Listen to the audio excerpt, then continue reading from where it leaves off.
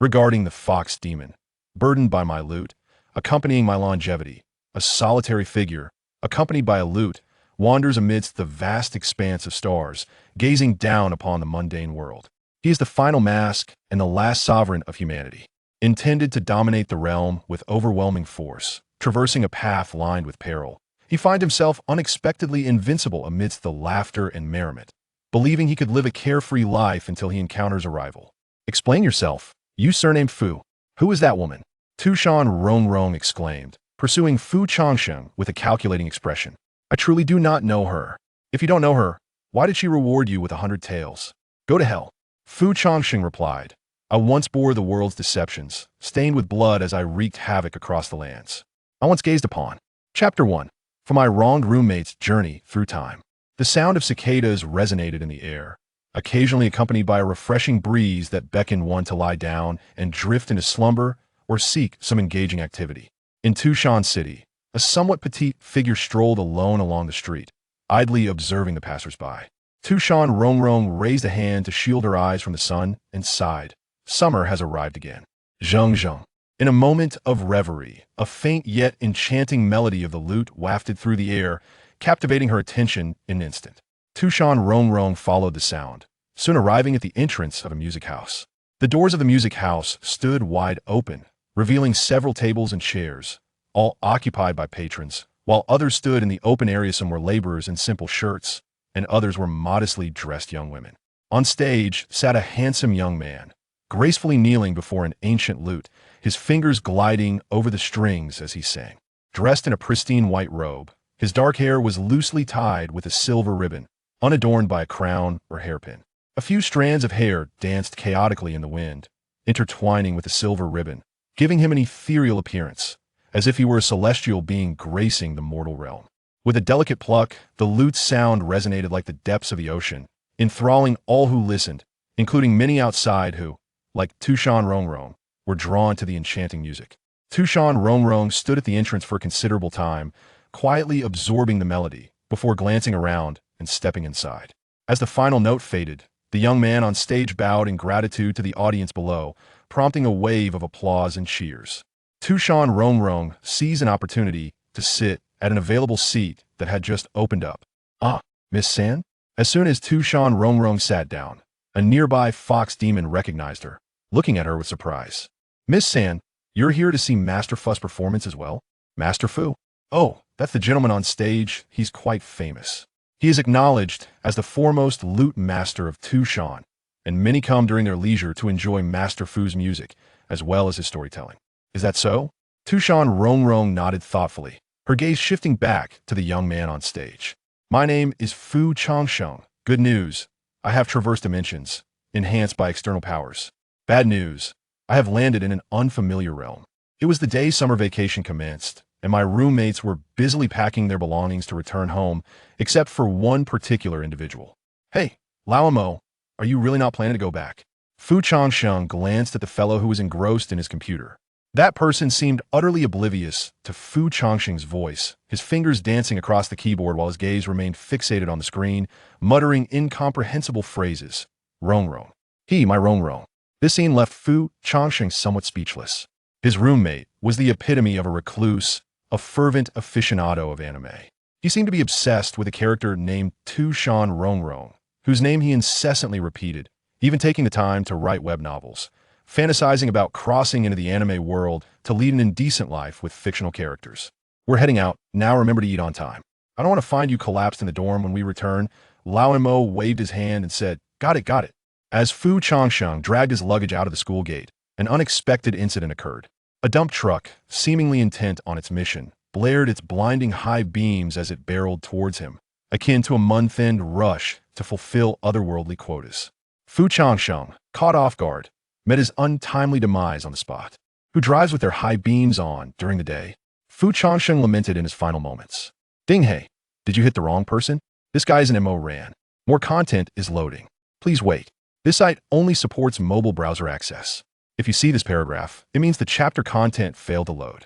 Please disable reading mode, free reading mode, novel mode, and ad blocking features, or copy the URL to another browser to read.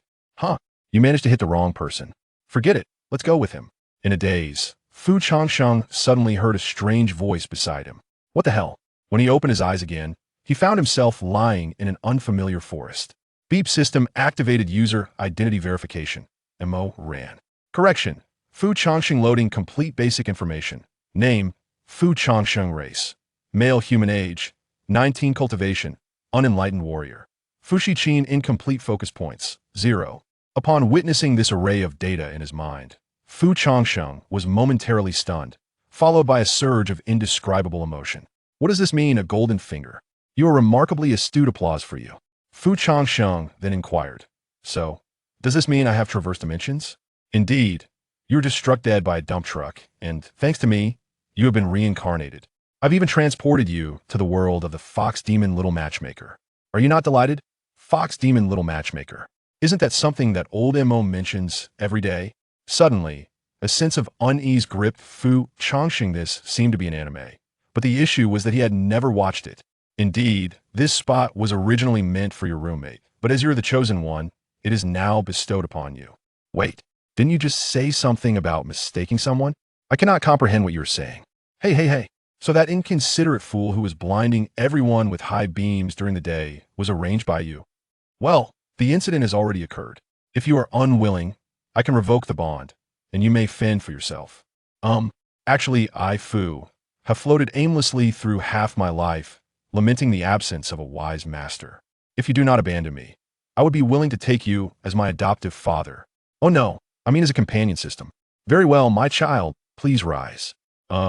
May I ask how this system is to be utilized? This system is named the attention-seeking system. As long as you gain attention in this world, you can accumulate attention points. The usage of these points is for you to explore. As compensation for the mistake, I shall bestow upon you a novice gift package, the Fushi Qin. Cough, what is that? Upon hearing the words Fushi Qin, Fu Changsheng was so astonished that he nearly lost his composure.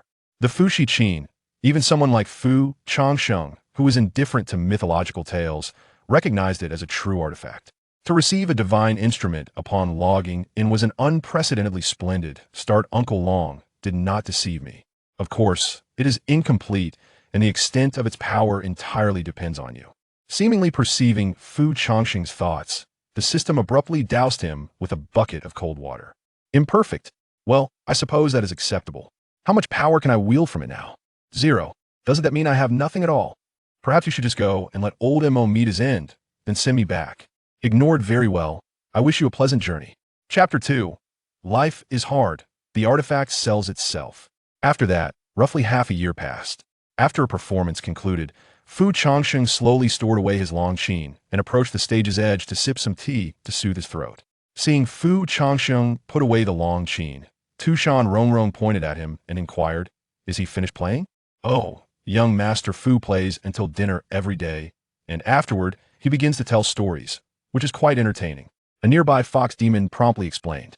Lifting his gaze, Fu Changsheng held a folding fan, pacing gracefully across the stage, indeed resembling a storyteller. Last time, it was said that in the primordial era, on a certain day, the sky was scorching, and even the soaring geese found it challenging to fly. The fish in the streams jumped about in the boiling waters. The common folk deemed this heat peculiar, and thus believed it to be the wrath of the great deity Xia, all retreating indoors and daring not to open their windows. At that time, the heavenly emperor stood in the celestial realm, followed by the ancient heavenly courts guard, accompanied by divine beasts. The celestial emperor discerned that, at that moment, the continent was graced by the presence of two suns in the sky. However, the two suns intertwined, eluding the notice of others, which precipitated this dreadful drought.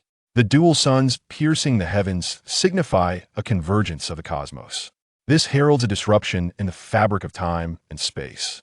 Upon realizing this, the celestial emperor immediately commanded his elite troops to prepare for battle. In the next instant, the entire continent was suddenly shrouded in darkness, as ominous clouds obscured the sun. The celestial emperor observed that it was not mere clouds, but an infinite array of armor and weapons, filling the entire firmament. The spectacle was akin to a dark cloud pressing upon the city, a scene of impending destruction, with blades flashing like stars, shaking the very earth. Fu Changsheng stood upon the stage, earnestly recounting the tale, while the audience listened with rapt attention. At that moment, A celestial king adorned in regal splendor suddenly appeared, elucidating the reasoning behind it all to the celestial emperor. It was revealed that this vast army hailed from a bygone, extinguished era. Unwilling to accept their fate of obliteration, they traversed the river of time, seeking to usurp the present. This is a war, a battle between the past and the present. The celestial emperor proclaimed. Well, he ascended into the skies, traversing thousands of miles in an instant, shattering the enemy ranks with unparalleled might. The great battle was on the verge of ignition. At this juncture, Changsheng's throat felt parched, and he lifted his teacup for a sip. Well, let us pause our tale here for today. He teasingly left the audience in suspense. Initially, a chorus of sighs filled the space from the audience, followed swiftly by a resounding applause. Thank you all for your support. Changsheng bowed to the audience before descending from stage. As dusk approached, the audience, having applauded, rose to disperse. In no time, the once crowded venue became desolate, with guests departing merrily amidst laughter. Behind the performance stage, Changsheng hummed a cheerful tune while tidying up the props, his spirits remarkably high. Although he had voiced many grievances upon his arrival in this world, the system proved to be frustratingly reliable, having caused him little trouble over the past 6 months. The much-anticipated system, as its name suggests, grew stronger with increased attention. However, it had initially bestowed upon Changsheng a fragmented Fushi zither and then seemingly neglected him. To survive in this world, Changsheng resorted to performing on the streets of Tu Shan for sustenance. Fortunately, while the Fushi zither lacked any formidable powers, it transformed Changsheng, a novice with instruments, into an exceptional musician. As he performed to attract an audience, he serendipitously discovered that the attention points embedded in the system were also on the rise. With the zither as his starting point, his performances not only bolstered his strength, but also garnered him a considerable audience. As his listeners multiplied, the one-street performer found himself renting a small music hall, thanks to the generosity of passers-by. While earning a living, one can also garner attention in this manner. Though the amount may be modest, it has been sufficient to bring joy to Changsheng for quite some time. Open the system. Beep name, Changsheng race. Male, human age, 20 cultivation. Foundation establishment, level 9 weapon. Fushi Qin incomplete attention points, 3,200. How come there are so many additional points today? Seeing the final line of attention points, Changsheng raised an eyebrow in astonishment. Typically, given his notoriety, he would only gain a maximum of 20 attention points daily, accumulating a mere 2,000 over 6 months. How could he have garnered over 1,000 in just one day? Gained attention from the Tu Shan royal family, granting an additional 1,000 attention points. Oh, royalty? Changsheng mused with a hint of self-deprecation. Can my humble little place truly attract royal attention? He chuckled at the thought. Shouldn't royalty be surrounded by beautiful dancers and world-class musicians? What could possibly draw them to his modest establishment? After some time, when Changsheng had tidied up his instruments and prepared to close for the night, he unexpectedly noticed a petite figure in the room. Raising his gaze, he found a little girl with fox ears resting on either side of her head, quietly seated in a corner. Upon seeing Changsheng emerge from behind the stage, Tu Shan Rongrong slowly turned her head to look at him. Oh, why is there a little girl still sitting here? Changsheng was taken aback, raising his eyebrows in surprise at the sight of Tu Shan Rongrong. Glancing around, he realized she was the only one left. All the other guests had departed, leaving Tu Shan Rongrong alone, resembling a lost child, silently perched in her chair. After a moment, Changsheng poured her a cup of tea and gently pushed it toward her, inquiring softly, "Dear young guest, why haven't you returned home yet, now that night has fallen?" Upon hearing the question, Tu Shan Rongrong did not respond immediately. Instead, she suddenly uttered a seemingly disjointed request. "Could you play it again?" Changsheng, puzzled, replied, What do you mean? Could you play the piece you performed today once more?" Tu Shan Rongrong reiterated. Changsheng regarded her with surprise, wondering if this little girl had been waiting specifically to hear him play. Yet, he spoke to her as one would to a child. "I'm sorry, but we are closing for the day. Perhaps you could come back tomorrow?" Changsheng thought to himself. Working overtime is simply out of the question. It shall never be an option in this lifetime. Tu Shan Rongrong, however, did not respond but instead pulled a hefty silver coin from her sleeve. "I can pay for it." Chapter 3. Is it you who has taken my sister away? I am willing to offer a reward. As she spoke, Tu Shan Rongrong handed over a handful of silver coins to Changsheng. Upon witnessing this, Changsheng was taken aback, What kind of family is so affluent? Although Tu Shan is indeed a prosperous region with many wealthy individuals, for a mere child to casually produce 20 taels of silver was quite astonishing. What are you doing? Quickly put that away. Fu Changsheng, startled, hurriedly pushed back the silver coins offered by Tu Shan Rongrong, instinctively glancing around. He recalled the adage that wealth should not be flaunted.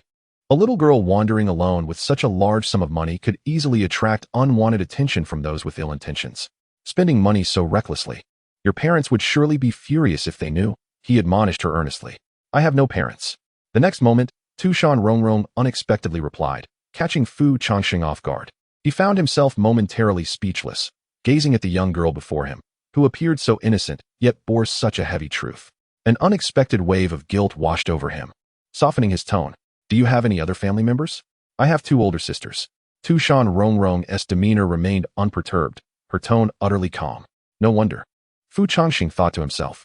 It made sense. Having lost her parents at such a tender age, this little girl had become the cherished one in her family. Hence her sisters must have aimed to provide her with the best, resulting in her possessing such wealth. An emotional narrative unfolded in Fu Changxing's mind. Haven't you had dinner yet? Come, let us dine together. Fu Changxing's gaze softened as he looked at Tu Shan Rongrong, his voice gentle. Would you be willing to play a piece again? Tu Shan Rongrong asked stubbornly. Very well.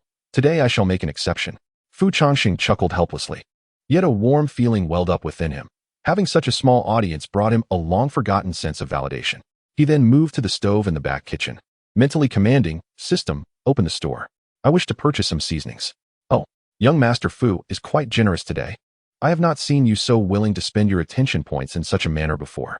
The system couldn't help but tease Fu Changxing. TSK, did you not see the poor little girl today? All right, 1 beginner's stove package, which unlocks the title of beginner chef, for 200 attention points. What? Why has it suddenly become so expensive? I merely require seasonings. Are you trying to take advantage of me with this bundled sale? Fu Changxing frowned. Do you want it or not? Fine, you win. Ultimately, Fu Changxing chose to endure this silent loss, his heart feeling somewhat pained. Young Master Fu is quite magnanimous. Sarcastically. Shortly after, Fu Changsheng emerged from the kitchen, carrying 2 bowls of plain noodles. Thank you. Tu Shan Rongrong seemed to be hungry as well. Without further thought, she accepted the chopsticks offered by Fu Changsheng and began to eat. As a strand of fine noodles slid down her throat, Tu Shan Rongrong's eyes widened in astonishment. The flavor was unexpectedly delightful. Seizing the moment while she savored her meal, Fu Changsheng began to inquire about her. What is your name? He asked. I am Tu Shan Rongrong, she replied candidly, without hesitation. Fu Changxing nodded thoughtfully, scrutinizing the young girl before him, only then realizing she was a small fox demon. Unlike other foxes with upright ears, she was an adorable fold-eared fox. Moments later, a realization dawned upon him, and Fu Changxing's eyes widened in surprise. The name was not unfamiliar to him. Before his traversal, his roommate would often mutter phrases like I am Tu Shan Rongrong's dog, making it nearly impossible for Fu Changxing to ignore. Well, I never would have guessed. You have a fondness for such a child, he mused to himself, observing the petite Tu Shan Rongrong. Truth be told, the little one was rather charming, embodying the age-old adage that beauty often accompanies sorrow. A sigh escaped Fu Changxing's lips as he pondered her lament of having no parents. A wave of compassion swelling within him. Before long, once both had finished their meals, Fu Changxing retrieved the Fushi zither, delicately caressing its strings. With his eyes closed, he exhaled softly, and as his fingers plucked the strings, a melodious sound filled the once quiet music hall. The flickering candlelight, which had been gently swaying, gradually settled into tranquility as the music resonated. In an instant, the surroundings seemed to transform, transporting them to a serene mountain glade with a gentle stream flowing beneath their feet. After a brief pause, Fu Changxing parted his lips, inhaling lightly. The autumn mountain breeze caresses my heartstrings, flowing through the crystal-clear brook, allowing you to wander freely. Beyond the meandering waters and the overlapping mountains. I speak of a day below. Perhaps due to the singular presence of an audience, Fu Changxing felt a sudden wave of relaxation, and he could not help but sing along softly to the melody. His ethereal voice intertwined with the zither's music, creating an enchanting resonance within the hall. In a trance, it felt as though the mountain breeze swept through, while Tu Shan Rongrong sat quietly beside him, watching him play and sing, enveloped in a long-lost sense of peaceful serenity. Eventually, as the melody came to an end, Fu Changxing let out a deep breath. Meanwhile, it seemed that Tu Shan Rongrong had become somewhat entranced by the performance, taking a moment to respond after he had finished. Clap, clap. Your singing is truly beautiful, she exclaimed. Tu Shan Rongrong gently clapped her hands, unable to suppress a faint smile. Thank you. Upon hearing Tu Shan Rongrong's praise, Fu Changsheng unconsciously returned a subtle smile. The sensation of being acknowledged was indeed delightful. Well, it's getting late. Allow me to escort you home. With that, Fu Changsheng tucked away his long zither. Unbeknownst to him, a dark veil gradually draped over the sky above Tu Shan, with the stars hanging like a luminous river. Appearing exceptionally clear, beneath the gentle moonlight, the two figures walked side by side. Fu Changsheng glanced at Tu Shan Rongrong beside him, and surprisingly, the loneliness that had lingered in his heart for the past 6 months had lessened somewhat. Before long, Tu Shan Rongrong suddenly halted. Sister? Looking up, she noticed a somewhat flustered fox demon girl walking hurriedly down the street. In an instant, Tu Shan Rongrong recognized her. The moment she spotted Tu Shan Rongrong, Tu Shan Rongrong, her face flushed with excitement, hurriedly dashed over. Rongrong, where have you been? You scared me to death. Tu Shan Rongrong anxiously grasped Tu Shan Rongrong's shoulders, exhaling a long sigh of relief. During dinner time, Tu Shan Rongrong had waited for ages without seeing Tu Shan Rongrong, which had never happened before. She felt a twinge of worry and rushed outside to find her sister.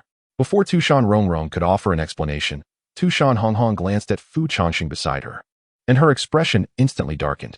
So it's you who whisked my sister away. Tu Shan Rongrong stood on her toes and seized Fu Changsheng's collar, her expression decidedly unfriendly. Fu Changsheng. Chapter 4. If there is spirit. Each person is a great emperor. Mo Ran Yun Dian kindly reminds you to collect after reading for convenience in future visits. Are you the one who has taken my sister away? My lady, I have yet to utter a word. Fu Changsheng found himself inexplicably accused of child abduction, and with a hint of resignation, he sighed. Sister. Beside him, Tu Shan Rongrong tugged at Tu Shan Rongrong's sleeve, wishing to clarify the misunderstanding. However, Tu Shan Rongrong paid no heed to her sister's words, gritting her teeth in indignation. My sister has never been late returning home. It's not. Tu Shan Rongrong interjected. I saw you following my sister all the way here. I have never seen you before. You clearly have ulterior motives. Fu Changsheng remained silent. Humph. Not speaking. I must have hit the nail on the head. Sister. Tu Shan Rongrong suddenly raised her voice, prompting Tu Shan Rongrong to turn around, and the atmosphere shifted to an awkward stillness. Seeing that Tu Shan Rongrong was finally willing to listen, Tu Shan Rongrong took a deep breath. It was my own desire to linger in this gentleman's music hall. He merely wished to escort me home. The moment her words fell, Tu Shan Rongrong froze, and an eerie silence enveloped the scene. In response, Fu Changsheng shrugged lightly, his expression seemingly conveying, now that you've chosen not to listen to others. How does it feel? Tu Shan Rongrong's face flushed crimson, and a wave of intense embarrassment flooded her mind. After a brief, uncomfortable silence. Well, since your sister has come to find you, I shall take my leave. With Tu Shan Rongrong still silent, Fu Changsheng gently waved his hand. Farewell. After a simple farewell, he turned to depart. Moments later, once Fu Changsheng had walked away, Tu Shan Rongrong glanced at her sister, who had been quiet for some time, and tentatively waved her hand before her. Sister? After a brief pause, Tu Shan Rongrong muttered softly. Humph, who would believe that a human could be so kind-hearted? If I ever catch you with ill intentions, you shall not escape unscathed. Rongrong, let us go. Tu Shan Rongrong turned, grasping Tu Shan Rongrong's hand firmly as they walked away. On their way home, Tu Shan Rongrong, still harboring doubts, asked her sister, Rongrong, do you mean to say you chose to stay in his music hall? Yes, that gentleman plays the piano beautifully. I wish to hear it once more. So I lingered a while longer, Tu Shan Rongrong replied without hesitation. And then, I offered him money to play again, but he declined, instead cooking me a bowl of noodles and played for me once more. Tu Shan Rongrong pondered, tapping her finger on her lips thoughtfully. Ah, what was I saying? Upon hearing this, Tu Shan Rongrong seemed to have found her point of contention, her excitement palpable. The act of offering excessive kindness without reason is often a sign of insincerity. This fellow surely harbors ill intentions. Rongrong, you must exercise caution in the future. Tu Shan Rongrong said sternly, extending a finger. All right, I understand, sister, Rongrong replied with a resigned nod, her expression one of feigned compliance. Meanwhile, in the small leisure hall rented by Fu Changsheng, there was a rather cramped attic, just spacious enough for one person. Under the night sky, the subtle sounds of insects chirping filled the air, and the midsummer nights in Tu Shan always had a way of inducing relaxation. Fu Changsheng reclined alone by the window of the little attic, the bright moonlight streaming in. He was idly playing with a silver ingot. A reward he had received earlier that day. System, open the panel. Beep, name, Fu Changsheng, race, male human, age, 20, loading more content. Please wait. This site only supports mobile browser access. If you see this paragraph, it indicates that the chapter content has failed to load. Please disable your browser's reading mode, novel mode, and ad blocking features, or copy the URL to another browser for reading. Cultivation, Foundation Establishment Level 9, Battle Weapon, Fu Qin, incomplete. Attention points, 3,200, TSK. Why have I been at the peak of Foundation Establishment for so long, without making a breakthrough?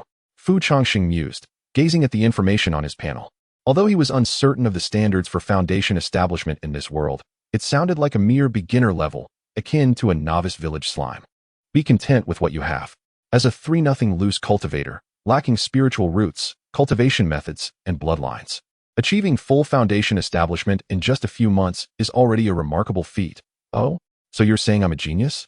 Fu Changsheng felt a swell of pride upon hearing this. Oh, my apologies, it has little to do with you personally. Suddenly, the system doused Fu Changsheng's pride with a cold splash of reality. It's primarily because your world is saturated with cultivation novels, and the understanding of the Tao has nearly reached its limit. If it weren't for the absence of spiritual energy, nearly everyone would be at the level of an emperor. If your roommate, the web novelist, were here, they might have already ruled the world. That's only because your algorithm misidentified the right person. Fu Changsheng inwardly scoffed. TSK, had I known, I would have read more cultivation novels. Well then, can one acquire those cultivation methods and spiritual roots later on? Yes, the system responded with absolute certainty. Upon hearing this, Fu Changsheng felt a surge of excitement as he tightly grasped the silver ingot in his hand. Could it be that his journey in this world was finally about to become a source of amusement? Indeed, every man harbors dreams of reaching the pinnacle of achievement. Should I seize others' spiritual roots, devour their bloodlines, perhaps? In an instant, a slightly perverse idea sprang into Fu Changsheng's mind. If that were the case, then a life of combat and bloodshed would surely be exhilarating. I had previously perceived you as a somewhat reserved and introverted individual of the engineering realm, only to discover that you are, in fact, a rabble-rouser. The tone of the system suddenly took on an unusual quality.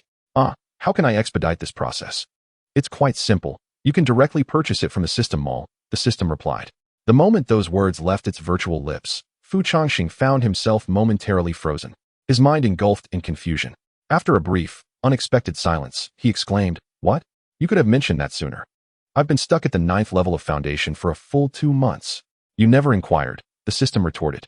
Fu Changsheng felt a wave of frustration wash over him, as if he had missed out on a fortune. Had he known earlier, he might have already begun to dominate the world as the system suggested. Well then, I shall access them all.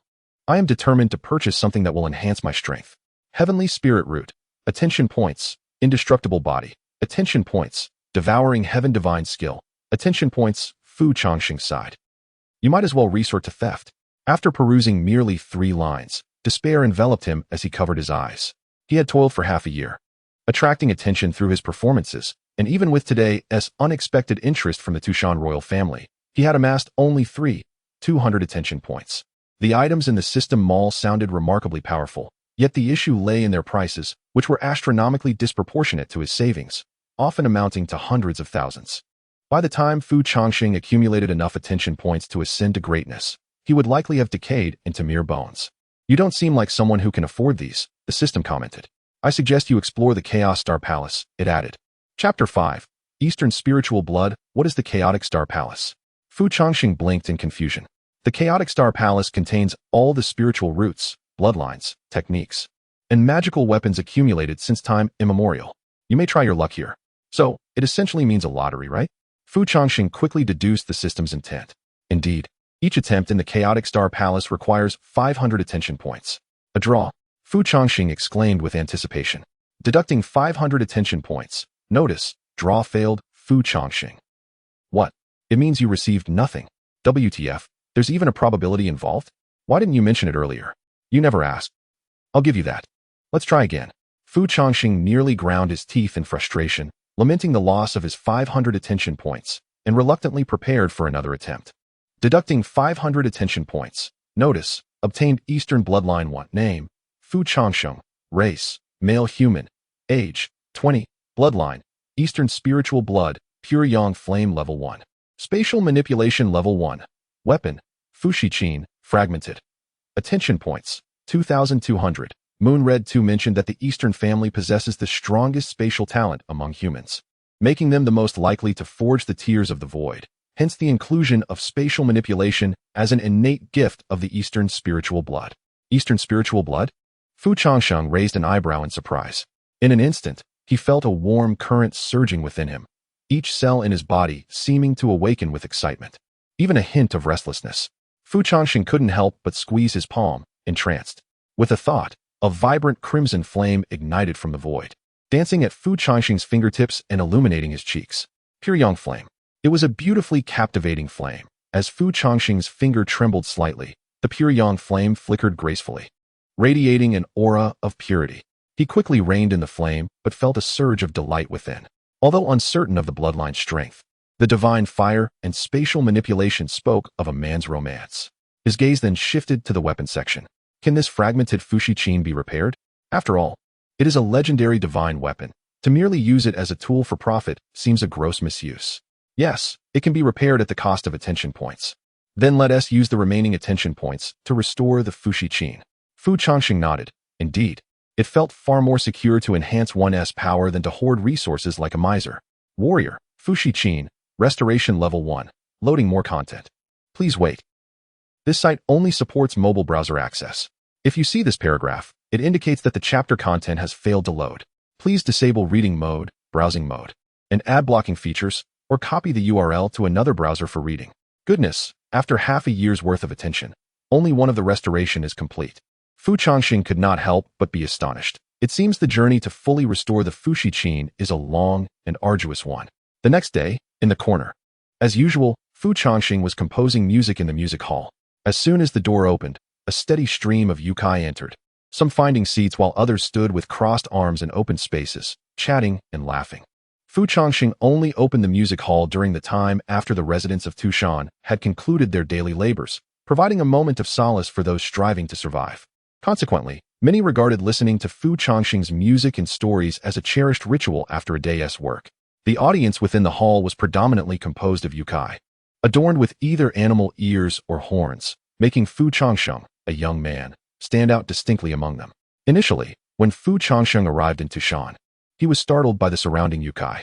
However, upon realizing that they bore no intent to devour him and would not even spare him a glance while walking by, he gradually relaxed. Over time, he grew fond of this environment, discovering that interacting with the yokai was unexpectedly enjoyable. Seated on stage, Fu Changsheng gently plucked the strings of the chin, eliciting continuous applause and cheers from the audience. Have you noticed? Today, young Master Fu's performance seems even more delightful than before, remarked a female yokai, nudging her companion. Do you feel the same? As the final note faded, Fu Changsheng raised his gaze, surprised to find that the audience today was far more numerous than during even the busiest of times. Many had been drawn in by the enchanting music, standing at the entrance on tiptoes, eager to glimpse the musician. This was not due to any improvement in Fu Changsheng's skills, but rather because the Fushi-chin had regained a hint of its former power. Moments later, amidst the crowded shoulders, a petite figure struggled to squeeze through. Fu Changsheng immediately noticed her. Her hair shone like jade and wood, adorned with fox ears resting charmingly atop her head, and her adorable doll-like face belonged to Tu Shan Rongrong. Upon realizing Fu Changsheng was looking at her, Tu Shan Rongrong smiled and waved, rising onto her toes. Fu Changsheng returned a gentle smile, thinking how endearing this little fox yokai was. Oldemo, how could you harbor such impure thoughts about such a cute little loli? You might as well turn yourself in. After another half hour, Fu Changsheng, feeling the strain in his fingers, set aside the Fushi-chin. All right, today we shall continue the tale from last time. He then produced a folding fan and gently tapped it. Previously, it was mentioned that an existence meant to vanish in ancient times sought to invade the future to prolong its survival. The Heavenly Emperor, alongside the Immortal King, united to resist the invasion of enemies from bygone eras. In the midst of battle, the Emperor of Humanity led his troops into a grand campaign, while the Archer of the vast cold palace, DY, wielded the bow that had once brought down the sun, rendering him invincible. This conflict shattered the heavens and reversed the stars. The celestial realms were struck down by the Heavenly Emperor, causing countless constellations to plummet. The war raged on for millennia, and as time passed, the myriad dragons returned to their lairs, the golden-armored warriors sank into the sands. and the once mighty forces dwindled from millions to a mere 1,200 weakened survivors. Ultimately, the god of war, Inghua, emerged to vanquish the remaining foes. Dy fell. The emperor of humanity vanished, and the heavenly emperor was lost to the void, as was the celestial king. The grand cold palace was forcefully shattered, transforming into torrents that cascaded from the heavens and submerged the entire continent. As the ancients have said, the heights of Kunlun are yet to be surpassed. The deluge engulfed the world, placing all of humanity in peril. In that dire hour, a figure who claimed to be the leader of the divine realm emerged, offering sanctuary to all living beings aboard a celestial vessel. This individual was named Noah. 2 years later, a man named You stepped forth, wielding a divine iron rod, and rallied the people to combat the floodwaters. You redirected the deluge to the eastern sea, using the mighty rod in his grasp to suppress the cataclysmic flood that threatened to engulf the world within the depths of the eastern sea. In due course, this divine iron became the guardian of the eastern sea, remaining amidst the endless floodwaters. This sacred artifact was known as the sea-stabilizing needle. At this juncture, Ngsheng snapped his folding fan sharply, his gaze intensifying. Chapter 6. I remember you. Tu Shan Rongrong, do I not? Well, let us conclude for today. Fu Changsheng gently sipped his tea. Thank you all for your support. The moment Fu Changsheng's words settled, a wave of applause erupted from the audience, who felt as refreshed as if they had just undergone a baptism. The guests, filled with joy, rose to their feet, chatting amiably in small groups, and the surrounding air seemed to grow lighter and more invigorating. Descending from the stage, Fu Changsheng moved towards the table to gather the scattered copper coins and silver placed atop it. There existed an unspoken rule in his establishment. If the audience appreciated Fu Changsheng's musical talents, they would place a small gratuity on the table, which he would collect after the performance. Should the rewards be generous, patrons could even request specific pieces, akin to a live-streaming tipping system. As Fu Changsheng approached a central table, he noticed a lone guest still seated there. Upon closer inspection, he found a gleaming gold ingot resting on the table. Surprised, he raised his gaze. This could equate to half a month's earnings for him. Who among the affluent could be so extravagant? Looking up, he beheld an exceptionally beautiful young lady, clad in a simple, elegant dress. Her eyes sparkled with mirth, and her delicate lips curled into a slight smile, revealing a hint of alluring charm that belied her youth. Beside her stood a middle-aged man, who appeared to be a steward. The young lady rested her chin on her hand, regarding Fu Changsheng with a faint, enchanting smile, her eyes dancing with mischief. Mr. Fu seems to be in good spirits today. Her voice was soft and melodic. Fu Changsheng courteously returned her smile, inclining his head slightly. It is all due to your kind words, Mississippi. With such talent as yours, it is indeed a pity to squander it in this modest establishment. Why not come to my home as a guest musician? Room and board are provided, and I could offer you a monthly stipend of 1,000 taels, as long as you play for me each day, she proposed, tilting her head slightly, a playful smile gracing her lips. Fu Changsheng was momentarily taken aback. What kind of household offers such lavish terms for a guest musician? 1,000 taels a month, along with accommodations and meals, was indeed a tempting offer, nearly double his usual earnings. However, after a brief moment of contemplation, he gently shook his head. I am grateful for your generous offer, but I prefer to remain in this small establishment. The income is of little concern to me. My primary desire is to provide solace to those weary listeners, fulfilling a modest aspiration of mine. Was it not noble? Yet, the truth of Fu Changsheng's thoughts was that being a private musician or guest artist meant performing solely for a select few, which would hinder his ability to gain broader recognition, a loss he could not afford. Very well, if Mr. Fu is unwilling, I shall not press the matter further. The young lady sighed softly. With that, she rose and departed, the steward following closely behind her. Before departing, the young girl suddenly turned her head and cast a fleeting glance at Fu Changsheng, subtly throwing him an enigmatic wink. Observing this, Fu Changsheng stood rooted to the spot for quite a while, pondering if he had unwittingly attracted a stroke of romantic fortune. Stop staring, she has already walked away. A voice laced with amusement suddenly drifted from beside him. Tu Shan Rongrong sat comfortably in a chair, resting her chin on her hand, intrigued by Fu Changsheng's dazed expression. Turning around, Fu Changsheng was indeed greeted by the familiar silhouette remaining in the room. Ah, it is you again, my little guest. He smiled gently at Tu Shan Rongrong. What little guest? I have a name. Tu Shan Rongrong pouted in mild dissatisfaction. At this, Fu Changsheng couldn't help but smile, thinking how amusing it was that such a young child possessed such a strong personality. Ah, I remember. It's Tu Shan Rongrong, right? Then I shall call you Miss Rong, if that pleases you. Tu Shan Rongrong nodded in satisfaction. appreciating the more pleasant address. Fu Changsheng turned back, tidying up the various instruments and furniture, while casually remarking, "The performance has concluded for today." "Yes, I know," she replied. "But since all the other guests have left, why have you not returned home? Are you not worried about your sister?" Fu Changsheng glanced at her with a faint smile. "Don't worry. I told my sister I would read for a while longer and come back late." How remarkable that this little girl could tell a lie without a hint of embarrassment. Fu Changxing thought to himself. With a resigned smile and a sigh, he felt as though he had taken on a mischievous little guest. "Very well, sit for a moment. Have you had dinner?" he asked, casting a sidelong glance at Tu Shan Rongrong. She gently shook her head, and Fu Changxing understood. Moments later, he emerged from the kitchen with 2 bowls of tomato and egg noodles. "By the way, I hadn't had the chance to ask you earlier, what is your name?" Tu Shan Rongrong inquired. Her curiosity piqued as she looked up at him. "Fu Changsheng. As for how to address me, feel free to choose as you wish, Miss Rong," he replied. As they spoke, Tu Shan Rongrong reached out to accept the bowl of noodles he offered, taking a delicate bite and experiencing a subtle thrill of delight at the taste. "Do you enjoy noodles?" she asked, glancing at him between bites. "Quite so. Mostly. I miss the flavors of home. In this otherworldly place, everything is acceptable, but the culinary offerings simply do not compare. The plain steamed buns and pickles that ordinary families eat daily are hardly more appealing than instant noodles." It wasn't that there were no good restaurants. However, the prices in Tu Shan were known to be steep, and Fu Changxing certainly could not afford them. While Tu Shan Rongrong savored her noodles, Fu Changxing took a seat on the stage, summoning the Fushi zither and gently caressing its strings. Today, Fu Changxing faintly sensed a transformation in the Fushi qin. With a gentle flick of his fingertips, the sound emanating from the instrument, reminiscent of the profound depths of chaos, brought him a wave of tranquility, even as its player. As he slowly began to play the Changsheng melody, closing his eyes and softly humming along, it felt as though the entire world had fallen silent. The only remaining sound was the lingering melody of the qin and Fu Changxing's deep voice, with the resonant notes echoing through the air. Tu Shan Rongrong could not help but cast her gaze toward Fu Changxing on the stage. The Fushi qin emitted a faint, mesmerizing aura, drawing her attention to the ancient instrument, leaving her momentarily entranced. When Fu Changxing concluded his performance and opened his eyes, he noticed Tu Shan Rongrong staring intently at the Fushi qin in his hands.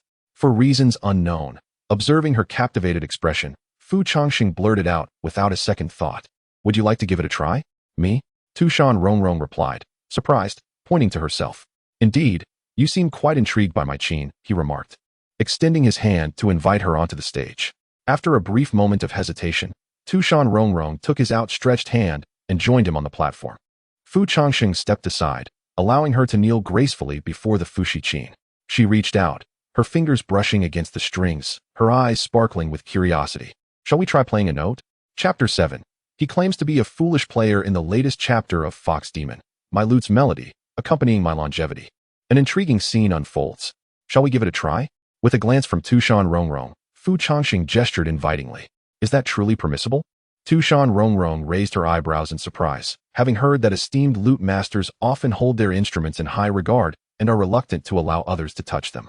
Fu Changxing nodded gently, his curiosity piqued. He wondered what profound effects the sound of the Fushi lute might have on the listener, especially as his own music hall attracted numerous audiences, largely due to the enchantment of the Fushi lute.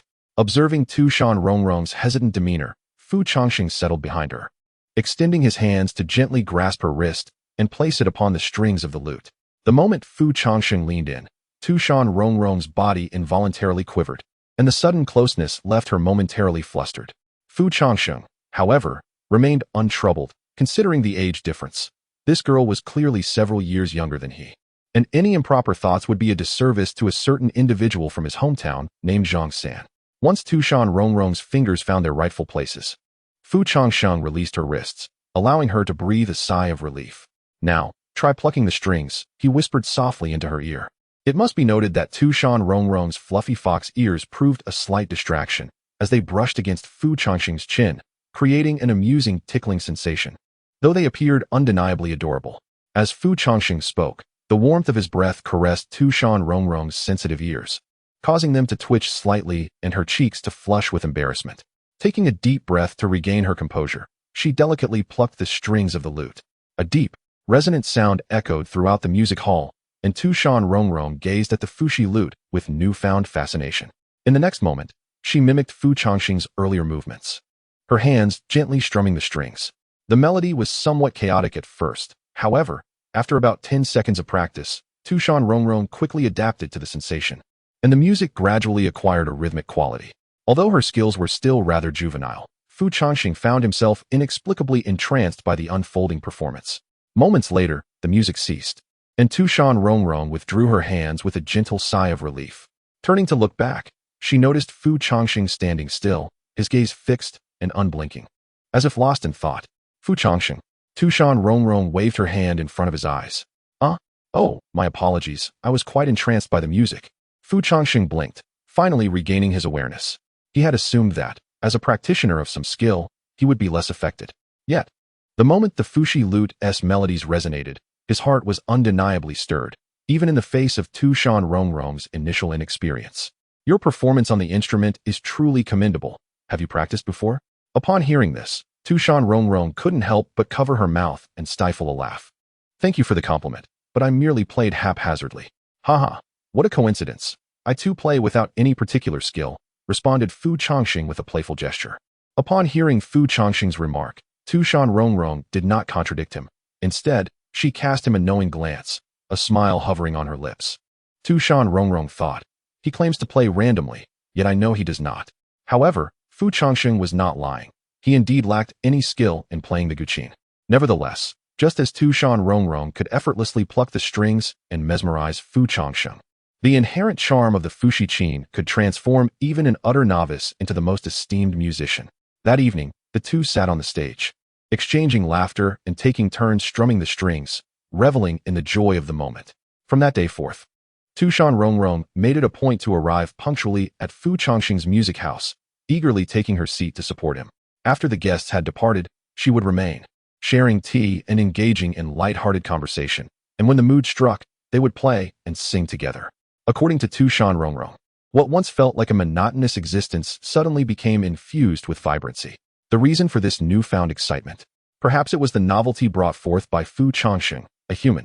Fu Changsheng, of course, didn't he mind, as he had no friends in Tu Shan. Having a little fox to chat with daily was quite delightful. Even on days when torrential rain fell and most shops in Tu Shan closed their doors, Fu Changsheng's music house was no exception. Yet, Tu Shan Rongrong would still knock on the door as usual. Upon seeing her drenched fur, Fu Changsheng felt a mix of exasperation and amusement. I asked, could you not have brought an umbrella? Ought you? Well, I sneaked out without telling my sister, so of course, I didn't bring one. Tu Shan Rongrong replied with a pout of mild discontent. In response, Fu Changsheng could only smile helplessly, retrieving a towel and inviting her over. Come here. Let me dry your hair. Thus, Tu Shan Rongrong would appear at Fu Changsheng's music house daily, regardless of whether it was open for business. She simply knew that as long as she knocked, someone would surely answer. In the Tu Shan scripture pavilion, Tu Shan Rongrong glanced at the time and promptly closed her book, rising from her seat with a casual farewell before rushing out. How peculiar. Why has Rongrong been in such a hurry lately? What could she possibly be up to?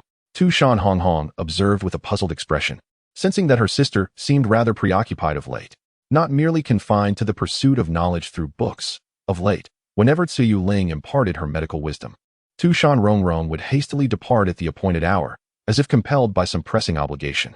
Had she perhaps taken on the responsibility of caring for a pet? Tu Shan Rongrong pondered thoughtfully as she observed Tu Shan Rongrong's retreating figure. On this particular day, Fu Changsheng, as was his custom, opened the doors of the music house, tidied up briefly, and began to welcome guests. Tu Shan Rongrong was the first to enter, securing a prominent position. As Fu Changsheng sat on stage adjusting the sound, he glanced up to see Tu Shan Rongrong, a subtle smile playing on his lips. They exchanged a knowing look without uttering a word, for soon after, many patrons began to take their seats within the establishment. Before long, a delicate silhouette gracefully entered from outside, capturing Fu Changsheng's attention. It was none other than the affluent lady who had generously bestowed upon him 20 gold pieces on that fateful day. Chapter 8. Let the battle begin. The woman approached the most prominent seat at the front of the stage, casting a fleeting glance at the cow demon seated there. Upon meeting her gaze, the cow demon immediately fell silent, rising to relinquish his seat in fright. This enchanting lady, whom we shall refer to as Yushur, bestowed a subtle smile as she gracefully settled into her new position, crossing her legs elegantly. She then playfully winked at the musician, Fu Changsheng, on stage. Fu Changsheng, noticing her flirtatious gesture, chose to remain indifferent. Meanwhile, the onlooker, Tu Shan Rongrong, furrowed her brows in discontent at the scene unfolding before her. Humph, a seductress, she thought disdainfully, casting a disapproving glance at Yushur. It was utterly inappropriate for someone so unfamiliar to so boldly flirt with a man. Fu Changsheng's long fingers glided delicately over the strings of his guqin, reminiscent of a gentle breeze caressing the surface of a summer lake, instilling a sense of tranquility and refreshment among the audience. As the performance concluded, applause erupted from the audience, as if their weary bodies and minds had been rejuvenated in that moment. Yushur rested her chin on her hand, licking her lips with intrigue as she observed Fu Changsheng. Just then, as he prepared to continue playing after sipping his tea, Yushur suddenly raised her hand, interrupting him. "Master Fu," she called. Fu Changsheng looked up in surprise at Yushur. "Your guqin skills are extraordinary, yet the absence of song and dance renders the experience somewhat monotonous," Yushur remarked softly, playfully twirling a strand of her hair. Taken aback by her comment, Fu Changsheng responded politely. "What do you propose, young lady?" With a slight smirk, Yushur suggested. "Given your remarkable talent, surely singing must also be within your capabilities? Why not entertain us this evening with a song accompanied by your guqin?" As she spoke, Yushur placed 20 taels of silver on the table, casting a meaningful glance towards Fu Changsheng. At this, Tu Shan Rongrong's expression darkened, her gaze turning dangerously towards Yushur. Fu Changsheng was taken aback. While patrons often paid for a specific piece, this was the first time someone had specifically requested him to sing. Lacking confidence in his vocal abilities, he hesitated, knowing that the guqin could not enhance his singing. He had only shared a few private duets with Tu Shan Rongrong. After a moment's contemplation, he reluctantly decided to acquiesce, understanding that the rules must be upheld when money was involved. It shouldn't be too problematic, he thought anxiously, concerned that if he faltered and sang poorly, it might tarnish his reputation. Just as he was about to nod in agreement, a somewhat jarring voice interjected. "Master Fu is undeniably recognized as the foremost qin master of Tu Shan. While the performances have predominantly featured instrumental music and storytelling, this does not diminish the audience's admiration and appreciation for him. Moreover, the melodies he plays may not necessarily lend themselves to song." The crowd turned to see that the speaker was none other than Tu Shan Rongrong. Tu Shan Rongrong rested her chin on her hand, casting a sidelong glance at Yushur, her tone tinged with a hint of mockery as she remarked, "If you wish for young Master Fu to alter his demeanor." 20 taels. With a trace of disdain, Tu Shan Rongrong eyed Yushur once more. "Isn't that a tad insufficient?" With a subtle smile that carried an air of provocation, Tu Shan Rongrong quietly retrieved 40 taels of silver from her spatial pouch and placed them directly on the table. "In my view, it would be best for young Master Fu to maintain his original style." Upon hearing her words, the onlookers turned in astonishment towards the two, wondering if a competition was about to ensue. As their gazes settled on the faces of both women, a wave of surprise rippled through the crowd. Almost simultaneously, a thought emerged in the minds of the spectators. A captivating show was about to unfold. Yushur, clearly taken aback by the unexpected confrontation, felt a surge of anger rising within her. She turned to Tu Shan Rongrong, gritting her teeth in silence. Since when did an unknown young girl dare to oppose her? Suppressing her fury, Yushur forced a smile. This young lady does have a point. Perhaps I was a bit hasty in my considerations.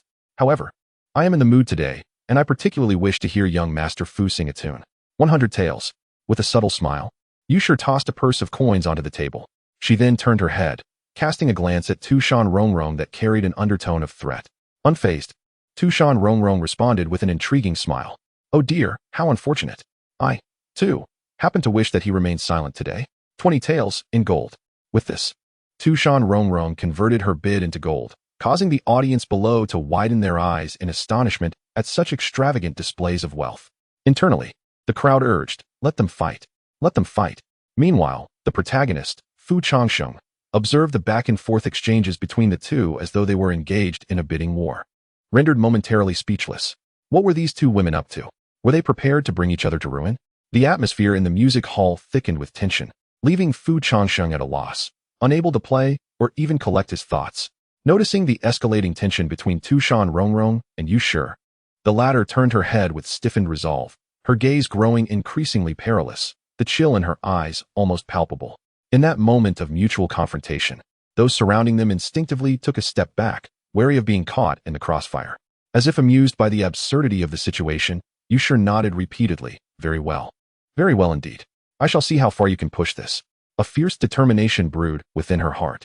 Compared to money, I have never feared anyone in my life. Just as Yushur was preparing to raise the stakes and engage in a fierce contest with Tu Shan Rongrong, a hand unexpectedly patted her shoulder from behind. The butler gently tapped Yushur and leaned closer, whispering, "Miss, it would be wise not to provoke that individual." Upon hearing this, Yushur's eyes widened in disbelief, nearly causing her to slam her fist on the table. How dare they?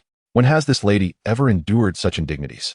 She forcibly suppressed the fury rising within her and glared at Tu Shan Rongrong through gritted teeth. The butler murmured a few words in her ear, and immediately, her expression shifted to one of incredulity. At that moment, Yushur's gaze towards Tu Shan Rongrong grew increasingly complex. Fine, since this young lady is so resolute, I shall not seek my own humiliation. With that, Yushur stood up and left the music hall without a backward glance. The onlookers sighed in regret, lamenting, if these two were to clash, wouldn't it be far more captivating than listening to the long-winded tales of the bard? Chapter 9. What class? Listening to me after this farce concluded, Fu Changsheng gazed at the sulking Tu Shan Rongrong, who sat alone at the edge of the stage, shaking his head in resignation. At the table where Yushur sat, it was laden with gold and silver, including the treasures of Tu Shan Rongrong next door. What are you so upset about with her? Fu Changsheng chuckled as he poured a cup of tea for Tu Shan Rongrong, astonished to witness such intense animosity directed towards someone. Humph, I simply cannot stand that fox spirit who revels in her power. By conventional reasoning, it seems you are the true fox spirit. Silence. Clearly. Only I have had the privilege of hearing little Changsheng singing. What class? Thinking she could compete with me over trifles. First of all, I am not little. Secondly, from where does this inexplicable possessiveness arise? Fu Changsheng sighed deeply. Reflecting on the expressions of the two individuals earlier, it seemed they were on the verge of a brawl. Tu Shan Rongrong cast a sidelong glance at the table brimming with riches, lifting a pouch containing 100 taels of silver, weighing it in her hand. Moreover, I have helped you generate so much income today. Shouldn't you express your gratitude? Tu Shan Rongrong regarded Fu Changsheng with a teasing smile. Fu Changsheng, are you seriously calculating in such a manner? In that fleeting moment, Tu Shan Rongrong appeared somewhat menacing to Fu Changsheng. This little girl, could she be cunning beneath her innocent facade? Fu Changsheng glanced at the rewards left by Yushur. However, cunning does have its merits. Ahem. I am a person of principle. Such ill-gotten gains should not be amassed excessively. Despite his words, Fu Changsheng's hand reached out earnestly, prepared to collect the money. Oh dear, what a pity. It seems I must bear this burden of gratitude on your behalf. Tu Shan Rongrong chuckled with amusement, swiftly snatching the rewards left by Yushur, along with her own share. Fu Changsheng. Huh, what is that expression on your face, little Changsheng? You wouldn't be reconsidering, would you? Tu Shan Rongrong stifled a laugh, deliberately adopting an innocent demeanor. How could that be? I am someone who remains indifferent to material possessions. He gritted through his teeth. Fu Changsheng, I detest cunning individuals. That night, after bidding farewell to Tu Shan Rongrong, Fu Changsheng found himself alone by the shores of Tu Shan Xiangxi Lake. The moonlight shimmered upon the water's surface, casting a gentle reflection of Fu Changsheng as he strolled along the lakeside. Xiao Wan, show me the interface, Fu Changsheng silently commanded. Who are you calling Xiao Wan? My full name is the Wan Zhong Zhumu system. All right, Xiao Wan understood. Name, Fu Changsheng. Race, male human. Age, 20. Cultivation level, foundation establishment 9th layer, perfection. Bloodline, Eastern spirit blood pure quality Yang flame level 2. Space manipulation level 2. Weapon, Fushi Qin, repair degree 1. Attention points, 600. I am utterly dismayed. How long has it been? And I remain stagnant at the foundation establishment. During this time, Fu Changsheng has devoted his days to either playing music or cultivating, and yet, while both pure quality Yang flame and space manipulation have advanced, his cultivation remains at foundation establishment. Are you even trying, young Master Fu? The neighboring transmigrator, the Nine-Dragon Emperor, has begun from scratch and is already making waves at this point. More content loading. Please hold on. This site only supports mobile browser access. If you see this paragraph, it means the chapter content failed to load. Please disable reading mode, immersive mode, novel mode, and ad blocking features in your browser, or copy the URL to another browser for reading. Fu Changsheng. Spare me. Haha. It's evident you haven't read enough web novels about cultivation. Cultivating without actual combat will undoubtedly lead to a bottleneck in your progress. Are you suggesting I seek out someone to spar with? Of course. With your talent, without experiencing life and death battles, you are destined to remain at foundation establishment for eternity. You do have a point, but... Upon hearing this, Fu Changsheng suddenly found himself in a quandary. This is a fantasy world teeming with demons and monsters. While it would not be difficult to find someone to engage in a scuffle, it must not be in Tu Shan. Don't ask. The last individual who attempted to stir trouble in Tu Shan was beaten to a pulp by the local lord. It seems I must seek opportunities beyond Tu Shan, Fu Changsheng pondered. By the way, Xiaowan, are there any territories belonging to humans in this world? Having traversed into this realm for nearly a year and residing in the monster lair of Tu Shan, Fu Changsheng suddenly felt a curiosity about humanity. You are the one called Xiaowan. Your entire family is Xiaowan. Head west. You'll leave Tu Shan soon enough. Fine. I'll go out and take a look tomorrow. Fu Changsheng resolved inwardly. It was indeed time to depart from the beginner's village. The next day, under the bitter emotion tree, Tu Shan Rongrong sat alone, meditating as sunlight filtered through the branches, casting a myriad of luminous spots upon her. At that moment, she was entirely alone, her petite form appearing somewhat forlorn. Suddenly, a peculiar rustling sound broke her reverie. Rongrong. Tu Shan Rongrong opened her eyes in confusion, only to find Tu Shan Rongrong waving at her from a distance. Sister, what's the matter? Today, the teacher is busy. How about we go out and have some fun? Tu Shan Rongrong whispered as she approached Tu Shan Rongrong. But the teacher instructed us to cultivate for 2 hours under the bitter emotion tree. TSK. Meditating is the most tedious. Besides, she is not here today. I'll take you out, and we surely won't be discovered. Furthermore, Yaya has already slipped away. You must be so lonely all by yourself. Upon hearing this, Tu Shan Rongrong hesitated for a moment before ultimately acquiescing. Very well, sister, where shall we venture today? How about we sneak out to the human realm and take a look? I've longed to see it. A flicker of excitement gradually ignited in Tu Shan Rongrong's eyes. Sister, are you certain? If the teacher discovers us, we shall surely face dire consequences. Do not worry, I've already scouted the route. There's no way we will be detected. Besides, my cultivation has progressed recently, so if we encounter any danger outside, I shall protect you. Clearly, Tu Shan Rongrong had been planning for this moment for quite some time.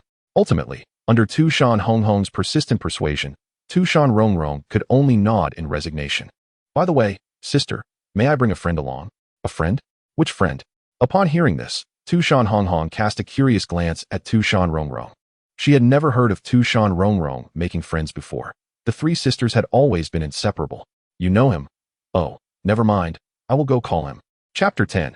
It turns out that sugar-coated haws are not tin tails for a string after a while, at the entrance of the music hall where Fu Changsheng resided.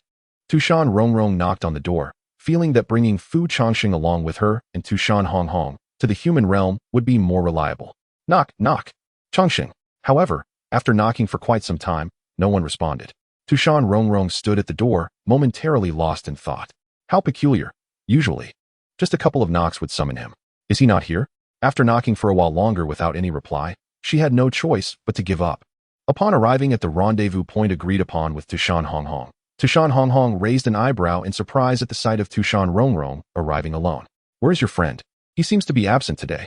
With a sigh of resignation, Tu Shan Rongrong responded, If he is not here, then let us depart. Tu Shan Rongrong took Tu Shan Rongrong's hand, and they quietly left Tu Shan Mountain along a narrow path. As for Fu Changsheng, Tu Shan Rongrong could not locate him, for he had left Tu Shan Mountain at the dawn of the day.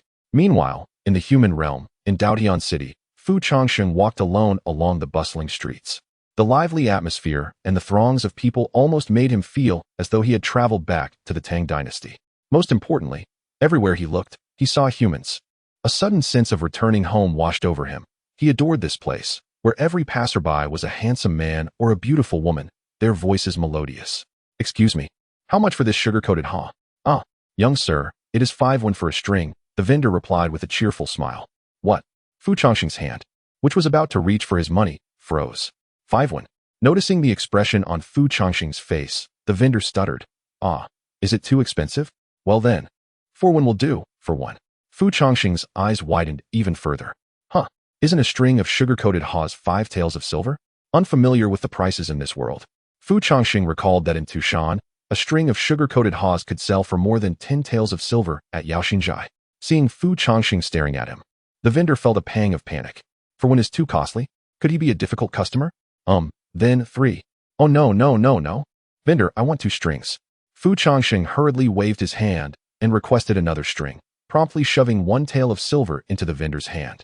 After completing the transaction, as if fearing the vendor might change his mind, he He quickly grabbed the sugar-coated hawse and fled. The vendor was left standing alone in the wind, confused and at a loss, clutching the silver in his hand. On the other side, Fu Changsheng, with a string of sugar-coated hawes in one hand and a bag of freshly purchased snacks in the other, walked contentedly through the streets. Oh, how I adore the human realm. Looking at the substantial bag of snacks in his hand, he felt an immense sense of satisfaction. Having spent only a few taels of silver, why not purchase a few more to bring back for Tu Shan Rongrong to sample? The exhilarating sensation of traversing back to ancient times is truly thrilling, and the most significant aspect is the financial freedom. Excuse me, sir? How much do you sell the masks for? Fu Changsheng was quickly drawn to a small stall selling masks by the roadside. Unlike the toy masks found in modern markets, there were neither Ultramen nor Spider-Men, nor any representations of Sun Wukong.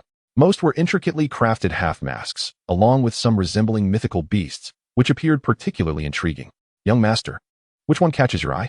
The proprietor, a somewhat slender middle-aged man, wore a warm smile. This one.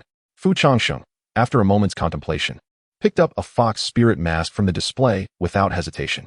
Ah, young master has a discerning eye. This mask is crafted from materials I sourced from the eastern mountains after an arduous search.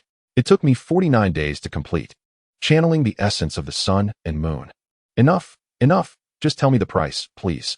Very well, a flat rate of 8 taels. Done. Without further ado, Fu Changsheng handed over the money. You don't wish to haggle? I find the price quite reasonable. Why should I negotiate? Ah, splendid. This young master is indeed a person of integrity. With no spare hand to carry the mask, Fu Changsheng cleverly tucked the fox spirit mask at the side of his forehead. Suddenly, as he turned to leave, a tremendous roar erupted from the bustling street behind him. Wood shavings and flying dust swirled in a fierce whirlwind, reminiscent of an explosion, causing the ground to tremble. Monsters! Monsters! In the next instant, terrified screams echoed from a distance, and the previously harmonious street descended into chaos. The crowd instantly coalesced into a frantic mass, fleeing like a deluge. What on earth is happening? Fu Changsheng stood momentarily in a daze. The mask vendor, witnessing the pandemonium, hastily pushed his stall to escape, fearing his wares would be crushed in the tumult. Although Fu Changsheng was oblivious to the cause of the uproar, he instinctively began to retreat with the crowd. However, the throng was overwhelmingly congested, and encumbered by his numerous packages, he found it difficult to flee swiftly. Watch out! Fu Changsheng exclaimed, feeling increasingly frustrated as he was jostled by several individuals. Amidst the pandemonium, he was shoved back and forth. Get out of the way! Suddenly, a furious shout rang out from behind him, and Fu Changsheng felt a powerful shove from someone behind him, the force surprisingly strong. Damn it! I've been patient for far too long. Fei Changsheng was already somewhat irritated by the crowd pressing in around him, and at that moment, someone behind him was barking like a dog while pushing him frantically. The most critical blow came when the snacks he had purchased were sent sprawling all over the ground. Without a moment's hesitation, Fei Changsheng turned around and forcefully shoved the person behind him. Thud! The individual seemed taken aback by Fei Changsheng's sudden aggression, stumbling backward and falling to the ground. As he fell, the street surrounding him instantly cleared, as if the crowd were deliberately fleeing the scene. When the figure finally regained his footing, Fei Changsheng noticed that his cheeks were covered in thick fur, with 2 beastly ears protruding from his head and a tail swaying behind him. He was unmistakably a lion demon. However, having grown accustomed to the presence of supernatural beings in Tu Shan, Fei Changsheng was not particularly fazed. His irritation stemmed solely from the loss of his snacks and the infuriating shove. Do you not understand the shame of waste? Fei Changsheng asked, suppressing his anger. He resolved that this individual must compensate him today. The lion demon, clearly unprepared for such an unexpected push, shook his head and, as he stood up, glared furiously at Fei Changsheng. Are you tired of living? The lion demon bellowed before lunging toward Fei Changsheng without further ado. Chapter 11. Justifiable defense in the realm of Tu Shan, where the benevolence of kind-hearted spirits was a familiar sight for Fu Changsheng. He encountered an utterly unreasonable creature for the first time. How could one, fully aware of their culpability, still resort to violence? Fu Changsheng, fueled by indignation, instinctively raised his fist and struck out. Bang! This marked the first time Fu Changsheng had engaged in combat since his arrival in this world. As his fist descended, he found himself unexpectedly propelled backward by 10 paces, while the lion demon merely staggered back a single step. What on earth possesses such resilience? Fu Changsheng shook his aching arm in disbelief. Striking out had caused him more pain than he had anticipated. Pray tell, are you a fool? Engaging a demon in a physical confrontation? At that moment, The system delivered a somewhat exasperated remark.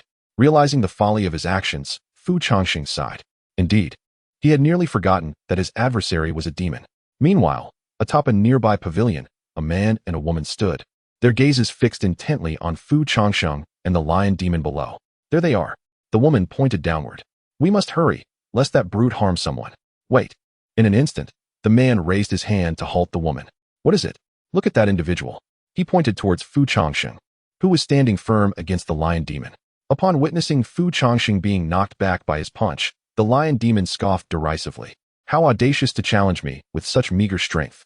In response, Fu Changsheng remained unperturbed, brushing off the dust from his attire, and calmly beckoned to the lion demon. Come. If you possess the courage, strike me once more. I assure you, I shall not evade.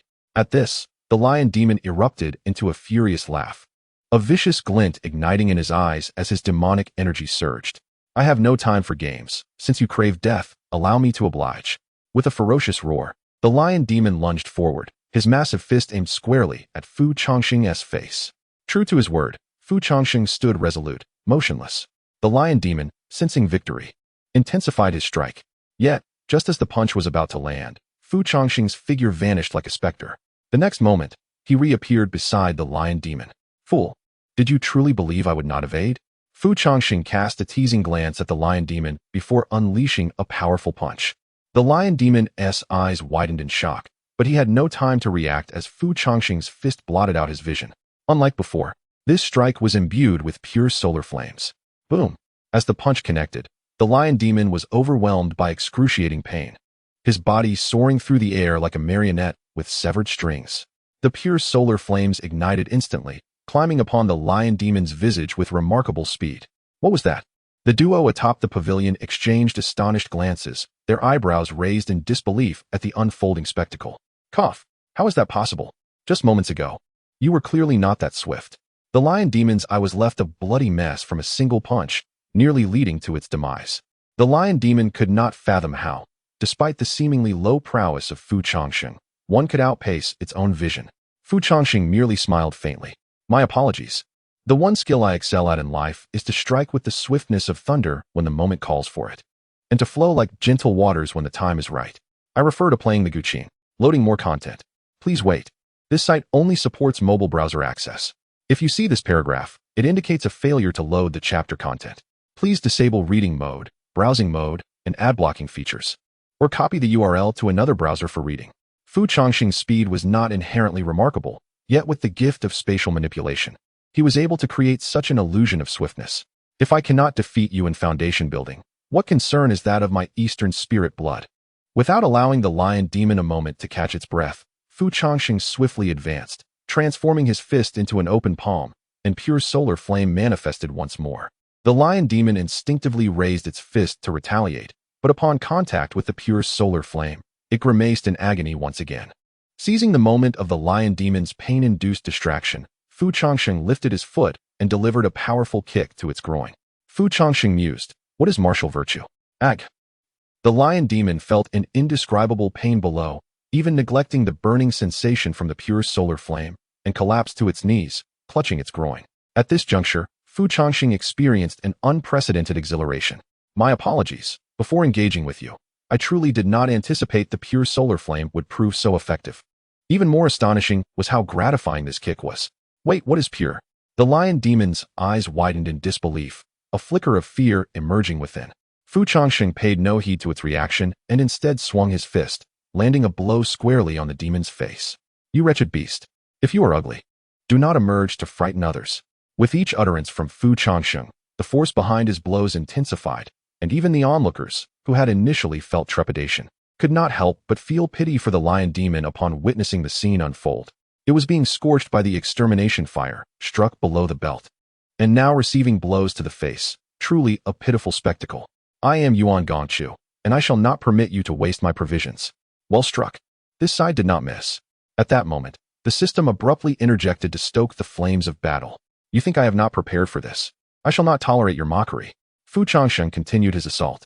Excellent. What spirit? Here, take this weapon and strike fiercely. With that, the system summoned the Fushi Guqin, as though handing a weapon to a comrade mid-battle. Thank you. Fu Changsheng paid no mind to what the system had provided, seizing the Fushi Guqin and bringing it crashing down upon the lion demon. Bang! With the final blow delivered, the weary figure of Nuo Changsheng stood still, gasping for breath. A notification chimed, indicating an increase of 400 focus points. Puzzled by the system's alert, Nuo Changsheng momentarily froze, wondering what had transpired.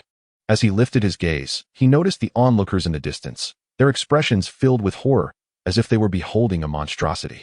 What was the matter? It was merely a scuffle. Was such a reaction truly necessary? He then glanced down at the slain lion demon. In that instant, the words he was about to utter caught in his throat. Wait, what exactly is this thing I am holding? Upon closer inspection, he realized the lion demon had been utterly crushed by the Fushi Qin, its form obliterated as if it had been crushed by a massive boulder, devoid of any life force. Observing more intently, he noted that the body of the lion demon lay in tatters, while the Fushi Qin bore not a single scratch. Hold on, it seems I have taken a life. No, rather, I have slain a demon. A sense of bewilderment washed over him as he surveyed the crowd once more, finally comprehending the reason for their peculiar gazes. Hastily, Nuo Changsheng stowed away the Fushi Qin, and an oppressive silence enveloped the street. Everyone saw that, right? It was he who struck first, he declared, pointing at the lifeless lion demon. This was self-defense, completely innocent, truly innocent. Chapter 12. The mask. It appeared that the attention of those around was becoming unbearable. After putting away the Fushi Qin, Changsheng disregarded the corpse of the lion demon and hastily made his escape. Wait a moment. A sudden call echoed from behind him as he had barely taken a few steps. A man and a woman, who had been observing from the rooftop of a nearby loft, rushed over upon seeing Changsheng attempting to flee. Oh no! Could it be that I am to be apprehended for slaying a demon in broad daylight? Changsheng's heart sank. Having just arrived in the human realm, he could not bear the thought of being thrust into the clutches of the authorities. With this thought, he quickened his pace and fled without turning back. Hold on. Don't run, the man called out, somewhat exasperated. The three engaged in a prolonged chase, and ultimately, Changsheng was the first to tire and voluntarily came to a halt. Why are you running? The man, leaning on his knees, gasped for breath upon finally catching up. Changsheng turned to face them, only to discover that both individuals wore masks, obscuring their features. He could only discern that one was male and the other female. He instinctively took 2 steps back and declared solemnly, I shall not utter a word until my lawyer arrives. What lawyer? Li Qizhuo was momentarily taken aback. It then dawned on Changsheng that this world lacked lawyers. It seemed he would have to defend himself. Listen, I must clarify that the lion demon attacked first, and I acted in self-defense. You cannot arrest me. Upon hearing this, Li Qizhuo and Wang Quanzue exchanged a glance, momentarily stunned.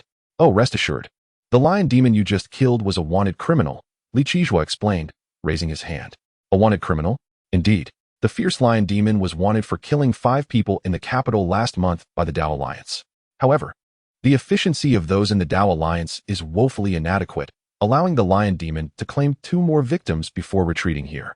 We are here to apprehend him. Li Qizhuo gestured towards himself and Wang Quanzue. Is that so? Changsheng pondered the logic. Since he had slain a wanted criminal, did that mean he was exonerated? Did you not know? Then why did you kill him? Li Qizhuo was taken aback. After a moment of contemplation, realization seemed to strike him, and his eyes widened. Oh, I see.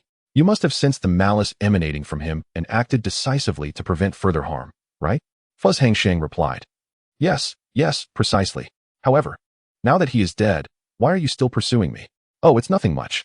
We simply wish to make the acquaintance of this talented individual. Seeing how effortlessly you dispatched that lion demon. Li Qizhuo chuckled lightly and waved his hand, then leaned in closer to Fu Changsheng, whispering with an air of mystery. By the way, I am a master of artifact forging. I couldn't help but wonder about that remarkable artifact you were holding earlier. What is its origin? And is it for sale? Earlier, Li Qizhuo had witnessed Fu Changsheng wielding a zither that had effortlessly shattered half of a lion demon, instantly igniting his interest in the artifact. In response, Fu Changsheng cast a disdainful glance at Li Qizhuo, finding his intentions rather transparent. May I inquire your name, young sir? And which family you hail from? I don't believe we have crossed paths before, he asked, just as Wang Quanzue pushed Li Qizhuo aside. As the content continued to load, a message appeared, indicating that the site was best viewed on mobile devices, and if the paragraph was visible, it suggested a failure in loading the chapter content. Wang Quanzue then leaned in closer to ask softly, by the way, might I ask if you are already betrothed, young sir? Fu Changsheng, finding the 2 gentlemen somewhat peculiar, responded politely, I am Fu Changsheng, and I consider myself a wandering knight. Wandering knight? Li Zizhua and Wang Chuanzue exclaimed in unison, their eyes widening. They had clearly witnessed Fu Changsheng employing pure yang flames, a unique divine fire of the Eastern family in the Tao Alliance. Thus, they both tacitly assumed Fu Changsheng belonged to the Eastern family, though they were uncertain of his exact status. In a moment of realization, Li Zizhua's eyes widened again. Ah, I understand now. You must be someone who, wishing to stand independent of your family's influence, has assumed the name Fu Changsheng to roam the world, upholding justice. Am I right? Indeed, Fu Changsheng replied. Li Zizhua's gaze shifted, suddenly noticing the white fox demon mask adorning the side of Fu Changsheng's forehead. Oh, silence. Wang Chuanzue, seemingly unable to endure any longer, slapped Li Zizhua on the head. Ouch! Li Zizhua exclaimed, rubbing his sore head. My apologies, I got a bit carried away. He chuckled. However, don't you think this person possesses great potential, aligning perfectly with the ideals of our organization? Now that you mention it, there is some truth to that. Wang Chuanzue said, scrutinizing Fu Changsheng thoughtfully. Are you considering inviting him to join our organization? The two men huddled together, whispering. Haven't we been seeking someone from the divine Fire Mountain Manor? Here he is, presenting himself to us. But we can't make this decision alone, Wang Chuanzue replied. Well, asking him certainly wouldn't hurt. Our organization is still new and in need of talent, Li Zizhua suggested. Meanwhile, Fu Changsheng observed the two men exchanging glances and deliberating. Feeling a bit left out, I must ask, how long do you plan to converse among yourselves? If there is nothing else, I shall take my leave. With that, Fu Changsheng turned to depart. Ah, wait. Don't go. Li Zizhua rushed forward, gripping the shoulder of Fu Changsheng. Ahem, young man. I see remarkable potential in your physique. You are a rare talent in martial arts. Speak your mind quickly. Actually, we were hoping to invite you to join our organization. I wonder if you might be interested. Upon hearing this, Fu Changsheng's interest was piqued. Organization? What organization? At this, a smirk appeared at the corner of Li Zizhua's mouth, and his tone shifted to one of pride. Our organization is called Mask. It comprises the young prodigies from various esteemed families. Every member of Mask is an elite among elites, the best in the world. There is no second. Prodigy? Hearing this, Fu Changsheng cast a peculiar glance at Li Zizhua, then inwardly scoffed. It seems this Mask isn't all that impressive after all. If a mere comedian can be deemed a genius, how formidable could they possibly be? Do not underestimate my lack of combat prowess. My expertise lies in crafting magical artifacts. I serve as logistical support, you see. Sensing Fu Changsheng's thoughts, Li Zizhua hastily offered clarification. Chapter 13. The experienced baby empowers me. Our team's primary combat strength is quite exceptional, even within the entirety of the human race, especially our leader. Li Zizhua spoke animatedly, gesturing with fervor. Oh, just how strong is he? Pray tell, came the inquiry. Humph, revealing it might frighten you. Our leader is. Bang. Before Li Zizhua could finish his sentence, Wang Chuanzue sharply elbowed him, signaling him to refrain from speaking carelessly. Realizing his mistake, Li Zizhua coughed lightly twice. That's classified information. You'll naturally learn about it once you join our organization. But you must tell me what I would need to do upon joining your organization. Fu Changsheng interjected, tilting his head with arms crossed. Members of our organization are averse to being referred to as so-and-so's son, hence they don masks, aspiring to carve out their own achievements and ultimately unveil the masks of this world. As he concluded, Li Zizhua clenched his fist, his demeanor turning unusually grave and serious. Upon hearing this, Fu Changsheng rested his chin on his hand, deep in thought. It sounds like this mask represents a group of proud geniuses, doesn't it? Xiaowan, what are your thoughts? Fu Changsheng silently mused, eager to hear the system's perspective. If you are inquiring about my opinion, I suggest you join. There are numerous benefits. No, you are the one who should be called Xiaowan. Oh, what benefits? Fu Changsheng conveniently overlooked the latter part of the system's statement. Those geniuses possess the most essential spells and artifacts from the various factions of the Tao Alliance, which would greatly assist you before you fully mature. Moreover, honing your skills alongside these prodigies will facilitate your cultivation progress. Ah, that makes sense. Fu Changsheng nodded thoughtfully to himself. By the way, how do you know so much? Oh, I am responsible for the business of traversing the Fox Demon realm. You are my 51st binding subject. Fu Changsheng. Seeing Fu Changsheng lost in contemplation, Li Zizhua and Wang Chuanzue exchanged concerned glances, uncertain of the outcome. The organization, known as Mask, had only recently been established and lacked notoriety. This talented individual from the Eastern family might not be inclined to join. Fuzhong, have you made any decisions? It sounds rather intriguing. Indeed, I wish to showcase my prowess in this world. Changsheng nodded slightly. Does this mean you agree? Li Zizhua exclaimed with delight. However, Changsheng gently shook his head. No. Why not? According to your description, the one who truly holds authority within the mask is not either of you, but rather the leader you mentioned, correct? Changsheng replied pointedly. Well. Hearing this, Li Zizhua suddenly felt a pang of uncertainty as he scratched the back of his head. It seemed that the matter indeed required the leader's approval. Since they were seeking geniuses, joining the mask would necessitate gaining his endorsement. Simultaneously, Changsheng needed to ascertain whether the leader truly possessed the requisite talent. What if you, the so-called masks, are merely a group of idealists lacking in genuine talent, merely here to amuse yourselves at my expense? If that is the case, I shall reserve my judgment until I meet the leader you speak of. At this point, Li Zizhua and Wang Chuanzue exchanged a glance, both considering that there was some truth in what was said. You speak wisely, Brother Fu. In that case, I shall convey this matter to the leader. Li Zizhua raised his hand and offered a respectful gesture towards Fu Changsheng. 7 days hence, he would return, should Brother Fu wish to join. He might come to this place for a meeting. With that, Li Zizhua left a note for Fu Changsheng and departed with Wang Chuanzue. Fu Changsheng gazed at the address provided by Li Zizhua, his brow slightly furrowing, lost in thought. Then, we shall take our leave for now. Suddenly, Fu Changsheng called out to the two. What is it? Li Zizhua turned back, a flicker of hope igniting within him. Could it be that the other was willing to sell the artifact from earlier? You mentioned that this lion demon was a wanted criminal, correct? Indeed. Where is the yamen? I wish to claim the bounty. Li Zizhua and Wang Chuanzue exchanged incredulous looks. Days later, Fu Changsheng finally returned to Tu Shan. He never expected the lion demon to be worth 500 taels. Holding the bounty he had claimed from the Dao Alliance, a smile crept upon his face. Beep gained attention from the mask's organization, increasing attention points by 1,000. As the system's notification chimed, Fu Changsheng's eyes widened in surprise. It appeared that this organization, known as masks, held considerable weight, rivaling the attention he had garnered from the Tu Shan royal family.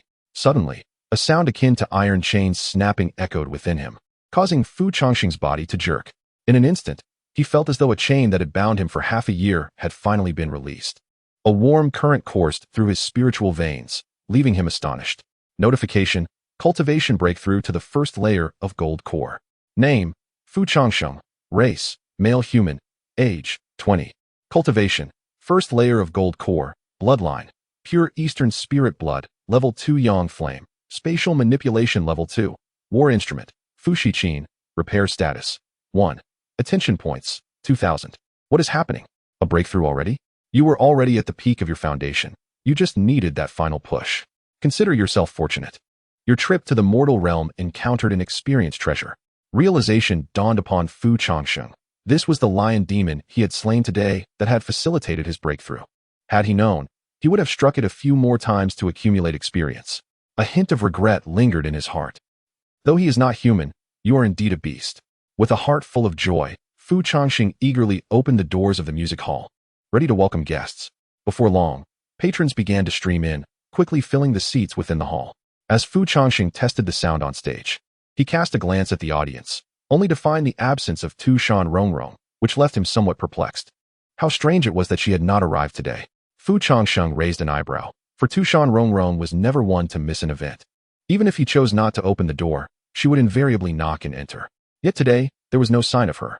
Dismissing the thought, he assumed she might be running a bit late, and thus began to play his qin. An hour and a half later, he concluded the performance. Let this suffice for today, Fu Changsheng said, putting away the Fu Shiqin and nodding slightly to the audience. The guests departed with cheerful hearts, as if they had been healed, leaving with a sense of satisfaction.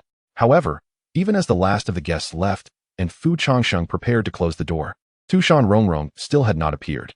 He gazed at the empty seat where she usually sat, and a sense of emptiness settled in his heart. How odd, he pondered. Where could that little one have gone today?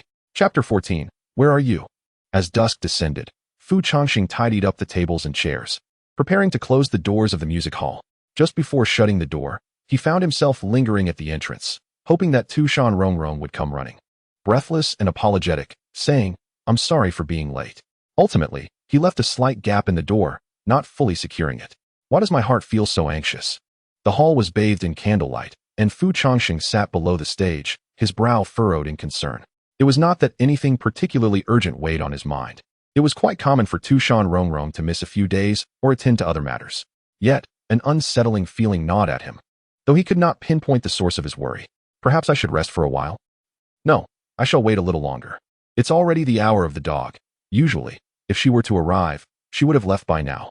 At this rate, you might as well be waiting for a husband to return, the system interjected, unable to hold back its commentary.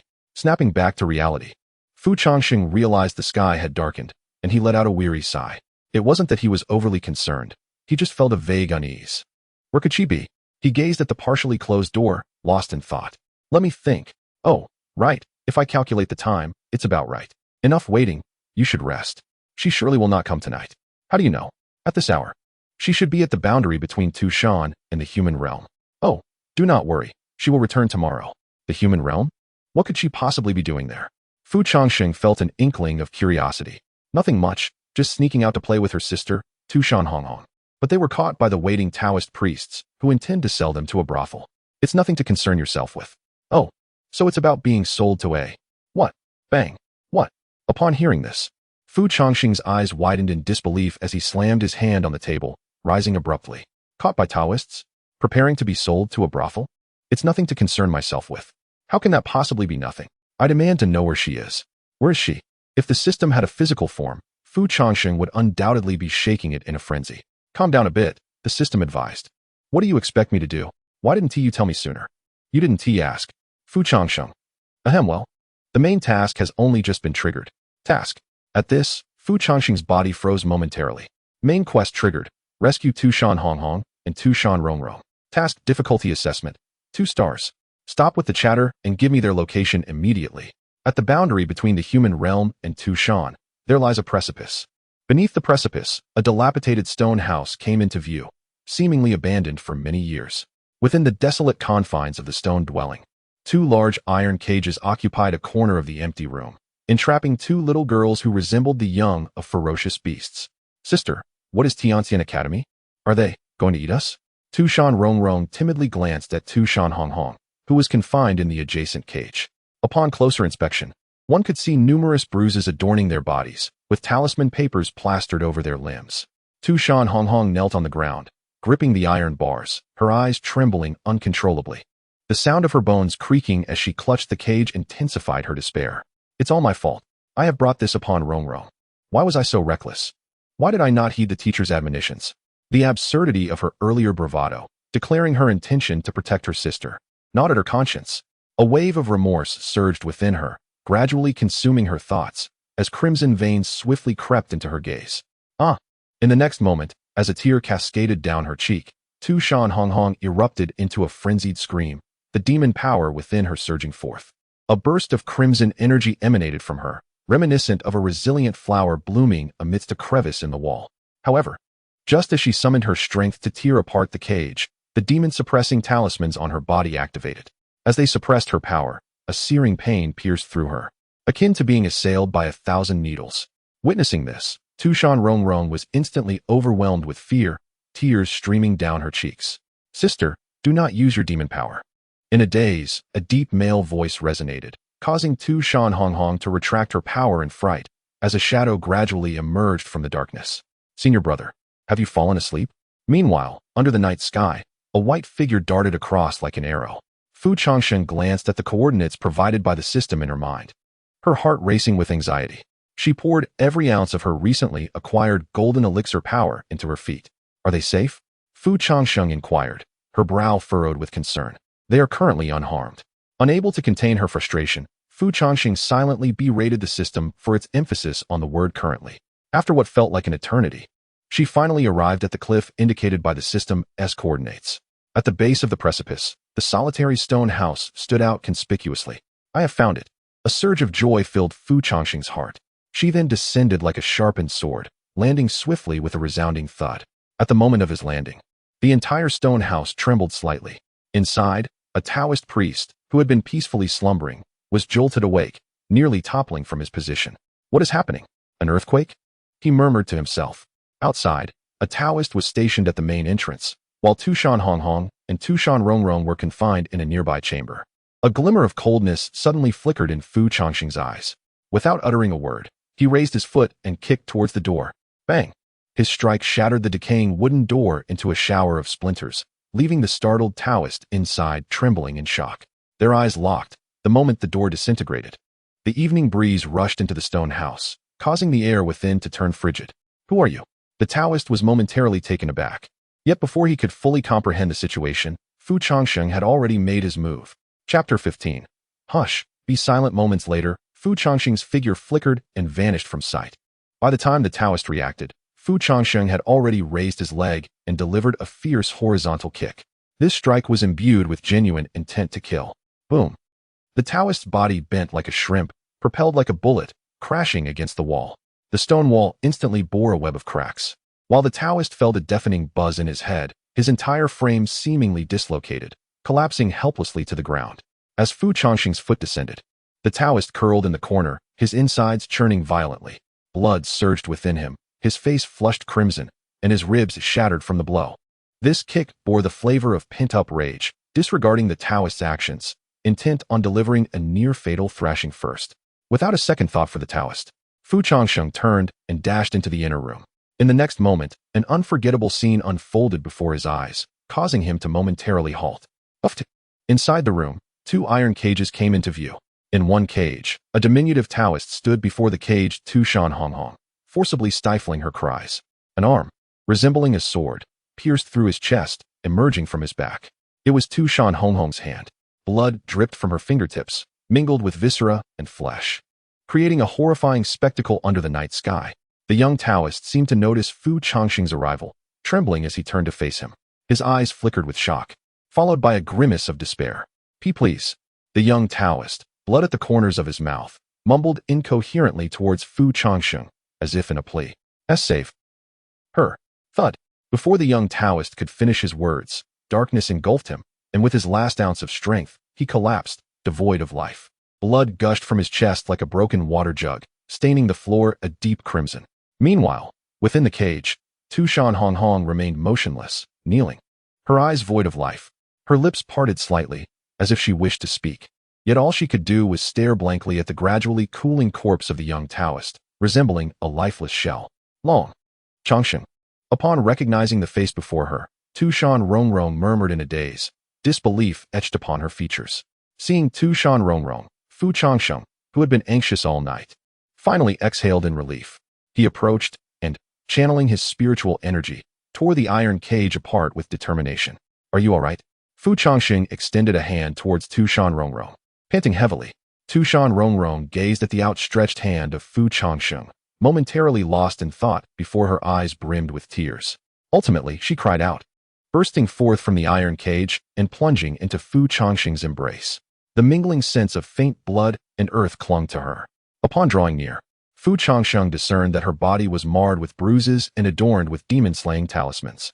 Beast, he muttered, his molars clenched tightly. A thread of crimson swiftly creeping into his gaze. It's all right, let us return. He gently patted Tu Shan Rongrong's back. Without further ado, he turned to shatter the iron cage of Tu Shan Rongrong, extending a hand and calling out, Tu Shan Rongrong, isn't it? Yet, she offered no reply. Her head bowed as her vacant eyes fixated on the lifeless form of the young Taoist below. Should one behold the expression on Tu Shan Rongrong's face at that moment, they would surely be startled by the depths of her despondent gaze. Observing her immobility akin to that of a corpse, Fu Changsheng grasped her hand, pulling her forth from the cage. After confirming that neither of the little fox spirits had sustained any life-threatening injuries, the heavy stone of anxiety finally lifted from his heart. Let us depart. In a fleeting moment, a voice, ethereal and unfamiliar, resonated, as if the very air around them had begun to converse. Who speaks? Fu Changsheng glanced around, momentarily bewildered. Look beside you, the system prompted suddenly. Following the directive, Fu Changsheng turned to Tu Shan Rongrong, who slowly raised a finger, pointing to the body of the young Taoist on the ground. The otherworldly voice echoed once more. Can you take him with you? In that instant, a chill crept down Fu Changsheng's spine, as Tu Shan Rongrong spoke without parting her lips, as though her soul were articulating. Concurrently, the demonic energy emanating from Tu Shan Rongrong began to twist and contort, as if she might transform into a fearsome being at any moment, instilling a sense of apprehension within Fu Changsheng. Suddenly, A cacophony of bells rang out from the darkness, akin to a harbinger of impending calamity. Do you understand why I said it's no trouble? The voice queried. Because even if you do not come, the current Tu Shan Rongrong can no longer be restrained by anyone. Upon hearing this, Fu Changsheng regarded Tu Shan Rongrong with a complex expression. Ultimately, he nodded, lifting the young Taoist's lifeless body onto his back. Exiting the inner chamber, he beheld the Taoist whom he had nearly incapacitated with a kick, now slumped against the wall. Gasping for breath, blood pooling at his lips. You, who exactly are you? The Taoist gazed at Fu Changsheng with a hint of trepidation, bewildered by this sudden appearance and the immediate lethal intent directed at him. Raising his gaze, he observed bells and talismans suspended from the ceiling, the sound of their chimes resonating throughout the room. This was a rudimentary demon-repelling array, effective against ordinary spirits. Yet it would emit an alarm in the presence of higher-level entities. The mightier the demon, the louder the alarm would ring. As Tu Shan Rongrong emerged from the inner chamber, the bells and talismans began to sway frantically, as if possessed. In the next moment, a resounding crash echoed.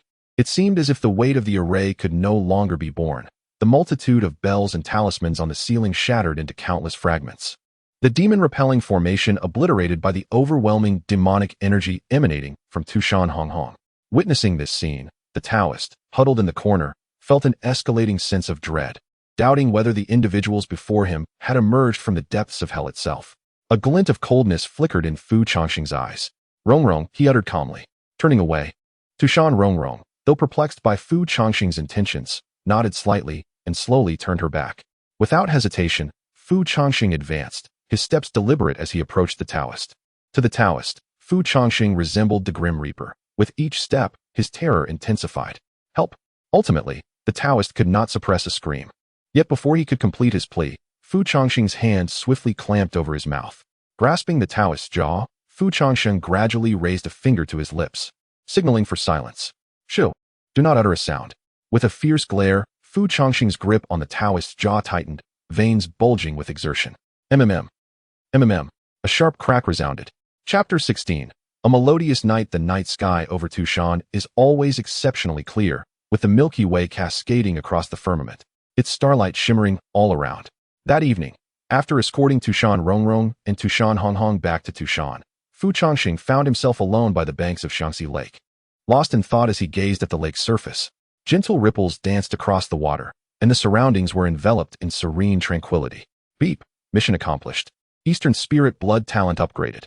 Name, Fu Changsheng. Cultivation, first layer of Golden Core, Bloodline. Pure Eastern Spirit Blood, Level 3 Yang Flame. Level 3 Spatial Manipulation. Warrior, Fu Qin. Repair Level 1. Attention points, 2,200. As the system notification echoed in his ears, Fu Changsheng suddenly felt a surge of excitement coursing through his veins. A warm current flowed through him, and he let out a long sigh of relief. Staring at his bloodstained palm, he felt a surge of mixed emotions. Uncertain as to why he was so irritable that night, he dipped his hand into the lake, hoping to wash away the blood. Your heart seems troubled. He sensed it. Fu Changsheng's gaze became complex. The sound of the Fu Qin can soothe the soul. Then let me use all remaining attention points to repair the Fu Qin. He flicked the water from his hand, his brow furrowing in contemplation. In a moment of distraction, Fu Changsheng suddenly felt something press against his back. A pair of delicate arms slowly wrapped around his neck. Unbeknownst to him, Tu Shan Rongrong had appeared behind him, resting her weight against him. Rongrong? Fu Changsheng turned, surprised to see Tu Shan Rongrong clinging to him. Didn't I send you home already? Rongrong offered no reply, instead burying her face into his shoulder, concealing her expression. Noticing her silence, Fu Changsheng pondered for a moment before gently asking, Can't you sleep? At that, he felt her nod slightly against him. With a resigned sigh, he realized that anyone else in her position would likely be restless as well. Thus, he allowed her to remain there quietly on his shoulder. If she were to lift her head, Fu Changsheng would see the weariness etched in her eyes. Shall I play a tune for you? Fu Changsheng suddenly recalled the system's mention of the Fu Qin's ability to comfort the heart, and he summoned the instrument from his spatial realm. Fu Qin repair level reached 3, his long fingers gently brushed over the strings, producing a melody reminiscent of a distant echo from the deep sea, which resonated beautifully against the silence of the lakeside. The ethereal music floated through the air like a gentle summer breeze, offering solace to the soul. Tu Shan Rongrong felt her heartstrings, which had been tightly wound, suddenly loosen. Had she known, she would not have ventured out with her sister.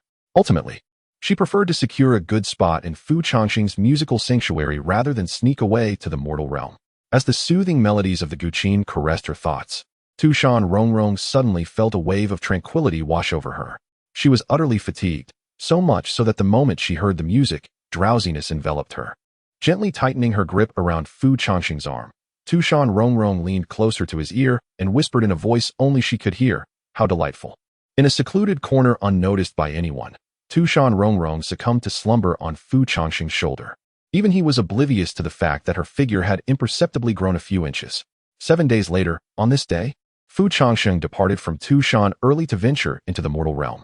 Following the address previously provided by Li Zizhua, he arrived at a dilapidated temple.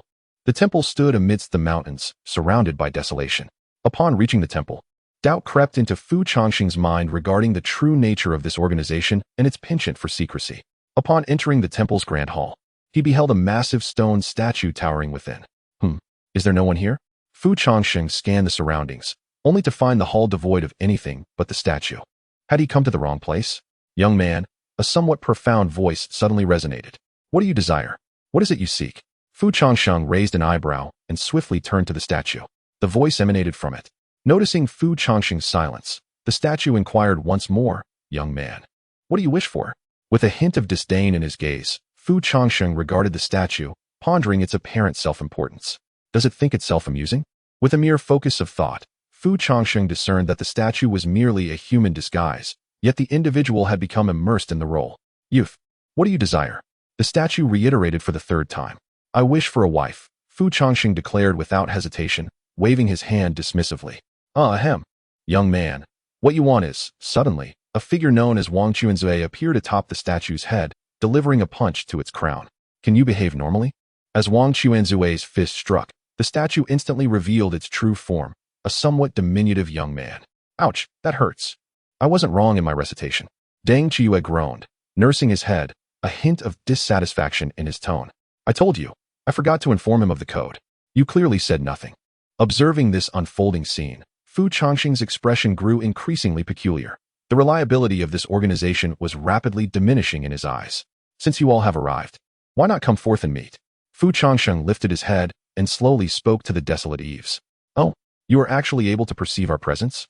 Moments later, figures suddenly appeared on the previously empty eaves, descending one by one. They were clad in various attire, each leaving a striking impression. The singular commonality among them was that they all wore masks, concealing their identities. To his astonishment, a bead of cold sweat broke out on Fu Changsheng's forehead after merely glancing at these individuals. Each of these masked figures was undeniably at the golden core level. He had only just entered this realm. In other words, any one of them surpassed him in cultivation. Among them, a man dressed in a plain robe stepped forward, smiling as he clasped his hands in greeting. "This young master must be Fu Changsheng, as mentioned by Brother Li, correct? Your organization certainly has a most unique way of welcoming guests." Fu Changsheng, with his hands behind his back, smiled lightly, though he felt a twinge of unease. He was still adept at feigning mastery. Chapter 17. It should still be time to run apologies. Our organization is rather peculiar and does not intentionally reveal its existence. Brother Deng is here to help conceal our organization's presence. I hope you can understand, Brother Fu, Yang Yi patiently explained. "It's nothing, since it is your custom. I have no reason to be dissatisfied. However, why is the so-called boss absent today?" Fu Changsheng surveyed the crowd. Although their cultivation levels were formidable, none surpassed the rest. They were all relatively equal.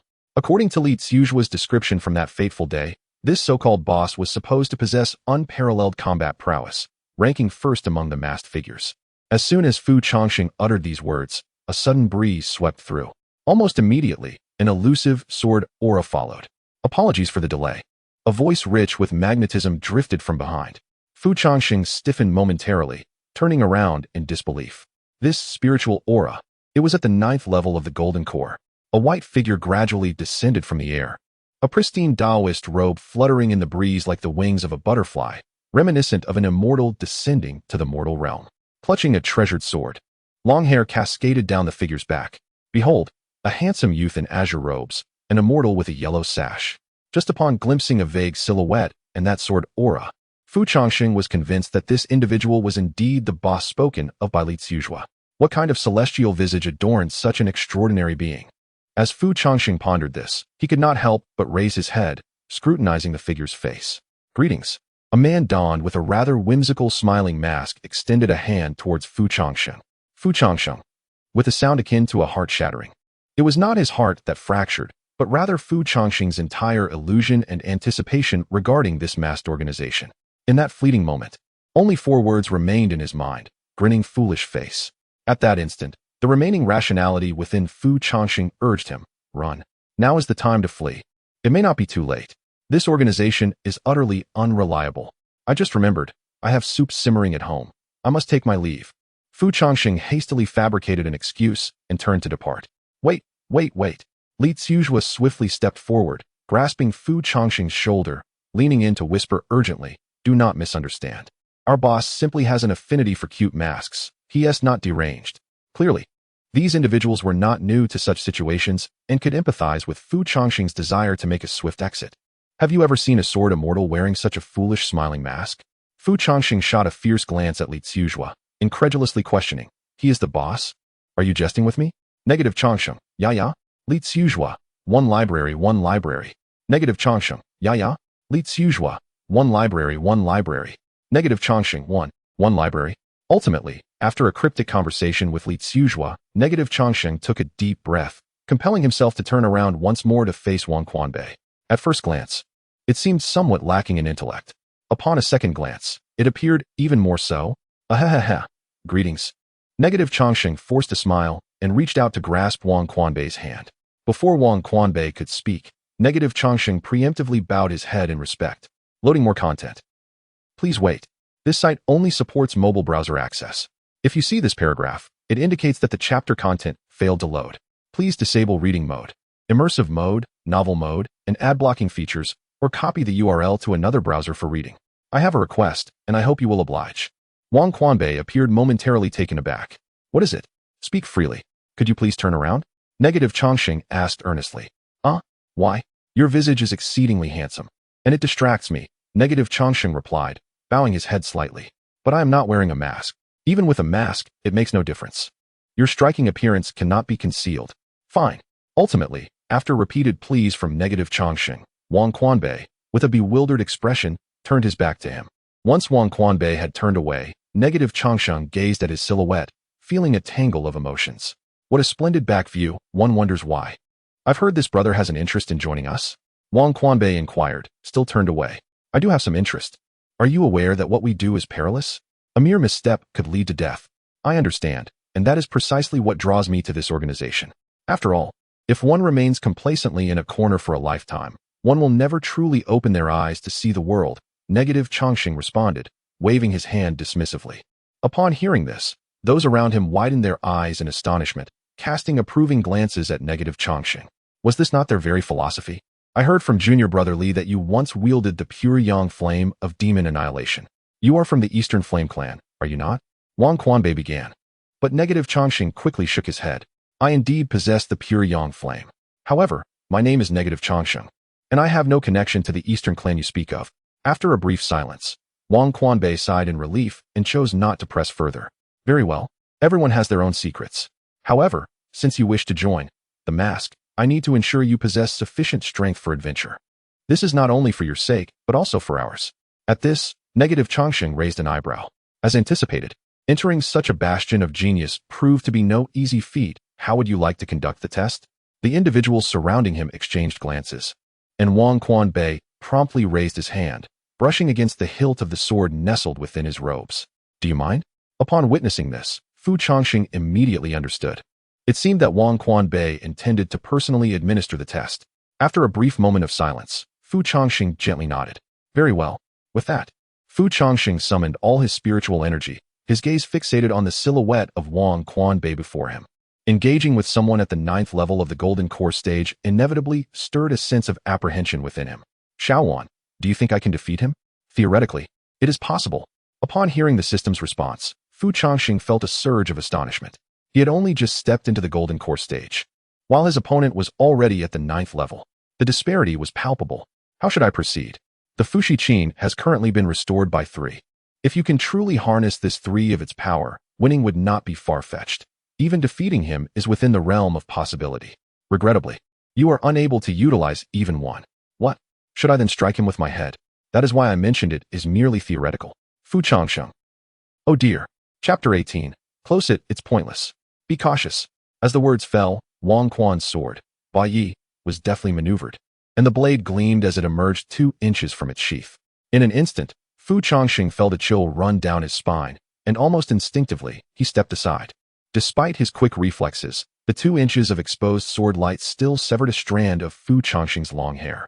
With disbelief, Fu Changsheng glanced at the scene. At this moment, Wang Quan had merely drawn his sword from its scabbard. Is this fellow truly serious? You'd better take it seriously too.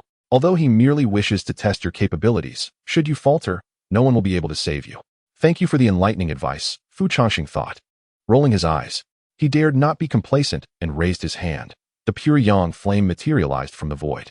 Bright and untainted, the flames burned fiercely, enveloping Fu Changsheng like a prince of divine fire. Indeed, it is the demon-exterminating divine fire, Wang Quan observed, raising an eyebrow. With a flick of his sword, he harnessed his strength and instantly appeared before Fu Changsheng, delivering a sweeping strike. The sword's energy transformed into a chilling force, rushing towards Fu Changsheng. With a deft twist of his wrist, the pure yang flame responded as if guided, morphing into a colossal hand aimed to suppress the attack. Boom! The collision of sword and palm resulted in the pure yang flame intercepting the sword's energy, yet it was simultaneously extinguished by the sheer force of the strike.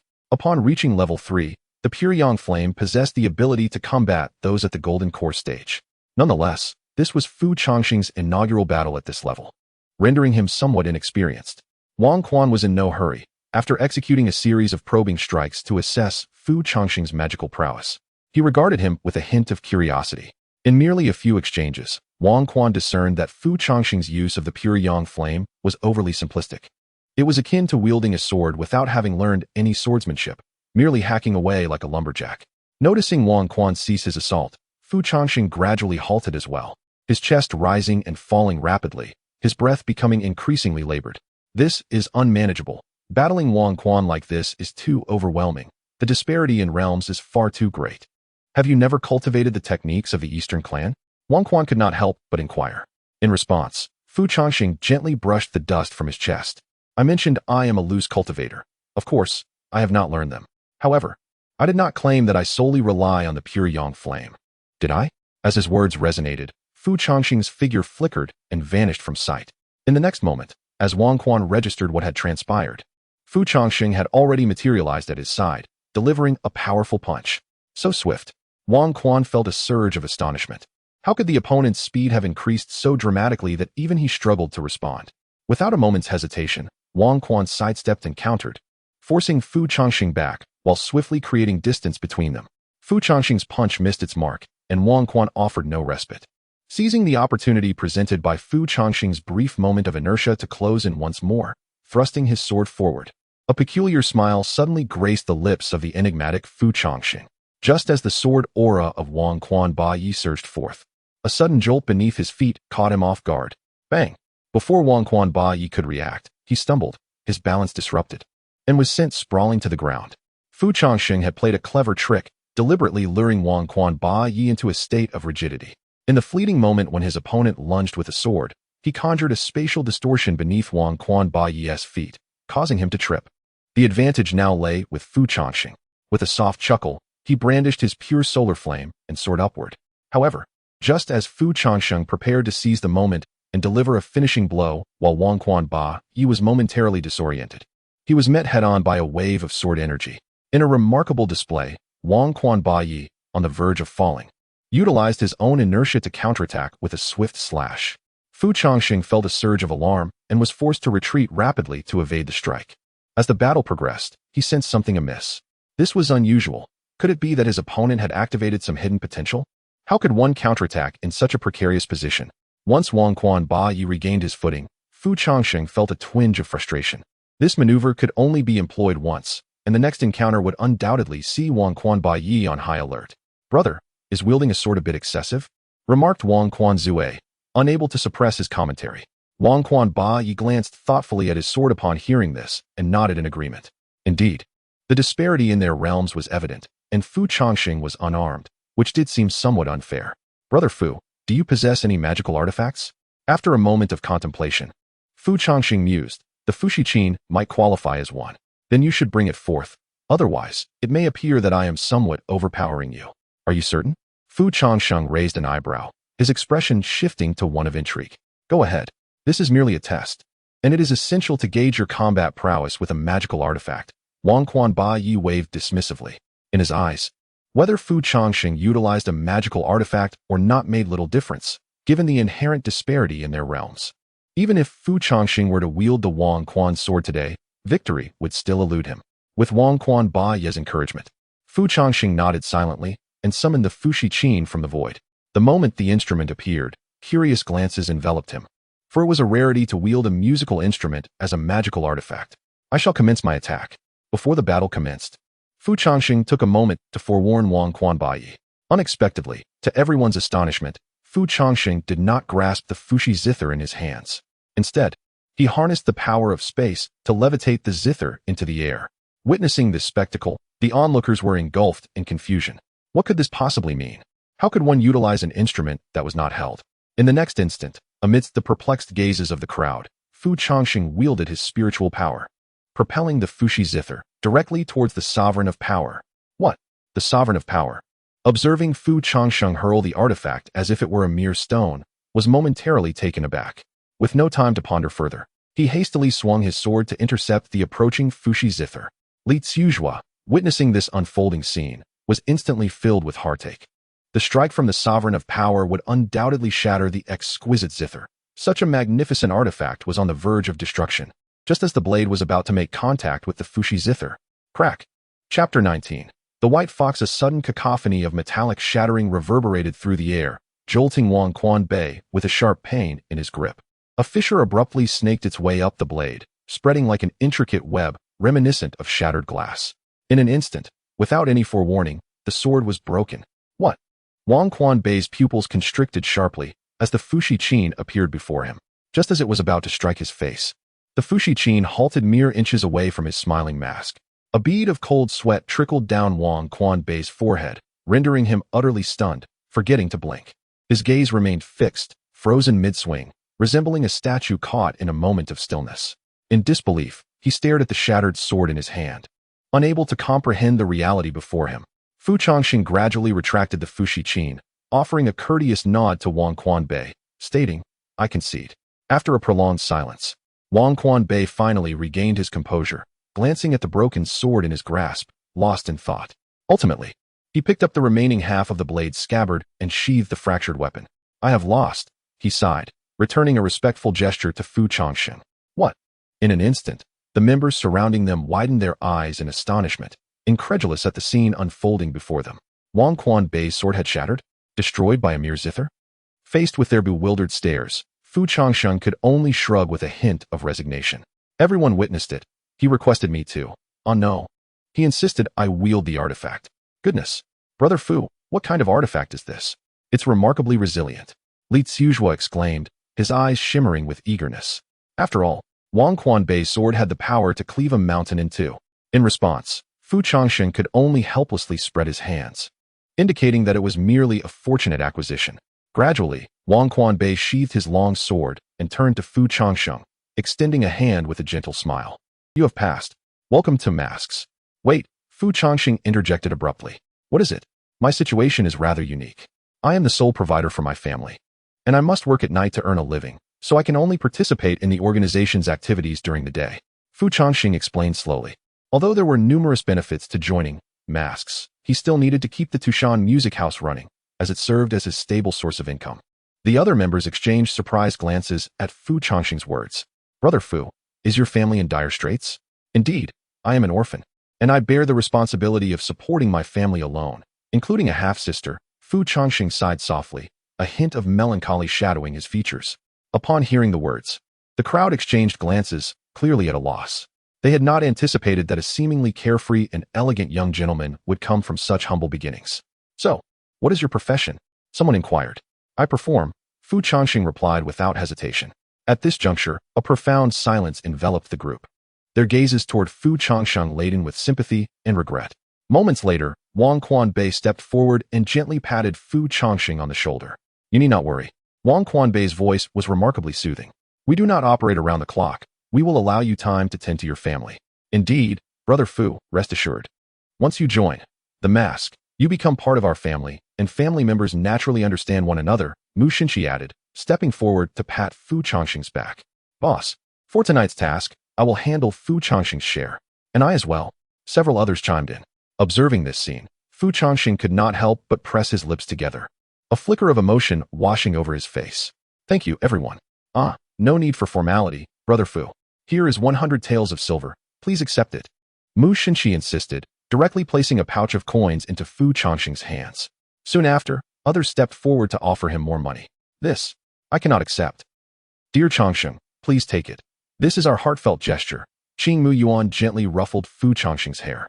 Well then, if that is the case, I express my gratitude to you all.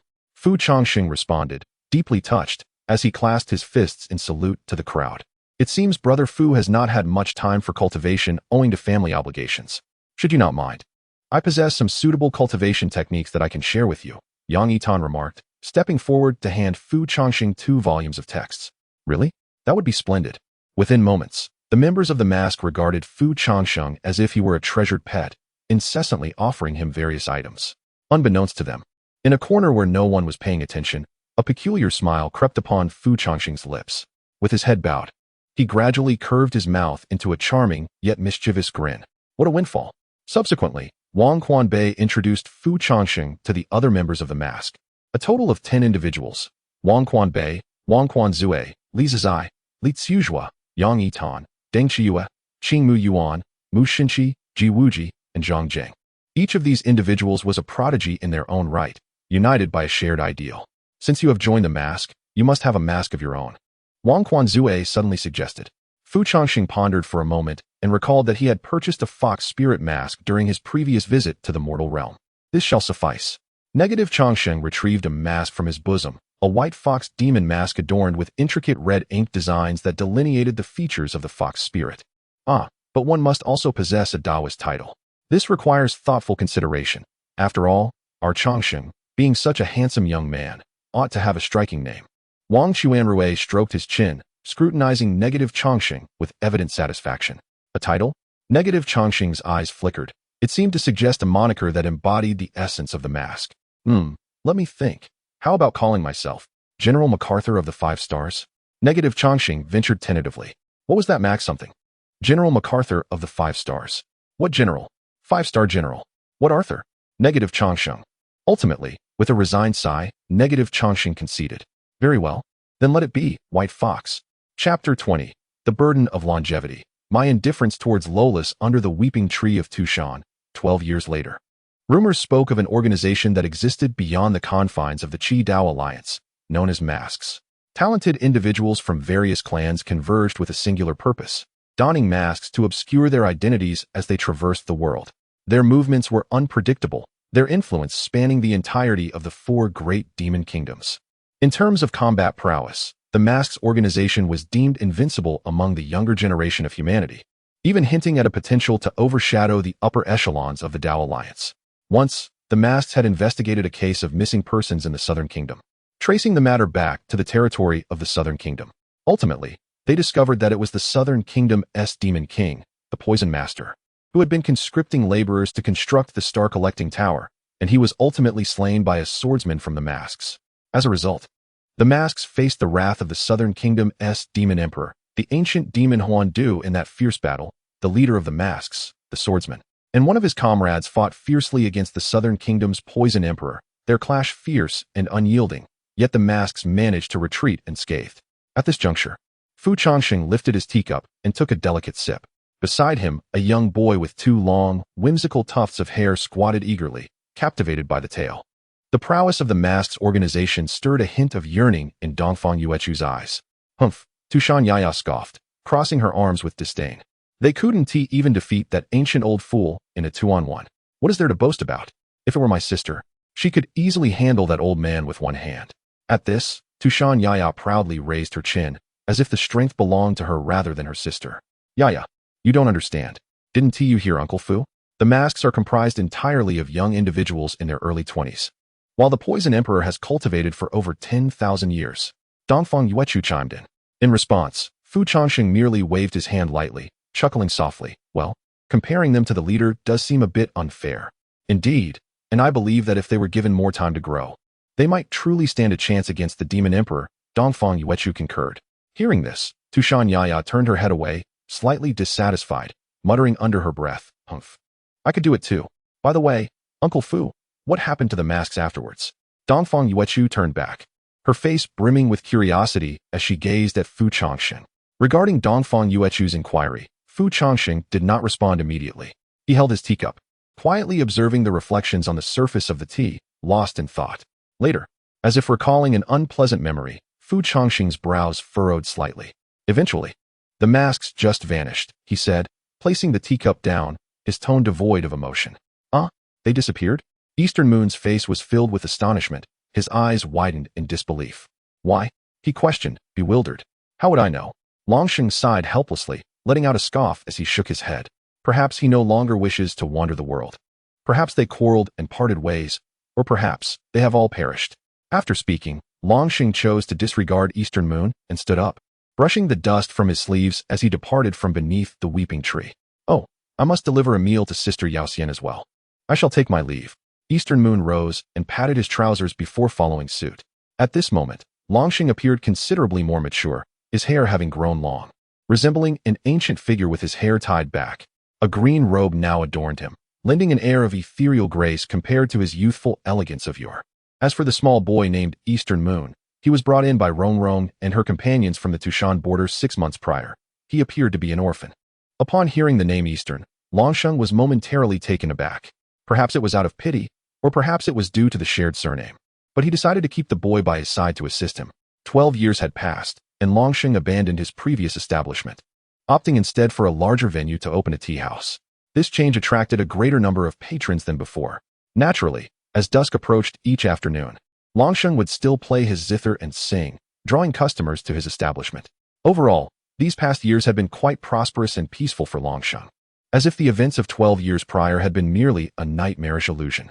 Upon entering his tea house, Longsheng was greeted by the sight of a familiar figure sitting at the counter. Oh, young Master Long is back?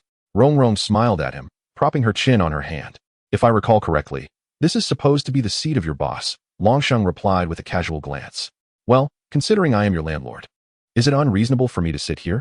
Rongrong retorted playfully, a smile gracing her lips. Longsheng could only accept her brazen occupation of his rightful place with resignation.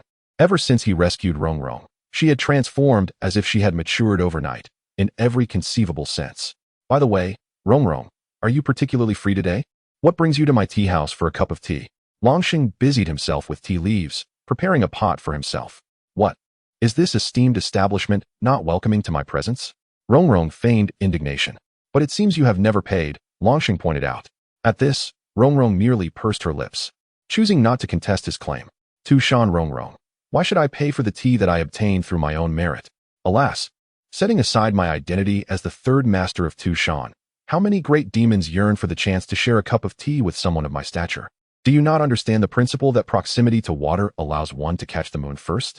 With this, Tu Shan Rongrong cast a pointed glance towards Fu Changsheng. In response, Fu Changsheng merely lifted his gaze to appraise Tu Shan Rongrong with indifference before gently shaking his head. I have no interest in flat-chested lolis. At that very moment, as Fu Changsheng's words hung in the air, a faint sound reminiscent of shattering porcelain suddenly echoed. Looking up, Tu Shan Rongrong's teacup had inexplicably developed a crack. In the next instant, her eyes narrowed dangerously as she fixed an intense gaze upon Fu Changsheng. Suddenly, Fu Changsheng felt a chill creep down his spine. Chapter 21. The Golden-Faced Fire God? I bet on Tu Shan Rongrong. Apologies, I did not quite catch that. Tu Shan Rongrong suddenly revealed a smile, yet beneath it lay a hint of lethal intent that sent a chill down one's spine. Could you repeat that? Tu Shan Rongrong articulated each word with chilling clarity, her icy demeanor almost coalescing into a tangible presence, causing the surrounding patrons to shiver involuntarily. Fu Changsheng quickly realized his blunder and cleared his throat softly. Ahem. What I meant to convey was, Rongrong, the future is promising. Yes, indeed, a promising future. Fu Changsheng smiled awkwardly as he spoke. Having said that, he lowered his gaze, sipping tea to mask his unease. Witnessing this, Tu Shan Rongrong felt as if her molars might shatter. Did he think she was oblivious to the veiled implications? TCH, observing Fu Changsheng's pretense of ignorance. She could only suppress her resentment and turn her head away. Was it really that serene? Moments later, Tu Shan Rongrong glanced down at her chest in confusion. In truth, it was not so bad. It was merely slightly smaller than Yaya's. Men are indeed shallow creatures. Ultimately, Tu Shan Rongrong concluded that Fu Changsheng simply lacked appreciation. As for Fu Changsheng's preferences, he had never truly contemplated them. If pressed to articulate, he would say he preferred women who were fuller, intellectually mature, and ideally had past partners. In summary, he certainly was not inclined towards lowly characters. He mused inwardly. After a cup of tea, Fu Changsheng reached for the ledger to reconcile the accounts. The next moment, as if sensing something, he abruptly turned, his brow furrowing as he gazed toward the horizon. So many have come, Fu Changsheng muttered under his breath, inaudible to anyone but himself. Suddenly, he stood up from his seat. My apologies, esteemed guests. But the establishment shall close for today. Do come again tomorrow. He stepped forward, ushering the patrons to leave, leaving Tu Shan Rongrong momentarily stunned. No need to worry about the tea bill. Consider it my treat. Although the surrounding guests were unaware of the unfolding circumstances, they accepted the owner's South decision to close and the complimentary tea, rising to depart without further comment. Once most of the patrons had left, Tu Shan Rongrong curiously inquired, "What transpired?" "Nothing significant, just a feeling that rain is imminent, so I decided to close early," Fu Changsheng replied, casually fabricating an excuse. Boom. In the next instant, an astonishing explosion resonated from the direction of the Tu Shan city moat, startling everyone on the street. From a higher vantage point, one would observe that at the moat's edge, brilliant flames flickered in dazzling displays. What on earth? Tu Shan Rongrong's heart raced in alarm, and without a moment's hesitation, she dashed toward the moat. In stark contrast, Fu Changsheng maintained a calm demeanor, closing the door before ascending the stairs, as if the chaos unfolding in the distance held no relevance to him. The reason for Fu Changsheng's decision to close the door was that he suddenly sensed a surge of formidable magical energy emanating from the Tu Mountain moat. Without a moment's hesitation, he knew it was yet another assault from the Tao Alliance against Tu Mountain, a recurring event over the years. Fortunately, with the formidable Tu Shan Rongrong stationed there, the attackers, who were merely seeking their demise, always ended up being soundly defeated, retreating in disgrace after being bested beyond recognition. Although this new wave of attackers was considerably stronger than before and would likely incite some minor disturbances, they were still unlikely to overcome Tu Shan Rongrong. Thus, Fu Changsheng opted to close the door and focus on his cultivation, choosing to disregard the unfolding chaos. Xiaowan, open the panel. Name, Fu Changsheng. Age, 32 years. More content loading. Please wait. This site only supports mobile browser access. If you see this paragraph, it indicates a failure to load the chapter content. Please disable reading mode, immersive mode, novel mode, and ad blocking features, or copy the URL to another browser for reading. Race, male human clan cultivation level, second layer of Yuan Ing bloodline, pure Eastern spirit blood, level 4, spatial manipulation, level 4 war instruments, Fushichin, repair level 14. 7 stars Dragon Abyss focus points, 6,200 points. Main quest triggered, repel the golden-faced fire god. Quest difficulty, 4, 5 stars. Too difficult, I won't go. Fu Changsheng promptly declined without a second thought. You truly are a lazy one, even a 4, 5-star quest, you refuse to undertake. Why risk my life when I can lie back and enjoy myself? Fu Changsheng replied nonchalantly. Meanwhile, atop the walls of Tu Mountain, a group of Taoists clad in the Tao Alliance's garb soared through the air on flying swords, confronting the defenders of Tu Mountain. At their forefront stood an elderly man with a gaunt face and white hair, draped in a crimson robe, standing majestically upon the extinguishing demon divine fire. Pure crimson flames swirling around him, reminiscent of a fire god's presence. This was the golden-faced fire god, renowned within the Tao Alliance as the sole practitioner of the extinguishing demon divine fire's purest form. Unfazed by Tu Shan Rongrong's presence, the golden-faced fire god unleashed a torrent of crimson flames, conjuring massive fireballs that hurtled towards Tu Shan Rongrong in a relentless assault. Faced with the golden-faced fire god's onslaught, Tu Shan Rongrong dared not confront it directly, instead evading while seeking an opportune moment, subtly beginning to exhibit signs of being overwhelmed. The purest flames erupted from the void, and the terrifying spiritual energy descended like a crushing wave, rendering even the surrounding Taoists and defenders momentarily subdued. The strength of the Tao Alliance's current assailants was formidable. Watching this scene, Tu Shan Rongrong's expression grew heavy. These Taoists are truly shameless, she exclaimed disdainfully, while Dongfang Yuechu echoed her sentiment with scorn. The golden-faced fire god's assault intensified, with waves of pure flames crashing against the city walls, causing tremors even in the distant urban area of Tu Mountain. The citizens of Tu Mountain fled in panic, fearful of being caught in the crossfire of the impending battle. In stark contrast to the tense atmosphere of the battle outside, Fu Changsheng remained unhurried within his abode, gently caressing the Fushi Qin, as if the tumult beyond held no relevance to him. Gazing out at the panicked masses in the street, Fu Changsheng could not suppress a faint smile. What is there to be anxious about? At this level of skill? If one could truly best Tu Shan Rongrong, I would devour the Fushi Qin on the spot. Do you comprehend the intrinsic value of the insulated celestial claw? As expected, after a considerable interval, that powerful aura of magical energy appeared to have suffered a tremendous blow, suddenly diminishing at an alarming rate. Within a minute, the aura had weakened to the point where even Fu Changsheng could barely sense it. This signified that the individual who had confronted Tu Shan was nearing their end. See, Xiao Wan, I told you, how could such meager abilities possibly? Fu Changsheng began to boast to the system. However, in the next moment, before he could finish his thought, an astonishing pressure surged from the direction of the Tu Shan city moat, causing Fu Changsheng to choke on his words. The magical aura that had almost dissipated suddenly erupted, not only returning to its peak state, but even surpassing it. Conversely, Tu Shan Rongrong's demonic energy appeared to be waning. Fu Changsheng stood frozen, gazing in disbelief towards the moat on the horizon. What is happening? That individual's aura had clearly been on the brink of extinction. How could they have suddenly erupted back to full strength? Is it activated? Haha. Do you intend to consume the Fushi Qin whole, or shall you shatter it and eat it piece by piece? Chapter 22. Are you certain you wish to duel me? The golden-faced fire god erupted in laughter, his tattered garments fluttering about him. Yet the wounds inflicted by Tu Shan Rongrong just moments prior were healing rapidly before our eyes. Pure solar flames cascaded from his fingertips, causing the very air around him to simmer with intensity. The sky was ablaze with crimson flames, resembling a flowing river suspended in the heavens, transforming the golden-faced fire god into a fiery demon emerging from the depths of hell. As his power surged, a faint golden glow enveloped his form, exuding an aura of sanctity and strength. Ahaha, what a delightful sensation this power brings. His hoarse, resonant laughter echoed across the Tu Shan moat. Tu Shan Demonis. With a fierce glint in his eyes, he locked onto Tu Shan Rongrong in the distance. Today marks your demise. With a thunderous roar, the golden-faced fire god raised his hand, wielding the pure solar flames, which instantly morphed into a terrifying molten fireball that hurtled towards Tu Shan Rongrong. Boom. The overwhelming flames caused the river to boil, the fireball blotting out the sun, descending like a meteor from the heavens. Oh no, Tu Shan Rongrong gasped, realizing that if this strike landed, the defenders behind her would be reduced to ashes. There was no room for retreat. Without a moment's hesitation, she flickered into motion, positioning herself before the searing fireball, raising her hands to confront it head-on. As her palms made contact with the pure solar flames, an agonizing pain surged through her, nearly bringing tears to her eyes.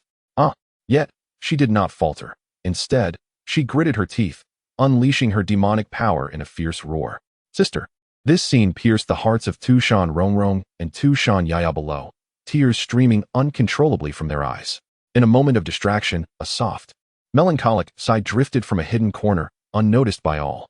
Inside a room, Fu Changsheng, feeling somewhat vexed, brushed his bangs aside, burdened by an unshakable sense of helplessness. An easy life truly felt like a luxury. With that thought, he extended a finger to the strings of the Fushi zither and plucked gently. Zheng. In an instant, a clear, melodious note resonated through the void. Simultaneously, ripples of spatial energy emanated from the sound, cascading toward the edge of the moat. The waves moved softly, akin to a pebble disturbing the stillness of a pond. As the ripples met the pure solar flames, the overwhelming fireball was extinguished in an instant, as if doused by a crashing wave. What? Witnessing the obliteration of his pure solar flames, the golden-faced fire god's composure shattered, his eyes widening in disbelief. The golden-faced fire god rubbed his eyes in disbelief, questioning whether he had misperceived the situation. How could such a vast expanse of pure solar flame possibly vanish? At the same moment, Tu Shan Rongrong stood frozen in place. The strike that had nearly obliterated her just moments ago now dissipated as if extinguished by a mere breath. Were it not for the lingering, searing pain in her hand, she might have doubted her own senses. How could this be? My pure solar flame cannot be extinguished. What on earth is happening? The tone of the golden-faced fire god grew increasingly frenzied, blue veins rapidly surfacing on his cheeks and neck, rendering him a fearsome sight. Before he could finish his exclamation, a sound like a twang resonated from the void. The ripples of space manifested once more, but this time emanated from the golden-faced fire god's mind. In an instant, the golden-faced fire god felt darkness envelop him, as if his head had collided with an unyielding wall, sending him hurtling backward. Struggling to regain his composure, he clutched his head, his expression one of agony. From a distance, it appeared as though he had been struck by an unseen force. Suddenly, his countenance twisted in rage as he bellowed, "Who?" At that moment, even the dimmest of minds would recognize that someone was scheming against him. "Show yourself." In the next heartbeat, the figure known as Negative Longevity lifted his gaze toward the sky outside the window. Upon his glance, a pair of enormous eyes materialized above, seemingly gazing from the depths of an abyss. The crowd above the Tu Shan moat felt a profound tremor at the sight of those eyes, an intangible dread creeping into their hearts. A presence comparable to that of the demon emperor pressed down upon the world. "Begone." The instant the voice thundered, it was akin to the crack of lightning. The golden-faced fire god, standing atop pure solar flames, suddenly altered his expression. The dozens of Taoist priests attacking Tu Shan were struck with darkness, each one spitting blood in unison. The golden-faced fire god was overwhelmed by the roaring in his ears, nearly rendered unconscious by the sheer force of that singular word. The overwhelming might of a seemingly casual command bore an ominous intent. Witnessing this scene, even Tu Shan Rongrong widened her eyes in astonishment. Though the incident hadn't been directed at her, it still startled her. Not for any other reason than the realization that such power existed within Tu Shan, and as its rightful ruler, she had been utterly unaware. It is akin to discovering a ton of explosives buried beneath your home after having lived there for decades. The atmosphere is thick with pretense and bravado. The golden-faced fire god exhibits no intention of retreating. Rather, a surge of fury wells up within him. Those who lurk in the shadows should have the audacity to confront him directly, with a voice imbued with genuine power. The golden-faced fire god's proclamation reverberates throughout the entirety of Tu Shan. Upon his declaration, the voice abruptly falls into silence. Too frightened to respond. Observing this, the golden-faced fire god cannot help but emit a cold chuckle. Indeed, a coward. Fortuitously, he did not allow himself to be intimidated, otherwise, it would have been a catastrophic embarrassment. Just as he prepares to continue his taunts, the voice resonates once more from the void. "Are you certain you wish to engage me in single combat?" In response, the golden-faced fire god scoffs dismissively, laughter escaping his lips. How dare a timid wretch challenge me?" With a grand gesture, he conjures forth the pure essence of solar flames once again. Gradually, the voice exhales a sigh. "Very well then." In the next moment, the surrounding void begins to warp. Shortly thereafter, a foot steps forth. Gradually, a figure emerges, their foot touching the surface of the river, sending ripples cascading outward. It is a man clad in white, donning a mask of a fox demon adorned with red patterns. His raven hair is loosely tied with a silver ribbon, with a few strands fluttering gently in the breeze. At the instant the figure, named Fu Changsheng, emerges from the void, the golden-faced fire god furrows his brow upon glimpsing the fox demon mask upon Fu Changsheng's visage. There is an unsettling familiarity to that mask. Fu Changsheng casts a fleeting glance at the pure solar flames swirling around the golden-faced fire god. A slight arch appears in Fu Changsheng's brow. Demon-slaying divine fire? Chapter 23. Let the punishment commence upon witnessing the pure essence of the sunfire. Fu Changsheng suddenly grasped the situation. It was no wonder that Tu Shan Rongrong's demonic power far surpassed that of the old man, yet she was unable to vanquish him. It turned out he wielded the demon-slaying divine fire as an advantage. "What is your name?" Fu Changsheng directed his gaze towards the golden-faced fire god. The demon-slaying divine fire, the pure essence of the sunfire, is a naturally occurring extraordinary flame of the Eastern spiritual bloodline. Without Eastern lineage, one cannot master the pure essence of the sunfire, at most being capable of rudimentary fire control techniques to manipulate divine fire, but unable to conjure it. Given the immense power demonstrated by the old man before him, it was undoubtedly indicative of Eastern bloodline. Upon hearing Fu Changsheng's inquiry, the golden-faced fire god erupted into a more frenzied laughter. "I have long declared you to be a foolish rodent. I am the illustrious golden-faced fire god, the esteemed Jin Renfeng, the only being in the world capable of wielding the pure essence of the sunfire." As he spoke, the golden-faced fire god's eyes darkened with a hint of malice. If you hide in the shadows to ambush, then today, you shall be buried here alongside the Tu Shan Enchantress. Fu Changsheng merely nodded slightly, choosing to disregard the golden-faced fire god's taunts, resting his chin in contemplation. Jin Renfeng. Ah, it has come back to me. Moments later, Fu Changsheng rapped his fingers as if awakening from a dream. Hee, now you regret not recognizing me? It is too late. The golden-faced fire god cackled with arrogance. Yet, Fu Changsheng paid him no heed and continued, I remember you now. You are the vile creature who betrayed your master and exterminated the Dongfang family, leading to their annihilation. If my memory serves me correctly, Fu Changsheng cast a pointed glance at the golden-faced fire god. And what of it? The golden-faced fire god sneered, indifferent to the revelation of his secret, for he believed that none present would escape alive to carry it with them. Upon receiving the golden-faced fire god's affirmation, Fu Changsheng nodded nonchalantly. That is sufficient. With that, Fu Changsheng suddenly raised his hand, and a long sword materialized from the void, grasped firmly in his hold. Forged with the waters of the 7 pools, encircling the Northern Dipper's celestial palace, it is named 7 Stars. Gazing down the blade, it resembled a high ascent overlooking a profound abyss, ethereal and deep, as though a great dragon lay coiled. This is called Lan Yuan. Holding the 7 stars Lan Yuan, Fu Changsheng regarded the golden-faced fire god with a detached expression. Today, I sentence you to death.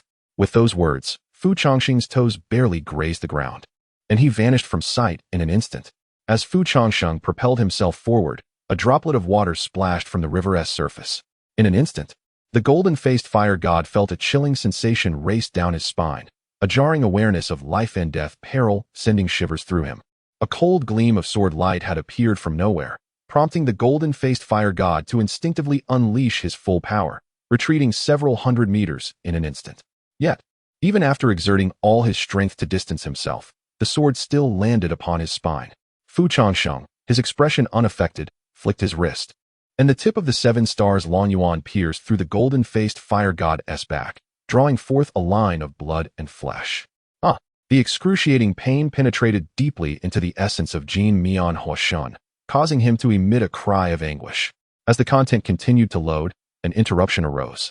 I did not bid you to speak, remarked Fu Changsheng, his voice icy as he raised his foot and struck decisively at Jin Mian Huashan's chest. With a resounding thud, Fu Changsheng's foot connected, shattering Jin Mian Huashan's ribs, prompting him to expel a spray of blood like a sword.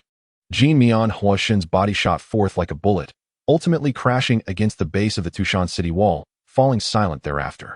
In that moment, a solitary droplet of water finally descended from the air to the river's surface. Witnessing this scene, everyone present, including the Taoists and Tu Shan Rongrong, gazed in disbelief, their eyes wide with astonishment. In a certain sense, this could hardly be deemed a battle, it was sheer slaughter. In an instant, at the peak of his power, Jin Mian Huashan had no opportunity to retaliate, being ruthlessly struck by this man adorned with a fox demon mask, left bloodied and battered. He had nearly been beaten to death. Even Tu Shan Rongrong, as the victim, lacked such murderous intent. Her initial mindset was to utterly dismantle her opponent. Instilling terror in the onlooking Taoists, Fu Changsheng gradually descended from the air, advancing slowly towards the fallen Jin Mian Huashan. At that moment, Jin Mian Huashan's eyes were swollen, his complexion a ghastly shade of blue-black, blood mixed with saliva streaming from his mouth, a pitiful sight indeed. Since relinquishing his ambitions for supremacy, Fu Changsheng had not entertained the notion of ascending to a pinnacle of life and death once more. His tone was chillingly indifferent. With the Changsheng Lan Yuan sword in hand, each of Fu Changsheng's steps seemed to tread upon the very heart of Jin Mian Huashan, intensifying the dread that gripped him. He had never encountered such a terrifying adversary, whose every strike was lethal, each move imbued with a ruthless ferocity. Alas, you insist on provoking my unwelcome memories. Fu Changsheng reached Jin Mian Huashan's side, gently placing the blade against his throat, his gaze as frigid as the cosmic void. The blade began to slice through Jin Mian Huashan's neck, a thin line of blood gradually emerging. Do you even deserve this blood? Fu Changsheng remarked with a chilling smile. No. Please, don't kill me. Jin Mian Huashan, trembling, shook his head with the last vestiges of his strength, fear overwhelming him in the face of death's threat. You Tu Shan never kill, right? Spare me.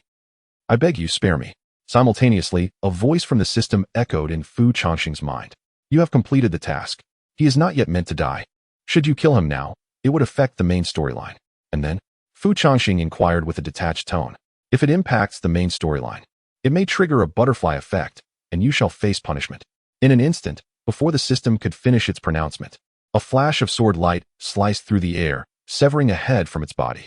Blood sprayed forth, splattering against the corner of Changsheng's eye and staining his white attire. An unsettling and horrific sight. Thud. Gradually, a headless corpse collapsed to the ground, falling into silence. The system suddenly fell silent. Very well, let there be punishment. Changsheng calmly sheathed the 7 stars dragon abyss, gently wiped away the bloodstain from the corner of his eye, and then turned to depart. Chapter 24. Deservedly single after vanquishing the golden mask fire god, Changsheng tore open a rift in space and returned alone to his tea house. Throughout the ordeal, his gaze remained eerily calm. Beep. Golden mask fire goddess premature demise. Impact on main storyline. 2 stars. Deduction of 2,000 attention points. In response, Changsheng merely waved his hand dismissively and turned to sit at the counter, sipping tea in solitude. The events of the day mirrored the essence of the past 12 years of his life. He had long since lost the fervor of his youth, now viewing himself as an ordinary individual diligently managing his tea house. Had it not been for the dire situation faced by Tu Shan today, he would have remained indifferent. After some time, order was finally restored in the Tu Shan marketplace. Under the guidance of Tu Shan Rongrong, the townsfolk emerged onto the streets once more, methodically addressing the aftermath. Why is the youngest Tu Shan Rongrong in charge? You may ask. Tu Shan Rongrong was gravely injured and required time to recuperate. As for the other youthful figure with an innocent visage, what was her name again? Regardless, she was rather unreliable.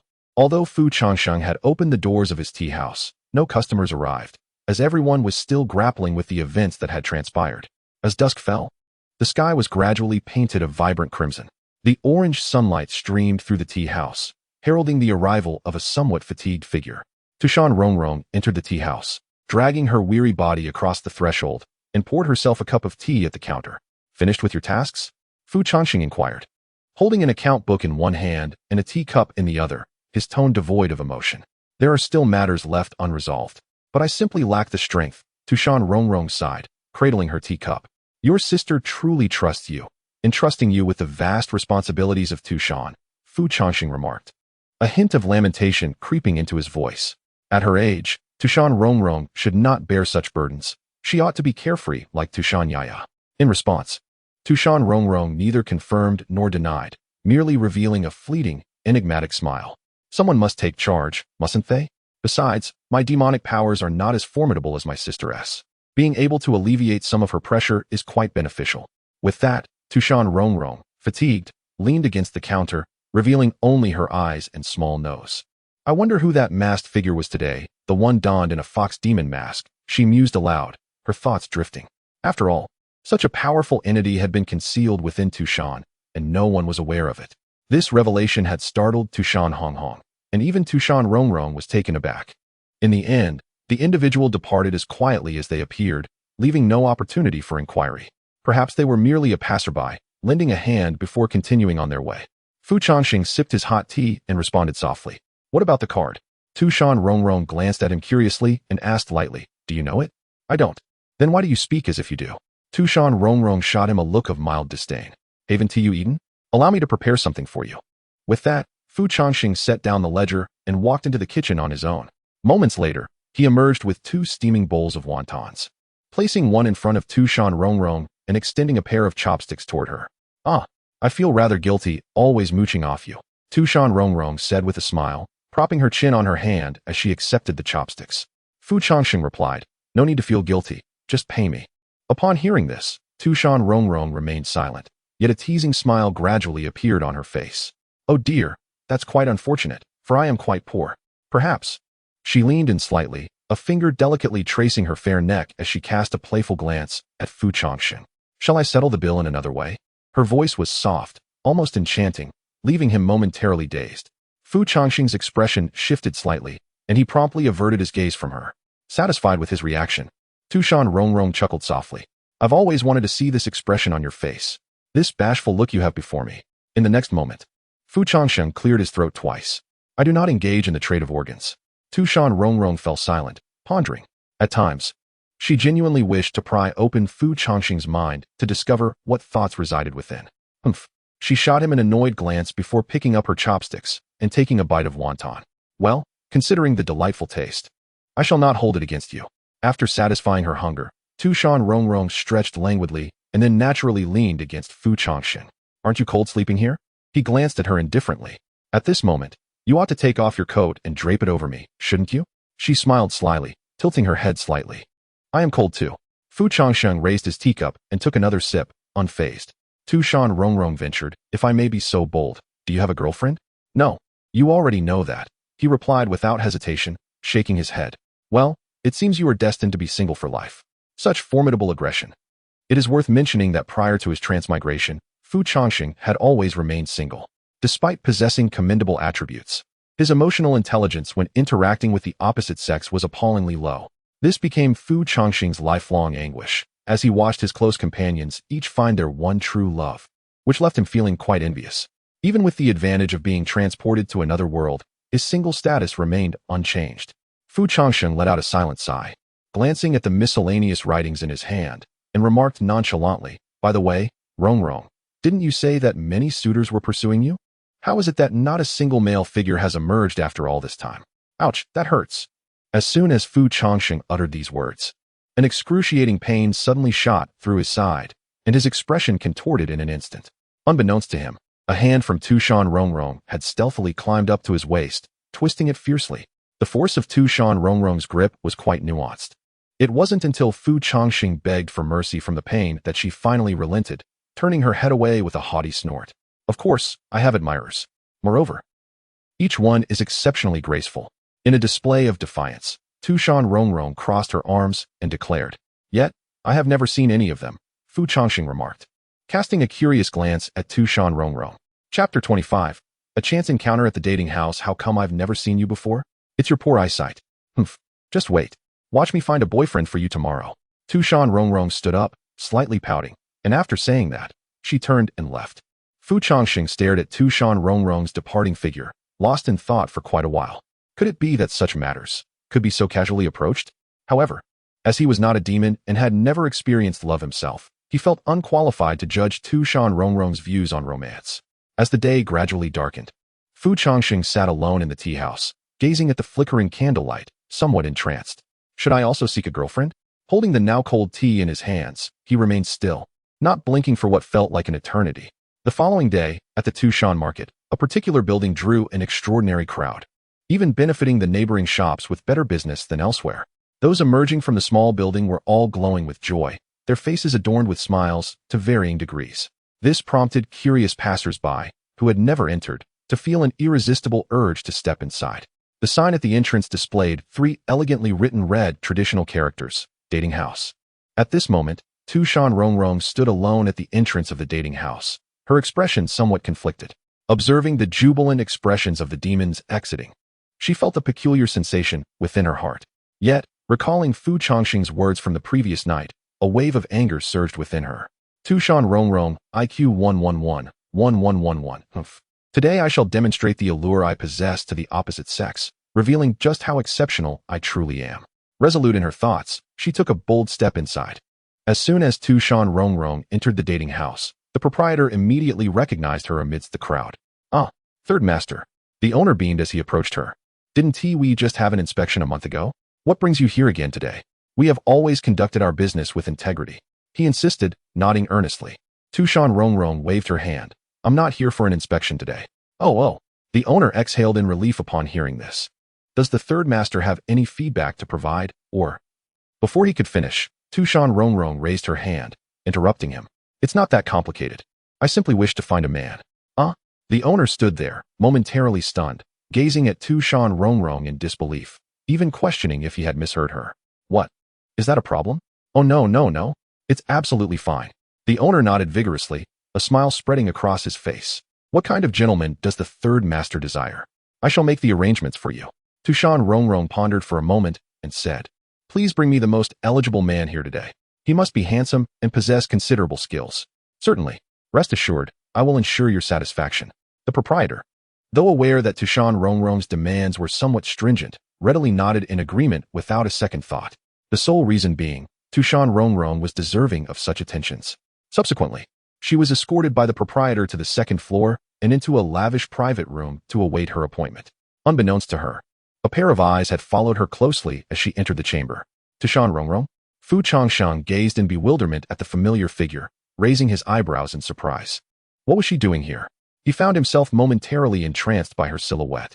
Perhaps it was the impetus of Tu Shan Rongrong's words from the previous day, but today, Fu Changsheng felt an unexpected urge to seek companionship. Thus, he ventured into this small establishment, which he had observed several times, yet never dared to enter. "Excuse me, sir. Do you have any specific requirements for your match?" inquired a smiling attendant nearby. Given Fu Changsheng's demeanor, he would undoubtedly attract attention at the dating venue, and the attendant was eager to accommodate him. "Anything will suffice," Fu Changsheng replied nonchalantly. The attendant appeared momentarily bewildered. "Could you arrange for my room to be adjacent to hers?" Fu Changsheng indicated the room next to Tu Shan Rongrong's without acknowledging the attendant's confusion. "Why, yes, of course." The attendant stammered, nodding in compliance. After ushering Fu Changsheng into his designated room, the attendant wore a conflicted expression as he set off to find a suitable match for him, muttering softly, "How strange. Do handsome men nowadays prefer to go with the flow?" Upon entering his room, Fu Changsheng surveyed the elegant and pristine decor, nodding in silent approval. The ambience was indeed delightful, suffused with a subtle, pleasant scent of wood. The room was adorned with an array of exquisite recreational items, encompassing various arts and crafts. He then seated himself before an ancient guqin, gently brushing his fingers across the strings, producing a melodious tune. In stark contrast to Fu Changsheng's serene demeanor, Tu Shan Rongrong sat alone in her private chamber, her expression betraying discomfort. Not long after she settled in, a wave of regret washed over her. Why was I so naive? As she regained her composure, Tu Shan Rongrong immediately regretted her decision to enter the dating venue. After all, she was still a young maiden, woefully inexperienced in matters of courtship. Although she often playfully teased Fu Changsheng, it did not equate to possessing any genuine expertise in romantic engagements. At this moment, Tu Shan Rongrong felt a profound discomfort, as if she were unable to find a suitable position to sit, and a desire to discreetly slip away began to stir within her. Suddenly, a series of ethereal melodies drifted through the air, causing her body to come to an abrupt halt. In that fleeting moment upon hearing the music, her anxiety significantly diminished. The gentle strains of the qin enveloped her like a refreshing spring breeze, seemingly capable of soothing her troubled heart. She marveled at the attentiveness of the establishment, which boasted not only exquisite service, but also a dedicated musician. Tu Shan Rongrong turned her gaze toward the entrance, contemplating this unexpected delight. After only a brief moment of listening, she discerned that the musician's skill was undoubtedly exceptional. Yet, she mused, it could not possibly compare to that of Xiao Changsheng. Before long, a knock resonated at the door. Shortly thereafter, a male demon adorned in splendid attire, with features chiseled like a work of art, gently pushed the door open. The instant he laid eyes on Tu Shan Rongrong, a glimmer of excitement and joy flickered in his gaze. "I am Wen Renming, honored to meet the third miss," he greeted with a charming smile, his expression radiating a magnetism that could easily enchant any woman. Initially, upon hearing the proprietor mention that the guest was Tu Shan Rongrong, Wen Renming found it hard to believe. However, seeing her waiting for him in reality filled his heart with immense exhilaration. If he could win Tu Shan Rongrong's affection, his ascent within Tu Shan would surely be meteoric. The mere thought ignited his enthusiasm. Wen Renming thought to himself, with my looks and the prowess of a demon lord, I am unmatched among the males of Tu Shan. Today, success is within my grasp. "Greetings," Tu Shan Rongrong responded politely, her face adorned with her signature smile.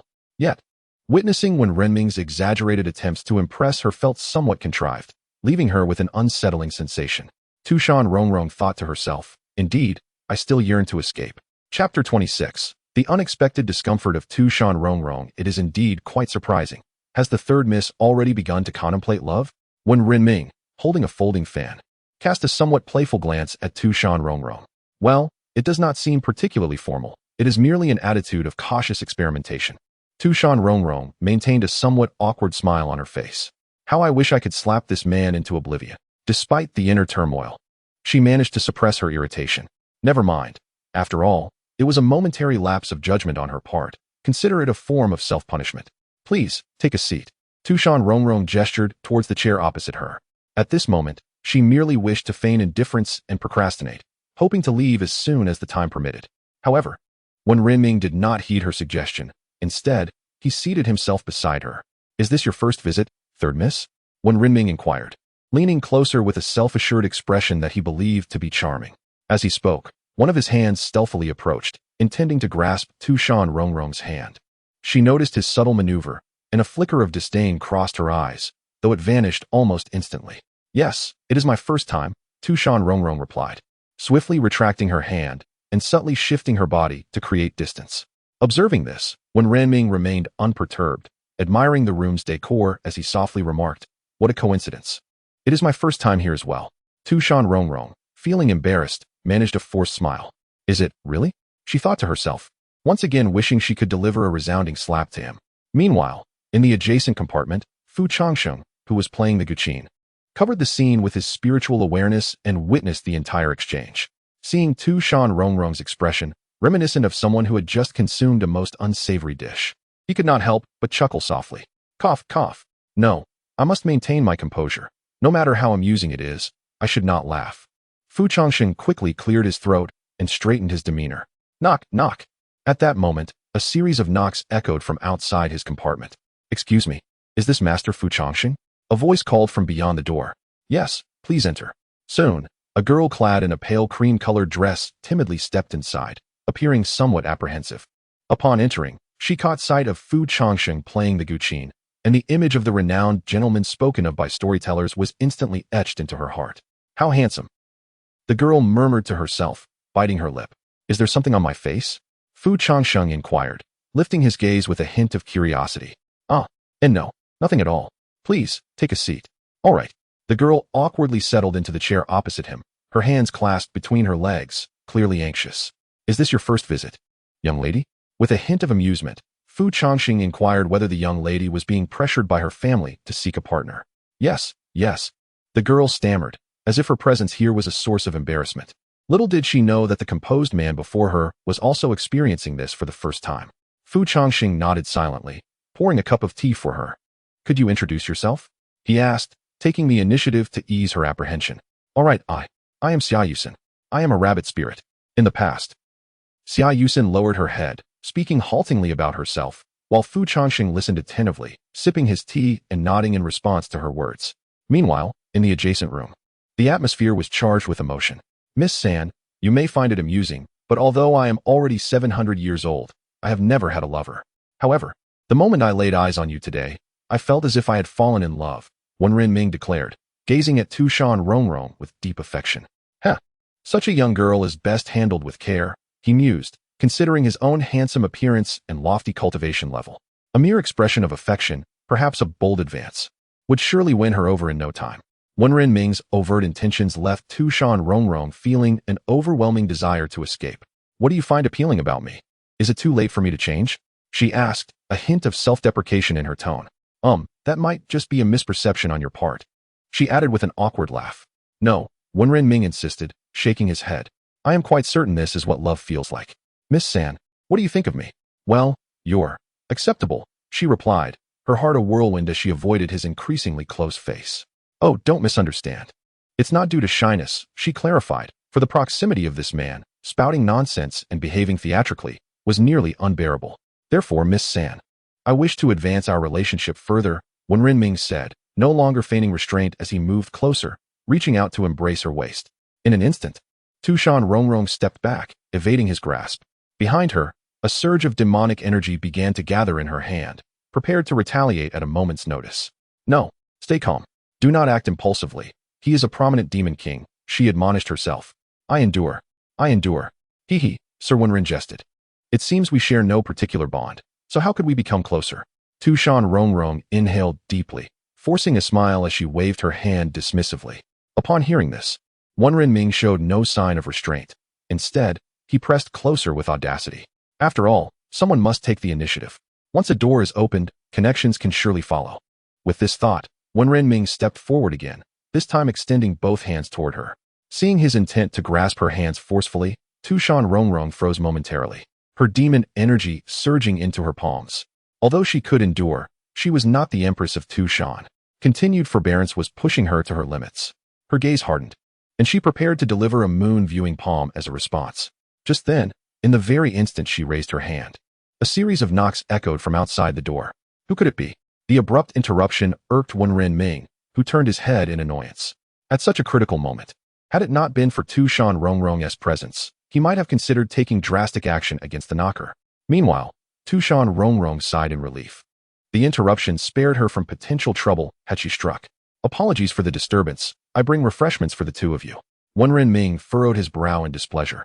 Yet ultimately, for the sake of maintaining his composure, he approached the door and opened it.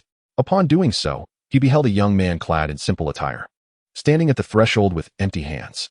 Chapter 27. The Hardening, Where are the Snacks? Upon noticing that Fu Changsheng had empty hands, Wen Renming furrowed his brow. Oh, do not fret, they are right here. Fu Changsheng smiled gently, reaching into his pocket to retrieve a canister of spray, which he then directed towards Wen Renming's eyes.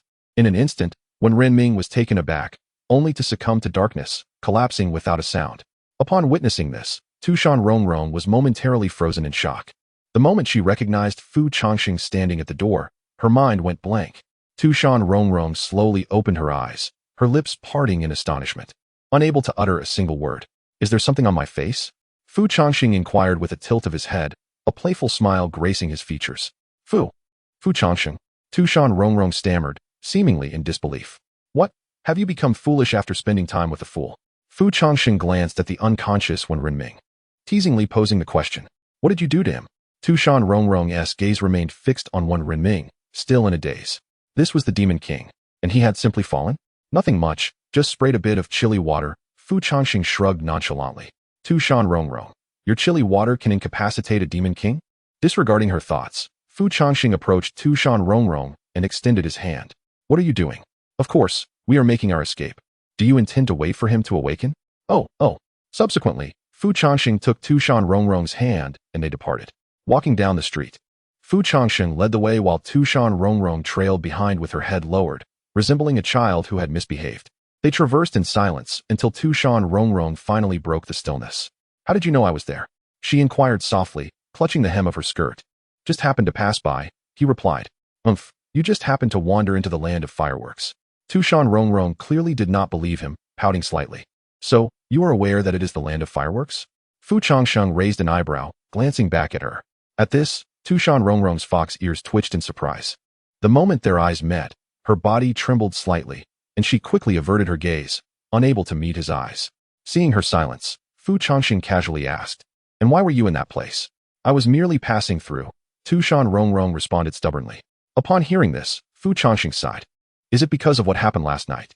In response, Tu Shan Rongrong turned her head away, choosing not to answer. However, silence can also serve as a response. Fu Changsheng suddenly felt as if he were a father to a rebellious daughter, yearning for a bit of excitement in his life. With a resigned sigh, he said, Very well, I apologize for my words yesterday. You are indeed quite charming, intelligent, and possess a lovely disposition. In the future, many will undoubtedly queue up to pursue you. As he spoke, Tu Shan Rongrong's expression shifted, a faint blush creeping onto her cheeks. Only now do you recognize my allure. She puffed up her cheeks defiantly. Indeed. I have witnessed it, Fu Changsheng nodded, though you are not particularly astute. Are you implying I lack intelligence? Tu Shan Rongrong exclaimed, her eyes widening in indignation as she glared at him. You may criticize my appearance, but you shall not tarnish my intellect. Being flustered by a somewhat reserved yet charming individual indeed suggested a lack of cleverness.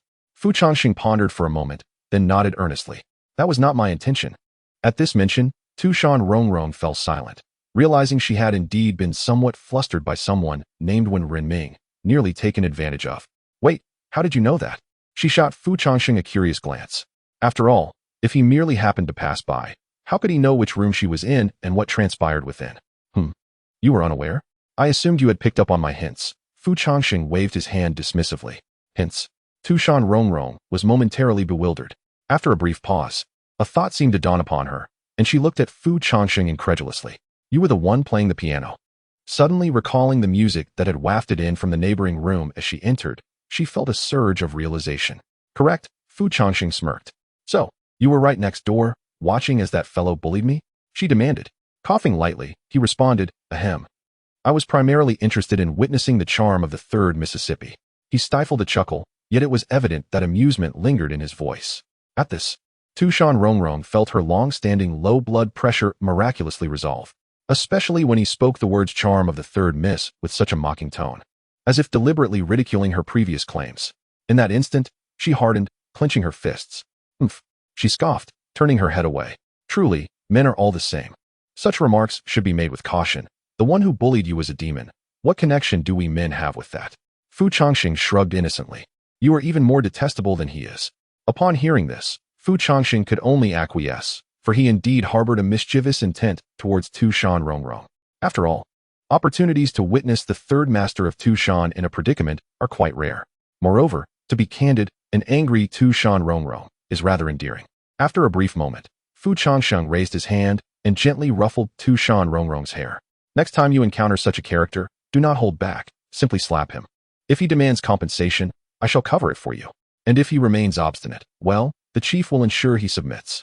Having said this, Fu Changsheng delicately arranged Tu Shan Rongrong's hair. However, in the midst of their conversation, Tu Shan Rongrong suddenly froze. Her gaze vacant as she stared at the hand resting atop her head. For reasons unknown, her heart began to race. TCH.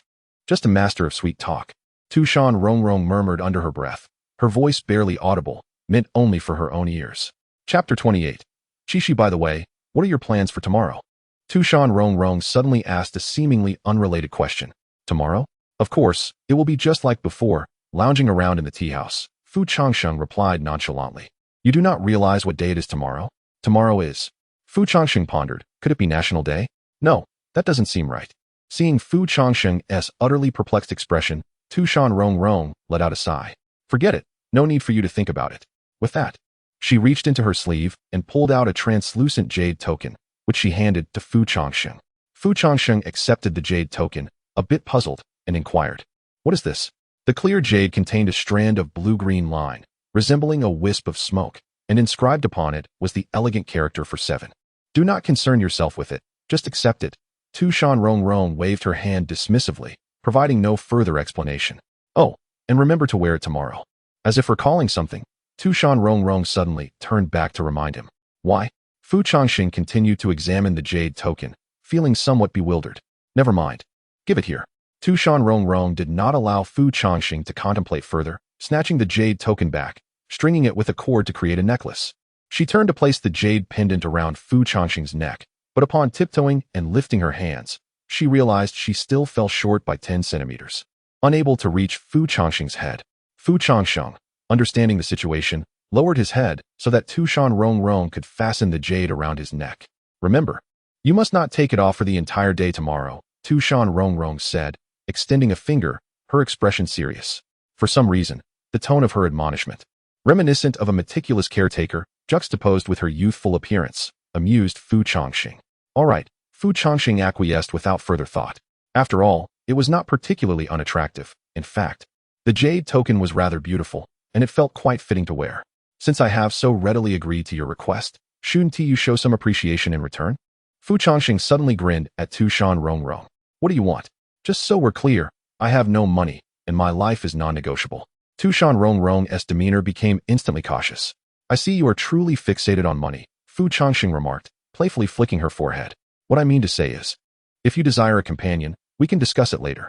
As for the dating hall, let us avoid that altogether. Fu Changsheng walked ahead, imparting advice like a family elder. For some reason, the image of Tu Shan Rongrong being playfully teased by Wen Rin Ming in the private booth stirred a sense of unease within Fu Changsheng, akin to watching one's prized cabbage being coveted by another. Upon hearing this, Tu Shan Rongrong nodded in agreement without hesitation. Even if Fu Changsheng had not mentioned it, she would have refrained from visiting that dating hall again. Those individuals, she truly found herself at a loss in dealing with. Were it not for the timely appearance of Changsheng today, she certainly would have delivered a resounding slap to the face of that insufferable fellow, Wen Renming. In the next moment, as if struck by a sudden realization, Tu Shan Rongrong's brows slightly lifted, revealing a glimmer of delight. It could indeed be so. Yet Changsheng should surely explain to me why he has barred my participation, she mused, playfully tilting her head back with a light chuckle. Could it possibly be because he harbors a secret affection for me, unwilling to let anyone else claim me? Oh, how intriguing it is that he would stealthily follow me today. With this thought, Tu Shan Rongrong covered her mouth and chuckled softly, her expression one of playful amusement. As if to say, so this is your cunning scheme. Well then, seeing as little Changsheng has acquiesced to one of my conditions, I shall oblige him. Tu Shan Rongrong let out a gentle sigh, feigning a sense of having been greatly wronged.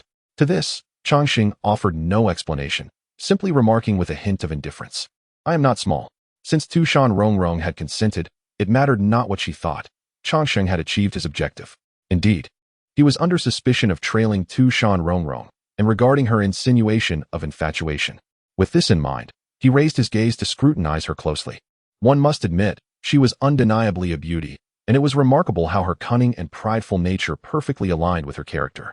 To sum it up, she was the object of many a young boy's secret admiration in her youth, and now, she had blossomed into a femme fatale capable of wreaking havoc. A future wife, perhaps that is a matter for another time. Meanwhile, Tu Shan Rongrong, suddenly aware of Changsheng's prolonged gaze, could not resist waving her hand gently before him. Hey, am I not charming? She teased with a playful smile. Upon regaining his focus, Changsheng nodded as if it were the most natural thing in the world. Indeed, you are lovely, just like my daughter. Go die? The following day, Changsheng opened the door to the tea house as usual, settling at the counter to read and sip tea, embodying a demeanor of leisure and contentment. Notably, today as Tu Shan Marketplace buzzed with far more activity than usual, even from his seat in the tea house. He could sense the throngs of people. Is there a festival today? Changsheng pondered, glancing at the calendar with curiosity. Since his arrival in this world, he had lost track of such occasions, for there were no holidays to mark his days. He continued to pass his time in the tea house as he did every day. Only during the new year did Tu Shan Rongrong, that little fox, come to join him for desserts and cheerful chatter after enjoying the family feast with her sister. Oh, it is the Qixi festival, Changsheng mused thoughtfully. No wonder that upon opening the door today, I was greeted by a street adorned with vibrant red fabrics, with every household seemingly brimming with excitement. If it is indeed the Qixi festival, it becomes quite understandable. In my previous world, this occasion was primarily acknowledged by infatuated couples, as it was not a public holiday, thus garnering little attention from the masses. However, in the eyes of the people and spirits of Tu Shan, Qixi represents the most significant day of the year. Today, the streets of Tu Shan are bustling with throngs of people, with couples predominantly seen walking hand in hand, their affection adding a unique tenderness to the festive atmosphere. Before long, a tea enthusiast entered the tea house. "Ah, Boss Fu, happy Qixi," exclaimed an elderly gentleman, a regular patron, as he cheerfully greeted Fu Changsheng, who was seated at the counter. "Zhang Lao, feel free to serve yourself whatever you wish, it's on me," Fu Changsheng replied, leaning back in his chair with a subtle smile. Chapter 29. It seems I have been deceived. The elderly man chuckled with joy as he adeptly approached the counter to procure his usual tea leaves. While pouring water to brew his tea, his gaze inadvertently fell upon the chest of Fu Changsheng, where he spotted the half-jade pendant that Tu Shan Rongrong had adorned him with the previous day. Upon seeing the character 7 inscribed on the pendant, the old man was momentarily taken aback. In the next instant, a look of astonished delight blossomed upon his face. "Oh my, I truly did not expect this, Changsheng. You are quite remarkable." The old man suddenly beamed and gave Fu Changsheng a thumbs up without any prior indication. Fu Changsheng was momentarily stunned, bewildered by the old man's words. "Which young lady are you referring to? I have never heard you mention anyone before." The elder continued to chuckle to himself. Fu Changsheng looked at the old man's uncontainable smile, feeling utterly perplexed. "What, young lady? Oh, I understand now. You young people, when love first stirs, tend to feel shy, just like I did in my youth." With that, the old man took his teacup and, wearing a broad smile, found a spot to sit down and savor his tea. Fu Changsheng remained in a state of confusion for quite some time, unable to comprehend the elder's statements. Shortly thereafter, a number of tea patrons began to trickle in. Strangely, these patrons, particularly the regulars, when greeting Fu Changsheng and ordering tea, found their eyes irresistibly drawn to the half-jade pendant adorning his chest. A cascade of bewildering remarks ensued. "Wow, Fu Changsheng, I never would have guessed. You always seem so indifferent towards the young ladies who approach you. I thought you preferred men. Hey, Boss Fu, it appears something is afoot today." As they noticed the jade pendant on Fu Changsheng's chest, they all gathered around, laughing and inquiring about the situation. The scene resembled that of a man's relatives curiously probing him after he had finally entered a romantic relationship, despite Fu Changsheng having never experienced such a relationship himself. Naturally, Fu Changsheng looked at them with a face full of bewilderment. Unable to express his annoyance, he could only awkwardly nod, mumbling non-committal responses without addressing their inquiries. What on earth is happening today? Fu Changsheng felt an inexplicable strangeness in the air. In the tea house, a few young patrons huddled at a table, their gazes fixed on the street outside, observing the passing female demons. Indeed, this year's Qixi festival has brought forth many unfamiliar faces, and they are all beauties. Why not approach them? Today is Qixi. Your chances of success are surely doubled. Never mind that. I am planning to seek out my little Xia. The individual chuckled resignedly. By the way, have you noticed? Brother Fu today. One of them pointed at Fu Changsheng, who was seated at the counter engrossed in a book. I too have noticed. I previously thought Brother Fu was utterly disinterested in matters of the heart, yet it seems that has changed. I wager a few taels of silver. It must be that rain poem.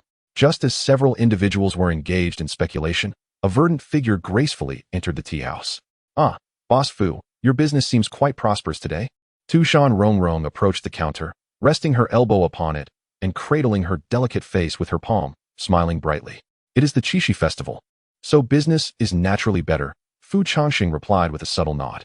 In a fleeting moment, Fu Changsheng glanced at Tu Shan Rongrong and was taken aback to discover that she, too, wore a half-jade pendant identical to his own. The only distinction was that his bore the character for 7, while Rongrong's displayed evening. Fu Changsheng raised an eyebrow. Evidently, his piece and Rongrong's formed a pair, together embodying the essence of Qixi. Rongrong, at this juncture of the festival, should you not be occupied with wish-making gifts?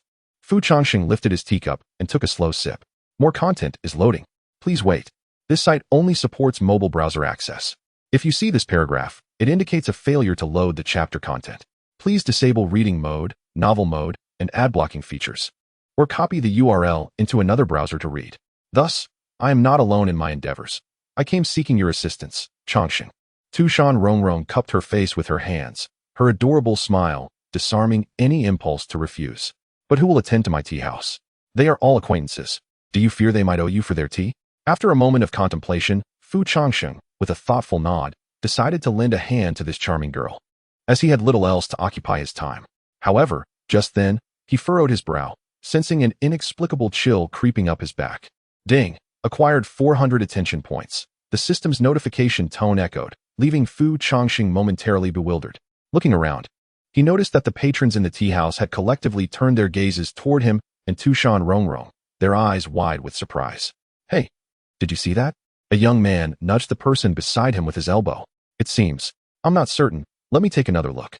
The individual squinted, scrutinizing the jade pendant adorning Rongrong's chest, attempting to discern the inscription. Indeed, it was the character evening. Goodness, it truly is. In the next moment, they turned their attention back to the young man who had wagered 3 taels on rain poem. Brotherly, it appears you must prepare to relinquish those 3 taels.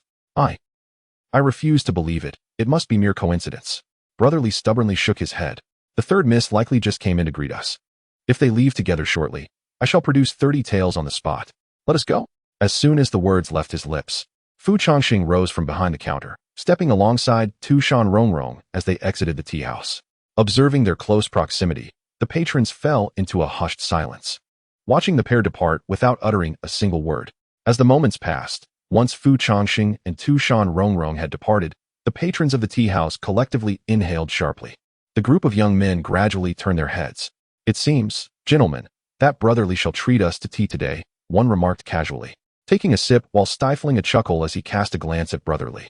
After leaving the tea house, Fu Changsheng swiftly followed Tu Shan Rongrong to the base of the heartbreak tree. Adorning the tree were crimson threads entwined among its branches, embellished by peach blossoms, transforming the originally dignified and elegant heartbreak tree into a charming sight. The petals and leaves of the heartbreak tree danced in the breeze, drifting away like a celestial river of stars, invoking in Fu Changsheng the phrase a bridal procession of 10 miles. The wish ceremony is a cherished tradition on the morning of the Qixi festival in Tu Shan. Couples gather beneath the heartbreak tree to inscribe their heartfelt wishes on wooden plaques, which they then tie to the tree with red threads, seeking its blessings. Together, Fu Changsheng and Tu Shan Rongrong sat before the heartbreak tree, distributing wooden plaques to the couples who came to make their wishes. However, as he handed out the plaques, Fu Changsheng's expression grew increasingly perplexed. Why did they all wear such jade tokens around their necks? He pondered with furrowed brows. Stealing a glance at Tu Shan Rongrong, he found her responding with her signature smile, yet it sent a jolt of unease through him. It felt as though he had unwittingly fallen into an extraordinary trap. Chapter 30. Tu Shan Rongrong's seriousness. Third miss, you have worked hard. A fox spirit approached, gently resting an arm around her partner's shoulder, and offered a slight nod to Tu Shan Rongrong. Indeed, enjoy yourselves, Tu Shan Rongrong replied with a soft smile, handing the couple a wooden token. Time passed, and soon it was nearing the hour of the snake. Tu Shan Rongrong stretched languidly, while her companion, Fu Changsheng, finally exhaled a sigh of relief. I'm utterly exhausted. Sister, why must you leave all this work to me? Tu Shan Rongrong murmured with a hint of dissatisfaction. Is this your excuse for coaxing me into working for free? Fu Changsheng cast a casual glance at Tu Shan Rongrong. How can matters of scholarship be deemed coaxing? Besides, you should feel honored to work alongside me, she retorted, extending a wooden token towards Fu Changsheng. Consider it your reward. Now go make a wish. Taking the token, Fu Changsheng couldn't help but smile wryly. Well, wishes are best believed in rather than dismissed. After all, it costs nothing to try. With that, he took a brush and began to write. As Fu Changsheng tied the token to the heartache tree, Tu Shan Rongrong turned, her eyes sparkling with curiosity. What wish did you make? If I tell you, it might not come true, Fu Changsheng replied, leaving her question unanswered. Let's go? We've finished our work. It's time to unwind.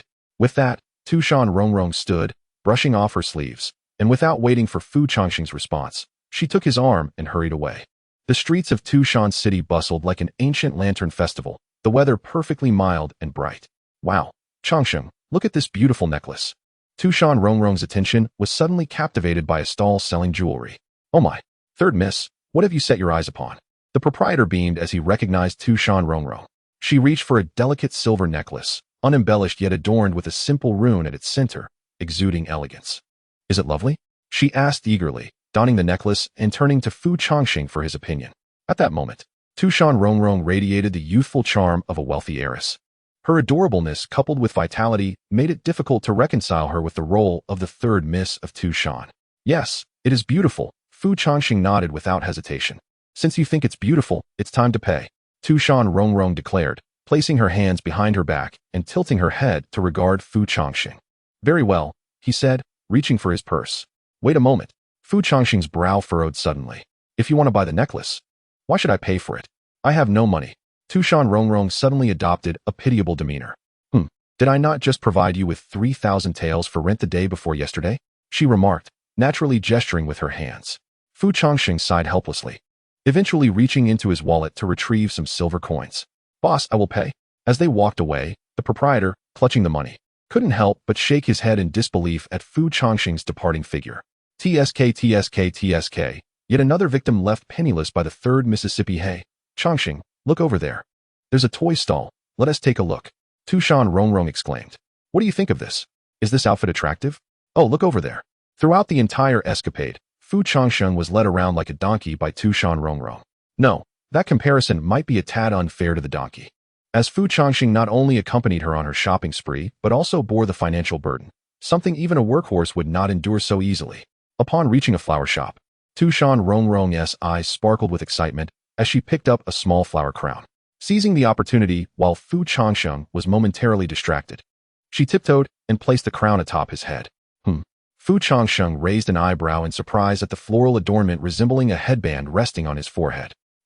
Tu Shan Rongrong couldn't restrain her laughter as she beheld Fu Changsheng wearing the flower crown, with his long hair cascading naturally and his handsome features. He resembled a refined maiden emerging from a noble household. Indeed, our Changsheng is truly a natural beauty, Tu Shan Rongrong mused, circling him with her hands clasped behind her back in admiration. Oh, if only you were my sister, she sighed wistfully. I am a male. If I were to assume a role, it could only be that of your younger brother, Fu Changsheng replied, casting a curious glance at Tu Shan Rongrong. Although he was reluctant to acknowledge it, the truth was that this petite girl, shorter than him by 2 heads, was actually 300 years his senior. Oh, that's simply one do, Tu Shan Rongrong said, shaking her head with a smile. Why not? Fu Changsheng inquired, intrigued. Then, with a touch of mystery, Tu Shan Rongrong beckoned him to lower his head. She leaned in closer to his ear, her soft voice whispering, because if you were my brother, I would find it impossible to resist. After a brief moment, whatever Tu Shan Rongrong had whispered caused a subtle change in Fu Changsheng's expression, his cheeks betraying a hint of warmth. Having spoken, Tu Shan Rongrong playfully blew a gentle breath into Fu Changsheng's ear. The warm, humid air caressed his ear, causing him to shiver slightly, a reaction born of sensitivity. Goodness, can a young lady behave a tad more decorously? Fu Changsheng's face flushed with a subtle hue of embarrassment as he furrowed his brows and shot an indignant glance at Tu Shan Rongrong before turning away. With a soft chuckle, Tu Shan Rongrong was unable to stifle her amusement at Fu Changsheng's reaction. Her laughter reminiscent of a child who has just pulled off a successful prank, brimming with joy. After a while, her laughter gradually subsided, And as she gazed at Fu Changsheng's retreating figure, her eyes slightly lowered, she whispered softly, a sentiment only meant for her own ears, little Changsheng. I assure you, I was quite serious about that. Chapter 31. Who is the book boy? What a puzzling enigma. Come now, you a grown man. Surely you can withstand a little playful banter from a young lady like myself? Tu Shan Rongrong tugged at Fu Changsheng's sleeve, a playful smirk gracing her lips. Fu Changsheng, feeling somewhat exasperated, found himself at a loss against the spirited girl and reached for his wallet to settle the bill. Oh, no need for that. Tu Shan Rongrong interjected suddenly. I rather enjoy the sight of you wearing it. Consider it a gift from me. With that, she deftly retrieved a purse from her sleeve and paid the shopkeeper. This is a token from me, so you must not take it off, she declared, raising a finger with utmost seriousness. Didn't you say you had no money? As Tu Shan Rongrong produced her purse, Fu Changsheng's expression darkened. Not anymore, she retorted, emphasizing the word now with a playful tone, before dramatically making the purse vanish as if by magic. Witnessing this spectacle, Fu Changsheng felt a twitch at the corner of his mouth. All right, let us continue, he acquiesced, striving to ignore his irritation as Tu Shan Rongrong resumed her lively pace down the street. Before long, her attention was captured by a bustling crowd in the distance. It seems lively over there. Let us take a look, she exclaimed, pulling Fu Changsheng into the throng of people. Before them stood a stage adorned with colorful decorations, suggesting an ongoing event. A banner proclaimed in bold letters, Poetry Conference. Dear friends, this year marks our inaugural Qixi Poetry Gathering. The host on stage spoke with palpable excitement. The rules are simple. Display your poetic talents and offer our blessings for this beautiful festival. The winner shall have the opportunity to select any item from our prize pool. With a confident smile, the host stepped back to reveal the prizes on display, a mid-grade spirit sword, a high-quality spirit stone, and 5,000 taels of silver.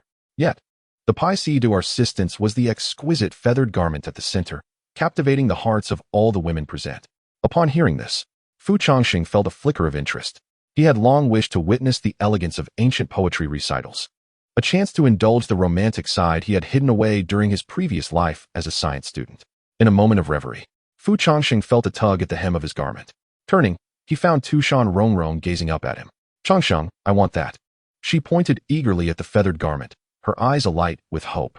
Miss, that is not something I can purchase, Fu Changsheng replied, exasperation creeping into his tone. That is a prize from the event, not for sale. I'll give you 100 taels, go win it for me, she insisted. No way. Fu Changsheng resolutely shook his head. Setting aside the fact that he was a 21st century science graduate, he knew he could never best the locals in such a contest. Moreover, the exquisite attire was priced at no less than 3,000 taels, yet Tu Shan Rongrong offered merely 100 taels as a reward. Even a dairy cow must graze and yield milk. It appeared that Tu Shan Rongrong intended to starve the immortal and draw blood. Slightly dissatisfied, Tu Shan Rongrong pouted and turned her head away in irritation. Very well, let us commence with the first segment, composing poetry. The host on stage proclaimed with enthusiasm. Ladies and gentlemen, please craft verses inspired by the Qixi festival. Who among you wishes to take the first turn? The host surveyed the audience. Soon, a man emerged from the crowd, a rugged fellow clad in a traditional gown, his beard unkempt. He approached the stage, gathered his thoughts, and then recited loudly. Today marks the 7th of July. Fortune flows in, business thrives. My mother urges me to seek a daughter-in-law. The audience erupted in laughter at the man's humorous verse, finding a delightful charm in his sincerity that was hard to resist. This encapsulated the essence of the event, allowing those unfamiliar with poetry to experience its joy. At that moment, a scholar, elegantly holding a folding fan, gradually ascended the stage, exuding the air of a cultured gentleman. Today, I too shall recite a verse, he proclaimed, snapping open his fan and confidently intoning. In this familiar place on the Qixi festival, I find solace in the wine shop, unaware of the bamboo's lament, only dreaming of a beautiful maiden. Upon finishing his poem, the scholar snapped his fan shut with a flourish, brimming with self-assurance. It was evident he intended to mock the previous man's lack of poetic knowledge. The audience erupted in applause, though his verse was not particularly exceptional. The ability to compose a decent poem on the spot was commendable. Is there anyone else who wishes to challenge this gentleman? The host inquired, nodding approvingly while scanning the crowd.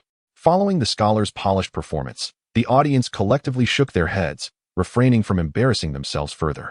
Very well. The victor of this segment is this esteemed scholar. You may select a prize. The scholar, smirking to himself, confidently approached and chose the medium-grade spirit sword without hesitation. Just as he reveled in his triumph, A somewhat abrupt voice resonated from the audience. Humph, so pretentious. Though Tu Shan Rongrong's voice was not loud, it reached the scholar's ears perfectly. He turned to her, a flicker of displeasure crossing his face as he suppressed his anger, forcing a smile and inquiring, "Oh? It seems this young lady does not hold me in high regard." Tu Shan Rongrong did not shy away. She met his gaze head-on and remarked with a faint smile. One may possess poetic talent, yet lack the virtue of poetry. Talent devoid of virtue is rendered futile. Upon hearing this, the scholar's countenance darkened, and the atmosphere grew tense. It appears this young lady is indeed a paragon of both talent and virtue, the scholar replied coldly with a smirk. Why not come forth and demonstrate your skills? As he spoke, he gestured invitingly. However, Tu Shan Rongrong remained unfazed, her smile unwavering. To surpass you, why must I take the stage myself? My attendant alone suffices, she retorted with an air of derision, casting a scornful glance at the scholar. At her words, the onlookers swiftly retreated a step, eager to witness the unfolding drama. Aside from Changsheng, who was somewhat bewildered by Tu Shan Rongrong's sudden confrontation, everyone else seemed to relish the spectacle. Hey, sister, where did you get an attendant? Changsheng whispered curiously into her ear. Tu Shan Rongrong did not respond. Instead, she slowly turned to face him, a sly smile gracing her lips. In that instant, Changsheng felt an unsettling shift in the air. By the time he realized what was amiss, he looked up to find that the entire assembly had fixed their gaze upon him. It was known that Tu Shan Rongrong had an attendant, and the only person standing beside her was Changsheng. The question arose, who was the attendant? Changsheng was left utterly perplexed. Chapter 32, To the King of Kings, A Path Through the Heart in the Realm of the New Keyboard Novel Network. The latest chapter of Fox Demon, accompanying my long life with the sound of my chin, is updated in real time. Why are you staring at me? Changsheng suddenly felt a jolt of surprise as the collective gaze of those around him converged upon him, rendering him utterly uncomfortable. Naturally, we are waiting for you to teach that fellow a lesson, Changsheng replied with an air of calm. Then why don't you go up instead? He retorted. I cannot do that, Changsheng declared, her hands perched confidently on her hips, exuding an undeniable pride. Changsheng, but you just spoke as if it were a matter of course. In that moment, darkness clouded his vision. The realization dawning upon him that Changsheng had exhausted her utmost wit in her earlier verbal sparring with that scholar. All right, enough of this. Go on up. If you win, I shall reward you with 200 taels. Changsheng urged, giving him a firm push from behind. Changsheng stumbled onto the stage, where a wave of anticipatory gazes from the audience awaited, eager to witness the pinnacle clash between the student and the scholar. Amidst the crowd, a graceful young woman raised her eyebrows in surprise upon catching sight of Changsheng. Is it him? YSH mused, astonished as she observed him on stage. As Changsheng ascended, the scholar appraised him from head to toe. Very well, since we have a challenger, let the games commence. At that moment, the host stepped forward once more. The second round, couplets. The first party will present the first half of the verse, and the second must respond with the latter half. Should the outcome remain ambiguous, the two shall switch positions. Do both of you understand? The scholar, with a confident flick of his folding fan, replied, naturally. I suppose. Changsheng nodded wearily. All right, let us begin, the host proclaimed. With a cold smirk, the scholar advanced a step and boldly proclaimed, prideful mist, fragrant flowers of the fruitful vale, a staff of the sea calms 10,000 beasts. His words resonated with a commanding presence, captivating the audience and elevating the stakes to an unprecedented level. This is quite a challenge to respond to, the spectators murmured amongst themselves. Changsheng furrowed his brow, pondering for a moment. The scholar's fluent delivery indicated he had come prepared. Yet, why did the name Prideful Vale seem so familiar to him from his past life? After a brief pause, Changsheng cleared his throat and began. Purple palace thunder, celestial woods fragrance, shaking mountains twin arrows, 1,000 immortals fall. As he delivered his response, the audience erupted in astonished exclamations. They had initially believed the first half of the couplet was grand enough, yet the latter half soared to celestial heights, propelling the atmosphere to new heights of grandeur. What impeccable structure! Even Changsheng was taken aback by the brilliance of his response. She was aware of how to continue the first half of the sentence, yet she found herself perplexed as to how the scholar on stage could know it. The scholar, too, furrowed his brow in surprise at how swiftly his opponent was able to respond. Although it differed from the original line, he could not deny that the continuation was indeed commendable. After a brief moment of hesitation, The scholar stepped forward and clasped his fists, inquiring. I am a guest of the Li family from the Tao Alliance, known as the King of Kings, traveling under the alias of Zhang Afa. May I ask your esteemed name? I have studied for 2.5 years and serve as the third young lady's attendant. Fei Changsheng, he replied politely. Excellent. As more content loaded, a note appeared stating that the site only supports mobile browser access. If you see this paragraph, it indicates that the chapter content failed to load. Please disable reading mode, novel mode, and ad blocking features, or copy the URL to another browser for reading. Zhang Afa's gaze sharpened. It appeared he had encountered a worthy opponent today. Old and gray, lamenting lost youth. I now pity the visage of man. Zhang Afa crafted a response of his own, determined to engage in a serious contest. After delivering his previous line, Fei Changsheng's thoughts began to flourish. In a moment of distraction, he inadvertently glanced at the enchanting Tu Shan Rongrong in the audience. Suddenly inspired, a subtle smile graced his lips. The dark-haired gentleman, in the light of day, intoxicated by a bewitching countenance. As soon as his words landed, Tu Shan Rongrong's eyes widened in astonishment, a flicker of unusual color flashing within her captivating gaze. Excellent. Truly remarkable. The audience erupted in applause. In that instant, Zhang Afa's frown deepened. Amidst the throng of willows and blossoms, harmony abounds everywhere. In the midst of vibrant colors, laughter echoes daily. Fei Changsheng maintained his composure as he continued. Zhang Afa's eyes widened in disbelief, nearly dropping his jaw to the ground. What is this style? He could hardly fathom that a humble attendant could outshine him, a distinguished guest of the Li family. Splendid flowers, gentle rains, and fine seasons.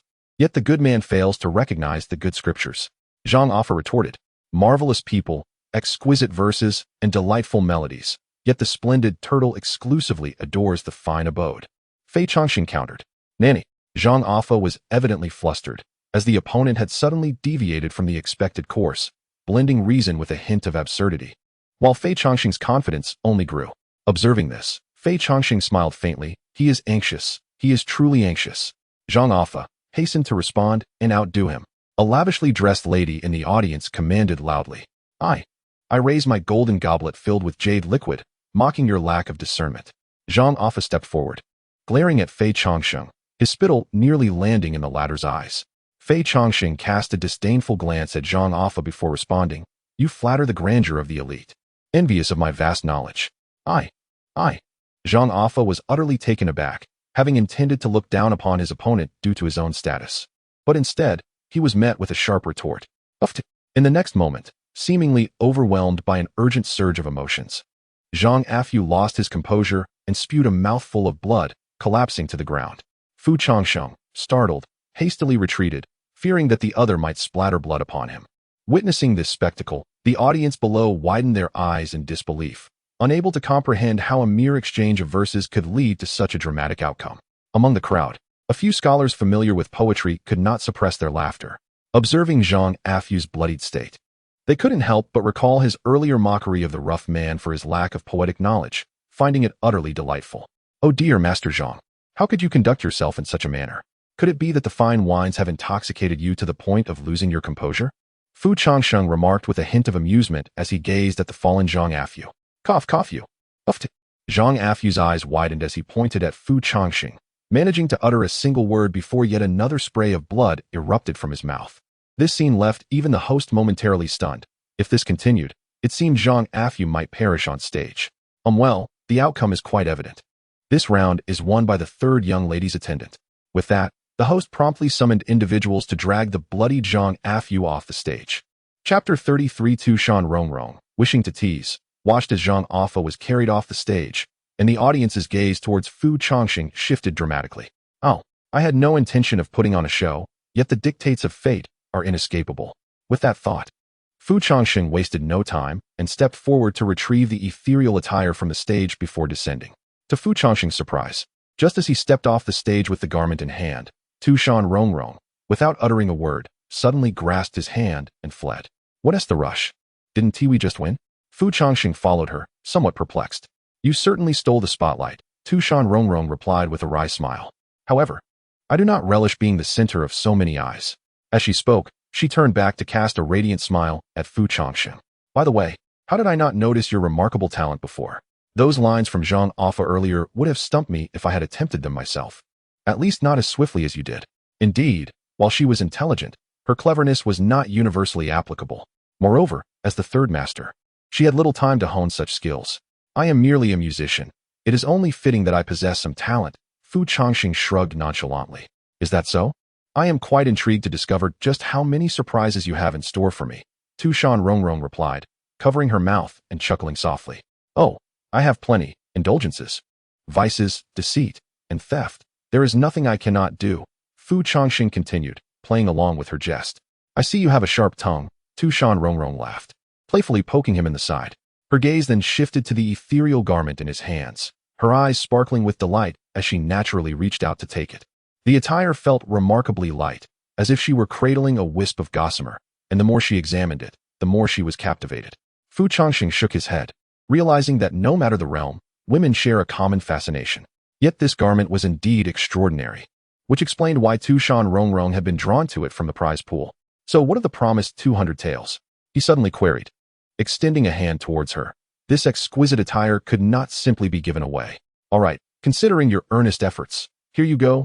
Tu Shan Rongrong smiled gently, retrieving a pouch of coins from her sleeve and tossing it to Fu Changsheng. Upon receiving the pouch, Fu Changsheng sighed in resignation. Tu Shan Rongrong, this cunning vixen, was truly adept at navigating her circumstances. One moment she seemed penniless, and the next, she could nonchalantly produce 200 taels. Even Schr Dinger would weep at such a paradox. Tu Shan Rongrong gazed at the ethereal attire for a moment, and in a sudden daze, she swayed slightly. In the blink of an eye, her pale yellow skirt vanished, replaced by the resplendent garment that now adorned her. A hue reminiscent of jade, mingling with elusive iridescence, enveloped her in a breathtaking ensemble that could only be described as cloud-like and ethereal. As more content is being loaded, please wait. This site is only accessible via mobile browsers. If you see this paragraph, it indicates that the chapter failed to load. Please disable reading mode, browsing mode, and ad blocking features, or copy the URL to read in another browser. Though described as feather garments, they are, in fact, woven from silk, embodying a texture reminiscent of delicate feathers. The sheer fabric clings to Tu Shan Rongrong's shoulders, accentuating her slender waist and evoking a sense of enchantment. It is often said that the beauty of a fleeting flower is but a momentary glimpse.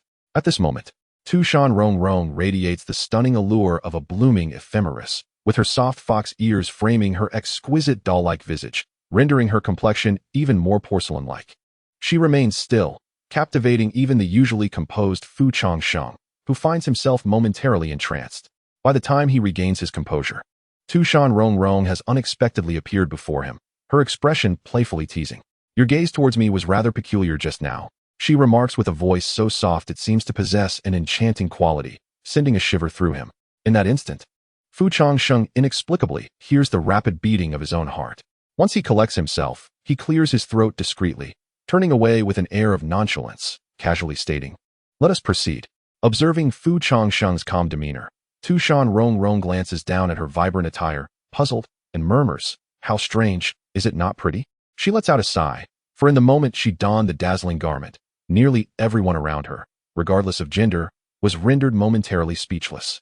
She had anticipated witnessing Fu Changsheng's face flush with admiration, eager to tease him in return, but it appears that will not come to pass. Meanwhile, Fu Changsheng, walking ahead, takes a few deep breaths when he believes Tu Shan Rongrong is not watching. How fortunate he is to have managed to maintain his composure. He feels a wave of embarrassment wash over him, recalling how he had been utterly captivated by a mere little fox. What folly! After meandering through the streets for about half an hour, they find themselves at noon. A private room, please, Fu Changsheng requests at the front desk of the Yao Xianjai, hoping to secure a room for dining and resting. Alas, young sir, it seems the last room has just been reserved. You will have to dine in the main hall. The proprietor apologizes with a sympathetic glance.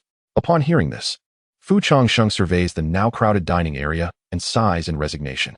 Today, being the Qixi festival, Yao Xianjai is bustling with patrons, and Tu Shan Rongrong had insisted on lingering longer. Now, it seems they may not even find a spot for a meal. Just then, a gentle voice arises from behind him. Then let us go to room 1. Tu Shan Rongrong steps forward, speaking with a calm assurance. Upon catching sight of Tu Shan Rongrong, the proprietor of Yao Xianjai immediately raised an eyebrow, his face transforming into a beaming smile as he approached her. "Oh, it is a friend of the third miss. Come, allow me to escort you upstairs." With that, He led Fu Changsheng and Tu Shan Rongrong to the northernmost room on the second floor, leaving behind a menu before departing with utmost respect.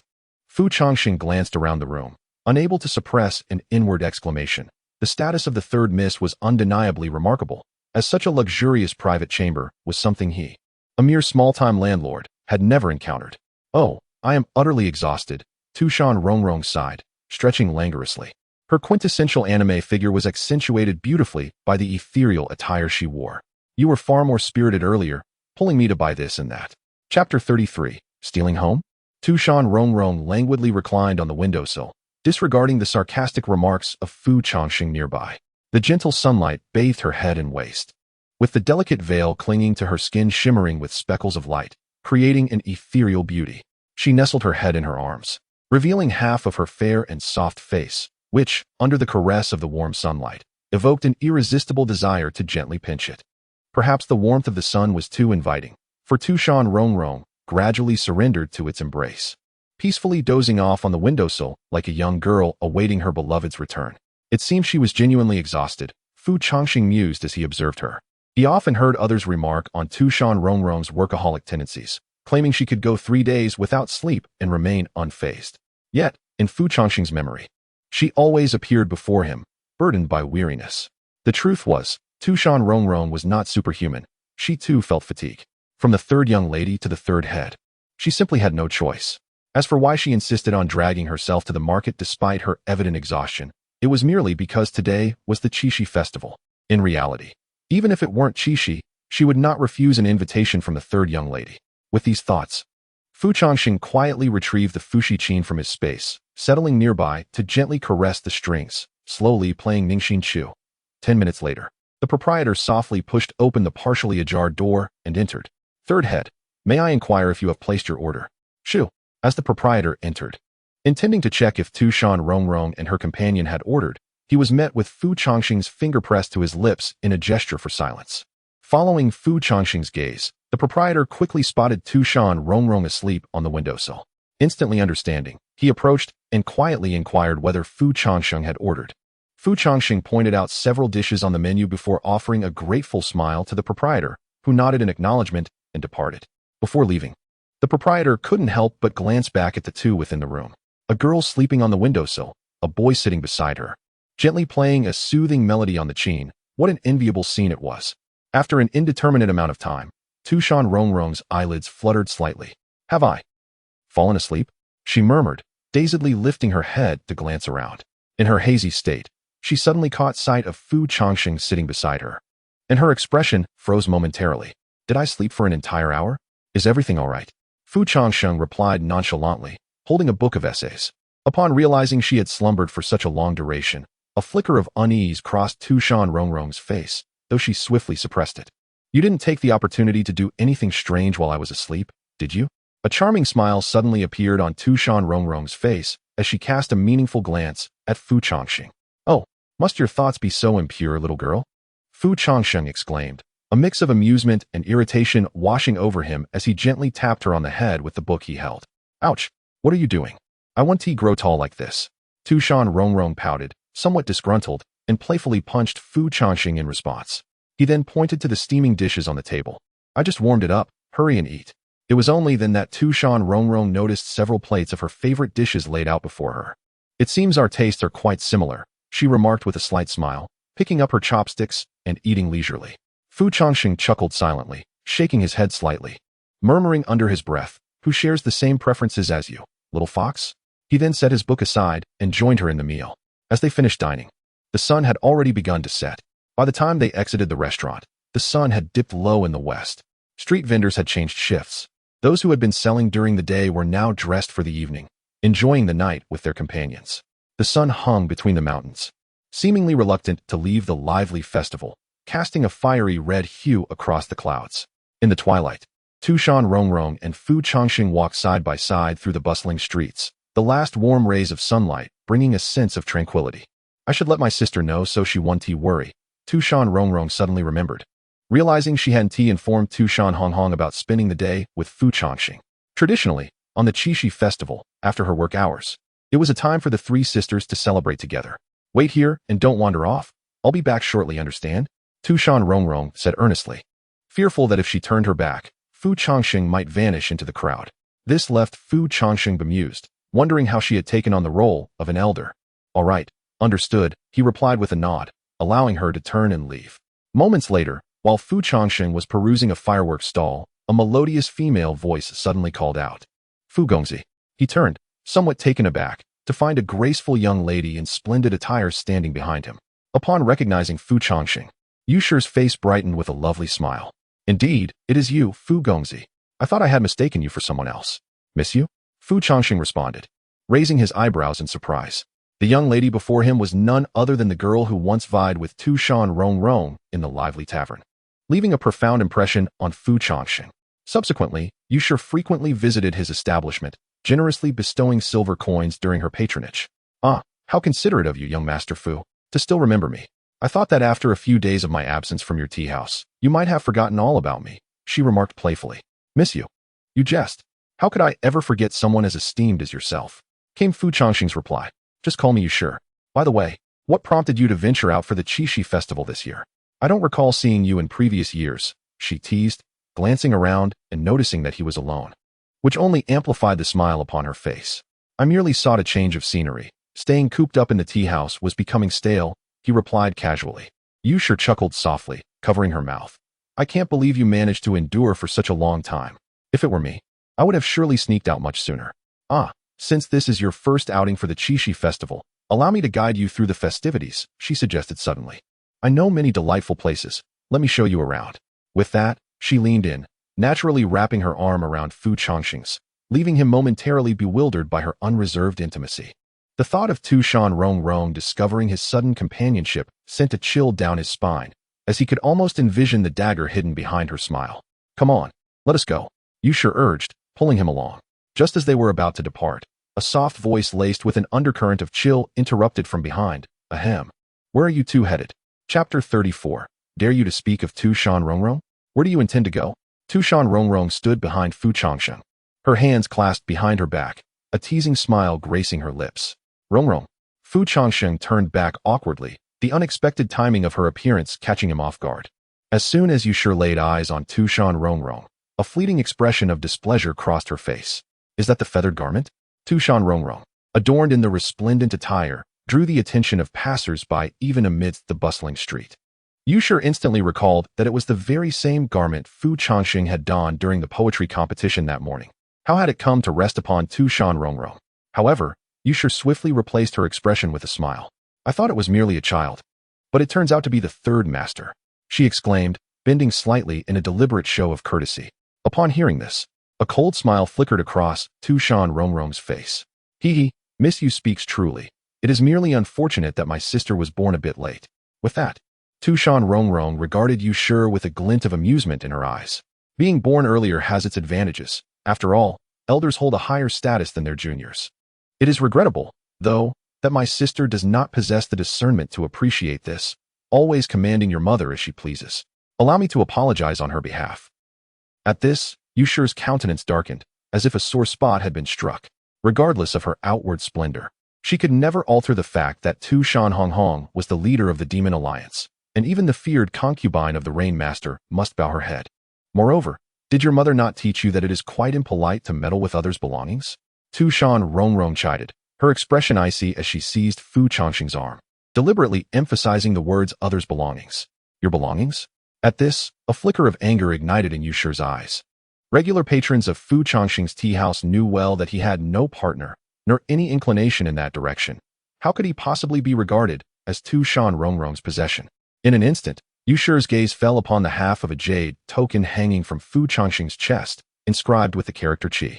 Glancing at Tu Shan Rongrong, she noted that the latter also wore half a jade token around her neck, bearing the character Shi. As if aware of Yusher's scrutiny, a slight smirk played upon Tu Shan Rongrong's lips. Do you understand now?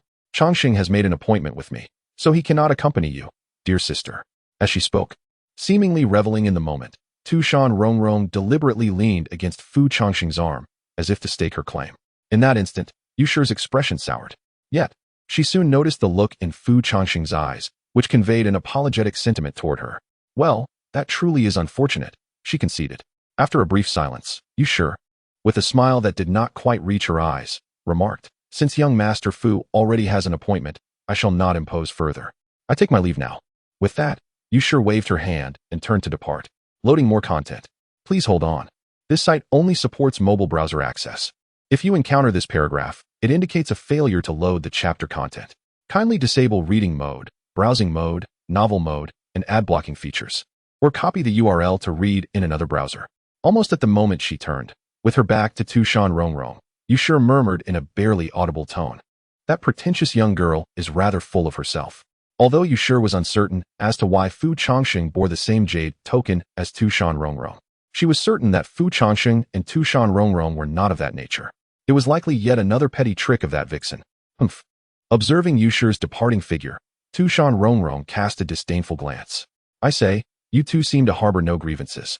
Yet it feels as though you meet as sworn enemies each time, Fu Changsheng remarked, observing the somewhat childish demeanor of Tu Shan Rongrong. And he could not help but sigh. If looks could kill, one of those two women would surely have met her end just now. Of course, Fu Changsheng would not have fared any better either. Do you dare speak? Tu Shan Rongrong's expression darkened. You didn't even support me when she was being sarcastic. With that, she pinched a tender part of Fu Changsheng's waist sharply. Ah, that hurts. Fu Changsheng winced, immediately lowering his head in surrender. Once Tu Shan Rongrong released him, he rubbed his sore side and explained helplessly, but with Miss San's ability, even if Miss Yu had another mouth, she would only be subjected to your sarcasm. In Tu Shan, there are 3 things one must never do. 1. Argue with Tu Shan Rongrong. 2. Reason with Tu Shan Yaya. 3. Be sarcastic with Tu Shan Rongrong. After all, she is the benefactor. Should one offend her, who would sustain me? Fu Changsheng muttered softly. Not to mention, Yu Shi undoubtedly spent the most at Fu Changsheng's tea house and music hall, so he would certainly not provoke her. As Fu Changsheng's words reached Tu Shan Rongrong's ears, her expression shifted to one of discomfort. Me? Who would want to support a gigolo like you? Tu Shan Rongrong stammered momentarily, her annoyance evident as she turned her head away. All right, I concede, my lady, Fu Changsheng sighed, finding this little mistress rather exasperating at times. Seeing Fu Changsheng yield so quickly, Tu Shan Rongrong's demeanor softened considerably. Well then, let us not speak of that troublesome vixen anymore. Tu Shan Rongrong reached for Fu Changsheng's arm, her face instantly adorned with her signature smile. By the hour of the dog, the Qixi festival celebration in Tu Shan had reached its zenith. Colorful lanterns hung from eaves, and one could frequently behold splendid fireworks illuminating the night sky. Dressed in elegant attire, people strolled arm in arm with their partners along the streets.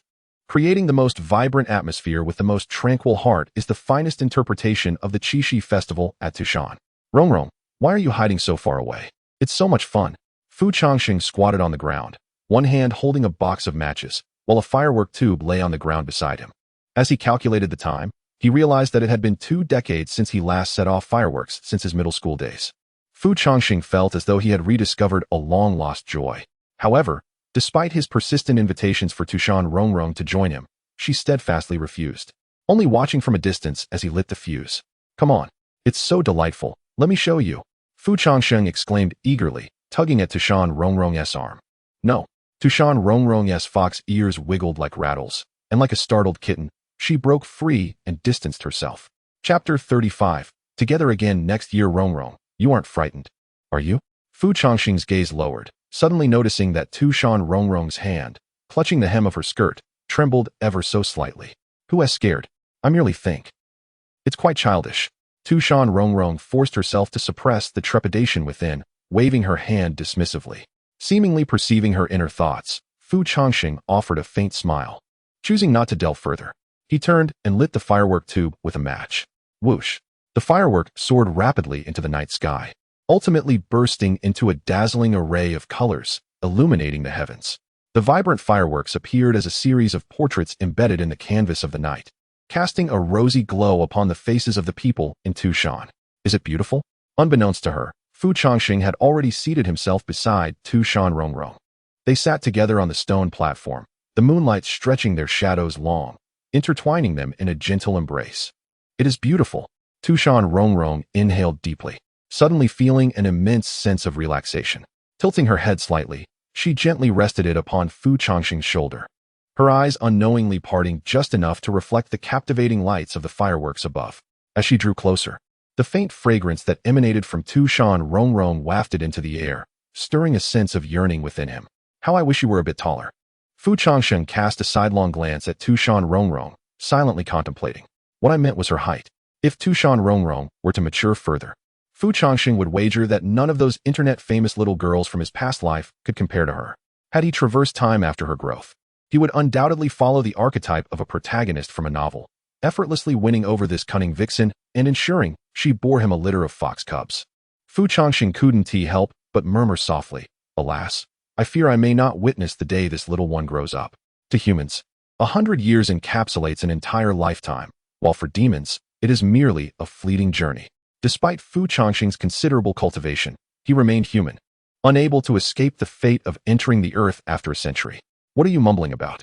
Tu Shan Rongrong turned her head, regarding Fu Changsheng with curiosity. It's nothing, merely pondering a question.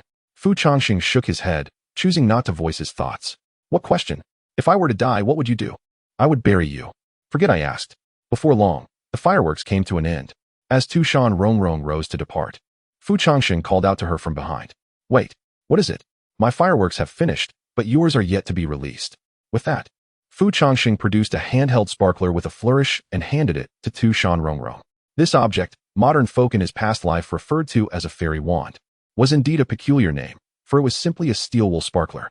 Tu Shan Rongrong accepted the sparkler, her expression blank. With gentle precision, Fu Changsheng lit the firework stick held by Tu Shan Rongrong with a match, and a brilliant flame suddenly ignited at the tip of the sparkler. The flickering flame resembled a radiant star, illuminating Tu Shan Rongrong's enchanting eyes. As the content continued to load, a message appeared, indicating that if one could see this paragraph, the chapter had failed to load properly. It advised users to disable reading modes and ad blockers, or to copy the URL into another browser for a better reading experience. Unlike the children who dashed around, waving their sparklers, Tu Shan Rongrong remained still, cradling the firework stick in her hands. She gazed vacantly at the dazzling orb of light, her lips slightly parted, her gaze unwilling to shift. Tu Shan Rongrong was truly captivating, especially under the glow of that white light. Her fair skin appeared almost painted, evoking a desire to gently bite, reminiscent of a celestial being untouched by the mundane world. Noticing Tu Shan Rongrong's dazed expression, Fu Changsheng chuckled lightly and asked, Is it beautiful? Indeed it is. Tu Shan Rongrong replied, suddenly raising her hand to rub at the corners of her eyes, perplexed by the sudden moisture gathering there. She had grown up. She was now an adult burdened with the responsibilities of Tu Shan, so why was she moved by such a triviality? Did she still find it childish? Fu Changsheng's lips curled into a smirk. Upon hearing this, Tu Shan Rongrong's expression stiffened, clearly sensing that he was teasing her about her earlier comment regarding the childishness of fireworks.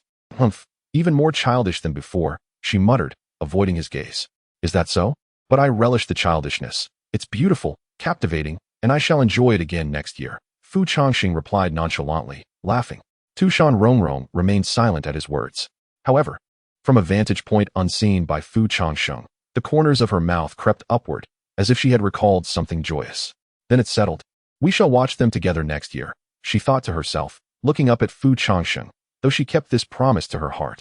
Subsequently, Fu Changsheng led Tu Shan Rongrong to the dance beneath the tree of bitter love. For reasons unknown, upon noticing the jade pendant they both wore, the onlookers began to jostle him forward to dance with Tu Shan Rongrong. Fu Changsheng had no knowledge of dancing. He could only awkwardly twist his body, causing Tu Shan Rongrong, his partner, to stifle her laughter behind her hand.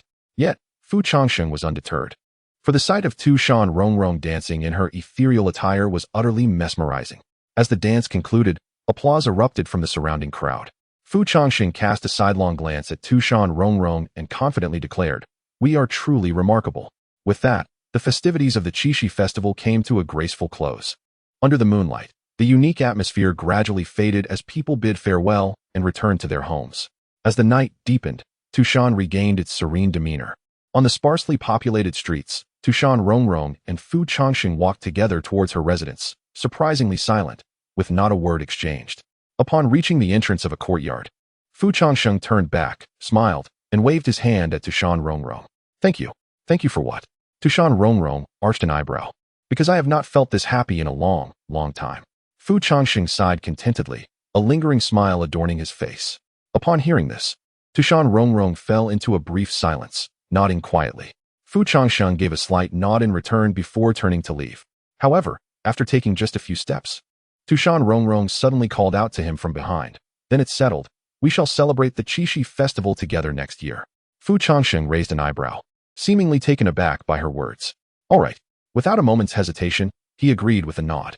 Tu Shan Rongrong then smiled, and just before entering her home, she poked her head out and called loudly, Remember to wear that jade token. If I find out you've lost it, you shall be in a world of trouble. Chapter 36 Departure from Tu Shan. Upon returning to the tea house, Fu Changsheng found himself seated alone at the counter, surveying the establishment to ensure it had remained unscathed during his absence. The amount of money was of little consequence. His primary concern lay in the preservation of the tea house's belongings. It was curious that Dongfang Yuechu had taken leave on the occasion of Qixi. One could only wonder what he was up to. Surely, such a young child was not celebrating Qixi, was he? After a moment of contemplation, Fu Changsheng was astonished to discover that the amount of money in the counter exceeded that of previous Qixi festivals. This revelation elicited an unusually buoyant mood within him. Shaowan, how many focus points do I possess? Current focus points, 5,100 points. Utilize them all to restore the Fuxi Qin, Fu Changsheng replied. Taking a delicate sip of tea. Restoration degree of Fuxi Qin, 17. Focus points, 0. Even though the instant consumption of all his accumulated focus points yielded but a meager restoration, Fu Changsheng remained unfazed. For long ago, the system had revealed to him that upon the complete restoration of the Fuxi Qin, he would be granted a choice to remain in this world or to return to his original realm. Upon learning this, Fu Changsheng had unreservedly devoted all his focus points to the restoration of the Fuxi Qin. As he prepared to tidy the tea utensils and ascend the stairs for slumber, he glanced at the calendar, intending to tear off today's page. In a moment of daze, he stared at the calendar depicting the bold crimson characters for the 7th day, becoming momentarily lost in thought. Ah, yes, it is July. Gradually, Fu Changsheng lowered his head, his expression darkening for reasons unbeknownst to him. Indeed, it has been 12 years. He murmured softly, his gaze flickering with the shadows of unwelcome memories. Subsequently, as if entranced, Fu Changsheng began to mutter to himself while tidying the items within the tea house. The following day Li brother, how was the lady yesterday? On the street, a group of young men strolled toward Fu Changsheng's tea house, engaging in light-hearted banter. What do you think? Li brother's demeanor appeared somewhat unsettled. Isn't that a rhetorical question? Did you not witness Li brother's expression this morning? It was as if the scent of fresh blooms was written all over his face. What nonsense are you spouting? How about a wager? What do you think Fu brother's expression will be today? One of them suddenly proposed. I bet he looks like he is suffering from kidney deficiency. After all, that's the third master, the folded ear fox. I doubt Fu brother can hold it together. I wager he'll be unfazed. I believe Fu brother won't be able to act against the third master. As the group continued their playful discussion, they arrived at the entrance of Fu Changsheng's tea house. To their astonishment, the tea house did not open its doors as expected. Instead, the windows were tightly shut. What is going on? Several individuals found themselves in a state of bewilderment. It is essential to note that the tea house owned by Fu Changsheng has never closed its doors since its inception. Upon raising their gaze, they noticed a notice affixed to the door crack. I have matters to attend to outside. If I do not return within half a month, the ownership of the tea house will be transferred to Tu Shan's third master, Fu Changsheng. On the other side, at the border of the human realm, an expansive desert stretched out, and a heavenly wall stood like a colossal great wall, dividing the human world from the realm beyond. Loading more content. Please wait. This site only supports access via mobile browsers. If you see this paragraph, it indicates a failure to load the chapter's content. Kindly disable reading mode, browsing mode, novel mode, and ad blocking features, or copy the URL to read in another browser. Beyond the heavenly wall lay an abyss of impenetrable darkness, shrouding the world behind it. On this day, a solitary figure traversed the border, surrounded by a desolate landscape devoid of flora or fauna, as if having fallen into a silent, empty chasm. The individual donned a white fox demon mask and carried an ancient guqin on their back, advancing slowly with deliberate steps. Suddenly, an aged voice resonated in Fu Changsheng's ears. Young one, return. Upon hearing this voice, Fu Changsheng remained unmoved, continuing to walk forward at a deliberate pace. As he approached the heavenly wall, the elderly guardians and Taoist practitioners stationed there observed the lone figure with growing apprehension. Unbeknownst to them, despite Fu Changsheng's lack of discernible aura, the sheer force of his presence instilled an overwhelming pressure that caused sweat to bead in the palms of the onlookers. When they beheld the fox demon mask adorning Fu Changsheng's face, the elder of the heavenly gate widened his eyes in disbelief, his aged visage etched with incredulity. "Is it you?" Fu Changsheng paid him no heed. Gradually, the elder furrowed his brow and spoke, "Having suffered once before, do you still cling to your delusions?" His voice resonated with authority, reaching the ears of those nearby. Yet, Fu Changsheng remained unfazed. Witnessing Fu Changsheng's indifference, the elder signaled to those around him, preparing to intercept the determined figure. 12 years prior, he had witnessed 11 extraordinarily gifted youths, masked and adorned with auspicious symbols, boldly proclaiming their intent to unveil the world's facade. The foremost among them, a young swordsman, had cleaved through the fabled heavenly gate, instilling fear in the elder guarding it.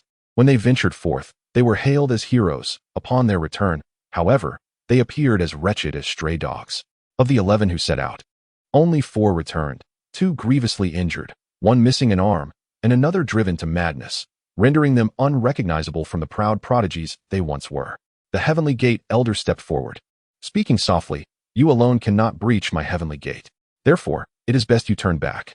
In the next instant, Fu Changsheng spoke. "Stand aside." The voice of Fu Changsheng was soft, yet it resonated with everyone present. However, this statement was not directed solely at the elder of the heavenly gate, nor was it exclusively meant for him.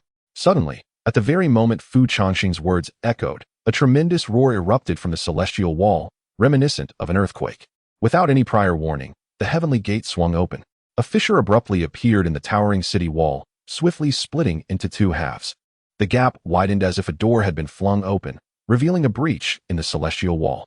The heavenly gate was yielding. What? Witnessing this spectacle, not only the elder of the heavenly gate, but also all the border guardians stood wide-eyed, incredulously gazing at the gaping heavenly gate and the figure of Fu Changsheng below.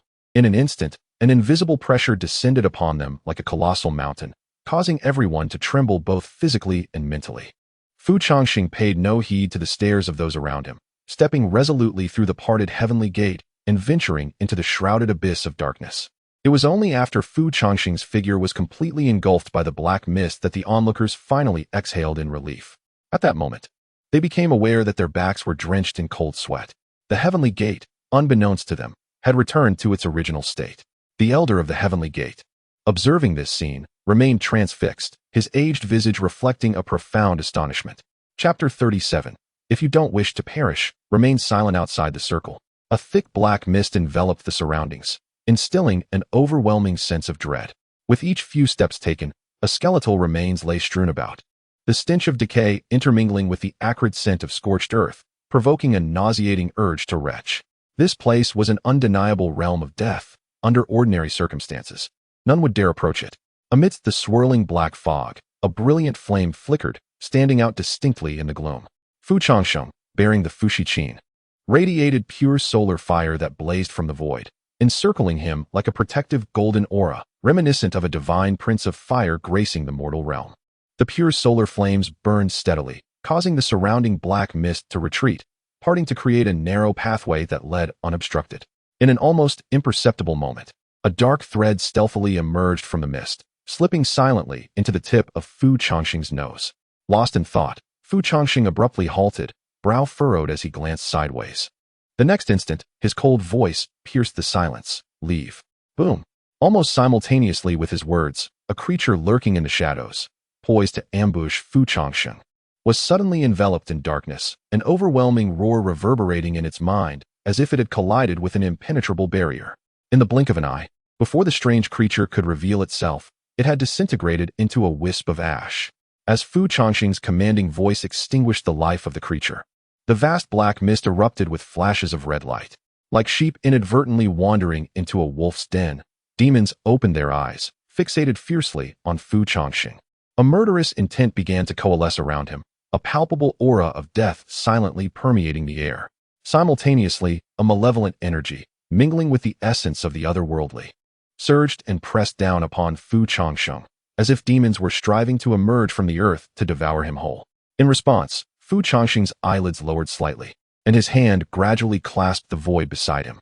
In the next moment, the 7-star Long Yuan materialized from the ether, firmly grasped in his hand. "I had no intention to offend, but since you have revealed your fangs." Fu Changsheng's tone was devoid of emotion, his expression inscrutable. Then I shall no longer feign restraint." With that, he abruptly opened his eyes, a glint of cold light flashing within. The time to act had arrived.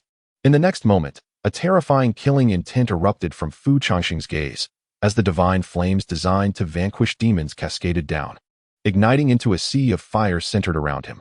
"Come."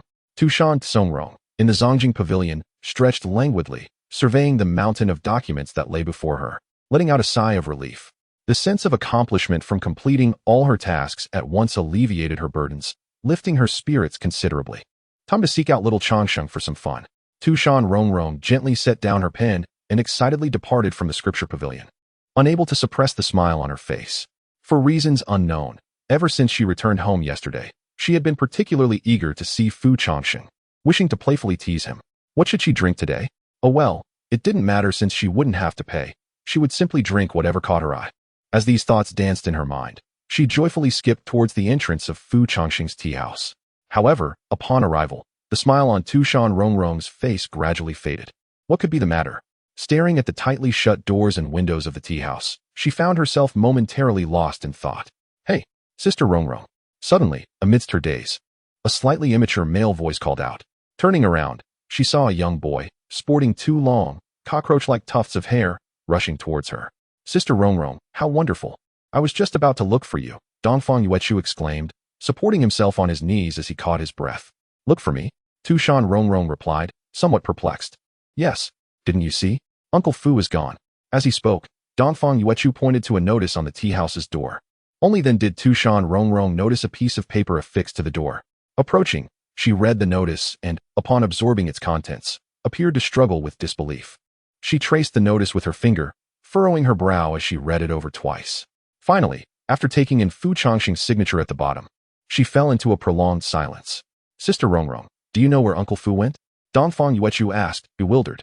The sudden closure of the workplace, without any forewarning from the boss, left him at a loss. Tu Shan Rongrong gently shook her head. "I don't know. He was the one who took me home yesterday, but he didn't tell me where he went afterward." Upon hearing this, Dongfang Yuechu scratched his head, pondering for a moment without any good ideas, and decided to wait it out. "I think Uncle Fu might have gone to visit family," Dongfang Yuechu suddenly suggested. "Visit family?" "Yes. Sister Rongrong, haven't you noticed that Uncle Fu has always been alone in Tu Shan, with hardly any relatives around? So if he found his family, it's possible he might not return to Tu Shan," Dongfang Yuechu pointed out. This speculation aligned perfectly with Fu Changsheng's statement regarding the transfer of ownership of the tea house to the third head of Tu Shan if he failed to return within half a month, indicating that he was clearly preparing to leave. Impossible. The moment Dongfang Yuechu voiced his thought, Tu Shan Rongrong immediately countered with a stern expression. Startled, Dongfang Yuechu instinctively shrank back at her sudden reaction. I was merely suggesting a possibility. Perhaps it isn't the case after all," he said, awkwardly scratching the back of his head. Seemingly aware of her somewhat intense reaction, Tu Shan Rongrong swiftly suppressed the emotions surging within her, regaining her composure. After a moment of thoughtful reflection, she turned her gaze towards Dongfang Yuechu and inquired, "Do you possess the key?" "Huh. Ah, yes, I do." Dongfang Yuechu paused momentarily before retrieving a key from his person, a token given to him by Fu Changsheng when he was taken in to work for him. Without a word, Tu Shan Rongrong took the key from Dongfang Yuechu's hand and proceeded to tear down the notice affixed to the door's crevice. She then unlocked the door and forcefully pushed open the entrance to the tea house. Rongrong Jia, what are we?" Dongfang Yuechu, trailing behind her, asked in confusion. Tu Shan Rongrong nonchalantly settled herself at the counter, turning her head to calmly declare, "From this moment on, I shall wait for him here. As long as he remains absent, the tea house will be under my jurisdiction. We had agreed to celebrate the Qixi festival together next year. It was clearly decided. If Fu Changsheng dares not return, I shall bring him back by any means necessary." "But Uncle Fu mentioned waiting for a fortnight." Tu Shan Rongrong did not respond, merely slowly opened her eyes and cast a frigid glance at Dongfang Yuechu. Slap. In the next moment, without a hint of hesitation, Dongfang Yuechu promptly silenced himself, instinctively covering his mouth with his hand. A primal instinct for survival urged him to recognize that Tu Shan Rongrong's current mood was quite unfavorable, extremely unfavorable. To avoid peril, silence was paramount. Upon witnessing this, Tu Shan Rongrong finally averted her gaze. "Go, prepare some tea for me." "Understood. Rongrong Jia, please make yourself comfortable." Chapter 38. The Black Fox Lady with a resounding crack. The sound of shattered bones echoed as Fu Changsheng, with a frosty gaze, crushed the skull of an otherworldly creature. As the last of these peculiar beings collapsed, tranquility returned to his surroundings. Upon closer inspection, Fu Changsheng was now splattered with the bizarre black blood of the creatures, his once neatly tied hair now appearing somewhat disheveled. Even the white mask adorned with red patterns, representing the fox demon, had become soiled with dust and dark ichor. Fu Changsheng, his eyes vacant and icy, flicked the black blood off his hand, casting a disdainful glance at the scattered remains around him. As if venting years of accumulated rage and resentment, the past 2 hours had been consumed by slaughter, nothing but relentless extermination. Those creatures, capable of wreaking havoc even if a single one were to wander into the human realm, had been reduced to ash and viscera, vanquished by Fu Changsheng in wave after wave, akin to a wolf among sheep, devastating, as if a god of death had descended. Clap, clap, clap. Just as Fu Changsheng was sheathing the 7 stars dragon abyss and preparing to move on, an eerie applause suddenly erupted from behind him, shattering the silence once more. What remarkable skill!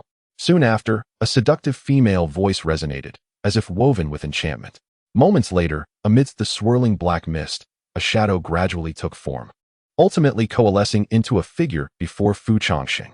The silhouette was cloaked in darkness, exuding an air of enigma that felt akin to gazing into the abyss. In that instant, a presence emanating an aura rivaling that of the demon emperors within the realm spread forth. After years apart, the white fox young master appears even more formidable than before. She was alluring and enchanting, her voice tantalizing, showing no regard for Fu Changsheng's earlier imposing demeanor. Upon hearing her, Fu Changsheng slowly turned, regarding her with a frigid stare. Despite the layer of the mask, his piercing gaze incited a flicker of apprehension within the black fox lady.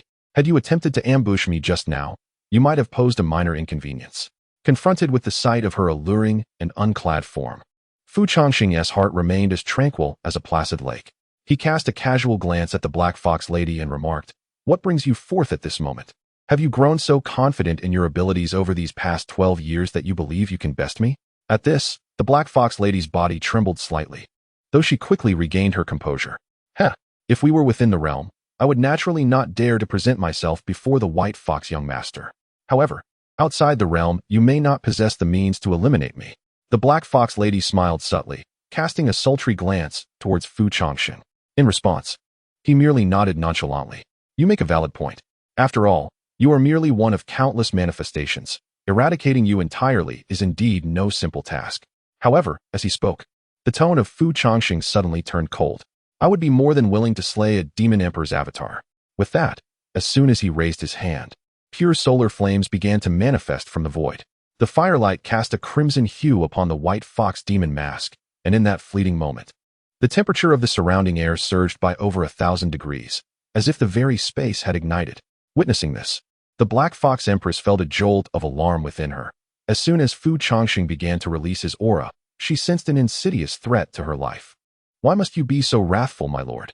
I bear you no deep-seated grudge from years past," she said, desperately suppressing her fear and forcing a calm smile. "Moreover, I have come seeking cooperation with you." Oh, hearing this, Fu Changsheng raised an eyebrow and casually withdrew the demon-slaying fire. "Speak, but if I find your words unsatisfactory, you may begin to contemplate the aftermath of this avatar." Fu Changsheng waved his hand indifferently.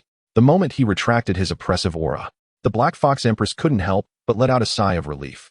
"I will disclose to you the whereabouts of that individual, along with a secret he possesses," she said, winking mysteriously at Fu Changsheng. As she spoke, the Black Fox Empress deliberately emphasized the significance of the individual. Upon hearing this, Fu Changsheng nodded impassively. Yet his reaction was not particularly pronounced. "What are your terms?" "Ha ha ha, my lord is quite straightforward. I wish to know a piece of information. Does the Dongfang family have any descendants?" The Black Fox Empress's eyes slightly drooped, her tone growing markedly serious. "Dongfang. Indeed, the family renowned for their divine flames. The Dongfang clan. It is said that they have long perished, yet upon meeting you, I find myself doubting this notion." The Black Fox Empress smiled softly. "If the White Fox Lord knows, I hope you will share with me his name." Fu Changsheng did not respond immediately. Instead, he scrutinized the Black Fox Empress from head to toe. This question truly caught him off guard. Why would a being of such formidable strength, capable of overwhelming the mortal realm, concern herself with a family that had supposedly been extinguished? "Xiaowan, what do you think?" Fu Changsheng suddenly recalled the system. which might possess greater insight into this matter, agreed to her. However, the system did not provide Fu Changsheng with an explanation, merely insisting that he comply with her request. Fu Changsheng furrowed his brow, clearly taken aback by the system's response. Agreed to her, the system reiterated. At this point, it seemed there was no way to extract any useful information from the system, but that was of little consequence. After all, it was not a matter of great importance. As the sole descendant of the Eastern family, they now linger in Tu Shan, observing the world beneath their very eyelids. Dongfang Yuechu. Changsheng gradually spoke. Upon hearing this, the Black Fox lady's eyes sparkled with a trace of excitement. She yearned to inquire further, yet was silenced by a mere glance from Changsheng. Ah, very well. Since Changsheng was unwilling to divulge more information, the Black Fox lady opted not to seek further amusement. Subsequently, she glided silently to Changsheng's side, leaning in to whisper gently in his ear for a moment. Ah, then I wish the White Fox young master safe travels. With that, the Black Fox lady flashed a wicked smile, her form flickering before vanishing entirely into the obsidian mist. The surroundings once again succumbed to an eerie silence. After receiving the information from the Black Fox lady, Changsheng did not linger any longer, but proceeded in a single direction, not looking back. His steps were deliberate and slow. It took him a full day to reach his destination. Before him stood a wall.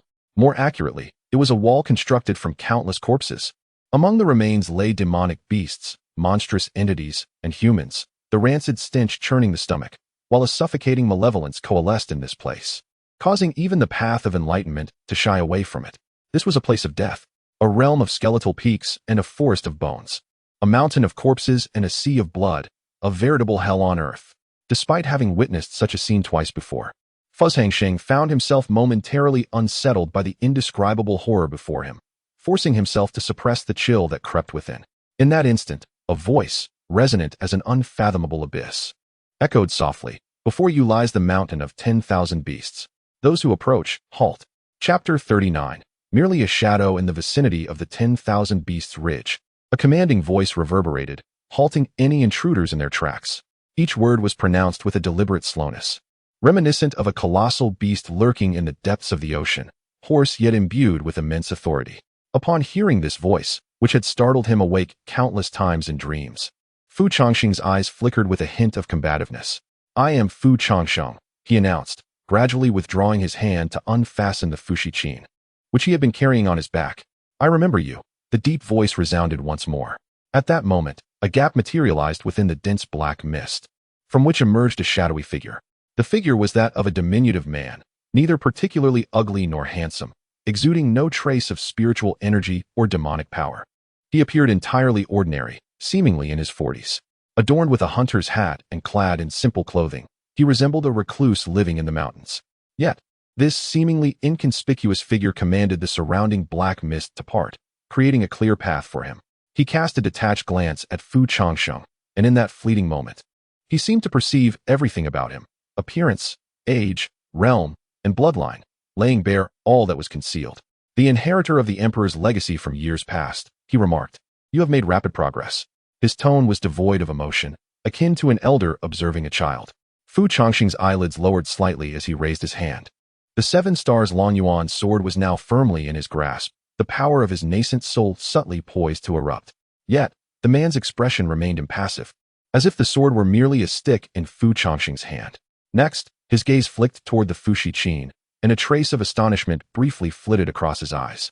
"Incredible, truly incredible," he stated without a change in countenance. "You possess the ability to restore the emperor's war weapon? Quite impressive, young one." Fu Changsheng remained silent, his brow furrowed tightly, unwilling to divert his gaze from the man, his grip on the 7 stars Long Yuan tightening.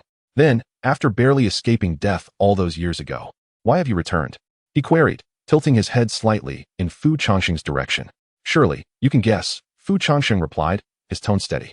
"Oh, I presume it is to seek vengeance against me?" The man chuckled lightly, amusement dancing in his voice. Fu Changsheng offered no response, yet his silence spoke volumes. Then, the man laughed, a sound tinged with age and raspiness. "Very well, wait here, I shall fetch my weapon." With that, he turned away, his steps languid as he walked back, displaying no concern that Fu Changsheng might launch a surprise attack. He approached a nearby tree, retrieving a rusted axe, its blade marred with wear and even broken in places, resembling undulating waves of distortion. Upon witnessing this, Fu Changsheng furrowed his brow and inquired, "Will you not use that knife from last time?" "That knife," he chuckled, "was merely intended to intimidate those insignificant creatures. As for you, you warrant the use of my axe. Alas, this axe has rusted. It requires some sharpening. So please wait a moment." With that, he disregarded Fu Changsheng's gaze, turning his attention back to his surroundings, searching low and wide. After a brief interval, he discovered a flat stone, settled himself down, and commenced the task of honing the axe, entirely indifferent to Fu Changsheng's presence behind him. To his surprise, Fu Changsheng remained silent, observing him as he meticulously polished the weathered axe. "Ah, you little ones are truly peculiar, having survived against all odds. Yet you still wish to return," he mused while grinding the axe head, shaking his head in bemusement. As more content loaded, a message appeared. "Please wait. This site is only accessible via mobile browsers. If you see this paragraph, it indicates a failure to load the chapter content. Please disable reading mode, novel mode, and ad blocking features, or copy the URL to another browser for reading. My senior has slain my friend. Is that not enough? Oh, ha ha ha. Indeed.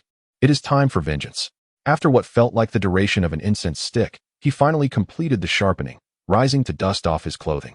He blew gently upon the axe. Although it still bore many rust spots, it was considerably sharper than before. "As before, I shall not kill you.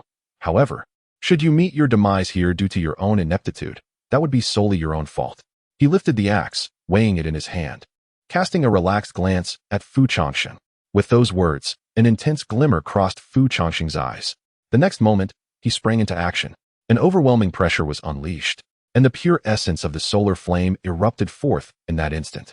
Flames surged high as Fu Changsheng's gaze ignited, his form boiling over, resembling a deity.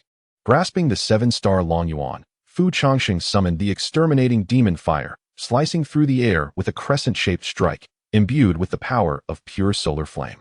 To this, he merely raised an eyebrow in surprise, offering no further reaction. Faced with a strike capable of cleaving through space itself, he did not flinch or evade. Instead, he raised his palm to intercept the blow. Crack! In the following moment, that terrifying sword light was forcefully crushed beneath his hand. The pure essence of the solar flame appeared to be isolated, leaving no trace of scorching upon him. Having thwarted Fu Changsheng's strike with one hand, his other swung the axe toward Fu Changsheng. Feeling a chill at the nape of his neck, Fu Changsheng leaped to evade the impending blow.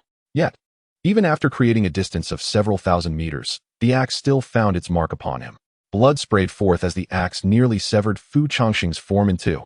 With a muffled groan, Fu Changsheng endured an excruciating pain that failed to elicit a cry from his lips. His expression grew increasingly grave. Without a moment's pause, he raised his hand, summoning the 7 stars dragon abyss, which loomed ominously in the air. In an instant, he flicked his fingers towards his opponent. A sharp sound pierced the air as Fu Changsheng's finger descended. The 7 stars dragon abyss instantly tore through space, transforming into a terrifying beam of light that shot forth with relentless speed. His countenance remained impassive, and in the fleeting moment before the 7 stars dragon abyss would pierce his forehead, he tilted his head slightly. With a swift and seemingly effortless motion, the 7 stars dragon abyss grazed past him, inflicting no harm whatsoever. In the next heartbeat, having narrowly evaded the strike, he found himself at Fu Changsheng's side, his fist already propelled forward. Fu Changsheng's pupils constricted sharply. His adversary's speed was akin to instantaneous movement, leaving him no time to react. With a resounding crash, the fist connected, overwhelming Fu Changsheng and forcing forth a torrent of blood mixed with flesh. The opponent's fist, though not large, felt as if an entire star had collided with him, displacing his internal organs in an instant. With a thunderous impact, Fu Changsheng's body was sent reeling, akin to a kite severed from its string, tracing an arc before crashing into the ground, creating a massive crater. There was no opportunity for a counterattack. It was a one-sided slaughter. After just 2 exchanges, Fu Changsheng recognized he was outmatched. He prepared to summon the Fushi Qin. Yet he had no chance to raise a hand before nearly being struck down by another brutal blow. Casually, his opponent approached the deep pit, gazing down at Fu Changsheng, whose body lay shattered, disappointment evident in his shake of the head. There was a semblance of the emperor's presence, yet it remained merely a shadow. With that, he turned away, departing without a backward glance. Chapter 40. The Emperor of Humanity. After approximately 7 days had elapsed, Fu Changsheng lay motionless in the depths of the pit, akin to a lifeless corpse. The rain began to pour. The deluge washed away the surrounding soil, carrying with it the dark blood of the nearby cadavers. submerging Fu Changsheng in a pool of sanguine liquid, rendering the scene exceedingly macabre. As the rain intensified, the water gradually engulfed his body, the fetid liquid invading his nostrils. Gasping for breath, he jolted awake from a state of disarray, coughing up the accumulated water. With great effort, he opened his eyes, only to be met by torrents cascading from the heavens. The sky was shrouded in ominous clouds, as the rain mercilessly pelted his cheeks. The downpour drenched his long hair and soaked his garments, while the white mask adorned with red patterns lay discarded, buried in the mud. Am I dead? Fu Changsheng pondered, his mind clouded and his body racked with excruciating pain, rendering him nearly numb. Suddenly, a familiar mechanical voice resonated within his mind. No. Oh. I see now, thank goodness. Heh. Cough, cough.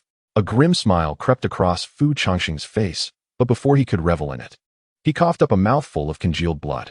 I had warned you not to return. You stood no chance against that individual. The system's tone was chilling.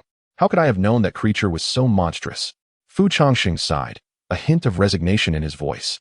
Since ascending to the 8th level of the Golden Core 12 years prior, he had been able to contend equally with the 9th level powerhouse, Wang Quan, dominating the realm and earning the title of the unparalleled beneath the Demon Emperor. This was achieved without even employing the Fushi Qin, particularly after venturing into the outer realms. Bolstered by the Fushi Qin, Fu Changsheng had even been able to suppress that formidable enchantress. That year, they had repelled a being of the Emperor level, known as the Black Fox, which inflated the confidence of the masked ones to unfathomable heights, leading them to believe they were invincible, capable of sweeping through the outer realms. The unfortunate consequence was that they stumbled into the Beast Mountain range and encountered that individual. Incredible strength, devoid of reason, armed with a blade. That person struck down a member of the masked ones with a single blow. The so-called invincible prodigies of the younger generation were akin to sheep stumbling into a butcher's domain, slaughtered in a state of utter panic and terror. Once renowned for their unmatched prowess, Wang Quan and Fu Changsheng found themselves utterly powerless, nearly beaten to death within mere exchanges of blows. Were it not for the adversaries' disdain for slaughtering the masked ones, none of them would have survived. In the end, only 4 individuals managed to escape the outer realm, dragging their half-dead bodies in a pitiful flight. It was then they comprehended that the masks of the world were not so easily cast aside. Consequently, the masked ones disbanded. On one hand, due to their near demise, and on the other, they lacked the courage to confront the mask again. This incident became a lingering shadow in Fu Changsheng's heart, nearly leading him to the brink of madness in his cultivation, causing his progress to plummet dramatically. 12 years have elapsed, and he has already entered the Yuanying stage, capable of traversing the shallow realms beyond. Yet, in the presence of that individual, he finds himself utterly devoid of any opportunity to retaliate. The humiliation he faced as a Golden Core cultivator 12 years ago remains unchanged even now in the Yuanying stage. The disparity is still glaring. What level of cultivation does this person possess? A sense of despair grips Fu Changsheng as he contemplates the unfathomable depths of the other's power, which seems inexhaustible. Though he has grown exponentially stronger, more than 100-fold since then, he still feels as insignificant as an ant on the verge of being crushed. No cultivation level. Puzzled by the system's response, Fu Changsheng remains bewildered, unable to grasp the implication. What does it mean? Are you suggesting he has returned to a state of simplicity? Literally, he has never cultivated, nor has he entered the Tao. He has always been an ordinary person. At this revelation, Fu Changsheng's pupils constrict slightly, struggling to accept the notion. No cultivation, no realm, just an ordinary man? He possesses the bloodline of the human emperor. Sensing Fu Changsheng's confusion, the system adds further clarification. The human emperor. What exactly is that? Fu Changsheng finds himself enveloped in a fog of uncertainty. This marks the 3rd time he has encountered this term. During their first encounter, that individual had declared Fu Changsheng to be a successor of the human emperor. Upon his return to challenge again, the man pointed to his Fushi Qin, claiming it to be a weapon of the human emperor. Now, even the system seems to be mumbling about it. You will understand in due time. The system refrains from answering Fu Changsheng's queries directly. Just know that relying solely on your cultivation will yield no chance of victory, and there is no need to confront him head-on. Return. Tu Shan awaits your return. Upon hearing this, Fu Changsheng gazes at the dim, overcast sky, remaining silent for a long while, his hollow eyes lost in thought. Ultimately, he drags his battered body, trembling, from the pit. His flesh and bones are connected by mere sinews, appearing as though they have been gnawed upon by a pack of wolves, creating a rather macabre sight. That individual was truly ruthless, Fu Changsheng mutters to himself. He had already restrained his power. Otherwise, you would have been killed by a single blow last time. This level of damage is incomprehensible. Iron has been shattered. Changsheng manages a wry smile and shakes his head. Then, with a gentle wave of his hand, the Changsheng Longyuan emerges, tearing through the fabric of space. After reclaiming the Fushi Qin, Changsheng's body sways, and he collapses onto the sword's blade, closing his eyes and laboriously gesturing for departure. Let us return to Tu Shan. With that, Changsheng shuts his eyes once more, succumbing to unconsciousness. The Changsheng Longyuan then lifts his broken form, gradually ascending into the air before transforming into a streak of light, soaring towards the southeast. Meanwhile, at the entrance of a concealed cave beyond the circle, a delicate figure stood alone, playfully observing the fading glow that gradually receded from sight. How audacious this little creature is, daring even to provoke the beast ridge. The Black Fox Lady couldn't help but chuckle softly, before shaking her head and retreating into the cave. What a splendid day it is, she mused. Everything seems destined to succeed. Chapter 41. The Return in the Bustling Tea House. Tu Shan Rongrong sat behind the counter, her brow furrowed in concentration as she diligently calculated figures on an abacus. 3 ledgers spread before her. For a considerable time, she had been managing the tea house in place of Fu Changsheng, ensuring its smooth operation and thriving business. However, the flourishing enterprise had also brought her immense pressure. She not only had to handle the accounts, but also replenish tea leaves and other supplies.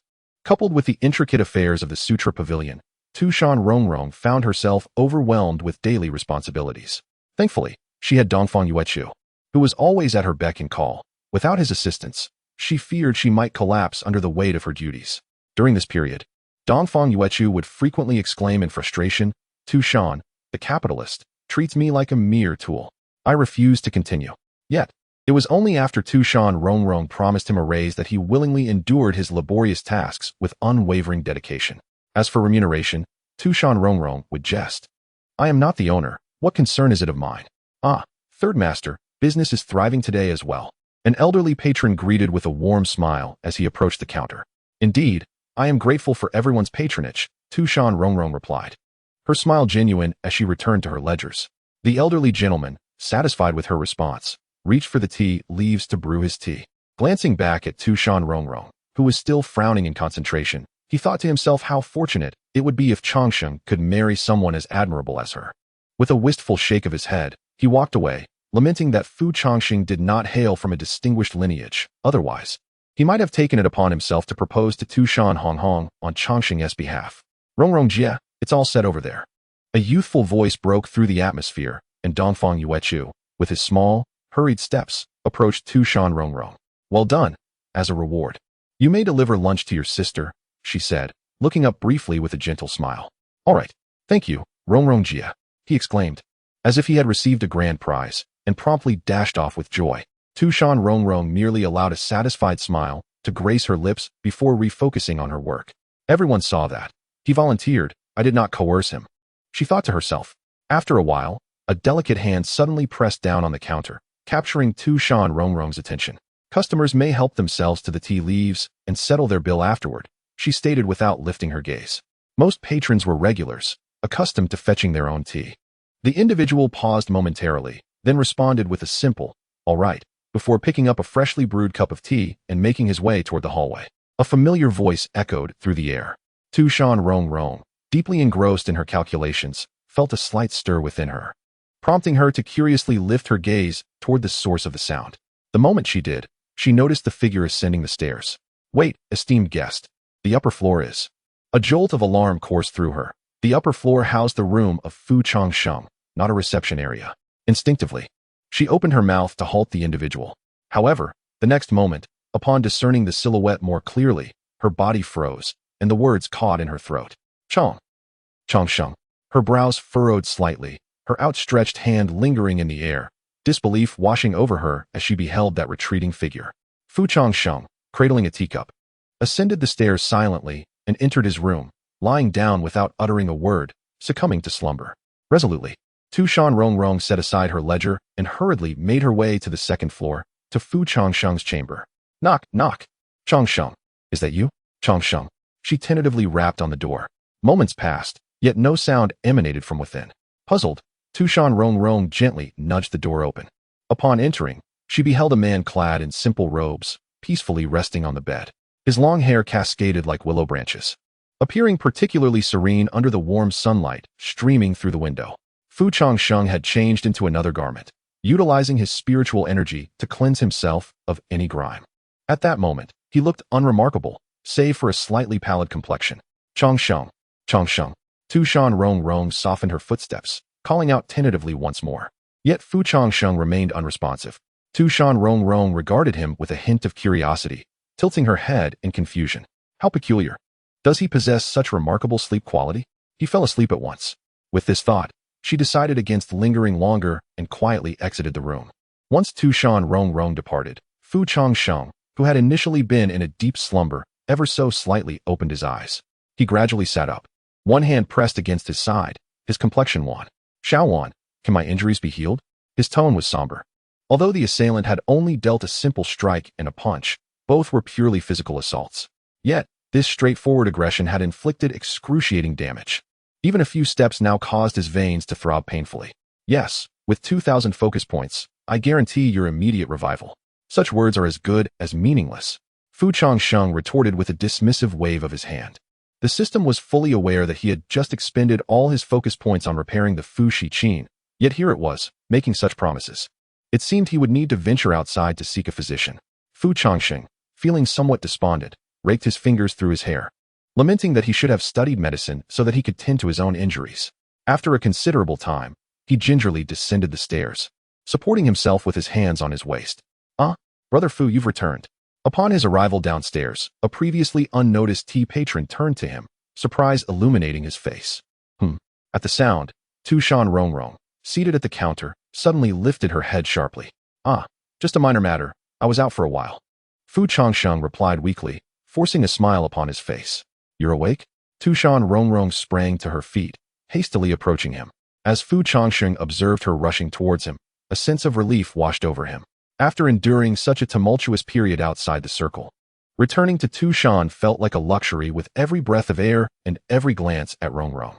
However, in the next moment, he found her standing before him. Her expression transformed into one of ire, her dissatisfaction palpable. "Where have you been? You didn't even send a word," she questioned, her tone tinged with concern. Brother Fu, really, it's no wonder Sindanjia has been worried about you," interjected a nearby tea patron with a sigh. "Indeed, during your absence, Sindanjia has been tirelessly attending to your affairs. You ought to apologize properly," another onlooker chimed in enthusiastically. Exactly. The crowd, growing more animated, made Fu Changsheng feel increasingly awkward. Ultimately, under the playful pressure of the onlookers, he could only let out a resigned sigh. He then slowly bent down, wrapping his arms gently around Tu Shan Rongrong's petite form. "I'm sorry for causing you trouble," he murmured near her soft fox ears, his voice barely above a whisper. At that moment, Tu Shan Rongrong's delicate frame shivered slightly, her fox ears twitching in surprise, leaving her momentarily speechless. After a prolonged silence, she buried her face against Fu Changsheng's chest, and, with a complex tone, softly uttered 3 words. "You're back?" "Yes, I'm back." Chapter 42. A family visit and a twisted waist. Upon returning to this familiar position, Fu Changsheng could not help but release a long sigh of relief. In the span of just one day, it felt as though he had traversed from an endless abyss back to paradise.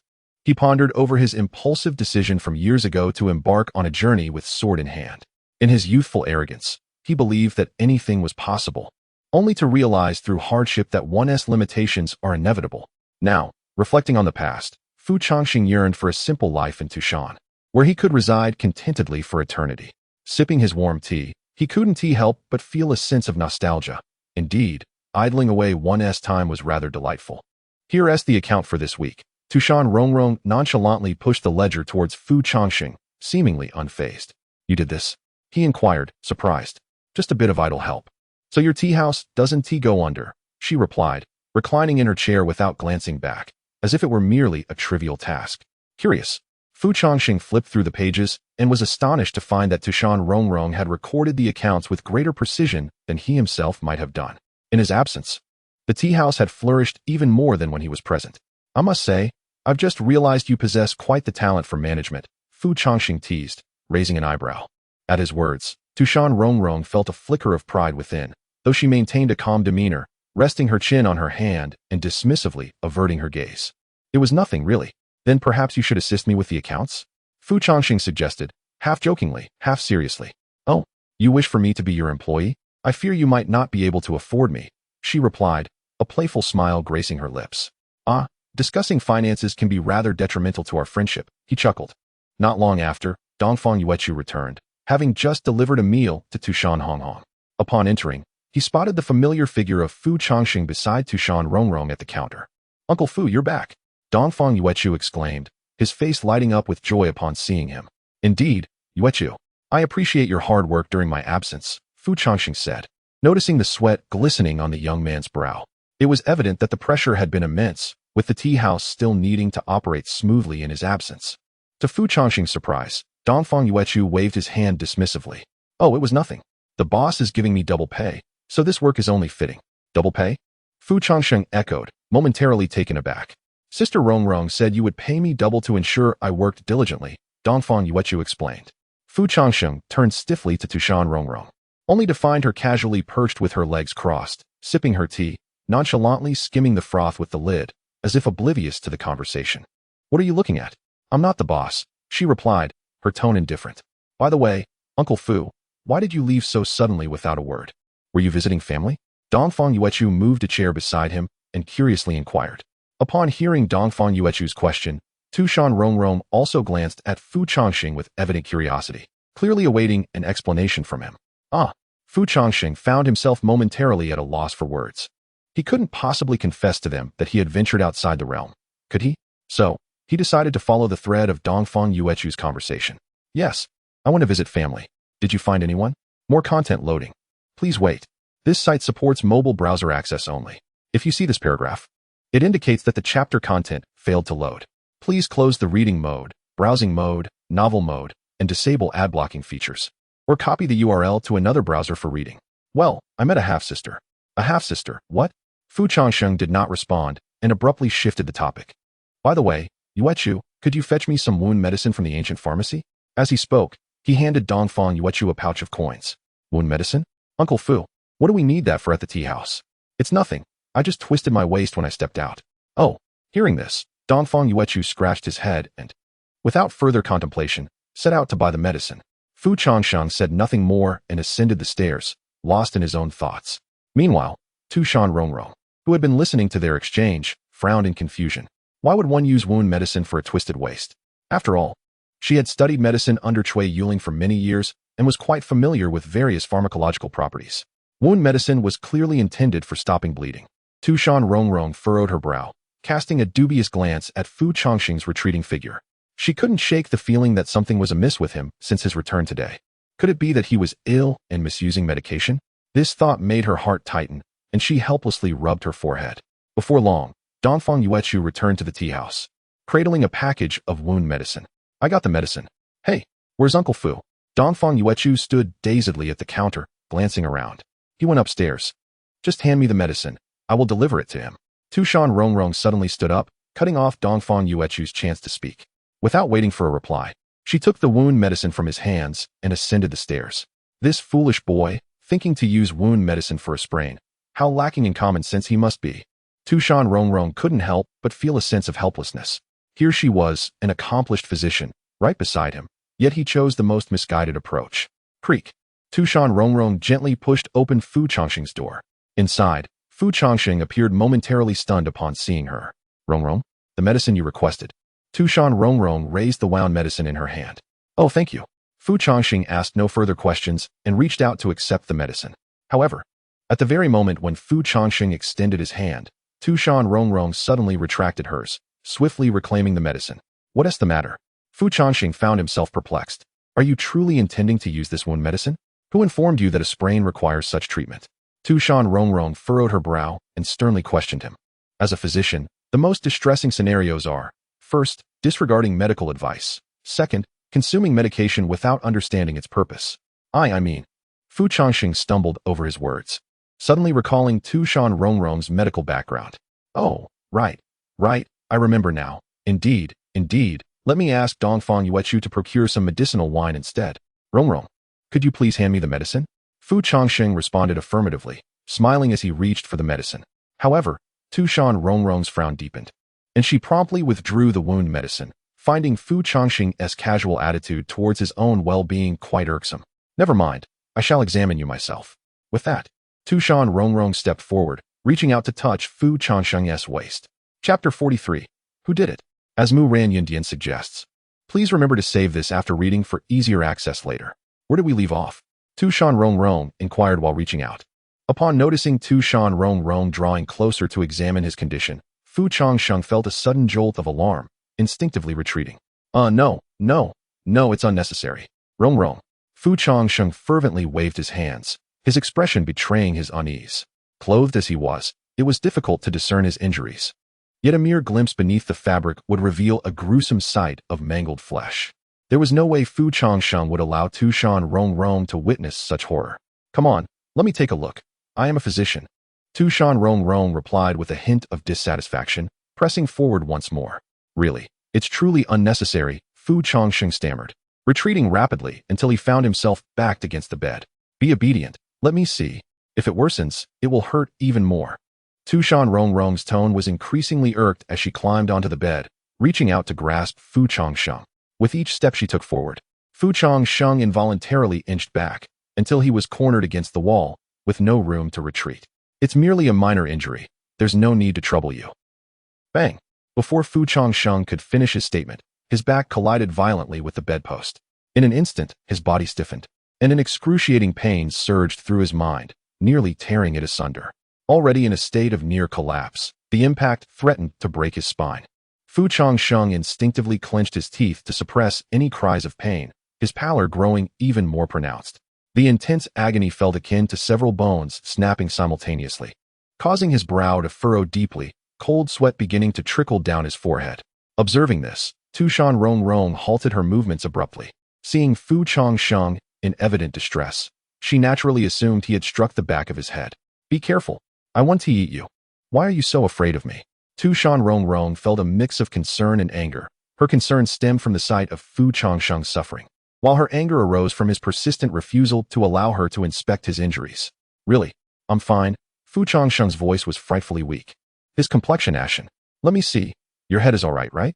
With worry etched on her face, Tu Shan Rongrong leaned closer to feel Fu Changsheng's head, disregarding his supposed sprain.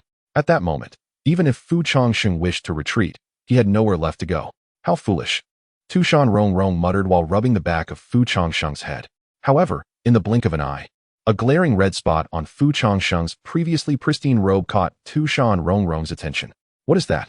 Tu Shan Rongrong glanced down in puzzlement, only to behold a crimson spot that spread like spilled red ink. Blood. In an instant, her eyes widened in astonishment, the gem-like irises now filled with shock. Why? Why is there blood? Her voice trembled slightly, and the fox appeared rather dazed. How could a mere collision with the wall result in such a bleeding injury? You're injured. No. Fu Changsheng suddenly felt a pang of guilt and turned to conceal the bloodstain. Clearly, there was indeed an injury. Without hesitation, Tu Shan Rongrong lunged forward, intent on forcibly unveiling Fu Changsheng's garments, as she sensed that he resembled someone with a terminal illness, concealing the truth from their family. It's just a minor injury. A bit of ointment will suffice. Fu Changsheng hurriedly grasped her arm. Fully aware from the moment she opened her eyes that she was genuinely going to undress him. How has it turned into a minor injury? Did you not claim it was merely a sprain? Tu Shan Rongrong questioned him with wide eyes. It was just a scratch from a cat. It's nothing serious. A bit of ointment will do. Do you take me for a fool? What kind of cat could inflict such a significant amount of bleeding? Her grip tightened instinctively. The cat was rather large. Fu Changsheng protested. Fu Changsheng. In the next moment, a sharp cry pierced the air as Tu Shan Rongrong swiftly seized his wrist. The sound startled the patrons in the tea house below, prompting them to glance up in confusion. Fu Changsheng's movements halted, surprised by her sudden and intense reaction. Tu Shan Rongrong panted, her eyes wide, and her gaze, now tinged with anger, glistened with tears. Her chest heaved violently. At that moment, even Fu Changsheng, despite his usual obliviousness, recognized that she was genuinely furious. After a prolonged silence, as Fu Changsheng found himself at a loss, Tu Shan Rongrong spoke in a tone laced with frost. If it is truly a minor injury, then remove your clothing and let me see. I will not repeat myself. Before Fu Changsheng could finish his sentence, Tu Shan Rongrong's cold demeanor made her words deliberate and punctuated. At that moment, gazing into her eyes, Fu Changsheng understood that there was no room for negotiation. With a resigned sigh, he unfastened his waist sash and slowly shed his upper garment, revealing his torso. A terrifying gash was deeply embedded in the side of Fu Changsheng's waist, extending ominously to his back, where white bones lay exposed without any concealment. Several bloodied tendons could still be seen connecting the bones to the flesh. His chest bore a glaring fist imprint, now darkened with bruising, and the area was mottled with blood, a gruesome sight of flesh and gore. Just a glance left Tu Shan Rongrong's pupils constricted in shock. She instinctively covered her mouth, tears streaming down her cheeks in an instant. In a heartbeat, large droplets cascaded from the corners of her eyes, dampening the hem of her dress. Fu Changsheng, on the other hand, averted his gaze, feeling a twinge of helplessness. His current appearance was indeed quite alarming, but fortunately, his cultivation was high and his life force resilient. Trembling, Tu Shan Rongrong extended a hand, slowly reaching towards Fu Changsheng's horrific wound, her expression seemingly spiraling out of control, her brows and eyes twitching uncontrollably. After a prolonged moment, she took a shaky breath, ultimately summoning all her strength to utter a few words. Who did this? Chapter 44. A Gentleman's Revenge. 20 years is not too late. Who did this? It was merely a minor conflict that escalated into a scuffle. Fu Changsheng scratched his head, his tone betraying a hint of guilt. Who inquired about your reasons? I demand to know who did it. Tu Shan Rongrong suddenly raised her voice, her beautiful eyes visibly filled with anger. Her outburst startled the tea patrons below, rendering them momentarily speechless. Knock, knock. A moment later, a series of knocks interrupted the peculiar atmosphere. Uncle Fu, the guests downstairs are asking what is going on. Why is there such a commotion? Dongfang Yuechu cautiously inquired from the doorway. He recognized Tu Shan Rongrong's voice, but had never witnessed her in such a furious state, causing him to feel a twinge of apprehension. Oh, it's nothing. Yuechu, please apologize to the guests downstairs on my behalf. I'm so sorry for the disturbance. Fu Changsheng replied, adjusting his tone to a more casual demeanor. Is that so? Very well. After a moment's hesitation, Dongfang Yuechu decided against further inquiry and departed. Inside the room, sensing her own agitation, Tu Shan Rongrong fell silent once more, kneeling before Fu Changsheng with her head bowed, her hair obscuring her face. He found himself at a loss regarding her thoughts in this moment. Why are you so angry? At last, Fu Changsheng spoke in a calm tone, gently ruffling Tu Shan Rongrong's hair. Upon hearing this, Tu Shan Rongrong's delicate fists clenched tightly as she shot him an indignant glare. Do you think it's because of whom? All right. Third miss, I acknowledge my faults, but I am currently unwell. Surely, you wouldn't wish for my condition to worsen due to your fierce demeanor? Fu Changsheng managed a wry smile, feeling somewhat helpless. In response, although Tu Shan Rongrong harbored resentment, she restrained herself, merely casting Fu Changsheng a fierce look without uttering another word. Turn around. Tu Shan Rongrong retrieved a wound ointment from behind her, her gaze never once meeting Fu Changsheng's. Fu Changsheng had no objections and slowly turned his back to her, aware that Tu Shan Rongrong, as a healer, possessed far greater expertise than he. Silently, Tu Shan Rongrong applied the ointment on Fu Changsheng's back, her gaze fixated on the terrifying scar from the blade, her hand trembling involuntarily. The moment the medicine made contact, a refreshing sensation coursed through him, devoid of any sharp reaction. However, when Tu Shan Rongrong's slightly cold jade-like hands brushed against his back, Fu Changsheng felt an unusual sensitivity. Ouch, that hurts. Upon reaching a particularly aggravated area of the wound, Fu Changsheng couldn't help but grimace in pain. If possible, could you be a bit gentler with me? Serve you right. Endure the pain. Tu Shan Rongrong retorted without mercy, yet her hands instinctively softened their touch, gazing upon the gruesome wounds. Tu Shan Rongrong's eyes betrayed a hint of redness, yet she steadfastly resisted the urge to let her tears fall. After all, allowing tears to touch the wounds would invite complications.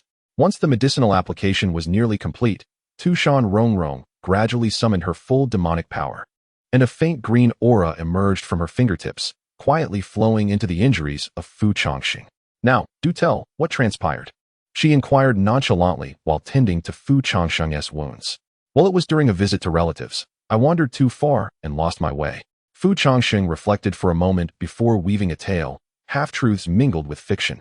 I inadvertently stumbled into a forest and encountered a lumberjack, who seemed to be the local bully. Upon seeing me, he attempted to drive me away. As the narrative unfolded, a message appeared. Loading more content, please wait. This site supports mobile browser access only. If you see this paragraph, it indicates a loading failure of the chapter content. Please disable reading modes, ad blockers, or copy the URL to another browser. I mentioned I was visiting family and asked him for a favor, but without hesitation. He sought to confront me. How could I endure such humiliation? I had just learned some grappling techniques. Fu Changsheng animatedly recounted, punctuating his words with gestures. At this juncture, Tu Shan Rongrong's expression shifted to one of peculiar intrigue.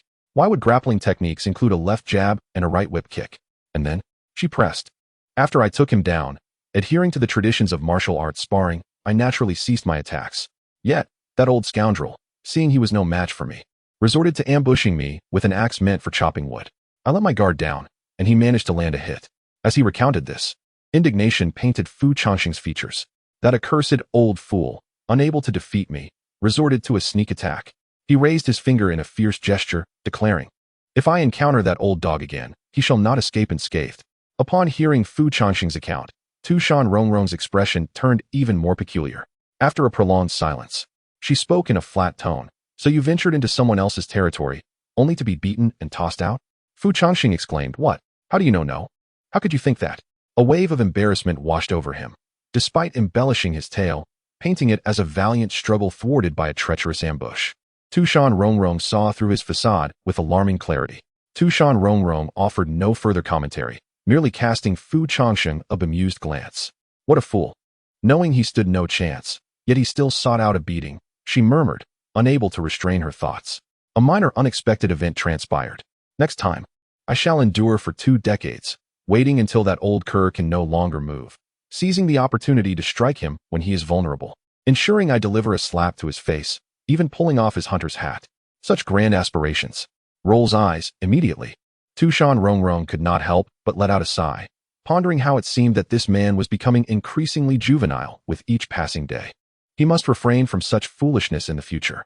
He is nothing but a naive fool, attempting to emulate others by pretending to be a formidable figure and engage in conflict. Had I not discovered his plight today, I fear that no one would have noticed when Fu Changsheng's body eventually grew cold.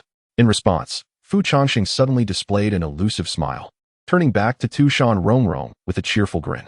With the protection of the third miss of Tu Shan, what do I have to fear? Tu Shan Rongrong, taken aback by Fu Changsheng's sudden glance and smile, found herself momentarily stunned. Once she regained her composure, she pouted and pinched his cheek fiercely. What a talent you are. Who needs your protection when you only bring trouble to me, you pretty boy? Seeing this, Fu Changsheng felt no sense of defeat. Rather, he found Tu Shan Rongrong's reaction quite amusing. Indeed, he still held a fondness for Tu Shan. Chapter 9999.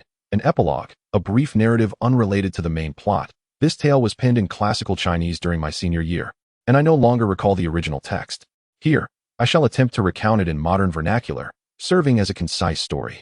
Should I come across the original manuscript during the summer break, I shall share it in the comments for those intrigued.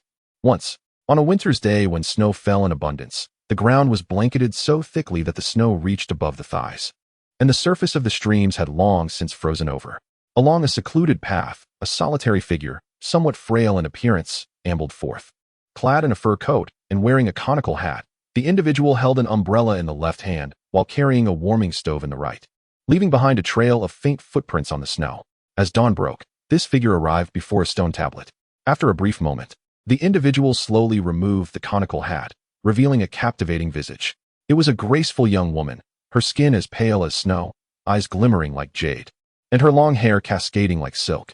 Adorning her temples were 2 fox-like ears, and on either side of her cheeks were 2 streaks of crimson markings, marking her as the second in command of the renowned Tu Shan clan, known as Qianmian Yarong. As the sun ascended, Tu Shan Rongrong gracefully produced an ancient zither, kneeling before the stone tablet to gently strum and sing. Her voice intertwined with the melodies of the zither, evoking feelings of yearning and sorrow, leaving those who listened with a chill in their hearts, unable to return to their senses for a prolonged moment. Inscribed upon the stone tablet were 7 vivid red characters, the tomb of Prince Zhou Linsu. In the vast expanse of Tu Shan, stretching for countless miles, there stood an ancient towering tree, hundreds of feet high and 50 feet wide. Whenever a descendant achieved greatness beneath its boughs, the blossoms and leaves would flourish in vibrant colors, reminiscent of a splendid summer, thus earning it the name, Bitter Love. On this particular day, Tu Shan Rongrong wandered through the bustling streets of the city when she was suddenly drawn to the enchanting melodies emanating from a nearby music house. Following the sound, she entered the establishment. On stage sat a youth whose divine appearance rivaled that of the celestial beings, adorned in exquisite garments, exuding an air akin to that of an immortal. With his eyes gently closed, he sat plucking the strings of the zither, and as the beautiful notes resonated, the audience below momentarily lost themselves, feeling as though they had entered a realm of ethereal beauty. The exquisite strains of music elicited continuous applause and cheers from the audience. Once the youth concluded his performance and set aside the zither, the patrons began to depart. Yet, Tu Shan Rongrong lingered alone. Noticing her presence, the youth approached and inquired, "It is already nightfall. Why do you not return home?" Surprised, Tu Shan Rongrong replied, "Do you not recognize me, young sir?" The youth paused, then bowed respectfully to her. "I am Zhou Lin Su, and I have spent over a decade performing in this establishment, yet I have not taken the time to learn of Tu Shan's affairs. Therefore, I have not had the pleasure of meeting you, and I hope you do not take offense." In turn, Tu Shan Rongrong introduced herself, saying, "I am Tu Shan Rong, a resident of Tu Shan for generations, and I am 15 years of age." She then expressed her admiration for his zither playing, acknowledging her fondness for his music. Zhou Lin Su, filled with joy, soon took out his long zither and played a melody exclusively for Tu Shan Rongrong. Throughout the night, the harmonious sounds of the zither intertwined with their lively conversations. From that moment on, the two forged a deep friendship, often expressing their emotions through music, articulating their innermost thoughts. 8 years passed, and in the year 700 of the human emperor's reign, he passed away. With the death of the human emperor, who had guarded the human realm for countless years, demons launched a massive invasion. Instantly, the human world transformed into a veritable hell, with demons slaughtering indiscriminately, rivers running red with blood, and the populace in despair. On that fateful day, Tu Shan Rongrong intercepted Zhou Lin Su at the edge of Tu Shan, as he sought to leave. "In these chaotic times, with demons rampaging everywhere, what purpose do you have in venturing into the human realm?" she asked anxiously. Zhou Lin Su, however, replied with a serene expression, stating he was searching for family. With that, he turned his back on her and departed, leaving Tu Shan Rongrong standing there, their paths just barely crossing. After Zhou Lin Su's departure, Tu Shan Rongrong remained alone in silence for a long while. A month later, a startling rumor swept through the human world. The son of the human emperor had emerged, single-handedly battling thousands of demons for several days, ultimately vanquishing all those who dared to invade, restoring peace to the realm. On that day, a figure clad in white descended from the sky, stumbling to the base of the grievance tree in Tu Shan. The figure bore numerous grave wounds, his white robes stained crimson, presenting a pitiful sight, exuding an aura reminiscent of an aging man on the brink of death. With blood at the corner of his mouth, he knelt before the grievance tree, seemingly awaiting something. Before long, a green figure quietly appeared behind him. Who would have thought that the illustrious son of the human emperor would find himself in a den of monsters like Tu Shan? Tu Shan Rongrong remarked playfully, hands behind her back. Zhou Lin Su offered no reply, only letting out a painful laugh as he coughed blood, saying, "I have come to find my wife." "What is her name?" she inquired. "Tu Rong," Zhou Lin Su responded slowly. Upon hearing this name, Tu Shan Rongrong fell into silence for quite some time. "Is there something you wish to tell her?" she asked again. Zhou Lin Su shook his head. "I wish to play one final piece for her." With that, he produced the long zither, kneeling beneath the grievance tree, summoning the last vestiges of his strength to gently pluck the strings. The music was soft, evoking memories of greetings once exchanged in the music hall. The melody lingered, stretching across the years, a poignant reminder of time's passage. Seasons changed, yet that person remained. Gradually, the sound diminished, becoming so faint that Tu Shan Rongrong could scarcely hear it. Ultimately, the final piece was never fully played out.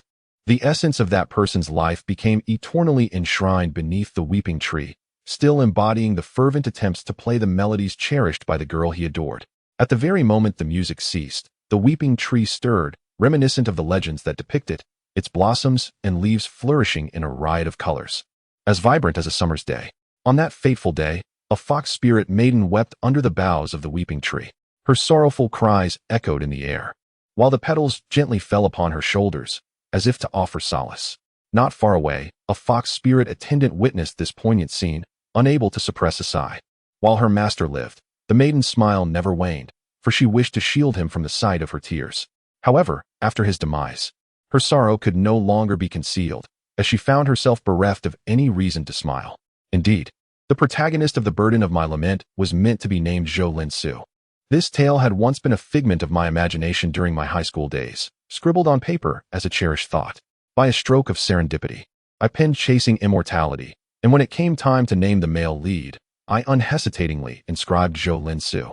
Yet, since Zhou Lin Su has embarked on another narrative, a journey uniquely his own, I shall now bestow this tale upon you. I grant you the name Fu Changsheng, hoping you will carry this melody with you, steadfastly accompanying Tu Shan Rongrong, much like your name suggests an everlasting existence, rather than the fleeting 8 years depicted in this story. It is a pleasure to make your acquaintance, Fu Changsheng. May our paths intertwine in the realm of our tales. Chapter 45. The thoughts of Tu Shan Rongrong. After Tu Shan Rongrong attended to Fu Changsheng, he primarily remained at home for recuperation.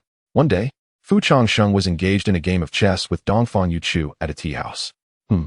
I shall capture your knight, Dongfang Yuchu exclaimed, swiftly knocking Fu Changsheng's piece off the board. Checkmate. Fu Changsheng, with an impassive expression, directed his cannon towards Dongfang Yuchu's king. What? How can you check me when you've lost your knight? Dongfang Yuchu lamented, his face a portrait of despair, having been bested by Fu Changsheng 3 consecutive times. Suddenly, a series of knocks interrupted the tranquil atmosphere. Tu Shan Rongrong and Cui Yuling entered the room, and upon seeing Fu Changsheng, Cui Yuling approached him with a smile. Greetings, young Master Fu. It is a pleasure to see you again. Fu Changsheng was momentarily taken aback. Cui Yuling was the proprietor of the ancient apothecary, and they had met before.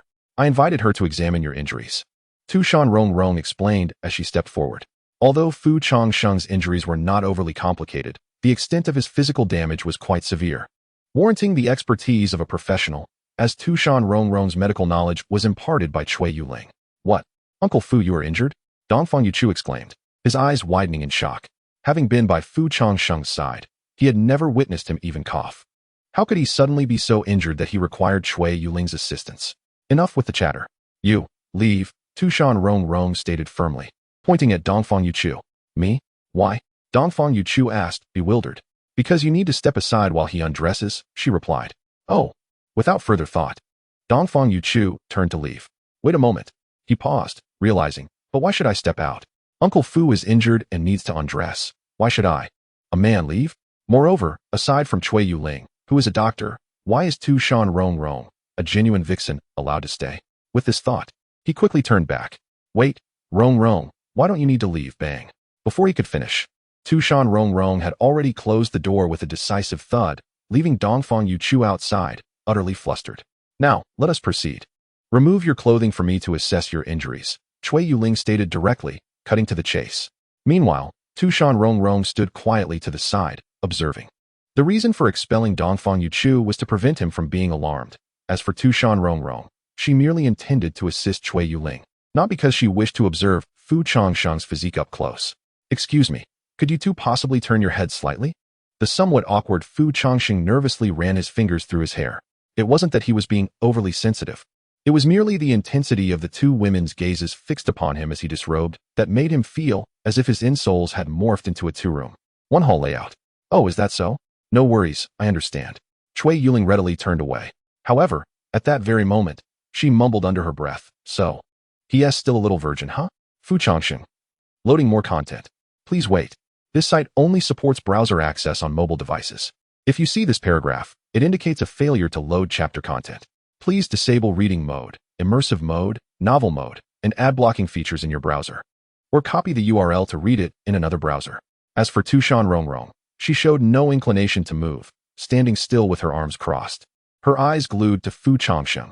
In response, he could only sigh helplessly, internally reciting the coarse socialist values as he removed his shirt. All right, Miss Ling. You can turn back now. Okay, let me help you with that. What on earth is this? Cui Yuling gasped in horror at the sight of the gruesome wound on Fu Changsheng's body the moment she turned back, her words faltering. Although Tu Shan Rongrong had already given her a heads up, the stark reality of the horrifying gash and bruises left her utterly shocked. My heavens! What kind of brutality must this have entailed?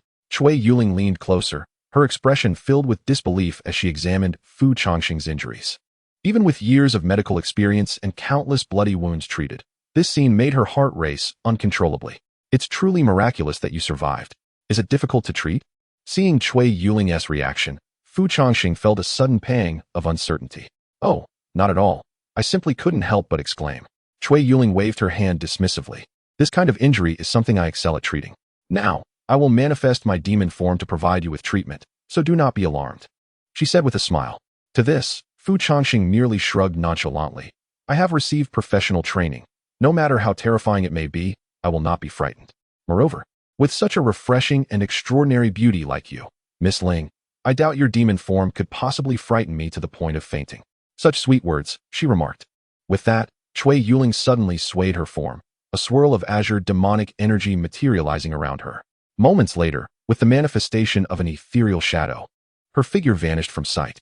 In her place stood an enormous, blue and white creature resembling a massive leech, its gaping maw seemingly capable of swallowing a person's head whole. Fu Changsheng.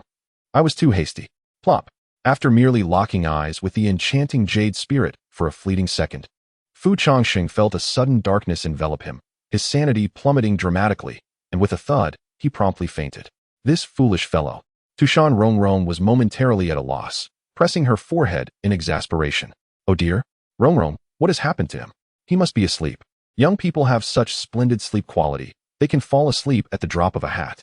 Upon hearing this, the jade spirit ceased her inquiries and approached, intending to press her lips against Fu Changsheng's face, ready to use her saliva to heal his wounds. Wait a moment. Just as the lips of the human and the spirit were about to meet, Tu Shan Rongrong, who had remained silent until now, suddenly raised her hand to interrupt. What is the matter? The jade spirit turned back, puzzled, only to notice that Tu Shan Rongrong's expression had abruptly turned somewhat unnatural. Could we perhaps try a different method? Is there a way to heal without using our mouths? Tu Shan Rongrong gently scratched her cheek with her fingers, her gaze somewhat evasive. There is a method, but why do you care so much about this, Rongrong? He is allergic to leech saliva. Is that so? The jade spirit raised an eyebrow, her gaze towards Tu Shan Rongrong suddenly taking on a peculiar quality. Chapter 46. Cultivation? What nonsense. Allergic to leech saliva? How could I not know? Just as Fu Changsheng was about to speak, he suddenly felt a sharp pain shooting through his toes. He glanced down to see Tu Shan Rongrong, unbeknownst to him, had deftly pressed her toe down hard on his foot, even grinding it a couple of times. Ignore him. Let us begin, Sister Tsiyu. Tu Shan Rongrong said with her hands clasped behind her back, sporting an innocent smile, entirely disregarding Fu Changsheng, who was grimacing in pain beside her. Hiss. Upon witnessing Fu Changsheng's expression, Cui Yuling couldn't help but draw in a sharp breath. All right, I'll prescribe you some medication. If you take it regularly and rest for half a year, you will be completely healed. After a long while, Cui Yuling transformed back into her human form, letting out a gentle sigh of relief. Half a year, is it? Fu Changsheng asked. Be grateful, Tu Shan Rongrong interjected, poking Fu Changsheng's forehead with her index finger. Only because Sister Tsiyu is here can you remain safe. Anyone else would have already sent you to prepare for your own funeral. Hearing this, Fu Changsheng could only sigh in resignation. Well, since I'm merely lounging about in Tu Shan, I wouldn't be engaging in any strenuous activities anyway. In truth, Fu Changsheng had intended to inquire if he could venture out for a journey. He wished to visit an old acquaintance, initially planning to present the head of the Beast Mountain Guardian as a token. Unfortunately, having lost so miserably, he felt he could not face Wang Quan and his ambitions in his current state. Thus he abandoned the thought altogether. Oh, Uncle Fu, you're out. Are you all right? Downstairs, seated on a chair and snacking on seeds, Dongfang Yuechu, upon seeing Fu Changsheng dressed, immediately stood up and inquired about his well-being. You're not missing anything, are you? Why worry unnecessarily? I'm as tough as nails, Fu Changsheng replied, rapping Dongfang Yuechu lightly on the head. In a moment of dazed recollection, Fu Changsheng scrutinized Dongfang Yuechu. When he had first learned that Dongfang Yuechu was the son of Dongfang Qinlan, he had been taken aback for quite some time, surprised that that little rascal had a child. Speaking of which, if he had a child with Dongfang Huaizhu, they would be about the same age as Dongfang Yuechu, wouldn't they? Fu Changsheng gazed at the tuft of hair atop Dongfang Yuechu's head, somewhat lost in thought. Uncle Fu, why are you staring at me? Oh, nothing. I just think you resemble your mother quite a bit. Oh, then tell me, in what ways do I resemble her? Curious about Fu Changsheng's remark regarding his mother, Dongfang Yuechu pressed for details. Your intelligence. Dongfang Yuechu. A year later, as the summer breeze faded once again, the morning wind of early autumn brought a comforting sensation. Fu Changsheng stood before the mirror, splashing water on his face, feeling rejuvenated. Today he felt quite well. After washing his hair, he stood in front of the mirror, admiring himself for quite a while. This retirement life is truly a delightful affair. While drying his towel, Fu Changsheng hummed a little tune, feeling utterly at ease. I remarked that your injuries have long since healed, yet your cultivation remains stagnant. Are you truly not the least bit anxious? Soon after, the system, which had been silent for quite some time, could no longer restrain its sarcasm. Once a distinguished system, revered by countless hosts, it had observed 50 predecessors, all of whom stood tall and proud before the heavens. However, here it found itself burdened with a host who preferred to laze about. 3 years had passed, and his cultivation at the second level of the nascent soul remained utterly unchanged. 3 years. 3 years. What need is there for such lofty cultivation? Is mere survival not sufficient? With a nonchalant shrug, the host, Changsheng, dismissed the concern. Besides, who knows if my talent has reached its limit? The system had incessantly urged him to cultivate, yet he pondered how that could be achieved. You are truly a lazy one, the system lamented, exasperated by Changsheng's lackadaisical attitude. How could one possess such an advantage and yet squander it so brazenly? Did you not once seek vengeance against the guardian of the Beast Mountain? Did you not wish to uncover the emperor's bloodline that resides within him? You ought to get your act together. In response, Changsheng feigned innocence. Did you not advise me against persistently challenging that individual? I meant to dissuade you from recklessness, not to suggest you lounge about. Yet, you also asserted that my cultivation would not suffice to contend with him. My point is, before the system could complete its thought, Changsheng waved his hand dismissively. Enough of this. I have matters to attend to today. With that, he retrieved a delicately crafted jade token from the mirror, inscribed with the character for 7. Today is the Qixi festival, and the air in the entire Tu Shan was filled with a festive warmth.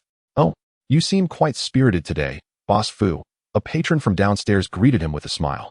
On Qixi, we all share in the joy. Today, tea is on the house. Upon leaving the tea house, Changsheng made his way directly to the weeping tree. Gazing upward, he spotted a petite figure perched on a ladder, adorning the branches of the weeping tree with red strings and colorful bells. Ah, Miss Tu Shan Rongrong, you arrived rather swiftly, he remarked as she gracefully descended from the tree, greeting him with a playful demeanor. Changsheng's gaze fell upon the jade token around Tu Shan Rongrong's neck, inscribed with the character for evening. Are you waiting for me, third miss? Do you intend to have me work for free again this year? How could you say such a thing? Have I ever treated you unfairly? Tu Shan Rongrong teased, placing a finger to her lips and winking flirtatiously. Oh, if this is the case, then I am suddenly quite awake. Changsheng replied with a smirk, stepping forward to assist Tu Shan Rongrong in gathering the items needed for their wishes. As the hour of Chen arrived, Changsheng and Tu Shan Rongrong, much like the previous year, began distributing wooden tokens to the couples seeking to renew their bonds beneath the weeping tree. A familiar acquaintance, having spotted Changsheng, greeted him with a smile and wished him a joyful Qixi festival. Subsequently, the individual's gaze swept over the paired jade tokens adorning the chests of Changsheng and Tu Shan Rongrong. May I inquire about the situation, Brother Fu? The person leaned closer, whispering conspiratorially while nudging Changsheng with an elbow, a mischievous grin illuminating his face. What situation could that possibly be? Changsheng thought, bemused. You're joking, right? That's the third master. The individual exclaimed, eyes wide, as he playfully patted Changsheng's shoulder. The brothers are all awaiting your next move. Do keep us informed about your progress, won't you? I truly have no idea. Changsheng sighed, a hint of exasperation in his tone. Chapter 47. The new nickname. Papaya Mo Ran Yun Dian reminds you. Please remember to bookmark after reading for convenience. It is truly not as you imagine. Changsheng felt a tinge of helplessness. Although he had encountered this group of gossipy souls last year, their incessant chatter this year was still somewhat overwhelming. How could these individuals be so invested in such trivial matters? Oh, I see. You mean there's just one more breath needed, right? A glint of insight flashed in that person's eyes as they swiftly reached a conclusion. The understanding individual patted Changsheng on the shoulder, leaving with a thumbs-up gesture. Changsheng remained behind, his expression one of vexation, feeling as though he had unknowingly been adorned with a tarnished crown. This scene did not escape the keen eyes of Tu Shan Rongrong, who was nearby. Unlike Changsheng's awkward demeanor, Tu Shan Rongrong found immense amusement in his pale and powerless explanations, alongside his visibly distressed expression. Well, it's all done. Now you should make a wish. After all the other couples had completed their wishes, Tu Shan Rongrong stretched languidly and tossed a wooden plaque towards Changsheng. While he was preoccupied with his pen, she discreetly retrieved a wooden plaque she had prepared earlier from her sleeve. All set. Once Changsheng finished writing, he stood up, ready to tie the plaque to the tree of sorrow. Allow me to assist you. Tu Shan Rongrong suddenly approached, unceremoniously snatching the plaque from Changsheng's hands. That is my. Rest assured, I promise not to peek at your wish. Will that suffice? Tu Shan Rongrong reassured him with a gentle glance. With that, she walked to the tree of sorrow and, using a red string, tied her plaque together with Fu Changsheng's, preparing to affix them. In a corner where Fu Changsheng could not see, a subtle smile graced Tu Shan Rongrong's lips. Tu Shan Rongrong. This is not peeking. It is merely a transparent glance. With that thought, Tu Shan Rongrong curiously turned over Fu Changsheng's plaque. In a moment of distraction, she suddenly froze, staring at the plaque in her hand. Motionless for a time. After a while, for reasons unknown, a cryptic smile emerged on Tu Shan Rongrong's face. All right, let us depart. Not long after, she approached and patted Fu Changsheng on the shoulder. By the way, since we have completed everything, what about the reward promised by the third miss? Fu Changsheng cast a knowing glance at Tu Shan Rongrong. Oh, at his words, Tu Shan Rongrong raised an eyebrow, then looked at Fu Changsheng with a hint of playful charm, softly inquiring, "What kind of reward does the esteemed young master Fu desire from me?" The fragrance emanating from Tu Shan Rongrong was reminiscent of the early summer locust flowers, effortlessly captivating one's heart. As she drew nearer, her delicate, fair visage stirred an irresistible urge to gently nibble at her cheek. Fu Changsheng's throat involuntarily moved, his heartbeat quickening in response. Ahem, as an educated individual, I shall not fall for your tricks. Fu Changsheng gently cleared his throat, swiftly regaining his composure. That was close. He almost lost himself. Fu Changsheng, how could you display such a gaze towards a girl 300 years your junior? How despicable. Uft. Hee. Witnessing Fu Changsheng's reaction, Tu Shan Rongrong stifled a laugh, clearly reveling in her mischievous success. As a reward, how about I grant you the privilege of being my dance partner tonight? Tu Shan Rongrong tilted her head and chuckled softly. Can I exchange it? Fu Changsheng tentatively inquired. Certainly. Besides the aforementioned reward, you may choose a second one, Moonlit. It is an honor to be the third young lady's dance partner. There is an old saying in China that goes, loading more content. Please wait. This site only supports mobile browser access. If you see this paragraph, it indicates that the chapter content has failed to load. Please disable reading mode, browsing mode, novel mode, and ad blocking features, or copy the URL to another browser for reading. Very well. Later, Tu Shan Rongrong took Fu Changsheng to explore the temple fair at Tu Shan. The branches of the bitter tree were adorned with strands of red thread, one of which held two exquisitely crafted wooden plaques that swayed gently in the breeze, resembling wind chimes. I hope you can stay in Tu Shan forever, Fu Changsheng. Tu Shan Rongrong hoped that Fu Changsheng could remain in Tu Shan eternally. At dusk, I have always believed that this lake is the most beautiful scenery of Tu Shan. By the banks of the Shaanxi Lake, Tu Shan Rongrong leaned against the bow of the boat, extending a hand to lightly glide over the water's surface. The afternoon sun of early autumn was particularly gentle, evoking a desire to take a nap. The oars parted the lotus leaves as they drifted alone in the heart of Shaanxi Lake. So, why am I the one rowing while you enjoy? Fu Changsheng, who had been silently paddling, could not help but ask. Upon hearing this, Tu Shan Rongrong shot him a playful glare, feigning annoyance. You truly are a dense fool. How many would yearn for the chance to spend time alone with me? Indeed, the nickname Papaya suits you quite well, Tu Shan Rongrong remarked with a playful smile, as if she had just discovered something amusing. Upon hearing Tu Shan Rongrong bestow such a moniker upon him, Fu Changsheng could only shake his head in disbelief. If that is the case, then you indeed require my presence. Why? Tu Shan Rongrong inquired, her curiosity piqued as she looked up at Fu Changsheng. Because papayas and open-hearted girls make a splendid match. It hardened. The fist hardened. Die. After a moment of realization, Tu Shan Rongrong finally comprehended Fu Changsheng's meaning, and in a flurry of embarrassment and indignation, she retrieved her abacus, ready to bestow upon him a dizzying buff. Fu Changsheng was taken aback, instinctively dodging Tu Shan Rongrong's abacus. Unsatisfied, Tu Shan Rongrong lunged at him like a playful kitten, claws outstretched. Wait. What the heck? In an unexpected turn of events, Tu Shan Rongrong playfully toppled Fu Changsheng, causing the small boat, already modest in size, to bear the concentrated weight of their bodies at a single point. Suddenly, the vessel tilted precariously, accompanied by the creaking sound of wood. The bow of the boat lifted abruptly, only to swiftly plunge downward. Oh dear! Splash! A cascade of water erupted from the lake's surface as Fu Changsheng experienced a profound sense of weightlessness, and the two figures promptly fell into the water below. The commotion at the center of the lake drew the curiosity of many onlookers, who turned their attention to the unsteady little boat. After what felt like an eternity, Fu Changsheng stood at the water's edge, drenched and disheartened, twisting the water from his clothes. Beside him, Tu Shan Rongrong fared little better. She had swallowed several mouthfuls of lake water, her fur thoroughly soaked, and her once fluffy fox ears drooped dismally after being drenched. Shaking her body vigorously, akin to other canines, she attempted to rid her fur of the water droplets. Third miss, one must not frolic in the boat, Fu Changsheng muttered under his breath, unable to suppress his frustration. Who asked you to slander me? Tu Shan Rongrong retorted, turning to cast an indignant glare at Fu Changsheng. Chapter 48. Wait for me beneath the tree, how indecent, exclaimed Tu Shan Rongrong, playfully sticking her tongue out at Fu Changsheng while casting him a scornful glance. How was I to know you would act so hastily? Fu Changsheng replied, somewhat vexed. It seemed that when others subtly teased Tu Shan Rongrong, she would cleverly retort, leaving them speechless. Yet, in his case, she showed no pretense, practically wishing to take a bite out of him, resigned to his misfortune.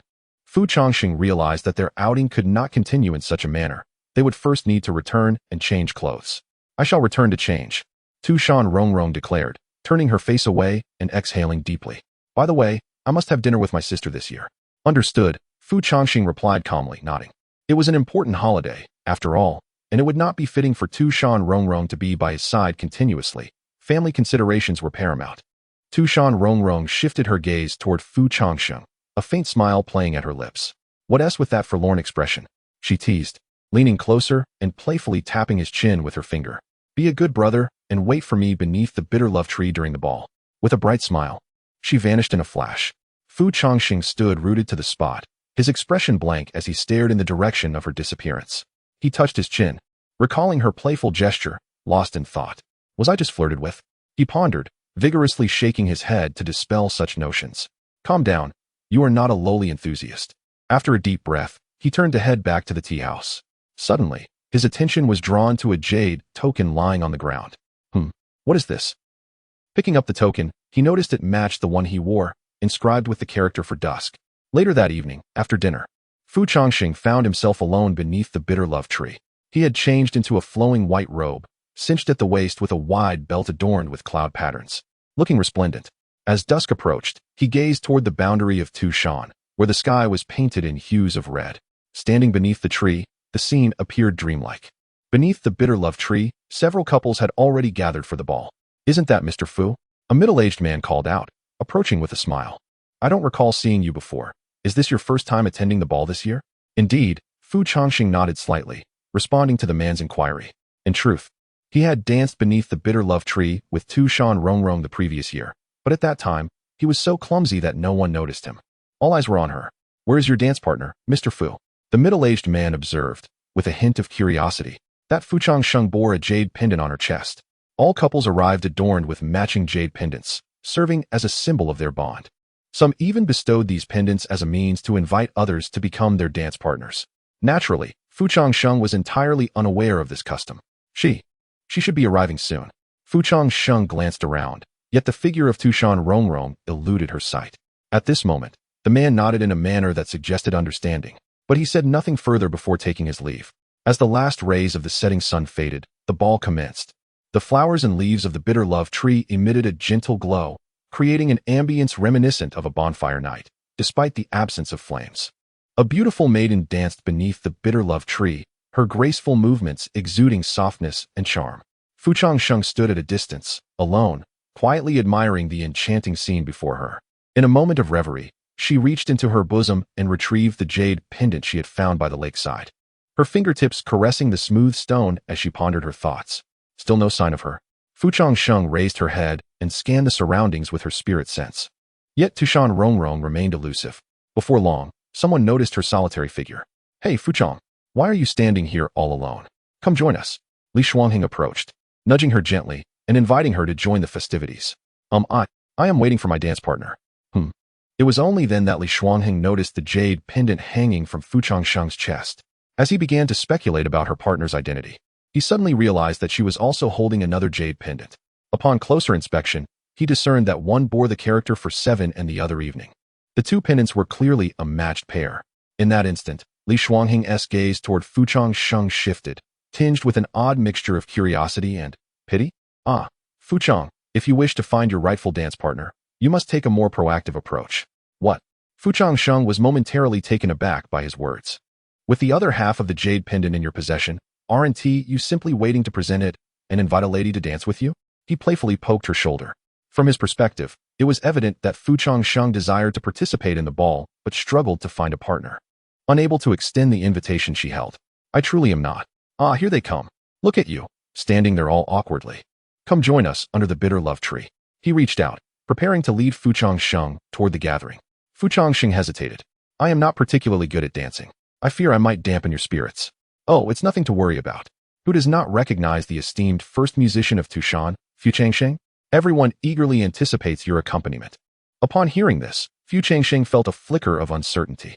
He lifted his gaze once more, scanning the surroundings. Yet Tu Shan Rongrong still had not made her appearance. Very well, then.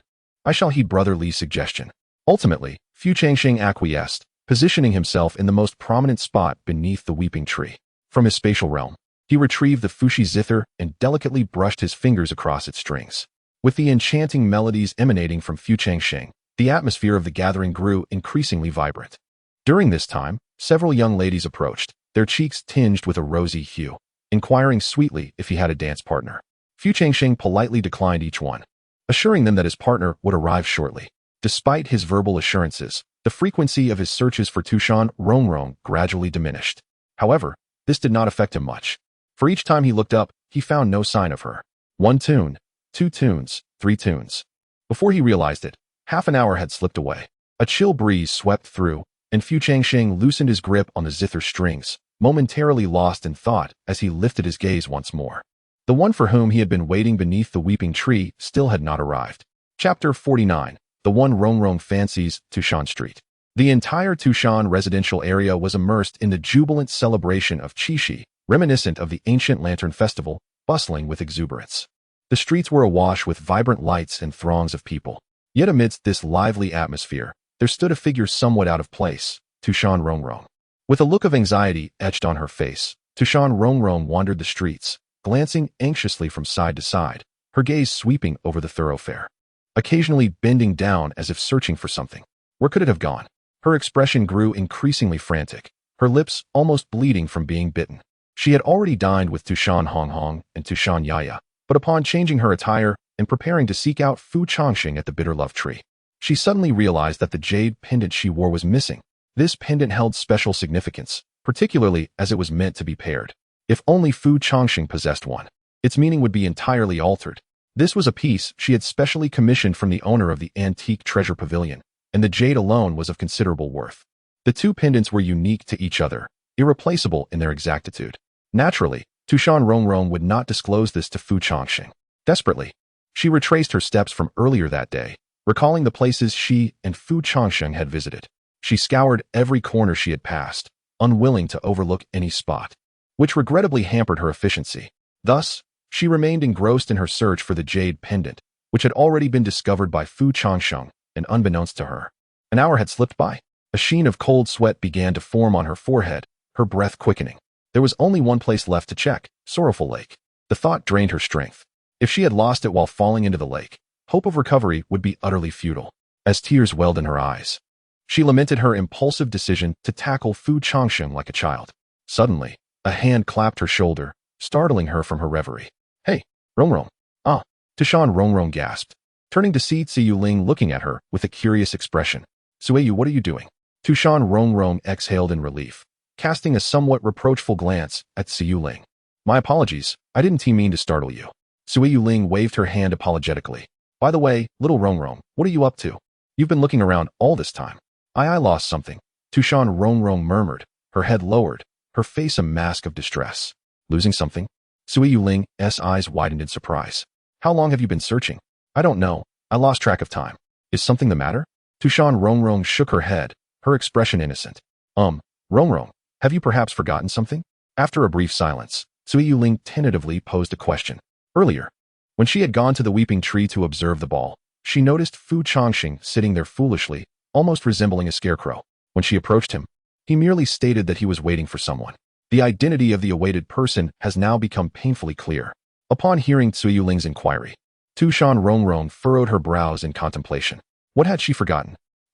After a moment, it appeared she finally recalled something, and a sudden shock coursed through her. Fu Changsheng. She had searched for so long that she had lost track of time. Sueyu Ling, feeling somewhat exasperated, placed her hand on her forehead. This little fox was exceedingly careless. Fu Changsheng had nearly become a laughingstock beneath the weeping tree, lost in delusions of having a dance partner. One might say he had waited quite a while for you, Tu Ling gently reminded her. At this, Tu Shan Rongrong felt as though her heart skipped a beat. Without a moment's hesitation, she turned to dash towards the weeping tree. However, Sui Ling suddenly reached out and grasped Tu Shan Rongrong's arm. Wait. He has already left. It would be futile to go now. Left? Tu Shan Rongrong could hardly believe it. Yes, he waited from the hour of the rooster until the hour of the pig. The ball has already concluded. How could this be? The moment Ziyu Ling's words settled, Tu Shan Rongrong's fingers involuntarily twitched, as if all her strength had been siphoned away in that instant. Her expression shifted visibly to one of despondency, her delicate doll-like face now etched with regret. Observing this, Sui Ling understood that Tu Shan Rongrong was engulfed in feelings of remorse and guilt, so she gently ruffled her hair. It's all right, just apologize to him. He isn't angry with you. Besides, if you missed it this year, there's always next year. Sui Ling spoke soothingly, yet Tu Shan Rongrong's fists remained clenched tightly, her lips bitten until they bled slightly. Ultimately, Tu Shan Rongrong had no choice but to accept this reality, a sudden wave of guilt weighing heavily upon her. Witnessing this girl, who usually wore a perpetual smile, now shrouded in such melancholy, Tu Ling felt a surge of astonishment. There were few in this world capable of evoking such emotional turmoil in Tu Shan Rongrong. Could it be? Before long, as if struck by a sudden thought, Tu Ling quietly leaned closer to Tu Shan Rongrong, her eyes sparkling with curiosity. Rongrong, you wouldn't happen to like that boy, would you? Almost instantaneously upon the utterance of Tu Ling's words, Tu Shan Rongrong stood frozen in place. In the next moment, Tu Shan Rongrong resembled a little kitten whose tail had been stepped on, instantly bristling with indignation, her ears nearly perking up from their previously relaxed state. What nonsense are you spouting, Sister Tsuyu? A flush rapidly adorned Tu Shan Rongrong's cheeks, her expression laced with a hint of panic. Oh dear, you're blushing. Sui Ling's smile widened further. I was startled by you. Tu Shan Rongrong quickly retorted. Sui Ling regarded her with a skeptical gaze. Then why did you choose to be that fellow's dance partner? And your expression just now clearly indicated that you care about him. Sui Ling grew more animated with each word. Tu Shan Rongrong, akin to a child caught in wrongdoing, frantically contemplated how to explain herself. I agreed to be his partner because he promised to prepare a wish gift for me in exchange for a condition. After a brief moment, Tu Shan Rongrong compelled herself to regain her composure. Only half-truths could allow one to lie with a straight face.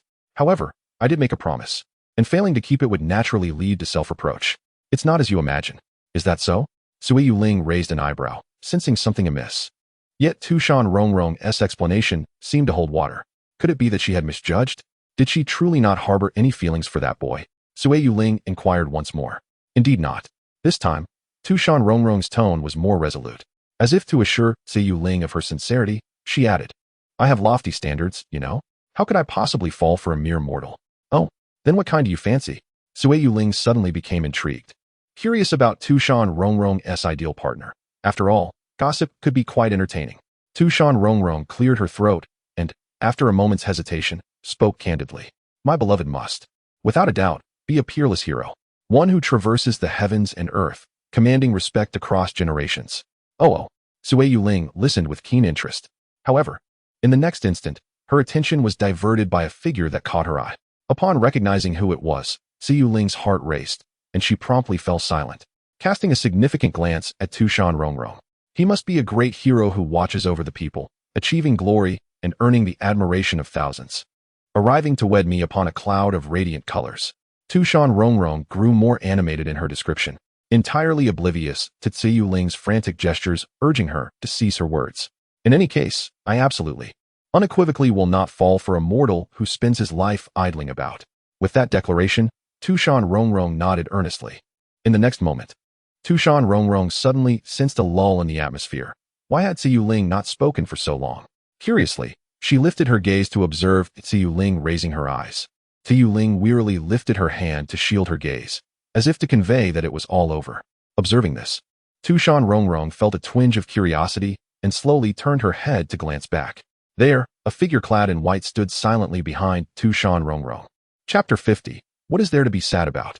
Sometimes, fate revels in its capriciousness. Longevity? Tu Shan Rongrong suddenly felt a tightening in her heart. her voice trembling as she gazed at the figure clad in white before her. In that moment, she appeared as though she had encountered the most terrifying apparition. Her mind blank. The embodiment of immortality stood silently before Tu Shan Rongrong, his countenance devoid of any fluctuation, no anger, no sorrow, utterly indifferent. An eerie stillness enveloped her, making her feel as if she had plunged into an abyss of unfathomable depths, the surrounding silence pressing down with a weight that made even breathing seem arduous. Oh. Cui Yuling's gaze drifted away. Oh, I just remembered I have soup simmering at home. Farewell. With that, she fled without a backward glance, leaving Tu Shan Rongrong standing there, bewildered and at a loss for words. What troubles you? The embodiment of immortality, noticing her prolonged silence, curiously waved his hand before her eyes. When did you arrive? Tu Shan Rongrong bit her lip, tentatively inquiring. I have been here for quite some time, observing you both engrossed in conversation, so I did not wish to intrude. The instant those words fell, Tu Shan Rongrong felt as if her heart had skipped a beat, the revelation striking her like a thunderclap.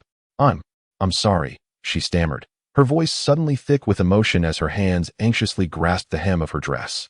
Before she could finish, the embodiment of immortality gently interrupted her with a shake of his head. Oh, there is no need for concern. I have not waited long. Please, do not distress yourself. His tone was soothing, as if to comfort her. Then you. Tu Shan Rongrong found herself struggling to articulate her thoughts, each word causing a slight tremor in her chest. I am here to return this to Miss San. The embodiment of immortality retrieved a jade tablet inscribed with the character for evening from his robe. It fell from me when I emerged from the water. I found it. Was Miss San seeking this? He extended the jade tablet towards Tu Shan Rongrong. Dazed, she accepted the tablet, nodding absent-mindedly. Upon witnessing her reaction, he offered a slight nod of apology. I see, it is my oversight. Otherwise, Miss San would not have been so preoccupied in her search that she lost track of time. It is not your fault. Tu Shan Rongrong began to explain, but once more, the embodiment of immortality raised his hand to silence her. I have said, do not trouble yourself. It was merely a ball. Tu Shan Rongrong wished to say more, yet he preempted her with, the hour grows late. If Miss San does not return soon, the leader will surely worry. I too must return to the tea house. Farewell. With that, he waved and turned to leave. Tu Shan Rongrong's voice quivered as she extended her hand, yearning to utter something that might compel Fu Changsheng to turn back. Yet, she ultimately found herself unable to articulate a single word. In the end, Tu Shan Rongrong stood there, clutching the fragment of a jade tablet, watching Fu Changsheng's silhouette gradually recede until it vanished completely amidst the crowd. As the hour of high approached, the last vestiges of warmth from the Qixi festival had also departed from Tu Shan. The lights along the streets dwindled, and people gradually returned to their homes, leaving the streets increasingly desolate. Upon Fu Changsheng's return to the tea house, only a faint flicker of candlelight illuminated the space, for the patrons had long since departed. He exhaled deeply, as if attempting to shed the weariness that clung to him.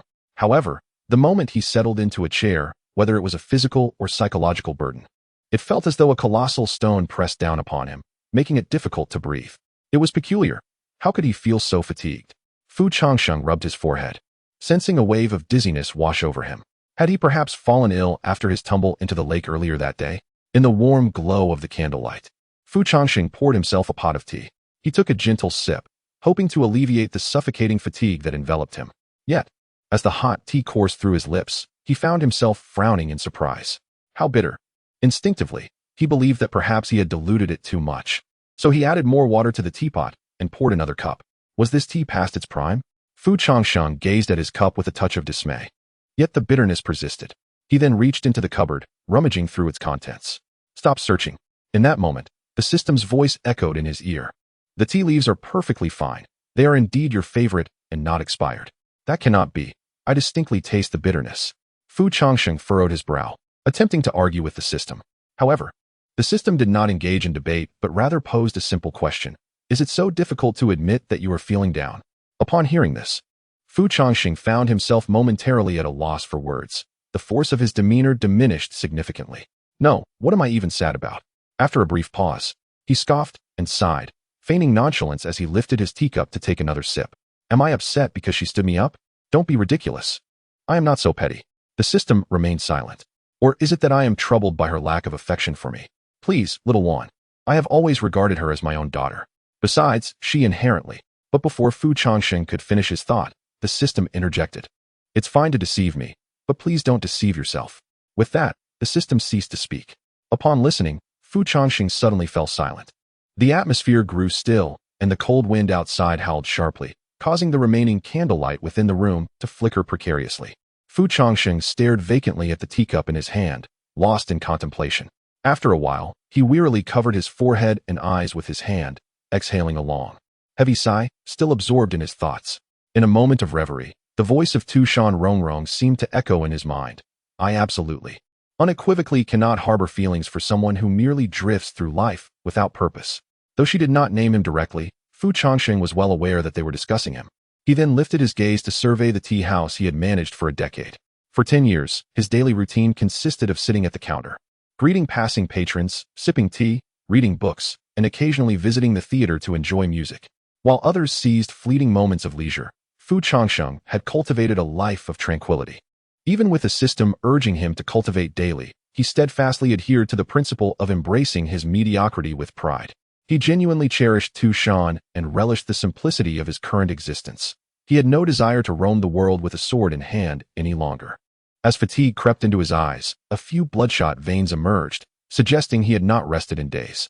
Like a drinker savoring his liquor, Fu Changsheng raised the teacup and downed its contents in one go, then closed his eyes to take a deep breath. When he opened his eyes again, a complex expression danced within his gaze. Slowly, he retrieved a white mask adorned with red patterns, resembling a fox demon, from his bosom. After a lengthy silence, he finally asked in a low voice, "What is the nature of the human emperor's bloodline, Xiaowan?" Chapter 51. Departure. Again the following day, as dawn broke, the sun cast a pale light from the eastern horizon. Before the tea house owned by Fu Changsheng, Tu Shan Rongrong stood alone at the entrance, her expression fraught with inner turmoil. Ever since parting ways with Fu Changsheng the previous evening, she had been unable to find solace in sleep. His indifference, the seemingly careless demeanor he wore as he turned away, pierced her heart like a dagger, rendering her breaths labored. Shouldn't this be a positive sign? Fu Changsheng had claimed he was no longer angry, and his expression indeed reflected no ire, perhaps even a dispassionate apathy. Yet, why did this evoke sorrow within her? Tossing restlessly in bed, Tu Shan Rongrong felt as though ants were gnawing at her heart. She could not fathom why Fu Changsheng's calmness left her feeling despondent. In that fleeting moment when he turned away, she had retrieved her jade pendant, yet it seemed she had lost something far more significant. She had prepared herself to apologize to Fu Changsheng, even crafting her words in anticipation, stating it was merely to placate Cui Yuling. But alas, Fu Changsheng remained as tranquil as still waters. Whether she had stood him up or had declared she would never harbor feelings for him, he remained unfazed. Could it be that she stirred not even a flicker of emotion within him? Surely, even a semblance of concern would suffice. Tu Shan Rongrong found it hard to believe. Or rather, she was unwilling to accept this reality. Ultimately, she took a deep breath, straightening her posture slightly. With a gentle hand, she tapped on the tea house door, uncertain of her own intentions for being there, but yearning to see him nonetheless. Creak. In the next moment, Tu Shan Rongrong raised an eyebrow in slight surprise. She had barely knocked before the door swung open on its own. The face that had lingered in her thoughts throughout the night now stood before her. Third miss? Fu Changsheng appeared equally astonished. Longsheng. Tu Shan Rongrong was evidently caught off guard, her carefully rehearsed words vanishing from her mind in an instant. Fu Changsheng curiously glanced at the sky. It was still early, and many were likely still asleep. What could prompt Tu Shan Rongrong to seek him at such an hour? Is there something you wish to discuss, third miss? I wanted to ask you. Her voice trembled slightly. However, before she could complete her thought, she faltered again. Looking up, she noticed Fu Changsheng was holding luggage, as though preparing for a journey. Where are you going? Oh, just a trip. Fu Changsheng replied without hesitation. Where to? Tu Shan Rongrong inquired softly, a sense of unease creeping into her heart. To the mortal realm.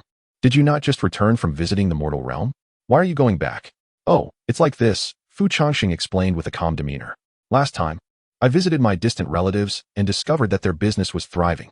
They mentioned that they could provide some support for me. Suddenly, Tu Shan Rongrong's pupils contracted, and a buzzing sound filled her ears. Wait. She interrupted Fu Changsheng's words loudly. Do you not already have this tea house in Tu Shan? Why venture into the mortal realm? Her breath quickened. Is it because business has been poor lately, and you need money? Please, let me explain. I can lend you money. How much do you need? There's no need for you to go to the mortal world. Her tone grew increasingly agitated. Just listen to me, Fu Changsheng interjected, raising his voice. Tu Shan Rongrong's body trembled slightly as she snapped back to reality, staring blankly at him. At that moment, she finally fell silent, yet her eyes had grown moist, though she was unaware of when it had begun. Fu Changsheng sighed helplessly, puzzled by her sudden emotional outburst, as she seemed to be lost in her own thoughts. Finally, when she settled down to listen, he calmly explained, "My business is flourishing, and I am not in need of money. If I must say, this tea house has amassed a considerable savings over the years. Then why do you wish to leave?" Tu Shan Rongrong's voice wavered with confusion. "Isn't your life quite satisfactory? What are you dissatisfied with?" At this, Fu Changsheng felt a sense of helplessness. He had intended to leave quietly, not anticipating that she would seek him out this morning, and he sensed her emotions were unusually heightened today. "It is indeed good. I have no grievances," he replied, glancing back at the place that had cared for him for over a decade, a hint of reluctance flickering in his eyes. Gradually, he let out a deep sigh. However, as a man, one must venture forth to carve out a respectable place in the world. To linger in this secluded paradise, wasting away one's life, is rather lamentable. His voice trembled slightly as he spoke. Ultimately, Fu Changsheng found it difficult to regulate his emotions like a sage. If only it were possible, he would dearly love to remain, sipping tea, reading books, playing music, and having a cherished little fox visit him for conversation from time to time. Yesterday, he deceived the system. Today, he deceived Tu Shan Rongrong, yet he no longer wished to deceive himself. Upon hearing the words of Fu Changsheng, Tu Shan Rongrong felt a tightening in her heart, as if all her strength had been siphoned away. Each word spoken by Fu Changsheng pierced her heart like a blade, carving deeper and deeper into her soul. Gradually, her vision began to blur. It turned out, he truly cared. But why, then, did she still feel such profound sorrow? What was the reason behind it all? Chapter 52. The fog has cleared. How long will you be gone? The voice of Tu Shan Rongrong trembled slightly, betraying her emotions. She lowered her gaze, unable to meet Fu Changsheng's eyes, fearing that a mere glance would unleash her tears uncontrollably. Not necessarily, Fu Changsheng mused, shaking his head after a brief moment of contemplation. If all goes well, perhaps a month, if not. He trailed off, uncertain of the duration of his journey, even questioning whether he would return alive. He was oblivious to the appearance of his destination, yet he felt compelled to embark on this quest. "Have you made up your mind?" Tu Shan Rongrong asked softly, her head still bowed. Upon hearing her somewhat hoarse voice, Fu Changsheng's lips parted slightly, a flicker of hesitation flashing in his eyes. Truth be told, he had never experienced such a moment. In his eyes, Tu Shan Rongrong appeared breathtakingly beautiful, so much so that he yearned to step forward and embrace her. After a prolonged silence, Fu Changsheng nodded with a complex expression. As his words hung in the air, Tu Shan Rongrong's slender fingers twitched suddenly, her breath quickening. For reasons unknown, an inexplicable anger surged within her. She could not comprehend the source of her frustration. Yet an overwhelming impulse arose, urging her to rush forward, restrain Fu Changsheng, and bind him to her side with ropes. But, she mused, that would be selfish. A bittersweet smile graced Tu Shan Rongrong's face. After a moment of contemplation, she exhaled softly. "Then shall we go?" She finally managed, her voice quivering. With that, silence enveloped them. Fu Changsheng pressed his lips together, inhaled deeply, and without uttering another word, stepped past Tu Shan Rongrong. In that fleeting moment, their silhouettes brushed against one another, the departing figure unhesitant, while the one left behind made no attempt to retain him. The streets of Tu Shan were frigid. Even the pale sunlight seemed to carry a chill. The thoroughfare lay deserted, amplifying the sound of Fu Changsheng's footsteps.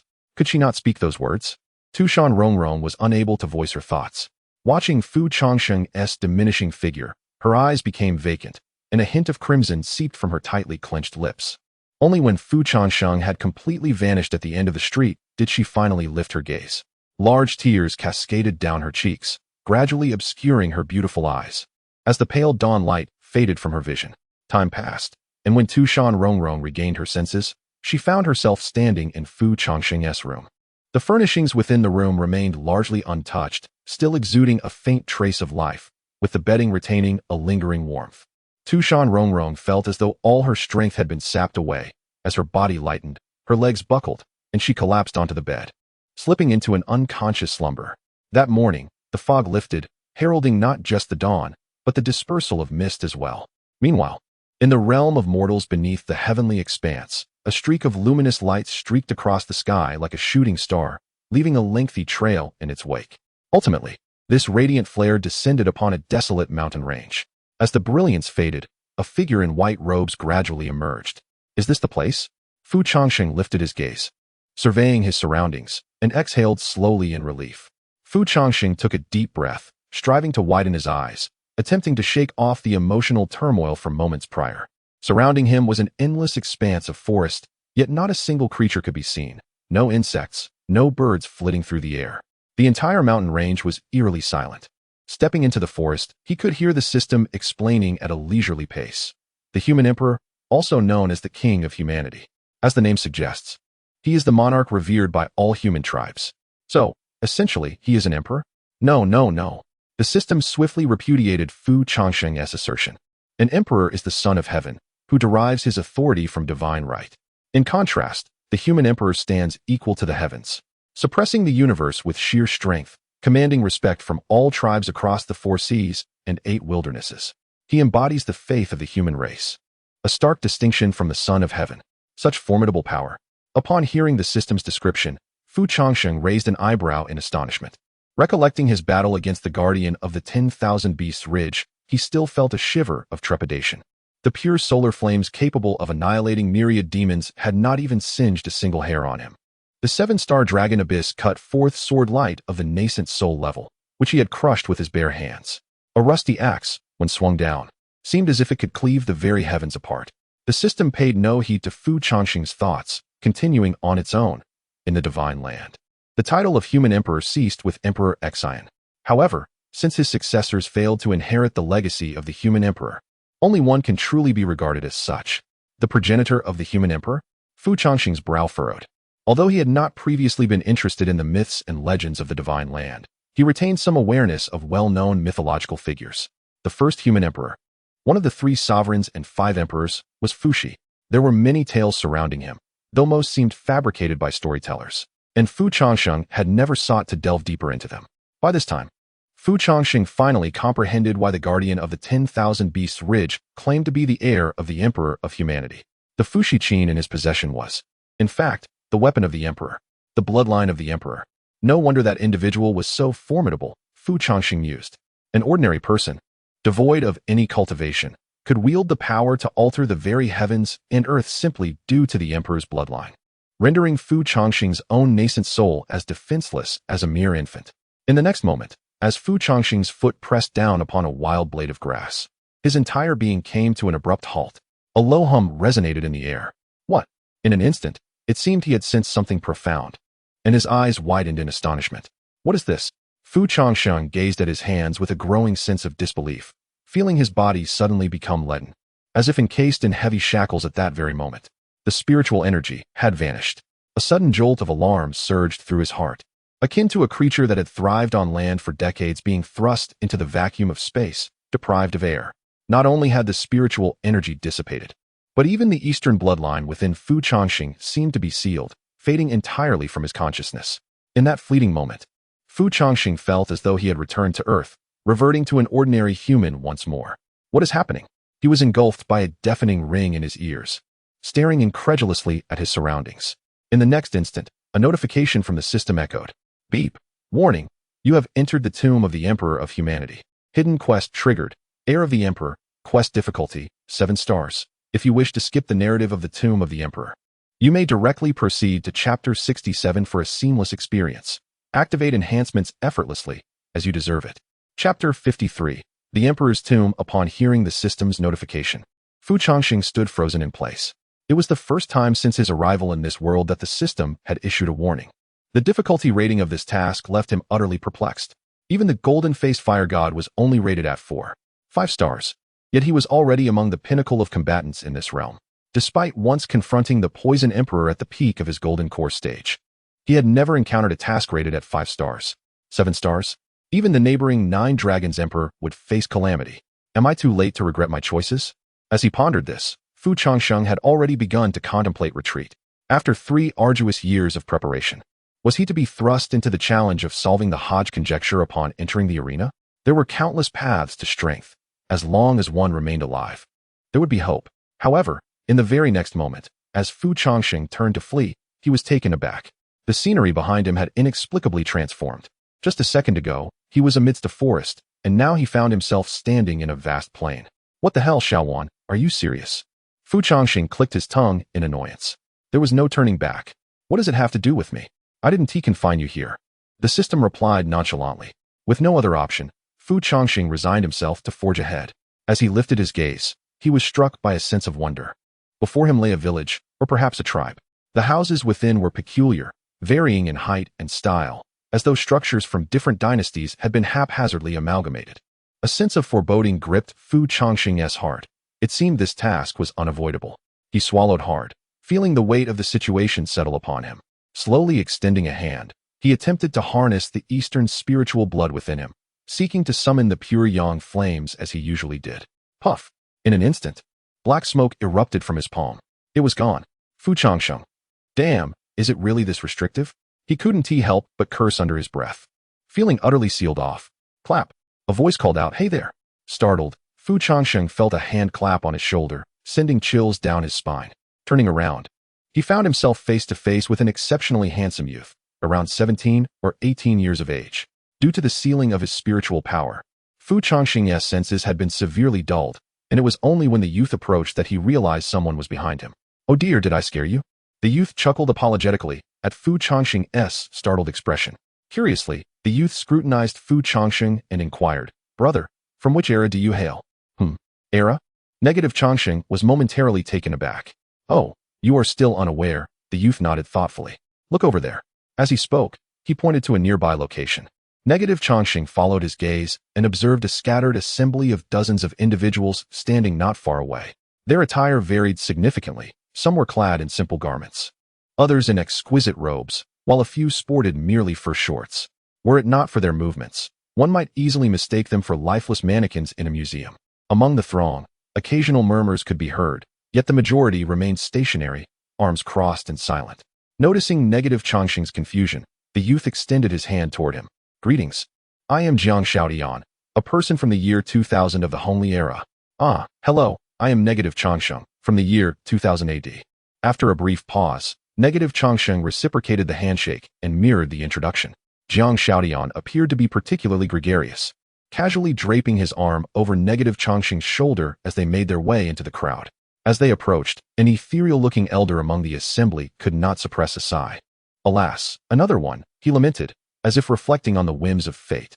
"We are all individuals from different epochs, largely having stumbled into this place by chance." Jiang Xiaotian casually explained to Negative Changsheng. Leaning closer, he whispered about the elder. "That old man has supposedly been trapped here for 2 centuries. Upon hearing this, Negative Changsheng furrowed his brow. 2 centuries? Is there no way out of this place? "Why? I don't know," Jiang Xiaotian sighed helplessly. "This realm is exceedingly enigmatic. There appears to be no means of escape from the village." At this, Negative Changsheng cast a puzzled glance back at the expansive plain behind them. "Are you suggesting that it is impossible to leave?"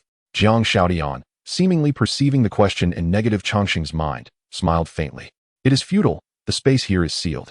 Venturing further outward would lead to an endless loop, akin to a ghostly wall, forever returning to the same spot." Negative Changsheng's mood suddenly darkened upon hearing this. He had come in search of the human emperor's legacy, only to inadvertently find himself in the human emperor's tomb, ensnared in an irrevocable 7 stars mission. Contemplating this, he cast a serious glance at the unmoving crowd. "Is there something amiss with the village?" Negative Changsheng asked tentatively. "If one cannot venture forth, then the only recourse is to seek a solution within this very village." Yet, the group of individuals exhibits no inclination to enter. They merely exchange glances, arms crossed. "Indeed." Jiang Xiaotian nodded faintly, casting a distant gaze towards the tranquil village not far away. "It is said that many have ventured inside, yet none have emerged." At this juncture, a palpable weight enveloped Jiang Xiaotian's tone. "This village is far more enigmatic than it appears. The absence of those who have entered leaves the true nature of its interior shrouded in mystery. Logically, one would expect a stone cast into the sea to create at least a ripple. However, this village is akin to an abyss. Whether one is a revered monk or a formidable demon, all who enter seem to vanish without a trace, never to return. In truth, those capable of entering this place are far from ordinary. They are predominantly extraordinary individuals or unparalleled talents.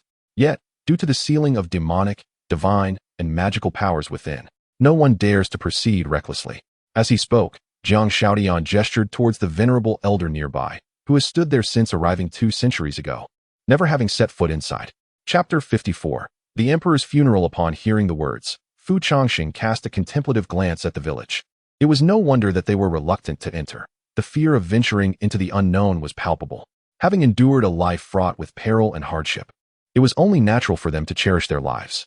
However, standing idly by was hardly different from being dead. Thus, after several days or even months of hesitation, many succumbed to the urge to enter the village. Some, valuing their lives dearly, preferred to linger, awaiting tidings from those brave enough to explore. Take, for instance, the venerable elder who had remained here for 2 centuries. After all, they were strangers to one another, and no one wished to be the first to cast a stone into the darkness. What about you? Fu Changsheng suddenly turned to gaze at Jiang Shaotian. Me? A smile unexpectedly graced Jiang Shaotian's lips. I intend to venture forth. A man must embrace his fate. Lingering in this place is hardly a noble endeavor. As he spoke, he chuckled at the motionless figures around them. Jiang Shaotian had not been there long and had no intention of staying. He was a prodigious talent, unrivaled among the younger generation, who had never known defeat. And you? Jiang Shaotian raised his chin towards Fu Changsheng. Since there is no news from outside, we might as well enter. Fu Changsheng nodded calmly. While most of those remaining had no ties to this place, he was different. He could not tarry here. There were still those waiting for him in Tu Shan. Upon hearing Fu Changsheng's response, Jiang Shaotian's face lit up with a knowing smile. In that case, let us journey together and uncover the secrets that this seemingly cursed village harbors. He turned to the crowd behind him and called out, We are preparing to enter. Will you remain here as living corpses, or will you dare to seek a glimmer of hope? As he spoke, Jiang Shaotian's gaze swept over those who had recently entered this realm. As for the seasoned veterans, words would be futile. They would not budge unless they received information from within the village. His words stirred the crowd, eliciting a mix of surprise, excitement, and indifference. Count me in. After a moment, a young man raised his hand and shouted, Damn it, one after another, pretending to be dead. What's the difference between that and actually being dead? Humph, a pack of cowardly wretches. With the first voice of dissent, others began to step forward, casting disdainful glances at the older individuals lingering behind. Life must be grasped in one's own hands. With this courage, I stand with you. I shall join as well. Amidst the rising commotion, many others followed suit, stepping forward. They had all harbored frustrations, having come from disparate epochs with little opportunity for communication. In the realm of language, it is widely acknowledged that everyone speaks Chinese. Yet, beneath it all, most individuals yearn to escape this place. Even in death, they seek a dignified end, with someone taking the lead. The suppressed emotions within them erupted in an instant. Moreover, in the presence of many, there was a sense of mutual support, a layer of reassurance. A glance revealed that 2 or 3 dozen individuals had stepped forward. The remaining few, who remained indifferent, had lingered outside the village for over a year. Some took the initiative to scout ahead, their spirits lifted. As long as there was any information, however slight, they felt confident in their ability to venture forth. Jiang Shaotian smiled gently, turning to glance at Fu Changsheng. Brother Fu, let us proceed. Fu Changsheng nodded, offering no further words as he walked alongside Jiang Shaotian, resolutely heading towards the village entrance. Although their group appeared sizable, they consciously softened their footsteps as they entered the village. Those who had ventured inside before, some possessing divine powers, and even higher, had all, without exception, failed to emerge. Though sealed, a deity remained a deity, yet they could not escape. Thus, everyone exercised utmost caution. Suddenly, as they stepped into the village, a cacophony of drums and gongs echoed from the far end of a narrow path. What is happening? A tremor ran through the ranks. After all, they had spent such a long time outside, and the village had been utterly silent. They had even begun to believe it was deserted. Yet, upon their entry, it seemed the village had come back to life. Let us go, Fu Changsheng gestured, and Jiang Shaotian nodded in agreement, continuing onward. Before long, a long procession came into view. The sound of a swana approached, imbued with a hint of sorrow. Leading the procession, for individuals bore a floral wreath, a musician played the swana, while others followed with gongs and drums. In the center of the procession, several robust men carried a pitch-black coffin.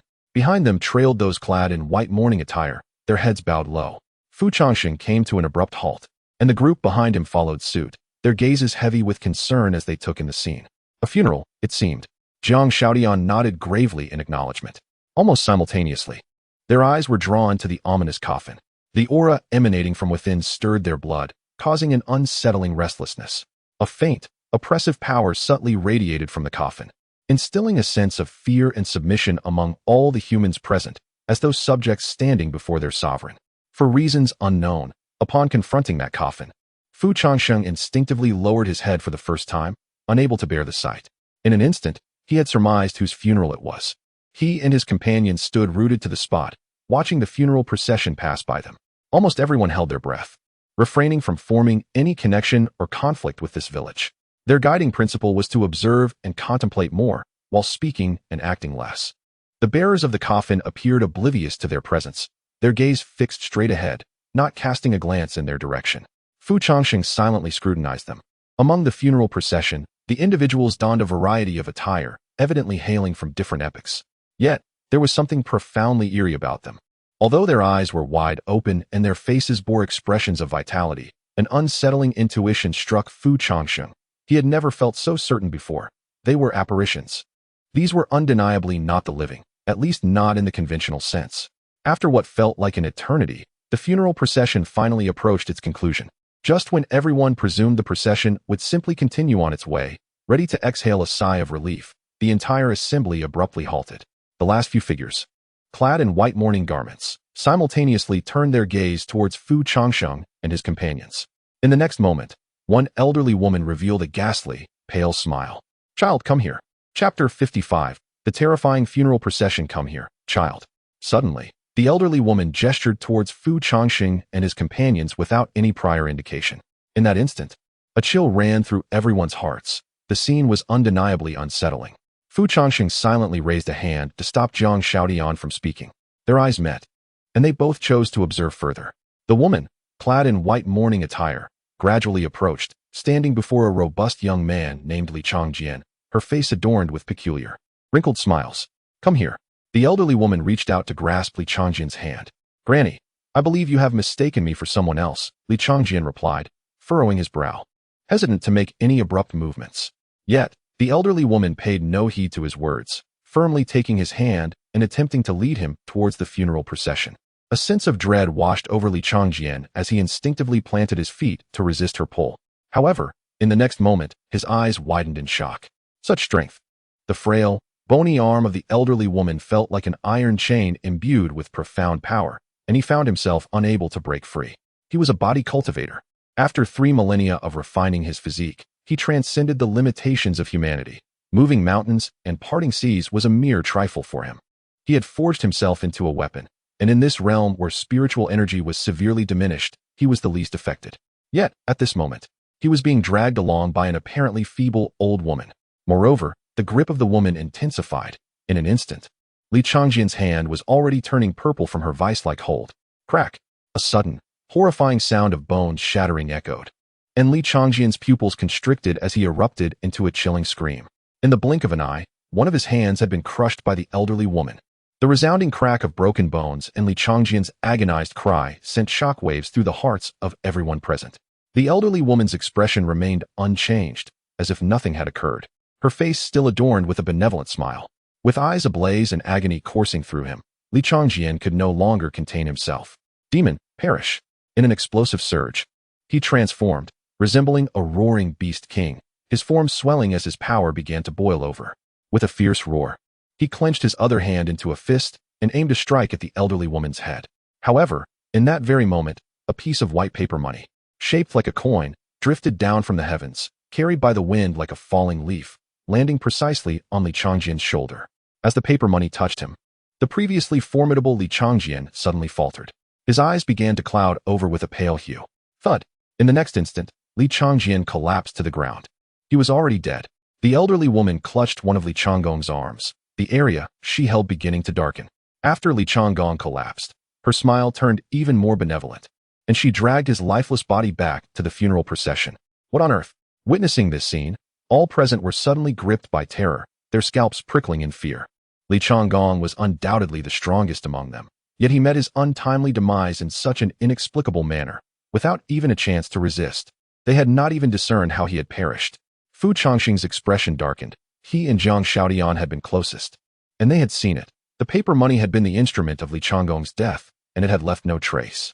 Meanwhile, several individuals clad in white mourning attire at the rear of the procession began to approach Fu Changsheng and his companions, smiling as they beckoned them forward. "Brother Fu, what should we do? Should we run?" Jiang Shaodian whispered anxiously. The entire situation was exceedingly bizarre, an event that claimed a life without anyone truly comprehending what had transpired. The approaching figures in white resembled grim reapers come to collect souls. "No." Fu Changsheng furrowed his brow, stopping Jiang Shaodian. "We will follow them." He spoke without further explanation, stepping forward to join the funeral procession. After a moment's hesitation, Jiang Shaodian gritted his teeth and followed suit. Upon entering the procession, the mourners indeed refrained from touching them, their gazes towards Fu Changsheng warm and inviting.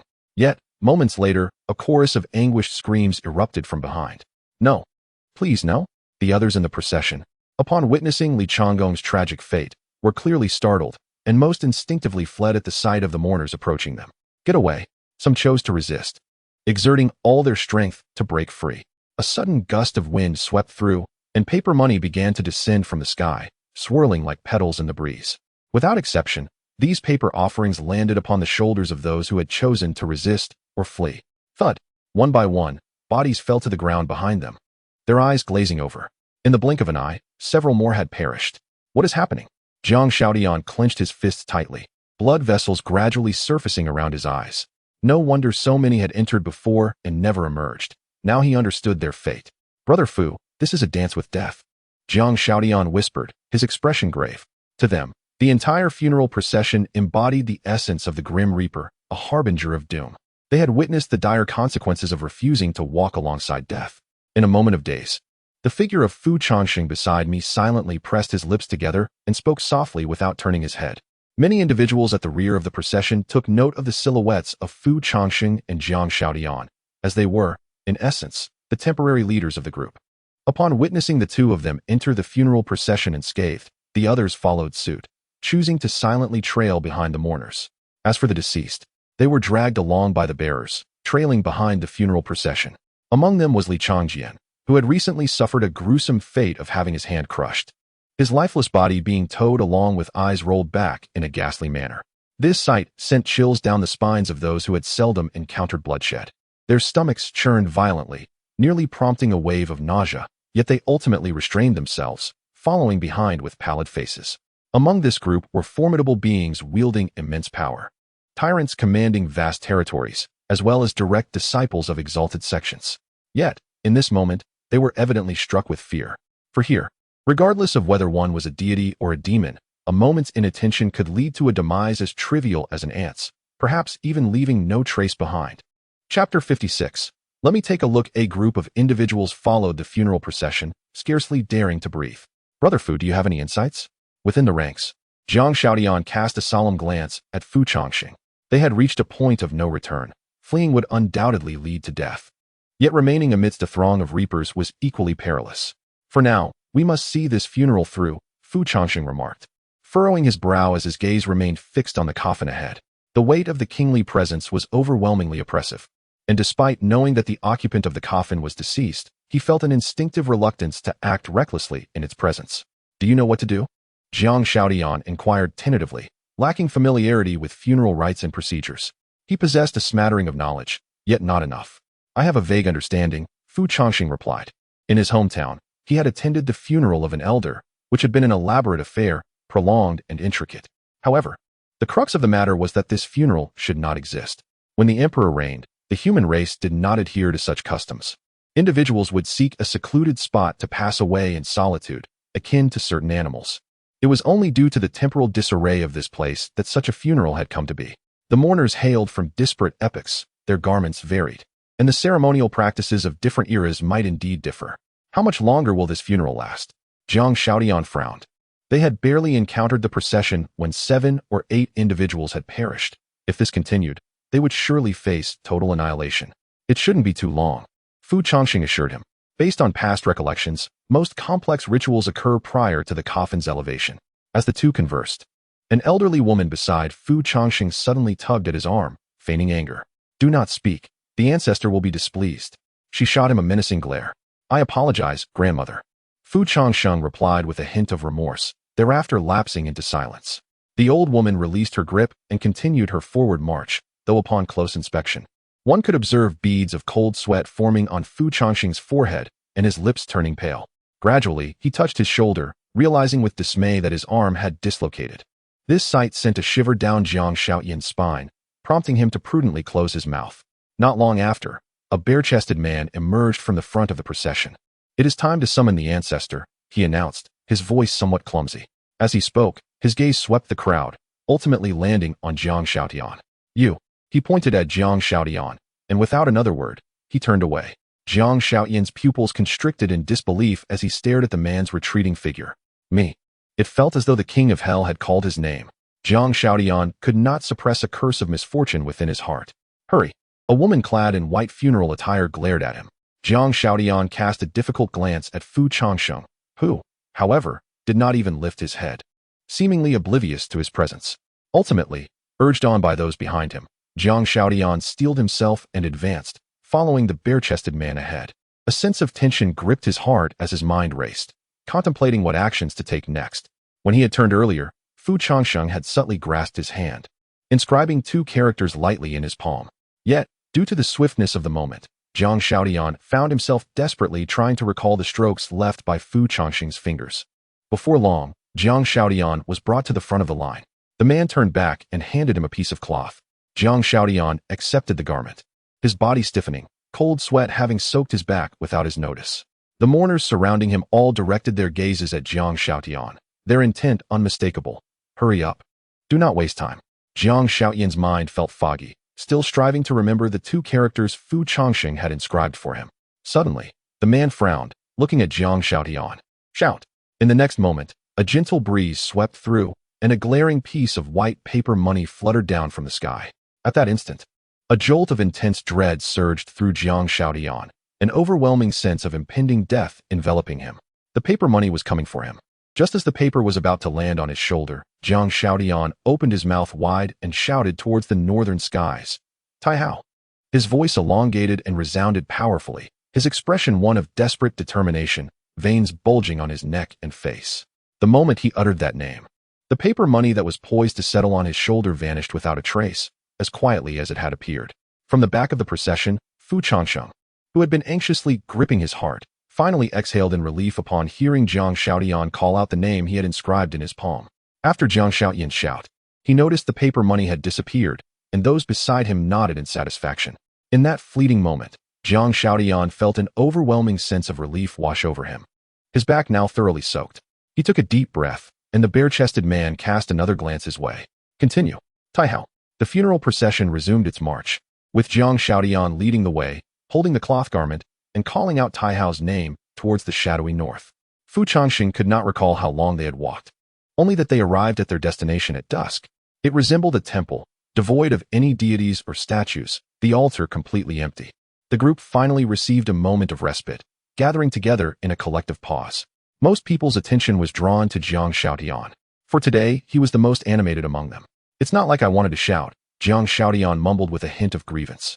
What is going on? Can we go back?" A girl in the group suddenly expressed her fear.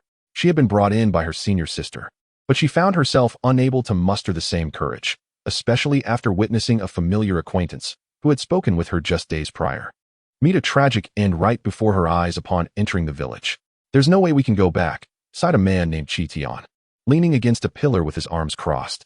Upon hearing this, the group fell silent, collectively accepting this grim hypothesis. After all, if escape were feasible, those who had entered before them would surely have found a way out. No one would willingly linger in such a dreadful place. However, there was no need for excessive pessimism, at least for now. It seemed that as long as they did not oppose the villagers, they would remain unharmed. The senior sister gently patted her junior's hair in a comforting gesture. Fu Changsheng sat quietly to the side, meditating and listening to their discussion without uttering a word. "Fu, do you need assistance with your bones?" Jiang Shaotian approached and lightly tapped Fu Changsheng's shoulder. Today, Jiang Shaotian's life had been saved by Fu Changsheng, and he genuinely regarded him as a friend. "You understand this?" Fu Changsheng raised an eyebrow in surprise. "Knowledge is power. I know quite a bit. Thank you very much." Jiang Shaotian replied confidently. "All right then, take a look." "Hey, what are you doing?" "I'm taking off my clothes." "Didn't you say to let you see?" Jiang Shaotian exclaimed. "Come on, let me have a look. How's it going?" "You're developing quite well." "Not that. Ahem, I meant, I'm going to apply pressure. So bear with me." "Ah, be gentle." Before long, Nearly everyone else was drawn to the peculiar sounds emanating from their direction, wearing expressions of bewilderment. What on earth is that commotion? As they looked over, they saw Jiang Xiaodian atop Fu Changsheng, grasping his hands and exploring, while Fu Changsheng had been stripped of his clothing, occasionally murmuring for him to be gentle. Meanwhile, Jiang Xiaodian continued to push and repeatedly stated, "I'm going to apply pressure, just bear with it. It'll all be quick." The crowd collectively gasped in confusion. Chapter 57. As night falls. The killing intent emerges as dusk descended. A sense of foreboding permeated the air. After ensuring that the bones were properly arranged, Jiang Xiaodian cast a curious glance at Fu Changsheng. In funeral rites, it is customary for a reviver to hold the deceased's garments and call out their name towards the northern realm of the netherworld, a practice known as summoning the soul. Fu Changsheng waved his hand dismissively. Tai Hao is the name of that individual. With a sigh of relief, Fu Changsheng felt a tinge of apprehension. After all, the summoning ritual, in his recollection, was performed prior to the coffin's procession. It seemed yet another consequence of temporal disarray. The others, overhearing this exchange, nodded thoughtfully. Thus, if we adhere to their customs and complete the funeral, we should be able to depart, Qi Tian remarked, stroking his chin contemplatively. Indeed, as long as we do not defy them, they should pose no threat, Fu Changsheng replied, though he fell into a contemplative silence, gazing towards the dwindling sun. The notion that compliance guarantees safety was far from certain. If it were that straightforward, surely someone would have escaped by now. There must have been individuals knowledgeable about funeral rites. Yet, without exception, they had all perished within this village. Fu Changsheng absently touched the arm that had nearly been wrenched apart earlier, a heaviness settling in his heart. To abide by the rules necessitates knowledge of those rules. No one had ever cautioned Fu Changsheng against speaking while the funeral procession was in motion. He lifted his gaze towards the temple. Upon entering, their group had remained outside to rest, while the mourners who had entered the offering hall had not re-emerged, nor had there been any sounds from within. Quietly, Fu Changsheng approached the offering hall, peering inside. There was no jade Buddha or divine statue. Only a pitch-black coffin lay silently within. Dozens of mourners knelt reverently before the coffin, repeatedly bowing their heads and murmuring incantations. They were arranged meticulously, each face radiating solemnity. After observing for a while, Fu Changsheng gently bent down and offered a bow to the coffin. "Fu, what are you doing?" Jiang Xiaodian inquired, approaching with curiosity. "Paying respects to my ancestors," Fu Changsheng replied calmly. Jiang Xiaodian, though puzzled, having never heard of Tai Hao or Fuxi in his era, refrained from further questioning, turning instead to observe the orderly kneeling mourners. "What comes next?" he asked after a prolonged silence. Fu Changsheng pondered briefly before responding. "After the body has been placed in repose, the burial will take place tomorrow. Once the burial is complete, the funeral will conclude." At this, Jiang Xiaodian raised an eyebrow, a hint of relief crossing his face. "Thus, if tomorrow goes smoothly, we shall be able to depart without hindrance?" However, Fu Changsheng did not respond. He furrowed his brow, gazing at the mourners kneeling in the offering hall, his expression growing increasingly troubled. Something felt amiss. Fu Changsheng silently shook his head in dismay. According to the funeral rites, there should have been another round of lamentation before the burial, known as the evening weeping. Yet, the mourners remained eerily silent, resembling somnolent beings, their only actions being the repetitive bowing, devoid of any inclination to weep. For a funeral of such magnitude, it was inconceivable to omit the evening weeping. "Ah, Brother Fu, I shall retire for the night. We must rise early in the morning. You should rest as well." Jiang Xiaodian yawned widely, turning to prepare for rest. At that very moment, the last rays of the setting sun faded into oblivion. Night fell abruptly, as if the clock had skipped from 7 o'clock to 1 in the morning without transition. The instant the sun disappeared, the bright moon ascended into the heavens, shrouding the surroundings in darkness, instantly dimming the vision of those present. Suddenly, a shrill scream pierced the air behind Fu Changsheng and Jiang Xiaodian. Jiang Xiaodian swiftly turned around. From among a group that had been resting, chaos erupted, a cacophony of screams rising in a tumultuous wave, transforming the once tranquil gathering into utter disarray. "What is happening?" Jiang Xiaodian's expression shifted to one of grave concern. "Brother Fu, let us investigate." However, as he began to beckon Fu Changsheng to assess the situation, Fu Changsheng abruptly raised his hand, cutting him off. His brow furrowed, eyes fixed earnestly on the mourners in the offering hall. Following Fu Changsheng's gaze, Jiang Xiaodian observed a startling transformation. The mourners, who had been kneeling before the coffin, had suddenly risen, now facing the two men. Upon closer inspection, their faces were ashen, starkly contrasting the vibrant hues of daylight. An aura of death enveloped them, and beneath the inky night, their pupils glimmered like those of feline specters. A multitude of eyes peered from the shadows of the hall, their gaze akin to that of abyssal demons surveying Fu Changsheng and Jiang Xiaotian. In an instant, a shiver coursed through Jiang Xiaotian, every hair on his body standing on end. Retreat. Moments later, with a somber expression, Fu Changsheng extended his arm, guiding Jiang Xiaotian backward. In the next heartbeat, the mourners advanced. As Fu Changsheng and Jiang Xiaotian stepped back, the mourners took a step forward. Upon witnessing this, Fu Changsheng's heart sank instantly. Without a hint of hesitation, he grasped Jiang Xiaotian's shoulder and swiftly retreated. The situation was exceedingly strange. Merely locking eyes with the pallbearers evoked a profound sense of gazing into the abyss. The two rapidly made their way outside the temple, eager to locate their group, for the anguished cries that had echoed moments ago undoubtedly signified calamity. They retraced their steps along the path etched in their memory, ultimately arriving at the large tree where the team had taken respite. However, as Fu Changsheng and Jiang Xiaotian emerged, their figures abruptly halted. The group had vanished without a trace, leaving behind only a white silk ribbon cascading from the branches of the tree. Suspended from the ribbon was a figure. Qitian. Jiang Xiaotian's pupils contracted sharply, disbelief washing over him as he beheld the man hanging lifelessly from the white silk. Qitian's tongue lolling, his eyes rolled back, and his orbs bulging grotesquely. He appeared horrifyingly ghastly. He was already deceased. Fu Changsheng shook his head in dismay. Jiang Xiaotian felt dazed. Mere moments ago, he had conversed with the man, and now he lay before him, tragically lifeless in such a horrific manner.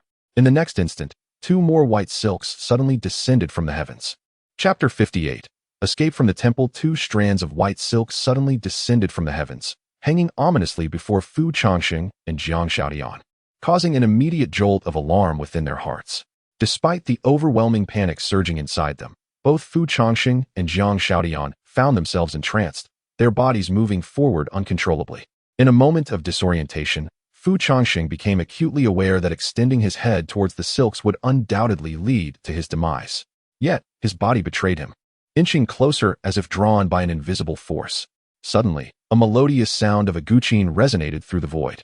At that instant, the fuxiqin, which had long resided within Fu Changsheng's consciousness, seemed to awaken, vibrating gently. His body froze momentarily, and in the split second before the silks could constrict, he instinctively recoiled, simultaneously seizing Jiang Xiaotian by the collar and pulling him to safety. In the next heartbeat, Jiang Xiaotian regained his senses. What on earth is happening? A chill crept down his spine. There had been no warning. Had Fu Changsheng hesitated for even a second longer, he would have met the same fate as Qitian, hanging lifelessly here.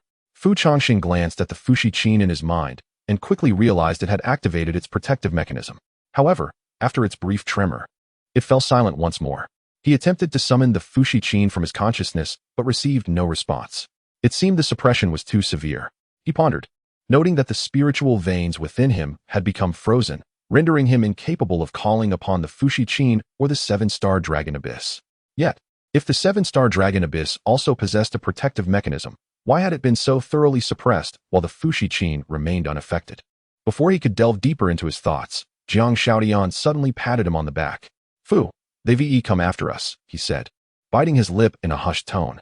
Looking up, they saw a group of mourners clad in white burial garments emerging from the chapel. Their movements were stiff, and their eyes were devoid of life.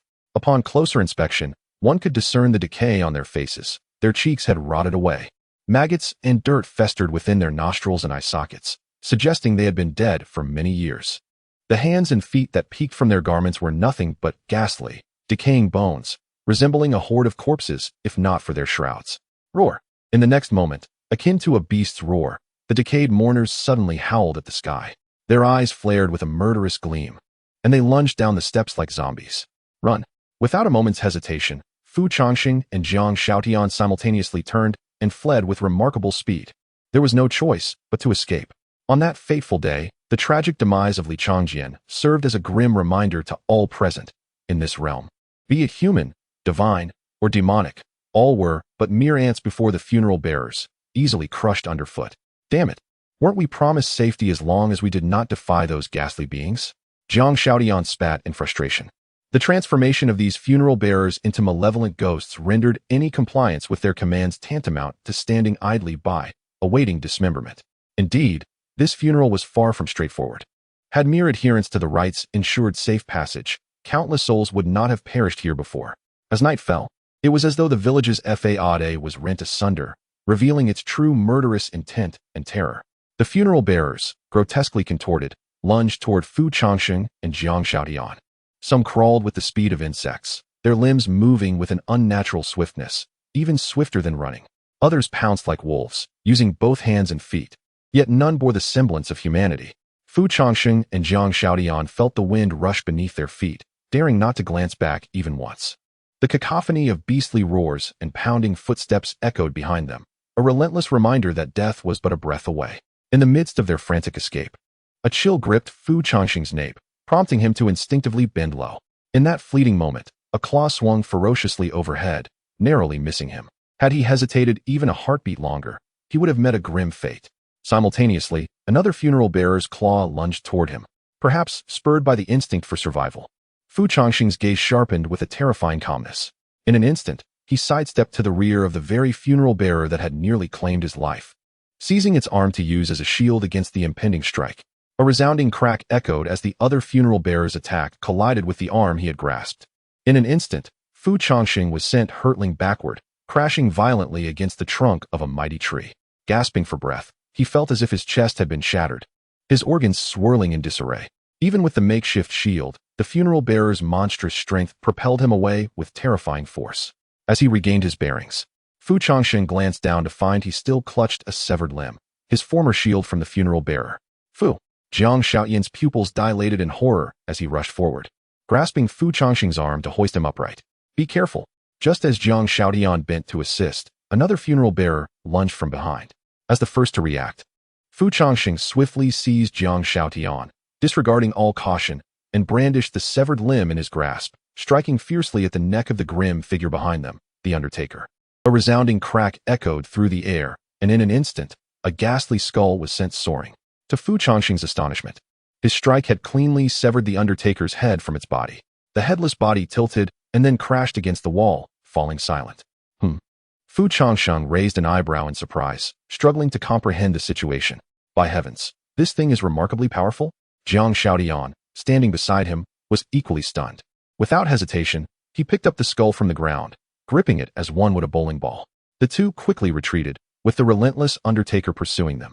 Unlike before, armed with their newfound weapons, they no longer simply evaded the fast-moving Undertaker, but instead seized the opportunity to counterattack.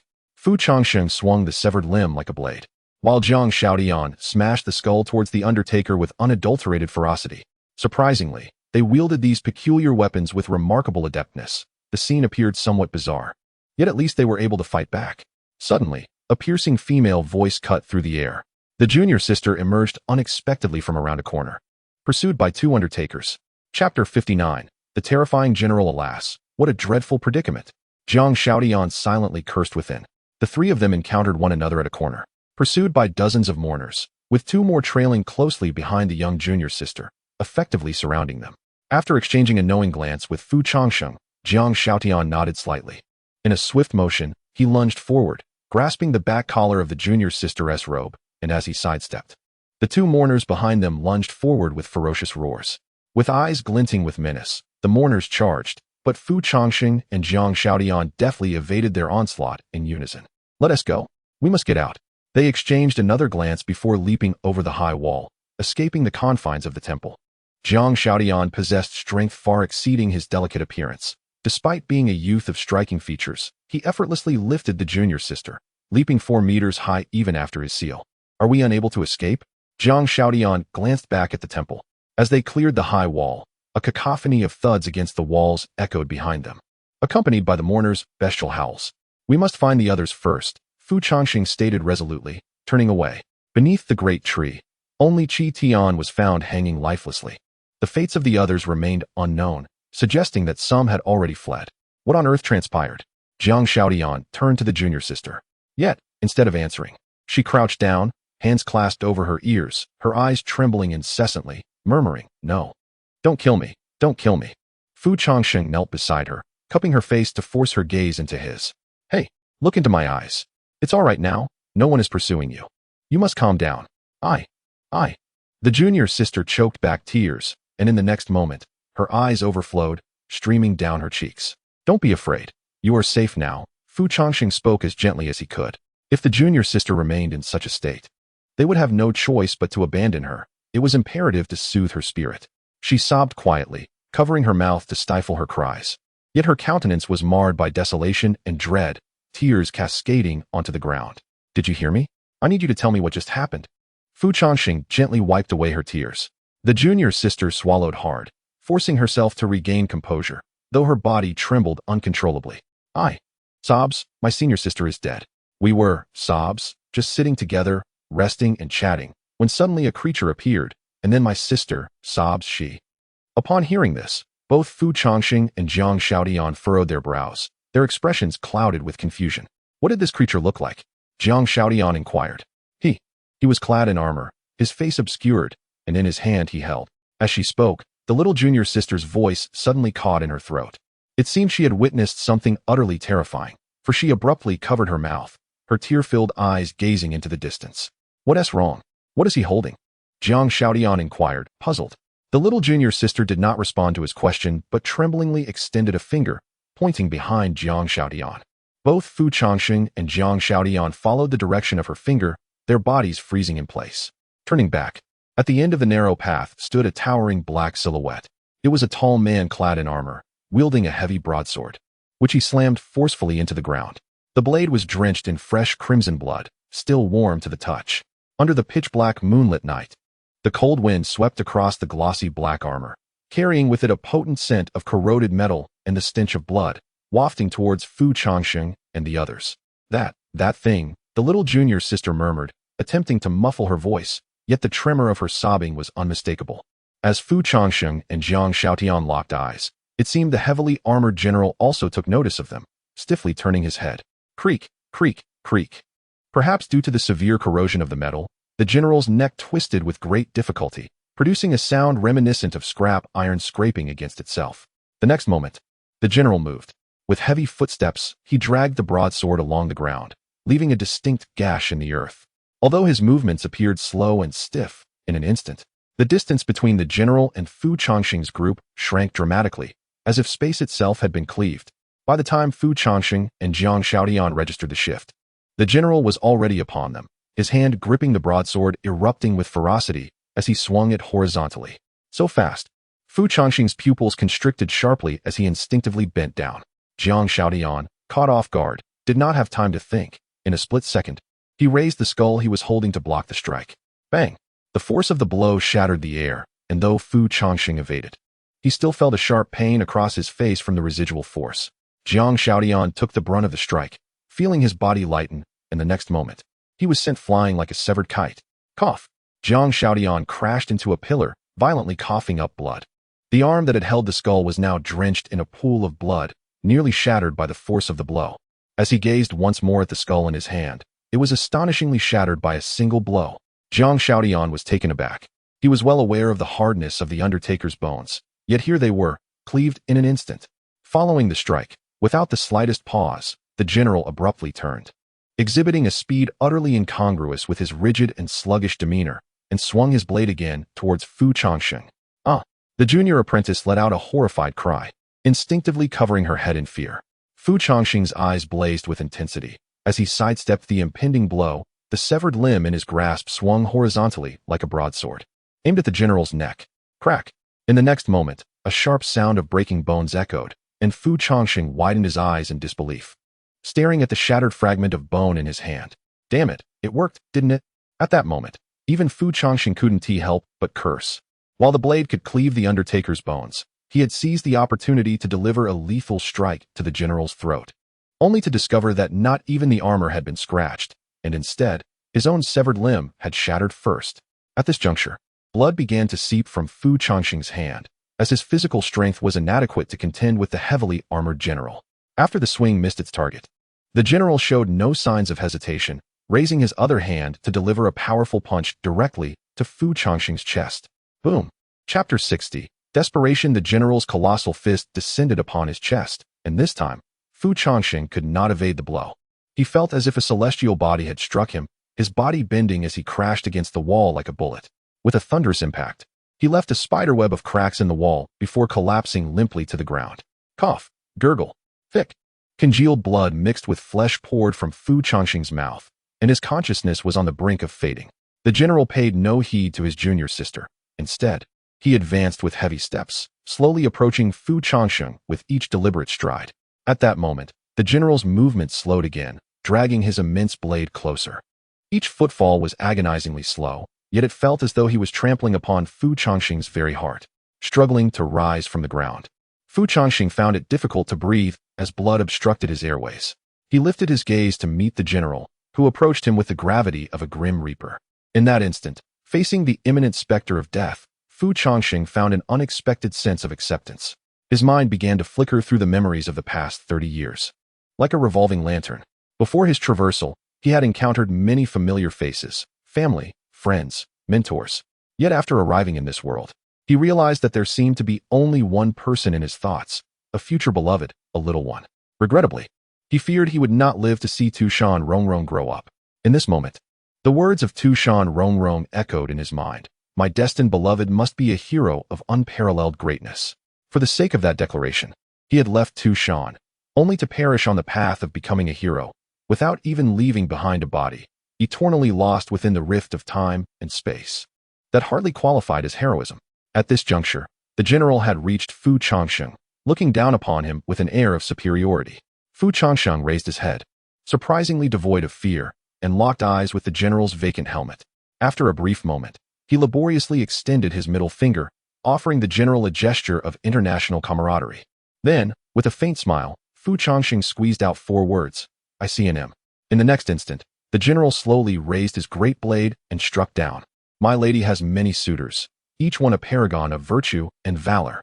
As this thought crossed his mind, a wave of sorrow washed over Fu Changsheng, and his eyes suddenly brimmed with tears. I am sorry, third miss, one of your suitors has vanished. He revealed a bittersweet smile, and a single tear finally slipped from the corner of his eye. The sound of the blade slicing through the air resonated, and Fu Changsheng closed his eyes. 1 second, 2 seconds, 10 seconds passed, yet the anticipated stroke that would end his life did not arrive. Confused, he opened his eyes. Lifting his gaze, he discovered the blade had halted just 3 inches from his head. Yet, it was precisely this 3 inches that made all the difference.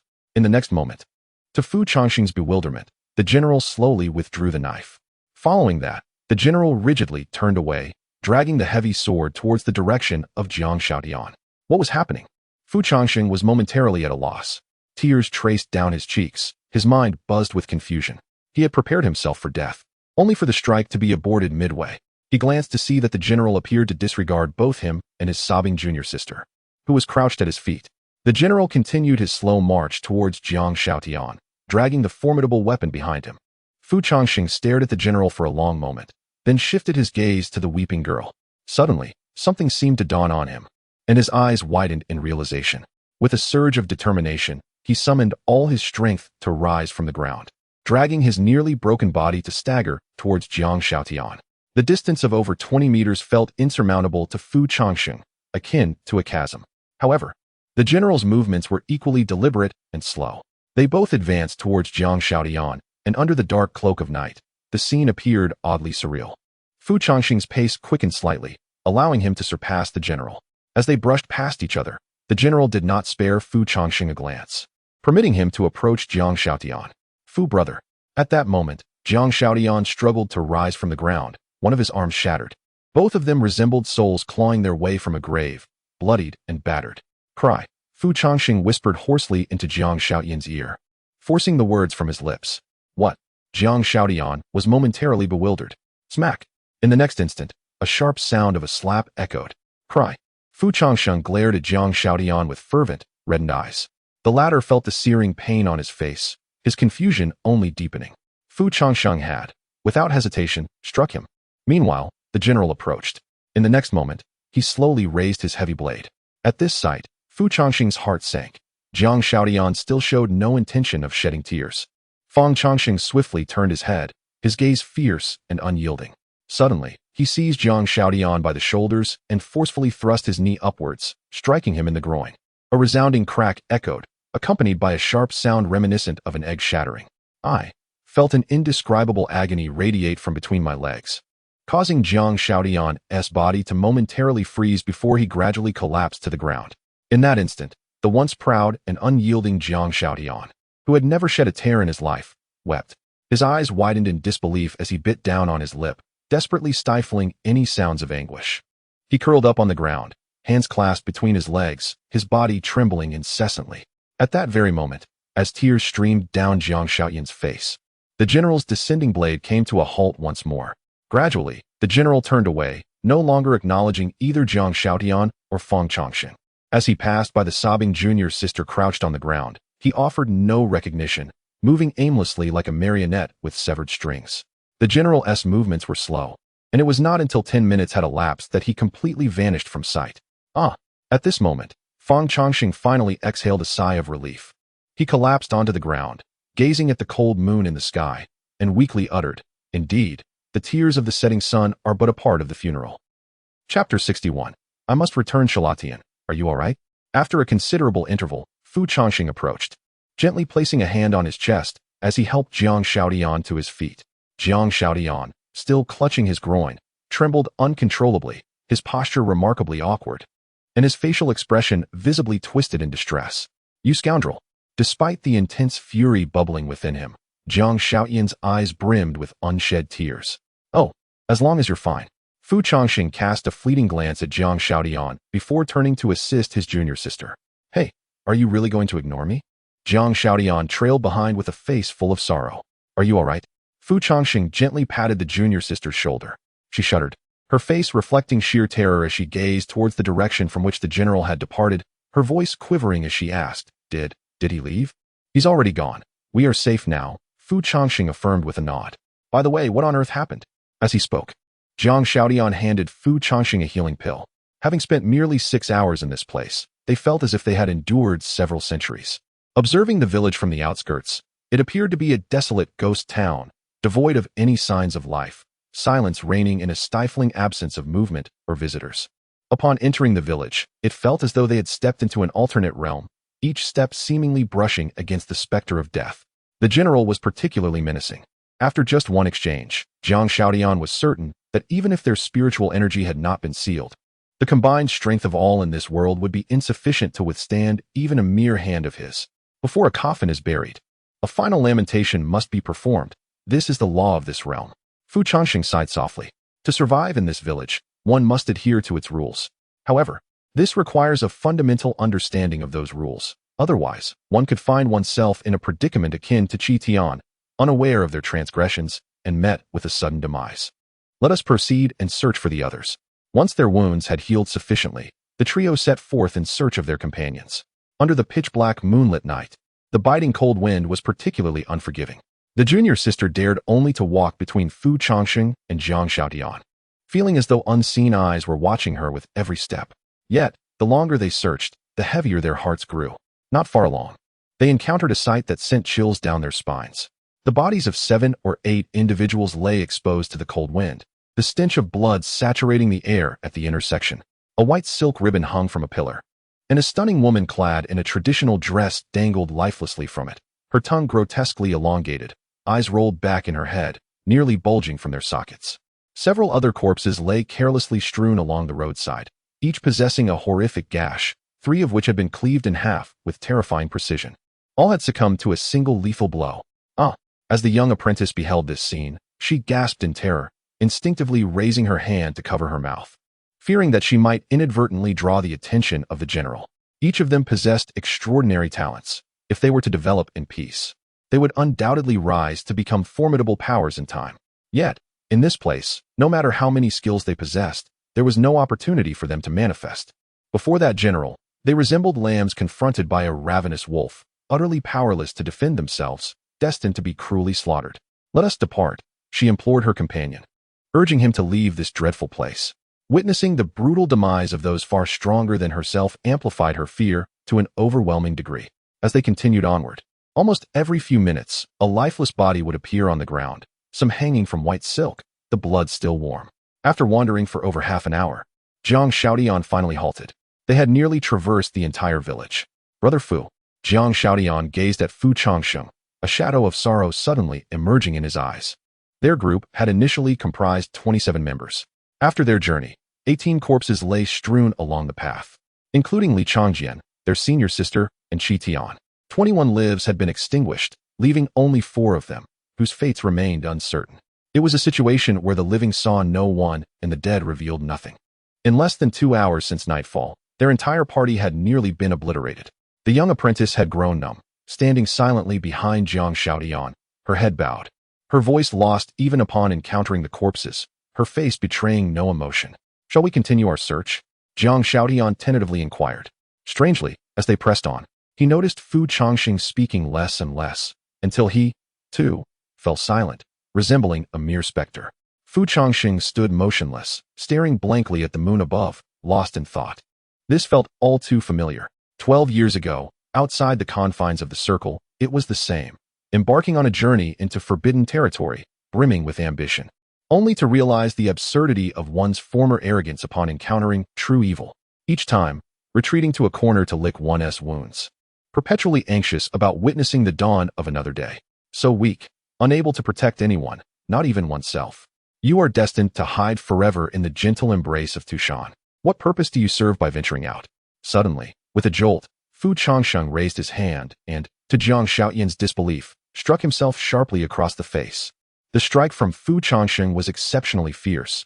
As his palm descended, a vivid crimson imprint immediately appeared on his left cheek.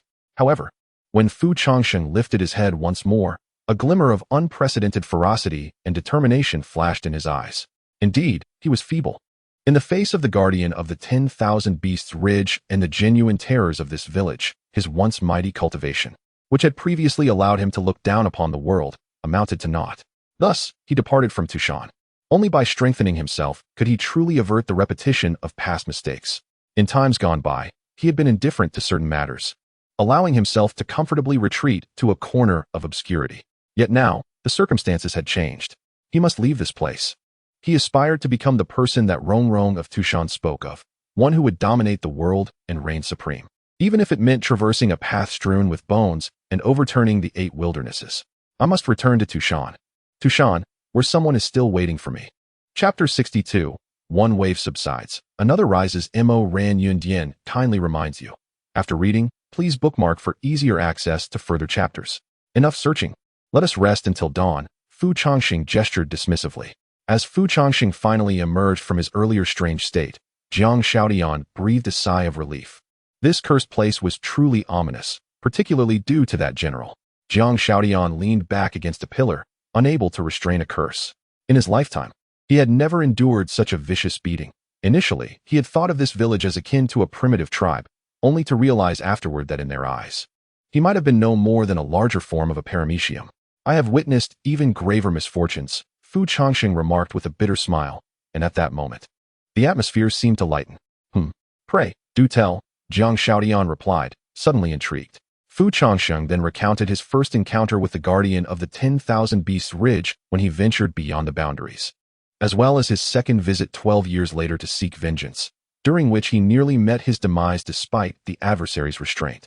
The sensation bore a striking resemblance to what he experienced in this village, purely being mercilessly beaten, entirely devoid of reason. It was even more exaggerated than now, for his opponent possessed no cultivation, while Fu Changsheng had already attained the nascent soul stage, yet faced an overwhelming defeat without any suppression of his spiritual energy. It was akin to a professional boxer entering a toddler's fighting competition, only to be subdued by a mere child. The more one cultivates, the more one feels utterly insignificant. Jiang Shaotian lay on the ground gazing at the night sky, a scoff escaping his lips. Not long after, a chilly breeze swept by, prompting Fu Changsheng to tighten his collar. In a moment of distraction, a white shadow suddenly caught Fu Changsheng's attention from the corner of his eye. He looked up, frowning at the night sky, as a mass of white clouds descended from above. Is it raining? Jiang Shaotian raised an eyebrow in surprise, scrutinizing the sky. Rustling sounds filled the air, and in an instant, Jiang Shaotian's pupils dilated. Those were not clouds, nor rain, but rather paper money, fluttering through the air like confetti. Run! Upon realizing what was soaring above them, Fu Changsheng and Jiang Shaotian spoke in unison, instantly springing to their feet. The little junior sister gazed vacantly at the sky, taking a considerable time to regain her senses. By the time she comprehended the peril and felt fear, She was already being carried away by Jiang Xiaotian. Despite being utterly exhausted, the surge of adrenaline propelled Fu Changsheng and Jiang Xiaotian to move faster than they ever had. In a sense, the paper money drifting above was the most terrifying entity in this village. Once touched, death was inevitable. Damn it, this cursed place. Once I achieve enlightenment, the first thing I shall do is raze this village to the ground. Jiang Xiaotian could not help but curse vehemently, for the sheer volume of paper money swirling around them was overwhelming. As daylight revealed the paper money falling from the sky, each piece that descended signified the death of a soul. Yet at this very moment, the celestial paper currency was not merely a trickle, but a veritable deluge, numbering in the hundreds of thousands, akin to a torrential rain. With only a handful of lives remaining, no more than 7, it was evident that this was not a mere game of chance. It was a ruthless extermination, an attempt to obliterate the entire village. After merely a few seconds of frantic escape, the two had already come to a halt. There was no fleeing. A glance around revealed that the paper rain had engulfed the entire village, rendering any hope of evasion utterly futile. In but 2 breaths, the paper would descend upon them. Enter the house.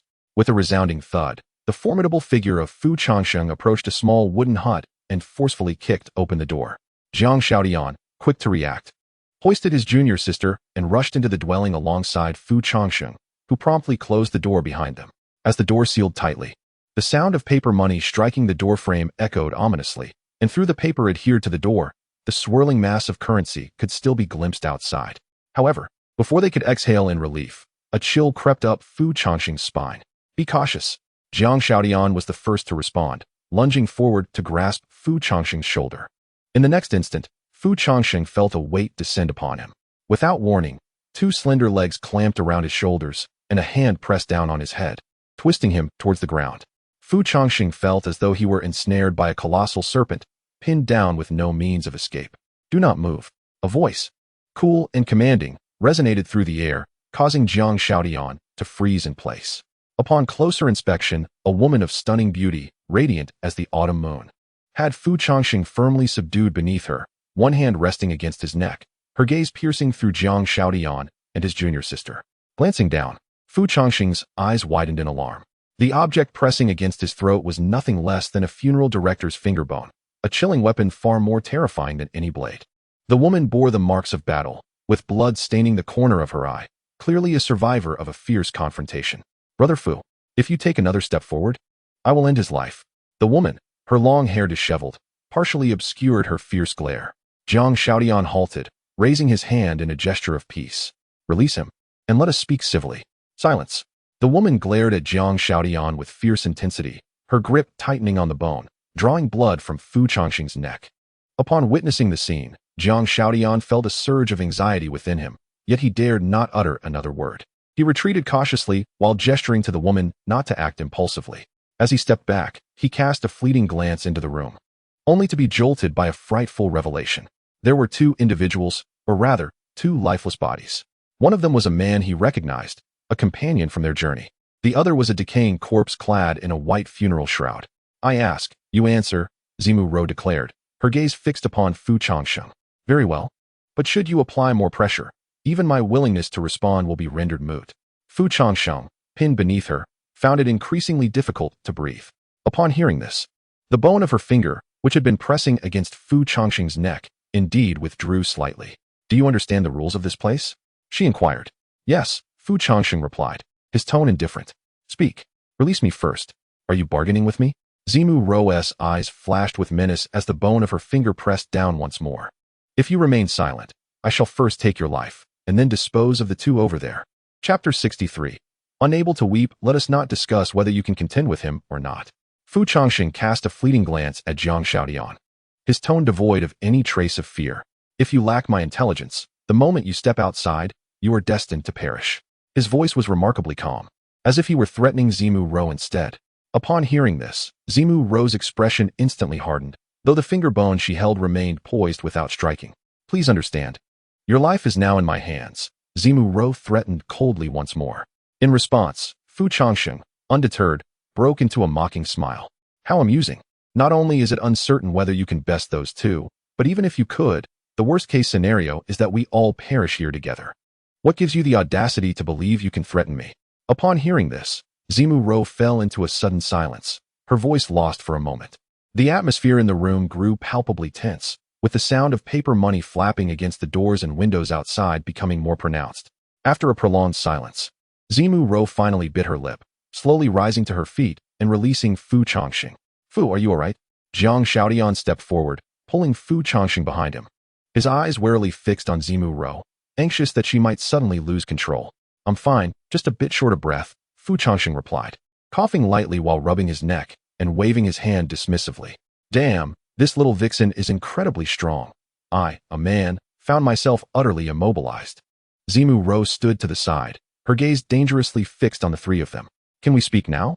She gripped the finger bone tightly, exuding an air of determination that suggested she would rather perish than allow Fu Changsheng to toy with her. Fu Changsheng massaged his neck, casting an exasperated glance at Zimu Ro. If only you had taken this stance earlier. Now, tell me, why were you not killed by that armored creature? It's quite simple. You just need to weep, Fu Changsheng replied, shrugging nonchalantly. Upon hearing this, Zimu Ro fell into silence. You're jesting with me. Her eyes nearly sparked with fury. Do you truly believe the three of us could ever be a match for that creature? Fu Changsheng regarded her as though she were a simpleton. After a moment's contemplation, Zimu Ro furrowed her brow, directing her gaze back to Fu Changsheng. And how do you know this? Fu Changsheng replied with an air of indifference. This is part of the funeral rites. Since our arrival in this village, we must adhere to the regulations of this ceremony.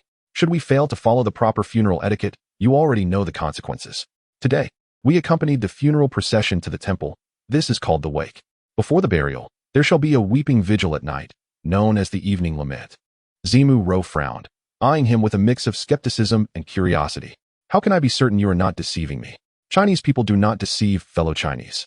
Fu Changsheng lifted his chin and spoke with confidence. Brother Fu, what does it mean that Chinese people do not deceive?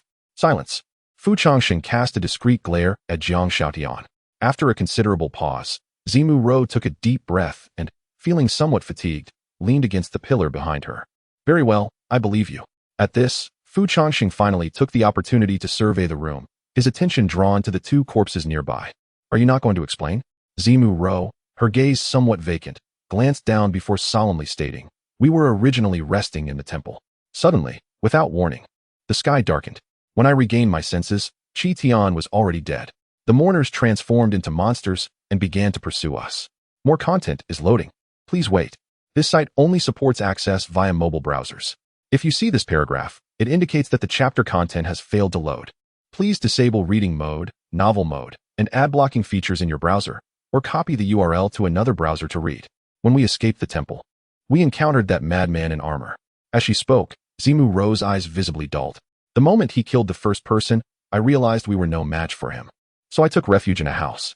I never anticipated that a mourner would be inside. She cast her gaze down at the decaying corpse clad in a white funeral shroud. Upon hearing this, both Fu Changsheng and Jiang Xiaodian raised their eyebrows in astonishment.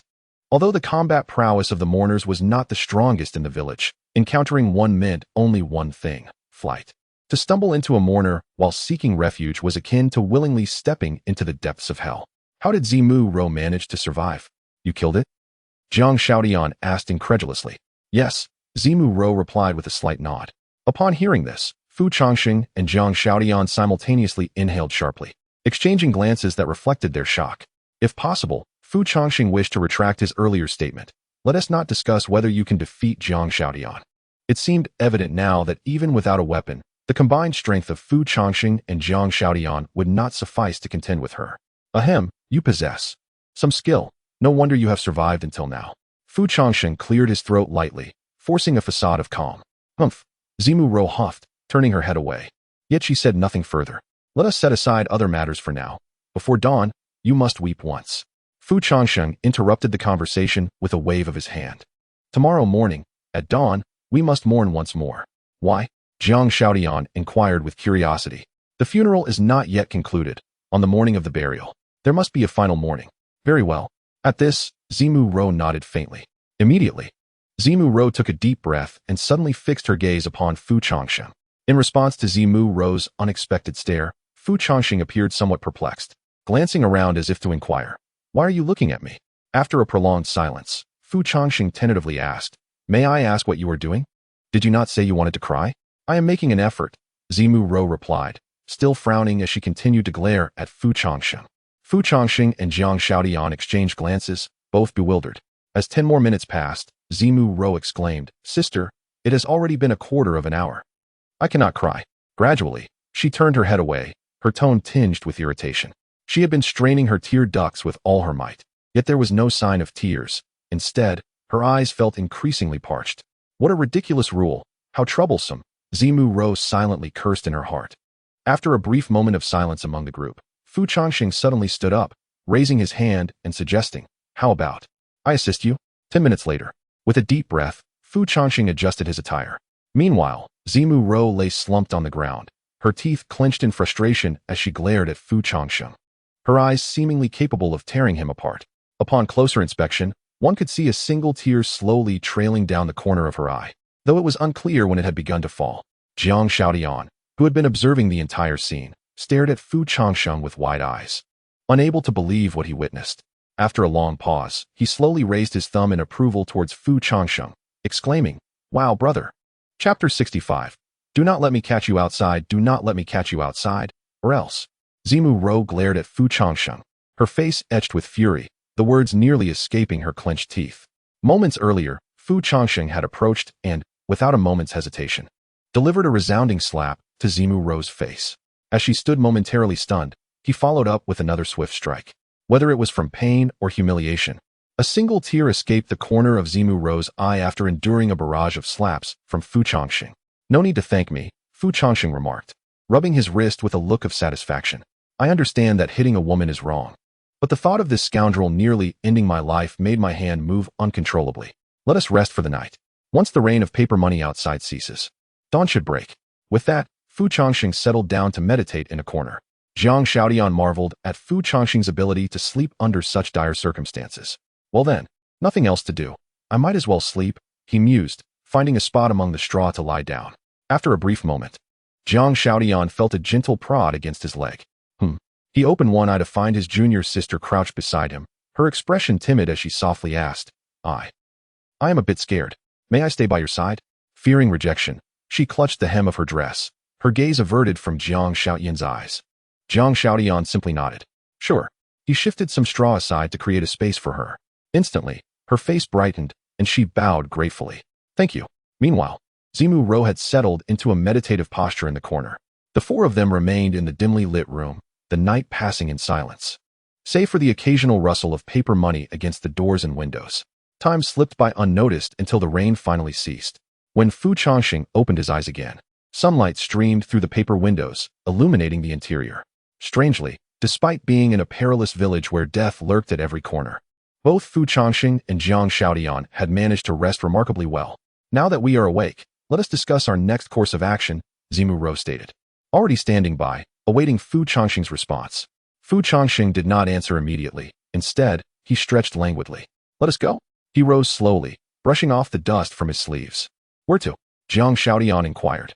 "Back to the temple, of course," Fu Changsheng replied matter-of-factly. At this, Jiang Xiaodian's expression shifted to one of incredulity. And even Zimu Ro furrowed her brow. "Hey, Fu, have you lost your mind? We barely escaped that cursed place with our lives yesterday." Jiang Xiaodian leaned closer to Fu Changsheng, his disbelief evident. "Now you want us to return?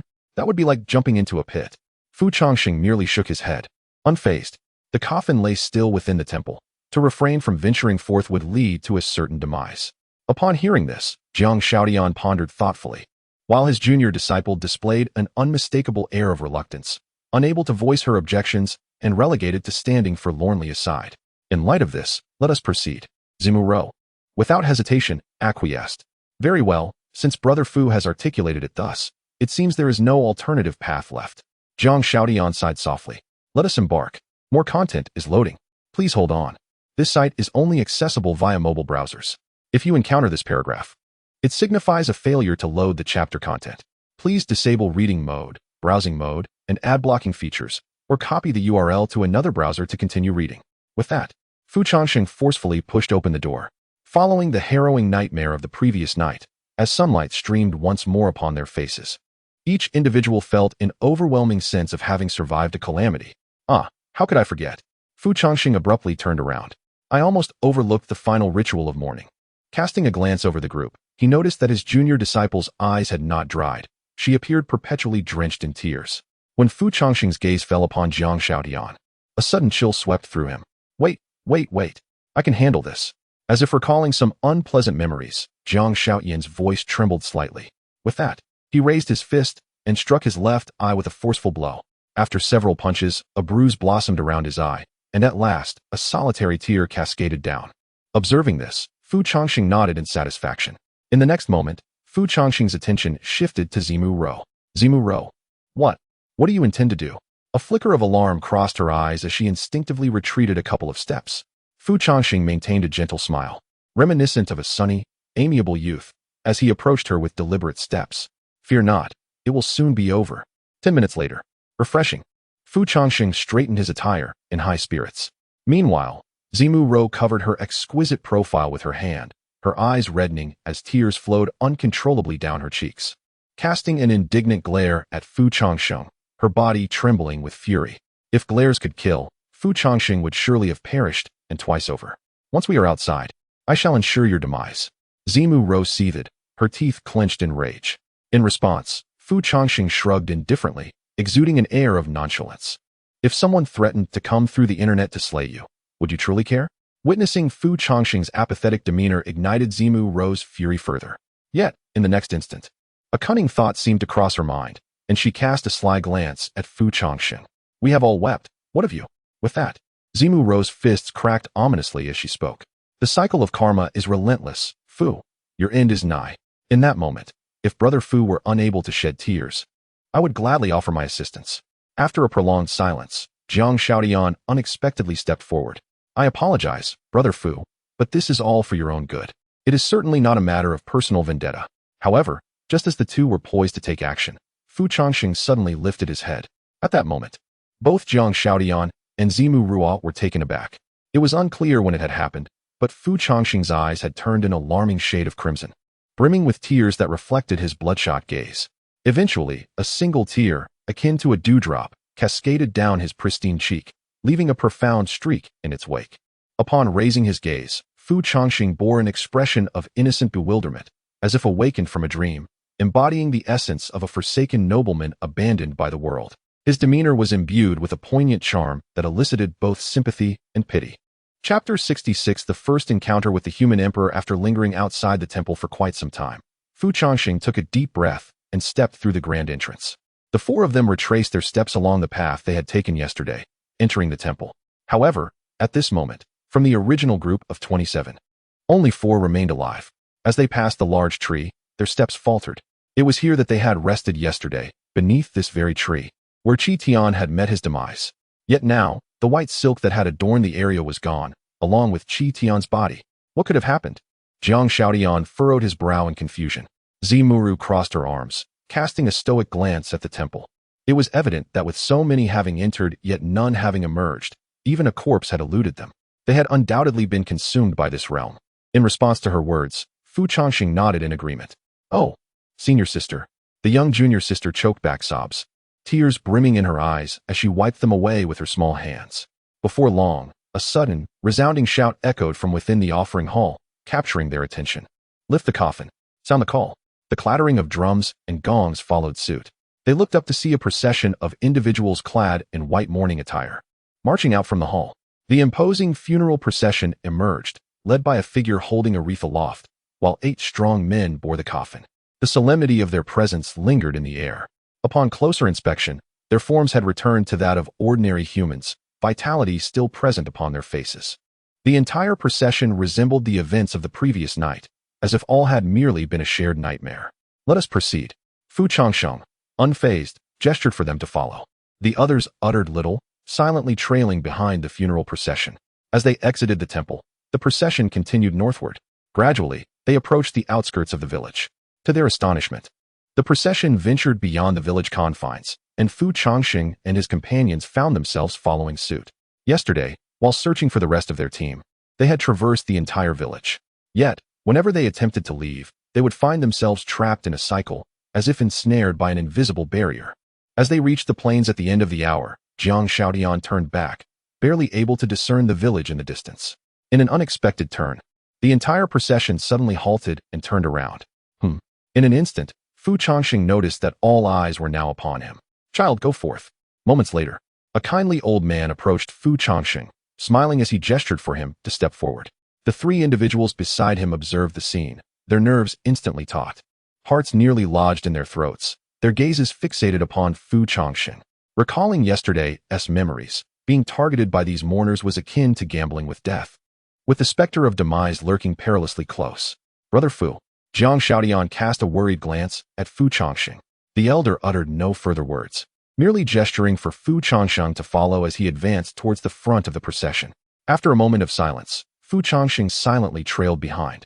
Upon reaching the forefront of the line, he encountered a modest earthen pit. Within it lay a coffin, entirely shrouded in black.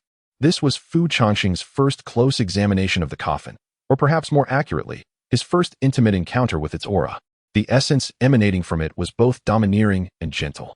For reasons unknown, Fu Changsheng felt an instinctive understanding of his purpose. He slowly bent down, delicately scooping a handful of yellow earth, which he poured over the dark coffin. Engaging in this simple act, he was met with the silent gaze of the other mourners. As more content was loading, a note appeared, indicating that the site only supported mobile browsers. Should one encounter this passage, it signified a failure in loading the chapter's content, advising the closure of reading modes, ad blockers, or the copying of the URL to another browser. The mourners collectively bowed their heads toward the coffin, seemingly in mourning or bidding farewell. Fu Changsheng's movements were deliberate and imbued with a gravity unseen in any moment of his past life. Lacking a shovel, he employed his hands to inter the coffin within the earth. After a considerable time had passed, having completed the task, Fu Changsheng rose slowly, now covered in dust. There was no mausoleum, no grave goods, merely a rudimentary earthen mound, utterly unremarkable. The elder behind him gradually presented a wooden plaque and a brush. "I cannot read, child." "It is your turn," the old man said, a serene smile gracing his face. For reasons unfathomable, as Fu Changsheng gazed upon the elder's smile, he perceived for the first time the semblance of life within the mourners. Taking the plaque, Fu Changsheng placed it before the earthen mound.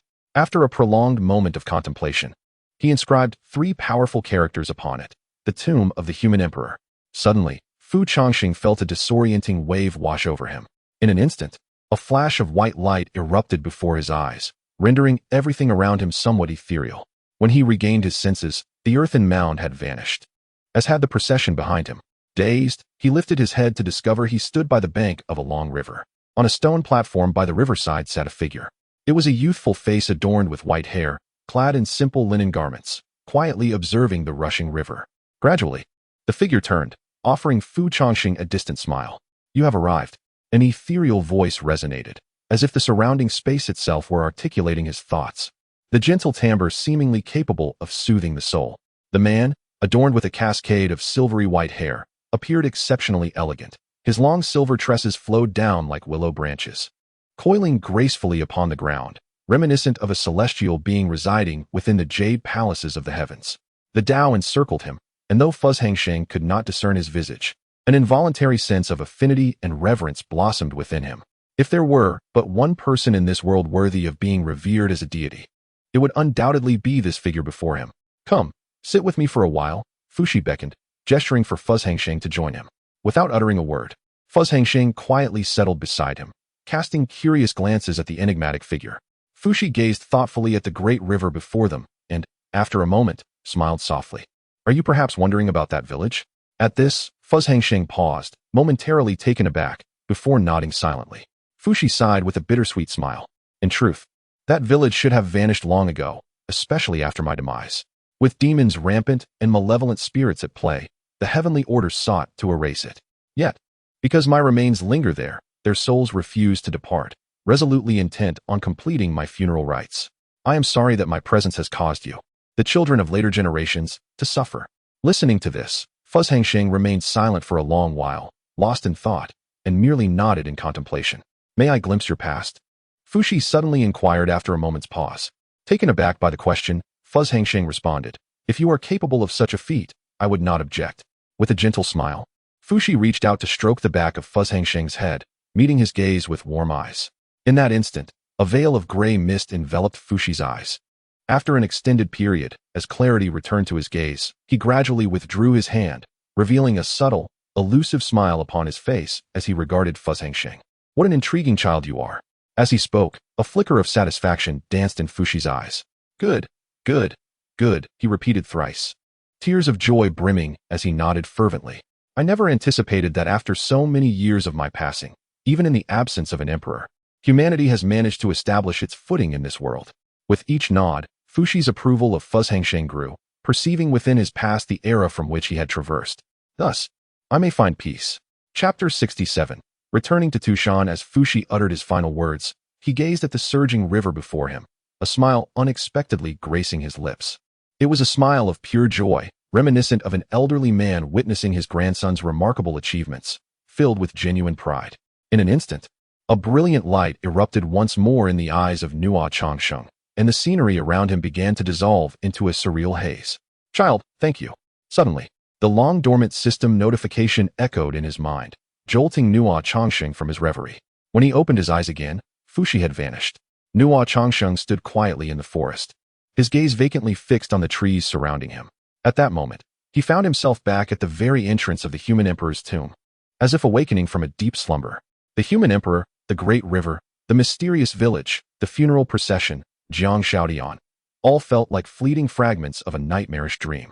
The occasional chirping of insects and birds drew Changsheng's thoughts back to reality.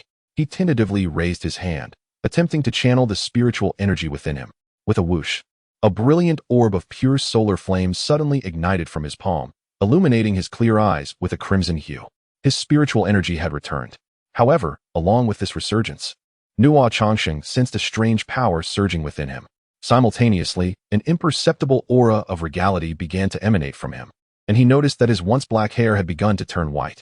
Task reward for the human emperor's heir, awakening of the human emperor's physique. The human emperor's physique?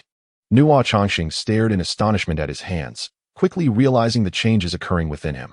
In that fleeting moment, he recalled the man he had seen in the human emperor's tomb, who seemed to have infused a breath of life into him while observing his memories. Could this be related to the bloodline of the human emperor? Changsheng recalled what the system had previously mentioned about the guardian of the Beast Ridge and the human emperor's bloodline. Human emperor's bloodline grants innate immunity to magical arts, as does the human emperor's physique. Additionally, it can suppress spiritual energy to a certain extent. The system explained in a measured tone. Immunity to magical arts. Changsheng was taken aback by the revelation. At that moment, a vivid red silhouette flashed through his mind.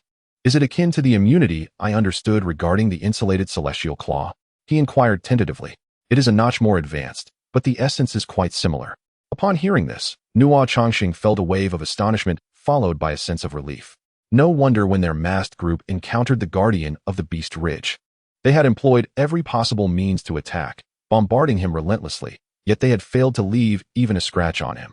Even the pure solar flame could not harm him. How could one possibly contend with such a being? And what about the suppression of spiritual energy? The suppression of spiritual energy can only be achieved by the sovereign of humanity. The deeper the sovereign's body is developed, the stronger the force of suppression on spiritual energy becomes. It is no wonder. After hearing this, Changsheng lowered his head in contemplation.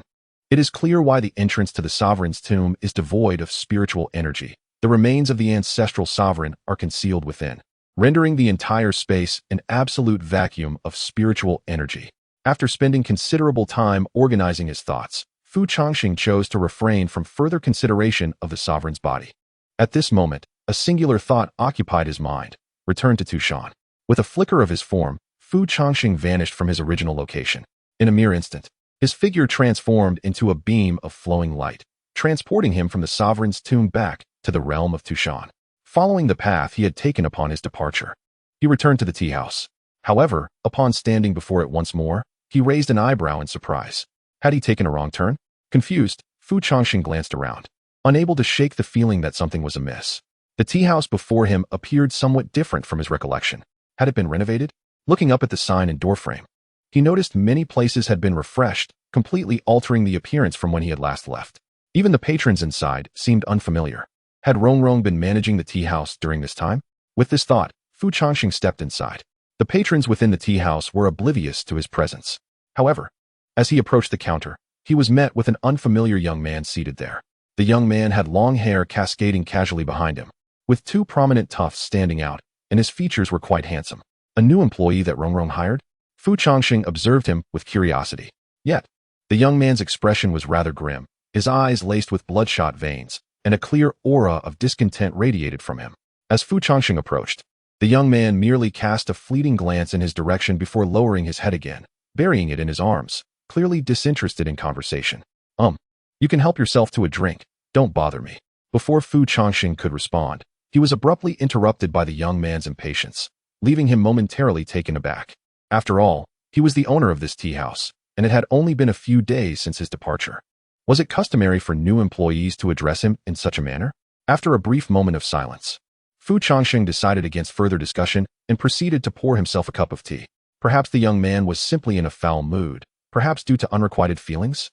After finishing his tea, Fu Changsheng returned to the counter and inquired, "Excuse me, may I ask where the owner is?"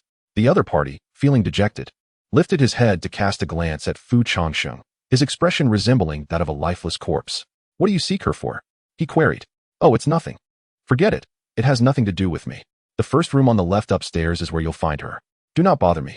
With that, the man buried his head back into his arms, exuding an unmistakable desire to avoid conversation. Is Rongrong lamenting the closure of my tea house too slowly? Fu Changsheng pondered, shaking his head as he ascended the stairs. In the next moment, Dongfang Yuechu, who had been resting his head on the table with a disgruntled expression, inexplicably lifted his gaze to observe Fu Changsheng's retreating figure. Why does this person seem so familiar? Dongfang Yuechu mused, his heavy eyelids betraying his irritation. Not dwelling on it further, he merely rolled his eyes in indifference and returned to his slumber. Chapter 68. The Kiss of Tu Shan Rongrong. After ascending the stairs, Fu Changsheng proceeded directly to his door and gently knocked. A moment passed, yet no response emanated from within. Hesitating briefly, Fu Changsheng then cautiously pushed the door open. Upon entering, he was greeted by the familiar silhouette. Tu Shan Rongrong lay quietly on the bed, seemingly asleep, exuding a tranquility akin to a living painting. The sunlight streaming through the window caressed her profile, as she curled up like a delicate kitten, projecting an aura of fragility and beauty. Standing at the threshold, with one hand resting on the door handle, Fu Changsheng silently observed this scene, somewhat entranced. After a considerable pause, he softened his footsteps and gradually seated himself beside the bed. A sense of disorientation washed over him as he surveyed the room.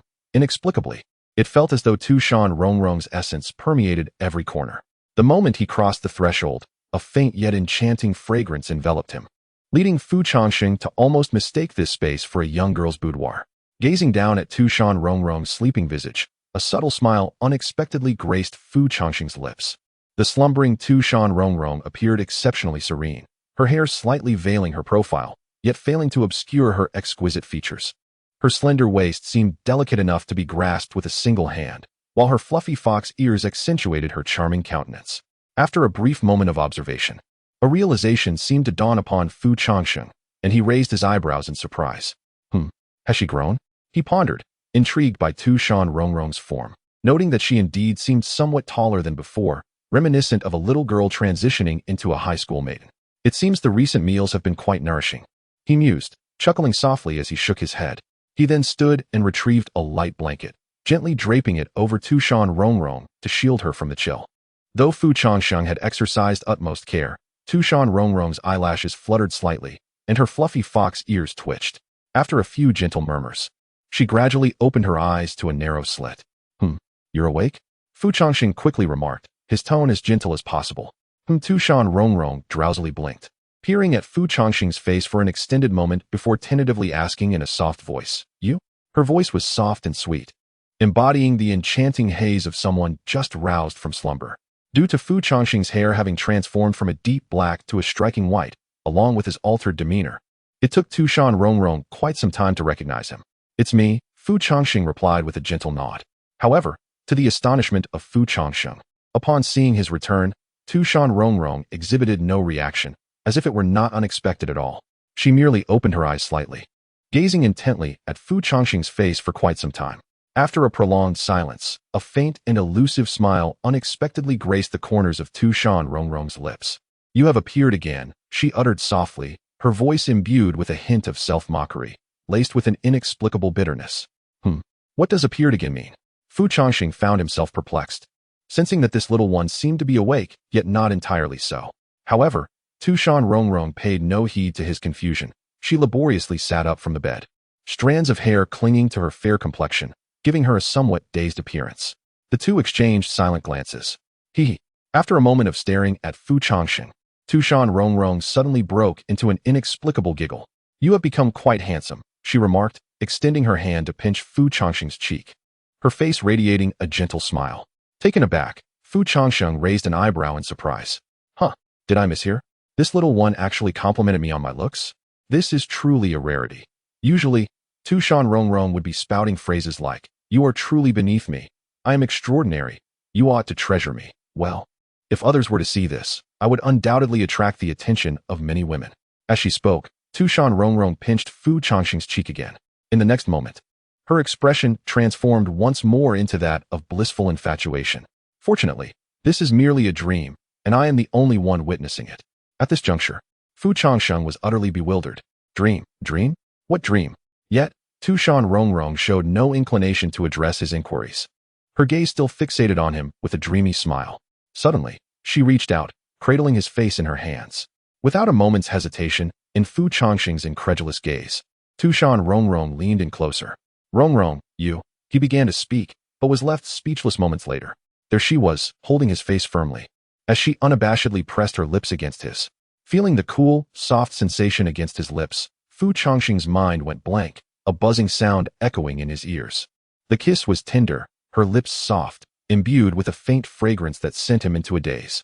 In a moment of daze, a sudden, intense heartbeat nearly drowned out the entire world. Fu Changsheng found himself utterly stupefied by the kiss from Tu Shan Rongrong, standing as still as a wooden figure, even forgetting to blink and breathe. After a considerable time, Tu Shan Rongrong furrowed her brow and gradually released Fu Changsheng. He gasped, taking a couple of breaths, still somewhat disoriented. What was that inexplicable acceleration of his heartbeat just now? Tu Shan Rongrong, with a puzzled expression, fixated on Fu Changsheng's lips, her index finger gently resting against her own, as if trying to comprehend the situation. How strange. This sensation felt so incredibly real. Her voice was barely audible, almost as if it were meant for her ears alone. As she spoke, Tu Shan Rongrong lifted a finger and lightly tapped Fu Changsheng's lips. A warm, damp sensation coursed through Fu Changsheng's lips into Tu Shan Rongrong's mind, causing her to tilt her head in bewilderment. In the next moment, after a prolonged silence, it seemed she suddenly recalled something, and her expression froze abruptly. With a slight stiffness, Tu Shan Rongrong raised her head, meeting Fu Changsheng's gaze. Changsheng. Chapter 69. A decade within the confines of the room, an oppressive silence enveloped the atmosphere. The two individuals locked gazes, resembling lifeless wooden figures. Had it not been for the lingering fragrance of Tu Shan Rongrong on Fu Changsheng's lips, he might have almost believed he was ensnared in a dream. "Why, you are Changsheng?" Tu Shan Rongrong's voice trembled, her delicate form abruptly stiffening. Her enchanting eyes widened in disbelief, quivering as they beheld the familiar yet foreign visage before her. Upon hearing this, Fu Changsheng furrowed his brow in confusion. "Is this little fox unwell? How can she not recognize my face after staring for so long? Is she not feverish?" With a hint of hesitation, Fu Changsheng gently placed his hand on Tu Shan Rongrong's forehead, his voice laced with curiosity. "Why can't you even recognize me?" Before he could finish his sentence, words caught in his throat. Tu Shan Rongrong parted her lips slightly, her brows knitting and relaxing, yet tears, resembling glistening pearls, had silently begun to cascade from her rosy eyes. "Why are you crying?" Fu Changsheng's mind buzzed with confusion as he gazed at the tear-streaked face of Tu Shan Rongrong. With trembling fingers, Tu Shan Rongrong reached out, gently caressing Fu Changsheng's cheek. However, as if a sudden realization struck her, her expression swiftly shifted, oscillating between joy and despair. In that moment, a flicker of anger ignited within her captivating gaze. Tu Shan Rongrong clenched her jaw, her countenance darkening perceptibly. Her voice, once choked with emotion, now turned icy as she confirmed, "Fu Changsheng?" Unbeknownst to him, her tone had morphed from initial sobs to a chilling coldness, sending an involuntary shiver down Fu Changsheng's spine. What's wrong?" Fu Changsheng glanced around, bewildered by the sudden transformation of Tu Shan Rongrong's demeanor.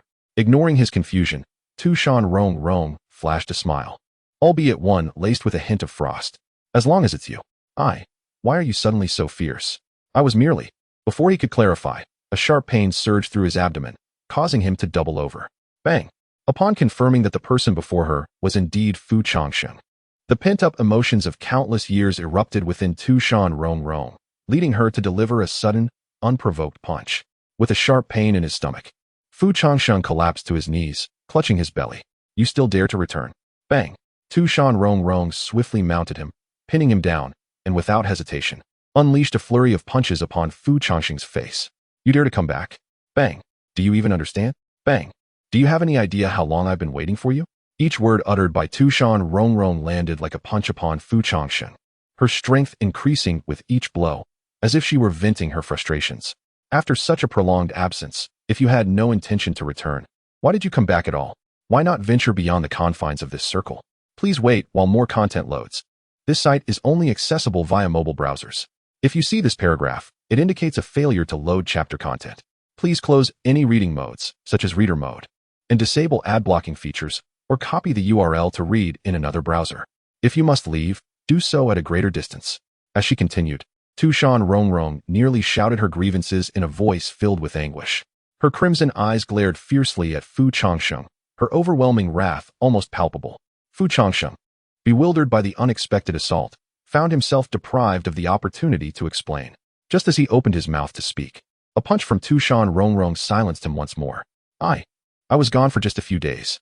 Seizing a moment of respite while Tu Shan Rongrong tired herself out, Fu Changsheng managed to utter a few words, his face bruised. But upon hearing his statement, Tu Shan Rongrong paused momentarily, only for her gaze to harden with even greater animosity. A few days? At that moment, Tu Shan Rongrong seemed to be both enraged and amused. Very well, today I shall strike you just once, only one punch. With that, she intensified her assault, appearing as if she intended to beat Fu Changsheng into submission. Bang, bang, bang.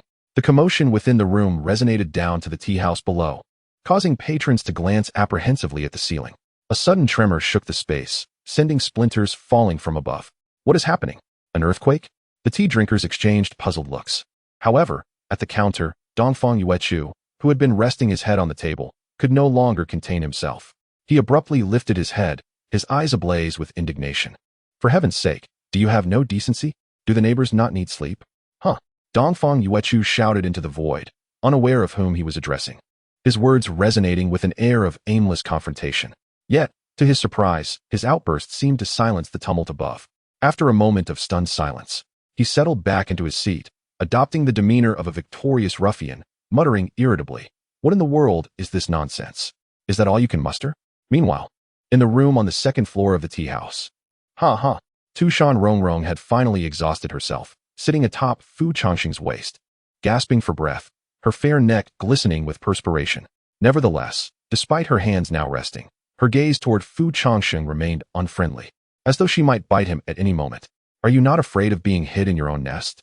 Fu Changsheng, covering his face, looked at Tu Shan Rongrong with an innocent expression. He suspected that if the beating continued, she might even resort to her moonlit palm technique. Upon hearing his words, Tu Shan Rongrong's body suddenly stiffened, and a trace of panic flickered in her eyes as she realized that perhaps she had indeed been a bit too harsh. However, for some inexplicable reason, Fu Changsheng appeared to be unharmed. Seeing that he was fine, Tu Shan Rongrong breathed a sigh of relief, quickly wiping the tear stains from her face, and then fixed a piercing, sarcastic gaze on him. With such thick skin, are you still afraid of being hit? Now tell me, during these 10 years, where have you been? Why haven't you returned even once? Tu Shan Rongrong asked coldly, gripping Fu Changsheng's collar. The moment Tu Shan Rongrong's words landed, Fu Changsheng pondered for a moment and seemed to suddenly realize something was amiss, his entire being froze in surprise. What do you mean, I'm asking you why, after 10 years, you haven't sent even a single letter. You youth? Chapter 70. Why are you so proficient? Xiaowan, come forth and elucidate. The pupils of Fu Changsheng slightly trembled. After a moment of silence, as if a sudden thought struck him, he inwardly called out. Moments later, the voice of the system resonated gently. It is quite simple. The Emperor's tomb exists in a realm beyond the trifling constraints of the 3 dimensions, where time and space are in disarray. To outsiders, a day spent within may equate to merely 10 seconds or even 100,000 years. Upon hearing this, Fu Changsheng's heart sank. You mean? Indeed, from the perspective of this realm, since the day you departed from Tu Shan, a decade has elapsed. Stunned into silence, Fu Changsheng remained motionless, struggling to comprehend. Tu Shan Rongrong, observing Fu Changsheng's prolonged silence, furrowed her brow in discontent. After being absent for 10 years, were there no explanations to offer? Only at this moment did Fu Changsheng finally digest the information swirling in his mind, gazing at Tu Shan Rongrong with a bewildered expression. So, you have been waiting for me all this time? At this revelation, Tu Shan Rongrong found herself momentarily speechless. As Fu Changsheng's words hung in the air, a flicker of panic crossed her gaze, and her eyes momentarily drifted elsewhere. Who has been waiting for you? She mumbled softly, her eyes evasively shifting. It's just that. Seeing you for so long without a word made me almost think you had perished out there. Yes, just that. In this tea house? Fu Changsheng inquired again. Tu Shan Rongrong turned her head away, crossing her arms nonchalantly. Business has been thriving. It would be a pity for it to close down. I merely took it upon myself to manage it on your behalf. In the next moment, before Tu Shan Rongrong could react, she felt herself lurch forward uncontrollably, and suddenly warmth enveloped her. As Fu Changsheng listened to her words, his eyes flickered with complexity, and he unconsciously drew closer, gently embracing Tu Shan Rongrong. By the time Fu Changsheng realized what he had done, Tu Shan Rongrong was already nestled in his arms. Her head rested against his shoulder, and at this unexpected intimacy, she momentarily froze. 2 seconds later, a subtle blush crept silently across Tu Shan Rongrong's cheeks, and her delicate frame quivered slightly. Even her fox ears perked up at that moment. Caught off guard, she found her hands awkwardly suspended in the air, unsure of where to place them. As their bodies pressed together, the faint scent of the bittersweet tree blossoms wafted from Tu Shan Rongrong. Her slender waist felt soft and yielding, akin to cradling a plush pillow, providing a comforting sensation. Thank you.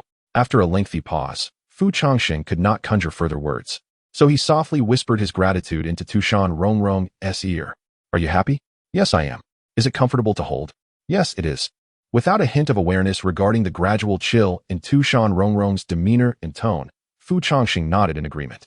In the next instant, a sharp pain surged through his waist, causing his expression to freeze instantly. More content is loading. Please wait. This site only supports mobile browser access.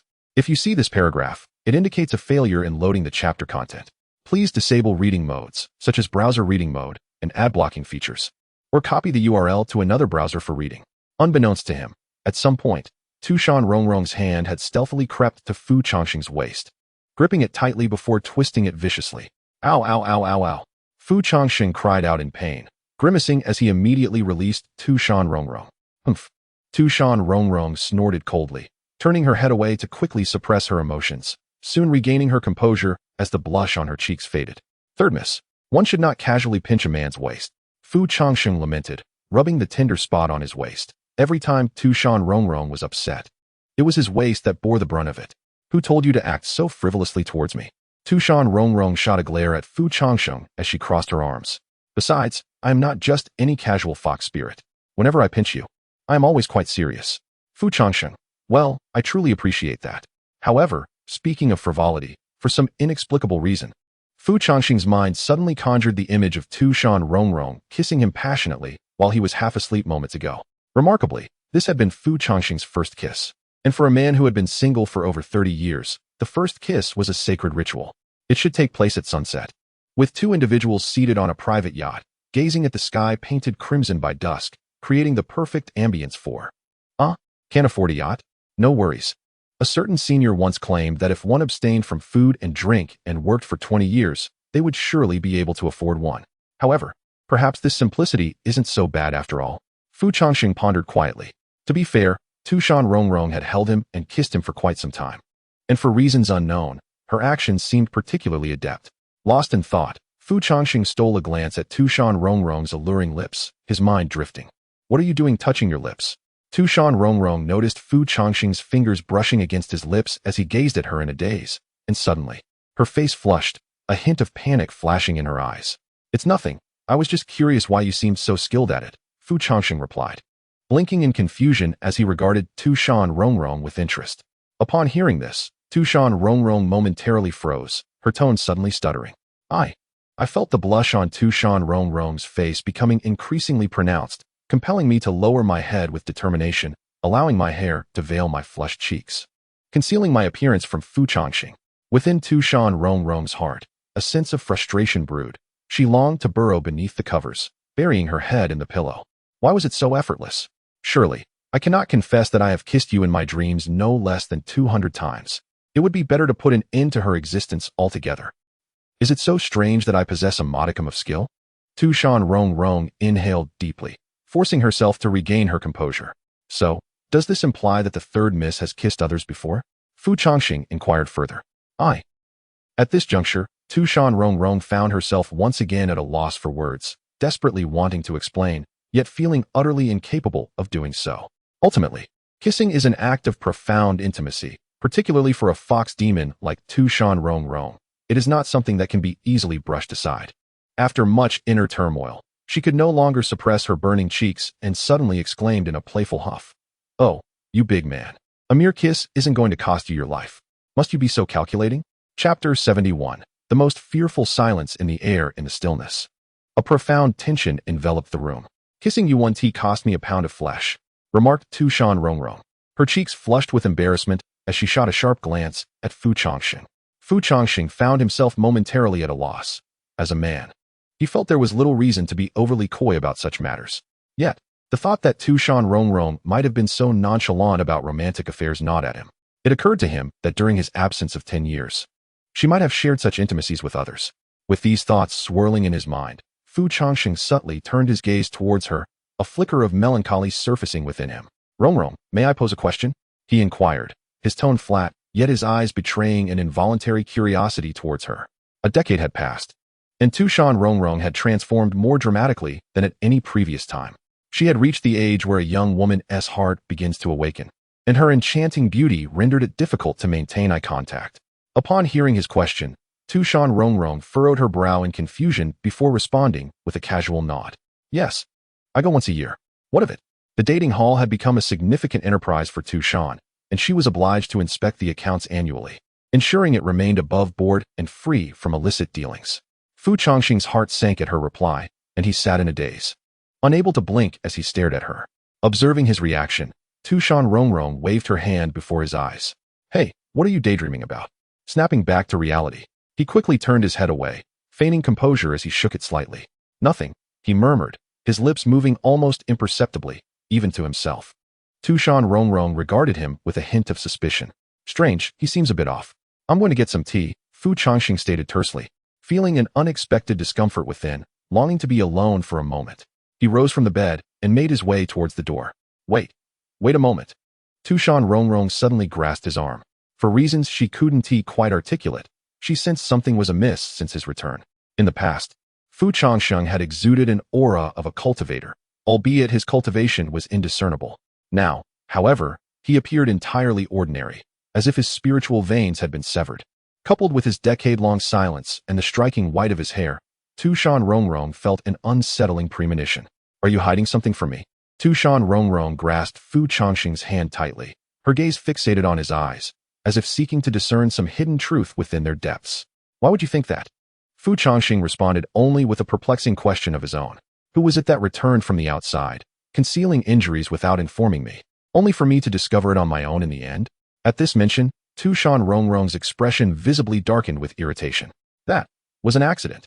Fu Changsheng, feeling somewhat guilty, scratched his cheek with his index finger. "And what of this time? Why has your hair turned white?" Tu Shan Rongrong inquired, her brows knitting together in concern. If Fu Changsheng were of advanced age, a head of white hair might be expected, yet, at 40, he was still in the prime of his life, and such a drastic change was decidedly unusual.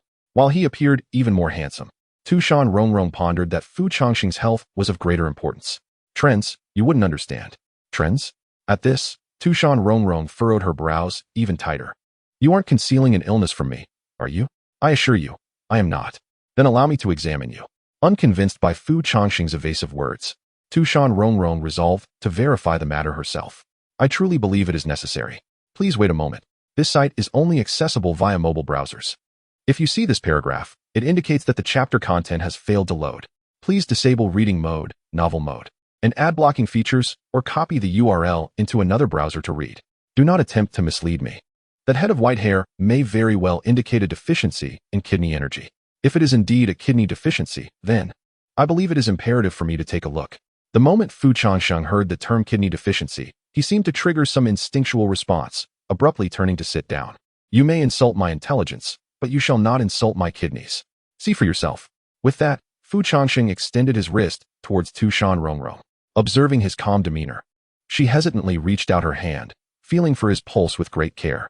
After a considerable amount of time passed, Tu Shan Rongrong examined the pulse with a complex expression, remaining silent. How to articulate it? Fu Changsheng's pulse was remarkably too good to belong to an ordinary person. A pulse can reveal much about a person's internal organs. And for a physician like Tu Shan Rongrong, it nearly unveils the entirety of one's health. Logically, no matter how healthy an individual may be, there are always minor ailments present. Much like a machine used for 20 years, despite meticulous maintenance, it inevitably shows signs of wear. Yet every organ within Fu Changsheng, every heartbeat, seemed as if meticulously crafted by a divine hand, healthy and flawless. Well, all is well, I trust? Fu Changsheng observed Tu Shan Rongrong's prolonged silence, a slight smile gracing his lips. Tu Shan Rongrong, however, did not respond, casting him a skeptical glance. The next moment, her words left Fu Changsheng momentarily stunned. Take off your clothes. What? As she lay there, Tu Shan Rongrong's eyes fluttered open slightly, her tone laced with an undercurrent of menace. She found it hard to believe that a person's physique could attain such perfection. It was not something that could merely be achieved through physical training or spiritual cultivation. Moreover, a decade ago, when Fu Changsheng had sustained his injuries, she had checked his pulse, and he had seemed entirely normal then. Coupled with his shock of white hair, Tu Shan Rongrong's conviction grew stronger that something was amiss with Fu Changsheng. What was happening here? Fu Changsheng, resembling a bobbing drum, shook his head anxiously and rose from the bed. Seeing his flustered demeanor only solidified Tu Shan Rongrong's suspicions, and she seized the sleeve of his garment. You are indeed hiding something, she declared. Who strips another person's clothing without reason? If you're innocent, then show me. No, obey me and let me see. Thus commenced a tug of war. Tu Shan Rongrong clutched Fu Changsheng's collar, insisting that he remove his clothing for her inspection. Suddenly, amidst the commotion, Tu Shan Rongrong accidentally stepped on Fu Changsheng's heel, causing her ankle to be caught unexpectedly.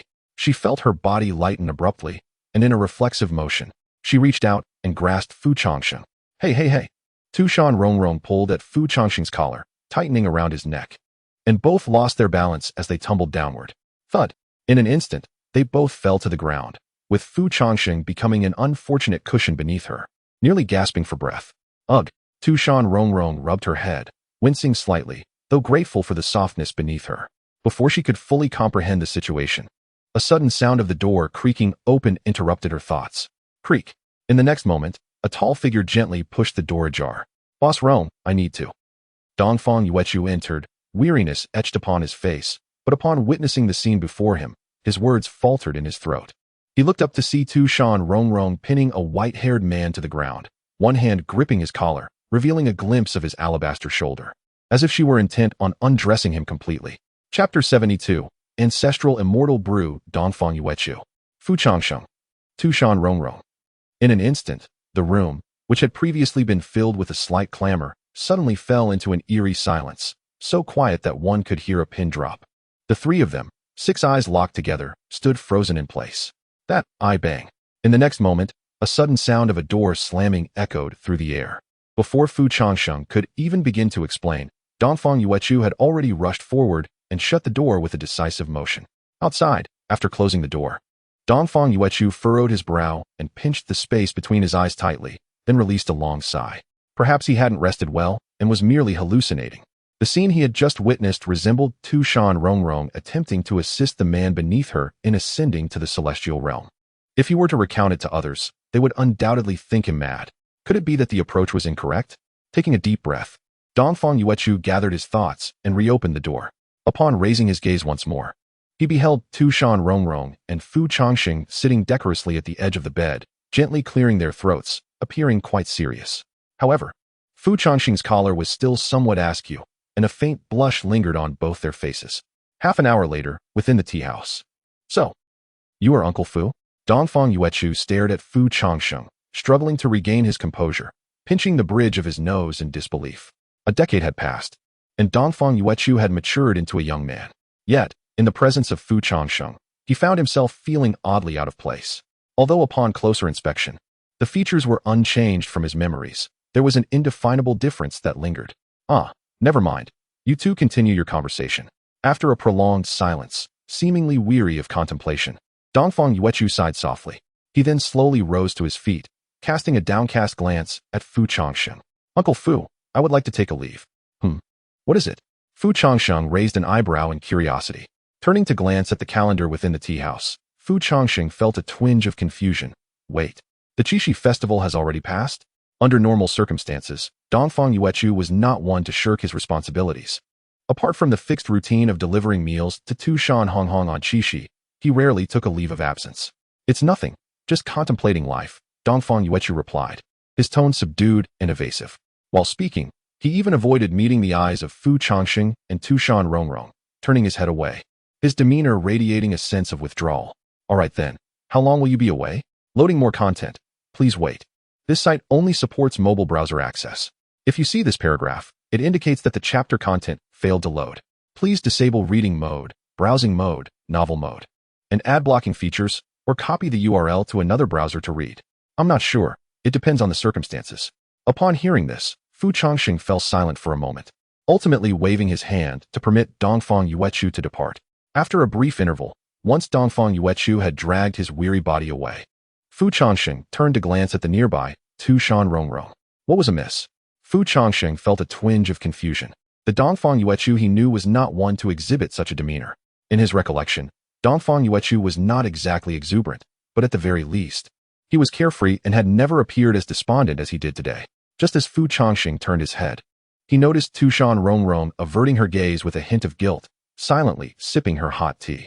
5 minutes later, what? Yuechu confessed to the chief? Shoo, speak more softly. Tu Shan Rongrong was startled and immediately leaned closer to cover Fu Changsheng's mouth, her eyes wide with the urgency for silence. Dongfang Yuechu was already in a state of distress from being rejected by Tu Shan Rongrong. If the regular patrons of the tea house were to learn of this, it would indeed spell social demise for him. Fu Changsheng cast a sidelong glance at the other tea drinkers, forcibly suppressing his excitement as he sat down. Previously, he had only speculated. He never imagined that Dongfang Yuechu would dare to covet Tu Shan Rongrong's affections for over a decade. Of course, had Fu Changsheng witnessed the dedication Dongfang Yuechu had displayed towards Tu Shan Rongrong over the past 10 years, perhaps he would not have been so astonished. Let him calm down for a moment. Tu Shan Rongrong gently shook her head. She was not adept at handling such matters herself, having never been in a romantic relationship. Hearing this, Fu Changsheng cast a complex glance in the direction where Dongfang Yuechu had departed. The boy's expression resembled that of someone whose world had crumbled. Was he truly all right? What else could be done? Tu Shan Rongrong sighed in resignation. You are aware of your sister's situation, she. As she began to speak, she abruptly halted. After a brief interval, as Fu Changsheng pondered, a voice suddenly resonated in his mind. Want to assist him? I have a suggestion. What kind of suggestion? I possess an ancestral treasure, a vial of relief from worries, available for 800 attention points. Upon hearing this, Fu Changsheng raised an eyebrow in surprise. How remarkable. What is it? Linglong, Immortal Brew. Chapter 73. Clad in a crimson skirt, she stepped delicately upon a vermilion ring. The evening sky, painted in hues of dusk, beckons your attention to preserve this moment. Curiosity flickered in Fu Changsheng's eyes as he raised an eyebrow at the mention of Linglong's celestial brew. Wine? Indeed. 800 per bottle? Indeed. At this revelation, Fu Changsheng rolled his eyes in sheer exasperation, muttering, what nonsense is this? I expected something exquisite, but it's merely a vessel for intoxication. Yet, upon the system's subtle reminder, he pondered for a moment and began to comprehend that the swiftest way to placate a man often lies in the comforts of either a woman or alcohol. However, is this wine made of gold, or is the bottle itself gilded? Such exorbitance. Having spent many years in Tu Shan, Fu Changsheng was not impoverished, though he wouldn't claim to be wealthy enough to rival nations. If he desired fine wine, the treasures within Yaoxinzai would suffice. To demand precious stones for something purchasable with mora seemed a trifle unfair to a man of integrity. You think it's overpriced while I find it exorbitant too. This wine is crafted from the blossoms and leaves of the Linglong celestial tree, which is notoriously difficult to cultivate. Our system universe scarcely possesses any. Not only does it aid in cultivation, but it could also facilitate your ascent to celestial realms. The system spoke with an air of enigmatic allure, akin to a wandering sage peddling mystical services. Ascend to celestial realms? You're not suggesting this is fraudulent wine, are you? Fu Changsheng queried, skepticism lacing his voice. How dare you? As a system, Would I ever offer you mere swindled spirits? Listening to the system's description left Fu Changsheng in a state of bewilderment. Yet doubt still lingered. Very well, let me select a bottle. As dusk settled over the Tu Shan residential area, a humble abode stood solitary in a corner. A figure clad in simple robes lay quietly atop the roof, gazing pensively at the horizon, blushing with the shades of twilight, appearing rather forlorn. Dongfang Yuechu lay with his hands beneath his head, lost in thought, his eyes reflecting a distant gaze. A closer inspection would reveal the faint traces of bloodshot veins creeping into his eyes, having not blinked for an extended duration. After a moment, with an expression of emptiness, Dongfang Yuechu reached for a nearby wine jar and poured its contents into his mouth. The liquid cascaded like a torrent, drenching the collar of his attire. But he remained indifferent, embodying a desire to drown his sorrows in wine. Suddenly, a sharp pang struck his throat as he choked. Coughing violently and clutching his throat in a moment of disarray, his long hair obscured his eyes, amplifying his sense of desolation. After a brief pause, he parted his lips and murmured, "From the moment you saved me, my life has been yours." As he uttered these words, his tone carried a blend of sarcasm, self-mockery, and an overwhelming bitterness. As he stood in that cave yesterday, upon hearing Tu Shan Rongrong utter those words to the corpse of the young Taoist, he felt as though his very soul had departed. Yet, lamentably, those words could equally be applied to himself. Ha. After a brief moment, Dongfang Yuechu suddenly revealed a self-deprecating smile tinged with bitterness. Even if I were to relinquish my life to you, in your eyes, I would merely be a fleeting passerby. Unbeknownst to him, his eyes began to sting with unshed tears. Perhaps it was the stubbornness within that refused to allow him to weep. Dongfang Yuechu forced a smile, one that was more grotesque than tears. In an instant, his mind was flooded with the memory of his initial encounter with Tu Shan Rongrong. Once, in my moment of despair, you shone upon me like the sun, dispersing the clouds that shrouded my world.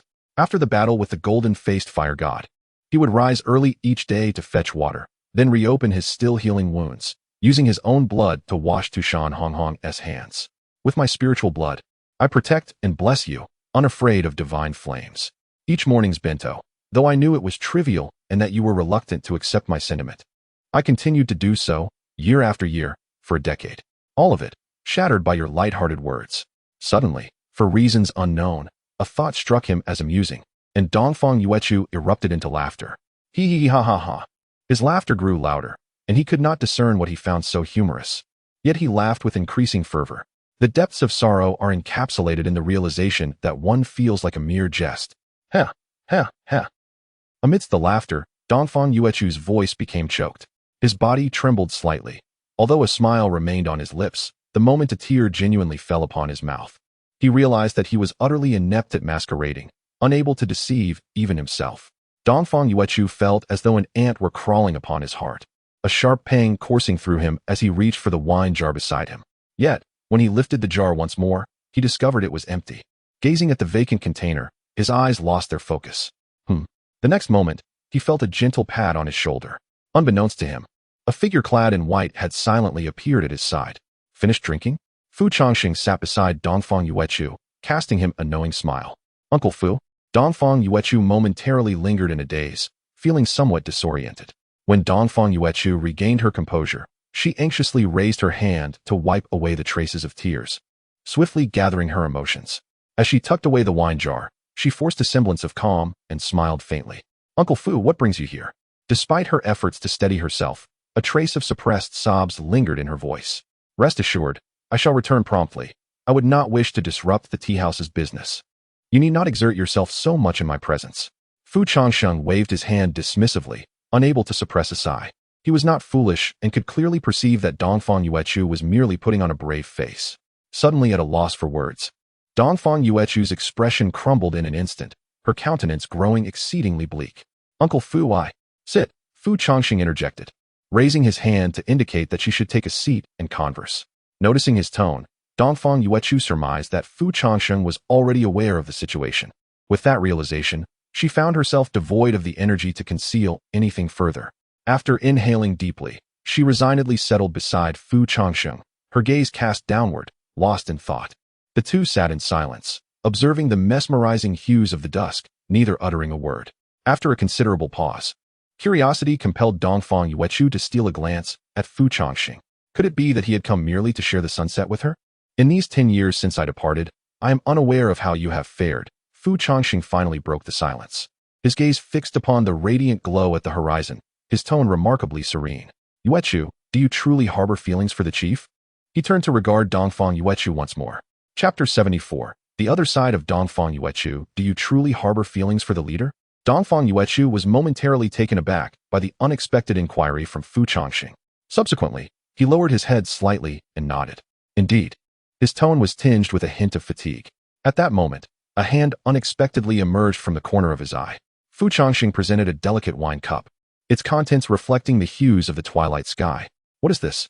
The fragrant aroma of the exquisite celestial brew wafted through the air, captivating even Dongfang Yuechu, who had already indulged in several rounds of drinks. Good wine alleviates 1,000 sorrows, Fu Changsheng remarked with a smile, handing the cup to Dongfang Yuechu. Without much thought, Dongfang Yuechu accepted the cup and downed its contents in one swift motion. However, as the liquid passed his lips, an intense spiciness surged forth, causing his head to spin. He instinctively clutched his throat and erupted into a fit of coughs. Cough, cough, cough. In his dazed state, he glanced at the cup in his hand, nearly bewildered by the potency of the drink. What a truly overwhelming experience. At that moment, Dongfang Yuechu felt as though the spiritual veins within him ignited, his mind teetering between confusion and exhilaration. Take it slow, Fu Changsheng advised, gently patting Dongfang Yuechu's back. Before long, a flush crept from Dongfang Yuechu's neck to the roots of his ears.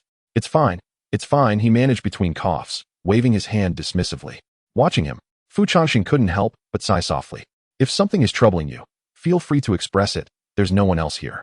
The effects of the celestial brew quickly enveloped him, and Dongfang Yuechu suddenly felt the emotions he had suppressed for so long beginning to surge forth, coalescing in his chest. His eyes grew misty, and his brow knitted tightly. I just can't comprehend. His voice quavered, accompanied by a hint of tears that silently slipped from the corners of his eyes. Then, as if a dam had burst, the emotions he had held back flooded forth. He wept, gesturing with his hands as he spoke.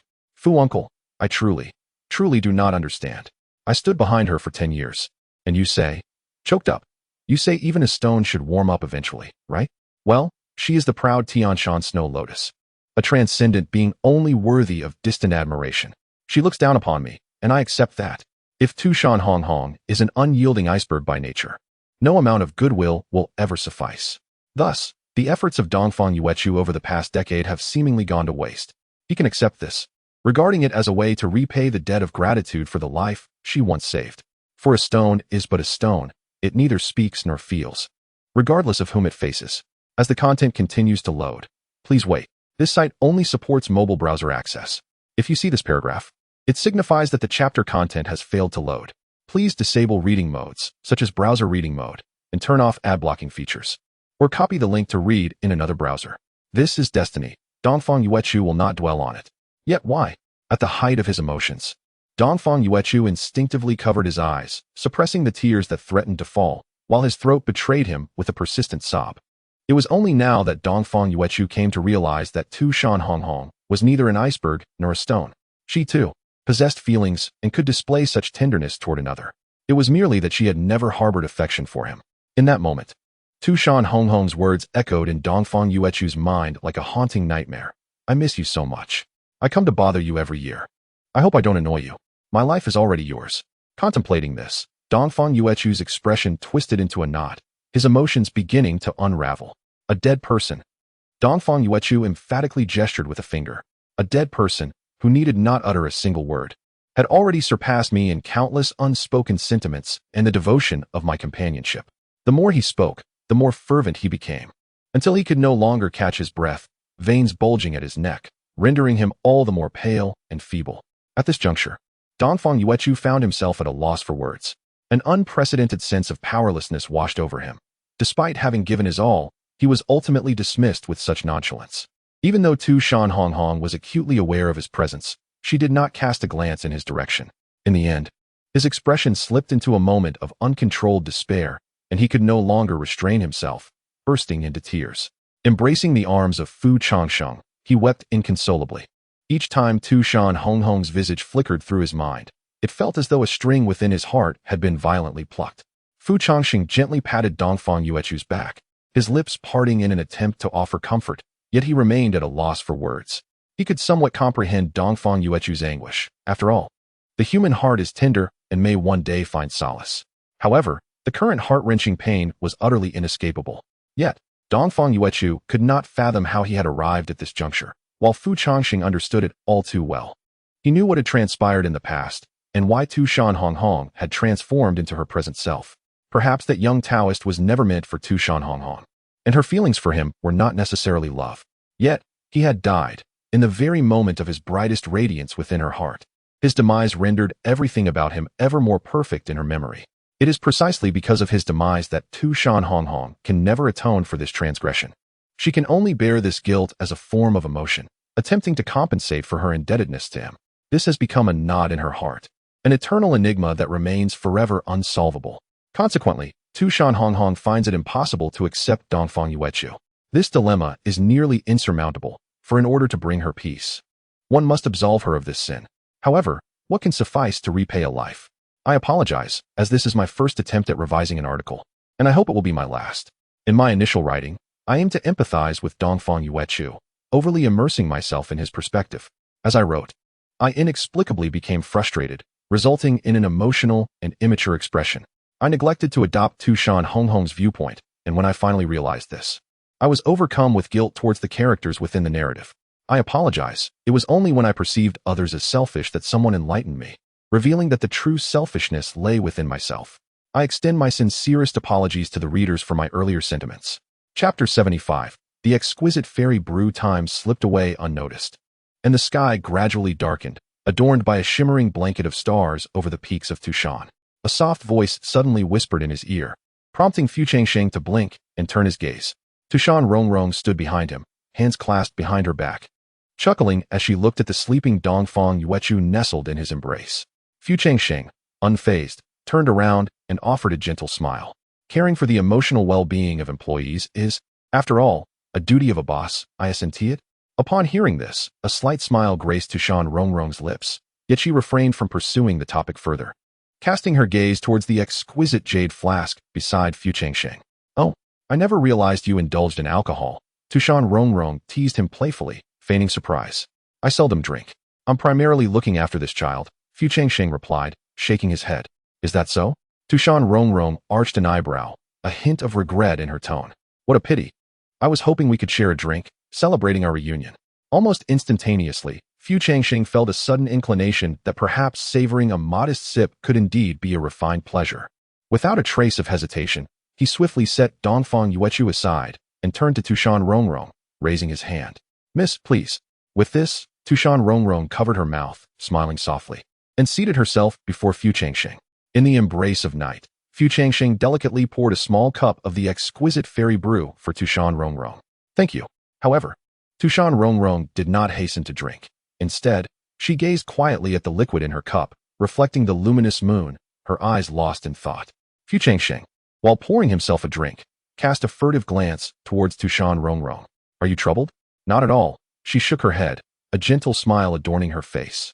Her hands cradling the cup, her gaze cast downward. I merely feel, it has been a long time since we sat together to admire the moon. Her voice was soft and delicate. As she spoke, she pressed her lips together, her thoughts drifting away. In a moment of reverie, Fu Changsheng observed Tu Shan Rongrong's face, partially shrouded by her hair in the moonlight, and felt an inexplicable flutter in his heart. In these 10 years, how have you been? Fu Changsheng inquired lightly, his eyes unable to resist stealing glances at her. At this moment, he finally took the time to carefully observe the changes in Tu Shan Rongrong. The once youthful innocence of her delicate doll-like face had given way to an enchanting allure, perfectly restrained, yet captivating enough to quicken one's heartbeat with a mere glance. Moonlight cascaded over Tu Shan Rongrong's shoulders, illuminating her hair to a snowy brilliance, like a celestial being gracing the earthly realm. Tu Shan Rongrong offered no further words, merely nodding gently. After a brief silence, she inhaled deeply, lifted her cup, and, imitating the mannerisms of men, tilted her head back to drink. Splutter. Cough. Cough, cough, cough, cough. More content is loading. Please hold on. This site only supports access through mobile browsers. If you see this paragraph, it indicates that the chapter content has failed to load. Please disable reading mode, immersive mode, and novel mode in your browser, as well as turn off any ad blocking features. or copy the URL to read in another browser. As the liquor coursed down her throat, a wave of sharp spiciness surged forth, compelling Tu Shan Rongrong to clutch her throat and cough uncontrollably. Observing this, Fu Changsheng could only manage a wry smile. He had no experience with alcohol, yet he reached out to gently pat Tu Shan Rongrong on the back. "Ah, it's fine," she managed between coughs, waving her hand dismissively. The formidable potency of the Linglong celestial brew rapidly spread through her, and a blush instantly crept onto her cheeks.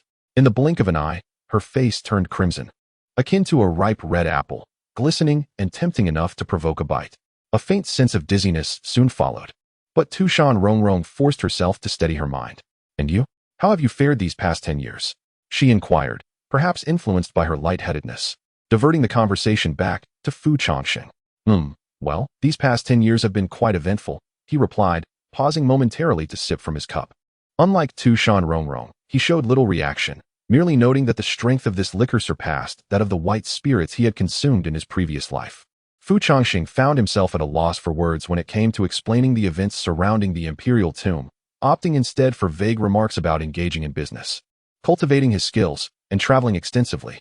Although his responses were somewhat casual, Tu Shan Rongrong listened intently, her hair falling just enough to obscure her eyes, preventing any insight into her thoughts at that moment. "That year, I met someone named Jiang Xiaodian, a rather proud genius," he continued. Mm. She murmured, lowering her head, wanting to respond, but ultimately only producing a series of indistinct sounds. For reasons unknown, Tu Shan Rongrong felt a sudden warmth envelop her cheeks. A closer look would reveal that her face had taken on a lovely flush, and her gaze had begun to drift into a daze. Ha! What is happening? My chest feels so warm." After a prolonged silence, Tu Shan Rongrong lowered her head, one hand gently resting on her chest, her breathing becoming increasingly hurried, gasping softly. Meanwhile, Fu Changsheng remained oblivious to her change in demeanor, engrossed in recounting his experiences in the imperial tomb. Gradually, Tu Shan Rongrong sensed a voice, long silent within her mind, suddenly echoing in her ears. "I truly adore. I find it incredibly delightful." That voice lingers in my ears, guiding Tu Shan Rongrong to uncontrollably steal a glance at the enigmatic Fu Changsheng beside her. Tu Shan Rongrong vigorously shook her head, striving to regain her composure. Yet, she discovered that this voice seemed to subtly overwhelm her rationality. A torrent of emotions, long suppressed, now surged forth as if breaking free from some binding restraint, flooding her heart. As her cheeks flushed increasingly, her breath grew more rapid and frantic. The profound aftereffects of the exquisite celestial brew incessantly unsettled Tu Shan Rongrong's spirit, making her feel as if ants were crawling within her heart, an unbearable itch compelling her to surreptitiously gaze at Fu Changsheng. Chapter 76. The Strange Tu Shan Rongrong. Before long, Fu Changsheng finished a cup and poured himself another glass of the exquisite fairy brew. It must be said, the taste was remarkably delightful, evoking a tingling sensation that was quite novel. As another cup of the fairy brew slid down his throat, he seemed to notice Tu Shan Rongrong's gaze and curiously turned to look at her.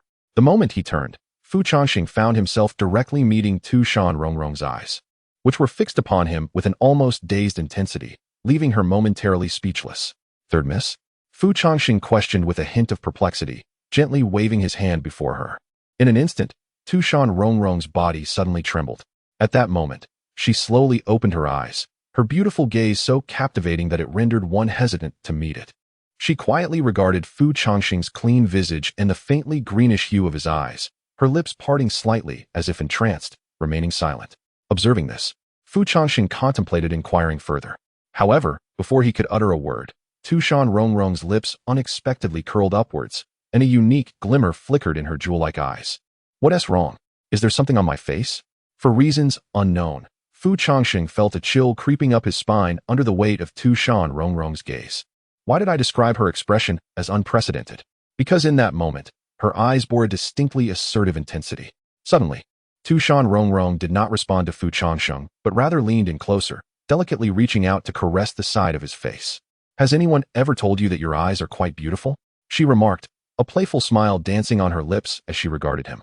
As she spoke, her slender fingers glided over his cheek, bringing with them a refreshing chill. Before Fu Changsheng could fully comprehend the moment, Tu Shan Rongrong continued, "Ah, being closer indeed makes them even more enchanting." Her soft, gentle voice seemed to cast a spell, leaving him momentarily entranced. With that, Her smile widened. As if she were eyeing a cherished toy, her gaze unabashedly fixed on his eyes. Is that so? Fu Changsheng's body stiffened, staring blankly at Tu Shan Rongrong, who was now mere inches away.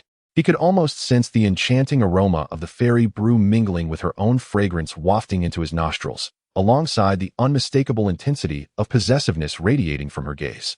Truly beautiful. After a long pause, Tu Shan Rongrong murmured softly while looking into Fu Changsheng's eyes, "Wouldn't it be wonderful if I could devour you?" Huh.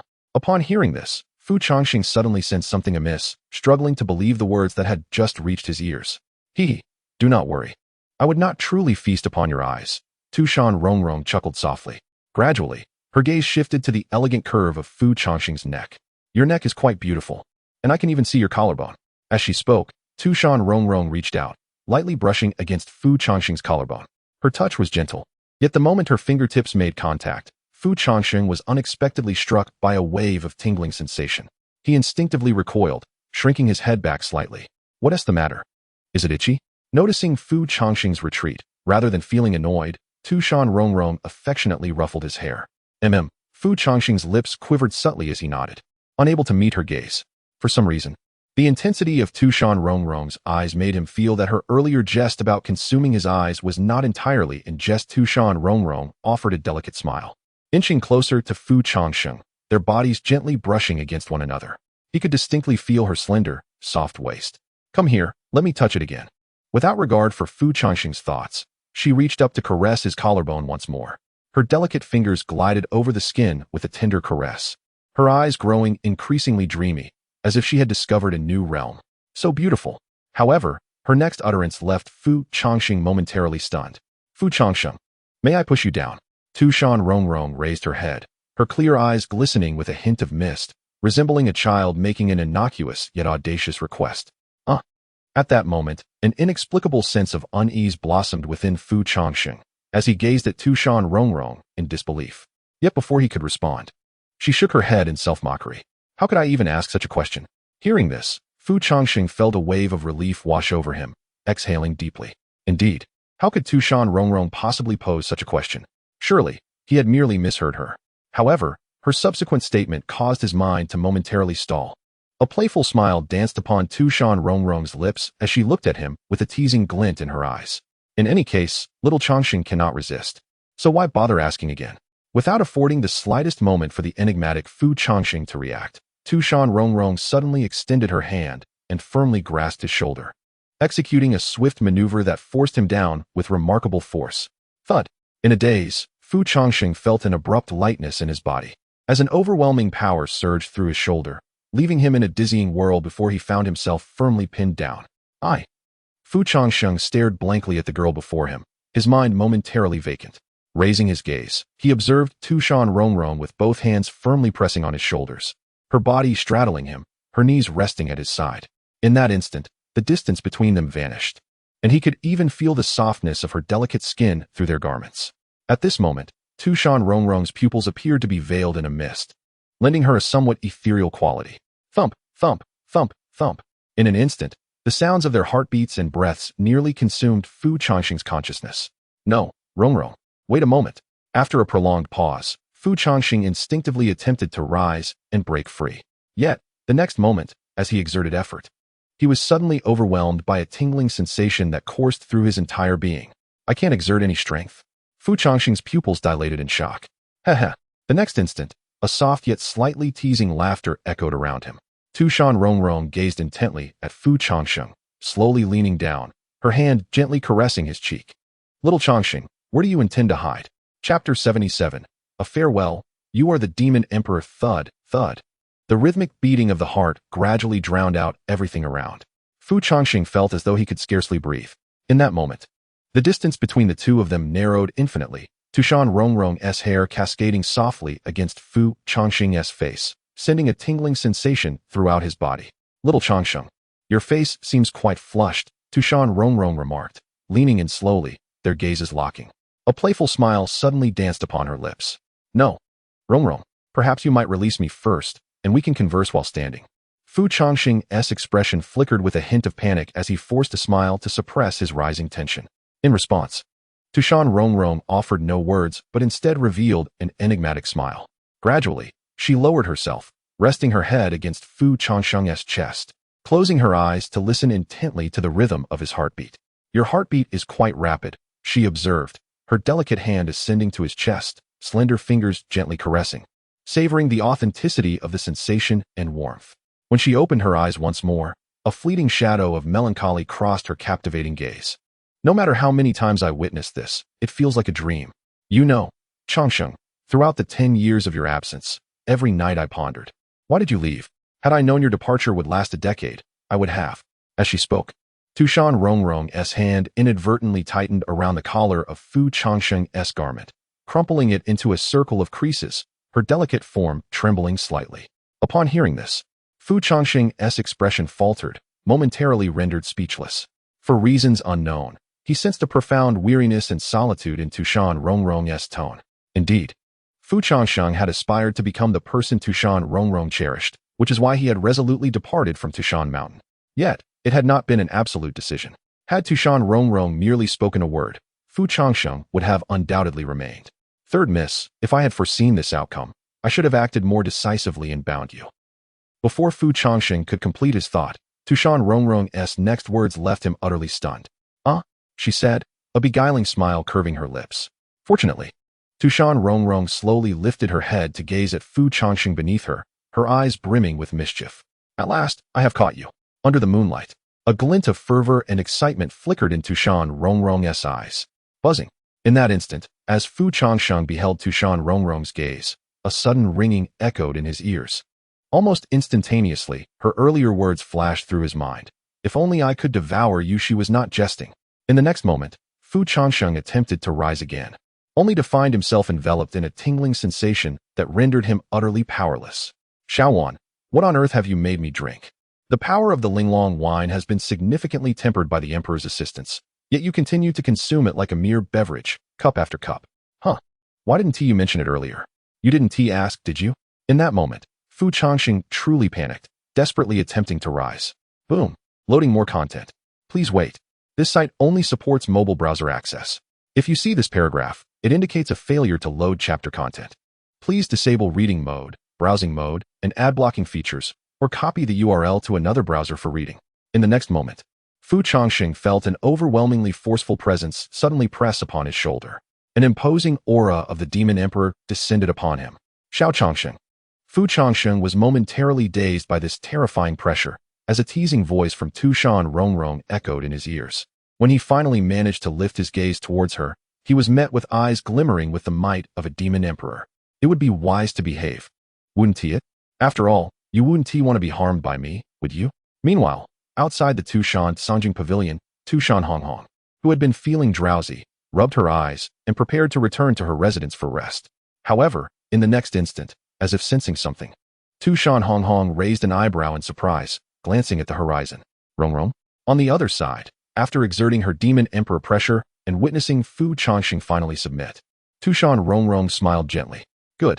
With that, her gaze returned to Fu Changsheng's eyes. Your eyes are truly beautiful. Then, Tu Shan Rongrong slowly leaned down, their faces drawing closer. As she approached, Fu Changsheng instinctively shut his eyes. Kiss. Before long, a cold sensation swept across his brow, followed by a warm, moist feeling, causing Fu Changsheng to momentarily forget to breathe. Tu Shan Rongrong had leaned in and gently kissed his eyelids. Once her lips departed, Fu Changsheng's eyelashes fluttered slightly, and he finally took a deep breath, his chest heaving violently. Seeing this, Tu Shan Rongrong smiled softly. Are you frightened? Did you think I would devour your eyes? She leaned close to Fu Changsheng's ear, her soft voice rendering him momentarily entranced. After speaking, as if in playful provocation, Tu Shan Rongrong slightly parted her lips and gently pecked his ear. In an instant, Fu Changsheng's body jolted, a flush rapidly creeping up his neck to the tips of his ears, which burned with heat.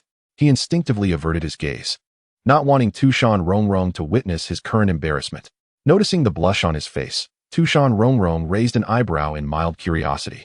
Immediately, Tu Shan Rongrong's expression transformed from curiosity to playful excitement. I have always wished to witness this particular look upon your face. Tu Shan Rongrong gently placed her palm against Fu Changsheng's cheek and softly remarked, this shy demeanor before me. As if her words had pierced through the veil of his thoughts, Fu Fu Changsheng's countenance faltered, and in an instant, he averted his gaze, allowing his hair to obscure his eyes, yet the blush upon his face intensified. You are intoxicated. Fu Changsheng's voice dwindled to a whisper, leaving him momentarily uncertain whether he had indeed drunk too much. He merely sensed that his mind was becoming increasingly hazy. Upon hearing this, Tu Shan Rongrong tilted her head, appearing contemplative. Intoxicated? Perhaps. However, as she spoke, she once again gazed at Fu Changsheng, her delicate fingers tracing lightly over his chest, teasing his senses. Since you are intoxicated, indulging in a few actions customary for such a state could hardly be deemed inappropriate. Could it? Chapter 78. Unexpectedly, it's a male Longsheng. Do you truly harbor disdain for me? In a moment of bewilderment, Tu Shan Rongrong unexpectedly posed this question.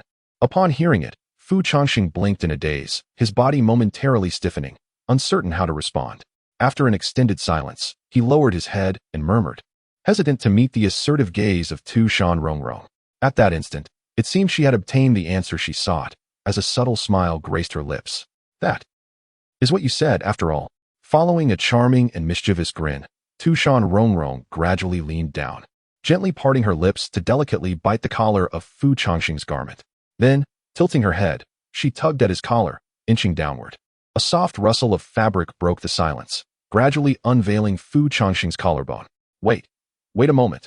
Fu Changsheng suddenly felt a chill beneath his neck, acutely aware of the soft breath of Tu Shan Rongrong against his skin. In a fluster, he instinctively raised his hand to push her away. However, she deftly seized his wrist, flipping him over and pinning his arms in a cross above his head. Shoo! Gradually, Tu Shan Rongrong placed a finger against her lips, signaling for silence. No resistance allowed. Her tone was deceptively gentle, but the words that followed sent a shiver down his spine. Otherwise, I might have to dislocate your hand for a moment. With a sly smile, she added, after all, I could easily fix it, and you wouldn't want that, would you? Gulping, Fu Changsheng swallowed hard, recognizing the playful glint in her eyes. He understood that Tu Shan Rongrong meant every word. Seeing that he ceased to resist, a satisfied smile spread across her face. Rest assured, I won't hurt you. As she spoke, she leaned closer, whispering softly, I hope. Gradually, their bodies drew nearer, with Tu Shan Rongrong first nudging against Fu Changsheng's chest before, without a second thought, planting a kiss upon him. The sensation of that cool, soft touch against his chest triggered a visceral reaction in Fu Changsheng, causing him to tremble violently. In a daze, his face flushed an even deeper crimson. Tu Shan Rongrong noticed the quiver of his body, and upon lifting her gaze, she caught sight of Fu Changsheng, head bowed, gasping for breath, a deep blush adorning his cheeks. In that moment, it felt as though she had stumbled upon a profound secret, leaving her momentarily astonished. After a moment of contemplation, Tu Shan Rongrong's lips curled into a meaningful smile. Oh, so this is what you enjoy? Observing the expression on Fu Changsheng's face, Tu Shan Rongrong swiftly discerned that beneath his slight struggle lay a sensation akin to being tickled, a blend of pain and pleasure. Subsequently, with a playful smile, she pecked at Fu Changsheng's chest. As expected, his body quivered slightly once again, like a child discovering a new toy. A flicker of excitement and flirtation sparkled in Tu Shan Rongrong's eyes. She teasingly planted several kisses on his neck, chin, and collarbone, nearly covering every inch. Fu Changsheng attempted to turn his head to evade her kisses, yet Tu Shan Rongrong was unperturbed. Upon being dodged, she simply redirected her attention elsewhere. Although he outwardly resisted, Fu Changsheng could not help but feel a twinge of unexpected pleasure, even emitting strange sounds of as his face grew increasingly flushed. Desperate to shake off this peculiar feeling, he shook his head vigorously, yearning to escape, yet he found himself utterly devoid of strength. Fu Changsheng protested, I am being forced. I am being coerced. I absolutely do not have such peculiar preferences. I refuse to acknowledge it. As if unsatisfied with merely that, Tu Shan Rongrong clamped down on the fabric of Fu Changsheng's shoulder, tugging at it. A beautifully contoured, fair shoulder was revealed, and without a moment's hesitation, she kissed it once more. This time, not only did she kiss him, but she also teasingly licked with her tongue. However, it wasn't long before Tu Shan Rongrong's previously captivated expression abruptly faltered. Gradually, it seemed she had suddenly sensed something amiss, and her brow furrowed. The moment she lifted her head, the smile that adorned her face vanished in an instant. Seeking to confirm her suspicions, she leaned in closer to Fu Changsheng's shoulder once more. Yet this time, instead of kissing, she closed her eyes and inhaled deeply. Sniff, sniff. After a brief interval, Tu Shan Rongrong slowly opened her eyes. Yet in that fleeting moment, a glint of coldness flashed within her gaze. The scent of another woman. Tu Shan Rongrong gritted her teeth, enunciating each word with precision. With that, her eyes narrowed as she coldly regarded Fu Changsheng. The instant he felt the weight of her gaze, a chill ran down his spine. What happened? Fu Changsheng stammered, casting a bewildered glance at Tu Shan Rongrong.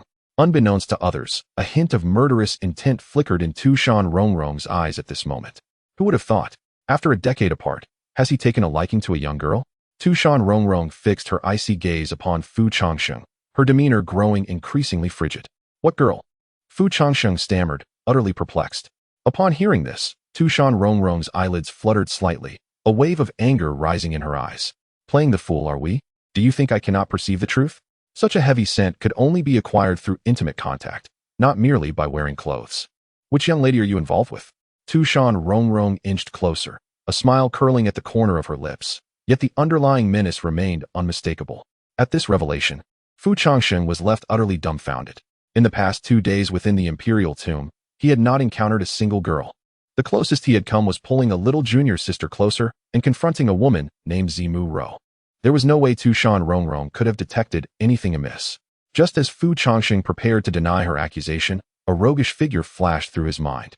Jiang Shaodian.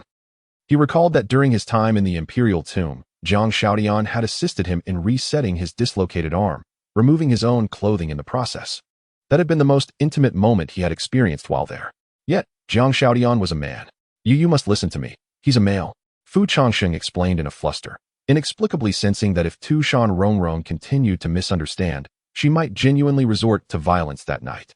However, the moment his words fell, instead of easing her wrath, Tu Shan Rongrong's expression darkened further. Very well, she remarked, a cold smile gracing her lips as she nodded, her murderous intent intensifying. So he is indeed a male. Fu Changsheng. As she spoke, Tu Shan Rongrong loomed over Fu Changsheng, gently grasping his chin. Little Changsheng, you truly are disobedient, secretly engaging in such activities outside, yet it was of no concern to her. Tu Shan Rongrong chuckled nonchalantly, her gaze fixed on Fu Changsheng. I shall make you mine right now. Chapter 79. Tu Shan Rongrong. You dare to insult me? Now, I shall make you mine. The gentle words of Tu Shan Rongrong lingered in the ears of Fu Changsheng, as her delicate fingers intentionally grazed his collarbone. Fu Changsheng found himself engulfed in a tumult of ringing in his ears, his mind a fragmented haze, unable to concentrate, save for the mesmerizing gaze of Tu Shan Rongrong. Third miss, what do you intend to do? Fu Changsheng swallowed hard. Yet Tu Shan Rongrong merely chuckled with a hint of mischief, leaning closer to whisper a breath against his ear. Would you care to guess what will unfold next? It's quite simple. In an instant, her tone shifted to one of icy indifference, the playful glimmer in her eyes transforming into a still pool of apathy. This will be your fate, Tu Shan Rongrong whispered, emphasizing the word fate with a deliberate weight. Oh, and do not worry. No one will discover us here. As she spoke, she regarded Fu Changsheng with a teasing glint in her eyes, as though implying that no matter how loud he cried out, no one would come. And besides, Tu Shan Rongrong's gem-like eyes glimmered slightly. Isn't it rather advantageous if we are discovered? After all, if such acts were to come to light, they would surely assume we are husband and wife, or at the very least, in a similar relationship. As the third head of the Tu Shan clan, if you do not regard me with importance, what will become of your standing in this world?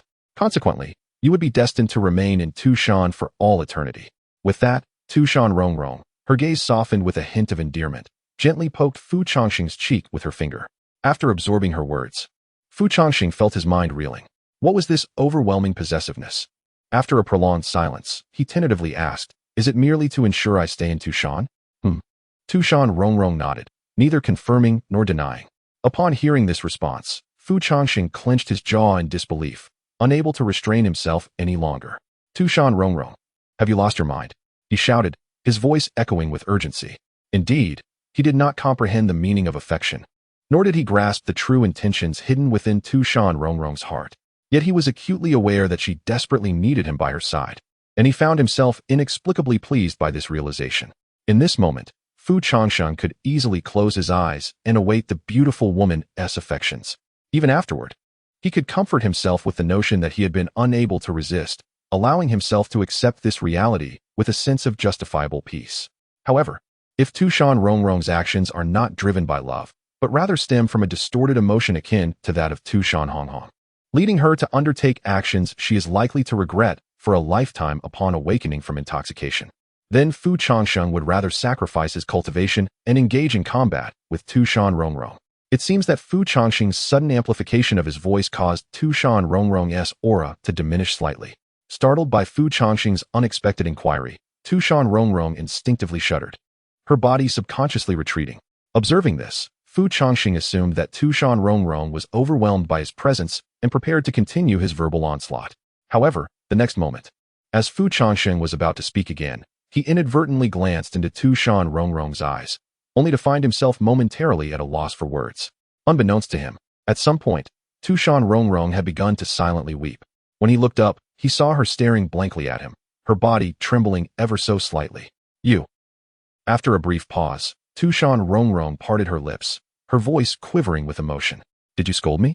Her tone bore a hint of grievance, her gaze reminiscent of a child who had been wronged. As she spoke, her voice caught in her throat, and her eyes, unbeknownst to her, had grown moist, resembling a little girl who had suffered an injustice.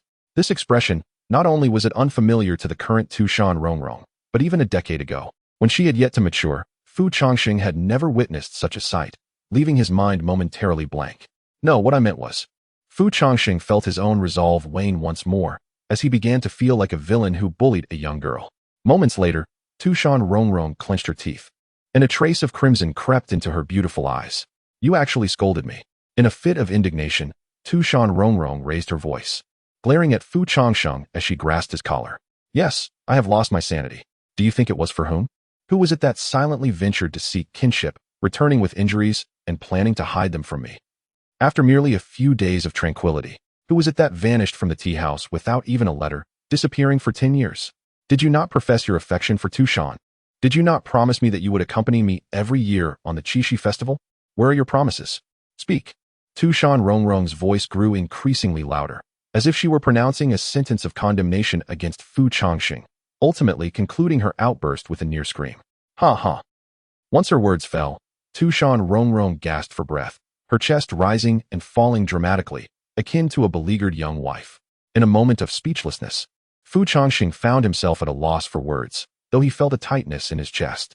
Yet, it seemed he could not outtalk Tu Shan Rongrong. It was one thing to be unable to win a battle. It felt far more humiliating to be unable to win an argument. Nevertheless, that was no justification for joking about one's own integrity. After a brief period of contemplation, Fu Changsheng could only choose to disregard the leverage that Tu Shan Rongrong held over him. No matter how one might argue, what sense was there in resorting to such desperate measures merely to keep someone close? Moreover, as soon as Tu Shan Rongrong spoke, the so-called human emperor was but a fleeting thought in Fu Changsheng's mind. Are you not the master of countless schemes and deceptions? Are you not adept at negotiating terms? If you are willing, Before Fu Changsheng could finish his sentence, he found his mouth abruptly silenced. With a cold expression, Tu Shan Rongrong placed a delicate hand over his lips. Having deceived me so many times, do you truly believe I would still trust your words? Tu Shan Rongrong narrowed her eyes, speaking each word with deliberate precision. Whether you believe me or not. At least let me finish my thoughts. Chapter 80. Tu Shan Rongrong. It escalated quickly, causing hallucinations and an unbearable noise. Tu Shan Rongrong's eyelids drooped slightly, completely disinterested in hearing Fu Changsheng's words. Save your nonsensical chatter for the naive young boys. Meanwhile, at a distant corner of the river of time, Chu. What is happening? A cold. Jiang Shaodian rubbed his nose in confusion. It's all little Changsheng's fault, utterly unforgivable. As she spoke, Tu Shan Rongrong's palm gradually tightened. Today, I have you under my thumb. Even my sister cannot stop me. In a fleeting moment, Tu Shan Rongrong cast a cold glance at Fu Changsheng. As for that unknown wild man, you should ponder how to explain things to him. Such matters are none of my concern. Moreover, you ought to consider how to rid yourself of him sooner rather than later. You belong to me now. With that, Tu Shan Rongrong did not allow Fu Changsheng a chance to retort. Her gaze fierce, she reached out and seized his collar. Ryup, with the sound of tearing fabric, it seemed she could no longer contain herself, and she leaned down to kiss him. Smooch. Tu Shan Rongrong pressed her lips against Fu Changsheng's neck, kissing and biting with an intensity that seemed like a form of retribution. Chu. A kiss is one thing, but don't bite. Tu Shan Rongrong, however, paid no heed to Fu Changsheng's protests, lost in her fervor as she nibbled at his skin, occasionally emitting tantalizing sounds. Before long, Fu Changsheng's neck and shoulders were adorned with crimson bite marks and kisses, the remnants of Tu Shan Rongrong's intoxicating essence lingering on his skin. Once she felt satisfied, she rose and reached for the ties at his waist. Hey, hey, hey.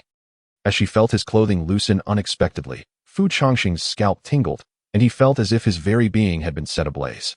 Wait a moment, third miss. Let us discuss this. MMM. Yet before Fu Changsheng could finish his sentence, Tu Shan Rongrong silenced him with a kiss, baring her small fangs to bite down fiercely.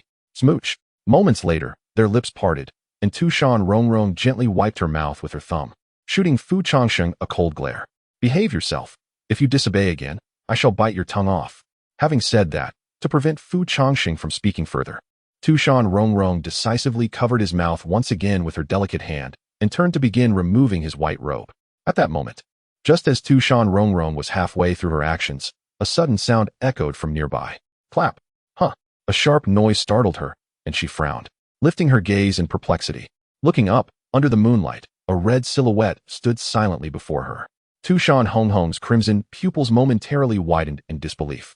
Her lips parted slightly as she stood frozen, unable to comprehend the scene before her. Perhaps lost in her thoughts, she did not even notice that the lantern she had been holding had slipped from her grasp and tumbled to the ground. Silence enveloped the surroundings. Under the cold, tranquil night, even the chilling breeze seemed to still, as if everything around her had been suddenly submerged into unfathomable depths. Sister? Upon catching sight of Tu Shan Rongrong, Tu Shan Rongrong halted her movements instantly. Beneath Tu Shan Rongrong, the trapped Fu Changsheng, upon seeing that flash of red, felt as if he had encountered a savior. Whoa. At last, Chief, you've arrived. Please take your sister away. However, in the next moment, Fu Changsheng's previously exhilarated expression abruptly turned to one of despair. An agonizing scene unfolded before Fu Changsheng's eyes. After what felt like an eternity of days, Tu Shan Rongrong tilted her head back, closed her eyes, and inhaled deeply. Huh. Moments later, she slightly bent down, her delicate hand trembling as she retrieved the fallen lantern. Without a backward glance, Tu Shan Rongrong turned and departed. Just before leaving, she pressed her palm to her forehead and sighed. I cannot possibly be bewitched. Why do such illusions arise? Because of him. In a daze, Tu Shan Rongrong's mind was suddenly flooded with the youthful and pristine visage of Dongfang Yuechu. At the thought, her heart jolted painfully, as if pierced by a silver needle. A wave of heart-wrenching agony coursing through her entire being. No, Tu Shan Rongrong, do not dwell on this. She forcefully shook her head, yet her face betrayed a visible struggle. Feelings such as these, how can you dare to entertain them? With that thought, Tu Shan Rongrong exhaled deeply. Her voice slightly choked, before she clutched the lantern and walked away.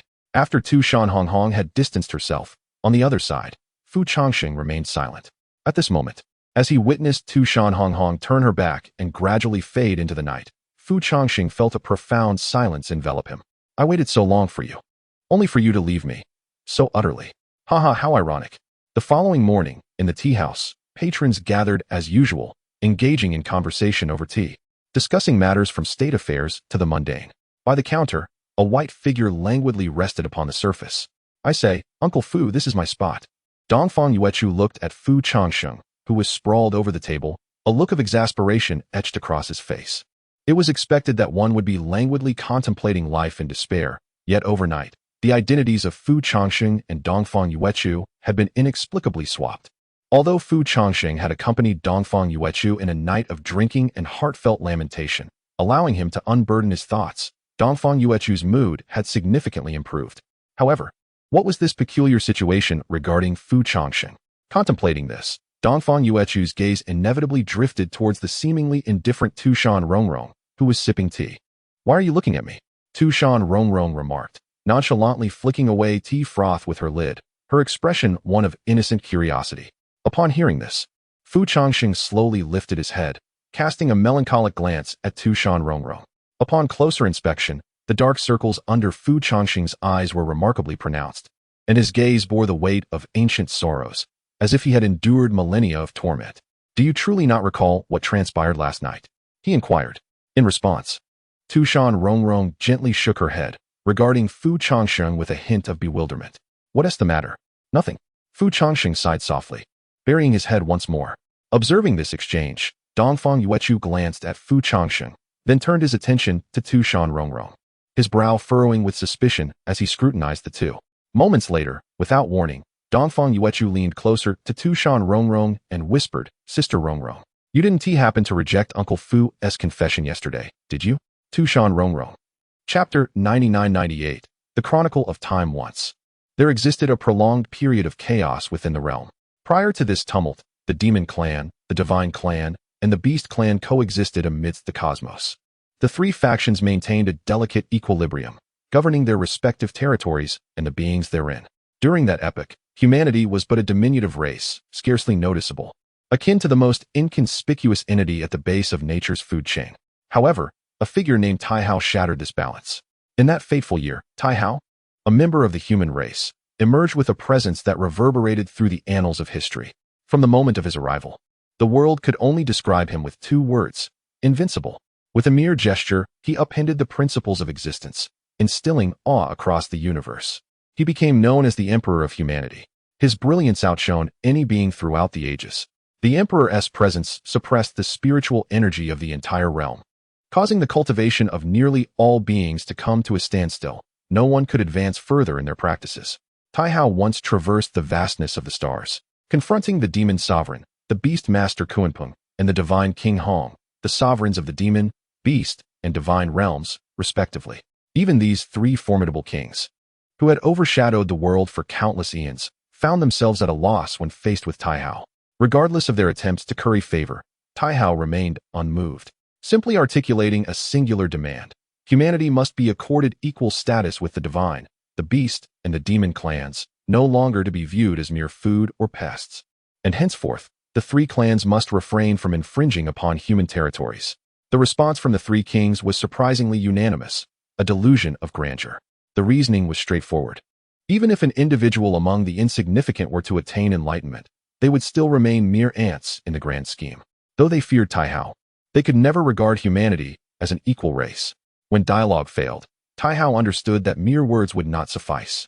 Dignity is only upheld at the edge of a blade. In that moment, the previously adversarial kings unified their forces for the first time, directing their blades towards Tai Hao. That battle was blindingly brilliant, shattering the fabric of time and space, threatening to obliterate the very path of existence itself. Yet, Tai Hao's might was overwhelmingly tyrannical. The emperor's physical form was impervious to all forms of sorcery, under the suppression of spiritual energy, despite their myriad of tactics. The three kings ultimately resorted to the most primal of powers in their struggle. Ironically, the strength of the emperor was of such an unreasonable caliber that only through their combined might could the demon sovereign, the beast master, and the divine king hope to gain the slightest advantage. However, Tai Hao moved like a dragon, striking and retreating in a fluid dance, leaving the three kings with little opportunity to simultaneously suppress him. The battlefield shifted from the demon realm to the divine court, and from there to the mountain of beasts. Upon entering the domain of one of the kings, Tai Hao would suddenly turn, only to erupt with ferocity and strike with unrelenting force. The three kings found themselves constrained within their territories, for the mere hint of their battle prowess could shatter the very fabric of the world. Yet, Tai Hao remained unperturbed, seemingly intent on his actions, as each of his strikes reverberated through the earth beneath him. Once proud and formidable beings, the fierce demons, celestial deities, and great monsters were rendered akin to sheep in the presence of a true dragon, easily crushed by a single blow. At this moment, the white-haired figure stood majestically, surveying the heavens and earth, his ancient zither illuminating the cosmos. This marked the first time in history that the human race dared to wage war against the divine, demonic, and monstrous realms, simultaneously confronting the mightiest of their kind. The battle laid waste to the divine court, the demon realm, and the beast mountain, their forces too overpowering. Even those of a slightly lower rank could not withstand the residual power. Ultimately, the three kings emerged unscathed, while the demon, god, and monster races teetered on the brink of annihilation at Tai Hao's hands. It was only when Tai Hao was nearing exhaustion that the three kings realized he had never intended to engage in combat with them. Rather, his goal was to cleanse the entire cosmos. At this juncture, Tai Hao finally paused, turning to regard the three kings behind him. "Have you lost your mind?" exclaimed King Hong, unable to contain his fury. For the first time, a divine being was ruthlessly subjugated, suffering as if it were mere livestock. King Hong's eyes brimmed with rage, staring at Tai Hao with a desire to consume him whole. Are you dissatisfied? Tai Hao replied with a hint of amusement in his gaze. Do you wish to drag the demon, god, and monster realms into your plight, seeking an opportunity for your human race to escape the fate of being mere sustenance? The demon master Kuanpeng regarded Tai Hao with an unusually calm demeanor, as if the demise of the great monsters held no significance for him. Shaking his head dismissively, Kuanpeng cast a scornful glance at Tai Hao. Food is food, and despite possessing such power, you remain nothing but sustenance, utterly foolish. With this strength, you could abandon your human identity and join our demon tribe. I could grant you the blood of a demon god, assisting you in becoming the mightiest demon of all time. At that point, the position of Demon King would naturally be yours, and even the gods and demons would prostrate before you. Alas, you choose death. How foolish. Kuanpeng's disappointment was palpable. He had offered Tai Hao a tantalizing prospect. Having never encountered such an extraordinary being, he recognized that if Tai Hao were to ally with the demon tribe, the long-standing balance between the gods, demons, and monsters would be irrevocably shattered, allowing the demon race to dominate. The demon and god realms extended similar offers. Yet all that met their ears was Tai Hao's unparalleled, domineering fist marks. At this moment, the demon lord stepped forth, having slain countless venerables. Your condition now hovers below 70%. Today, you shall surely meet your demise. Though Tai Hao has rebuffed them, they too revel in such narratives. That which cannot be controlled by me shall face annihilation. Even as Tai Hao expended his strength to massacre the realms, they found amusement in it, for it signified that Tai Hao's chances of victory dwindled further. As for the beings slaughtered by Tai Hao, having reached this caliber, who among them, save the hypocritical divine King Hong, would truly care? Upon hearing this, Tai Hao remained unperturbed, calmly gesturing towards the three kings. I cannot ascertain whether I shall perish, yet you undoubtedly shall shed a layer of skin. What a stubborn duck in the face of death, retorted the demon master Kuanpeng with a cold gaze. Thus commenced a cataclysmic holy war that would echo through the ages. Ultimately, that battle concluded upon a vast plain. The human emperor Tai Hao, exhausted, succumbed. The demon master Kuanpeng, grievously wounded, shed his demonic form, escaping as a wisp of residual soul into the river of time. The demon lord's corporeal body was obliterated, and his spirit suppressed. The divine King Hong's power dissipated, leading to his demise. However, even after Tai Hao's death, the emperor's body remained upon that plane, suppressing the spiritual energy of that realm until the celestial order intervened, erasing both the plane and the emperor's remains. Following that battle, the continent's upper echelons of combat power vanished almost overnight. The entire world seemed reset, beginning anew. No longer did demons, gods, or devils exist, nor did any so-called inherently noble races remain. It was not until countless eons later that the gears of time began to turn once more. Chapter 81. The vulnerable and insecure love Tu Shan Rongrong. Sister Rongrong, you didn't reject Uncle Fu's confession yesterday, did you? As Dongfang Yuechu's words resonated in the air, Tu Shan Rongrong momentarily froze, her hand holding the teacup suspended in midair. She stared blankly at the cup, lost in silence for what felt like an eternity. Observing her prolonged silence, Dongfang Yuechu glanced at Fu Changsheng, only to find Fu Changsheng shaking his head helplessly in response. Go ahead and attend to your matters, Fu Changsheng said without elaboration, dismissing Dongfang Yuechu with a weary wave of his hand. By the way, could you pick up a new tea set from Gu Baozhai? I'll reimburse you when you return. Oh, Dongfang Yuechu nodded, then leisurely exited the tea house, cradling his head in contemplation. Fu Changsheng watched Dongfang Yuechu's retreating figure, pondering for a long while, his brow slightly furrowing. Why did it seem as though Dongfang Yuechu's mood shifted too swiftly? Just yesterday, he was in a drunken stupor. Yet today he appeared utterly unfazed. Had he come to terms with it? Fu Changsheng cast a sideways glance at Tu Shan Rongrong. He's just pretending. Tu Shan Rongrong replied softly, taking a delicate sip of her tea. Without a doubt, Dongfang Yuechu was a person of optimism, even to the point of being somewhat carefree, as Tu Shan Rongrong would describe. However, the matter concerning Tu Shan Rongrong was an entirely different story, at least for now. It was evident that Dongfang Yuechu had not found closure. After the events of last night, he seemed determined not to burden those around him with his worries, thus forcing a facade of nonchalance. Upon hearing this, Fu Changsheng sighed in resignation. Such is fate. From the moment they met, Dongfang Yuechu was destined to be ensnared by Tu Shan Rongrong.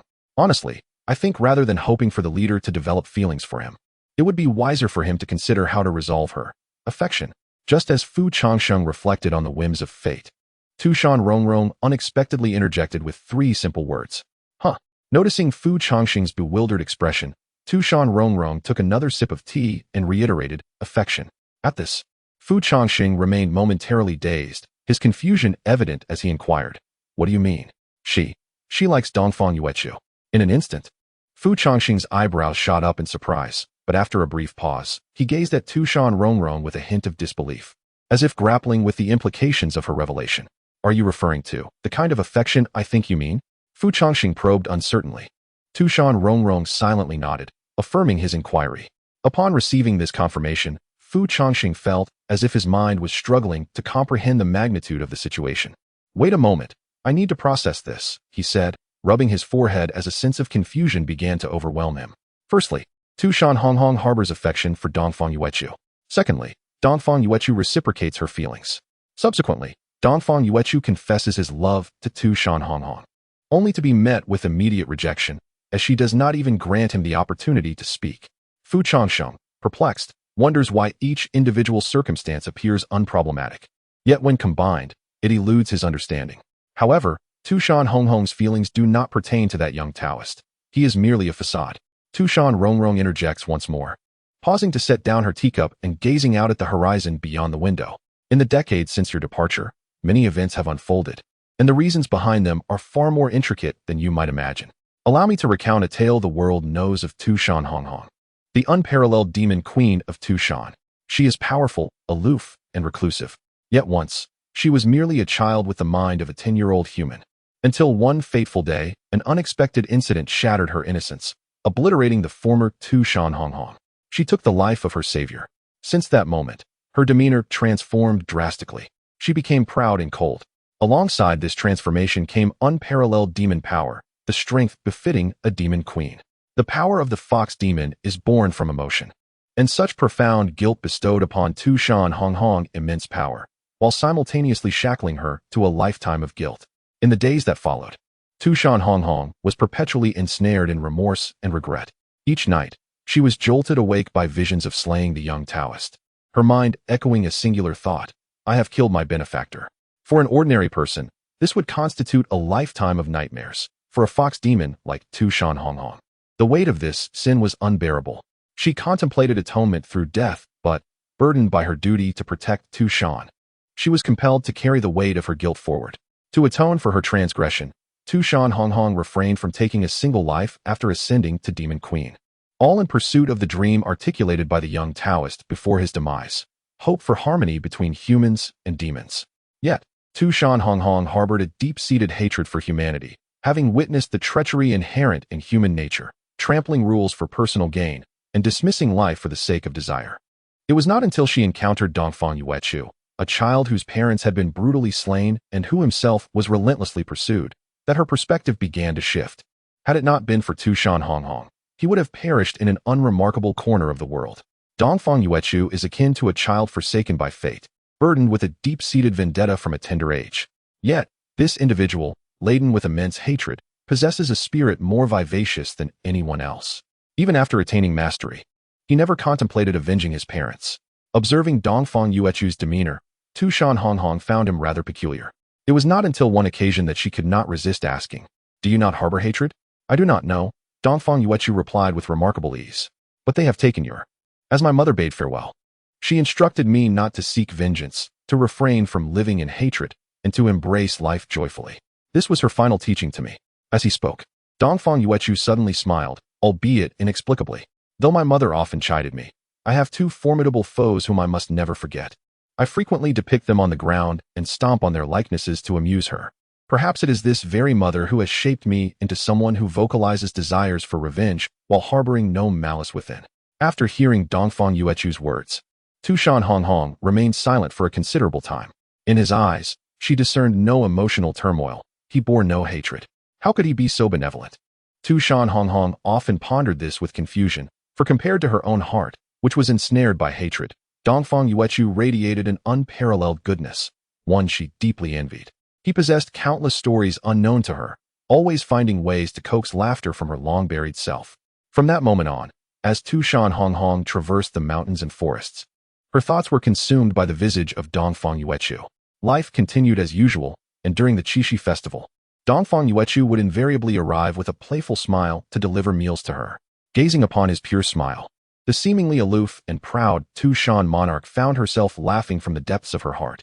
One day, Tu Shan Rongrong entered Dongfang Yuechu's abode, only to find him behaving unusually. Upon seeing her, he panicked and fled. Upon entering the room, she discovered a painting. In the artwork, a red figure stood, herself, and only herself. As she beheld the painting, for the first time in her life, her face flushed intensely. Indeed, whether she admitted it or not, Tu Shan Rongrong was acutely aware that she had fallen for this individual. In solitude, she would conjure his likeness with her crimson enchantment and gaze at that illusion, giggling foolishly. Yet, her inner demons grew increasingly severe. Ultimately, just as their feelings were poised to blossom, she chose to abandon the prospect. Believing herself to be a vessel of sin, plagued by inner turmoil, she did not wish to burden him, this radiant being who illuminated her heart. In her own words, she did not want to taint Dongfang Yuechu. Thus, on this Qixi festival, before him, she uttered her first, and perhaps her final, insincere confession. She cannot forget the little Taoist. Chapter 82. The Embers of Love as the tale unfolds. One may glean the reason why I mention my sister's reluctance to accept Dongfang Yuechu stems from her own insecurities. A flicker of reminiscence glinted in Tu Shan Rongrong's gaze. Fu Changsheng, legal, yet afflicted. After listening to Tu Shan Rongrong's narrative, Fu Changsheng pressed his forehead in exasperation. Why don't you persuade your sister? What could have been succinctly conveyed in a chapter has been unnecessarily stretched into 200 episodes by the head of the clan. Do you believe my sister is the kind to easily alter her convictions? Tu Shan Rongrong retorted calmly. Yet, despite her words, she herself was at a loss regarding how to counsel Tu Shan Rongrong. After all, she had never experienced love herself, let alone advise the obstinate Tu Shan Rongrong. Fu Changsheng fell silent. As if on cue, Tu Shan Rongrong lifted her teacup, abruptly shifting the subject. Fu Changsheng looked at her in perplexity, while she lowered her head, unable to meet his gaze. Did I say anything peculiar to you last night? With her head bowed, she took a delicate sip from her cup, feigning nonchalance. The strands of hair cascading over her forehead concealed her expression, shrouding her thoughts in mystery. If one were to peer through her hair, they might notice a faint blush gracing her cheeks. Upon awakening this morning, Tu Shan Rongrong found her memory of the previous night elusive, with only vague impressions lingering in her mind.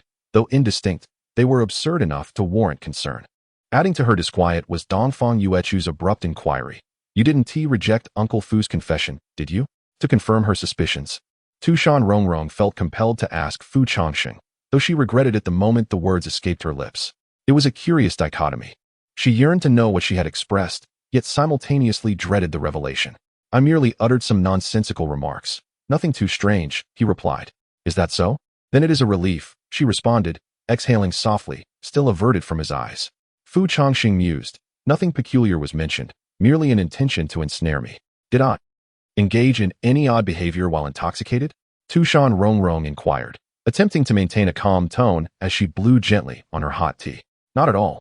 You simply fell asleep after drinking, he reassured her. There was nothing unusual, merely leaving a trace of yourself on an old friend. Oh, she murmured, nodding slowly, lost in contemplation, uncertain whether to feel relief or disappointment.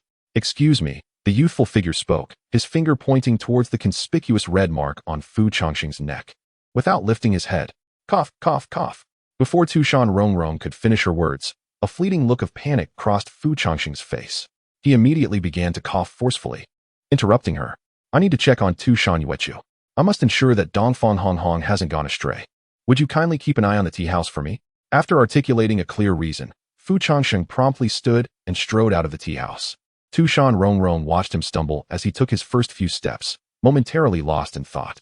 After a considerable pause, she lowered her head and took another sip of hot tea. Although her expression remained placid, a faint blush inexplicably deepened on her cheeks. For a long while, Tu Shan Rongrong seemed somewhat distracted, lost in contemplation. Meanwhile, Tu Shan Rongrong was seated at the counter of the tea house, diligently reviewing a stack of administrative documents. Soon, a particularly striking figure entered the tea house quietly.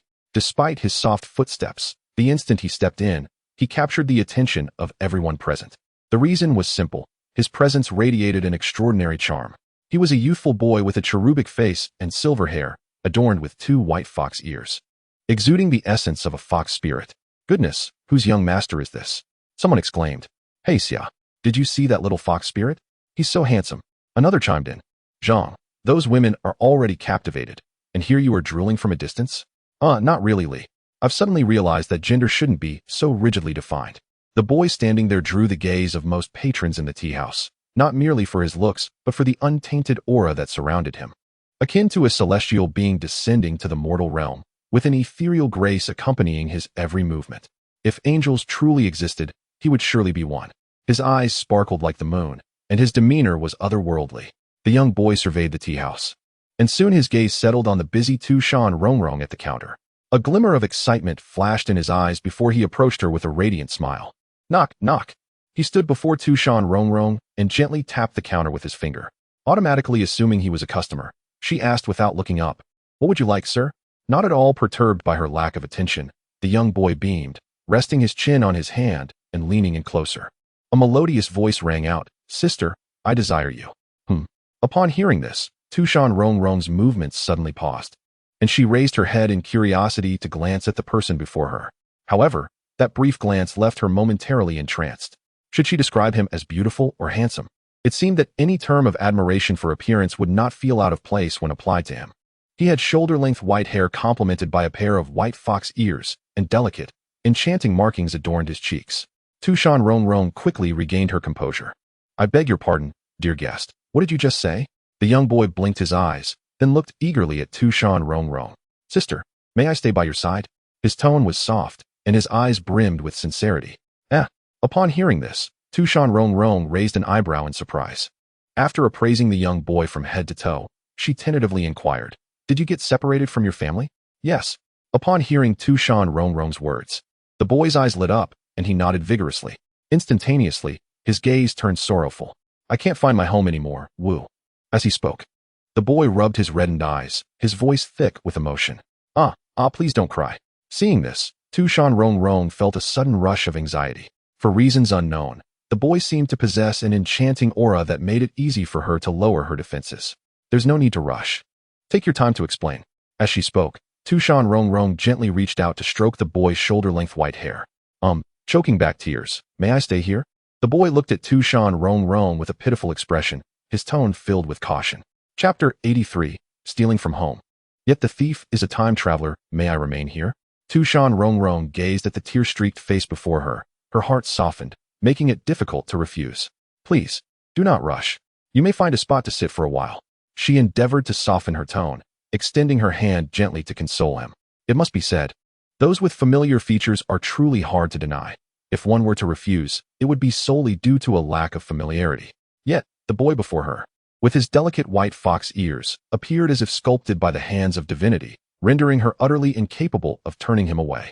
Upon hearing Tu Shan Rongrong's words, the little boy sniffled softly, raising his rosy eyes to glance at her cautiously. "Really? Yes, please do not cry. Allow me to pour you a cup of tea." "Thank you, elder sister. May I sit beside you? I feel a bit scared alone. Could you keep me company?" The little boy's gaze was earnest, his pitiable demeanor making it impossible for her to refuse. After a moment's hesitation, Tu Shan Rongrong sighed helplessly. This adorable creature was breaking all the rules with such a gaze. "Very well, fetch a chair." The instant Tu Shan Rongrong nodded, the boy's eyes sparkled with delight, his previously woeful expression transforming into a charming smile. "Thank you, elder sister." With that, he leaned forward and unexpectedly leaped into Tu Shan Rongrong's embrace. Tu Shan Rongrong was taken aback, her body stiffening as she looked down at the boy nestled in her arms. Unfazed, he giggled and nuzzled against her, resembling an innocent younger brother. This was the first time Tu Shan Rongrong had been so close to a male other than Fu Changsheng, and she felt a slight tremor run through her. Yet, inexplicably, the boy exuded an innate warmth that dissolved any resistance within her, prompting her not to push him away. "All right, elder sister has matters to attend to. Be good. And if you feel thirsty or wish for something to eat, just tell me, all right?" Tu Shan Rongrong gently tousled the boy's white hair, soothing him softly. Understood, elder sister." The little boy nodded with a smile, obediently releasing her. "Little brother, what is your name?" Tu Shan Rongrong inquired softly. "Elder sister, my name is Changsheng. What is yours?" "You may call me Rongrong elder sister." Got it. Rongrong elder sister. Your name is truly lovely." Meanwhile, on the other side, Fu Changsheng wandered through the Tu Shan market, having discovered a small teapot at a roadside stall. Today luck seems to be on my side. I have stumbled upon a treasure." Looking at the teapot in his hands, Fu Changsheng felt an increasing satisfaction. Although somewhat aged, the craftsmanship and aesthetic of this piece would undoubtedly fetch a starting price of 100 taels at the antique shop. Yet he had acquired it for merely 5. Just as Fu Changsheng was preparing to return to the tea house, a sudden sneeze escaped him. What is happening? Am I catching a cold? Confused, he rubbed his nose. Since embarking on his path of cultivation, he had scarcely experienced illness, let alone a cold. In a daze, Fu Changsheng cast a distant glance towards the direction of the tea house. For reasons unknown, an inexplicable feeling surged within him, akin to a sixth sense. A nagging thought that perhaps a thief had broken into his home? Shaking his head, he dismissed the notion as mere paranoia and proceeded towards the tea house. Upon entering with a buoyant spirit, he raised his gaze and immediately spotted a familiar figure, deeply engrossed in the accounts. Oh, how delightful it is to see the little fox so earnestly at work. Observing Tu Shan Rongrong at the counter, Fu Changsheng couldn't help but smile, his lips curling upwards. Indeed, she would make a splendid wife, perfectly suited to be a proprietress. Old Mo, I suddenly comprehend your sentiments. Just as Fu Changsheng was about to approach her, his eyes were drawn to a sudden, incongruous figure beside Tu Shan Rongrong. His steps faltered, and he stood frozen in place. There, a strikingly handsome young boy, beaming with joy, was affectionately holding Tu Shan Rongrong's hand, his face radiating innocence. Fu Changsheng. He stared at the boy nestled against Tu Shan Rongrong, his mind momentarily shattered by the sight. Am I still under the influence of alcohol? Self-doubt crept in as he examined his hands, then rubbed his eyes and looked again. The boy remained there, still holding Tu Shan Rongrong's hand, engaged in a conversation that seemed to bring her genuine joy. Suddenly, an alarming realization struck him. Oh no, a thief has truly entered my home. After a brief moment, as if sensing Fu Changsheng's gaze, the young boy turned to look at him. In an instant, their eyes met, creating an electric connection between them. Uncertain of the reason, the young boy momentarily froze upon encountering the enigmatic figure of negative Changsheng. Yet, in the next instant, a flicker of inexplicable hostility ignited in his eyes, as if he had come face to face with a long-standing adversary. Sensing the unusual demeanor of the boy beside her, Tu Shan Rongrong lifted her gaze and was immediately met with the sight of negative Changsheng. Changsheng, you've returned? She inquired, her brow arching in surprise. Negative Changsheng paused, gathering his thoughts before advancing with an air of nonchalance, nodding slightly. Yes, I went to procure some items. As he spoke, he cast a subtle glance at the young boy. By the way, who might this be? Oh, it's none of your concern. The boy interjected abruptly, his expression suddenly stern as he glared at negative Changsheng. In that moment, he tightened his grip on Tu Shan Rongrong's hand, lifting his chin defiantly towards negative Changsheng, as if to assert his claim. Negative Changsheng thought to himself, what is this? Where did this little rascal spring from? Does he not realize that those who covet the bull-headed transcenders seldom survive beyond 2 chapters? Instantly, the hostility radiating from the young boy ignited a spark of irritation in negative Changsheng. So, you're brazen enough to invade my territory? With a cold demeanor, negative Changsheng stepped forward, looking down at the boy with a commanding presence. This is not merely a matter of concern. As one who has been cherished by the third miss, I dare assert that it is indeed my concern. My duty is to ensure that individuals like you do not engage in such behavior. Well then, my son Changsheng, enough with the speculation. I extend my gratitude to those who have only just withdrawn at this chapter. I find myself unable to alter my mediocrity, as a flood of praises shattered my composure throughout the night. If you feel nauseated, feel free to leave a negative review, but I implore you to write swiftly. My resilience is not as robust as one might think. I am merely a student. I sincerely thank those who engaged in conversation with me tonight. The child intends to continue writing. Chapter 83. What a beast. Whose child is this? Fu Changsheng gazed at the little boy's hostile expression, feeling a wave of speechlessness wash over him. Tu Shan Rongrong cast a glance of apology towards Fu Changsheng. It was perplexing when others approached. This little fellow exhibited an abundance of politeness, greeting each person with a charming smile, embodying the very essence of a divine being among mortals. Yet, upon encountering Fu Changsheng, he appeared as if he had come face to face with a sworn enemy, offering nothing but disdainful looks. He even discreetly raised his middle finger at Fu Changsheng, hidden from view. What are you staring at? He's mine. The little boy shot a fierce glare at Fu Changsheng, tightening his grip on Tu Shan Rongrong's arm. Crack. In that very instant, as the boy's words fell, the sound of shattering porcelain echoed. Unbeknownst to him, a small crack had suddenly appeared on the teapot held by Fu Changsheng. He lifted his gaze, and his expression darkened instantly. Stay calm. Remain composed, Fu Changsheng reminded himself. Taking a deep breath, he decided to ignore the little boy altogether. Children should not be so impolite, Tu Shan Rongrong lamented, gently tapping the boy's forehead. Tch, unwillingly. The boy turned his head away, still refusing to acknowledge Fu Changsheng, muttering under his breath in defiance. My apologies, Changsheng. He's not a bad child. He might just be frightened by you, Tu Shan Rongrong said, ruffling the boy's hair, casting a glance of regret towards Fu Changsheng. Naturally, Fu Changsheng would not dwell on the behavior of a child. He poured himself a cup of tea and brought over a chair. Whose child is this? Does the third miss know him? Fu Changsheng raised an eyebrow, looking at the reluctant little boy and then at Tu Shan Rongrong. Before she could respond, the little boy interjected once more, humph. My bond with Sister Rongrong is deeper than yours. In a playful manner, he even stuck his tongue out at Fu Changsheng. By now, Fu Changsheng had grown accustomed to such antics, choosing to disregard the boy's response and instead direct his attention to Tu Shan Rongrong. I'm not quite sure. It seems this child has run away from home. Tu Shan Rongrong shook her head in exasperation. Earlier, when she inquired about his home, he refused to divulge any information. And the same went for his family. Loading more content. Please wait. This site only supports mobile browser access. If you see this paragraph, it indicates that the chapter content has failed to load. Please exit the browser's reading mode, immersive mode, novel mode, and disable any ad blocking features. Or copy the URL to another browser for reading. After a few exchanges, Tu Shan Rongrong surmised that this little boy had left home voluntarily, rather than having become separated from his family. It seemed there were some educational issues at play, a situation she had encountered before, and she felt it unwise to probe further. The bond between him and me is quite remarkable, prompting me to allow him to stay here for the time being. Upon hearing this, Fu Changsheng nodded thoughtfully, as if coming to a realization. It dawned on him that he had previously glimpsed the fox ears adorning the little boy's head and the two enchanting patterns gracing his face, even entertaining the notion that he might be a distant relative of Tu Shan Rongrong. Nevertheless, it is rather astonishing that such a young child has already learned to run away from home. One can hardly fathom the parenting methods employed by his guardians. It is no wonder this young boy exhibits such a troublesome demeanor. His father must surely be a scoundrel himself. Otherwise, how could he have raised such a rebellious child? With this thought, Fu Changsheng felt a wave of relief wash over him. Before long, as if struck by a sudden memory, Fu Changsheng abruptly turned to Tu Shan Rongrong, his eyes wide with curiosity, and inquired, Sister Rongrong, what is your relationship with this man? We. Tu Shan Rongrong was taken aback by Fu Changsheng's unexpected question, momentarily stumbling over her words, her gaze betraying a flicker of panic.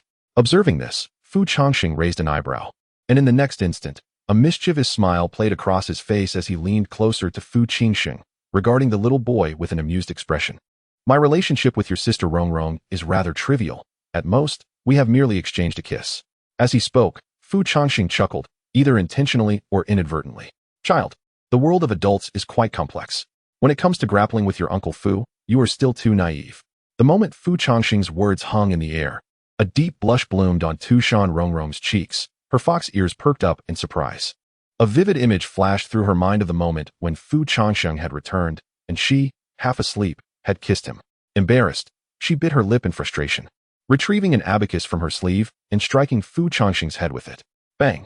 What nonsense are you spouting in front of little Changsheng? Tu Shan Rongrong glared at Fu Changsheng, her face still flushed. Fu Changsheng, however, remained unfazed, even as a lump formed on his head, his provocative gaze unwavering. He relished the expression on Fu Changsheng's face at that moment, as Fu Changsheng registered Fu Changsheng's flippant remark about their supposed kiss. A visible spark of anger ignited in his eyes. Had it not been for Tu Shan Rongrong's presence, he would have leapt at Fu Changsheng in a fit of rage. Witnessing the once arrogant little boy now displaying such a countenance brought Fu Changsheng immense satisfaction. I've long wished to see your face like this, brimming with jealousy. Before he could revel in his amusement for long, however, a sharp pain suddenly pierced his side. Tu Shan Rongrong had pinched him, a gesture that somewhat alleviated her irritation. Why does it seem that their intelligence levels plummet to negatives upon meeting? I consider Changsheng an old friend. Tu Shan Rongrong sighed helplessly, offering an explanation. Upon hearing this, Fu Changsheng immediately adopted a pitiful demeanor, gazing longingly at Tu Shan Rongrong as he spoke. Sister Rongrong, look at him. He pointed accusingly at Fu Changsheng, who stood nearby. This frivolous man was clearly one of those irresponsible types who indulged in debauchery outside. Moreover, he had just cast a lewd glance at my sister, revealing his ulterior motives. Sister, you must exercise caution. You can never marry such a man. Otherwise, a life of misery awaits you. Fu Changsheng. While the tension in the air was palpable, the atmosphere within the tea house took on a subtly intriguing quality. Hey, look, Zhang Sen nudged Li Xiong. Don't you think the three gentlemen over there bear a striking resemblance to? As he spoke, the gazes of the young men converged upon the unfolding drama at the counter, reminiscent of the Three Kingdoms saga. Are you implying? Wow. After a moment of silence, the group exchanged knowing glances, and the atmosphere nearly erupted. You're not wrong. They do bear a remarkable likeness. The young men began to scrutinize the little boy with fox ears and demonic markings on his cheeks. How can this not resemble Tu Shan Rongrong's child? And with white hair, no less, they thought, their eyes shifting back to Fu Changsheng. Goodness gracious, can this really be said? The table of young men leaned forward, forming a circle as they whispered. Can you believe it? The boss of Changsheng Tea House has a child after a decade without any sign of intimacy with the third master. Indeed, just look at that little fox demon. He must be around 10 years old. Hey, I noticed they seemed to be arguing earlier. I see it now, Li Xiong exclaimed, his eyes lighting up as he slapped the table. I have unraveled the story behind this. Elsewhere, in Gu Baozhai, Dongfang Yuechu had returned with a brand new tea set, as instructed by Fu Changsheng. However, just as he reached the entrance of the tea house, he overheard a group of young men murmuring nearby, initially indifferent. His curiosity piqued when he caught snippets of their conversation mentioning Fu Changsheng's name. Dongfang Yuechu raised an eyebrow, inching closer with intrigue. Have you heard? The owner of Changsheng Tea House has a child. You mustn't spread rumors. I heard it's with the child of the third master. I know. I just heard them arguing. Hey. It is said that a decade ago, the individual bearing the surname Fu shirked responsibility, abandoning both the third master and the child she carried, fleeing without a trace. Now, the situation has unfolded such that upon the return of the tea house owner, the third master has brought the child to confront the one surnamed Fu, seeking an explanation. What a disgrace. Dongfang Yuechu. 6th Chapter 84. The void gives birth as twilight descended, and the patrons of the tea house returned to their abodes. Fu Changsheng ventured into the kitchen to prepare a few simple dishes. Despite the fact that Fu Qingsheng had started an argument upon their first encounter, Fu Changsheng still made sure to set an extra pair of chopsticks on the table. The three figures shared a modest dinner in the tea house, the scene surprisingly harmonious. Notably, during the meal, Fu Qingsheng remained unusually quiet, refraining from engaging in conversation with Tu Shan Rongrong or bickering with Fu Changsheng, instead quietly nibbling at his rice. Throughout the meal, Fu Qingsheng's gaze cautiously shifted between Fu Changsheng and Tu Shan Rongrong, lost in thought. When his eyes met Fu Changsheng's, he quickly averted his gaze, resuming his expressionless eating. At this moment, the tea house had emptied, with only a few flickering candle flames dancing gently in the cool breeze. After dinner, Fu Qingsheng insisted on conversing with Tu Shan Rongrong, who, finding it difficult to refuse, remained in the tea house. By the counter, Fu Changsheng sipped tea while perusing some idle chatter. Before long, Dongfang Yuechu entered, seemingly appearing out of nowhere. Leaning against the counter, he kept his eyes fixed on Tu Shan Rongrong and Fu Qingsheng, his brow slightly furrowed, deep in thought. Gradually, Dongfang Yuechu cautiously approached Fu Changsheng, tentatively inquiring, Hey, Uncle Fu, is that child truly yours and Sister Rongrong's? At that very moment, Fu Changsheng nearly choked on his tea, an unexpected cough escaping him. Cough, you mustn't utter such absurdities, he replied, somewhat exasperated, pointing a finger at Dongfang Yuechu. How could it possibly be our child? Undeterred by Fu Changsheng's denial, Dongfang Yuechu pressed on. That child unmistakably resembles you and Sister Rongrong. Look at that white hair, those fox ears, those demon patterns, that face. Dongfang Yuechu continued to elaborate, growing increasingly convinced of his hypothesis. No, Rongrong and I have never engaged in such matters. Where would a child come from? Fu Changsheng felt a wave of frustration wash over him. Uncle Fu, think carefully. Was there truly nothing 10 years ago? That child might just be. It was not difficult to understand why Dongfang Yuechu was so confident. The coincidences surrounding Fu Qingsheng were simply too numerous. If this were a trial, it would surely be considered conclusive evidence. That child and I have never met. Surely he couldn't have just appeared out of thin air at such an age? Fu Changsheng felt increasingly vexed, glancing once more at Tu Shan Rongrong and Fu Qingsheng. It is indeed remarkable how much the face of Fu Qingsheng resembles that of Fu Changsheng, yet it is adorned with the distinctive demonic patterns reminiscent of Tu Shan Rongrong. In this moment, even Fu Changsheng began to question whether he had lost his memory. However, the dilemma remains. Tu Shan Rongrong surely could not have lost her memory as well. Today marks her first encounter with this young boy. Indeed, the thought still feels amiss. Allow me a moment to gather my thoughts. Dongfang Yuechu furrowed his brow, suddenly wavering once more. All evidence suggests that this child bears no relation to Fu Changsheng. Yet Dongfang Yuechu finds it impossible to dispel the conjectures swirling in his mind. It feels akin to knowing rationally that water is safe, with others affirming the same. Yet on a subconscious level, one remains convinced that the water is poisonous. Enough of this. Really, it simply cannot be. Observing Dongfang Yuechu's conflicted expression, Fu Changsheng waved him off with a hint of irritation. Once Dongfang Yuechu departed, the sky had darkened. What to do with this child? Fu Changsheng glanced at Tu Shan Rongrong. Fu Changsheng was reluctant to disclose his home, and leaving him unattended outside was out of the question. Perhaps. I have a vacant house nearby. Shall I take him there? Tu Shan Rongrong pondered for a moment, then reached out to gently ruffle Fu Changsheng's hair. That seems feasible. Just as Fu Changsheng nodded in agreement, Tu Shan Rongrong turned to lead Fu Changsheng away. However, in the next moment, the previously silent Fu Changsheng suddenly halted. I want to stay here. He looked at Fu Changsheng, his tone resolute. What? Fu Changsheng turned back in disbelief, staring at Fu Changsheng. Tu Shan Rongrong, hearing this, squatted down with a hint of exasperation, gently pinching Fu Changsheng's cheek as she softly said, Little Changsheng, this is Brother Changsheng's home, and there is only one room. Would you kindly go with your sister? Sister Rongrong, I wish to stay here. Despite Tu Shan Rongrong's plea, Fu Changsheng adamantly shook his head, insisting on remaining in the tea house. Please, Sister Rongrong, I truly like it here. Fu Changsheng grasped Tu Shan Rongrong's hand, his eyes filled with sincerity. Tu Shan Rongrong was taken aback by Fu Changsheng's unexpected reaction and glanced at Fu Changsheng, as if seeking his counsel. Fu Changsheng himself was utterly perplexed. Wasn't he this boy rather averse to him, preferring to be with Tu Shan Rongrong? Why then, when urged to return with her, was he so unwilling and intent on staying? Yet, despite his confusion, Fu Changsheng held no strong objections. After a soft sigh, he nodded. Very well, then you shall sleep with me tonight. The emotionally burdened individual remained silent, merely nodding in agreement. Observing this, Tu Shan Rongrong refrained from further conversation, gently admonishing him to behave and not cause any trouble for Brother Changsheng, promising to visit him again the next day. All right, I understand, Sister Rongrong, he replied, nodding obediently. After exchanging these words, Tu Shan Rongrong departed. Within the tea house, only Fu Changsheng and Fu Changsheng remained. The atmosphere grew profoundly tranquil, the candlelight casting elongated shadows of the two. Strangely, after Tu Shan Rongrong's exit, the smile on Fu Changsheng's face gradually faded, leaving him lost in thought, unaware of what occupied his mind.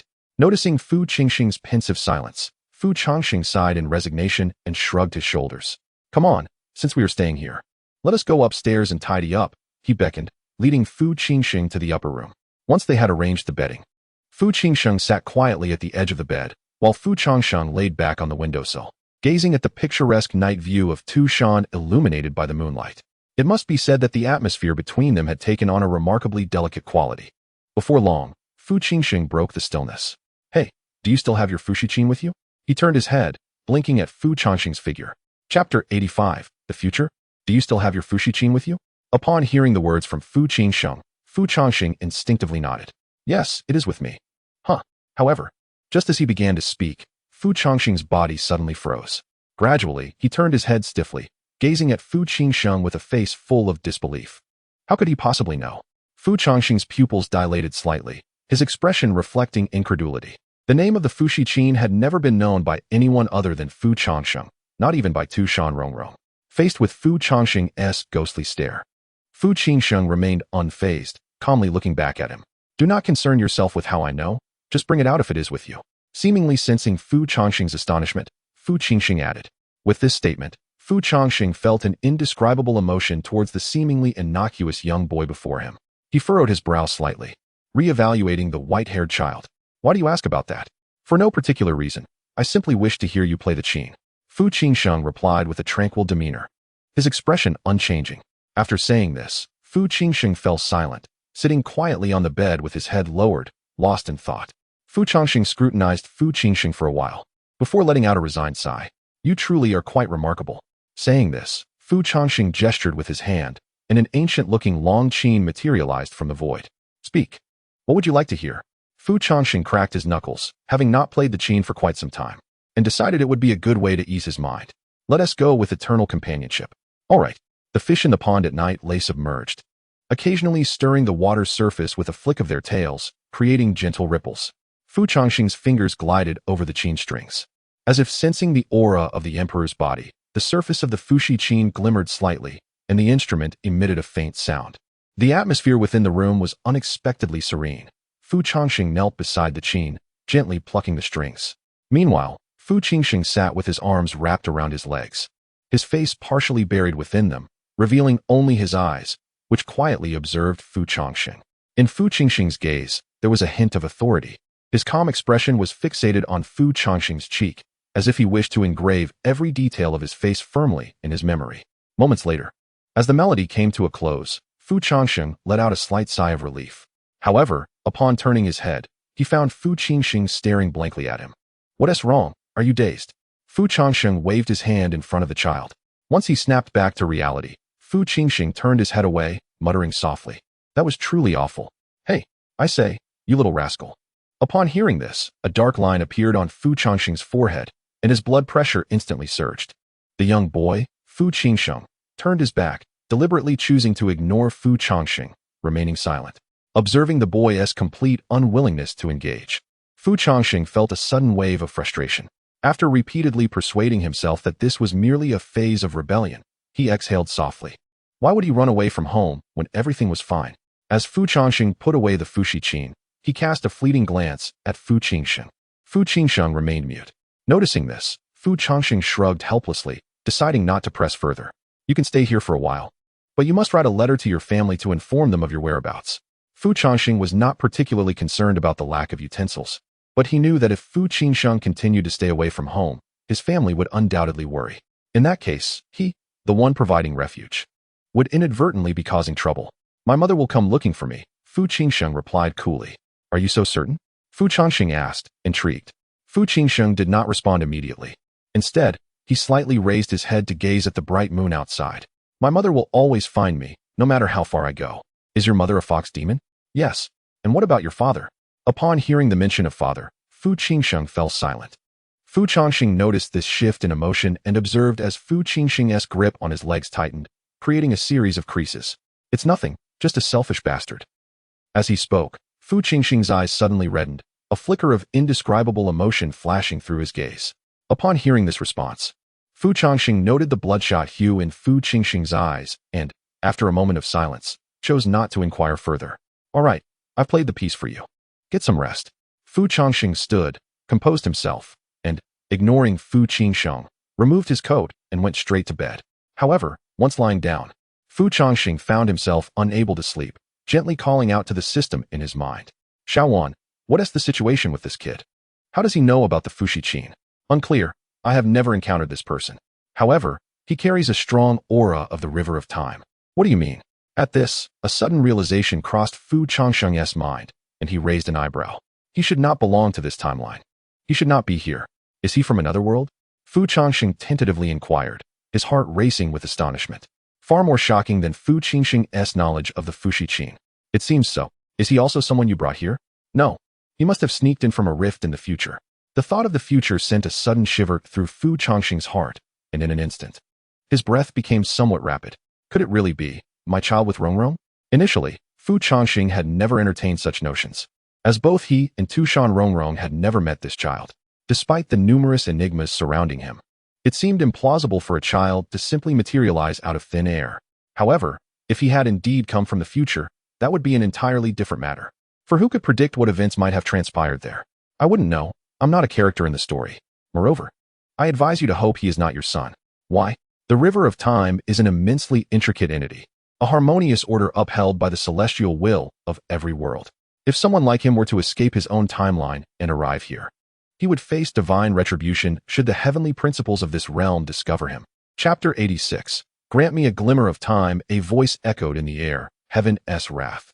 The expression on Fu Changsheng's face momentarily froze as he murmured softly. Suddenly, a gentle rustling broke the stillness beneath the covers. What? By the time Fu Changsheng reacted, a rather youthful hand had already encircled his waist from behind. Unbeknownst to him, Fu Changsheng had stealthily climbed onto the bed, wrapping his arms around Fu Changsheng from the back. He buried his head against Fu Changsheng's back, silently absorbing his warmth. Before Fu Changsheng could utter a word, Fu Qingxing's lips began to move slightly, producing a muffled sound from his throat. Don't misunderstand. I merely have a habit of holding something while I sleep. Upon hearing this, Fu Changsheng turned his head in surprise, yet he could not see the young one's face. For reasons unbeknownst to him, this sudden embrace stirred a complex array of emotions within Fu Changsheng, causing his gaze to flicker with uncertainty, lost in thought. In a moment of distraction, the system's words echoed in his mind. You'd better hope he is not your son. A vague sense of unease washed over him. Let us hope so. He cast a glance at the hands encircling him, pressed his lips together, and murmured softly. The following day, perhaps fearing a potential scuffle between Fu Changsheng and Fu Qingsheng, Tu Shan Rongrong arrived early at the tea house with the documents that needed handling from the sutra repository. However, upon observing that both individuals appeared untroubled, she let out a sigh of relief. Sister Rongrong, Fu Qingsheng exclaimed joyfully upon seeing Tu Shan Rongrong, bouncing towards her with a radiant smile. Did little Changsheng cause any trouble for brother Changsheng last night? Tu Shan Rongrong gently ruffled Fu Qingsheng's hair, her voice tender. Not at all. I was very well behaved, he replied. Tu Shan Rongrong glanced back at Fu Changsheng, who merely shrugged, responding, he was reasonably well behaved. Sister Rongrong, I wish to row a boat on the Shaanxi Lake today. Will you take me? Of course, once I finish my tasks, I shall take you, Tu Shan Rongrong replied, her smile affectionate as she cradled Fu Qingsheng's fox-like head. For reasons unknown, the moment she saw Fu Qingsheng, Tu Shan Rongrong felt an overwhelming sense of kinship, an instinctual urge to care for him. Then I want a servant to row the boat, Fu Qingsheng declared, turning to point at Fu Changsheng, who was rummaging through the tea leaves. Fu Changsheng. A dark line appeared on Fu Changsheng's forehead, as he had hoped that the little rascal's attitude might improve after last night. Instead, he was met with an immediate assault. Why don't you two just go? Fu Changsheng nearly blurted out, you two mothers, but fortunately caught himself in time.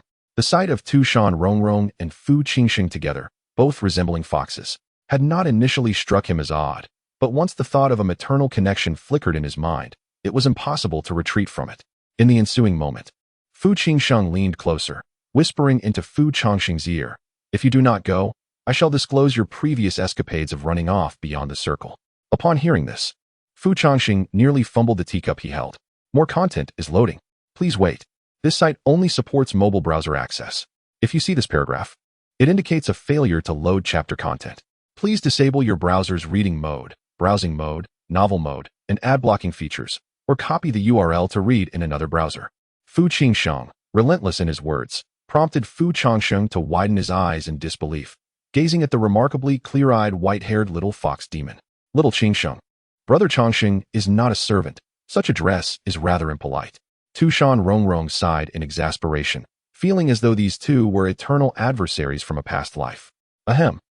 I suddenly wish to join as well. It would be fortuitous. Fu Changsheng lightly coughed twice, suppressing his astonishment and gesturing that he too would accompany them.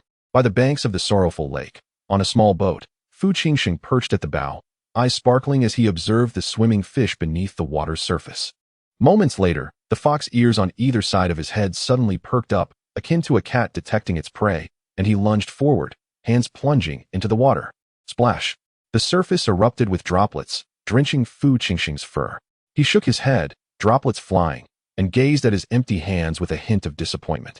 Be careful, Tu Shan Rongrong remarked, exhaling another sigh of resignation. Turning back, Fu Qingsheng looked at Fu Changsheng. You shall accompany me in catching them. Fu Changsheng retorted. Am I not your rower? Cough. Sister Rongrong. Brother Changsheng has previously visited the 10,000 beasts. Ugh. Fine, fine, fine. I shall help you catch them. Fu Changsheng swiftly covered Fu Qingsheng's mouth, feeling a wave of annoyance. Afterward, Fu Qingsheng seemed to take residence at the tea house, spending time with Fu Changsheng. Tu Shan Rongrong found herself lingering at the tea house longer than before. How to describe it? At times, as Tu Shan Rongrong observed Fu Changsheng and Fu Qingsheng bickering, an odd sensation washed over her. Individually, each was quite agreeable, yet together, they seemed to be a source of endless concern. However, as time passed, their relationship flourished, though this was confined to moments when Tu Shan Rongrong was absent. Whenever she was present, Fu Qingsheng's address for Fu Changsheng transformed into terms like the errand boy or servant. When alone with Fu Changsheng in the evenings, Fu Qingsheng spoke far less, often lost in contemplation of Fu Changsheng's face, and during sleep, he would curl up beside him. By day, he would converse with Tu Shan Rongrong and amuse her, while by night, He would listen to Fu Changsheng's music and sleep nestled against him. Such was the daily routine of Fu Changsheng. Build me a snowman. How old are you? And yet you still want me to build a snowman. Fu Changsheng glanced at Fu Qingsheng, who stood amidst the snowdrifts, his brow slightly furrowed. Will you, or will you not? Fu Qingsheng replied, arms crossed, a hint of annoyance in his gaze. Fine, ancestor, I concede to your wishes. Just as Fu Qingsheng was about to call out for Tu Shan Rongrong, Fu Changsheng let out a resigned sigh. This was Fu Changsheng's first attempt, and the snowman he crafted bore a peculiar resemblance.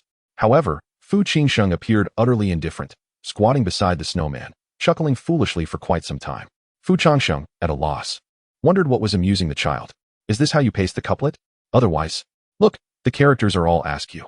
I adhered it perfectly. It is your writing that was crooked to begin with.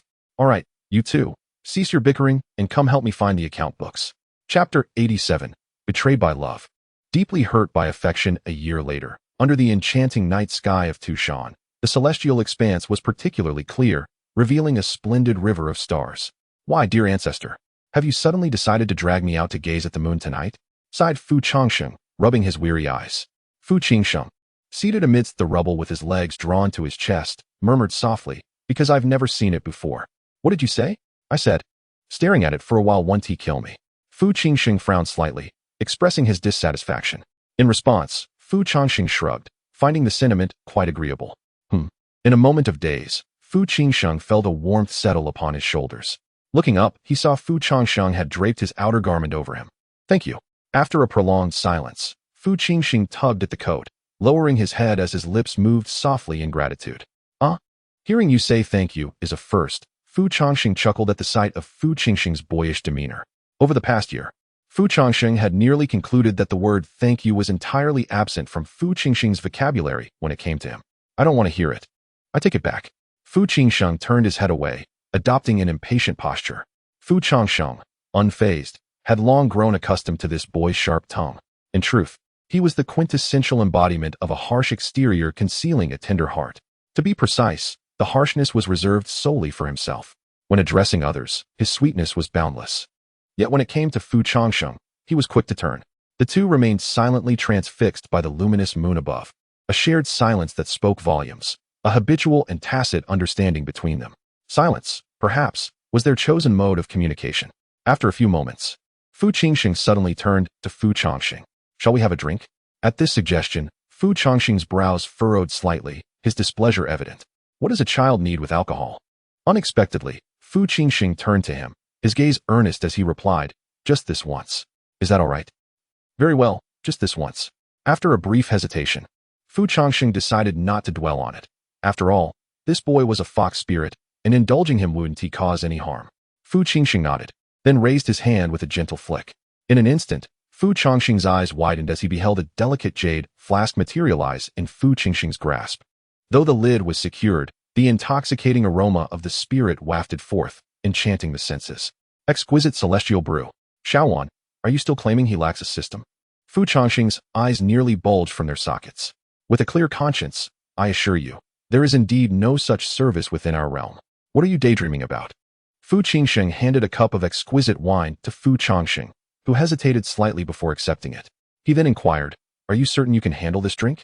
It is worth noting that the last time Tu Shan Rongrong had a cup, she claimed it transformed her into a lovesick fool.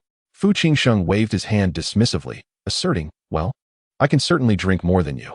After 3 rounds of drinks, both their eyes began to glisten with a hint of redness. To Fu Changsheng's surprise, Fu Qingsheng proved unexpectedly adept at drinking, downing each full cup silently. In contrast, Fu Changsheng found himself nearing his limit, having learned his lesson last time. He refrained from indulging excessively. Tell me, Fu Qingsheng said, his cheeks slightly flushed, yet his gaze remained remarkably clear, devoid of any intoxication. Do you possess something you would protect at all costs? Fu Changsheng raised an eyebrow, intrigued. This sentiment did not seem typical of Fu Qingsheng. After a moment of contemplation, he nodded gently. Indeed, it must be Tu Shan Rongrong, right? Fu Qingsheng observed with a sly smile. Fu Changsheng, indifferent, tilted his head slightly in tacit agreement. Noting Fu Changsheng's silence, Fu Qingsheng took another sip of the exquisite wine and, catching his breath, asked, if one day the world were to face destruction and you had to sacrifice your life to be the savior, would you do it? No, Fu Changsheng replied decisively. shaking his head. Such a question was inappropriate for someone like him, who preferred to remain aloof and avoid confrontation. The notion of self-sacrifice was far from his inclinations. As the saying goes, if the sky were to fall, there would always be those eager to play the hero, would there not? Upon hearing this, Fu Changsheng nodded silently, not voicing his thoughts. Very well. I hope you remember what you have said today. Why? Fu Changsheng asked, casting a curious glance at Fu Changsheng. Looking closely, he noticed that Fu Changsheng's eyes were alarmingly red, with tears welling up. What's wrong?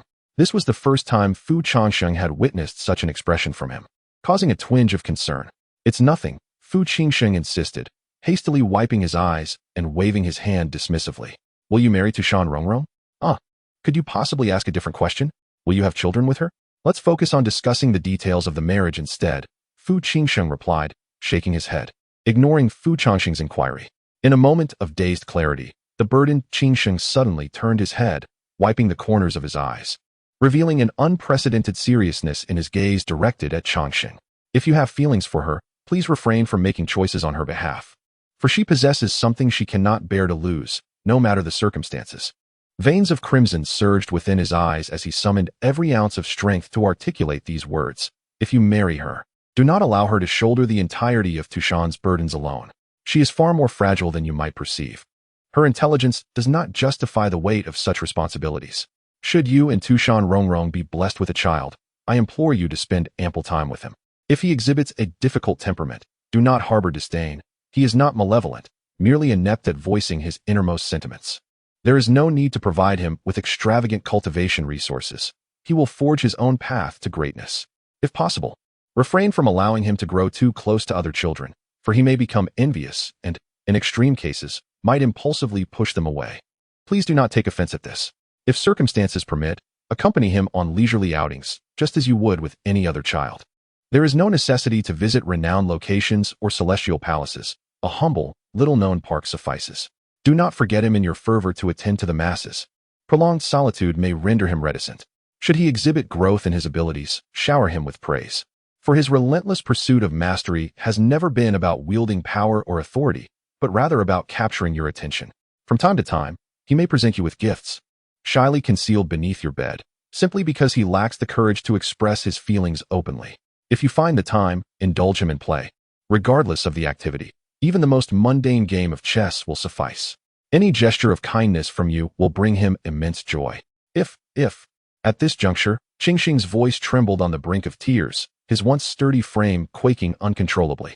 If one day, you encounter an insurmountable catastrophe, please, cherish life. Chapter 88. I once prayed to heaven and earth to protect you and ensure your safety. With a soft plop, tears the size of beans cascaded from Fu Changsheng's eyes, dampening his clothing. Fu Changsheng found himself momentarily at a loss for words. The expression on Fu Changsheng's face was near the brink of chaos, yet he fought valiantly to suppress his emotions.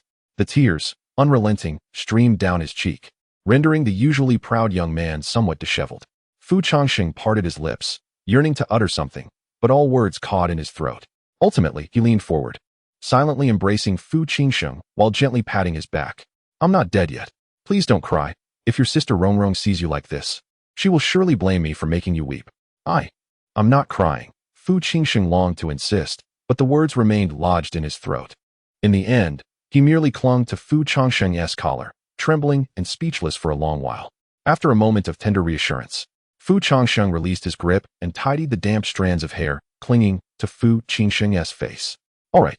The moon has kept you company, and the wine has been shared. It's time to return to rest. After a few forceful sobs, Fu Changsheng inhaled deeply. He then abruptly stood, brushing off the sleeves of his attire and adopting a nonchalant demeanor. Very well. The next day, at the hour of the tiger, dawn approached. The night and day transitioning in a delicate dance. On the chilly streets of Tu Shan stood a somewhat slender figure, Fu Changsheng. He lingered at the entrance of a tea house, gazing at the wooden door he had opened and closed for a year, his expression flickering with uncertainty, lost in thought. The sunlight had yet to penetrate Tu Shan, and the morning breeze felt slightly frigid as it caressed his exquisitely sculpted visage, seemingly crafted by divine hands. After a long pause, Fu Changsheng adjusted the conical hat atop his head, turned, and took measured steps away. He was leaving, loading more content. Please wait. This site is only accessible via mobile browsers. If you encounter this paragraph, it indicates a failure to load the chapter content. Kindly disable reading mode, novel mode, and ad blocking features, or copy the URL to read in another browser. To do what I should have accomplished since my arrival here. As Fu Changsheng walked slowly, gradually fading away until he reached the end of the path, dawn broke. The first cool, pale rays of sunlight cascaded from the mountain peak, illuminating Fu Changsheng's face with a bright glow. In a daze, he turned back to glance at the tea house, which was quickly disappearing from view. Within that room, he had stolen a year of time. This was his selfish desire. Gradually, a glimmer of authority flashed in Fu Changsheng's eyes. Suddenly, he brought his fingers together and swiftly drew them across his palm. Swish! The sound was akin to a blade slicing through skin, and instantly, a crimson line appeared on his hand. Blood trickled down the crimson veins, staining the originally fair and delicate palm a deep scarlet. Fu Changsheng clenched his fist tightly, allowing the blood to drip drop by drop onto the ground. Yet, in the next moment, that vibrant blood seemed to be absorbed, merging seamlessly into the very soil beneath him. With a thud, Fu Changsheng bent his knees and knelt before the towering bitter emotion tree on the horizon. I, the descendant Fu Changsheng, he proclaimed, bowing fervently towards the bitter emotion tree. His father, Changsheng, was the emperor of humanity, and his mother, Rongrong, was the holy demon. Grateful for the gifts bestowed by his parents, he possessed a sacred body. Today, with audacity, I offer my essence, beseeching this realm and the spirits of the past to safeguard my father and mother for a century of peace. Having said this, Fu Changsheng supported himself with his hands on the ground and bowed his head heavily. Thud, thud, thud. Without a blink, he reverently struck his forehead thrice towards the bitter emotion tree. A hum resonated as the ancient tree, steadfast through countless ages in Tu Shan, trembled slightly. A gentle, ethereal light cascaded down from the blossoms and leaves of the bitter emotion tree, and the falling leaves, carried by the breeze, flowed towards Fu Changsheng like a shimmering river of stars, as if in response to his plea. Witnessing this, Fu Changsheng's lips curled into a smile, and he bowed once more. At the border, elder of Tianmen, look over there. Upon the walls of Tianmen City, at the human border, a young Taoist descended from the sky on his sword. Elder of Tianmen followed the direction of his finger, and a white streak of light suddenly swept across the horizon, soaring towards the border wall in the west.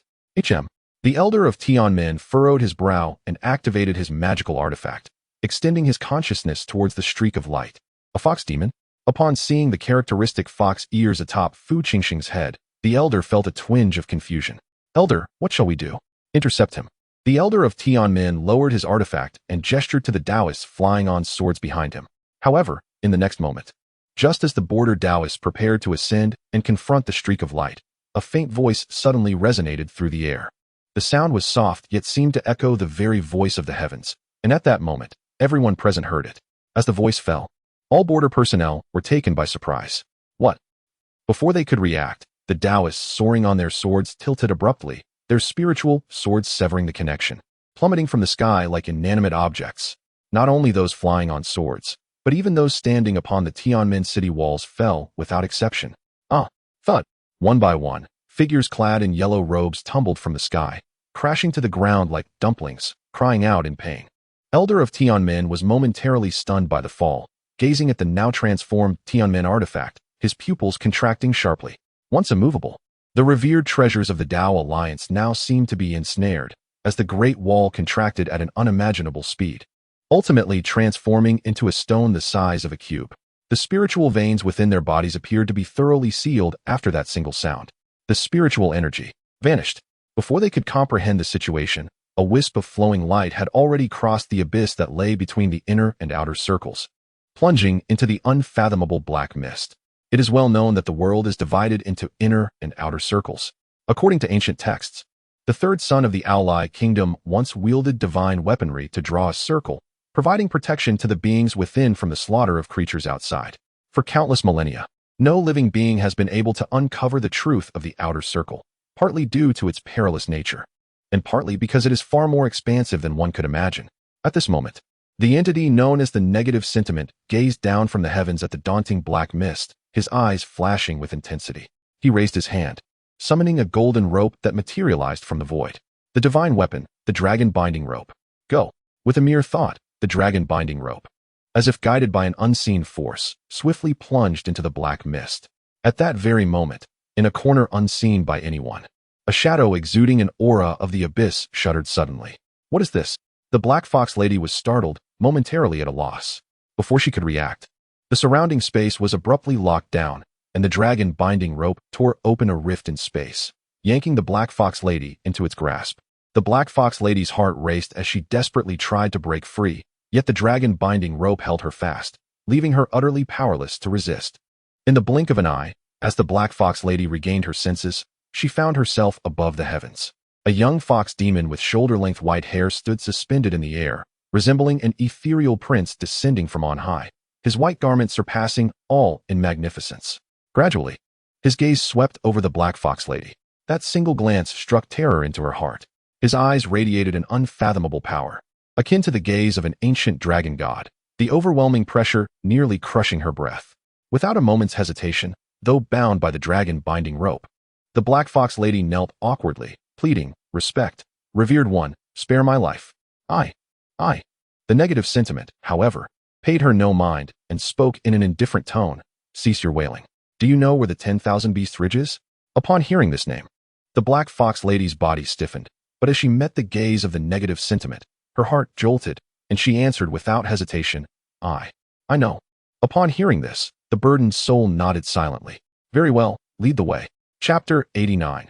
The son of the emperor. The body of the Black Fox lady trembled uncontrollably, yet she dared not utter a single word, instead taking the initiative to lead Changsheng forward. The terrain outside the circle was exceedingly intricate, primarily due to the vastness of the area and the shroud of black mist. Without a guide, one could easily lose their way. Bound by the dragon binding rope, her pace was sluggish, and she was too apprehensive to allow Changsheng to untie her. After a full day of travel, they finally reached their destination, a wall. More precisely, a wall constructed from countless corpses. The stench of blood and decay mingled with the earthy aroma surged into their nostrils, provoking a tumultuous upheaval in their stomachs. An innumerable array of skeletal remains lay scattered, and the overwhelming malevolence coalesced here, while the concentration of spiritual energy was significantly denser than within the circle. This was indeed a hell on earth. Even a mere glance was enough to haunt an ordinary person for a lifetime. However, upon beholding this indescribably horrific tableau, Changsheng remained unfazed, his expression impassive as he released the dragon binding rope that restrained the Black Fox lady, allowing it to fall to the ground. Seeing her freedom, a surge of joy filled the Black Fox lady, and without a moment's hesitation, she slipped into the void and escaped. How unfortunate! This was the sole thought that occupied her mind as she fled, having inexplicably journeyed with the specter of death for an entire day, nearly shattering her sanity. A white figure descended like a razor-sharp sword, landing steadily on the ground. At that moment, as Changsheng took a step forward, a voice that resonated like an endless abyss emerged from the black mist. "Before you lies the Beast Ridge. Halt, intruder." The voice articulated each word with a deliberate cadence, reminiscent of a behemoth whispering from the depths of the ocean, gravelly yet imbued with unparalleled authority. Despite this proclamation, Changsheng's steps remained unperturbed, his demeanor unchanged as he continued to advance. In that instant, a sound akin to a blade slicing through the air erupted suddenly, and without warning. A force powerful enough to cleave mountains surged forth from the black mist. The strike was so swift it resembled a flash of light. Changsheng remained calm as he took a step forward, slightly tilting his body to effortlessly evade the terrifying blade of light. Boom! Following the thunderous roar, a gaping chasm split the earth beneath Changsheng, as if the ground had been severed in two, leaving a straight, clean incision even in the clouds above. A strike that cleaved the heavens. It appeared that Changsheng's effortless evasion piqued the curiosity of the voice's source, which suddenly cast a gaze toward him. In the next moment, a gap in the thick black mist emerged, and gradually, a foot stepped forth from the shadows. A somewhat diminutive figure, bearing an air of age, donned a hunter's hat and draped in simple cloth, resembled a recluse lost within the mountains. He wielded a battered axe and regarded Changsheng with a tinge of curiosity. Moments later, an inexplicable smile broke across his face. Intriguing. However, the instant his words fell, his form abruptly swayed and vanished from sight. In the next moment, he materialized behind Changsheng without warning, bringing the axe down towards his neck with lethal intent. There was no hint of forewarning. The strike was ruthlessly decisive. Yet, the axe halted a mere 3 inches from Changsheng's throat, unable to advance further. It was unclear when, but one of Changsheng's hands had seized the assailant's wrist with a firm grip. the bloodline of the emperor. Fu Changsheng raised an eyebrow, casting a languid glance in his direction. How dare you raise your blade against me? Boom! Almost simultaneously with Fu Changsheng's utterance, an overwhelming radiance erupted from his eyes. A formidable aura, so dense it seemed nearly tangible, emanated from him, radiating outward with astonishing force. The guardian of the Beast Mountain felt his pupils constrict violently, and before he could react, Fu Changsheng's hand descended upon him, as if wielding the power of countless stars. To the east, a blurred figure radiating dazzling golden light suddenly turned its gaze westward. The oppressive aura was so overwhelming that even one who had traversed the realms for eons felt a twinge of trepidation. In the abyss of the eastern sea, a terrifying dragon-like figure shuddered in shock. What kind of presence is this? With eyes ablaze, Fu Changsheng's gaze ignited, revealing a towering, ethereal figure behind him, commanding the heavens and embodying the Tao, as if the heavenly emperor himself had descended. Thud! In the next instant, the guardian of Beast Mountain bent his knee, collapsing to one. It was as if a primal suppression from his very genes compelled him to submit before this apparition. The guardian found it immensely arduous to even raise his head, his body feeling as though it belonged to another. The Prince of Humanity. After a prolonged silence, sensing that familiar aura, the guardian's pupils constricted sharply, and he struggled to utter a few words through clenched teeth. Fu Changsheng's cold gaze swept over him, and in the blink of an eye, he retracted his formidable presence. In that moment, he transformed into an unassuming child, exuding no threat, casually releasing his grip. The palace, is it not? I have heard my father mention you. Fu Changsheng's tone was remarkably calm, rendering it difficult to reconcile this seemingly amiable boy with the terrifying figure he had just embodied. Though Gong Sui gasped for breath as if granted a reprieve, his back had long since become damp with cold sweat. May I approach now? The tone of Fu Changsheng was unembellished, yet the underlying authority was unmistakable. Upon hearing this, Gong Sui remained silent for an extended period. Gradually, his other leg bent as well, trembling as he knelt before Fu Changsheng. None dared disobey. As he spoke, Gong Sui's head bowed deeply once more, his words laden with a sense of submission. Yet, just as Fu Changsheng prepared to take a step forward, Gong Sui suddenly spoke again. This humble servant has been granted the favor of the emperor, living on till now. Yet, burdened by the weight of my sins, I am compelled to serve a foreign tribe. I once vowed to guard this land for 100,000 years. Now, before the emperor's son, none shall obstruct me. Therefore, I beseech you, noble prince, grant this old servant a death to put an end to the lingering thoughts in my heart. With this, Gong Sui's already diminutive form bent once again, nearly prostrating himself. However, the next moment, Fu Changsheng paid no heed to his entreaty, coldly surveying Gong Sui with a glance. He fell silent, taking a step forward, leaving Gong Sui alone, bewildered, gazing at his retreating figure. Gradually, a profound sadness flickered in Gong Sui's eyes. He chuckled bitterly after a long pause. He understood that Fu Changsheng's deliberate sparing of his life was a punishment for his betrayal. For serving as a lackey to a foreign clan, to violate one's sacred vow was far more terrifying than death itself.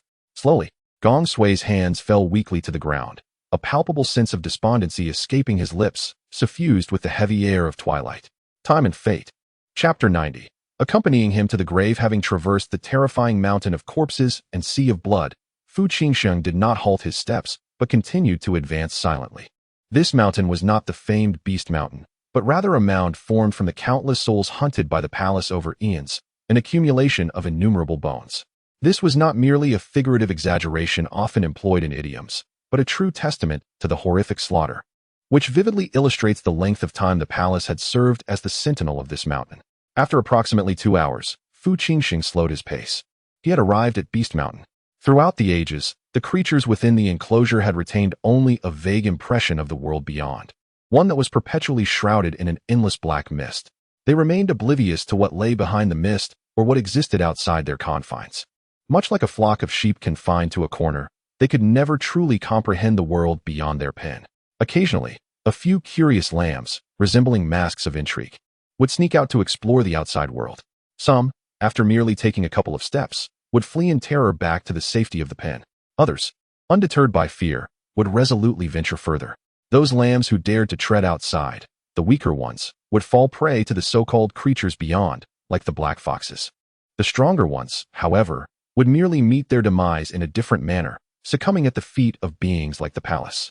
At this moment, arriving at Beast Mountain signified a true departure from the confines. There was no black mist, no mountain of corpses, no overwhelming malevolence. Instead, what lay before him was a realm reminiscent of a celestial paradise. Soft white clouds occasionally drifted across the horizon, as if a divine painter had whimsically brushed them against the verdant mountains and azure skies. They resembled silvery feathers drifting from another realm, floating and hovering, as though beckoning with a gentle breeze. In this place, the essence of the Great Way seemed to permeate every visible corner, and the dense spiritual energy coalesced into a barely discernible mist, enveloping the surroundings in unparalleled purity. Should any literary soul pause here for but a moment, even the most learned would find themselves incapable of depicting even a fraction of this ethereal paradise. How tragic! Fu Changsheng could not help but let out a self-mocking chuckle. This laughter was directed at the creatures within the enclosure and at the myriad of lives in the world.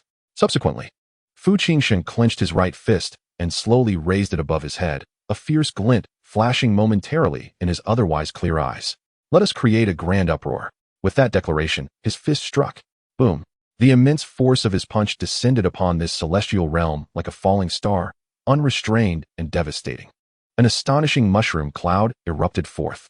The sea boiled and swiftly transformed into steam, while the towering mountains were instantaneously reduced to dust scattered across the sky. The earth fissures, and the magma beneath the crust erupts forth like a celestial pillar. In the blink of an eye, the enchanting realm that once captivated the heart transforms into a fiery purgatory. Such audacity! In the next moment, a thunderous roar resounds from the horizon. As the sound resonates, the ethereal silhouette of a blue bull materializes from the skies. Though referred to as a bull, it is merely bull-like in appearance. Its azure fur shines like satin. Its claws seem capable of tearing apart the heavens and the earth, and the two horns are adorned with the sun, moon, and rivers swirling majestically, dazzling to behold. A great demon, the Shiqiu. This is not merely a creature that has attained human form, but a true innate demon. Who dares to disturb my beast mountain? The fury in Shiqiu's gaze threatens to take on a tangible form, and as he speaks, an overwhelming pressure descends, intent on crushing the intruder, Changsheng. Yet, in the face of Shiqiu's wrath, Changsheng remains composed, a subtle smile gracing his lips. In an instant, the heavy spiritual pressure that falls upon Changsheng dissipates as effortlessly as fire extinguished by the ocean. Wild spawn. A grin spreads across Changsheng's face as he tilts his head slightly. Yet, this smile sends a chill through Shiqiu's heart. Before Shiqiu can react, Changsheng traverses the space between them, placing a hand atop Shiqiu's head. Before the might of such a formidable demon, Changsheng appears minuscule, akin to a single grain of sand. Yet, at this moment, Shiqiu is gripped by fear. Unable to move, Shiqiu gasps in shock. Changsheng, with his hand on Shiqiu's head, gazes into the demon's pupils, which are more than 10 times larger than his own, and smiles quietly. When did beasts ascend to the status of noble beings? As he speaks, Changsheng's smile grows radiant, and he suddenly exerts force. Boom. In the next instant, before Shiqiu can utter a word, he is reduced to a mist of blood. At the moment of Shiqiu's demise, a faint radiance emerges in the heavens, akin to a celestial blessing. Leaves return to their roots, and all things remain constant. Upon Shiqiu's death, the spiritual energy within him is swiftly returned to this realm. Just him. After effortlessly dispatching Shiqiu, Changsheng turns and mockingly addresses the beast mountain. Upon his words, a calm voice gradually resonates from within the mountain. Young friend, you have caused a commotion, and your anger has been vented. Depart now, and I shall overlook the grievances between us. The voice is ethereal and tranquil, as if a spirit of the cosmos is speaking. Ha. At this, Changsheng bursts into laughter. Overlook? It seems you are mistaken about the situation. Do you think that, with just Shiqiu, this matter can be settled? What do you propose? The voice remains calm, resembling a casual conversation, devoid of any emotion. Simple. Hand over the corpse of the Kunping, and I shall turn back at once. As the words of the negative emotion were uttered, the voice fell into silence. After a considerable pause, the voice resurfaced, this time laced with a chilling undertone and hints of murderous intent. Good words are futile against the damned spirits. Loading more content. Please wait. This site only supports mobile browser access. If you see this paragraph, it means the chapter content failed to load. Please disable your browser's reading mode, skim mode, novel mode, and ad blocking features, or copy the URL to another browser for reading. Suddenly, the sky darkened. Looking up, the shadow that obscured the blazing sun was not clouds. It was an overwhelming presence of malevolent spirits. Terrifying phantoms filled the sky, as if they sought to replace the very heavens themselves. The dense aura of these spirits spilled from the firmament like thick crimson ink. Countless terrifying eyes opened, locking onto the minuscule white figure, as insignificant as dust. These formidable spirits, any one of whom could obliterate both the human and spirit realms if unleashed, rendered the so-called Spirit Emperor powerless under their gaze. I knew that the useless gong sui could not be relied upon. Among the myriad spirits, a slender figure stood proudly against the heavens. It was a man with a serene complexion, behind whom a phantom of a Kunping faintly materialized. Though he spoke with disdain, the Kunping now showed ample respect to the negative emotion. At this moment, his legion of 3,000 great spirits rallied. Even he, the designated heir of the spirit master, made his presence known. Only he understood the true strength of Gong Sui, who bore the bloodline of the human emperor. A lion, even when hunting a rabbit, uses its full strength. This was the first time in countless years that the myriad beasts' ridge faced an external invasion, and he intended to strike down the negative emotion with thunderous ferocity, proclaiming to the world, "This is the myriad beasts' ridge." I thought it would take slaying a few more beasts to draw you out, yet it was this easy? Observing the terrifying might of the spirits, the negative emotion, unafraid, instead smirked. In the next moment, the smile vanished, and the aura surrounding the negative emotion shifted dramatically. His originally shoulder-length hair began to grow wildly, cascading down like willow branches. In mere moments, his silver locks danced in the wind. The negative emotion slowly raised a finger and gently shook it. "Today, none shall escape. I demand your myriad beasts' ridge to accompany my father in burial." Chapter 91. Provoking heaven and earth at this moment. The gaze of Fu Qingsheng flashed with a hint of ruthlessness as he pointed towards the heavens. The emperor's might surged, his silver hair billowing behind him as if the ancestral emperor had descended upon the realm. In that instant, the myriad of great demons stirred. The oppressive aura of demonic energy roiled through the cosmos, the battle cries of countless primordial demons nearly drowning the entire world. 3,000 great demons, each capable of supporting the vast heavens, now converged, filling the entire firmament. Fu Qingsheng's figure shimmered, soaring into the sky, transforming into a radiant arrow of light. The once overwhelming shadow of the great demons was instantaneously pierced like sunlight breaking through the gloom, creating a massive chasm. With devastating force, Fu Qingsheng's body surged with energy, lightning flickering in his eyes. He had ascended to the boundless skies, gazing down upon the seemingly endless army beneath him. Yet, despite the terrifying might emanating from Fu Qingsheng, which threatened to shatter the void, Kunpengzi showed no signs of panic. Suddenly, golden flames ignited in the heavens, spreading across the clouds. The colossal body of the red dragon stirred the clouds, its primordial fire burning fiercely. However, upon contact with the golden flames, Fu Qingsheng remained unscathed, boldly withstanding the dragon's fire as he traversed space, seizing the red dragon's sensitive scale and tearing it away. The anguished roar of the red dragon echoed throughout the skies, only to be silenced in the next moment by Fu Qingsheng's sword thrust. Grasping the imperial sword, Qi Xiao, the divine weapon manifested beside him as if it were free of cost. Before the red dragon's corpse could even descend, other great demons lunged at Fu Qingsheng, crushing the dragon's remains beneath their feet. Wind, fire, thunder, and rain, myriad demonic arts were unleashed in an instant. Yet Fu Qingsheng showed no fear, his eyes alight with fierce battle intent. "Come forth," he exclaimed, abruptly turning his gaze towards the horizon. "You shall not escape the demon realm today." As he infused his voice with true resonance, he pointed towards a distant direction, releasing a single finger. In that moment, a vast abyss in a corner of the continent erupted into a dazzling brilliance. "You seek death," a thunderous voice bellowed in response. Instantly, the celestial demon tore through the fabric of space, traversing mountains and rivers to arrive above the Beast Mountain range. Upon sighting the celestial demon, Kunpengzi's cold smile deepened. Initially perplexed by Fu Qingsheng's sudden exclamation regarding the demon realm, he now realized that a mere gesture had summoned this formidable being.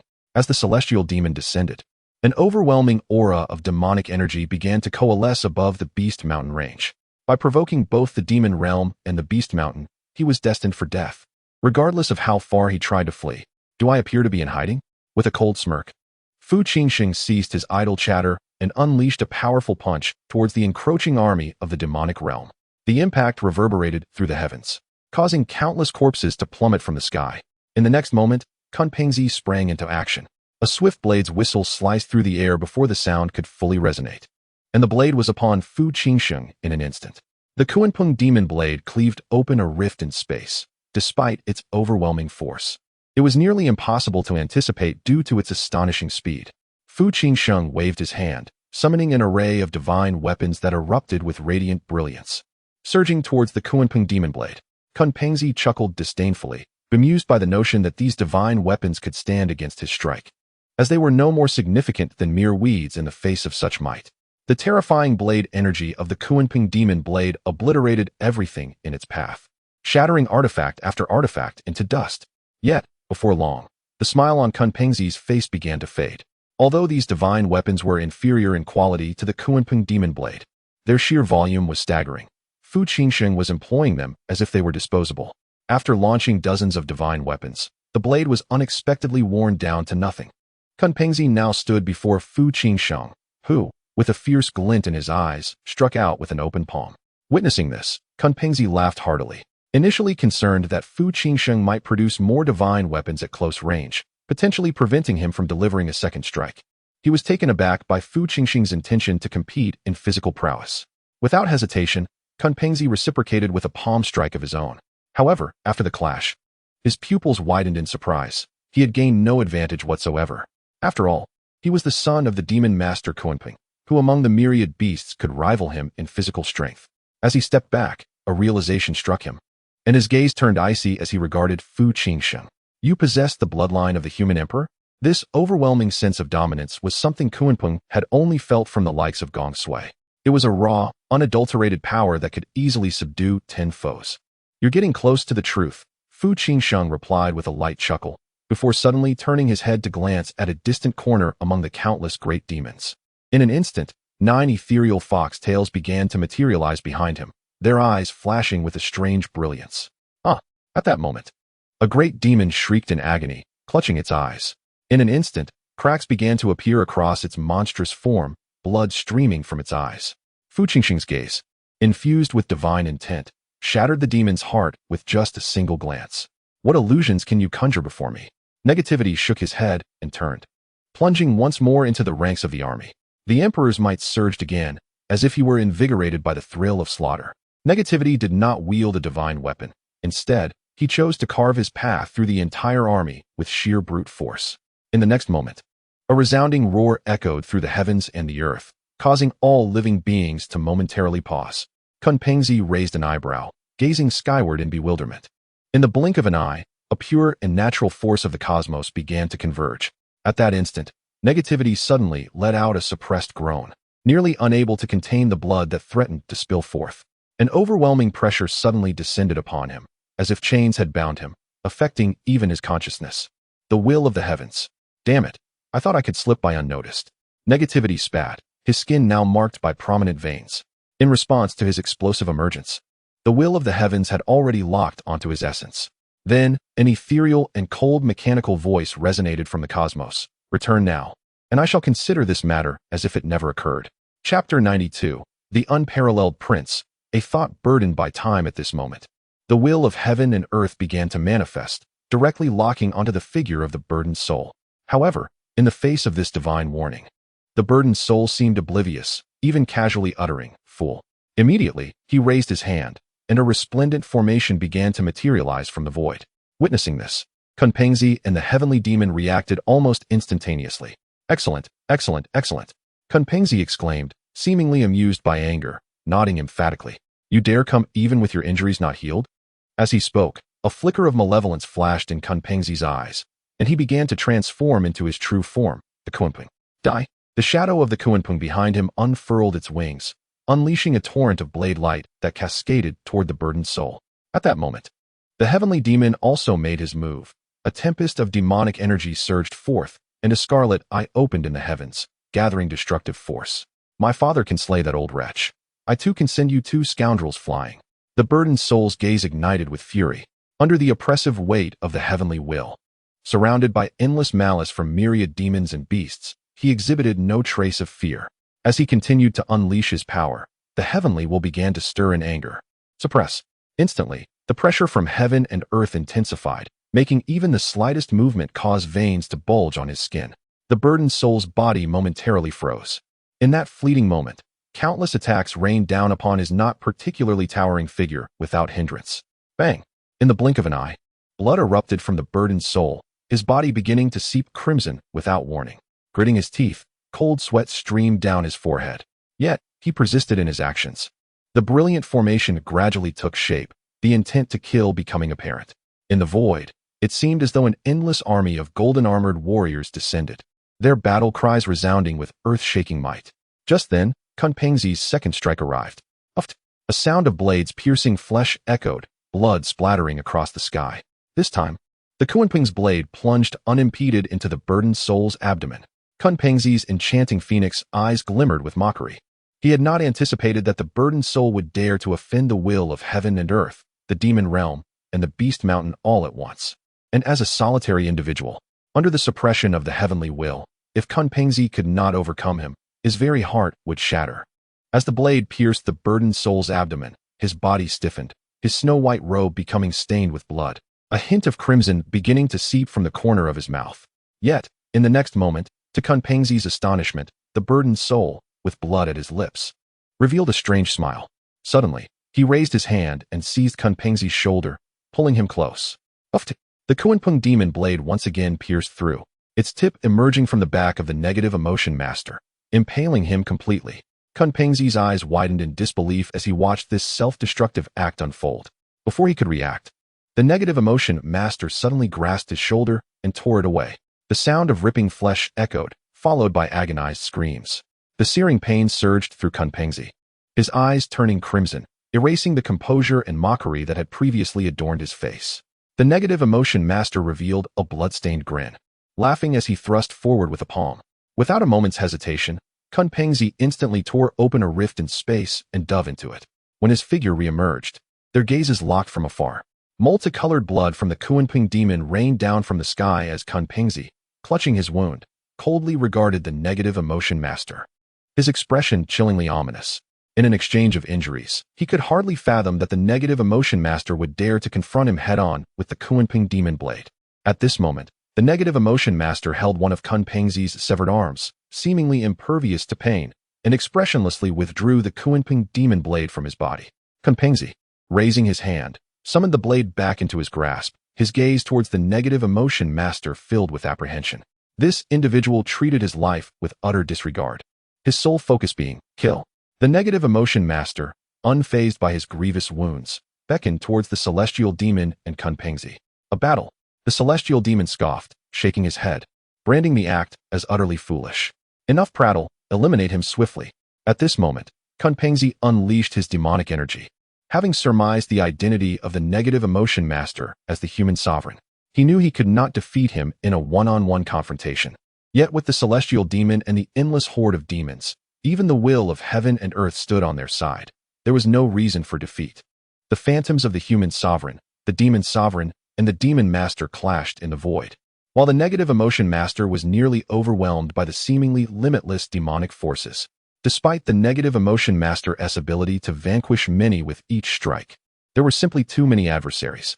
Suddenly, in a moment of daze, a knife materialized within the heavens, coalescing with the will of the universe.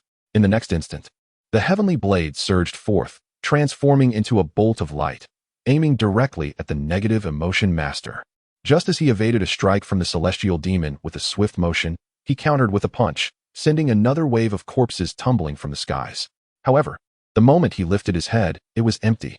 A sound of rupturing air pierced through. Without warning, the heavenly blade pierced the negative emotion master's left eye, blood gushing forth. The ferocity of this strike was terrifying. Even with the physique of a human sovereign, he stumbled from the impact, nearly collapsing to the ground. Fu Changsheng staggered back several steps, gripping a divine sword plunged into the ground, barely supporting his body. Coughing violently, he spat out a mouthful of blood, then expressionlessly wiped the corner of his mouth. When Tianma and Kun Pengzi witnessed Fu Changsheng rise once more, a shiver ran down their spines. Although one was the son of a demon master and the other the son of a demon lord, in that moment, Fu Changsheng appeared undeniably more monstrous than either of them. His body was riddled with countless wounds. Even a single one of them would have elicited screams from those so-called great powers. Yet, at that moment, Fu Changsheng not only refrained from crying out in agony, but his brow did not even furrow, and the fighting spirit in his eyes remained undiminished. The aura of the human emperor continued to surge forth, as if his injuries were non-existent. Fu Qingsheng rose once more, swinging his sword. Madness. Tianma retreated repeatedly, an inexplicable sense of trepidation stirring within him. It is said that the weak fear the strong, and the strong fear the reckless. Fu Qingsheng possessed the resolve to trade injury for injury, life for life, something that countless demons possessed, yet they did not. Another wave of corpses fell, and Kun Pengzi seized the opportunity to strike Fu Qingsheng's back with a knife. Blood sprayed forth, the horrifying gash revealing the stark white of bone within. He was on the brink of death. Tianma's eyelids drooped slightly. Another strike from an unknown great demon sent Fu Qingsheng's body hurtling through the air. Boom! Fu Qingsheng's form flew back like a kite with severed strings, crashing down upon an entire mountain range. Dust and blood obscured his once pristine figure, rendering it nearly unrecognizable. At that moment, Fu Qingsheng could scarcely muster the strength to cough. His trembling hand, however, steadied itself against his nearly shattered body, slowly rising from the ground. This scene sent a shiver through the hearts of all who beheld it. They could hardly believe their eyes. Fu Qingsheng's vision was blurred by blood, yet he raised his sword once more. Father, watch closely. What you can achieve, your son can achieve as well. Chapter 93.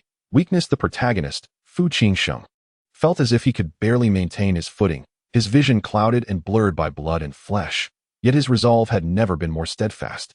He believed in his victory. For once, there was someone who, despite bearing countless injuries, could still gaze down upon the world with indomitable spirit. I can still. Suddenly, a melodious sound, akin to the plucking of strings, resonated through the air, causing all living beings, including Fu Qingsheng, to momentarily pause in astonishment.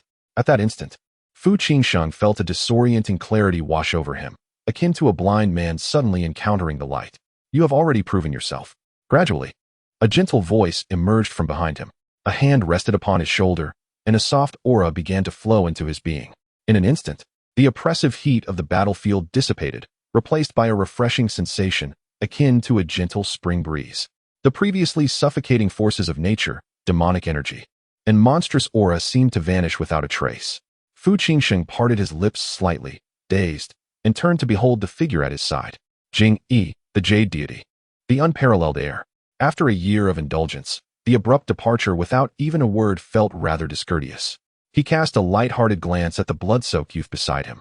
As he looked up, the Fushi Qin resonated melodiously, emitting beams of milky light that shielded Fu Qingsheng. In that moment, both Kun Pengzi and the celestial demon froze in disbelief. It was as if time itself had been paused, and all great demons and monstrous beings felt their breath catch in their throats. Dad. After a prolonged moment of stupor, Fu Qingsheng gazed at the familiar face, his lips moving slightly, yet disbelief lingered in his eyes. Upon hearing this address, Fu Changsheng raised an eyebrow in surprise.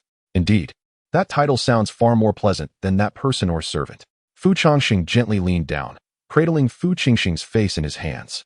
A celestial blade had pierced through Fu Qingsheng's left eye, leaving a gruesome sight that could chill one's spine with a mere glance. Contaminated blood marred his once fair visage, and disheveled strands of hair clung to his forehead, presenting a rather disheveled appearance. Fu Changsheng examined Fu Qingsheng's face and couldn't help but smile. What beautiful eyes you possess. Fortunately, the right side remains unharmed. With that, he waved his hand, and the celestial blade shattered with a crisp sound, vanishing into thin air. In the next moment, Fu Qingsheng's pierced left eye astonishingly regenerated flesh and blood. Before long, a brand new, clear pupil emerged, restored to its former glory. From the right, rebirth of the left. The art of the fox demon, the revolution of the stars. Much better. Fu Changsheng's lips curled into a smile as he gently tousled Fu Qingsheng's hair. As the aura of negativity surged into his body, negativity's pupils slightly contracted, and it was only at that moment that he realized he was not dreaming. However, once he comprehended this reality, a flicker of panic flashed in his eyes. What brings you here? Upon hearing this, negativity Longsheng silently shook his head. This is not a place for you. When the heavens collapse, it is not your burden to bear. As he spoke, he raised his hand with a flick, coldly calling out, Gong Sui. At your service, came the reply, and in the next instant, a diminutive figure appeared on the battlefield. Gong Sui, adorned with a hunter's hat and wielding a battered axe, emanated an aura of authority without any display of anger. Watch over him, negativity Longsheng commanded. Gradually turning to face the terrifying army that obscured the sky, his eyelids slightly lowered. Suddenly, a magnificent silhouette emerged, reverberating through the heavens and earth. The emperor's path resonated, and that ethereal figure bore the azure sky upon its back, treading upon royal splendor, exuding an overwhelming majesty that pressed upon the world. What? The heavenly demon's pupils trembled violently, incredulity washing over him as he gazed at the ethereal figure behind negativity Changsheng, the human emperor. At that moment, even Kun Pengzi felt a chill run down his spine, his heart wavering in trepidation. It was said that after the Holy War, the lineage of Shennong had ceased, and the blood of the human emperor had turned cold. Yet now, two human emperors had erupted simultaneously, and beside them stood Gong Sui, a protector of the human emperor's bloodline. Was the Beast Mountain and the demon realm truly to engage in battle? Negativity Changsheng gazed at the heavenly demon and Kun Pengzi, his voice calm, yet the regal authority within his words was unmistakable. Silence enveloped the surroundings the moment negativity Changsheng's words fell. No one dared to respond. In a daze, Kun Pengzi and the heavenly demon felt an imperceptible tremor course through their bodies. The simultaneous appearance of the human emperor and the Fushi Qin unleashed a terror that had been buried for millennia, surging forth from their hearts. Other great demons or creatures might not recognize the Fushi Qin, but Kun Pengzi and the heavenly demon were different. They had witnessed the terrifying might of the human emperor and his warriors during the massacre of the Beast Mountain and the demon realm by Taihao. Having been among the few survivors under the protection of the demon master and demon sovereign. Are you the human emperor? After a prolonged silence, Kun Pengzi forced himself to suppress the dread rising within. Upon hearing this, negativity Changsheng did not reply, but instead cast a cold glance at Kun Pengzi. In that moment, Kun Pengzi felt a jolt within his heart. I do not appreciate conversing with those who hover above me. Negativity Changsheng's brow furrowed slightly, his tone frigid. Hearing this, Kun Pengzi, having regained his composure after a brief moment of shock, was suddenly engulfed by a surge of anger. After all, he was the current master of the Beast Mountain, the designated successor of the demon master Kunping. The other party approached with an air of superiority, completely disregarding any notion of equality, unable to descend from that lofty perch. The moment before Kun Pengzi could utter a word, Fu Changsheng raised his hand once more. Gong Sui, please bring him down. Fu Changsheng articulated each word with deliberate emphasis on the term please. Upon hearing this, Gong Sui smirked, casually adjusting his hunter's hat perched atop his head. With that, Gong Sui made his move. In a moment of dazed realization, Kun Pengzi suddenly felt a chill at the nape of his neck. An acute awareness of impending doom surged within him. In the next instant, Gong Sui had appeared beside Kun Pengzi, extending a hand like a specter and seizing Kun Pengzi by the throat. Do you dare to lay a hand on me? Kun Pengzi exclaimed in a mix of shock and fury, unable to fathom that the once subservient figure before him now had the audacity to direct such aggression towards him. Yet, as Kun Pengzi attempted to break free, he found himself gripped as if he were merely a fledgling chick, the once formidable demonic energy now rendered powerless. Kun Pengzi roared, unleashing a torrent of demonic energy in a desperate bid to escape. However, Gong Sui's grip was as unyielding as a golden lock imbued with the essence of the Tao, not budging in the slightest. Almost immediately, Gong Sui's other hand reached out, twisting Kun Pengzi's arm with an iron grasp. Boom! In an instant, Kun Pengzi felt the world around him flip, and soon his vision faded to black. Gong Sui had seized him by the neck and slammed him into the ground. Though it did not inflict pain, Kun Pengzi was left dazed and bewildered, as if struck senseless. Dust swirled around them, and the ground beneath him cracked under the impact. In the blink of an eye, Gong Sui held Kun Pengzi by the nape of his neck with one hand and twisted his arm with the other, pinning him to the ground as one might subdue a dog. Fu Changsheng leaned down slowly, observing the half-exposed face of Kun Pengzi peeking from the earth, a sly smile playing on his lips. What a weak demon god you are. Chapter 94, The Thousand-Faced Demon in the Realm of Taels. It is said that the lord of the demon gods would not harbor anger, yet the whimsical nature of mortals often leads to misunderstandings. As the enigmatic figure, Fu Changsheng, leaned slightly forward, a playful glint danced in his eyes as he regarded Kun Pengzi, whose face was pressed against the earth. Kun Pengzi's eyes burned with humiliation and wrath, the veins on his neck betraying a sinister tension. With a nonchalant glance at the overwhelming horde of demons, Fu Changsheng exuded an air of commanding authority, as if legions were rallying behind him. The instant his gaze swept over the celestial demon, a chill coursed through the latter's spine, causing his heart to skip a beat. This reaction was not unfounded. Any creature who had endured the cataclysmic battles of yore could not escape the shadow of fear cast by the Emperor of Humanity. even if they were aware that it was merely an apparition. Do you require my invitation to descend? Fu Changsheng inquired, his head tilting ever so slightly, the coldness in his gaze palpable. It was impossible for the celestial demon to claim he felt no ire at this provocation, yet he dared not oppose Fu Changsheng. The fate of the last fool who had done so served as a grim reminder, having been summarily cast out by the court, illustrating the historical lessons of the Tang and Song dynasties. Indeed, a misunderstanding. The celestial demon forced a smile that was as insincere as it was desperate, bowing slightly upon his descent from the air. Is that so? Fu Changsheng retorted, his eyes narrowing with an icy glare. I have always prided myself on my sense of reason. I do not provoke unless provoked. But should one dare to infringe upon my domain, a flash of terrifying intent ignited in his eyes, the imperial majesty swelling around him. In a sudden, decisive motion, Fu Changsheng elevated himself on his toes and brought his foot crashing down upon Kunpengzi's head with a resounding thud. The earth trembled beneath the force, embedding Kunpengzi's cranium deep into the soil. This is my stance, he declared coldly, maintaining an air of indifference throughout. He then pressed down with his foot twice more for emphasis. In that instant, the world seemed to be frozen in time, a multitude of beings rendered speechless. Your Majesty, a frail hand grasped Fu Changsheng's garment, shattering the silence. The diminutive figure of Gong Sui approached cautiously, hesitating before whispering. In truth, it was the Prince of Humanity who initiated the conflict. Fu Changsheng, celestial demon. With a stiffened posture, Fu Changsheng turned his head, offering a strained smile to Fu Qingsheng, only to find the latter dismissively turning away with an air of impatience. In the next moment, a dull voice suddenly emanated from beneath. Do not become overly complacent. Kunpengzi's face flushed crimson, veins of red creeping into his pupils, as if blood were about to drip from them. He yearned to erupt, to roar, yet he was persistently restrained, the immense fury within him palpable through his stammering speech. You can still speak? Fu Changsheng lowered his head, raising an eyebrow in surprise. He stepped on Kunpengzi's head, then gradually leaned down, a hint of amusement in his voice as he inquired, shouldn't such fierce words be uttered while standing? Kunpengzi gritted his teeth, his voice laced with cold anger. As the current emperor of humanity, you ought to know that in that fateful battle, Tai Hao was unable to slay my father.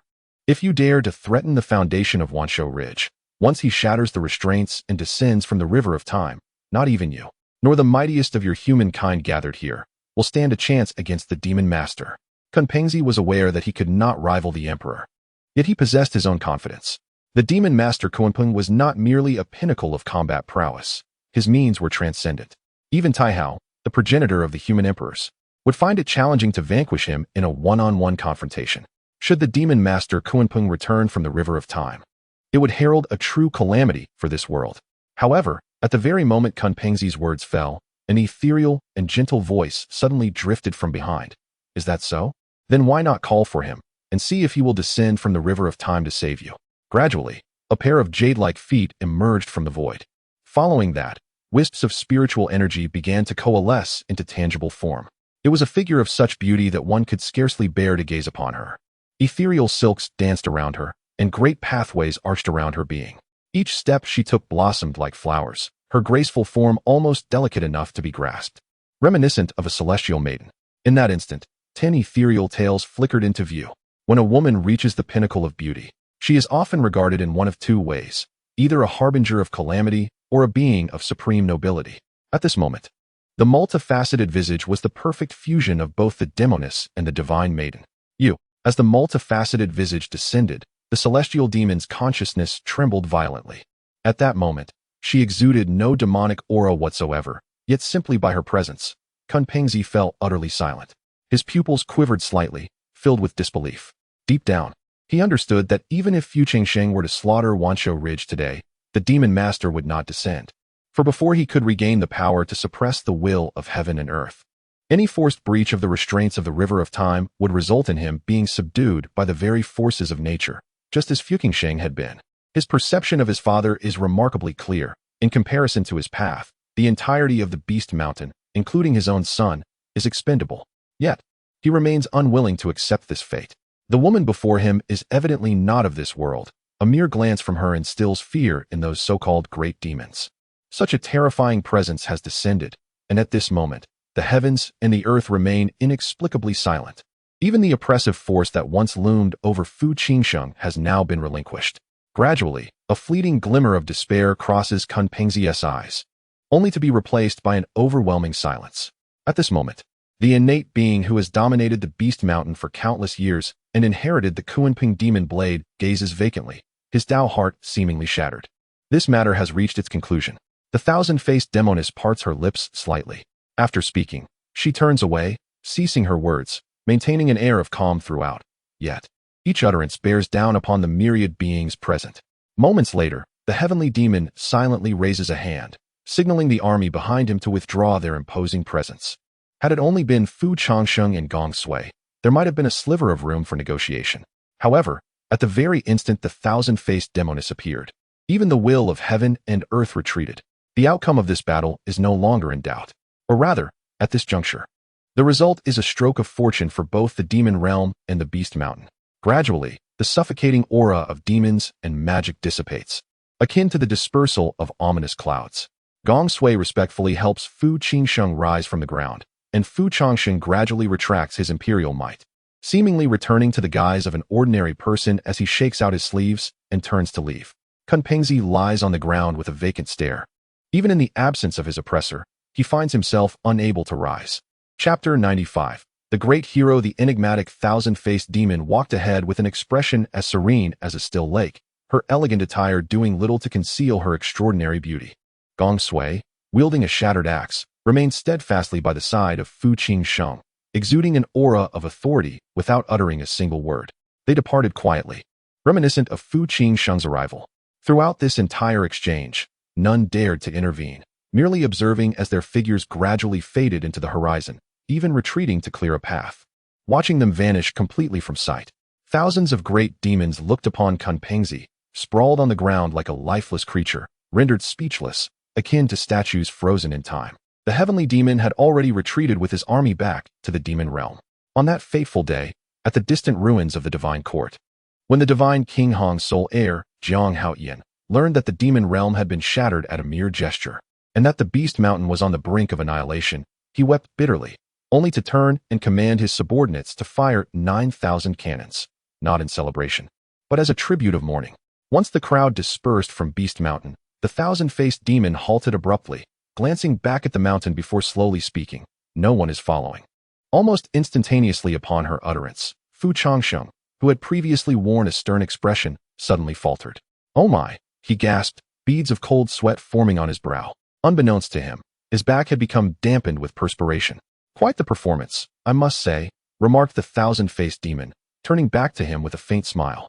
Upon hearing this, Fu Changsheng let out a sigh of relief, chuckling as he waved his hand dismissively, replying, "It is indeed your words that determine the outcome. Otherwise, no matter how I might feign composure, it would be in vain." Indeed, while earlier Fu Changsheng had exuded an air of dominance as he stood over Kunpengzi, instilling fear in thousands of demons, now his hands were clammy with sweat. Although he had awakened the human sovereign body, he still lacked mastery over it. Akin to wielding the Fushi Qin without knowing how to play, merely using it as a bludgeon. However, Fu Changsheng had never revealed his true abilities or strength, relying solely on the spectral image of the human sovereign behind him to intimidate myriad beings. It must be noted that the shadow left by Taihao upon Beast Mountain and the demon realm was overwhelmingly profound. The mere appearance of the Fushi Qin and the human sovereign's image sent the heavenly demon into a state of panic, akin to a startled bird. Had the heavenly demon harbored even the slightest suspicion, a confrontation would have rendered Gong Sui's departure from Beast Mountain without bloodshed utterly impossible. It is no wonder that even Kong Ming had once been apprehensive. The empty city stratagem was indeed no easy tale to weave. Were it not for the presence of the thousand-faced demon, Fu Changsheng would likely have summoned Gong Sui to procure a fresh pair of trousers by now. "I could only send a fragment of my consciousness. My true self cannot enter. Today, I owe much to Mr. Gong Sui's assistance." The thousand-faced demon smiled gently at Gong Sui. Upon hearing this, Gong Sui humbly bowed his head, unable to fully accept the compliment bestowed upon him by the thousand-faced demon. Upon finishing her words, the gaze of the myriad-faced enchantress turned once more to the burdened figure of Fu Changsheng. On the battlefield, Fu Changsheng had relied heavily on the flames of his cultivation to sustain both his body and spirit, yet, even with the support of Gong Sui, his form seemed on the verge of shattering. The moment his eyes met those of the myriad-faced enchantress, he instinctively lowered his head, resembling a child caught in wrongdoing. I searched high and low for you. Her tone was calm, yet in an unseen corner, her eyes glistened with unshed tears. The once proud youth now appeared wholly unrecognizable. His skeletal frame exposed through the wounds of battle, with blood and flesh obscured beneath his tattered garments. The only part of him that remained unscathed was his left eye, which had been temporarily restored by Fu Changsheng's celestial manipulation. Gently, she reached out to caress Fu Changsheng's bloodied cheek, her slender fingers trembling uncontrollably. Her heart aching with an overwhelming sorrow, tears threatening to spill forth. After a long pause, she forcibly quelled the tumult of emotions within her chest and cradled his face tenderly. "Speak," she urged, her voice steady yet laced with anxiety. "What benefits did you grant him to allow you to come here?" Fu Changsheng lowered his gaze, hesitant to speak and unable to meet her eyes. As she had surmised, the demon master Kunpeng did not dare to descend before his full restoration, for the entanglements of time and space bore terrifying consequences. Fu Changsheng knew he lacked the power to achieve such a feat and had undoubtedly struck a bargain with the entity possessing dominion over time. "Changsheng, you know that your mother disapproves of your deceit." The myriad-faced enchantress's voice quivered.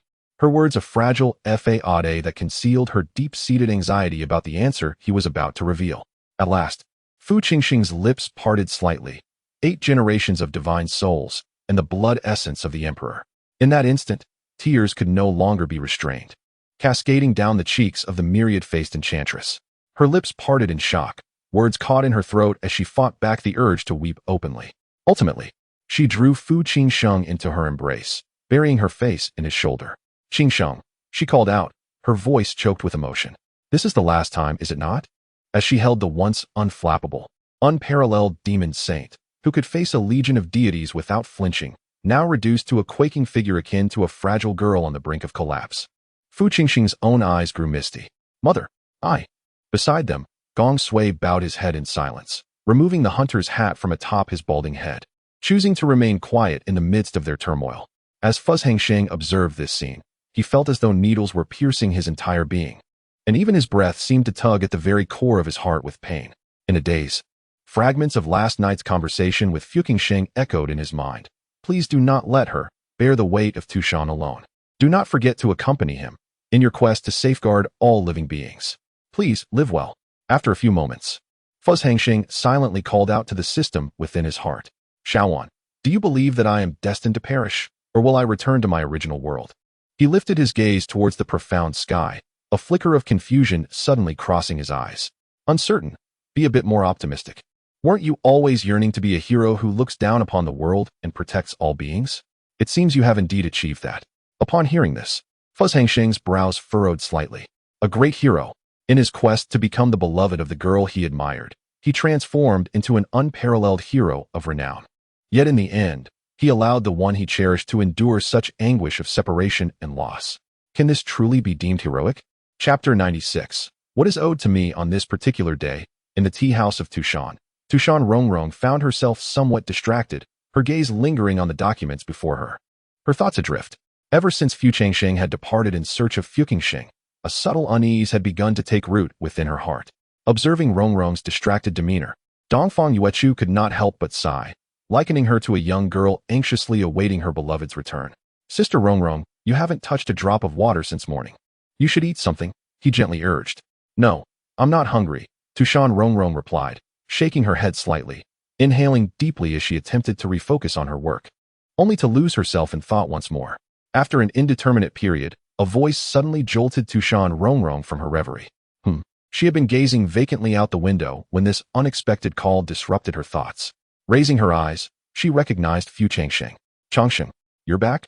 The moment she laid eyes on him, a look of joy illuminated her face, as if a heavy stone had finally been lifted from her heart. However, upon searching for Fu Changsheng, she found no trace of him. In that instant, it felt as if her unease had been validated, and her spirits sunk slightly. "Is Changsheng not found yet?" she inquired, her voice tinged with concern.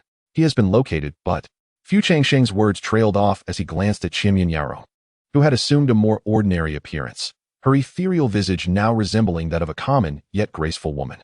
"Greetings, I am Changsheng's mother," Qianyaro approached, offering Tu Shan Rongrong a gentle smile. The declaration caught Tu Shan Rongrong off guard, and she stared at this enchanting woman, a peculiar and inexplicable sensation blossoming within her heart. Let us ascend. This is not a suitable place for conversation. Fu Changsheng gestured for them to go upstairs. Before long, in Fu Changsheng's room, he and Tu Shan Rongrong sat on the edge of the bed, while Qianmian Yaorong occupied the opposite seat, her expression perpetually adorned with a serene smile. During this time, Changsheng has caused you both some trouble, Qianmian Yaorong acknowledged, offering a slight nod to both Tu Shan Rongrong and Fu Changsheng, her tone devoid of sorrow or joy, only imbued with a lingering tenderness. No, Changsheng has been very well behaved. We all hold great affection for him, Tu Shan Rongrong replied, shaking her head and pressing her lips together. Moments later, though somewhat hesitant, Tu Shan Rongrong tentatively inquired, "May I ask why Changsheng chose to leave home?" After posing the question, she added, "If it's inconvenient to disclose, that's perfectly fine." The thousand-faced demoness waved her hand nonchalantly. "It's no trouble at all." However, she did not respond immediately. Instead, she turned her gaze towards Fu Changsheng and posed a thought-provoking question. "When Changsheng first arrived, was his demeanor towards you particularly unfriendly?" Upon hearing this, Fu Changsheng fell silent, gazing at the thousand-faced demoness with a look of surprise, as if taken aback that she was aware of such matters. The thousand-faced demoness then offered a faint smile, yet it was tinged with a hint of helplessness. "I have always felt quite remorseful towards Changsheng. From the moment he was born, I failed to provide him with the companionship that other children received." Upon hearing this, Fu Changsheng and Tu Shan Rongrong exchanged glances, seemingly lost in thought. After a moment, Fu Changsheng pressed his lips together and cautiously asked, "What about Changsheng's father?" He trailed off, casting a glance at the thousand-faced demoness. At this mention, a subtle ripple of emotion crossed the thousand-faced demoness's face, while Tu Shan Rongrong leaned in with rapt attention. After a brief pause, the thousand-faced demoness lowered her gaze slightly and gently explained, "Changsheng has always believed that his father is a great hero, one whose love has been wholly devoted to the world, leaving none for him. This excessive obsession has created a rift between them, one that ultimately remained unresolved. Yet, in truth, his father's desire to protect the world was merely a reflection of his wish to safeguard those closest to him." As she spoke, the smile on the thousand-faced demoness's face gradually took on a bittersweet quality. Men can be quite peculiar, often. What could be resolved simply by expressing one's feelings must instead traverse a labyrinth of peculiarities before clarity is attained. It must be said, in this regard, he bears a striking resemblance to his father. While uttering these words, the thousand-faced demoness's gaze inadvertently drifted towards Fu Changsheng. Fu Changsheng cleared his throat. Is that so?" He coughed softly, attempting to mask his discomfort. "Well, I actually believe that the child possesses a good nature and a kind heart." After a moment of contemplation, he continued, "He simply doesn't express his innermost thoughts. I don't think his father would feel exasperated by this trait. On the contrary, I find the child rather endearing." These words were both courteous and sincere. Before confirming that the negative-spirited child is indeed his own, he might exhibit a harsh demeanor and utter unkind words. Yet, the negative-spirited one has never harbored any disdain towards him. In fact, as time has passed, he has regarded him as his own flesh and blood for quite some time. Upon hearing this, the multifaceted demoness eyes sparkled with a captivating gleam, soon blossoming into a smile of reassurance. "Thank you for understanding this, child. I believe you will undoubtedly become a wonderful father in the future."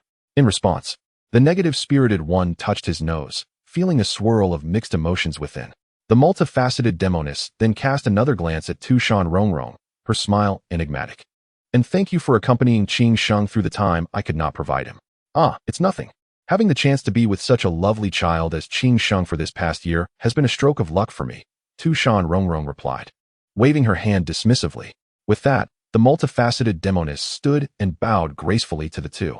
"I am grateful to both of you. I shall not impose further. Why not let him stay for a meal?" Tu Shan Rongrong blurted out almost instinctively. At the moment her words fell, the multifaceted demoness paused, slowly turning her gaze towards Tu Shan Rongrong. After a brief silence, she suddenly smiled and gently tousled her hair.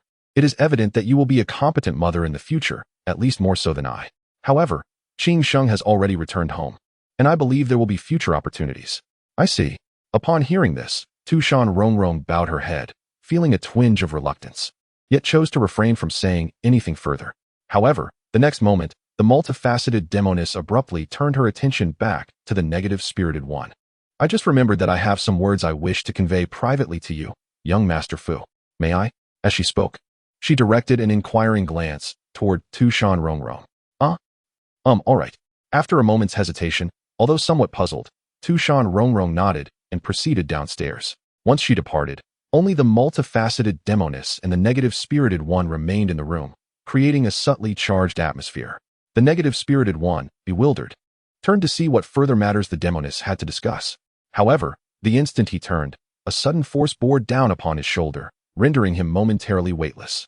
Without granting him a moment to react, the multifaceted demoness pounced upon him like a playful kitten, pressing him against the wall with her hands firmly on his shoulders. At that moment, she shed her disguise, revealing her distinctive fox ears and cascading strands of azure hair. Loading more content. Please wait. This site only supports mobile browser access. If you see this paragraph, it means the chapter content failed to load. Please disable reading mode, immersive mode, novel mode, and ad blocking features in your browser, or copy the URL to read in another browser. In an exquisite display of beauty, her eyes, reminiscent of jade and wood, seemed capable of captivating one's very soul. Before Fu Changsheng could regain his senses, he was abruptly kissed by Qianmian Yarong, who was unable to contain herself any longer. It was as if a dam had broken, a surge of emotion overwhelming her. She kissed him fiercely, the sweet fragrance of her lips enveloping him with an assertive intensity. Instinctively, Fu Changsheng attempted to push her away, but Qianmian Yarong firmly held his head, her cool, soft touch and intoxicating scent invading his mind. After a prolonged moment, their lips parted. A silken thread of silver lingered between them as Qianmian Yarong lowered her head, her cheeks flushed with crimson. Fu Changsheng gasped for breath, gazing in a daze at the familiar visage before him, lost in the depths of her enchanting gaze. Rongrong, you shill. In a moment of trance, Qianmian Yarong placed a finger against Fu Changsheng's lips, signaling for silence. She licked her lips, drawing closer to him, inhaling deeply. After a brief pause, she leaned in to whisper softly in his ear, her voice rendering his ears warm. This is our secret. Do not share it with others. Remember, for this is what you owe me. With a gentle farewell, in a dreamlike panorama, Qianmian Yarong took Fu Changsheng's hand, stepping together towards the horizon painted in hues of dusk. After an indeterminate time had passed, Fu Changsheng glanced up at Qianmian Yarong. Mother, without the Kunpeng child, does that mean father will no longer have to die? Qianmian Yarong remained silent for a long while, lost in thought as she gazed at the radiant sky, her mind adrift in contemplation. Instead of answering, she suddenly inquired, Changsheng, do you know why your mother chose this name for you? I do not know. Fu Changsheng shook his head. In a fleeting moment, a glimmer of longing and reminiscence flickered in Qianmian Yarong's eyes. I am burdened by the melody of your father's lute, while he is encumbered by my deep affections. Chapter 9997. I'm sorry. Changsheng, the tale of Changsheng has come to an end, and I feel compelled to share a few words, or perhaps just a few. After all, there are only a handful of us left, and if I do not voice my thoughts now, there may be no one willing to listen. By this point, the ratings have plummeted, and the audience has dwindled significantly. As for the manuscript fees, they have essentially been settled. What remains is the familiar yet delightful endeavor of creating for the sake of love. However, being a fan of the fox spirit genre, those who understand appreciate it, and one becomes accustomed to it over time. In all honesty, I am quite surprised by this outcome. When I confided in her about the situation, I nearly wept in her presence, expressing my bewilderment. She seemed at a loss, unsure how to console me. Eventually, I mustered a forced smile and uttered, let it go. It is what it is. Yet, as of now, I have mostly come to terms with the criticisms.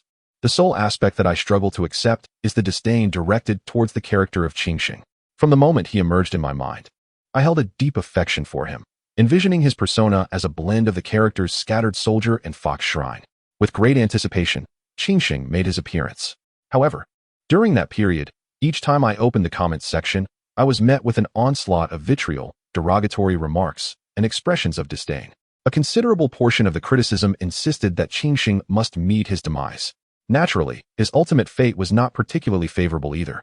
Yet, witnessing the multitude of curses hurled at this character left me feeling. Since the inception of my first book, I have believed that the scorn directed at me is inconsequential, but the disparagement of a character I cherish is a profoundly disheartening experience. I exerted every effort to clarify my intentions, even resorting to spoilers, yet it seemed futile. I once relished reading comments, often clutching my phone, eagerly refreshing the page. Each new comment brought joy, and a 5-star rating filled me with elation. I even dreamt for several consecutive nights about my book garnering more comments and readers, a kind of obsession, if you will. During those days, I must confess that each time I clicked to view the comments, my hands trembled with anxiety. Yet, I could not resist the urge to check. As expected, I was met with a barrage of negative reviews and vitriol. This is no exaggeration. One person's harsh criticism was followed by another even more scathing. A relentless string of disparagement. I hesitate to use the term cyberbullying, as I fear that someone of my standing declaring themselves a victim of it would invite ridicule. Nevertheless, the once carefree spirit who would approach every situation with a smile now appears to be less buoyant than I had imagined. My parents are aware of my foray into web literature, and when I discovered the potential for earnings, I excitedly informed them of my aspiration to become a web novelist, to which my mother responded with a threat to break my legs. Particularly during those tumultuous days, witnessing my disoriented state left her alarmed. And as I scrolled through my phone, a sudden wave of stomach pain would strike, prompting her to nearly snatch my phone away. "Stop writing," she implored. That day, the elderly couple in the room displayed an unprecedented seriousness. I could discern that my parents were both angry and deeply worried about me. As I could not even feign indifference, my emotions were almost transparently etched upon my face. I contemplated abandoning my current endeavor altogether, perhaps adopting a pseudonym, as the data had already been submitted. Following the example of the adjacent narrative, too many love interests, and escaping early might not be such a bad idea. However, witnessing the scathing remarks directed at the character of negative emotions, and particularly a post that proclaimed, "Negative emotions must die," followed by nearly 100 comments of agreement, filled me with profound sorrow, my mind buzzing as if insects were crawling within. I felt a deep sense of guilt toward this character I cherished. He was not merely a child of negative longevity, but also, in a sense, my own offspring, a reflection of myself.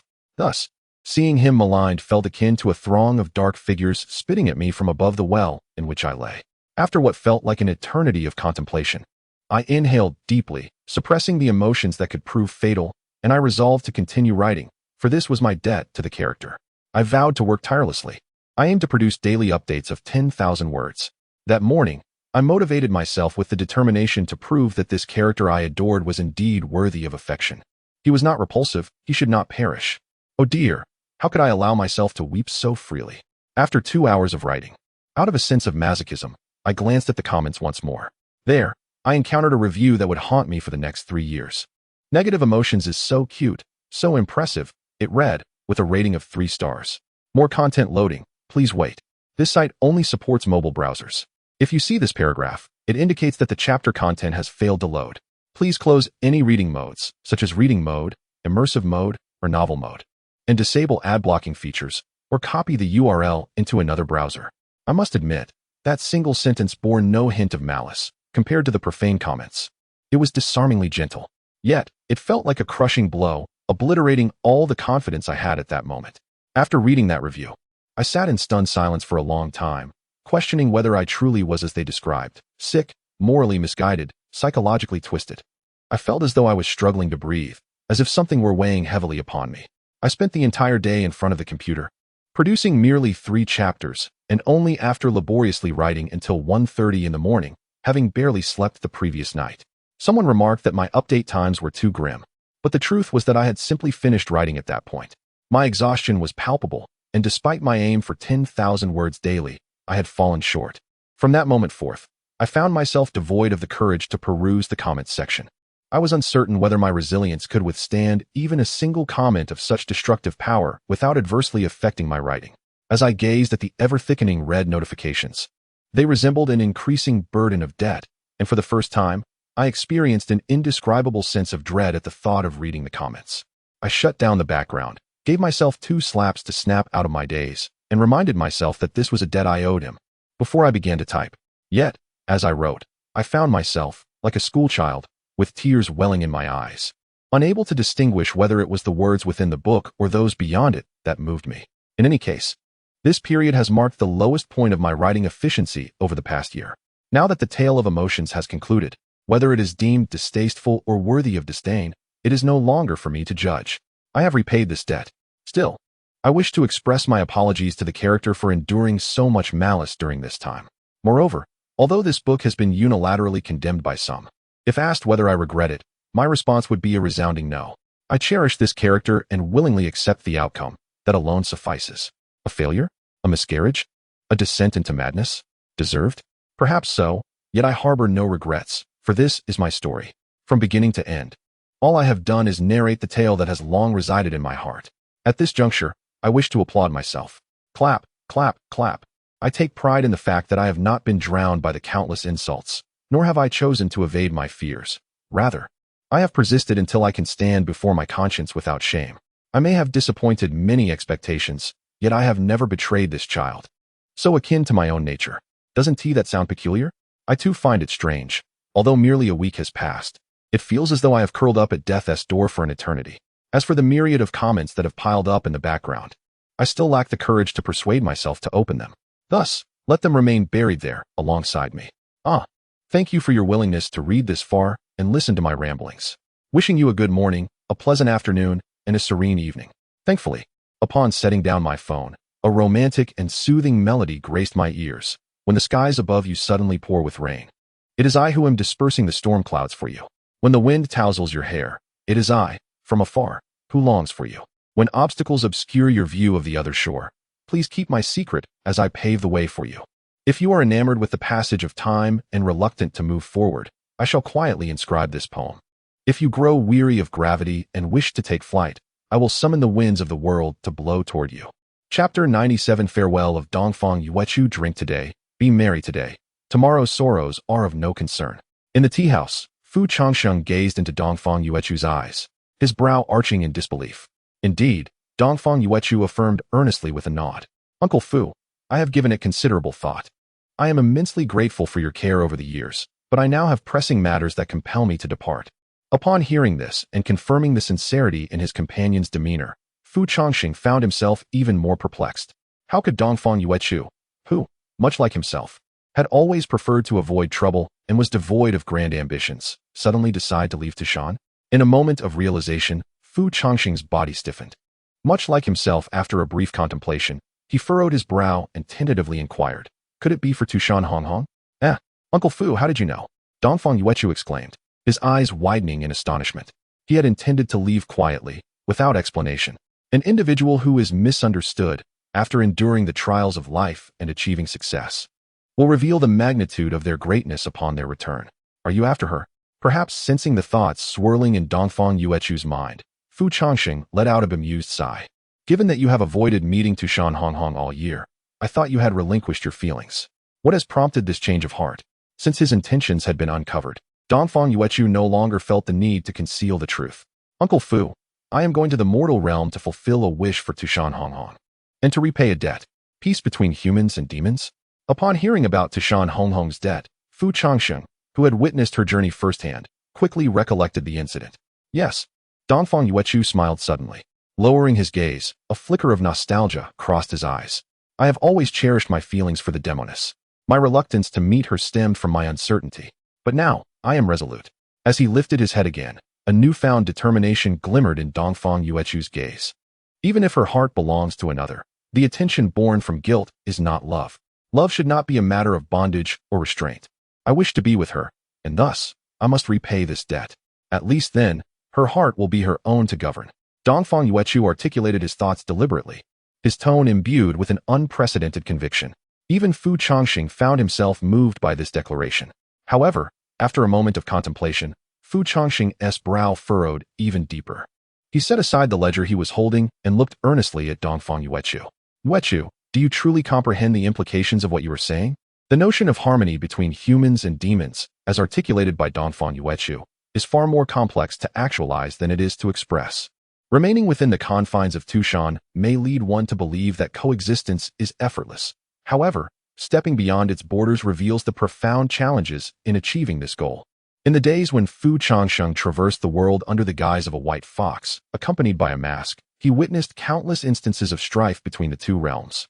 The situation in the Beishan Demon Kingdom, steeped in a history of conflict with the Yuyao Kingdom, illustrates that the relationship between humans and demons cannot merely be described as irreconcilable. What if I were to join forces with Sister Yaoxian? Dongfang Yuechu suddenly proposed. Upon hearing this, Fu Changsheng's expression shifted. After a brief moment of hesitation, a thought flickered in his mind, causing his pupils to tremble slightly. Are you suggesting an alliance between the Tao League and the Demon League? At this juncture, Dongfang Yuechu offered no verbal response, merely standing there with a knowing smile that conveyed profound meaning to Fu Changsheng. Even a child could discern the resolve reflected in his gaze. Yet, It was precisely this realization of Dongfang Yuechu's determination that stirred an indescribable discomfort within Fu Changsheng's chest. After taking a deep breath, he gazed earnestly at Dongfang Yuechu and spoke with heartfelt gravity. Yuechu, have you truly considered this? You are not one to abandon a path once chosen. When you embark on a journey, you see it through to the end. I recognize your extraordinary talent, and with your gifts, reaching the pinnacle of the Dao League should pose no challenge. However, I implore you to reflect further on your own future. In seeking to repay Tu Shan Rongrong for her debts with the mere promise of peace between humans and demons, you risk sacrificing your entire life. You would gamble your existence on an elusive outcome. Have you contemplated the possibility that you might be mistaken? What if Tu Shan Rongrong falls for that little Taoist? Or what if the dream of harmony remains unfulfilled? Your life could be irrevocably shattered.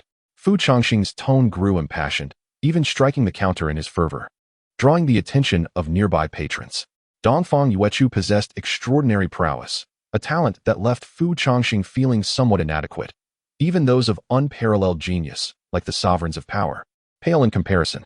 Yet, it is precisely this brilliance that Fu Changsheng hesitates to let him pursue such a path. Should Dongfang Yuechu choose to leave Tu Shan in pursuit of his desires, Fu Changsheng would not stand in his way. Yet, Dongfang Yuechu could achieve a life of grandeur, commanding the heavens and earth, seizing whatever he wishes. This is a life that many dream of, yet he is willing to wager it on such an intangible prospect. I understand, Dongfang Yuechu replied, his tone remaining unperturbed. He then raised his gaze to meet Fu Changsheng's once more. Uncle Fu, if it were you, or Sister Rongrong, how would you choose?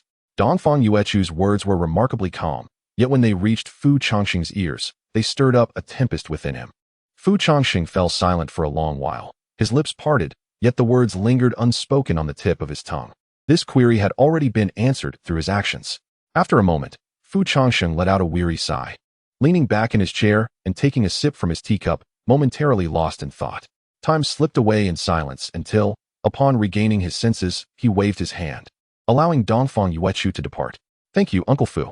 Dongfang Yuechu expressed his gratitude, clasping his fists and bowing deeply to Fu Changsheng. Fu Changsheng's lips moved slightly as he gazed at the child he had cared for over the years, wishing to impart some final words of wisdom. Yet, when the moment came, he instead uttered, "If you need assistance, do tell Uncle Fu. If you can no longer endure, just return." After Dongfang Yuechu had left, Fu Changsheng stared into the distance where he had vanished, his gaze vacant, lost in contemplation. After a prolonged silence, Fu Changsheng let out a soft sigh. In the next moment, as he opened his eyes anew, a veil of mist enveloped his eyes. In an instant, his consciousness expanded silently, enveloping the entirety of Tu Shan. Fu Changsheng's lips parted as he softly murmured, "I kindly request the esteemed leader to meet at the Tiandao Pavilion for a discussion." Chapter 98, A Lifetime. A different answer on the city wall of the moat at Tu Shan. Tu Shan Rongrong gazed at the clouds on the horizon, lost in thought, unaware of the musings that occupied her mind. In a moment of reverie, a calm voice unexpectedly echoed in her consciousness. "I kindly request the esteemed leader to meet at the Tiandao Pavilion." Startled, Tu Shan Rongrong's body stiffened at the sound. Moments later, a tingling sensation coursed through her scalp, prompting her to turn abruptly and glance behind her at Tu Shan. Yet, upon looking back, she found no one there. After the voice faded, the only sounds that remained were the rushing waters of the river and the gentle whispers of the wind. Nevertheless, an unsettling feeling began to spread from her chest. Just as Tu Shan Rongrong attempted to trace the source of the voice, Fu Changsheng had already withdrawn his consciousness.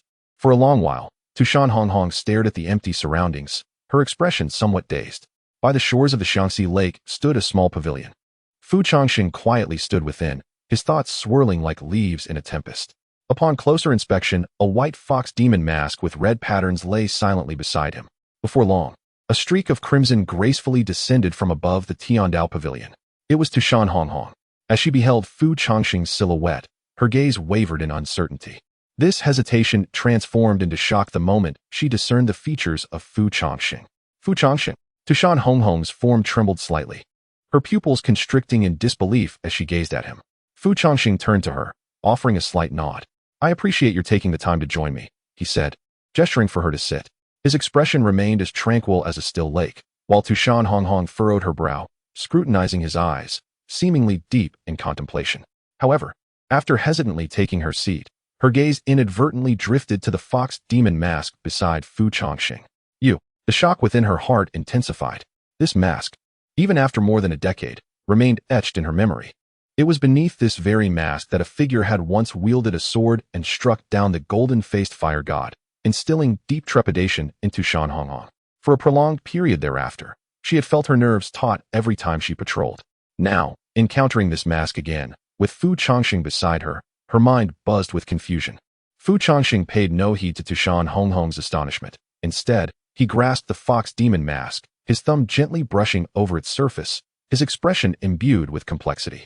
I have heard from others that during my decade-long absence, the third miss has been managing the tea house on my behalf. After a prolonged silence, Fu Changsheng unexpectedly spoke to himself. Tu Shan Rongrong remained silent, her brows furrowed as she gazed into Fu Changsheng's eyes, seemingly attempting to discern something from them. For me, I perceive this as a divine gift, and thus I am reluctant to lose it. What do you think, esteemed leader? With these words, Fu Changsheng cast a glance at Tu Shan Rongrong.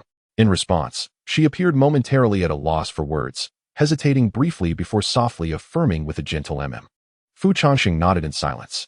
The abrupt summons of the leader today was to convey a matter of significance. Dongfang Yuechu is departing. Upon hearing Fu Changsheng mention Dongfang Yuechu, Tu Shan Rongrong's delicate brows quivered, and her expression subtly shifted. Departing? What does that mean? Tu Shan Rongrong stared blankly at Fu Changsheng, her gaze suddenly filled with bewilderment. The literal meaning is that he is leaving Tu Shan and venturing into the mortal realm. Fu Changsheng continued, stating that Dongfang Yuechu had already entrusted him with his affairs and would leave today. Having said this, Fu Changsheng fell silent, turning his attention back to Tu Shan Rongrong. As he spoke, Tu Shan Rongrong blinked, her expression momentarily vacant, as if she instinctively found it difficult to accept this news. After a brief pause, as if recollecting something, she pressed her lips together and lowered her gaze slightly. For reasons unknown, despite a slight sting in her nose, Tu Shan Rongrong managed to reveal a wry smile tinged with self-mockery. So, he has finally resolved to depart. So be it. He deserves a more splendid fate with another. Suppressing the wave of sorrow within her, Tu Shan Rongrong simply replied, "Oh, is that so?" And then, she lifted her head to glance at Fu Changsheng once more.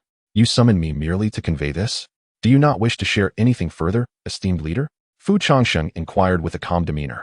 Tu Shan Rongrong fell silent, biting her lip. After a moment, she lowered her gaze slightly, saying, "If he wishes to leave, then let him go. What can I say?" Although she endeavored to maintain her composure, a tremor lingered in her voice. Indeed, that sentiment holds truth. Fu Changsheng nodded in acknowledgement. "I have one final question." Fu Changsheng set aside his mask, inhaling deeply before raising his gaze to Tu Shan Rongrong. As he redirected his intense gaze toward her, it transformed into one of scrutiny. "Do you love him?" After a long, penetrating look into Tu Shan Rongrong's eyes, Fu Changsheng inquired with deliberate precision. Upon the utterance of those words, Tu Shan Rongrong's pupils abruptly constricted, as if someone had plucked the most deeply buried string within her heart, leaving her body momentarily rigid. After a prolonged silence, Tu Shan Rongrong still did not respond. In a corner concealed from prying eyes, her delicate hand clenched tightly, her fingers twitching imperceptibly. Bowing her head, she dared not meet Fu Changsheng's gaze. She could not articulate her indifference towards Dongfang Yuechu, yet she was equally reluctant to utter the words of love. It was love that compelled her to silence. It was love that led her to push him away, clumsy and obstinate, yet such is the nature of love. I cannot deem Tu Shan Rongrong's affection as selfish, for she relinquished this easily attainable bond for the sake of Dongfang Yuechu's well-being. Nor can I declare her love as selfless, for she utterly neglected to consider Dongfang Yuechu's feelings. Observing her prolonged silence, Fu Changsheng's expression grew increasingly despondent. In truth, he was already aware of Tu Shan Rongrong's feelings from Tu Shan Rongrong, knowing well her love for Dongfang Yuechu.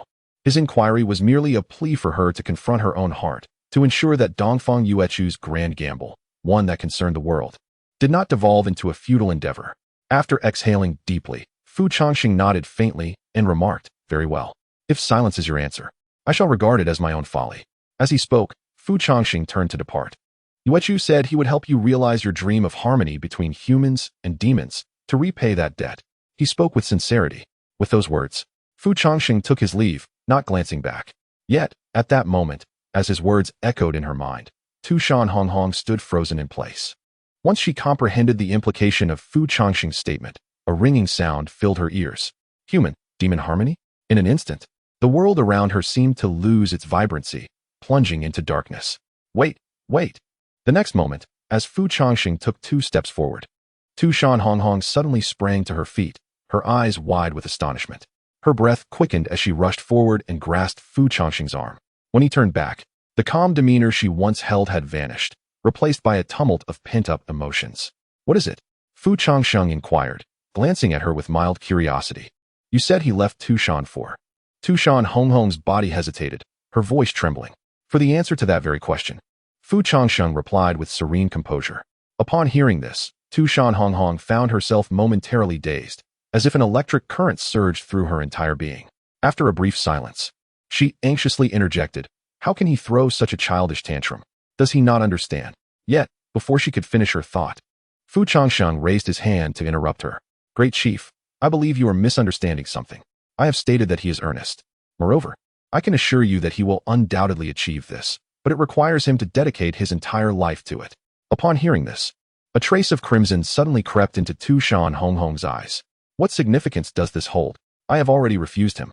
There is no need for him to engage in such foolishness on my behalf."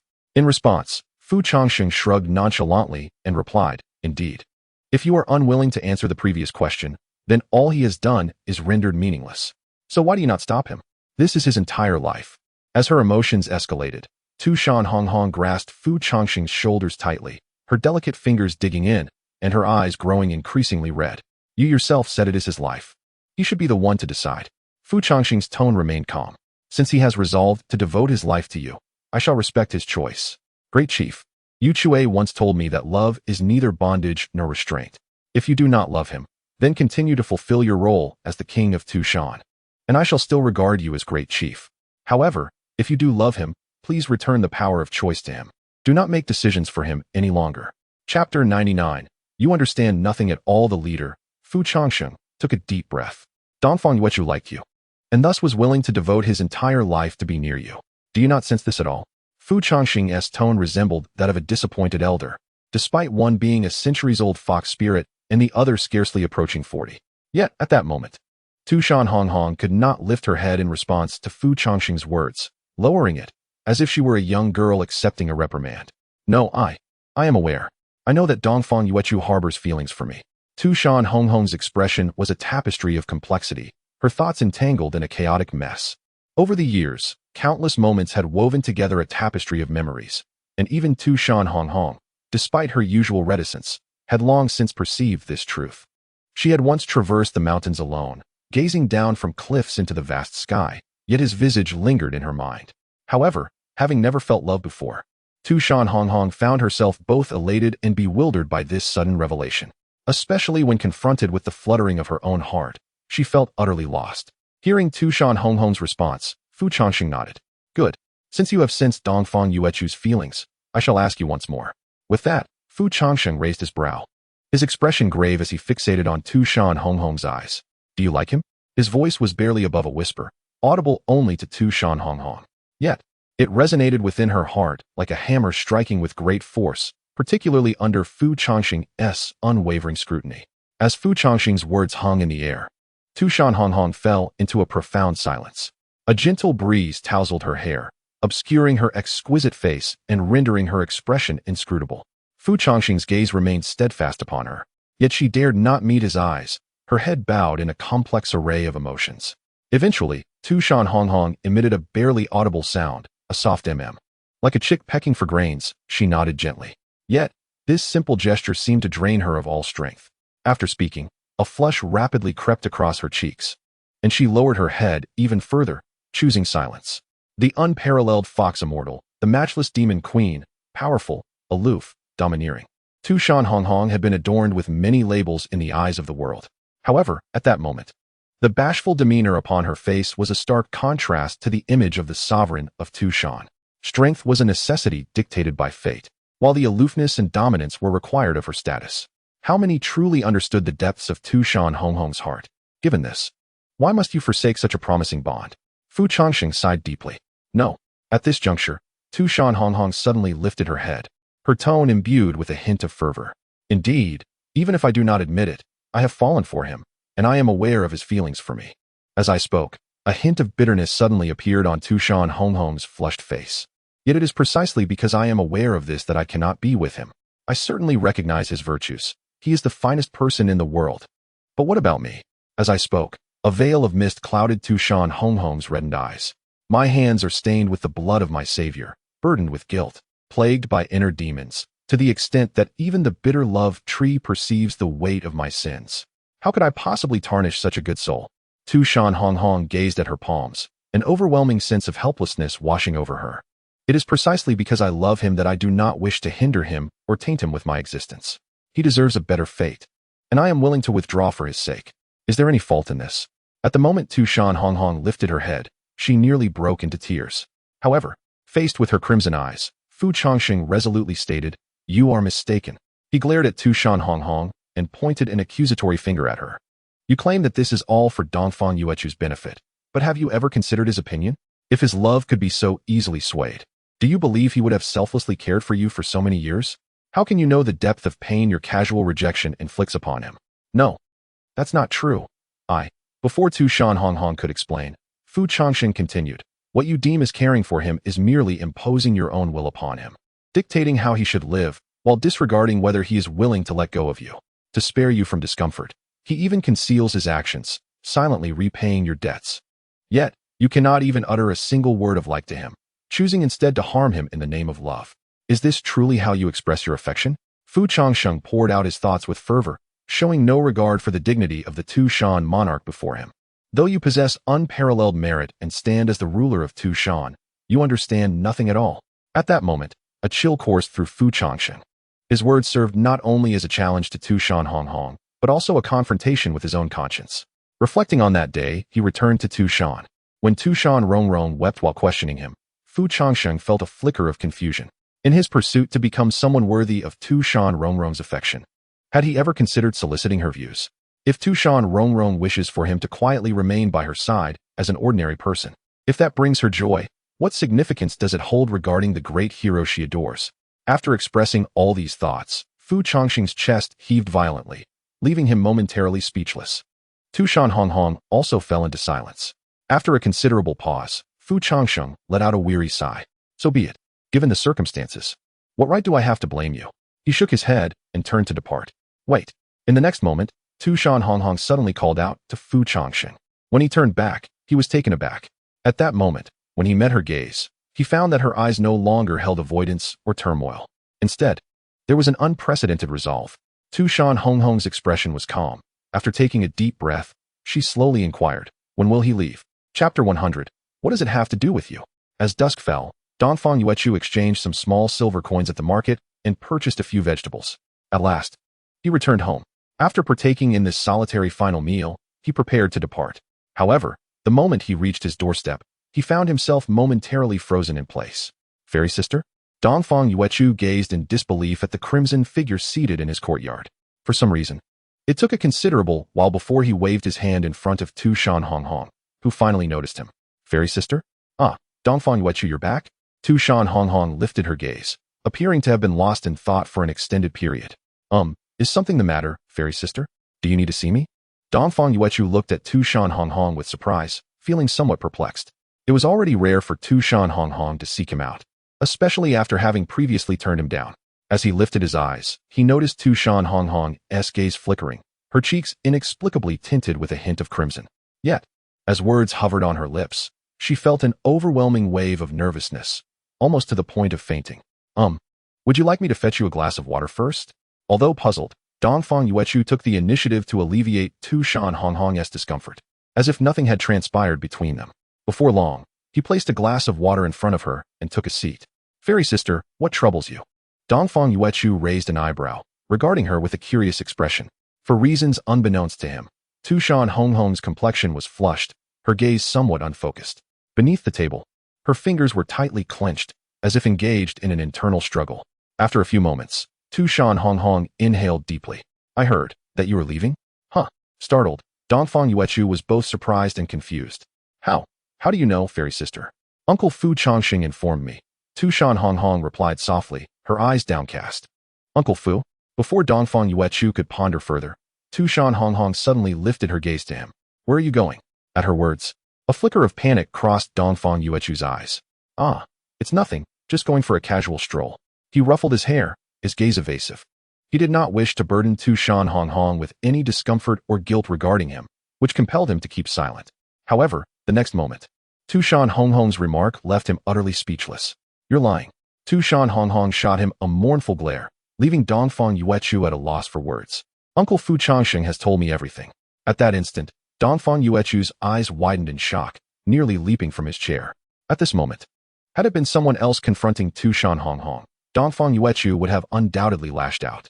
"Dongfang Yuechu, Uncle Fu, I regard you as my uncle. After finally standing tall for once, why must you leave me so utterly defeated?" Though Dongfang Yuechu felt a pang of distress within, he was compelled to first placate Tu Shan Rongrong. Otherwise, his plans would unravel completely. "Wait, Sister Yao Xian, let me explain."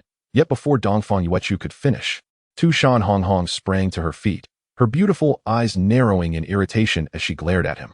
With her long eyelashes quivering, she spoke slowly, each word laden with emotion. "For me, you left Tu Shan. For me, you sought fame and fortune. You forfeited a carefree existence, plunging into the tumult of the world. All for someone like me who is unwilling to accept you." Her voice trembled slightly, and her delicate frame shook. Strands of hair obscured her face. Yet the profound sorrow emanating from her exquisite silhouette was impossible to conceal. Dongfang Yuechu's pupils involuntarily constricted as he gazed at this familiar, yet somewhat alien figure before him. After years of acquaintance, it was the first time he sensed such emotions from Tu Shan Rongrong. Once, she had been an impenetrable iceberg, a flower atop a distant peak, impervious to any affection he might offer. Yet now, she appeared like a disheartened young girl.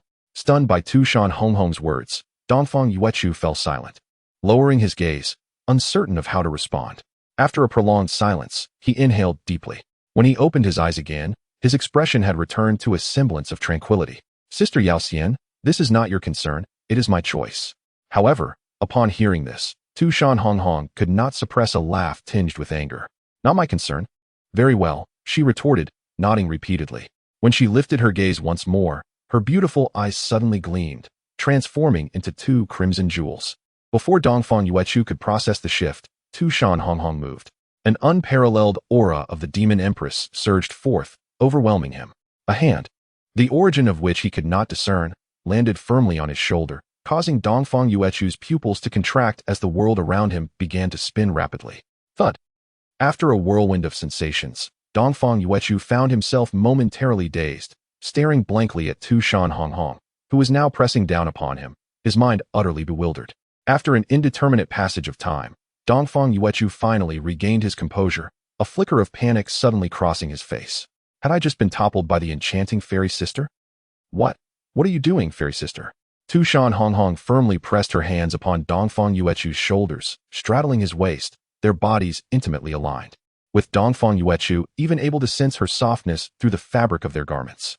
"It's nothing, I merely pushed you down," she remarked, gradually leaning closer. "You claim it has nothing to do with me? If that is the case, then my action towards you is of no consequence." Dongfang Yuechu, honestly, had he not been so intimately familiar with the emanating from Tu Shan Rongrong, he would have instinctively retaliated with a slap. Convinced this could not possibly be the genuine Tu Shan Rongrong. Such words were utterly uncharacteristic of her. However, in the next moment, an all too familiar fragrance wafted into his nostrils. And as if struck by a realization, Dongfang Yuechu froze. "Fairy sister, have you been drinking?" Meanwhile, on another front, Tu Shan Yao exclaimed, "Hey, where's my endless wine jug? For today, I shall conclude my writing here, as I must venture to Junzai's live stream to unleash my exuberance. My heartfelt gratitude extends to Bzan, the steadfast Junzai, who allowed me to weep and revel in her live stream on that arduous night. The stream, which was supposed to end at midnight, was prolonged by an hour and a half solely because of my presence, reminding me that there are countless kind souls in this world. The very next day, I resumed my updates. Although she insists that I should be grateful for my own efforts, I wish to express my gratitude nonetheless.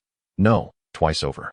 If anyone is grappling with emotional dilemmas, feel free to join Junzai's live stream. Simply follow her, and she shall mend your wounds and untangle your troubles. As for inquiries regarding groups, if you wish to engage in conversation with me, do come to Junzai's live stream in the evening for a fencing duel or to chat. Please refrain from joining the fan group if you are not a supporter. While chatting is welcome, do not press me for updates within the fan group. Thank you all. I am off to the live stream to unleash my exuberance. Joy, Chapter 101. Relationships will soon matter. Did you drink, Sister Fox Fairy? The moment Dongfang Yuechu caught a whiff of the unmistakable aroma of alcohol wafting from Tu Shan Rongrong's crimson lips, his mind momentarily blanked. No, Tu Shan Rongrong's tone was remarkably indifferent, her gem-like scarlet pupils seemingly capable of ensnaring one's very soul. Yet, in the next instant, she unexpectedly let out a subtle belch, hinting at her inebriation. The atmosphere grew somewhat awkward. Tu Shan Rongrong pursed her lips, then murmured softly, "I've only had a couple of sips." Upon hearing this, Dongfang Yuechu followed Tu Shan Rongrong's gaze to a familiar corner. There, nestled in the shadows, lay an enormous wine jug. Unmistakably the endless wine jug belonging to Tu Shan Yaya. A few drops of residual liquor dripped from the jug's spout, its lid long vanished. Dongfang Yuechu. He stiffly turned his neck to look at Tu Shan Rongrong. "Sister Fox Fairy, didn't you vow to never drink? Is that what you call just 2 sips?" According to Tu Shan Rongrong, alcohol was merely a means to indulge oneself, rendering one weak. Most critically, her tolerance for liquor was notoriously poor. When intoxicated, she would ramble incoherently, which had led her to swear off drinking long ago. "TSK, you're quite intrusive." At this, Tu Shan Rongrong shot a disapproving glance. She grasped Dongfang Yuechu's collar, leaning in with a disdainful stare, enunciating each word carefully. "He's merely a somewhat handsome little man. What makes you think he has anything significant to me?" Dongfang Yuechu. At this juncture, Dongfang Yuechu's mind had nearly ceased functioning. The current Tu Shan Rongrong, with her unpredictable demeanor and flushed cheeks, was a far cry from the proud and aloof Fox Fairy he remembered. "Sister Fox Fairy, hear me out. You're intoxicated. Let us discuss this tomorrow. Could you please let me go?" Dongfang Yuechu raised his hands in a gesture of calm, hoping to pacify her. "How about I prepare your favorite braised pork?" A sheepish smile crossed his face, though his heart raced with anxiety. Tu Shan Rongrong, however, remained unmoved. "Let you go?" In a daze, she suddenly wore a cryptic smile. "If you're capable, then push me away. If you can't, then lie still and behave." As she spoke, Tu Shan Rongrong leaned closer, the distance between them shrinking to an almost intimate proximity. Loading more content. Please wait. This site only supports mobile browser access. If you see this paragraph, it indicates a failure to load the chapter content. Please disable reading mode, browsing mode, and ad blocking features in your browser, or copy the URL to read in another browser. Tu Shan Rongrong's hair cascaded down like a waterfall, lightly brushing against Dongfang Yuechu's cheek, the unique fragrance of the girl rendering one momentarily spellbound. As for the food, Tu Shan Rongrong's gaze swept across Dongfang Yuechu's face. It is prudent to consume what is at hand before discussing anything further. Suddenly, Dongfang Yuechu felt a tingling sensation at the back of his head. What does that mean? At the utterance of those words, his mind buzzed with confusion, leaving him utterly blank. Tu Shan Rongrong did not answer immediately. Instead, she slowly leaned closer to Dongfang Yuechu, her gaze lingering on his enchanting eyes. A cool and ethereal voice then resonated. "Did you not say that this has nothing to do with you? Fear not, it shall soon be relevant." Meanwhile, in the grass, a cluster of peculiar figures huddled together, resembling a band of furtive onlookers. Raising her eyes, one could see Cui Yuling holding a telescope, peering through a gap in the foliage, biting her lip as she secretly observed the unfolding scenes in Dongfang Yuechu's courtyard. "Is it improper for us to spy on others like this?" Tu Shan Rongrong remarked, watching Cui Yuling's excited drooling as she engaged in her clandestine observation, feeling a twinge of guilt towards Tu Shan Rongrong. "Moreover, why are you here as well?" Tu Shan Rongrong cast a curious glance at Fu Changsheng. Ahem, as an elder of Yuechu, it is only reasonable to show concern for his significant life events, is it not? Fu Changsheng shrugged nonchalantly. "Besides, this is for your sister's happiness. We are performing a noble deed." Upon hearing this, Tu Shan Rongrong's lips parted slightly, sensing that something was amiss, though she could not quite articulate it. "I still feel this is not quite right." Just then, Cui Yuling, excitedly peering through the telescope, suddenly exclaimed in a hushed tone, "Oh my! Oh my goodness! Rongrong has pushed Dongfang Yuechu down. Really? Let me see." At this, Tu Shan Rongrong's fox ears perked up, and she eagerly leaned forward to snatch the telescope from Cui Yuling's grasp. "Fu Changsheng." Cui Yuling. Through the telescope, Tu Shan Rongrong caught sight of Tu Shan Rongrong atop Dongfang Yuechu, both panting as she gazed intently at him. In an instant, a blush crept up Tu Shan Rongrong's fair neck, swiftly coloring her cheeks. At that moment, it felt as if she had stepped into a new realm of understanding, an overwhelming influx of knowledge flooding her mind uncontrollably. Upon a second glance, Tu Shan Rongrong found herself blushing deeply, yet she remained captivated and exhilarated by the unfolding scene before her. Chapter 102. I will help you beat him. but with words, "Hey, Rongrong, let me watch a little longer." The slightly reluctant Cui Yuling expressed. As a true connoisseur of amusement, there was nothing in this world that could excite her more than such a spectacle. Just a moment, Tu Shan Rongrong murmured shyly, biting her lip, her face a tapestry of conflict. No way. Sister, that sort of thing is far too bold. In the next instant, a hand silently patted Tu Shan Rongrong's shoulder. Hey, Rongrong, what are you looking at? Perhaps due to her heightened nerves, the gentle tap startled Tu Shan Rongrong significantly, prompting her to abruptly toss aside the telescope. I wasn't looking. In a flash, she had discarded the telescope, curling up her body, her hands covering her fluffy fox ears, burying her face deep within. Tu Shan Rongrong's cheeks were flushed, her anxious demeanor reminiscent of a child caught in wrongdoing. Beside her, Tu Shan Yaya gazed at this peculiar display with confusion, scratching her head in bewilderment. What has got you so anxious? I'm not going to eat you. Huh? Tu Shan Rongrong blinked, lifting her gaze to discover it was Tu Shan Yaya. Oh, it's Yaya. She forcibly suppressed her rising panic, rearranging her expression and brushing her hair back. Tu Shan Yaya cast a dubious glance at the trio who appeared as if they were engaged in some mischief. What are you so excited about? She muttered under her breath. As she spoke, Tu Shan Yaya reached for the telescope, eager to uncover what these individuals were up to. Wait. Upon seeing this, the other three immediately rushed forward, panic etched across their faces, to obstruct Tu Shan Yaya. What is wrong with you all? Acting so paranoid, what is there to hide? Tu Shan Yaya regarded the flustered Cui Yuling, who had seized the telescope, her curiosity intensifying. Fu Changsheng cleared his throat softly. Ahem, children shouldn't watch this. Don't ask. However, Fu Changsheng's words only served to further irritate Tu Shan Yaya. Hey, who are you calling a child? I'm 200 years older than you. With that, Tu Shan Yaya rolled up her non-existent sleeves, ready to confront Fu Changsheng. Noticing the brewing confrontation, Tu Shan Rongrong swiftly interjected, By the way, Yaya, what brings you here? Huh? Tu Shan Yaya turned around, pondering for a moment. I came to find Dongfang Yuechu. My endless wine jug is missing, and he must have stolen it. Just wait until I deal with him. As she spoke, Tu Shan Yaya shook her small fist, exuding an air of impending confrontation. It was no wonder Tu Shan Yaya immediately blamed Dongfang Yuechu. After all, he had committed such acts before. Where is he? Today. I must ensure he learns his lesson. How dare he steal from me? As she spoke, Tu Shan Yaya stood up, ready to leave. However, in the next moment, the crowd, filled with panic, grabbed her and forced her back down. Wait. I understand your urgency, but please hold on. What on earth is wrong with all of you today? Fu Changsheng scratched his head, his eyes darting, before he began. Well, you see, your sister is aware that Dongfang Yuechu has stolen your endless wine jug, so she came specifically to confront him on your behalf. Upon hearing this, Tu Shan Yaya cast a doubtful glance at Fu Changsheng. Is that true? Fu Changsheng exchanged glances with the others, and both Tu Shan Rongrong and Cui Yuling nodded in agreement. Indeed, I can vouch for it. Just a moment ago, I saw Hong Hong riding Dongfang Yuechu, pinning him down and striking him. Yes. Oh, I see. After being persuaded by the trio, Tu Shan Yaya stroked her chin, ultimately accepting their explanation. Although she was uncertain as to how Tu Shan Hong Hong had come to know about this matter, she mused, Rongrong is well read. She wouldn't deceive me. With that thought, Tu Shan Yaya burst into laughter. That little cockroach dared to provoke me. My sister is here to deliver justice.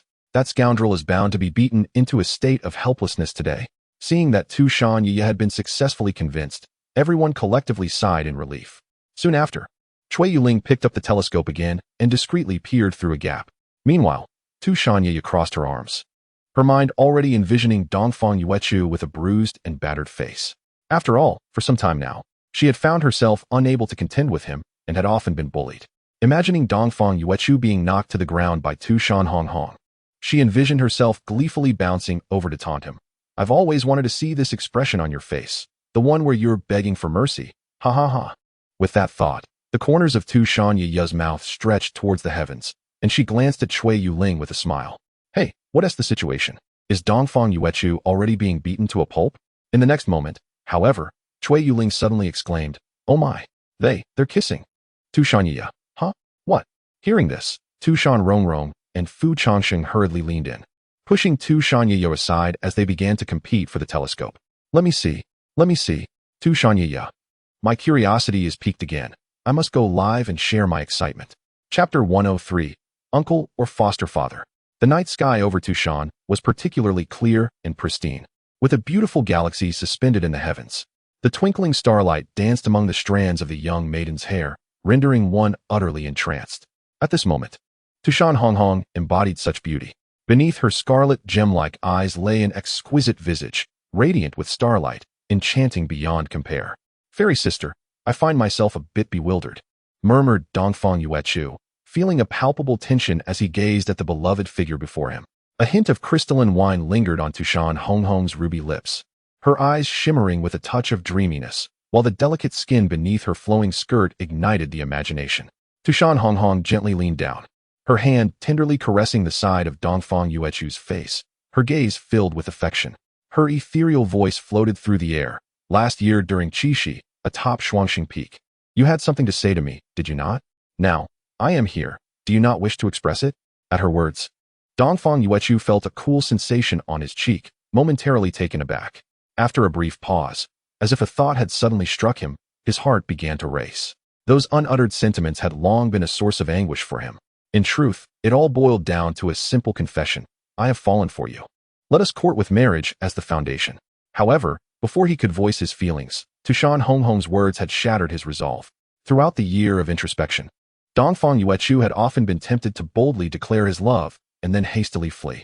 Yet, in moments of clarity, he recognized that such actions would place Tu Shan Rongrong in an awkward position, causing him to relent. Now, confronted with her desire for him to speak, a flush crept onto Dongfang Yuechu's cheeks.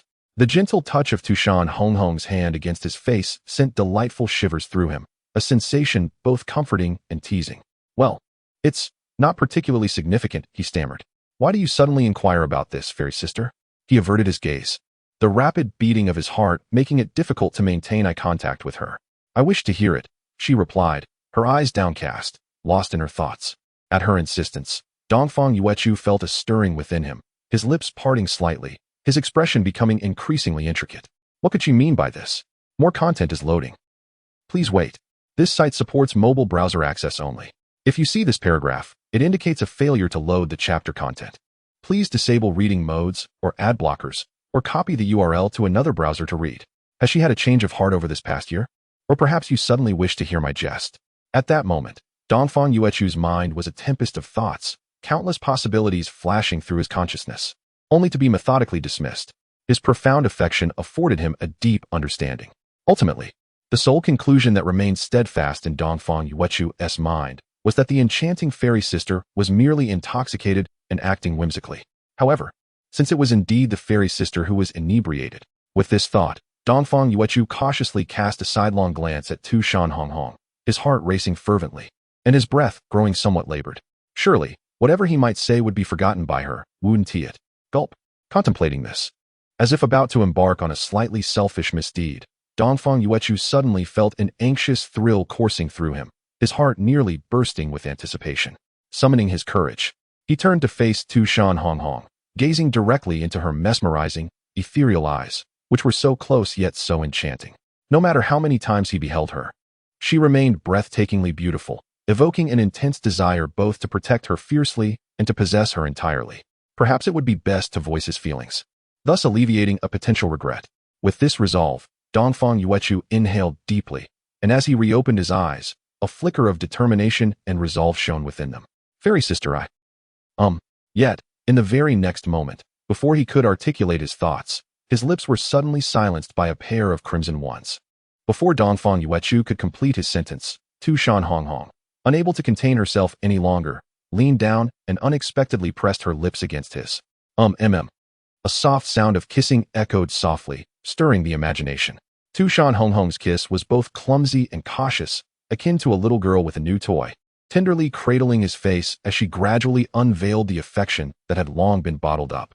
Dongfang Yuechu was momentarily dazed, too astonished to comprehend the manner in which Tu Shan Rongrong was kissing him.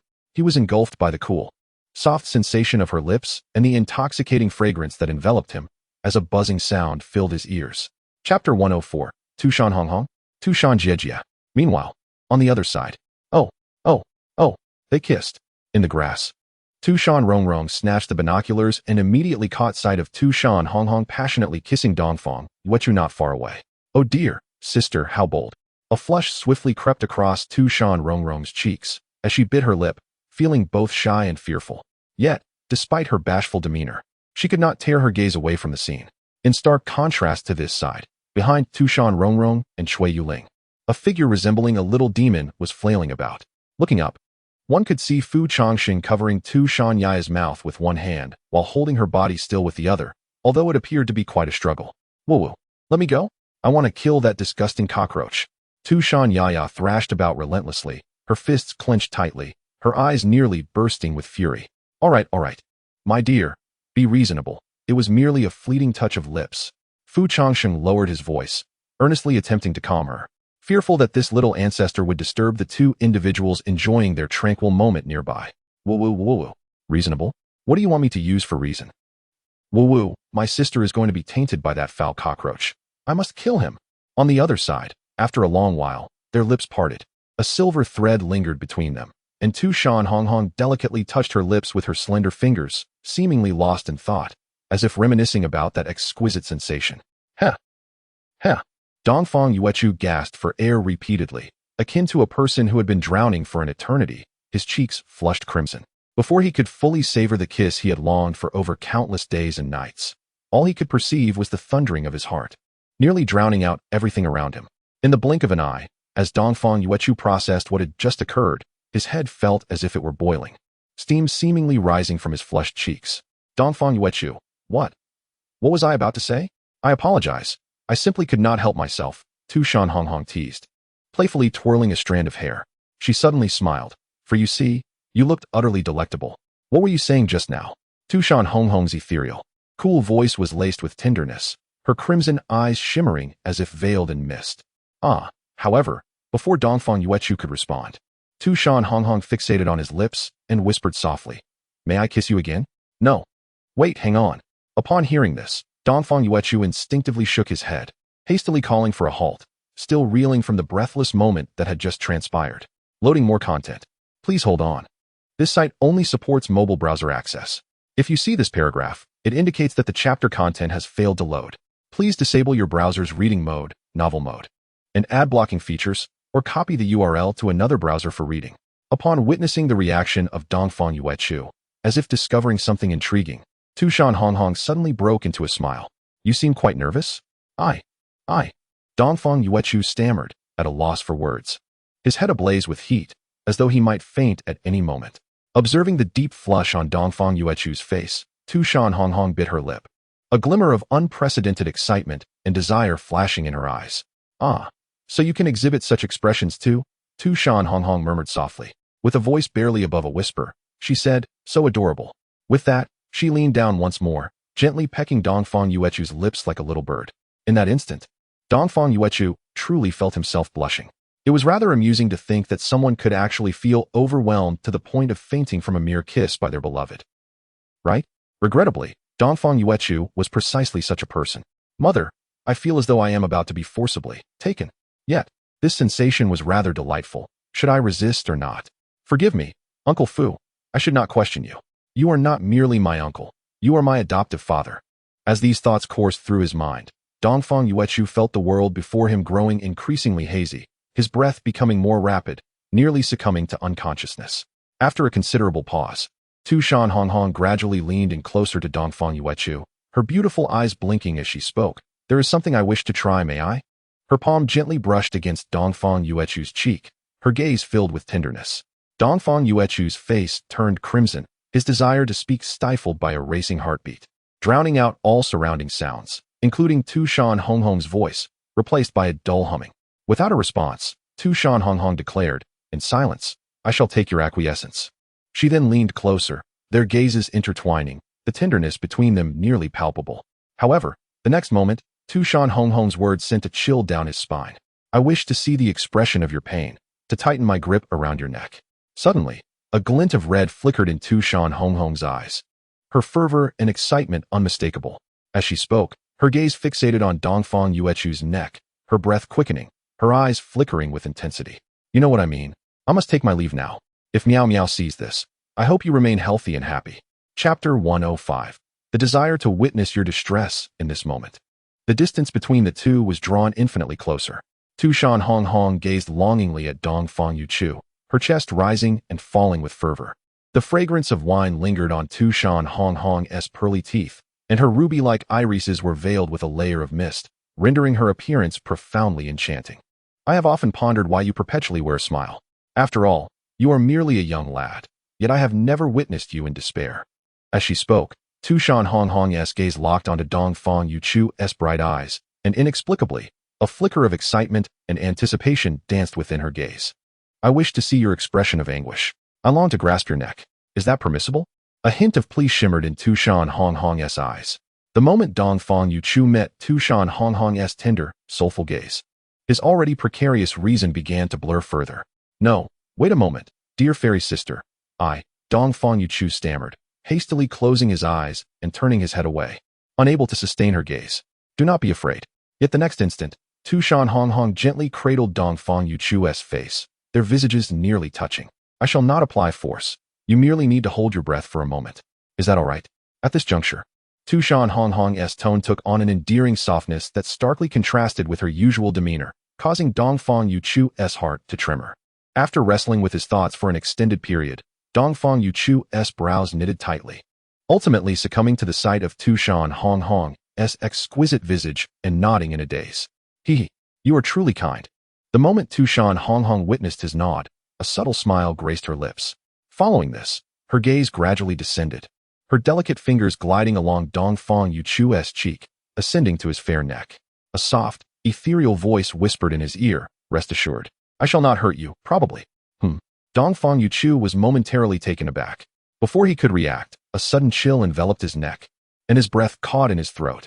Tu Shan Rongrong's slender fingers tightened around his neck, gently constricting with increasing pressure. As she exerted force, Tu Shan Rongrong involuntarily gasped, her lovely lashes fluttering slightly. Is it becoming uncomfortable?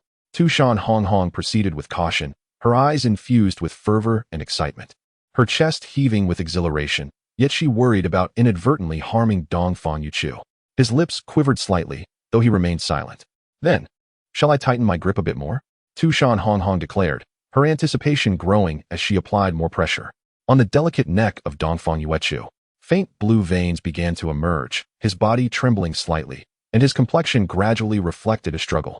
As Tu Shan Rongrong's grip intensified, Dongfang Yuchu's neck and cheeks flushed a deep crimson, his expression increasingly contorted with agony. Soon, his struggles became more pronounced, and his consciousness began to blur. Yet, despite his desperate attempts, he found himself utterly powerless. At that moment, witnessing Dongfang Yuchu's painful struggle, Tu Shan Rongrong's eyes sparkled with excitement, and a mist escaped her lips. Oh, what a painful sight! Tu Shan Rongrong could not help but exclaim softly. Such a pained expression was undeniably adorable. She yearned to devour him whole. Guh. Dongfang Yuchu parted his lips, struggling to articulate a word, only managing to emit a couple of indistinct sounds, his body trembling incessantly. Nevertheless, Tu Shan Rongrong showed no intention of releasing him. She lightly bit her lip, gazing at Dongfang Yuchu with a mixture of tenderness and a greedy fixation that made her reluctant to blink. How uncomfortable, how pitiable. How can you be so adorable? Tu Shan Rongrong breathed heavily, her eyes misting over, a blend of affection and concern swirling within her gaze. Yet, as her grip tightened, Dongfang Yuchu felt himself nearing the brink of unconsciousness. His pained visage clutched at Tu Shan Rongrong's hand, desperately trying to pry it away. But he lacked the strength, his expression increasingly one of helplessness, akin to that of a bullied child. Demon, fairy. Dongfang Yuchu managed to part his lips, imploring her to relent. Do you wish for me to stop? Tu Shan Rongrong's eyes momentarily dimmed, as if she were not yet satiated. But in the next instant, a playful smile crept upon her lips, as if a thought had struck her. Then, I have a condition. She leaned closer to Dongfang Yuchu, gently biting his ear. You mustn't call me fairy sister anymore. I want to hear you say my name. As she spoke, a soft affection glimmered in her gem-like eyes, intertwined with anticipation. If it hurts, just call out. Call out, and I shall ease my grip. Otherwise, I shan't let go. With that, Tu Shan Rongrong regarded Dongfang Yuchu with a mischievous smile. Moments later, Dongfang Yuchu struggled to utter a few words. Red, hurts. It hurts so much. The instant Dongfang Yuchu's words fell, Tu Shan Rongrong smiled contentedly, softly murmuring, so good, and promptly released her grip. Ugh, cough. Ha. As Tu Shan Rongrong loosened her hold, Dongfang Yuechu quickly clutched his neck and coughed violently twice, soon gasping for breath, embodying the sensation of having narrowly escaped from peril. At that moment, Dongfang Yuechu's consciousness teetered on the brink of collapse, feeling as though he were ensnared in the most exquisite nightmare. Amidst his struggle for breath, tears welled up in Dongfang Yuechu's eyes, resembling a wronged child who had been bullied. Tu Shan Rongrong raised her finger and gently wiped away a tear that had slipped from the corner of his eye. "Oh, you can cry too." A glimmer of tender affection flickered in Tu Shan Rongrong's eyes. "You look so adorable when you cry." She cradled Dongfang Yuechu's face in her hand, her gaze akin to that of an art connoisseur admiring the most flawless masterpiece, filled with fervor and excitement. "Oh, what a painful expression." A hint of sympathy appeared on Tu Shan Rongrong's face. "How could you make such a delightful expression? Why didn't you tell me sooner?" Chapter 106. Do not depart with a contented expression. Tu Shan Rongrong licked her lips and then rose from Dongfang Yuechu, mindful not to suffocate him beneath her weight. "Come, take a moment to breathe." She lifted Dongfang Yuechu, resting his head between her fair thighs, her fingers gently caressing his flushed cheeks. "Ah, so pitiful. I yearn to tease you once more. Yet, I mustn't overindulge. The thought of breaking you would haunt me." A tender light filled Tu Shan Rongrong's eyes as she softly ruffled Dongfang Yuechu's hair. "It must be difficult for you. Now, follow my lead. Inhale, exhale." "Yes, that's a good boy." Her eyes brimmed with affection as she stroked his cheeks and neck. "I apologize. It wasn't my intention to torment you. I had managed to hold back in the past, but today, I can no longer restrain myself."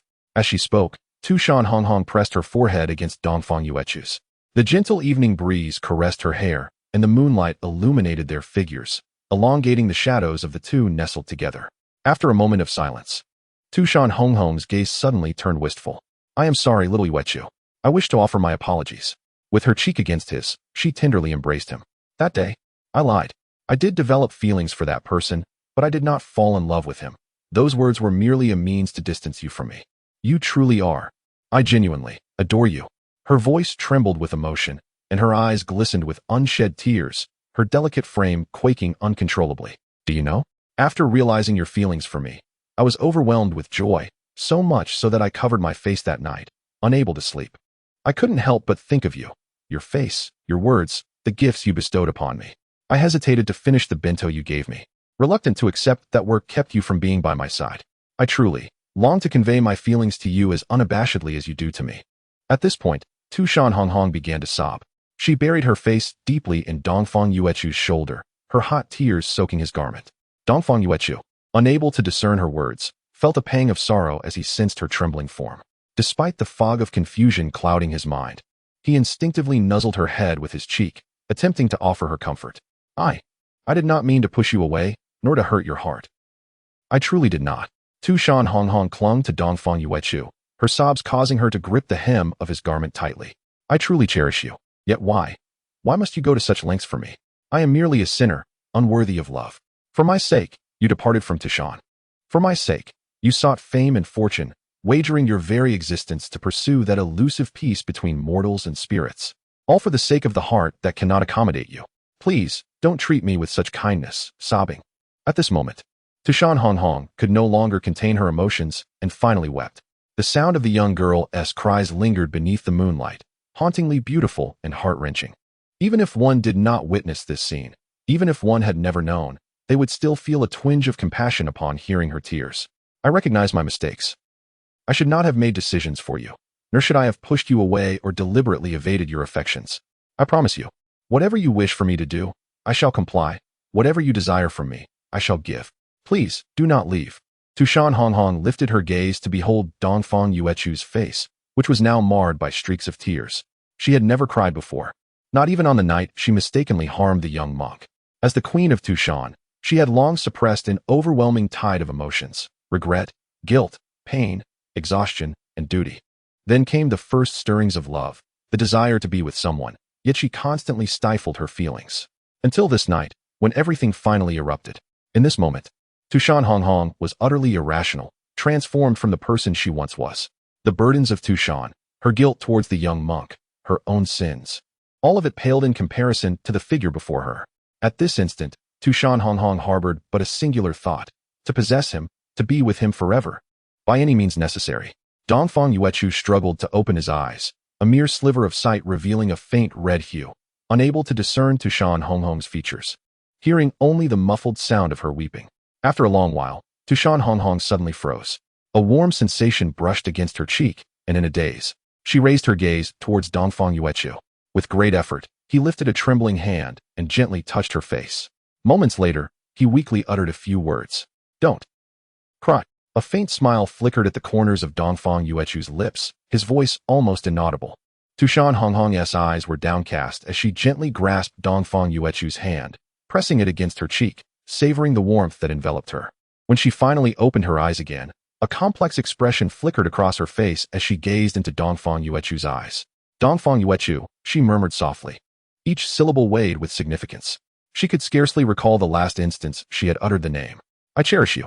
Become mine. Remain by my side." With these words, Tu Shan Rongrong lifted her hand to tenderly cradle Dongfang Yuechu's face, asserting that the expression she had just worn was solely for her alone. As she spoke, her gaze gradually drifted to Dongfang Yuechu's lips, her eyes shimmering with intent. Then, Tu Shan Rongrong leaned in slowly, softly pressing her lips against hers. "You are meant to be mine alone, are you not?" A gentle kiss followed. Chapter 109. What happened? Wow. They are having quite the time. Not far away, in the thicket, Siyu Ling held a telescope, unable to resist wiping her mouth. Behind her, a petite figure curled up in a corner, trembling. Tu Shan Rongrong huddled to the side, wrapping her arms around her shoulders, shivering while rubbing her body. A flush crept up her neck, coloring her cheeks a deep red, almost like a kettle boiling over. Even the fox ears perched on her temples perked up at this moment, and as her delicate body trembled, she muttered incessantly, "No. That can't be. Not that kind of thing. Hey. Kids shouldn't look. Kids shouldn't look." Fu Changsheng covered Tu Shan Ya's eyes, preventing her from going crazy like Tu Shan Rongrong. He couldn't help but glance sideways at the blushing, face-covering Tu Shan Rongrong, thinking to himself, "Oh no. It seems this little fox has awakened some extraordinary trait. Let me see." Meanwhile, Tu Shan Rongrong was preparing to remove Dongfang Yuechu's clothing to check if his development was normal. However, the next moment, splash. "Hey, don't push me." In a daze, a commotion suddenly erupted nearby. Looking up, Fu Changsheng saw 4 diverse figures tumbling out of the bushes. "Wow, I said you guys, huh?" Fu Changsheng rubbed his head in frustration, but when he raised his gaze, he unexpectedly locked eyes with Tu Shan Rongrong, his body freezing in place. Tu Shan Rongrong. Dongfang Yuechu. Silence. In an instant, the air around them fell into a deathly silence as the 6 individuals exchanged glances, speechless for a moment. After a long pause, Tu Shan Rongrong was the first to react, resembling a startled kitten as she instantly fluffed up, shouting, I didn't see, while covering her face and fleeing. "Hey, Rongrong, how could you abandon us and run off?" Siyu Ling felt a chill in her heart as she watched Tu Shan Rongrong escape so decisively. Isn't that Boss Fu? What a coincidence. You also came out to bask in the moonlight?" Siyu Ling awkwardly turned her head, managing a somewhat embarrassed smile. Oh yes. This moonlight tonight is truly." Fu Changsheng quickly caught on, awkwardly laughing as he followed Siyu Ling's pointing finger to look up. However, when he did, he found that a thick blanket of clouds had suddenly covered the sky, and after searching for a while, he couldn't locate the moon at all. The two exchanged a glance and forced out a laugh, saying, "Ah. It seems tonight isn't suitable for moon gazing, so shall we take our leave? Let us go. Thus, in this duet of awkwardness, Fu Changsheng lifted Tu Shan Yaya and turned around, waving goodbye to Tu Shan Rongrong. "Well, we won't disturb you any longer. You two continue." After an indeterminate passage of time, a delicate blush of pink unexpectedly appeared in the azure expanse of the sky. With the dawn's embrace, the sun's gentle rays cascaded upon Tu Shan Rongrong's eyelids. Still somewhat dazed, she rubbed her eyes, the throbbing headache from the previous night's revelry leaving her in a state of confusion. Upon opening her eyes, a familiar ceiling greeted her gaze. Tu Shan Rongrong slowly sat up, massaging her temples, and surveyed her surroundings, realizing she was in her own room. The pain in her head was unbearable. She furrowed her brow, feeling a sense of disquiet. How strange, when did I fall asleep last night? As she scanned the room, a sudden sensation of memory loss enveloped her, as if she had forgotten something significant. Yet, moments later, fragmented recollections began to surface from the depths of her mind. I drank a great deal of alcohol. I need to find Dongfang Yuechu. Then I pushed you down. What does it matter? I truly like you. Please don't go. You can only be mine. In an instant, Tu Shan Rongrong's body froze, her pupils dilating in shock. Ah! It seemed she recalled something distressing. She abruptly raised her hand to cover her mouth, her eyes trembling. I. As she gazed at her trembling hands, a flicker of panic crossed her features, and a bead of cold sweat unexpectedly trickled down her forehead. As the fragmented images began to coalesce, her memory sharpened, and her expression turned increasingly grim. It felt as if she were witnessing the most terrifying scenes imaginable. Her eyes wide with fear. The realization struck her with disbelief. These memories originated from her own actions. The world around her dimmed, and it wasn't long before a voice erupted within her mind. What on earth have I done? Covering her ears, Tu Shan Rongrong bowed her head in distress. For someone like her, who had never ventured into the realm of romantic entanglements, the idea of love between a man and a woman should be one of mutual respect and decorum. What more could two people do to express their affection? Apart from holding hands or sharing a tender embrace, a kiss was the utmost she could fathom. This was precisely why Tu Shan Rongrong had reacted so intensely the night before. The disparity between her understanding of Tu Shan Rongrong and the reality was simply too vast. However, as Tu Shan Rongrong recalled her own actions from the previous night, pushing Dongfang Yuechu down, and the subsequent absurdity that made her too fearful to reflect on in detail, her heart sank further. This cannot merely be described as shamelessness. It has reached a level where Tu Shan Rongrong feels as if she wishes to end her own existence. She cannot fathom how she had the audacity to behave in such a manner the previous night. Simultaneously, she is utterly unprepared to confront Dongfang Yuechu after the events of last night. Surely he must despise me. With this thought, Tu Shan Rongrong instinctively clutched the bedding tighter, her eyes beginning to glisten with unshed tears. No. How utterly disgraceful.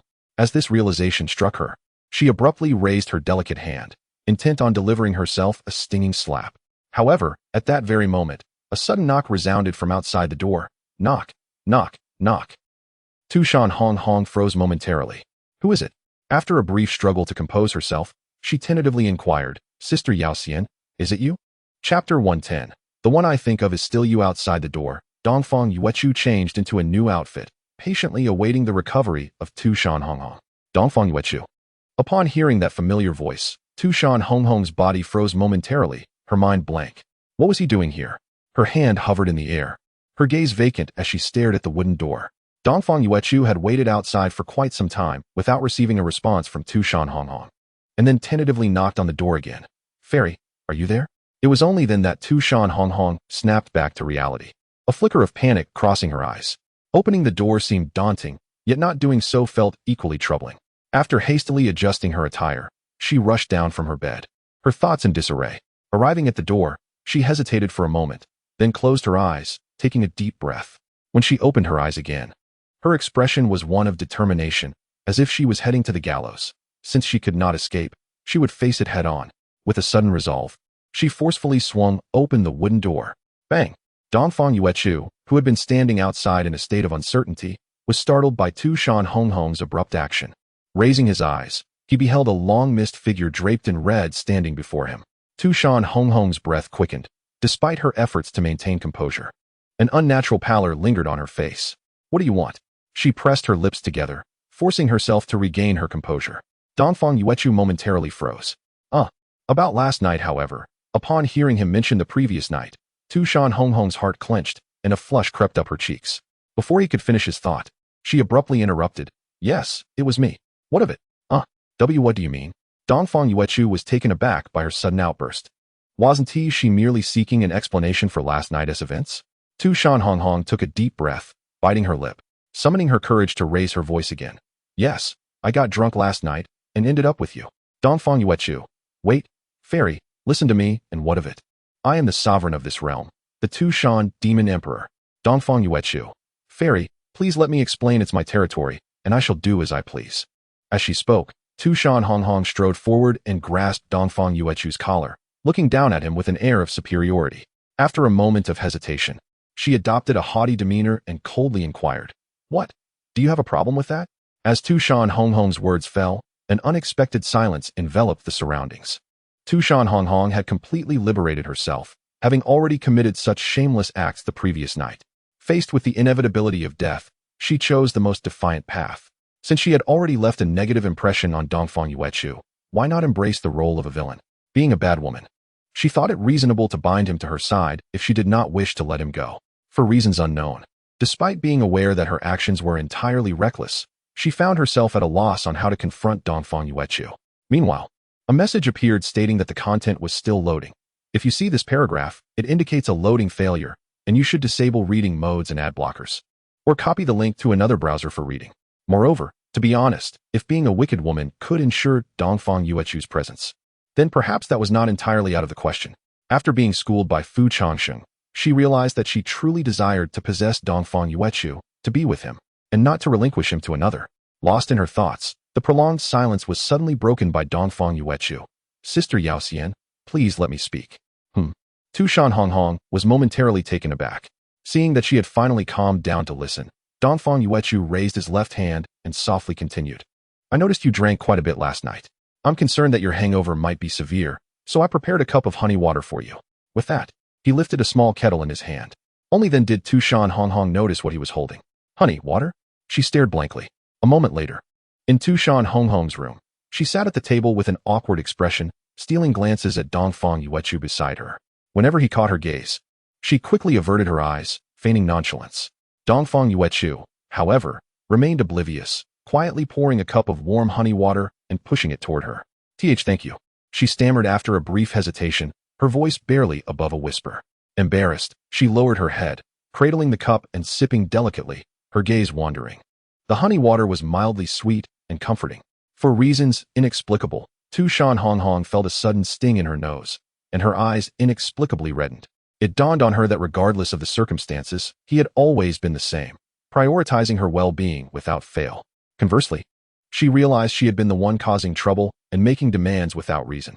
As she pondered, Tu Shan Rongrong's hand, which held the cup, began to tremble slightly, and her eyes grew increasingly red. In the next moment, a gentle voice unexpectedly pulled her thoughts back. Fairy sister? Dongfang Yuechu, noticing that Tu Shan Rongrong seemed somewhat unwell, extended her hand and gently waved it in front of her. What's wrong? And nothing. Tu Shan Rongrong's body stiffened suddenly, feeling a surge of tension. She shook her head and quickly averted her gaze, unsure of how to face Dongfang Yuechu. Dongfang Yuechu did not press the matter further. She simply sat quietly in her chair, gazing out the window at the transformation of the cold white light into the warm orange hues of the setting sun.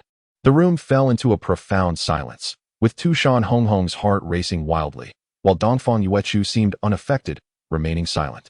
After a considerable time, it was Tu Shan Rongrong who first broke the stillness. Those words I spoke earlier, she murmured softly, lowering her gaze.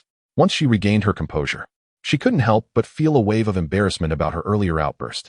Fairy sister, you truly need not feel uncomfortable. In the next instant, Dongfang Yuechu suddenly turned her head to look at Tu Shan Rongrong. Chapter 111. Can we not leave? Those words will not weigh on my heart. There is no need for you to be overly concerned, Sister Yao Xian, Dongfang Yuechu remarked, waving his hand dismissively. But last night, I acted so excessively towards you. Tu Shan Rongrong's gaze faltered, and a hint of crimson tinged her cheeks. Oh, you mean that incident? Well, it was actually, Dongfang Yuechu said, somewhat embarrassed, as he scratched his face with his index finger. The main reason for his discomfort stemmed from Tu Shan Rongrong's bold actions the previous night, which left him, who had harbored unrequited feelings for many years, somewhat overwhelmed. In a state of heightened tension, it felt as if he had merely dreamt the entire encounter, with only fragmented memories remaining. Yet, even these fragments were enough to set off a cascade of emotions. After all, I am a man. Such matters hardly amount to a significant loss, Dongfang Yuechu mused, shaking his head slightly, a faint, ambiguous smile playing on his lips. Seeing Dongfang Yuechu's nonchalant demeanor, Tu Shan Rongrong was momentarily taken aback. You aren't angry? She asked incredulously, casting a glance at him. Well, considering that you were intoxicated last night, and given that you have said nonsensical things when inebriated before, he replied. Moreover, even though you did push me down, nothing too extreme occurred. How could it not? Before Dongfang Yuechu could finish his sentence, Tu Shan Rongrong abruptly stood up from her chair, her eyes wide with indignation. The moment she heard him suggest that nothing too outrageous had transpired, her emotions flared. You kissed me without consent and even tore your shirt. And then you. As she struggled to articulate her thoughts, her face turned a deep crimson, resembling a boiling kettle, with steam almost visibly rising from her. For Tu Shan Rongrong, merely holding hands was a daring act, let alone the intimacy they had shared the previous night. embracing and kissing, culminating in the tearing of Dongfang Yuechu's clothing. Had she not been so flustered, her thoughts might have ventured into more serious territories. If the roles were reversed, and someone had done such things to her younger sisters, she would have stormed over to confront them without hesitation. That. Hearing Tu Shan Rongrong's words, Dongfang Yuechu found himself recalling certain images, his face blushing a deep shade. Sister, I have gone to great lengths to smooth things over for you. Why can you not move past this? Dongfang Yuechu sighed, covering his face with his hands. Even as a man, he found it difficult to dismiss the significance of what had transpired the previous night. After a prolonged silence, Dongfang Yuechu cleared his throat softly, attempting to suppress the flush on his cheeks. Sister Yaoxian, were you serious about what you said last night? As he spoke, Dongfang Yuechu lifted his gaze towards Tu Shan Rongrong, his tone imbued with an unprecedented gravity. He discerned the profound sense of guilt that weighed upon Tu Shan Rongrong concerning the matter, and he wished to alleviate her discomfort, to dismiss the incident as but a fleeting dream. However, given that she did not wish to trivialize the situation, Dongfang Yuechu felt compelled to address it as well. After all, despite the inebriation that had prompted such confessions, it was the first time this usually aloof and distant fairy had openly expressed affection. And it might very well be the last. If this were not merely a dream, if it were indeed reality, he did not wish to forfeit this opportunity. What did you say? Tu Shan Rongrong, caught in the intensity of Dongfang Yuechu's earnest gaze, felt a flutter of anxiety, her hands instinctively clutching the hem of her dress. Taking a deep breath to quell the rising tension within him, Dongfang Yuechu licked his lips. So, when you said you liked me, was it truly genuine? The moment the words escaped his lips, his heart raced, and he focused intently on Tu Shan Rongrong, afraid to blink. Suddenly, Tu Shan Rongrong stiffened, as if his words had plucked at a deeply buried string within her heart. She bit her lip, her head lowering further, her grip on her skirt tightening. 1 minute, 2 minutes, 3 minutes passed, and Tu Shan Rongrong remained silent, her body trembling slightly as she kept her gaze averted. As time slipped by, the light in Dongfang Yuechu's eyes dimmed, as though he had lost something precious. Noticing her reluctance to respond, he nodded absent-mindedly, his lips moving slightly. And for some inexplicable reason, his nose tinged with an unexpected ache. Dongfang Yuechu forcibly reined in his emotions, mustering a semblance of a calm smile. Ah ha ha ha. Sister Yaoxian, please do not take it to heart. I was merely jesting. He chuckled lightly and waved his hand dismissively. By the way, remember to drink the honey water while it's warm. I shall not disturb you any longer. Rising to his feet, he brushed off his sleeves, smiling as he waved goodbye to Tu Shan Rongrong, turning to leave. You see, there is truly no need for overthinking. Even if you are unwilling to confront my feelings, I shall not place you in a difficult position. If you are willing, let us be together sooner. If not, we can wait a while longer. I believe that eventually, we will be united. Yet, before that, allow me to make one final attempt. It may take some time, but that is of no consequence. As these thoughts coursed through his mind, Dongfang Yuechu felt his eyes moisten, yet his resolve remained unwavering, his steps imbued with newfound determination. A series of rhythmic knocks echoed, accompanied by a melodious chime. Suddenly, a swift figure emerged from behind, enveloping Dongfang Yuechu in a warm embrace. Momentarily taken aback, Dongfang Yuechu was enveloped by a delicate fragrance that wafted from behind, rendering him momentarily motionless, unable to comprehend the situation. Unbeknownst to him, Tu Shan Rongrong had vanished from sight, now holding him tightly from behind, her body trembling slightly. As Dongfang Yuechu attempted to dismiss his thoughts with a smile, Tu Shan Rongrong's tears flowed, obscured by her cascading hair.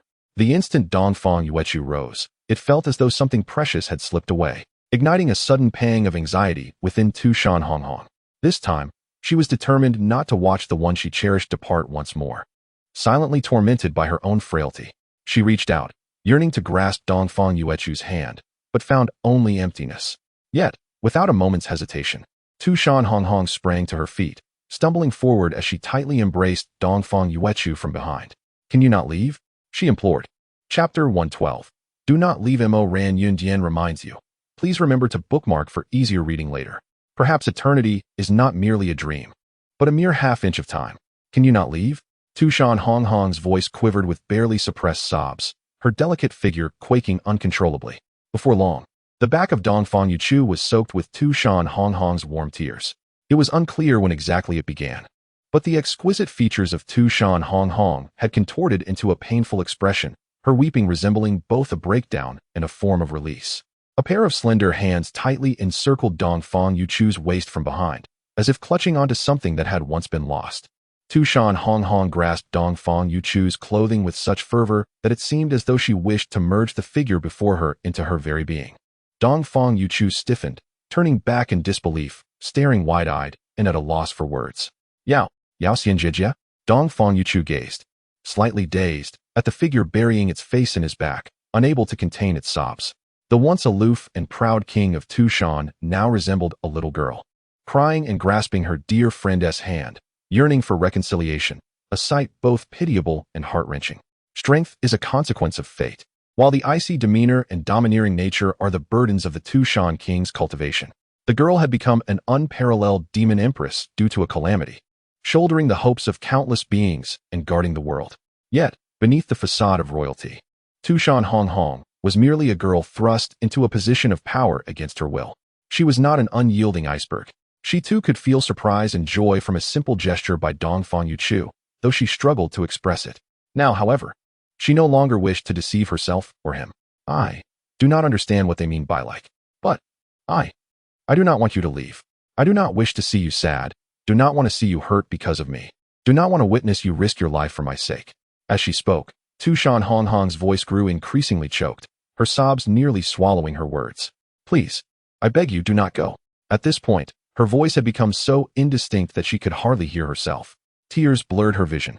Her small head hung lower and lower, yet her grip around Dongfang Yuchu tightened, fearful that if she let go, she would lose him once more.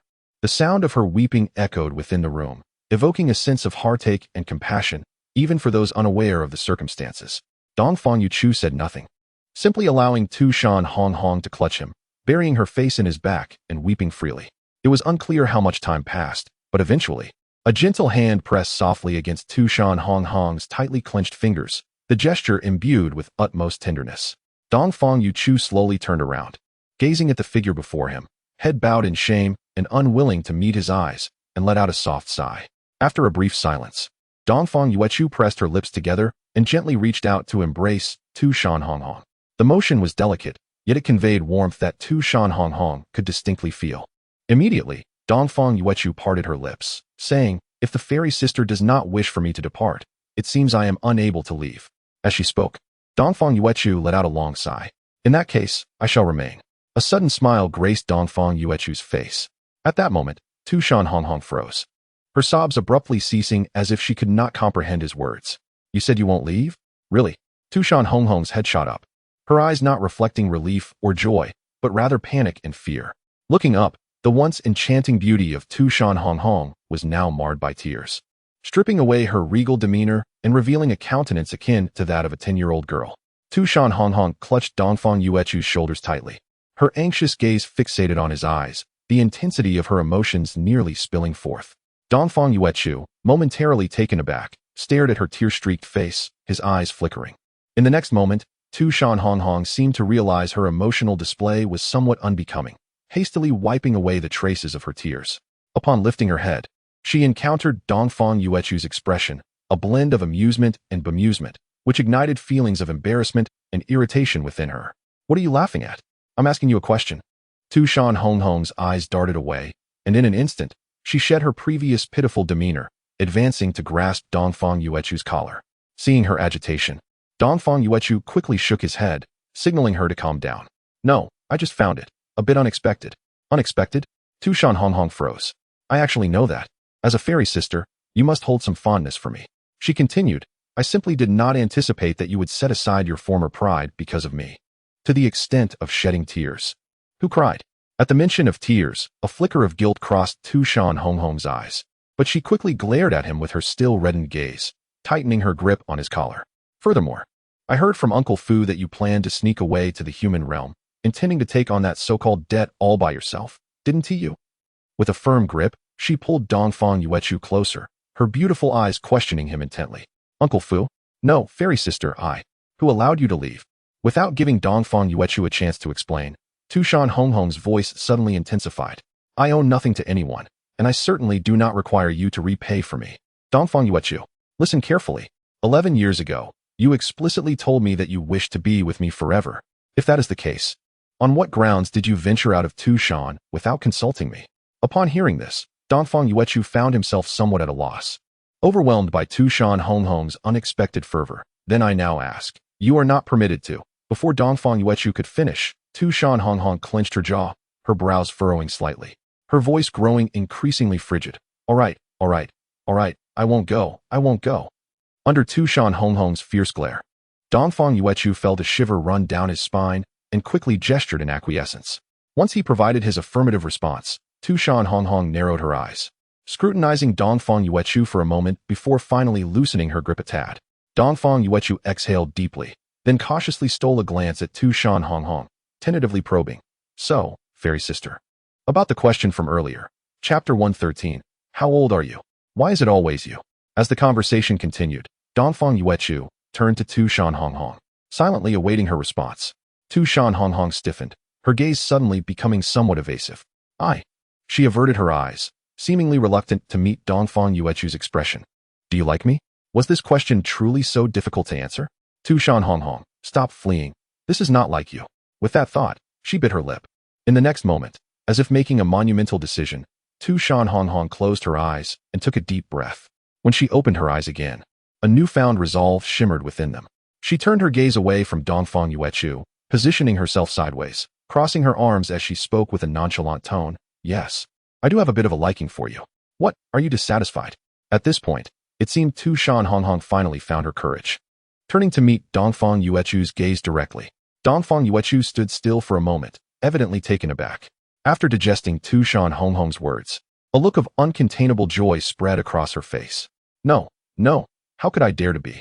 Dongfang Yuechu chuckled, yet as her laughter continued, her eyes began to glisten with unshed tears. Within moments, tears cascaded down her cheeks, unable to be restrained any longer. Why are you crying? Tu Shan Rongrong looked at Dongfang Yuechu in surprise, bewildered by her simultaneous laughter and tears. Haha, it's nothing really. I merely seem to have contracted a peculiar ailment. Tears flow whenever I am favored by it. Dongfang Yuechu's laughter rang out, bright and clear, entirely incongruous with the tears streaming down her face. Then, as if unable to bear the moment any longer, Dongfang Yuechu stepped forward and silently enveloped Tu Shan Rongrong in her embrace. Tu Shan Rongrong's body jolted at the suddenness of it all. Whether it was surprise or something else, she did not pull away. But once she regained her composure, a deep blush crept onto her cheeks, her fox ears, which had been lying flat against her head, perked up like a startled kitten.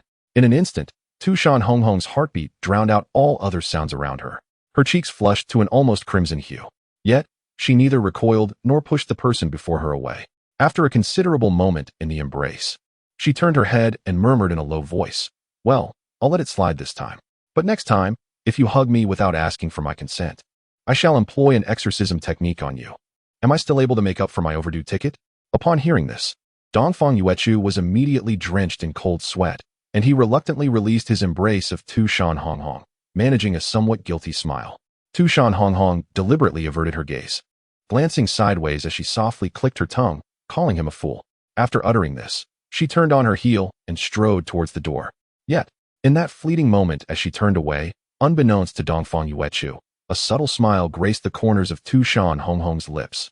At that instant, no one witnessed the second appearance of such blissful joy on the face of the king of Tu Shan. Remember to come for dinner later. Tu Shan Rongrong said over her shoulder to Dongfang Yuechu as she opened the door, casting a quick glance back at him. Just then, as she swung the door open, a sudden rustling noise erupted from outside. Hey, they're coming out. Quick, hide. Don't push me. Creak. Oh no. Thud. As the door opened, 3 sneaky figures stumbled in, colliding together like a pile of dominoes. Upon closer inspection, the newcomers were none other than Fu Changsheng, Tu Shan Rongrong, and Cui Yuling. I was just saying, you guys. Fu Changsheng rubbed the back of his head, feeling a bit dazed, and was about to say something when he looked up and met Tu Shan Rongrong's gaze. Fu Changsheng, Tu Shan Rongrong, Cui Yuling. Hello. Tu Shan Rongrong. Dongfang Yuechu. Days later, at the city wall of Tu Shan, overlooking the protective moat, 2 graceful figures sat at the edge. Fu Changsheng glanced sideways at Dongfang Yuechu. So, it seems your relationship with the leader has progressed?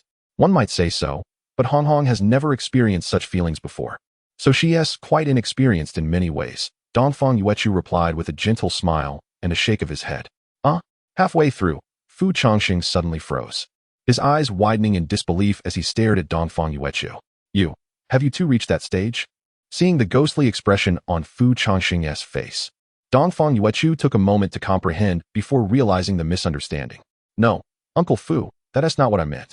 I was referring to Hong Hong's lack of experience in how lovers should interact.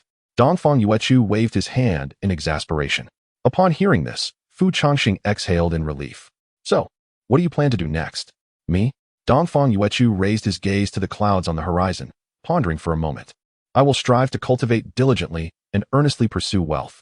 A moment later, Dongfang Yuechu clenched his fist towards the sky, his eyes sparkling.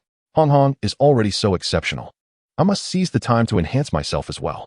Although it is highly probable that I will become a member of the Two Mountain family, I have no intention of becoming a mere trophy husband. Hong Hong requires my assistance. Even if she does not articulate it, I can perceive the immense burden she bears. Upon hearing this, Fu Changsheng's lips quivered slightly, as if he were about to utter something. Fu Changsheng remarked, "Does Hong Hong truly carry such a heavy burden?" I imagine the third miss would be inclined to strike someone upon hearing that. Chapter 114. The onset of conjunctivitis ultimately. Fu Changsheng let out a gentle sigh while patting Dongfang Yuechu on the shoulder. Since you have seized your destiny, cherish it well. Should you require any assistance, do not hesitate to inform Uncle Fu. Upon hearing this, Dongfang Yuechu felt a sudden surge of mixed emotions, his nose tingling slightly. Turning back, he gazed into Fu Changsheng's eyes, which were filled with admiration and profound emotion. Uncle Fu, no, father of destiny, exclaimed Dongfang Yuechu, his voice suddenly resounding as he clasped his hands in salute. Having drifted through half a life, I lament not having met a true master. If you do not reject me, I wish to honor you as my adoptive father. Dongfang Yuechu spoke fervently, nearly kneeling before Fu Changsheng. Sensing the awkwardness, Fu Changsheng quickly raised his hand to interrupt Dongfang Yuechu's gesture. All right, enough of this empty flattery, it lacks ambition. With a bemused expression, Fu Changsheng lightly patted Dongfang Yuechu's head.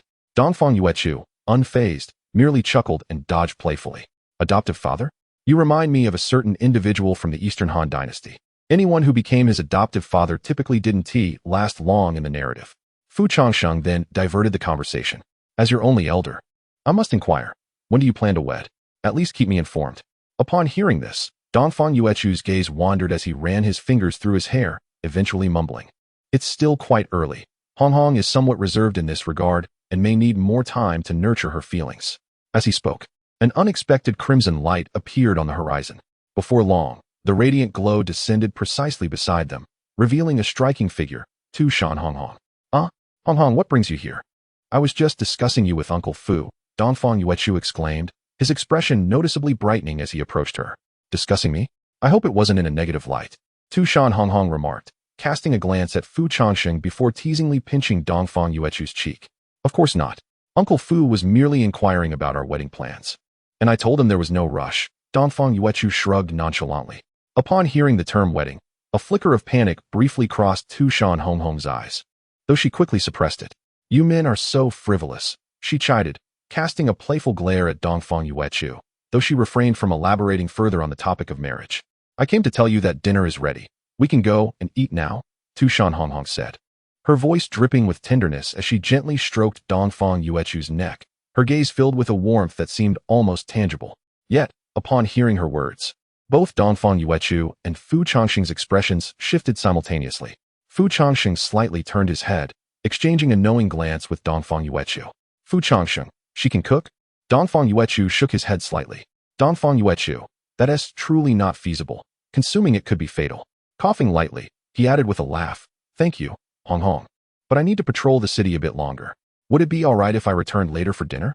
Dongfang Yuechu cleared his throat again, adopting the demeanor of a devoted husband awaiting the completion of his duties.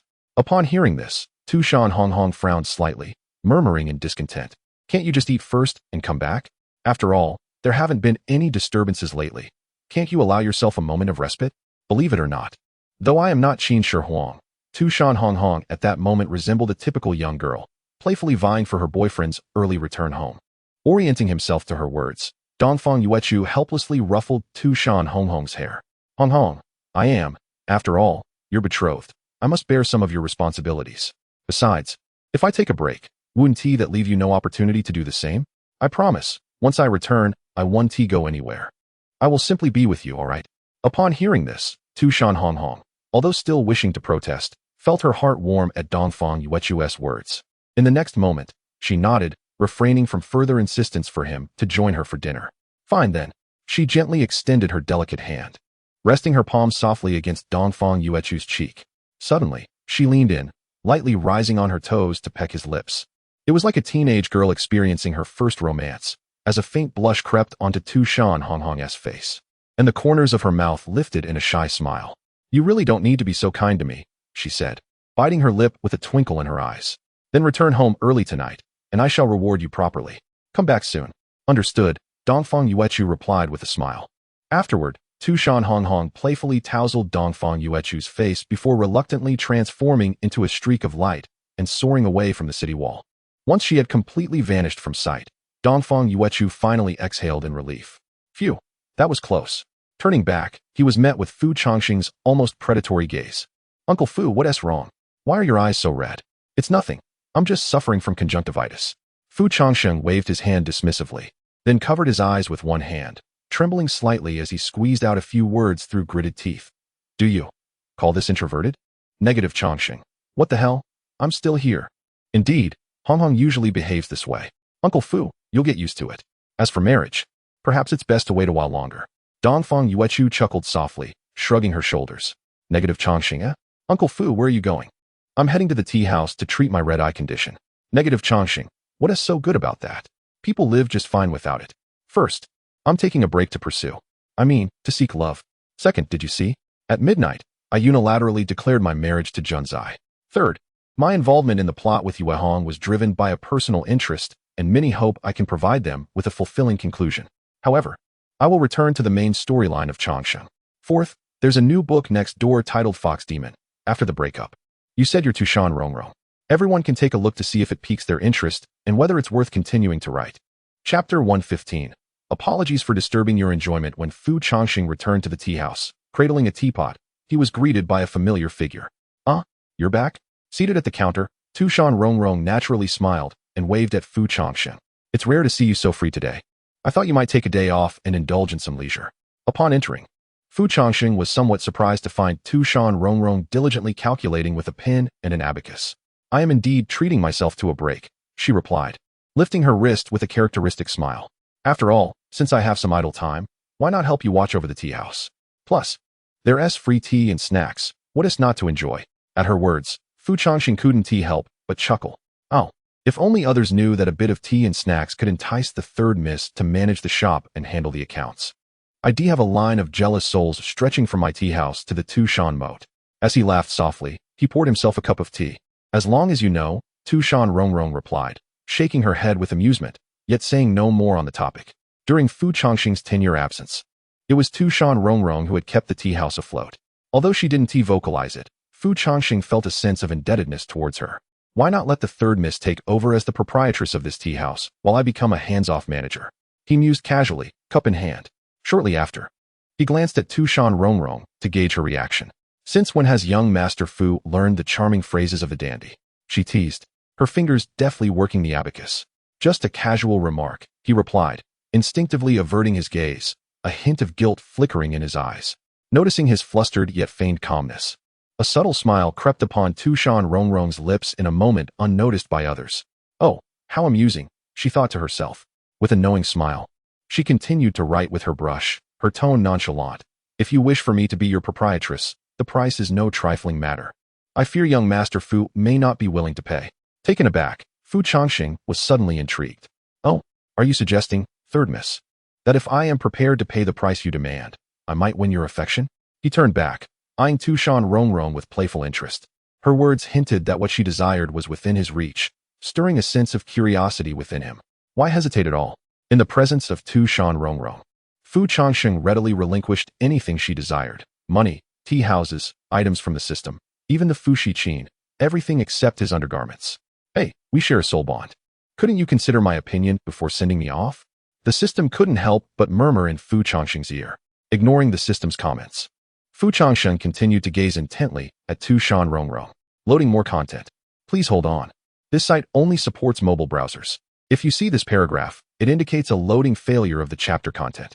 Please disable reading mode, browsing mode, novel mode, and ad blocking features. Or copy the URL to another browser for reading. Of course, this young lady has upheld integrity throughout her years in Tu Shan. Tu Shan Rongrong met Fu Changsheng's gaze without hesitation, her smile unwavering. Hearing this, Fu Changsheng chuckled. However, Fu Changsheng found himself perplexed. He spread his hands in confusion. All his assets had long been revealed to the third young lady. It was merely this small tea house. The third young lady managed the finances of Tu Shan. Surely she wouldn't marry him simply for this modest establishment, would she? As Fu Changsheng's words fell, Tu Shan Rongrong subtly smiled, though her thoughts remained inscrutable. She raised a finger and gently gestured. Then, she slowly rose from behind the counter and strolled toward Fu Changsheng. I want this here, she said, as she delicately poked his chest with her finger, then lightly touched his forehead. After speaking, Tu Shan Rongrong smiled meaningfully, her eyes still deep and enigmatic. Upon hearing her words, Fu Changsheng momentarily froze, glancing at the location of her finger, utterly bewildered. What could the third young lady possibly mean? Don't you understand? Tu Shan Rongrong suddenly smiled, then playfully tilted her head, hands clasped behind her back. If you wish to marry me, then your life, your soul, and your heart must all belong to me. As she spoke, her finger gently glided down, playfully lifting Fu Changsheng's chin, her eyes sparkling with a hint of allure. After hearing these words, Fu Changsheng remained stunned for a considerable time, especially in response to Tu Shan Rongrong's teasing gesture, leaving his mind blank. Meanwhile, Tu Shan Rongrong regarded Fu Changsheng's expression with amusement, as if admiring a work of art. Oh dear, little Changsheng's bewildered demeanor is as charming as ever. I must continue this next time. With that thought, she lifted the corners of her mouth slightly, clearly intrigued, and continued to playfully lift his chin, unable to resist gazing into his eyes a few extra moments. By the way, were his eyes always this captivating? Like a piece of profound jade. If only one could take a bite. No. Why am I having such thoughts? Ahem. As Tu Shan Rongrong pondered, a sudden fit of coughs nearby jolted both her and Fu Changsheng from their reverie. Glancing back, they beheld an elderly man with white hair, covering his mouth as he coughed twice, his averted gaze betraying a hint of embarrassment. My apologies for disturbing your delightful conversation, he said. Fu, is there any new stock of Longjing tea? It was only at this moment that Tu Shan Rongrong and Fu Changsheng regained their senses. Upon closer inspection, they realized they had been maintaining a rather ambiguous posture, gazing into each other's eyes without so much as a blink. To an outside observer, their actions resembled a public display of flirtation. It was not until now that they noticed the other patrons in the tea house, who had inexplicably turned their attention towards them, as if captivated by an enthralling scene unfolding before their eyes. Chapter 116. Who can't tell that you like Tu Shan Rongrong? In the next moment, Tu Shan Rongrong and Fu Changsheng both instinctively took a step back, their faces suddenly turning somewhat unnatural. Old Zhang, the Longjing tea from last time, right? Yes. I will fetch it for you, Fu Changsheng said with an awkward smile, hurriedly rummaging through the tea leaves. Tu Shan Rongrong quickly lowered her head, rearranging her expression, and quietly returned to the counter to continue her calculations, though a trace of unnatural blush still lingered on her cheeks. Witnessing this scene, the group at the nearby table collectively gasped, their heads that had previously leaned and now retreating in silence. After exchanging glances, one among them broke the stillness. So, what do you all think? I wager that Brother Fu has a romantic entanglement with the third master. I'm all in, 20 taels. One man resolutely produced his purse. Zhang Jian interjected. Surely, you are being overly presumptuous. I shall wager 5 taels. Mengyu added. I too shall wager 5 taels. Brotherly, what say you?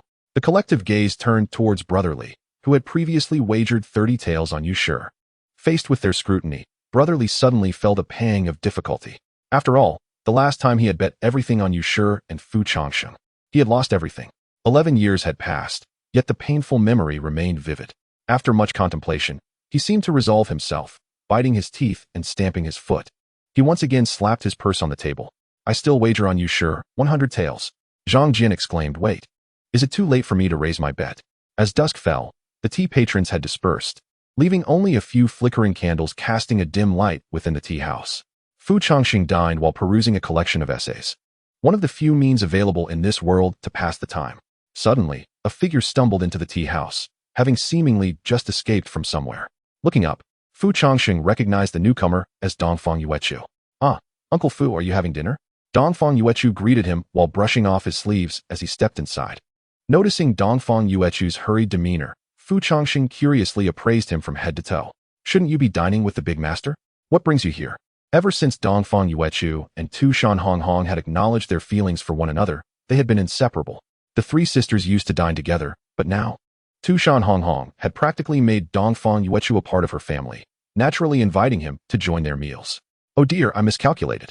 I intended to have a light meal, but Honghong insisted on feeding me, Dongfang Yuechu lamented, waving his hand in frustration. Though it was indeed a joyful thing to enjoy a meal prepared by one's beloved, the moment Tu Shan Yaya had been the first to pick up her chopsticks and then fainted, Dongfang Yuechu could no longer sit still. Tu Shan Rongrong, sister. I've just remembered that I have unfinished business at the Sutra Pavilion. I must leave now, but I'll return later. Dongfang Yuechu. Oh, Honghong. I'm suddenly feeling a bit of stomach pain. I'll step out for a moment. You go ahead and eat. There's no need to wait for me. Tu Shan Yaya, Foaming at the mouth, upon hearing Dongfang Yuechu's description, Fu Changsheng was momentarily at a loss for words. Yuechu. After a brief pause, Fu Changsheng let out a deep sigh, placing a comforting hand on Dongfang Yuechu's shoulder, his expression one of hesitation. To love her is to embrace all her flaws. In the past, for the sake of love, you were unafraid of squandering your life. How could you now be deterred by a mere dish? So, more content is loading. Please wait. This site only supports mobile browser access. If you see this paragraph, it indicates that the chapter content has failed to load. Please disable reading mode, novel mode, and ad blocking features in your browser, or copy the URL to read in another browser. With that, Fu Changsheng gazed earnestly into Dongfang Yuechu's eyes and said, "This challenge from the leader must be accepted. You must consume it all with gratitude, leaving not a single bite." Dongfang Yuechu. Uncle Fu, you truly speak without understanding the struggle. Why don't you take a bite and then share this advice? Dongfang Yuechu shot him an annoyed glance. In response, Fu Changsheng raised his hands innocently. I'm not the one living with the leader. Why should I eat? Dongfang Yuechu was momentarily silenced by Fu Changsheng's words. Ultimately, after a resigned sigh, she rested her head on the table, her expression one of gloom. Yet, in the next moment, as if struck by inspiration, she suddenly lifted her head. Right, Uncle Fu. Enough about me. What about you? Me? Yes. Dongfang Yuechu nodded, her demeanor serious as she earnestly inquired, when will you and Rongrong be together? At this, Fu Changsheng's expression shifted slightly, though he quickly masked it. Why do you ask such a thing? I suggest you focus on your own matters before concerning yourself with mine. Fu Changsheng continued to eat, speaking nonchalantly. Upon hearing this, Dongfang Yuechu shook her head vigorously. No, it was Honghong who urged me to ask, and honestly, I had been meaning to ask for some time. Dongfang Yuechu leaned forward slightly, her eyes turning earnest. The leader? Fu Changsheng paused, a hint of surprise flickering across his brow. He was puzzled as to why Tu Shan Rongrong would inquire about such matters regarding him. Noticing Fu Changsheng's perplexed expression, Dongfang Yuechu furrowed her brow, then cautiously leaned closer, tentatively asking, Uncle Fu, you don't think that your affection for Rongrong is a secret known only to you, do you? The moment Dongfang Yuechu's words fell, Fu Changsheng's body stiffened, and he choked slightly. Cough. No. How did you conclude that I have feelings for Miss San? Fu Changsheng looked up, slightly vexed. At Dongfang Yuechu. Uncle Fu, do you know what this is called? It's akin to covering one's ears while stealing a bell. Dongfang Yuechu emphatically tapped the table with his fingers. At this point, he gazed at Fu Changsheng with a mix of pity and frustration. Apart from Sister Yaya, who in Tu Shan is oblivious to this? Upon hearing this, Fu Changsheng's expression shifted slightly. Is it truly that obvious? You are almost writing on your face that you wish to take Sister Rongrong home, Dongfang Yuechu remarked with an exasperated roll of his eyes. As he spoke, Dongfang Yuechu leaned closer to Fu Changsheng, placing a comforting hand on his shoulder as if imparting wisdom. Uncle Fu, you must take the initiative in such matters, otherwise, by the time Sister Rongrong has someone in her heart, it will be too late for regrets. But I lack experience in this area.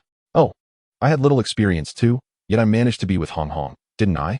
Let me tell you, Uncle Fu, this matter cannot be delayed. It requires swift action. How? How do you suggest I proceed? In the next moment, Dongfang Yuechu leaned in conspiratorially and whispered, listen closely, if you do this, blah blah blah. Moments later, after absorbing Dongfang Yuechu's words, Fu Changsheng suddenly furrowed his brow, his expression turning peculiarly contemplative. Are you certain?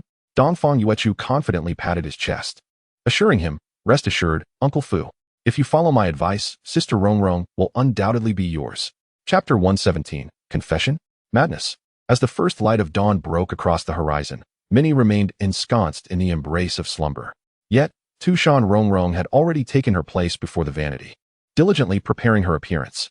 In solitude, her visage betrayed no emotion, resembling a masterpiece of nature, beautiful and dignified. Gazing at her nearly flawless reflection, Tu Shan Rongrong paid it little heed, merely adjusting the tips of her hair and her attire before departing from the vanity.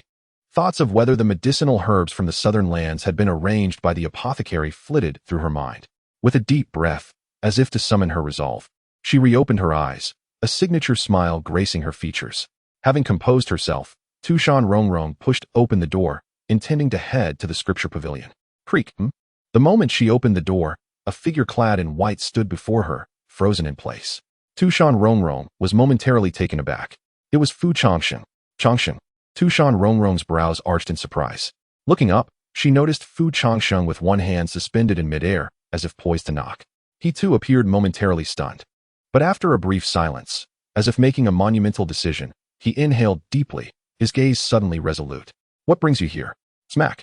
Before Tu Shan Rongrong could gather her thoughts, Fu Changsheng abruptly seized her wrist.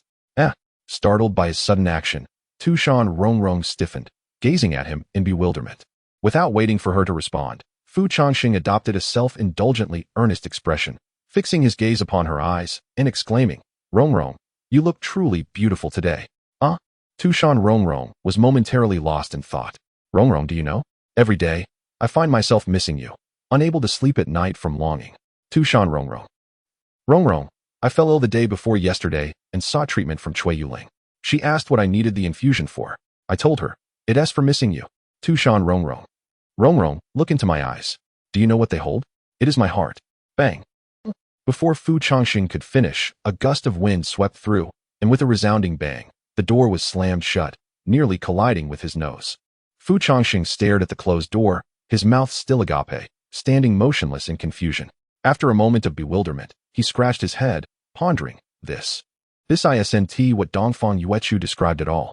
Could it be that I misremembered my lines? As he pondered, the enigmatic Changsheng produced a crumpled note from his sleeve, commencing once more to recite its astonishing contents. Meanwhile, within the confines of the room, Tu Shan Rongrong pressed her hands against the door, using her body to barricade it. Upon closer inspection, one could observe her slight tremor, her gaze fixed incredulously upon the floor, her pupils quivering. No, they were trembling in disbelief. It was unfathomable, utterly inconceivable. How could Changsheng display such repulsiveness? Surely, the manner of revealing it was flawed. Sighing, she thought perhaps she was still ensnared in a dream, and resolved to linger in slumber a while longer. Before long, as the hour approached the zenith of morning, the creatures of Tu Shan gradually began to awaken. A familiar crimson figure approached, Tu Shan Rongrong, as she routinely came to summon Tu Shan Rongrong for breakfast. However, upon nearing, she was taken aback to find a rather despondent figure seated on the wooden steps before the door. There sat Changsheng, his expression a portrait of gloom, squatting in silence as he traced circles in the dirt with a stick, seemingly grappling with some perplexing conundrum. Changsheng, she inquired. The leader? He paused momentarily. What brings you here? Tu Shan Rongrong cast a glance towards Tu Shan Rongrong's room before turning back, her expression tinged with curiosity. I.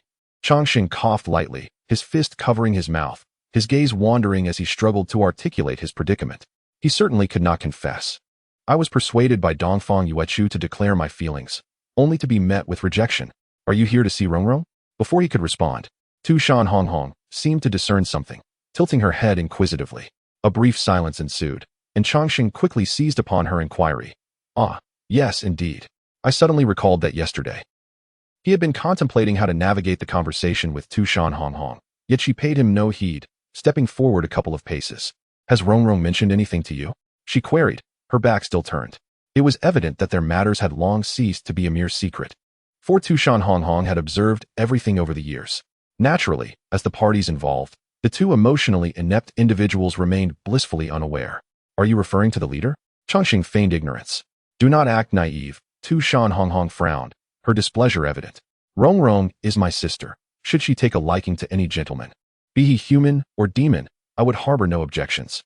However, should anyone cause her distress, that is an entirely different matter.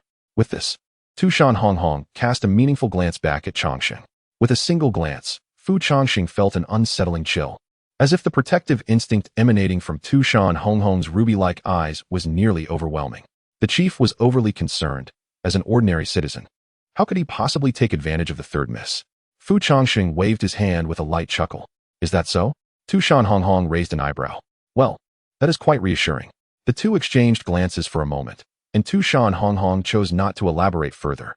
Pray tell, why do you sit here with a furrowed brow? Have you encountered some trouble? Ah, perhaps such matters are better left unexamined by the chief? Fu Changsheng felt a twinge of guilt, recalling how he had previously lectured Tu Shan Rongrong on matters of the heart.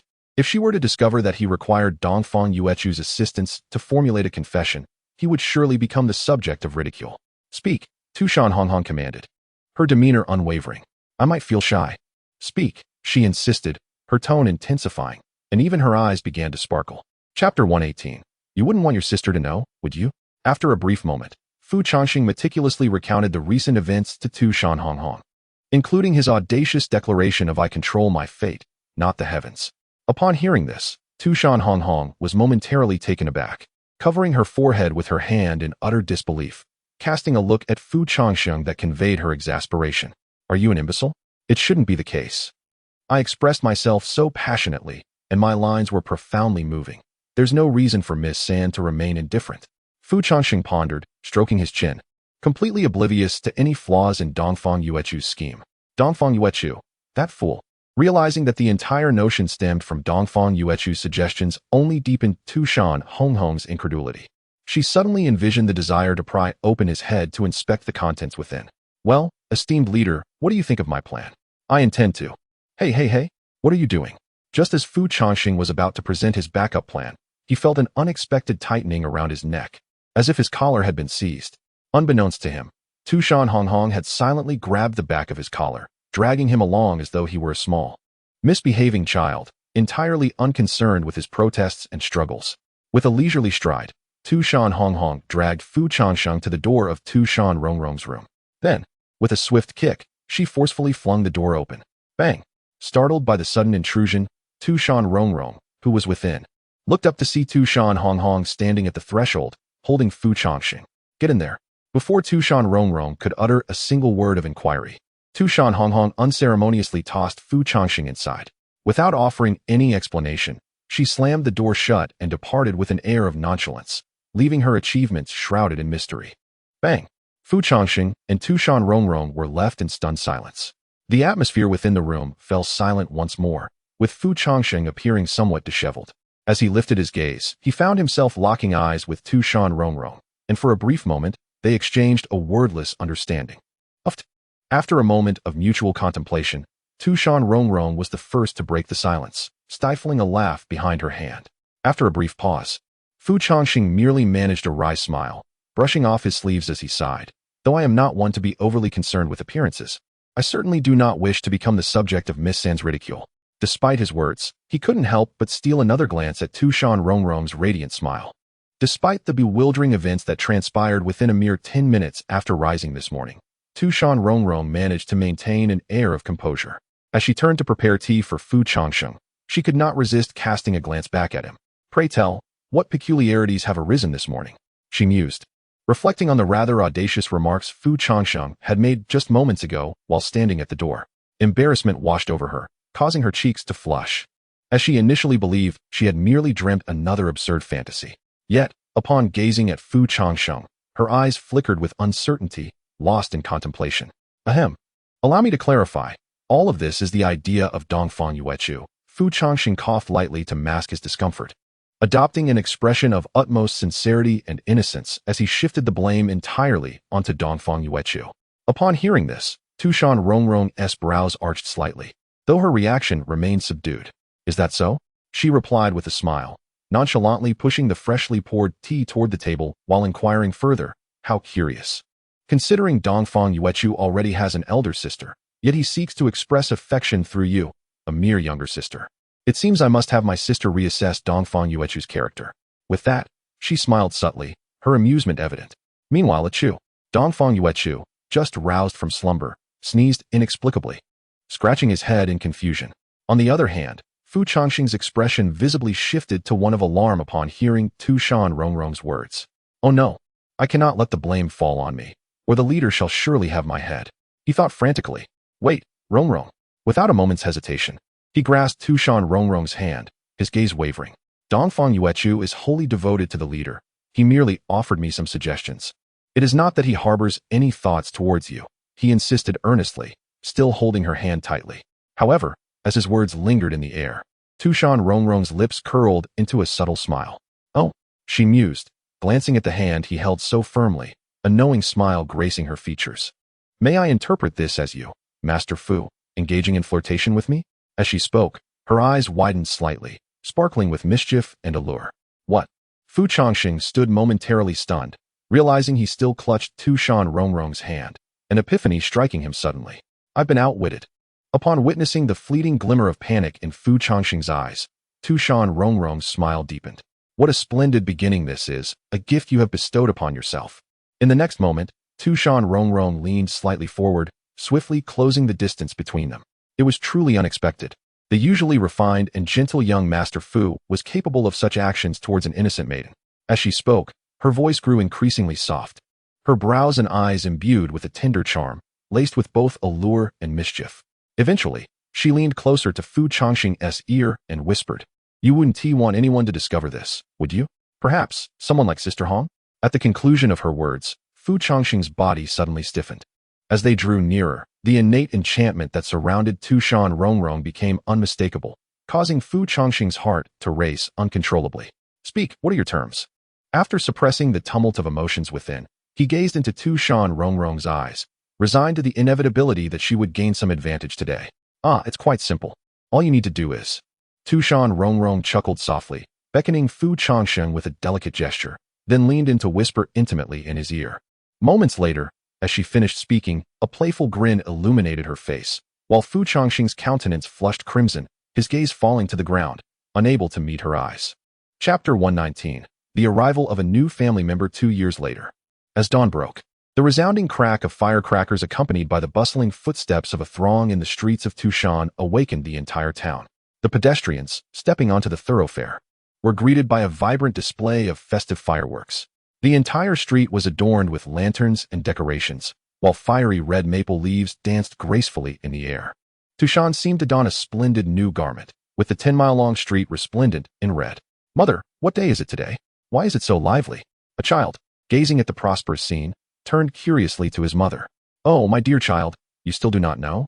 The mother chuckled, gently patting the child's head. Today is a grand occasion for our Tu Shan, as it marks the day of our esteemed leader's wedding. Lady Hong Hong is getting married? The child gasped, astonished that the proud king of Tu Shan, whom he had only glimpsed once, would indeed find a day to wed. The man who marries Lady Hong Hong must surely be an unparalleled hero. Of course. Meanwhile, on the second floor of the Changsheng tea house. Ouch! What are you doing? Uncle Fu, you're tying it too tight. It hurts. Stand still, or I won't be responsible if I damage your third leg. Before the mirror, Dongfang Yuechu stood with arms raised, clad in resplendent red attire that rendered the usually carefree young man extraordinarily handsome. Fu Changsheng knelt before him, earnestly fastening the jade pendant and sash. Don't tie it too tightly. After all, it will have to come off tonight. Consider it a favor for Lady Hong Hong. Nearby, Chui Yuling, with a grin that hinted at mischief, chimed in with playful banter. Hey, that makes sense. Uncle Fu, did you hear? Loosen it a bit, bang. Ouch. What do you mean, loosen it? Before Dongfang Yuechu could finish, Tu Shan Yaya, filled with righteous indignation, delivered a punch to his head, leaving a sizable bump in its wake. Yaya, be gentle. Dongfang Yuechu winced, rubbing his head. Yaya's strength was overwhelming for him at present. Less chatter. If you keep whining, I'll do it myself. Yaya threatened, shaking her fist with unabashed menace. Okay, I want to say another word. Dongfang Yuechu, frightened, quickly shielded himself. Humph. I really cannot fathom what my sister sees in you, you shameless cockroach. With that, Tu Shan Yaya turned away, sulking in displeasure. Hee. It seems you all are quite harmonious here. At that moment, Tu Shan Rongrong entered, hands clasped behind her back, a light smile gracing her lips. Rongrong, you're here. Tu Shan Rongrong surveyed Dongfang Yuechu from head to toe, then nodded in satisfaction. Well done. You look much more spirited now. It appears Uncle Fu has taken his task quite seriously. Loading more content. Please wait. This site only supports mobile browser access. If you see this paragraph, it indicates a failure to load the chapter content. Please disable your browser's reading mode, night mode, novel mode, and ad blocker. or copy the URL to read in another browser. Upon hearing this, Dongfang Yuechu sighed gloomily. Sister Rongrong, is there any need for such bias in your words? Is it not possible that I am quite handsome myself? The others in the room chose to disregard Dongfang Yuechu's remark, casting merely a fleeting glance in his direction before lapsing into silence, leaving him in an awkward predicament. Shouldn't the third miss be preoccupied with her own affairs at this moment? How could she find the time to come here for an inspection? Fu Changsheng slightly turned his head, casting a gentle smile towards Tu Shan Rongrong. Tu Shan Rongrong casually approached, circling around Fu Changsheng and Dongfang Yuechu. After all, he is to be my future brother-in-law. It would be quite embarrassing if he were to be made to look unseemly. Suddenly, as if struck by inspiration, Dongfang Yuechu's expression brightened as he glanced at Fu Changsheng. All right, Uncle Fu, I just remembered something. Now that I am Rongrong's brother-in-law, when you eventually marry her, won't you have to address me as your brother-in-law? At this, everyone in the room paused in surprise. Moments later, Fu Changsheng's face darkened considerably. Without uttering a word, he shot a cold glance at Dongfang Yuechu, causing the latter to avert his gaze in fright. Such lack of decorum. Fu Changsheng shook his head in exasperation, stealing a discreet glance at Tu Shan Rongrong's reaction.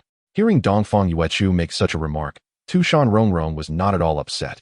She even let out a light chuckle, teasingly glancing at Fu Changsheng. Fu Changsheng cleared his throat softly, stood up, and patted Dongfang Yuechu's sleeve, saying blandly, "That should suffice. Let us proceed, my sister is already waiting." When Dongfang Yuechu, now clad in new attire, descended the stairs amidst the crowd, he found an ornate red bridal sedan chair waiting at the entrance of the tea house. The entourage, upon seeing Dongfang Yuechu, respectfully stepped forward, saying, "Please, son-in-law, this way." Dongfang Yuechu looked up in the direction indicated by the crowd, realizing they intended for him to enter the sedan chair, momentarily stunned. Shouldn't I be riding a horse? Dongfang Yuechu gazed vacantly at the fox demon leading the procession, raising a hand to point at the horses ahead. The fox demon merely smiled gently and replied, "Son-in-law, this is how it is done." With that, the fox demon nodded again, urging Dongfang Yuechu to enter the sedan chair. After a brief moment of speechlessness, Dongfang Yuechu could only let out a resigned sigh before preparing to board.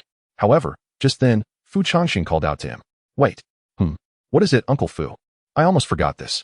As he spoke, Fu Changsheng swiftly retrieved a piece of red cloth adorned with golden threads from his sleeve and presented it before Dongfang Yuechu.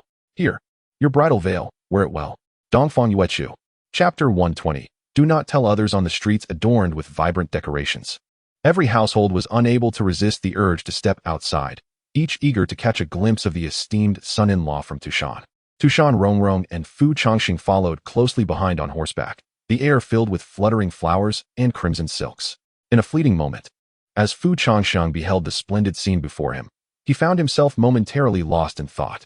How could he part with the young man he had nurtured with such care, now becoming a son-in-law to Tu Shan? Noticing Fu Changsheng's dazed expression, Tu Shan Rongrong turned slightly and playfully teased him.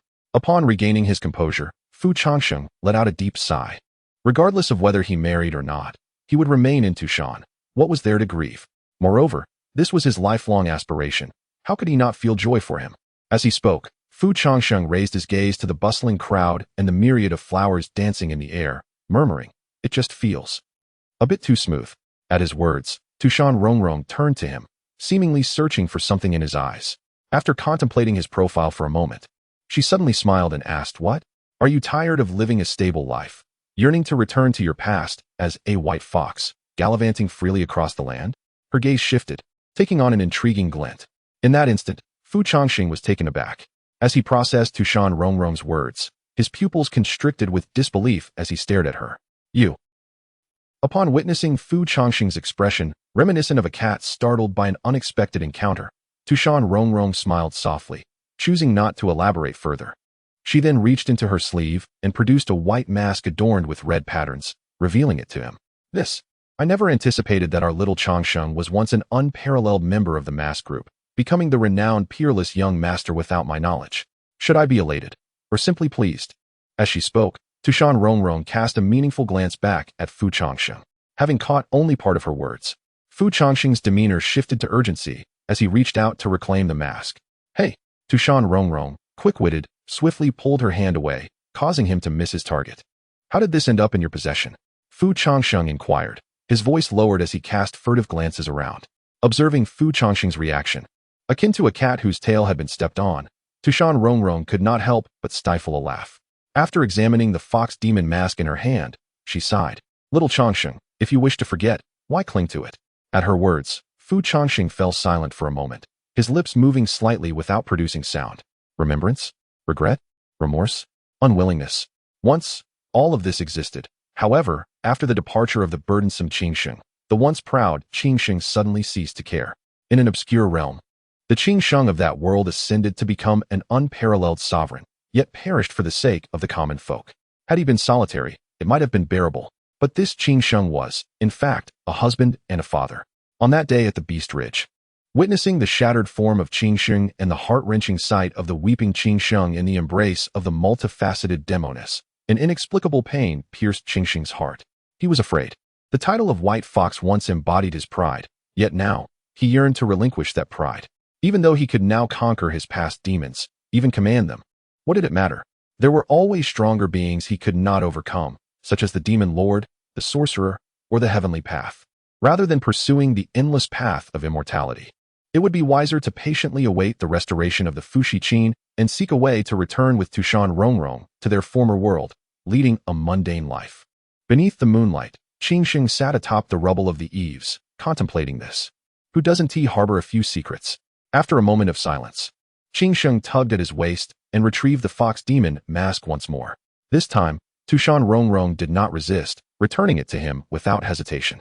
Gazing at the mask, both familiar and foreign, Changsheng seemed to be deliberately evading something, hastily casting a glance before stowing it away.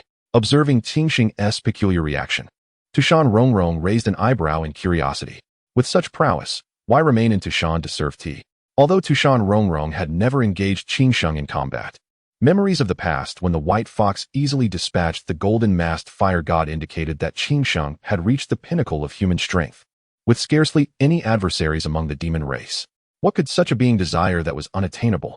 How could he willingly settle for an ordinary life in Tu Shan? Changsheng offered no further explanation, merely responding nonchalantly, I'm lazy. A life of leisure in Tu Shan suits me better. He turned to Tu Shan Rongrong, conveying a conspiratorial glance. However, Tu Shan Rongrong dismissed it entirely. Is this the attitude of little Changsheng seeking my favor? She crossed her arms, feigning irritation, and huffed as she turned her head away. What do you wish for, then? In the next instant, without warning, darkness enveloped Changsheng's vision. A smile played at the corners of Tu Shan Rongrong's mouth as she soared into the air, landing gracefully before Changsheng, seamlessly taking the reins while he was still taken aback. Hello, what are you doing? A fragrant scent enveloped Fu Changsheng as he found himself in close proximity to Tu Shan Rongrong's body, leaving him momentarily bewildered. Tu Shan Rongrong did not respond. Instead, she turned her head slightly, casting a playful glance at Fu Changsheng. If you wish for me to cooperate, you must also indulge my whims a little, she said, her voice sweetly seductive, rendering Fu Changsheng momentarily entranced as he gazed at her in confusion. As they spoke, Tu Shan Rongrong's hand gradually slipped beneath Fu Changsheng's garment. After a brief exploration, she retrieved the fox demon mask once more. Hey, what are you? Fu Changsheng's eyes widened in surprise as he watched Tu Shan Rongrong silently take the mask from him. Just as he was about to voice his thoughts, she leaned in closer, her gaze fixed intently on his eyes. At that moment, her eyes shimmered with tenderness as she softly whispered, Remember, this is our little secret. Do not tell anyone, okay? With a gentle peck, the scene unfolded amidst a vibrant celebration adorned with crimson decorations and fluttering blossoms, where all eyes were drawn to a pair of enviable lovers. While the crowd's attention was focused on the palanquin bearing Dongfang Yuechu, in an unnoticed corner, a gentleman clad in a plain robe shared a tender kiss with a fox demon maiden, her hand holding a white mask embellished with red patterns, discreetly concealing their profiles. Chapter 121. The day of great joy. With a reverent bow, they honored heaven and earth. A second bow was directed toward the ancestral hall. Beneath the bitter sentiment tree, Fu Changsheng, the sole elder of Dongfang Yuechu, sat in the esteemed position. The onlookers surrounded the tree in layers, their gazes fixated on a striking figure clad in red, resembling a crimson lotus. Today, Tu Shan Rongrong had set aside her imperial demeanor and aloofness, yet her resplendent phoenix crown and wedding attire accentuated her unparalleled elegance. Sunlight streamed through the leaves of the bitter sentiment tree, casting a warm glow upon the two newlyweds, Tu Shan Rongrong and Dongfang Yuechu, as they bowed deeply to Fu Changsheng. However, as someone nearly 3 centuries younger than Tu Shan Rongrong. Fu Changsheng felt a peculiar sensation as the ruler of Tu Shan bowed to him. "What brings you here?" he inquired, glancing curiously at the jade-like Ling sitting beside him. "Rongrong and her sisters have no parents. As their elder who has watched them grow, I am somewhat of a mentor. Thus it is only fitting that I take on this role," she replied with a sense of pride, raising her hand in a playful gesture. "Now, let the couple bow to each other." With the officiant's final proclamation, the two solemnly bowed to one another. Suddenly, a small tear fell from beneath the red veil. Noticing this, Tu Shan Rongrong raised an eyebrow, glancing at Dongfang Yuechu in surprise. "Why are you crying?" Beneath the veil, Dongfang Yuechu shook his head gently, smiling as he replied, "No, it is not tears of sorrow. My tears simply wish to witness our union." Upon hearing this, Tu Shan Rongrong paused for a moment, then could not help but break into a joyful smile. "Ugh, you wretched roach. Are you incapable of handling more? Drink, drink again." "No, Yaya, you have already consumed so much. Do not push yourself." At the banquet, the atmosphere was markedly different from that of other tables, where guests enjoyed themselves. At the table of the newlyweds, Tu Shan Yaya was frantically pouring wine into herself and Dongfang Yuechu. Her eyes reddened, and wine dripped down her chin, soaking the table. Dongfang Yuechu was not averse to drinking with Tu Shan Yaya, but as he lifted his freshly poured cup, the little girl across from him was already pouring wine down her throat, as if intent on drowning herself in it. "Rongrong, you should come and persuade her to stop." Just as Dongfang Yuechu turned to seek help from Tu Shan Rongrong, he was momentarily taken aback upon seeing her. "Drink, drink more." On the other side, Tu Shan Rongrong's phoenix crown had carelessly fallen to the ground, and had it not been for someone holding her back, she would have likely discarded her wedding gown. With a foot on the table, a flush crept up her neck and onto her cheeks, resembling a ripened red apple. "Dear head of the family, please stop drinking." "Forget it, Third Mississippi." With a sense of helplessness, Fu Changsheng gazed at Tu Shan Rongrong, who appeared to be inebriated, as she eagerly offered toasting to anyone within reach.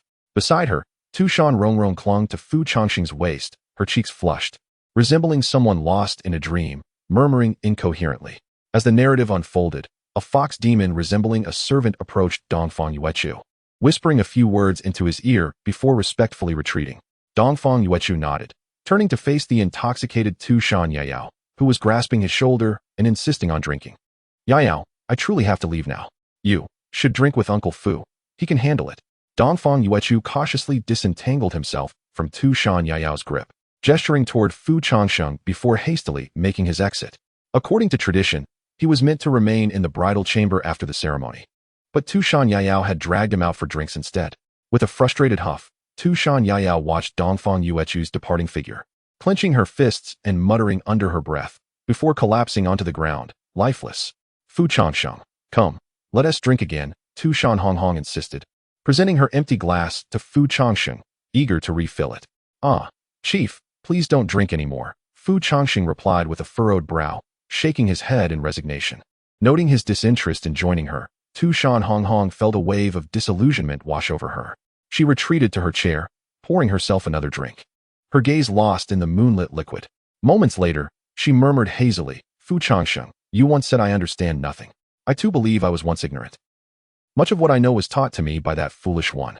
Tell me, how can a woman like me, who cannot articulate, who is clumsy, and prone to violence, ever merit such profound love from another?" As she swirled the wine in her glass, its surface glimmered, her eyes misty and distant. Fu Changsheng sighed, pondering the futility of such thoughts. In her dazed state, Tu Shan Rongrong turned slightly, casting a perplexed glance at Fu Changsheng. "You incessantly speak of Dongfang Yuechu's love while neglecting your own affections for him. Do you not tire of such self-doubt?" Fu Changsheng continued, oblivious to her confusion, reaching for a napkin to wipe the wine from Tu Shan Rongrong's lips. "You are fortunate, you have encountered Yuechu. Having come this far, what is there left to doubt?"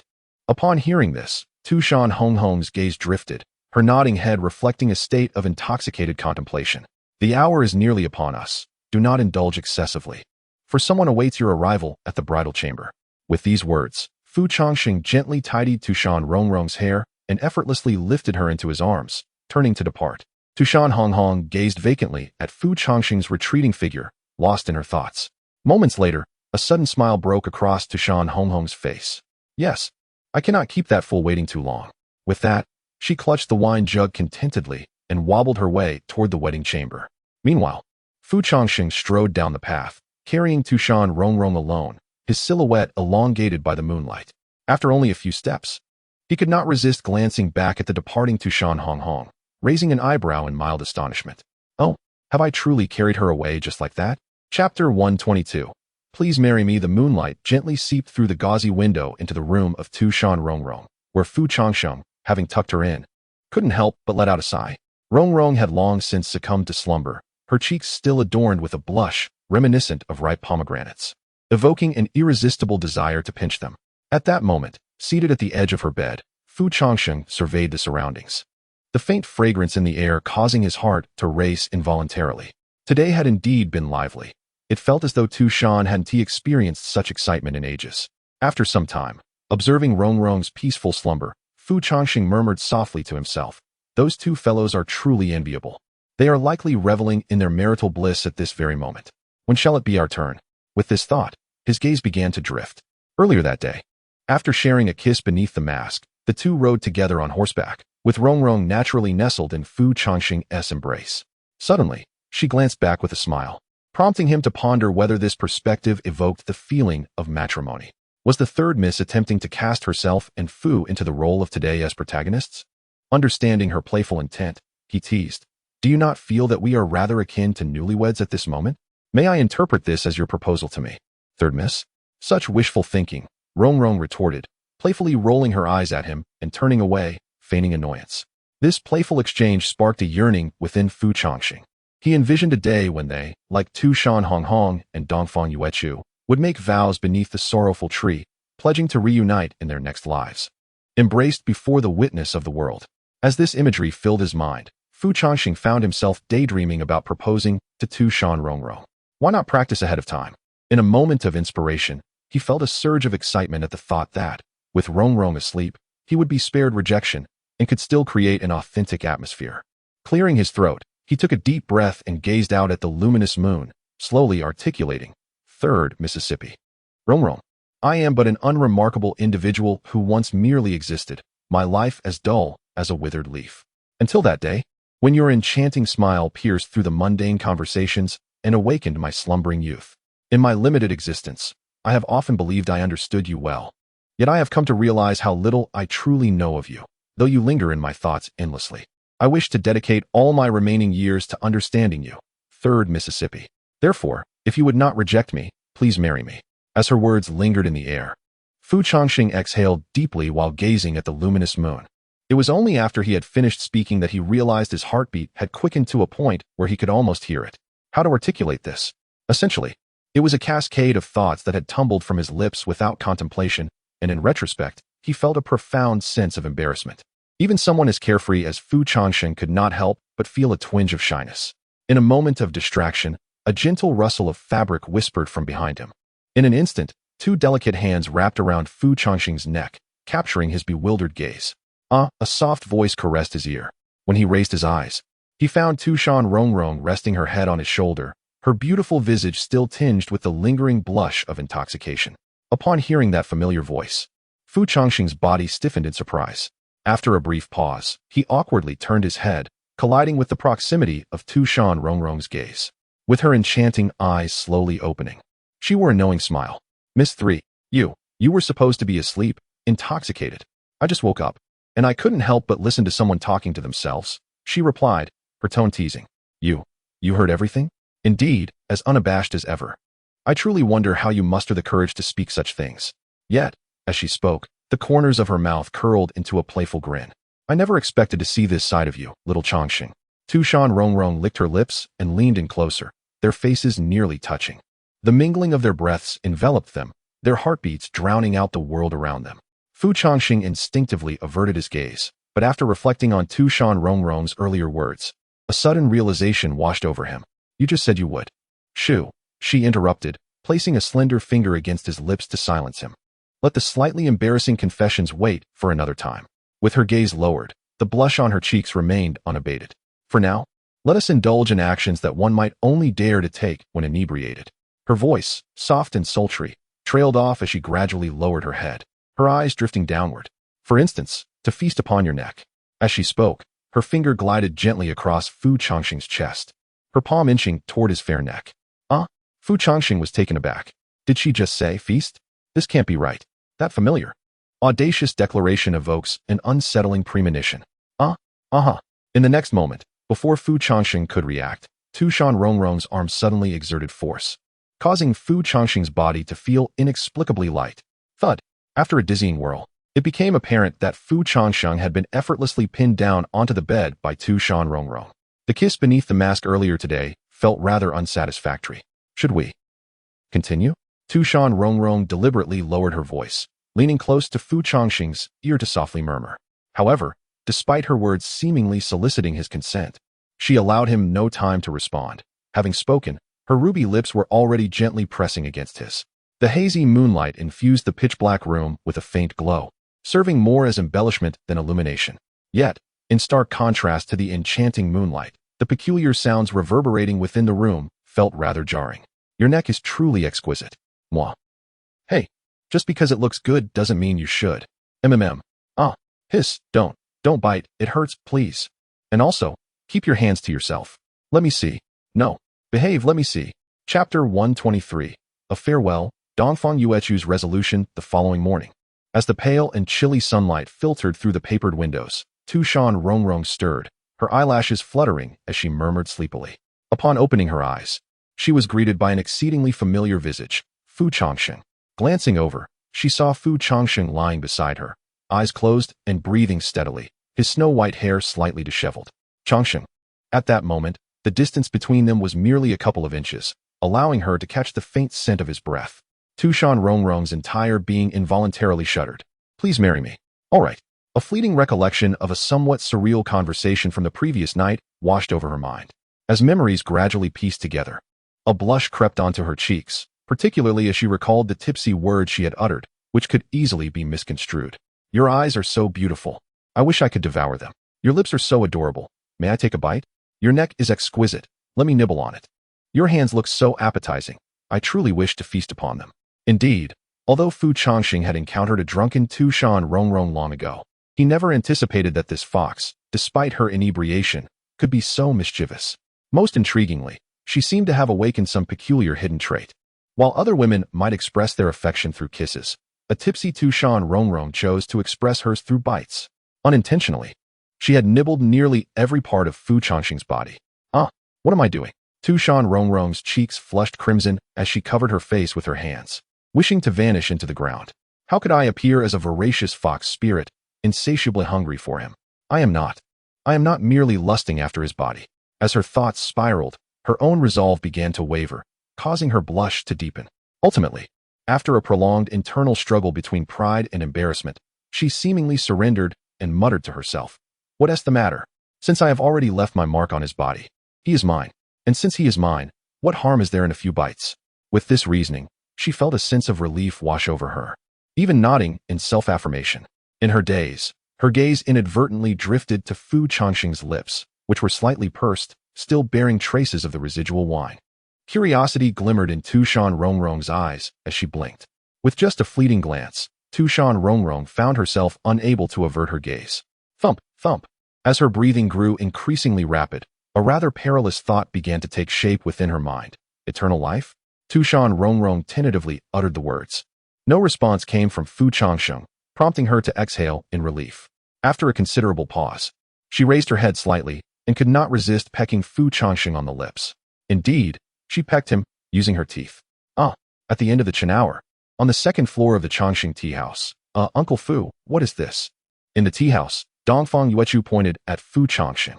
At that moment, Fu Changsheng appeared utterly drained, his visage devoid of color, resembling a corpse.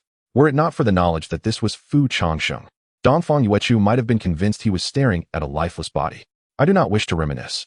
Fu Changsheng wearily licked his chapped lips, his voice tinged with weariness. By the way, what did you wish to discuss with me? Speak freely.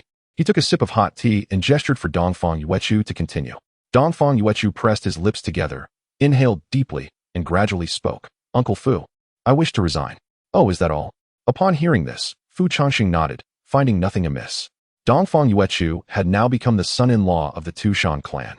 It would indeed be inappropriate for him to continue assisting in the tea house as he once did. Very well, I accept your resignation. Fu Changsheng waved his hand dismissively. However, the next moment, Dongfang Yuechu's words caught Fu Changsheng off guard. What I mean is, I intend to leave Tu Shan. At the instant Dongfang Yuechu's words landed, Fu Changsheng's hand froze midair. As he looked into Dongfang Yuechu's earnest eyes, it became apparent that this was no jest. Fu Changsheng suddenly felt perplexed. After finally achieving a semblance of stability, why would Dongfang Yuechu choose to depart so soon after marrying Tu Shan Rongrong?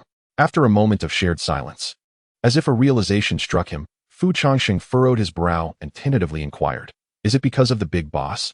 Wow, adoptive father, how do you know everything? Get lost." Fu Changsheng could not help but curse. Yet, upon reflection, it was not surprising. If there were anything in this world capable of compelling Dongfang Yuechu to relinquish all that he currently held dear, it could only be Tu Shan Rongrong. Having had his thoughts laid bare, Dongfang Yuechu pursed his lips, though internally, he did not feel as indifferent as he appeared. Although Rongrong and I have resolved the barriers in our hearts, her inner turmoil remains. This is a matter that cannot be resolved by marriage. I wish to repay this debt on her behalf. I believe it is my duty as her husband. Dongfang Yuechu shrugged his shoulders, filled with joy at the conclusion of today's events, where the one he cherished deeply reciprocated his affections, much like his own love for her. Yet, standing beside Tu Shan Rongrong, Dongfang Yuechu increasingly felt that certain actions were imperative for him to undertake. The harmony between humans and demons transcended merely being a debt owed by Tu Shan Rongrong to the young Taoist. It represented an ideal, an aspiration belonging to both Tu Shan Rongrong and Dongfang Yuechu. "Yuechu, you must heed my counsel," Changsheng interjected. "This endeavor sounds enchanting, but the cost of its realization may be beyond your endurance." However, Dongfang Yuechu abruptly interrupted Changsheng's words.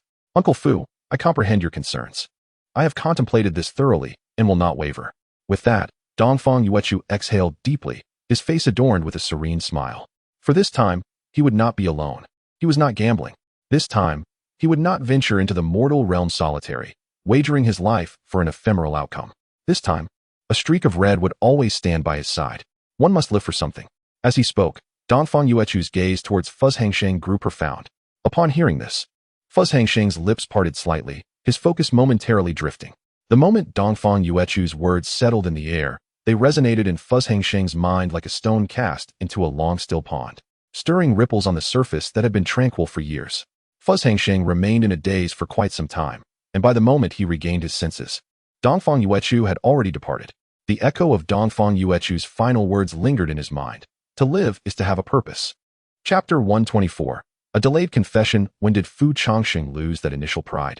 Even after being nearly consumed by a heart demon through the relentless blows of Gong Sui, he never truly feared him, returning to challenge once more after stepping into the nascent soul stage. Even in defeat, his determination to conquer Gong Sui remained unshaken. Yet, at some point, Fu Changsheng began to yield to fear. A man burdened by the title of the Emperor of Humanity, he became fearful, losing his composure. He did not dread death, yet paradoxically, he feared it. He claimed to enjoy idleness, to shun cultivation, yet he was perpetually immersed in his practice, never pausing. He was afraid of death, of separation, of regret. Every potential factor that might lead to his parting from Tu Shan Rongrong became a source of terror for him. He was constantly apprehensive of being stronger than himself, leading him to withdraw from the world, mistakenly believing that this would safeguard both Tu Shan Rongrong and himself. However, Fu Changsheng once fearlessly challenged the Beast Mountain and the Demon Realm, confronting countless monsters alone. Even as his body was battered and broken, he remained undaunted. Dongfang Yuechu ventured into the mortal realm for Tu Shan Rongrong, vowing to return only upon achieving his purpose. They were weaker than Fu Changsheng, yet far braver. They, too, had loved ones who mattered to them, and they feared separation, but they understood the purpose of their battles, rendering them fearless. Once upon a time, Fu Changsheng, too, was as proud as they, once declaring that he would traverse to the boundless heavens and scale the highest peaks. When he challenged the Poison Monarch and the Black Fox Lady, he embodied an indomitable spirit in his jade robe and with his long sword. Indeed, what was it that I feared? Crack! In a moment of clarity, a sound akin to iron chains breaking echoed from within Fu Changsheng, as if the shackles that had bound him for years were finally cast aside, and his entire being suddenly felt light. Boom! In an instant, above the Tu Shan sky, a brilliant aura erupted from the tea house, a beam of light soaring into the heavens. With no concealment whatsoever, The majesty of the Emperor of Humanity unleashed itself like a tempest, sweeping across the realms. Almost simultaneously, all spiritual beings on this continent turned their astonished gazes toward Tu Shan. Particularly among the human race, a sensation that had lain dormant for millennia erupted at that moment. As if they were awaiting someone. They awaited a king. And now, the king had returned. It was him. There could be no doubt, it was undoubtedly him. To the east, atop the proud Aulai Immortal Island, a towering figure clad in battle attire stood amidst the clouds, his bloodshot eyes fixed upon the direction of Tu Shan. Clang. As if finally witnessing the return of his true master, the Fushi Qin erupted in brilliance, illuminating the world. Taihao. Kun Pengzi's eyes glowed crimson, a blend of fear and fury overshadowing him like a dark cloud. The heavenly demons also gazed heavily towards the beam of light that pierced the heavens. Only Jiang Haoyan, the master of the divine court, raised an eyebrow in astonishment upon sensing the profound aura of the Emperor of Humanity, subsequently unable to suppress a smile. Jiang Haoyan raised his hand to command his subordinates, quickly, fire the cannon. Also, prepare some condolence gifts for the Demon Realm and the Beast Mountain Range. If we delay, it will be too late. The Emperor has returned, and those two buffoons shall be thoroughly celebrated. No, we shall uncork the finest wine.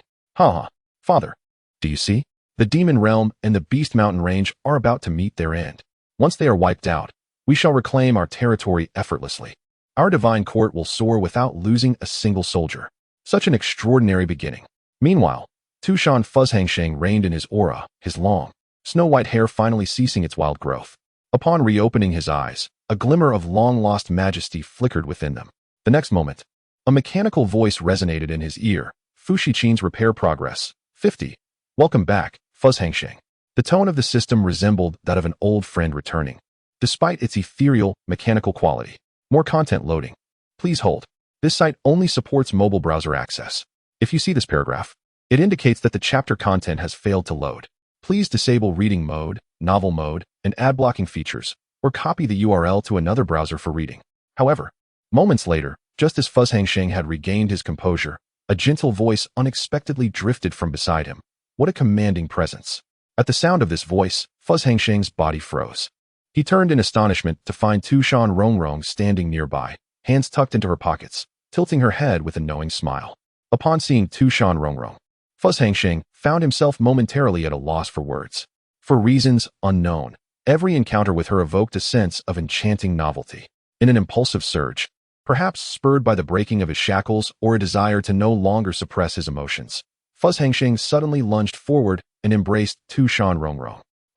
Rongrong, initially poised to inquire further, was taken aback by the abruptness of the embrace. Her fluffy fox ears perked up in surprise. Changsheng held her tightly, as if attempting to merge her essence with his own. You fool, Rongrong protested, feeling pain in her shoulder from the force of his grip, yet she did not resist. Finally, Changsheng released her. What has gotten into you today, so forward? Once the moment passed, Rongrong arched an eyebrow, amused, like a caretaker observing a child. Changsheng took a deep breath. His eyes had turned crimson without him realizing it. Gazing at Rongrong's face, a whirlwind of thoughts surged through his mind, his lips parted. But the plethora of words remained unspoken. Noticing Changsheng's silent fixation, Rongrong curiously waved her hand in front of his face. What's wrong? Nothing. After a prolonged silence, Changsheng ultimately broke into a silent laugh. Suddenly, I found myself wanting to request something from Miss San. Huh? Tu Shan Rongrong blinked in surprise, then raised her hand to tuck a strand of hair behind her ear, turning her gaze back to Fu Changsheng. This is quite rare. Go ahead and tell me what you wish to ask. Please let us continue our bond, Fu Changsheng said softly. I desire to be with Miss San forever. His voice was barely above a whisper, yet it was clear enough for Tu Shan Rongrong to hear every word. At that moment, an abrupt silence enveloped the room, so profound that one could hear a pin drop.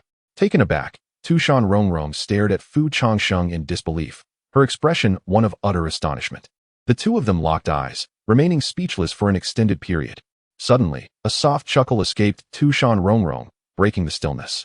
Fu Changsheng was momentarily perplexed by her unexpected laughter. I am quite serious, he sighed, feeling a sense of helplessness towards this enigmatic fox whose thoughts he could never decipher. After a brief moment of mirth, Tu Shan Rongrong cleared her throat and regained her composure. What a simple and unoriginal confession, she remarked, her lips pursed and a smile lingering on her face. Yet, as she lifted her gaze once more, There was an unprecedented softness in her eyes directed at Fu Changsheng. Since it was Master Fu who spoke, regardless of his request, be it for assistance, for me to marry him, or for us to renew our bond, my answer remains the same. As she spoke, Tu Shan Rongrong gently rose onto her tiptoes and reached out, wrapping her arms around Fu Changsheng's neck. Gradually, she leaned in closer to his ear, her voice soft and tender, sending shivers down his spine. Very well. I would be delighted. Chapter 125. The conversation between the third young master and Gong Sui on this particular day, a golden streak of light swept across the heavens, trailing a long luminous tail as it descended from the firmament. As the radiant glow dissipated, a golden figure gradually emerged. The third young master of the Aolai kingdom, known for his flamboyant demeanor, typically traversed the outer realms, wielding his formidable demonic power to suppress the suffocating black mist that lingered there. However, upon arriving at the Wanshou Ridge, he set aside his usual arrogance and bravado, adopting an unprecedentedly solemn expression. Once he touched the ground, the third young master swiftly reined in his demonic aura and, with a respectful demeanor, inclined his hands in greeting. Esteemed Elder Gong Sui, the junior from Aolai seeks an audience, he articulated with deliberate clarity. In an instant, amidst the thick layers of black mist, a narrow rift began to part, revealing a somewhat diminutive figure emerging from within. Gong Sui adjusted his hunter's hat with a battered axe in hand, lifting his brows to glance at the third young master, a knowing smile playing on his lips. To be addressed as elder by you, young one, is quite the surprise, Gong Sui chuckled, his tone seemingly humble. Yet his gaze decidedly reflected that of an elder surveying a junior. The third young master chose not to contest Gong Sui's demeanor, recognizing the elder's seniority and, quite frankly, his own inability to best this old warrior. Suddenly, as if sensing something amiss, the third young master raised an eyebrow in astonishment. In the next moment, disbelief washed over him as he observed Gong Sui. You've been injured? From a distance, although Gong Sui appeared unscathed, his vitality flickered like a candle in the wind, suggesting he was perilously close to the brink of death. This was a consequence of the mental oath backlash incurred during the last incident when Gong Sui had recklessly allowed the resentful spirit to attack Wanshou Ridge. The third young master was inwardly astonished. In his recollection, those capable of wounding Gong Sui should have long since perished. Yet, Gong Sui himself seemed unfazed. Speak your mind. What brings you here? He urged, cutting through the pleasantries.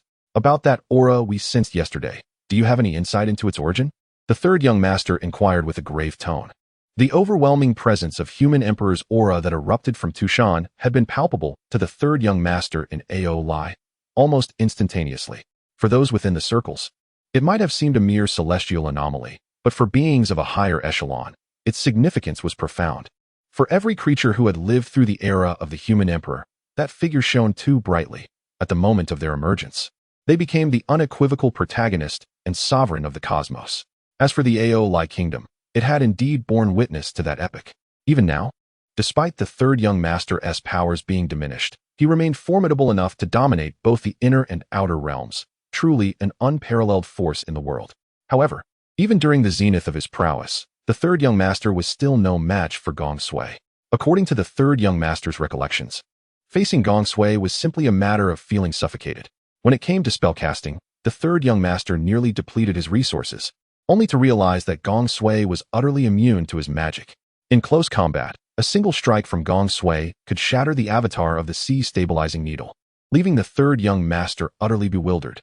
The third young master thought, why even pretend? Let us just be direct, shall we? This was merely the bloodline of the human sovereign, and it was already so astonishing. If it were the body of the human sovereign, one could only imagine the abstract power it would wield. Just the thought of it made the third young master feel a surge of frustration. This was precisely why he reacted so intensely upon sensing the aura of the human sovereign. Curious to know? Gong Sui cast a cold smirk at the third young master. Well, it wouldn't hurt to share this with the young lad. Haven't you always sought a formidable ally? Now that the human sovereign has returned, if one possesses the courage, the kingdom of Aolai could certainly attempt to negotiate with the king. Gong Sui chuckled, producing a smoking pipe and regarding the third young master with a teasing expression. Truly, the human sovereign. Upon hearing Gong Sui's words, the third young master's emotions grew rather complex. After a moment of silence, he shook his head, opting not to dwell on it. So, does this mean that the senior has encountered the human sovereign before? In response, Gong Sui smiled intriguingly, taking a slow drag from his pipe. When Gong Sui remained silent, the third young master pressed on. What was the reaction from the Beast Mountain? What do you think a brash little chick with a mouth sharper than a knife could possibly do? Amidst the smoke, Gong Sui's words dripped with disdain for Kunpengzi, a being who, after losing the Kunpeng demon blade, couldn't withstand even 3 of his own attacks, yet still boasted of being the second Kunpeng, was utterly laughable. Ironically, Kunpengzi took pride in being the sole survivor of the divine battle, carrying an air of arrogance, as if he were a crowned prince yet to ascend the throne. Kunpengzi proclaimed, "Ah, with my father, I am invincible. I am so remarkable. I shall show you just how capable I am." The result? First, he was cast out by the heartbroken Shun. Then, he was slapped awake by Gong Sui, only to be terrified into shattered resolve by a mere glance from the thousand-faced demon. If the demon master were to witness this, he would likely be incensed enough to expel Kunpengzi from their ranks. In summary, as long as the demon master Kunpeng remains absent, the Beast Mountain will not dare to show its face. Upon hearing this, the third young master rested his chin in contemplation, his understanding coalescing. "And what about you, senior?" In the next moment, the third young master lifted his gaze towards Gong Sui, shifting the conversation abruptly. "Me?" Gong Sui shrugged, taking a deep puff from his pipe. "If the king requires my old bones, then I shall venture forth, even at the cost of my life. In any case, my time is limited, so I shall repay the great kindness bestowed upon me by the emperor in my final moments." With that, Gong Sui began to exhale clouds of smoke, his gaze tinged with despondency, a profound sense of powerlessness enveloping him. Observing this, the third young master remained silent for a long while. In a moment of reverie, he could not help but recall the image of this short-statured man, once a formidable warrior, invincible in the world. Now, gazing upon this waning figure, his heart swelled with myriad emotions. Even Gong Sui himself was on the verge of forgetting that when he first arrived in this world, he had confronted destiny with such fierce determination. "I must return, even if it means carving a path through this realm." Chapter 126. Surely you do not intend to commit any malicious deeds? In the tea house of eternal life, situated in Tu Shan, a voice tinged with annoyance reverberated through the premises, startling the patrons below. On the second floor, in the room belonging to the master of eternal life, Tu Shan Rongrong glared with fierce eyes, brandishing a feather duster, her ire directed at Dongfang Yuechu, who was frantically evading her strikes like a wayward child caught in mischief. Wait, Hong, please let me explain," Dongfang Yuechu exclaimed, dodging her blows in sheer panic. "Explain? More like fabricate," Tu Shan Rongrong retorted, her patience wearing thin. "You dared to sneak off to the Tao Alliance without my knowledge. Have you grown reckless? If it weren't for the master of eternal life informing me, would you have kept this from me for eternity?" Tu Shan Rongrong had no intention of allowing Dongfang Yuechu an opportunity to defend himself and raised her hand to strike once more. "Uncle Fu, you cannot allow her to do this.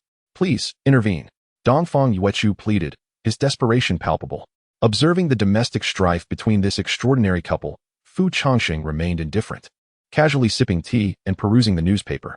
He was taken aback that Dongfang Yuechu had the audacity to participate in the Tao Alliance examination without notifying his wife, all under the guise of wishing to surprise Tu Shan Rongrong. It was evident that Tu Shan Rongrong was not pleased with this surprise, which translated to, "Lie still, and I shall handle everything. Do not move. If you damage my belongings, you shall compensate for them," Fu Changsheng added, further exacerbating Dongfang Yuechu's plight. Realizing that Fu Changsheng showed neither intent to assist him nor any sign of compassion, Dongfang Yuechu could only harbor a wish to take him down with a weapon. "Are you certain you wish to join him in this folly?" Amidst the commotion, Tu Shan Rongrong, who had been a silent observer, could not help but glance at Fu Changsheng.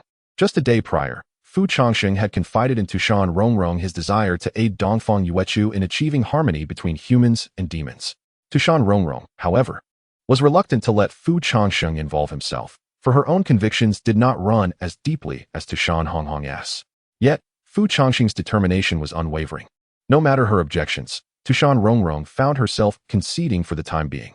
"It does indeed sound quite challenging, but I possess confidence," Fu Changsheng remarked with a faint smile, pouring himself another cup of tea. Upon hearing this, Tu Shan Rongrong cast another glance at Dongfang Yuechu, who was being chastised by Tu Shan Rongrong, and let out a sigh. "I truly cannot discern whether you are self-assured or merely foolishly optimistic." In response, Fu Changsheng remained unperturbed. "The path may be fraught with obstacles, yet I firmly believe in a principle. If a road is impassable, one must force it open with sheer will. Should that fail, it merely implies one's strength is insufficient. In the worst-case scenario, I shall simply confront the higher-ups of the Tao Alliance and the rulers of the Demon Kingdom until they yield." Upon hearing these words, Tu Shan Rongrong pondered for a moment before subtly nodding. The sentiment may have been coarse, yet it held a kernel of truth. As for why Tu Shan Rongrong harbored no doubts regarding Fu Changsheng's abilities, that remained unspoken. In the words of Tu Shan Rongrong, I am not the least bit concerned about a fellow who still possesses such vigor even when intoxicated.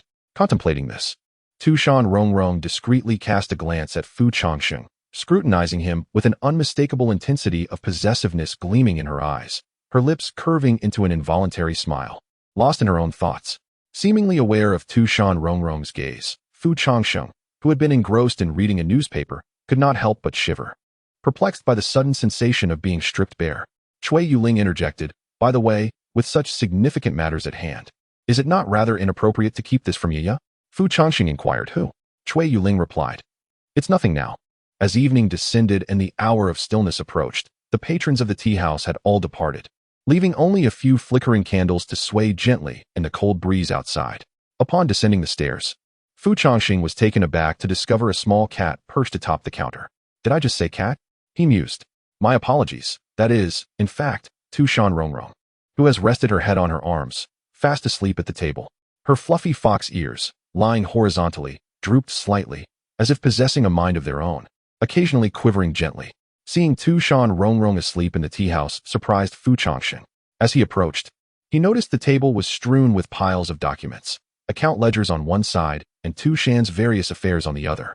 If these papers were stacked together on the counter, they could easily conceal the sleeping Tu Shan Rongrong behind them. Even in slumber, she still clutched a book she had yet to finish reading beneath her arm. Witnessing this scene, Fu Changsheng stood silently for a considerable time, as though a hidden string within him had been plucked at that moment. In the presence of others, Tu Shan Rongrong always exuded an air of strategic mastery, akin to a tireless machine, forever donning her signature smile without the slightest hint of fatigue or complaint. It was only in solitude that she would lower her guard, revealing her weariness. When discussions arose concerning the king of Tu Shan, it was the revered Tu Shan Rongrong who captured all admiration. Yet Tu Shan Rongrong remained quietly by her side, silently supporting her kin in safeguarding what was so hard won. Never before had Fu Changsheng felt a stronger desire to embody the heroic figure that Tu Shan Rongrong spoke of. She deserved a matchless sovereign, and only such a ruler would be worthy of Tu Shan Rongrong. Stepping forward, Fu Changsheng gently lifted the sleeping Tu Shan Rongrong from her chair, cradling her carefully.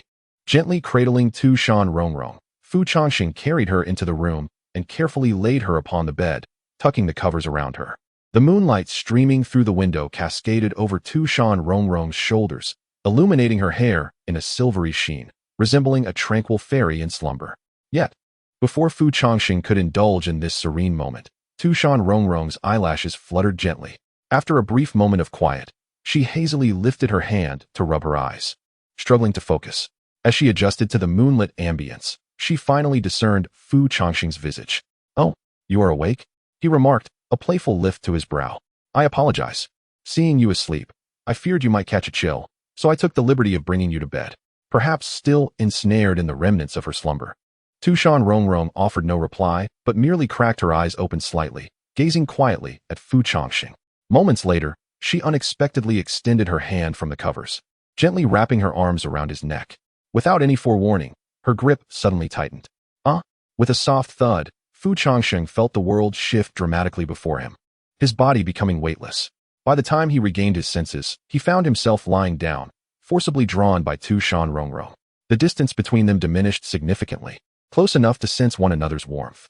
Tu Shan Rongrong cradled Fu Changsheng's face in her hands, her gaze still laced with fatigue, not entirely free from the clutches of drowsiness. After a moment of shared silence, a thought seemed to flicker in her mind. She pursed her lips, revealing an enigmatic smile. Gradually, still slightly drowsy, she nestled her head against Fu Changsheng's, leaning closer to his ear, and, with a voice tinged with a soft rasp, whispered, You were worried I might catch a chill. Why would you bring me to your own bed? Surely, you don't intend to indulge in some mischief while I'm asleep, do you? Chapter 127. The dream of Tu Shan Rongrong. Tu Shan Rongrong's gaze was reminiscent of an elder teasing a child, tinged with a hint of playful frivolity. What mischief are you contemplating? Don't be silly. Fu Changsheng instinctively averted his eyes from Tu Shan Rongrong. Upon noticing his evasive demeanor, Tu Shan Rongrong could not suppress a soft chuckle. I apologize, did I startle you? As she gently caressed the side of Fu Changsheng's face. The mirth in her expression gradually faded. With the playful allure diminishing, a deep sigh escaped her lips, revealing a palpable sense of suffocating fatigue that emanated from her brow. It seemed that before Changsheng, she no longer wished to conceal her weariness.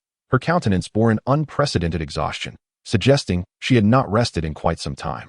Gradually, a rustling sound emerged from beneath the covers as Tu Shan Rongrong shifted her slender waist, wrapping her arms around Changsheng's waist, her small feet entwining with his. In an instant, she resembled a sloth, clinging to him, her head buried deep in his chest, as if seeking to momentarily hide from the world. "Are you a child?" Changsheng found himself at a loss, attempting to pry her off gently. "Just let me hold you for a moment," she murmured, her voice muffled as she nestled closer. With a silent resignation, Changsheng sensed the despondency radiating from her, choosing not to voice his thoughts. After a quiet embrace, Tu Shan Rongrong finally emerged from the cocoon of blankets, inhaling a deep breath of fresh air, her face finally revealing a long-lost sense of ease. "Ah, I feel alive again," she sighed softly. "Thank you, Changsheng." She shifted her position, now draping her arms around his neck, relaxing her eyes shut. One must balance work with rest. Do not exhaust yourself, Changsheng could not help but murmur softly. At that moment, the overwhelming fatigue emanating from Tu Shan Rongrong seemed on the verge of spilling over, as if the tension within her heart was about to snap. "How easy it is for you to speak without bearing the weight," she replied with a bitter smile, reminiscent of a child. With another heavy sigh, she continued. "The tourism industry in Tu Shan has developed rapidly over the past few years, and countless demons wish to relocate here. The influx of applications from newcomers is nearly overwhelming. My sister is so engrossed in her beloved, she hardly pays attention. Furthermore, regarding your tea house, there are unscrupulous individuals embezzling and taking kickbacks in the supply chain. If I hadn't investigated, I would have been oblivious. You ought to pay a bit more attention as well. And there's more to discuss." In the midst of conversation, as if suddenly reminded of something, Tu Shan Rongrong reached into her sleeve and produced a bundle of scrolls, which she then handed to Changsheng. "What is this?" Changsheng inquired, receiving the scrolls, bewildered. As more content was loading, a message appeared stating that the site only supported mobile browser access. If this paragraph is visible, it signifies a failure in loading the chapter's content. Users were advised to disable reading modes and ad blockers, or to copy the URL into another browser for reading. Tu Shan Rongrong exhaled deeply, raising her hand to smooth Changsheng's somewhat disheveled hair. Regardless of the circumstances, achieving peace between humans and demons was no simple task. It was prudent to prepare extensively. While you engage with those chieftains and demon monarchs, do not forget the paramount importance of the populace. They are the essence of harmony between our kinds. Force is a last resort. Before that, one must ponder thoughtfully. Do you remember? Her tone resembled that of a sister bidding farewell to her inexperienced brother at a train station. The burden of caring for these companions, who seemed capable only of brawling, weighed heavily on her heart. Upon hearing this, Changsheng held the scrolls in silence for a long while. "Thank you," he murmured softly after what felt like an eternity. The extent of Tu Shan Rongrong's efforts for him stirred a sense of gratitude within Changsheng. Noticing his expression of shame, Tu Shan Rongrong found it amusing and could not help but gently lift his chin with her finger. "Are you feeling guilty towards me?" she teased, her eyes sparkling with mischief and charm. "As compensation, grant me a kiss." With that, she leaned in and pressed her lips against his, playfully teasing him with her tongue.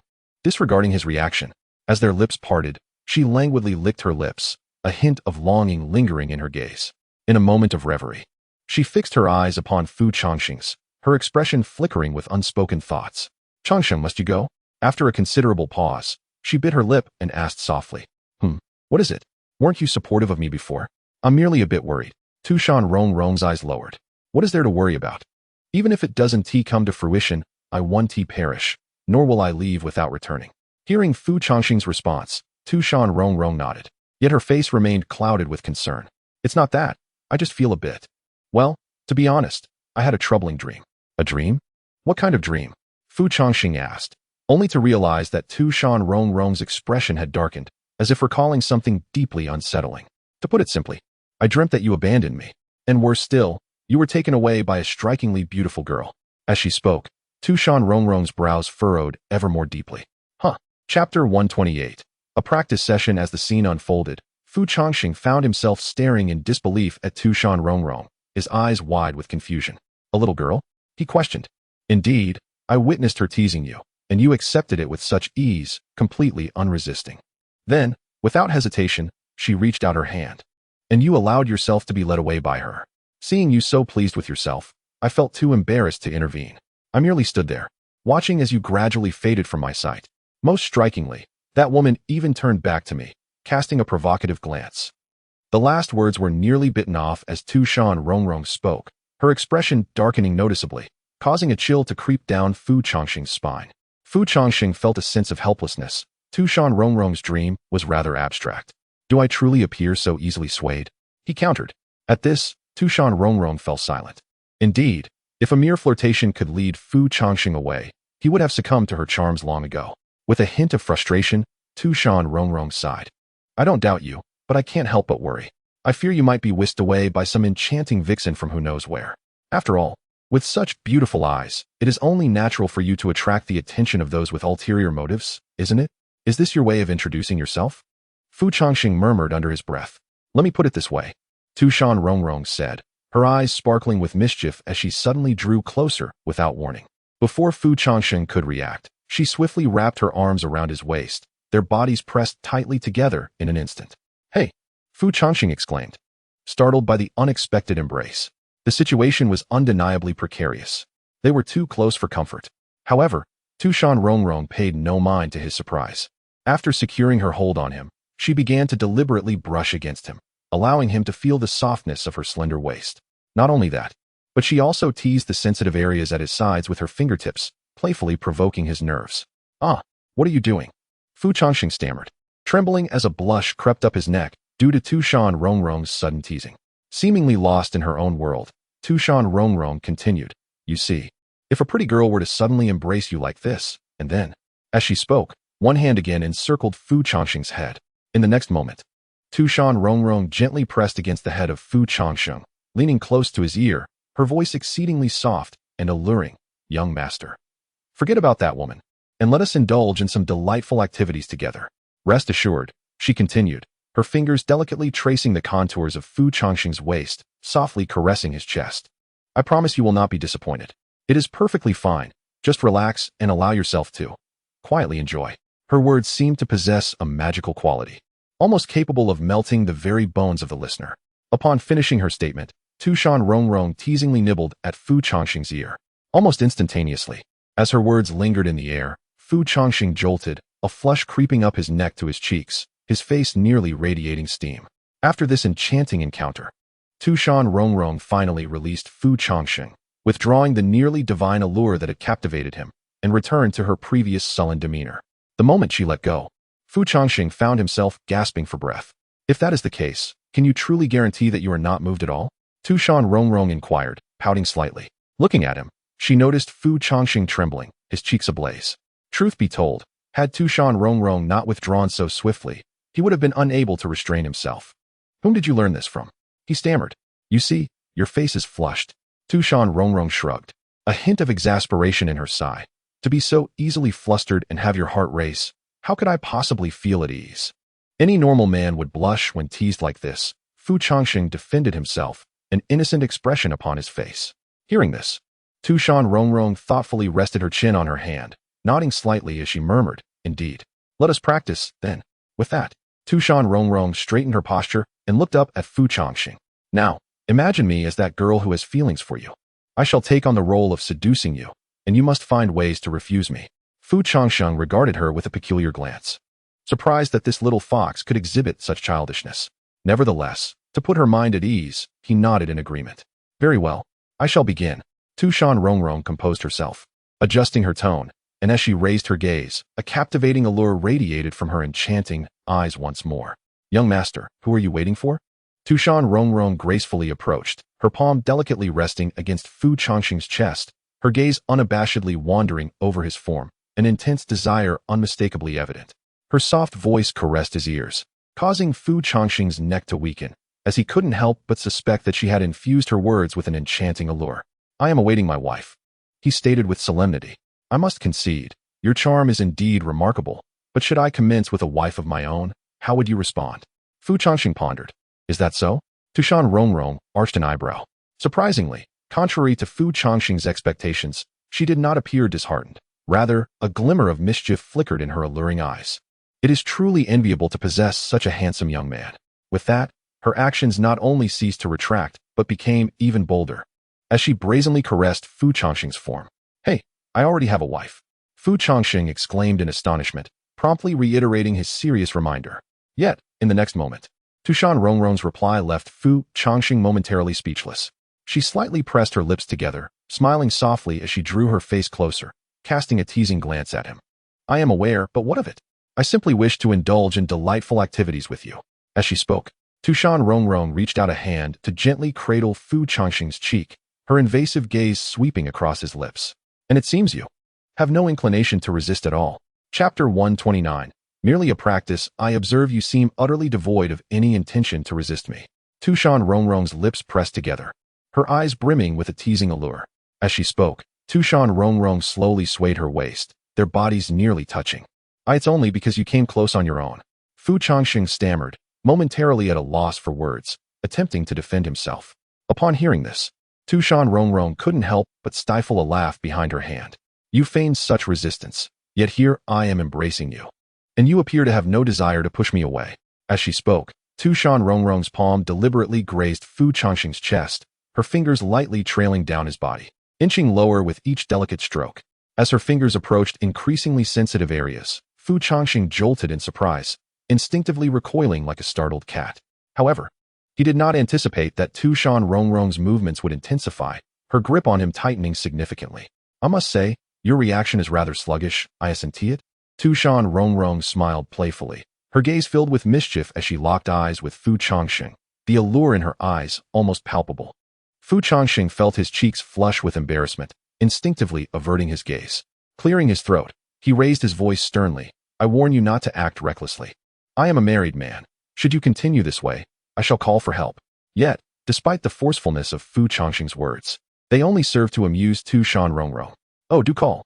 Make sure to call loudly, and perhaps bring that sister along. Let us see whether she believes you were coerced by me or that you are the one harassing me." Tu Shan Rongrong's words dripped with confidence, as if she had completely ensnared Fu Changsheng. Fu Changsheng. Upon hearing this, Fu Changsheng was momentarily stunned, unable to navigate through Tu Shan Rongrong's reasoning. "How amusing. You are so far from being a match for me," Tu Shan Rongrong mused internally. "Tell me, young master, are you trembling?" Sensing Fu Changsheng's discomfort, Tu Shan Rongrong couldn't help but smirk, her hand gently caressing his waist, incessantly teasing his nerves. Fu Changsheng's eyes reddened from her provocation, and in a moment of desperation, he raised his hand to push Tu Shan Rongrong away. Boom. However, in the next instant, as if anticipating Fu Changsheng's reaction, Tu Shan Rongrong had already summoned her enchanting powers, her hand exerting force in a split second. Crack! With both of them exerting force simultaneously, a resounding splintering sound echoed from beneath them. Their bodies trembled slightly, the bed nearly splitting in two beneath them. "Goodness!" Fu Changsheng exclaimed in shock, almost immediately retracting his strength. If one were truly to engage in a contest of wits with Tu Shan Rongrong, it would not merely be this bed that would suffer, but perhaps even the entire tea house might be torn asunder. "Are you genuinely serious?" Fu Changsheng cast a wide-eyed glance at Tu Shan Rongrong. In response, she merely smiled gently, tilting her head slightly as she retorted, "It was you who first resorted to trickery by using your spiritual power to push me. Why then, may I not employ my demonic strength? I simply, if you wish to spare your tea house from destruction, perhaps you should contemplate a different means of extricating yourself from my grasp." As if suddenly struck by an idea, a glimmer of mischief flickered in Tu Shan Rongrong's eyes. She leaned in closer, a playful smile gracing her lips as she provocatively inquired, "Or is it that you merely wish to feign resistance?" The atmosphere thickened with an ambiguous tension, the very air seeming to grow heated. "After all, no one would know, my dear young master. Forget her and indulge in a little fun with me, shall we?" Tu Shan Rongrong's voice, imbued with an enchanting quality, seemed to render one weak at the knees, her captivating gaze almost speaking volumes. "It appears you are quite interested in my form. Would you like to touch?" She continued to seduce him with her bewitching tone, gently brushing aside the fabric on her shoulder, revealing a glimpse of pale skin beneath. At that moment, Fu Changsheng felt a flush of heat rise to his cheeks, his entire being rendered nearly numb by Tu Shan Rongrong's allure, as if his body were no longer under his own volition. "Where did you learn all this?" Fu Changsheng stammered, turning his head away in an effort to resist looking into Tu Shan Rongrong's eyes. He prided himself on possessing considerable self-control, yet he found it difficult to withstand the proximity of this teasing vixen. Hee, can you guess? Tu Shan Rongrong tilted her head playfully. I find your bashful expression rather endearing. I suddenly feel the urge to kiss you. If you do not resist soon, I may truly lean in for that kiss. Would it truly be acceptable to have one's lips taken by a woman other than his wife? In the next instant, as if struck by an epiphany, a smirk danced at the corners of Tu Shan Rongrong's mouth. Oh, or perhaps, you are actually waiting for me to make the first move? In a soft voice, at the very moment her whisper faded, Fu Changsheng felt as though he could no longer hold back. Darkness enveloped his vision, and steam seemed to rise from his flushed cheeks. Gazing at Tu Shan Rongrong's delicate lips, an impulsive thought crossed his mind, and he found himself nodding almost involuntarily. This nod took Tu Shan Rongrong by surprise, leaving her momentarily speechless. After a brief pause, she broke into a soft laughter. Are you conceding far too quickly? Tu Shan Rongrong gently cradled the side of Fu Changsheng's face, a tender smile gracing her lips. Truly, as ever, you are utterly adorable. With a playful glint and a smile now tucked away, Tu Shan Rongrong unabashedly pressed her lips against Fu Changsheng's face. Just one more kiss. Noticing that Fu Changsheng had ceased to resist, Tu Shan Rongrong's actions grew increasingly adept, to the point where she had unwittingly undone the ties at his waist. Wait a moment, Rongrong. Weren't we supposed to be practicing how to resist a woman's advances? Indeed. Tu Shan Rongrong nodded, as if it were a matter of course. Under normal circumstances, one wouldn't simply initiate a kiss. Fu Changsheng felt a flush of embarrassment. Who knows? As she spoke, Tu Shan Rongrong cast a sidelong glance, and then rose from the bed. Once upright, she stepped forward, decisively pinning Fu Changsheng beneath her. Bathed in the moonlight streaming through the window, Tu Shan Rongrong leaned down slowly, her gaze fixed upon Fu Changsheng as she whispered softly, If one day you truly have a wife, and she is not me, then you shall understand that I would continue to kiss you, and I would not be so gentle as I am now. Chapter 130. Tu Shan Yiya. The title is merely to remind you of this character. The next day, in the bamboo forest behind the mountain. Have you brought enough money? I have enough, but if I take more, I might be mistaken for a thief. What about provisions? Enough. I'm not going to flee from a disaster. Remember, do not easily engage in conflict. If anyone bullies you, be sure to send a message. I will come and reason with them. That is unnecessary. By the way, remember to write back at least 3 letters each month, and faced with a barrage of instructions from Tu Shan Rongrong, Dongfang Yuchu felt somewhat helpless, only able to smile wryly and nod vigorously in agreement. All right. I've got it. Hong, you've mentioned these things no less than 5 times already. I remember them. Despite his reassurances, Tu Shan Rongrong's brow remained furrowed, reminiscent of a young girl in the throes of first love, experiencing the pangs of separation as her boyfriend departs on a trip, in stark contrast to the bittersweet farewells shared with Tu Shan Rongrong. The scene with Fu Changsheng and Tu Shan Rongrong took on a peculiar tone. How much money have you brought? Tu Shan Rongrong inquired, fixing her gaze on Fu Changsheng. 300 taels, that should be sufficient. No way, that is too much. Are you planning to visit a brothel with that amount? Tu Shan Rongrong furrowed her brow, snatching the magical bag from Fu Changsheng's waist and promptly spilling its contents. Here, this should suffice. Eventually, when Tu Shan Rongrong returned the bag to Fu Changsheng, he discovered only a few taels of silver within, leaving him momentarily dumbfounded. In a corner unnoticed by anyone, Tu Shan Rongrong silently pocketed all the money she had poured out. Having completed her task, Tu Shan Rongrong clapped her hands in satisfaction, tilting her head with a gentle smile. All right, everything is in place. You may descend the mountain now. If you earn money out there, remember to remit it back to Tu Shan. Should you return with more money than you have now, it will all be confiscated. And if you stir up trouble outside, remember, you have no ties with us at Tu Shan. Fu Changsheng. Thus, Fu Changsheng and Dongfang Yuchu, one resembling a rustic tycoon heading to the city and the other appearing as a servant cast out from home, departed from Tu Shan together. The aims of Fu Changsheng and Dongfang Yuchu were quite clear. Dongfang Yuchu's journey to the Dao Alliance had a singular purpose, to secure the position of the Dao Alliance leader at any cost. Only by wielding sufficient influence within the human realm could one obtain the ticket to negotiate on behalf of humanity with the Demon Alliance. Meanwhile, Fu Changsheng intended to travel through various nations, gaining insight into their customs while persuading local lords to accept the notion of peace between humans and demons, echoing the spirit of Journey to the West. the core strength of this Tao alliance seems rather lacking. As he descended the mountain, Fu Changsheng held in his hands a tome chronicling the prominent figures of the various clans within the Tao alliance. He couldn't help but inwardly lament the current generation of youthful individuals, reminiscing about the extraordinary talents of the past, akin to the remarkable figure known as the Mask. Even Fu Changsheng felt a pang of melancholy for the decline of the human race. However, as he swiftly scanned the array of names, one glaringly conspicuous name seized his attention: Wang Quan. Wealth and power. In a moment of distraction, Fu Changsheng found himself momentarily lost in thought, a flicker of confusion crossing his eyes. Could it be? Ah, yes, the son of his old friend, the illustrious Wang Quan. Realization dawned upon him. Yet in the next instant, it seemed he suddenly grasped something. Why does that voice sound so familiar? As Fu Changsheng stiffly turned around, he beheld a somewhat delicate fox demoness standing beside him, who smiled gently in his direction. It was Tu Shan Rongrong. Rongrong. The very moment he recognized her presence, Fu Changsheng's body froze, and his pupils contracted slightly. How do you feel, seeing me, my dear? Tu Shan Rongrong beamed proudly at him, striking a playful pose. What is this? He queried, bemused. Can't you tell? I'm here to accompany you, of course. After careful consideration, I realized I couldn't leave you to your own devices. To prevent you from wandering astray in your pursuits, I must keep a watchful eye on you.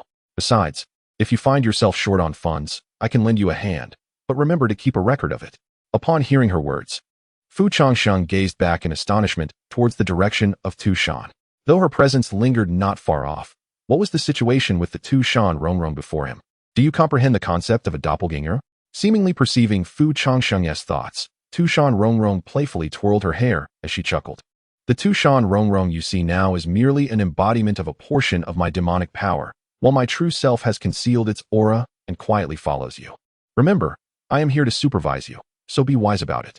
With a raised brow, Tu Shan Rongrong shot him a knowing glance. With that, she naturally stepped forward and linked her arm with Fu Changsheng's. Understanding her intention, he couldn't help but feel a mix of amusement and exasperation. I can guess. The clan leader is unaware that you slipped away? Indeed, she was quite insistent on accompanying you along with Dongfang Yuechu, yet you never consented. And here you are, having stealthily granted yourself permission. Tu Shan Rongrong blinked her eyes and said, That's why I urged you to be more clever. As long as no one mentions it, my sister will certainly fail to recognize my doppelganger. Consider it a little holiday, shall we? Upon hearing this, Fu Changsheng found himself momentarily at a loss for words to refute Tu Shan Rongrong. Feeling rather amused by the audacity of the cunning little fox who believed her sister could not identify her clone.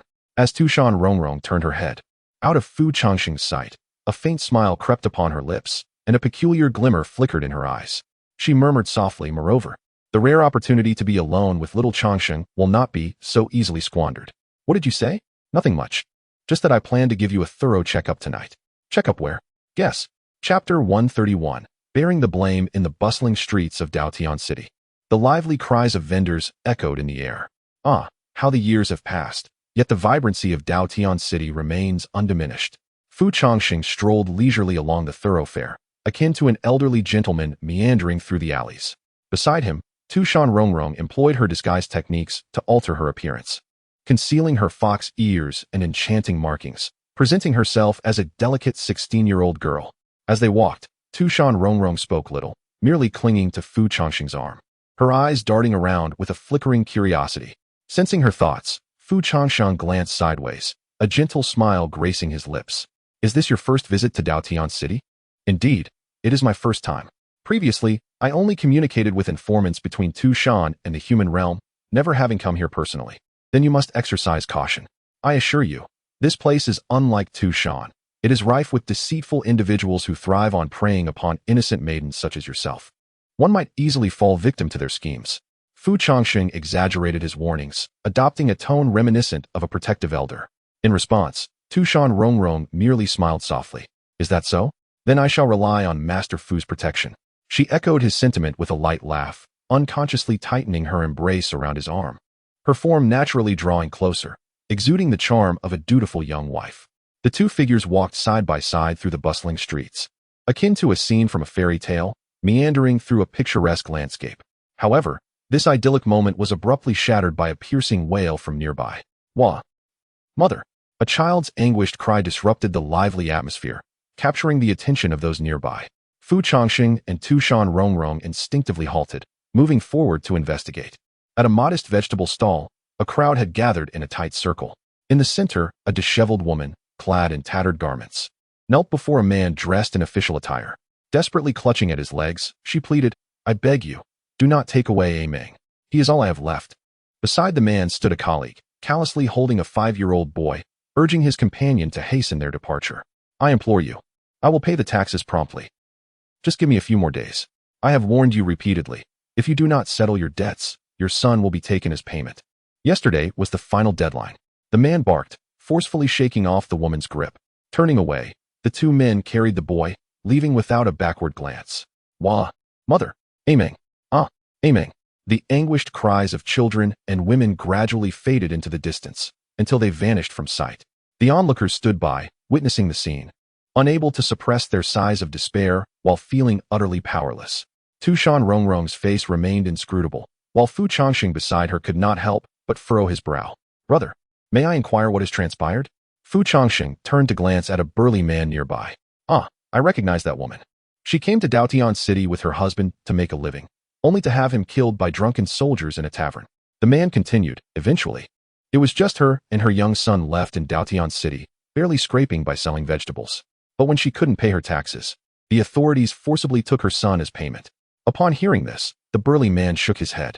When they can no longer extract wealth from the common folk, they resort to seizing their children for taxes.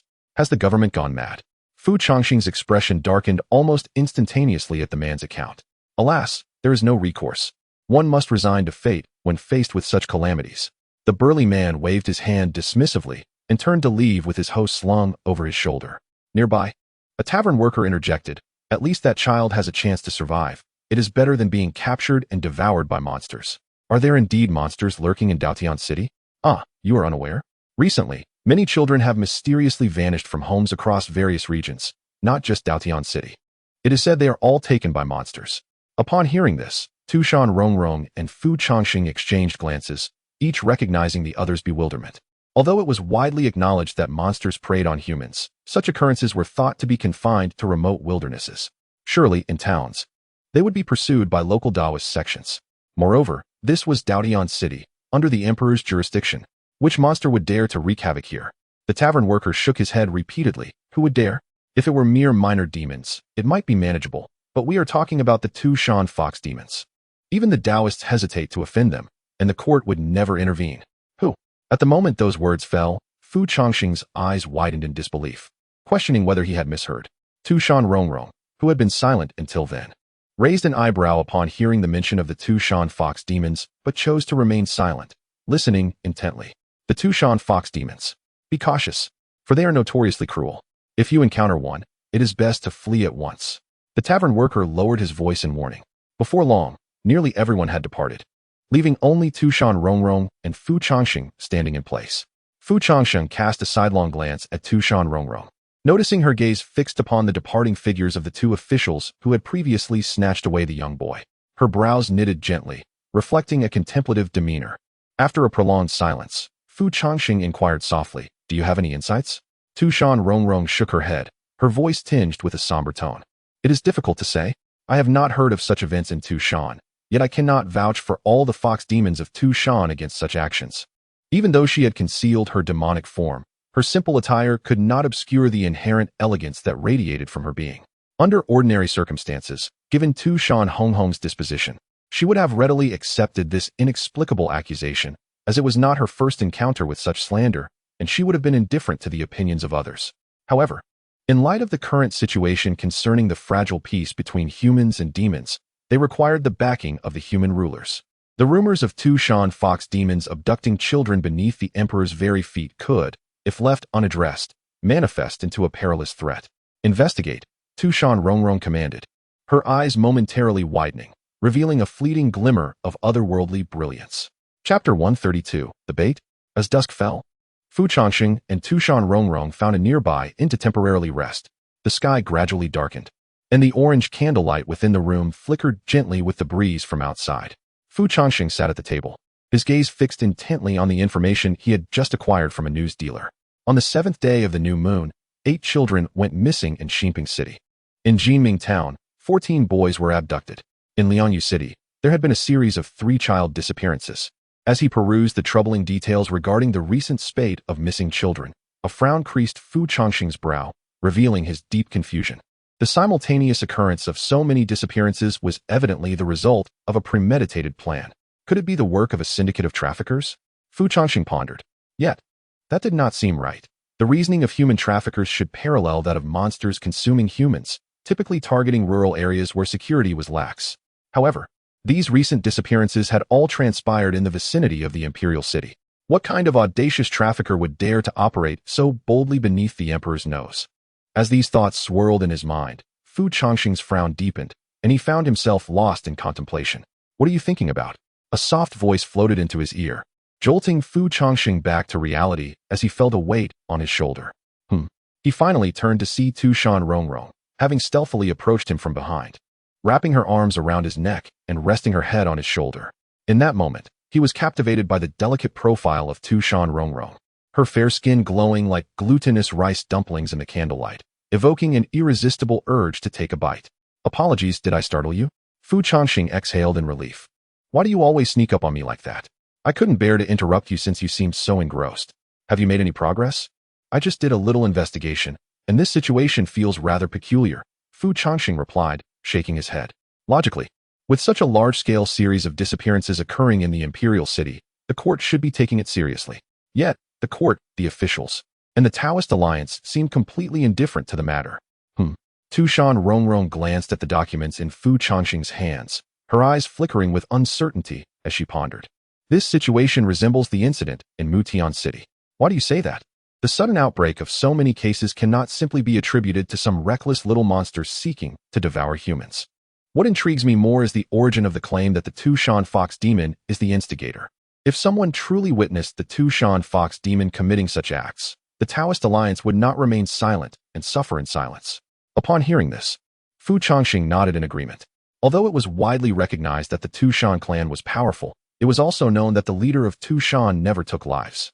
Otherwise, there would not be so many eager individuals rushing to create trouble at Tu Shan, fully aware that victory would bestow them with wealth and honor, while defeat would only result in a minor monetary loss and perhaps a beating, nothing fatal. If they were to find a legitimate reason to hold Tu Shan accountable, an altercation would undoubtedly ensue. Yet, thus far, the Dao Alliance has shown no response. Typically, those who abduct numerous human children do so for sacrificial rites. Such dark sorcery is favored by the less reputable practitioners.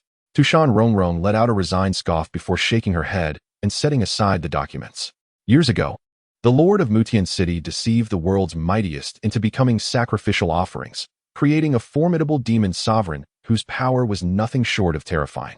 The combined might of 2 or 3 demon sovereigns was nearly matched by this creature, only to be soundly defeated by Tu Shan Rongrong.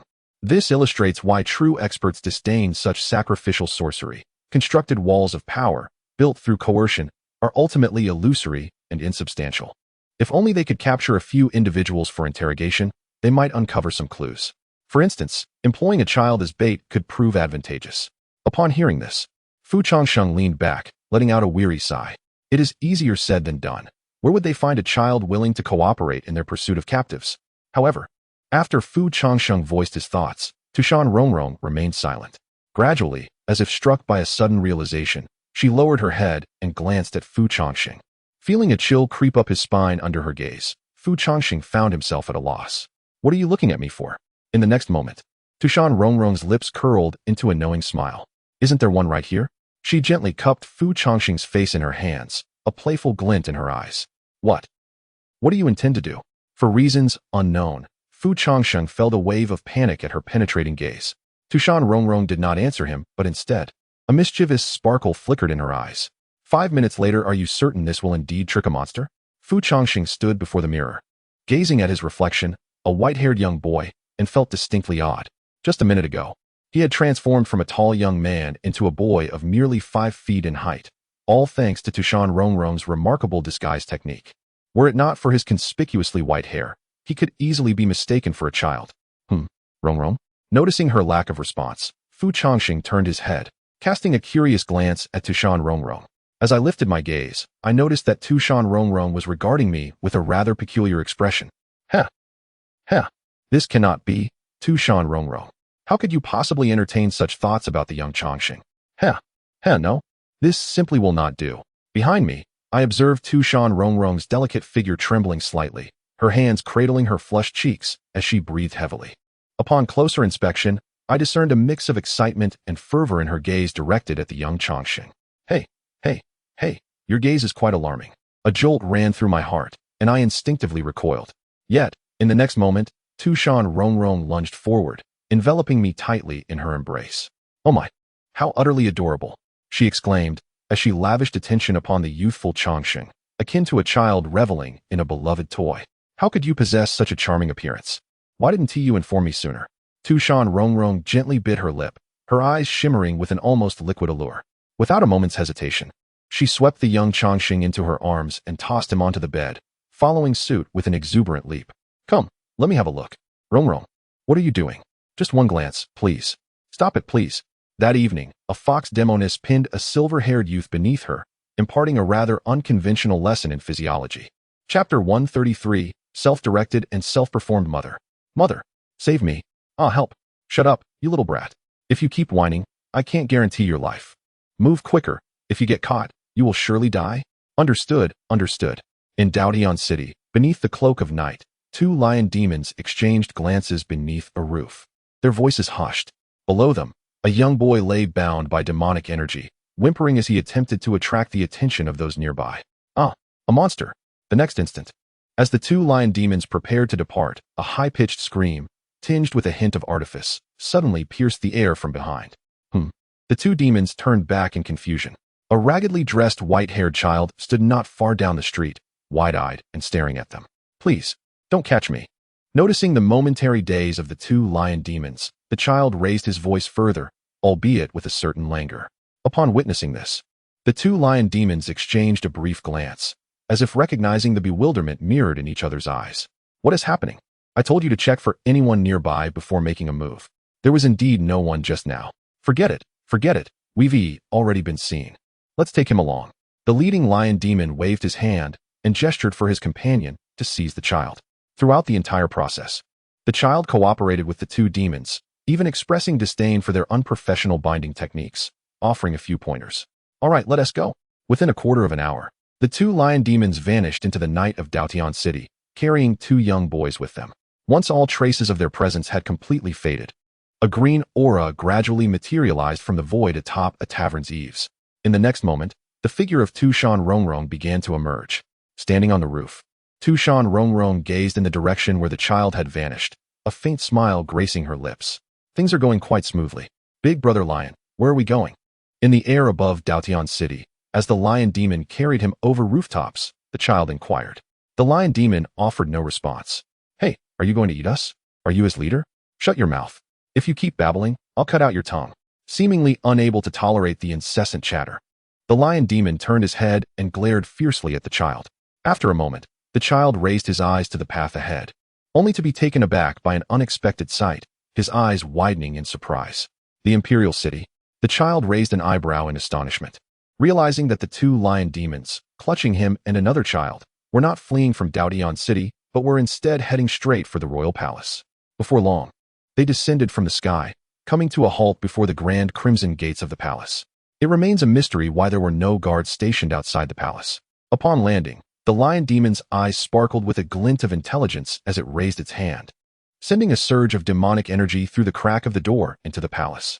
Soon after, the palace gates swung open.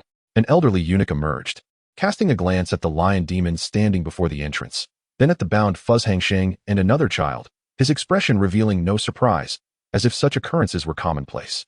The old eunuch nodded slightly, producing a wooden token from his sleeve and presenting it to the leading lion demon, signaling it to depart hastily.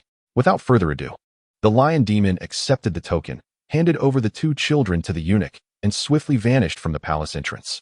The eunuch turned, his cold gaze sweeping over Changsheng and the other child, indicating for them to follow, then proceeded directly into the depths of the palace. The boy beside Changsheng trembled uncontrollably, tears welling in his eyes, as if he were on the verge of bursting into tears. Yet, after receiving a sharp glare from the old eunuch, his tears were abruptly stifled, and he lowered his head, trailing behind. Changsheng furrowed his brow, surveying the palace with a flicker of coldness in his gaze. It was puzzling why the court remained indifferent to this matter. The familiar exchange of glances between the old eunuch and the lion demon suggested that such incidents had been occurring for quite some time. Though a sense of frustration simmered within him, he chose to remain silent and followed the eunuch closely. Meanwhile, having departed from the imperial city, two lion demons hastily accelerated their flight outside the city, eager to avoid lingering in Daotian City. "Brother, after this job, can we take a break and resume later?" One of the lion demons ventured cautiously during their flight. "What? You don't want to do this little task?" "Not at all.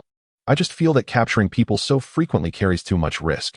High risk brings high reward, and the compensation is generous. Besides, the human emperor has our backs. What is there to fear?" "That may be true, but I can't shake off this unsettling feeling."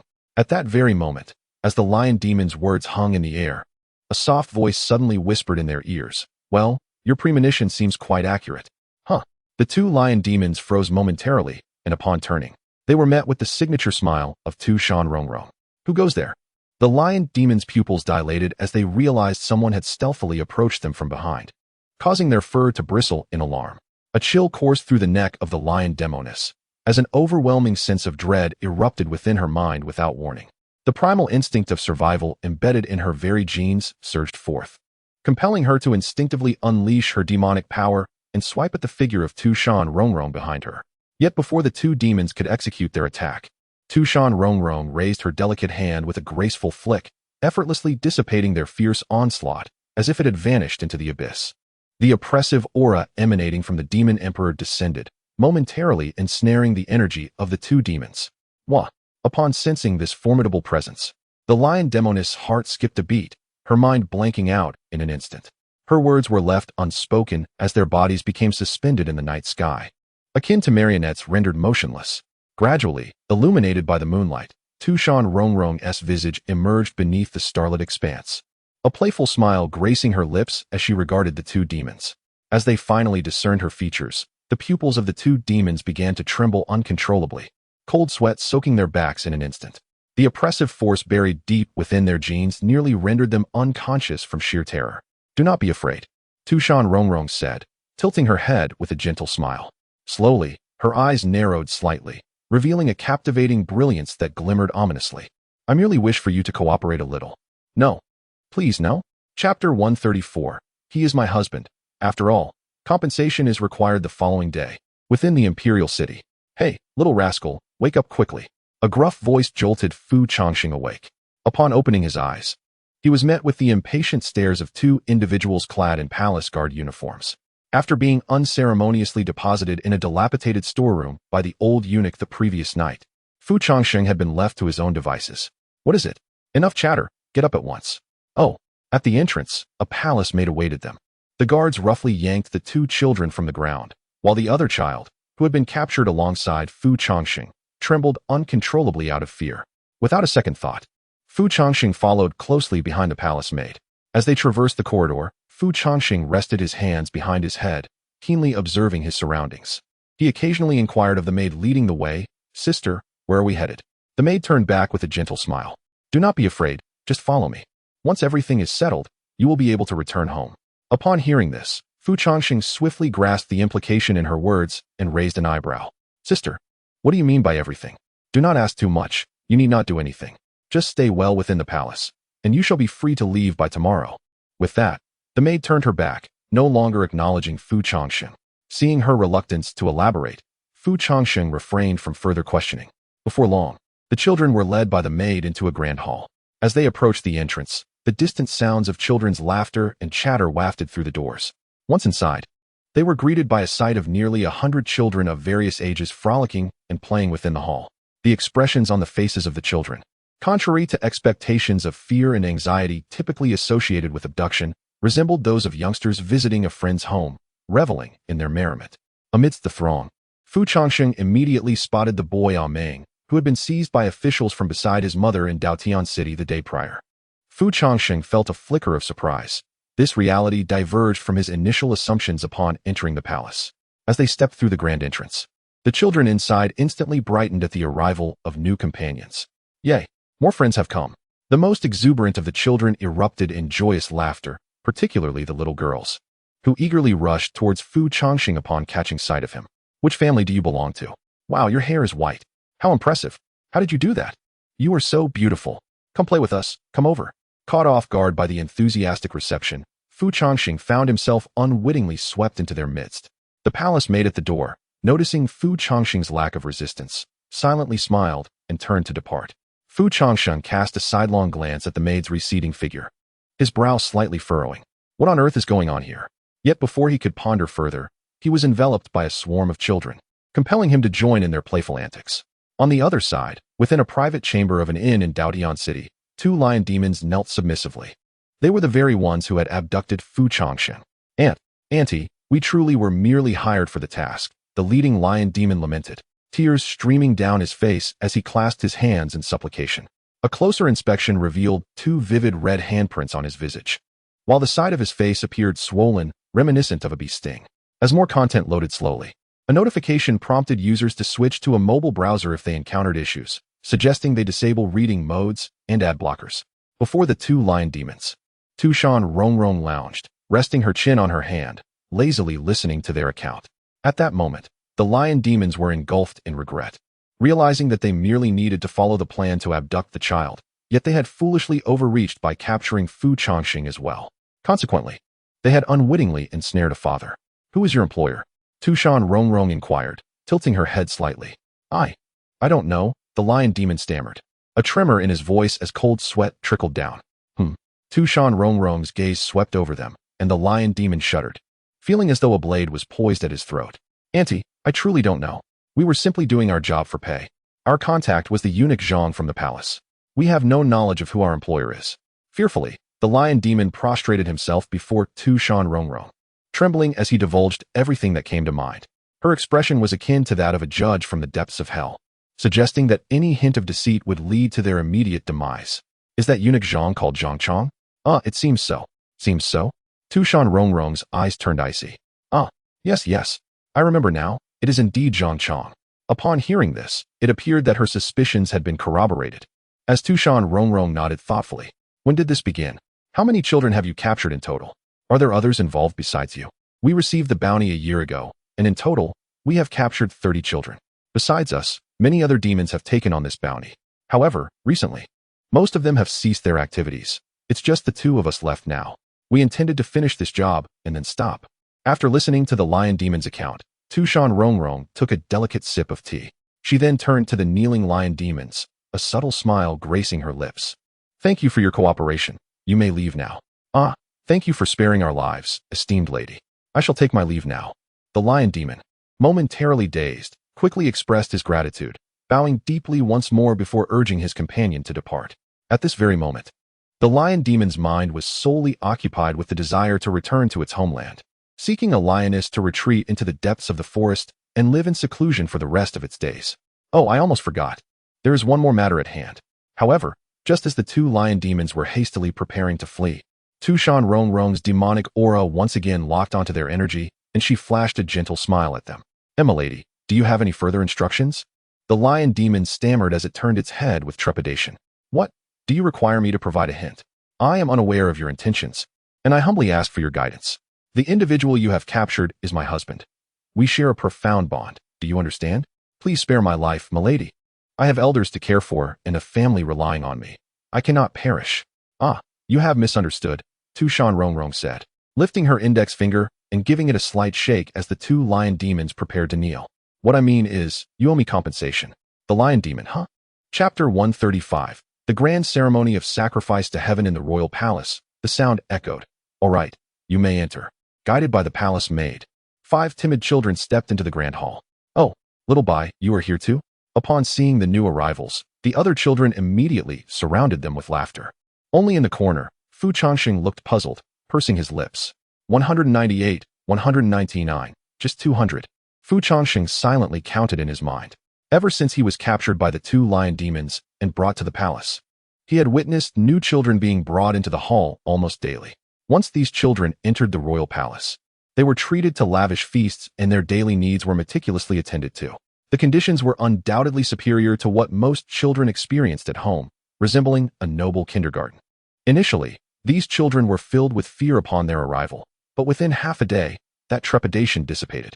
With companions to play with, delectable food, and soft bedding, they quickly became enamored with their new surroundings, forgetting their homes entirely. At the entrance of the hall, beside the palace maid stood a young noble dressed in splendid attire. Around 15 or 16 years of age, he was none other than the crown prince, Wu Shuang, the eldest son of the current human emperor. How many is this now? Wu Shuang inquired. Your Highness, counting those from Donghua Hall, it is exactly 500. What is the purpose of bringing so many children here?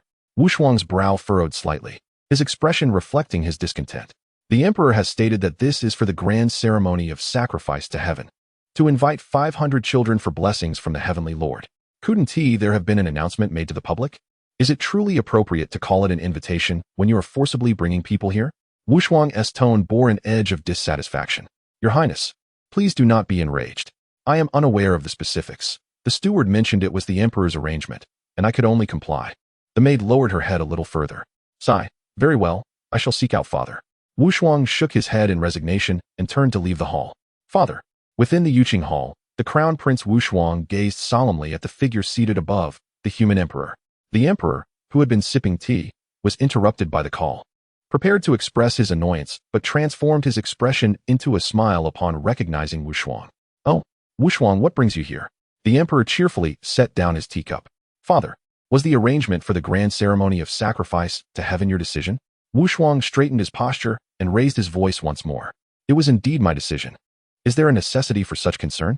The grand ceremony of sacrifice to heaven is a long-standing tradition of our human race. Why do you question it? Father, I am referring to the 500 boys and girls. Was that also your arrangement? Wu Shuang's brow creased slightly. Indeed, the emperor conceded, nodding indifferently. Have you truly considered the consequences of such actions? Consequences? What consequences could there possibly be? Upon hearing this, the emperor chuckled, though his smile bore a hint of mockery and disdain. My subjects, I have commanded that they be brought into the palace to be well fed and cared for. What could be wrong with that? To forcibly take children as tax, to employ the demon race to secretly capture them. Can this truly be called invitation? At this moment, Wu Shuang's eyes widened in disbelief as she exclaimed loudly. Her words echoed through the vast, empty hall, gradually plunging the chamber into an oppressive silence. It was only after Wu Shuang finished speaking that the smile vanished from the emperor's face. Slowly, as his brows knitted tighter, the atmosphere in the hall grew noticeably colder. A formidable pressure surged forth from the throne, and Wu Shuang felt as though she had plunged into an icy abyss.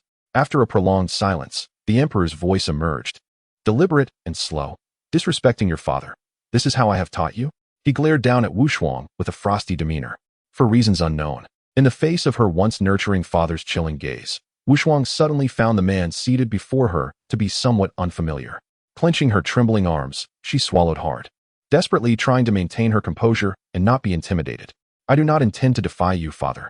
But have you ever considered that this manner of offering to the heavens, using captured children, will the heavens truly bless our human race? The decision of whether we receive protection is not yours to make.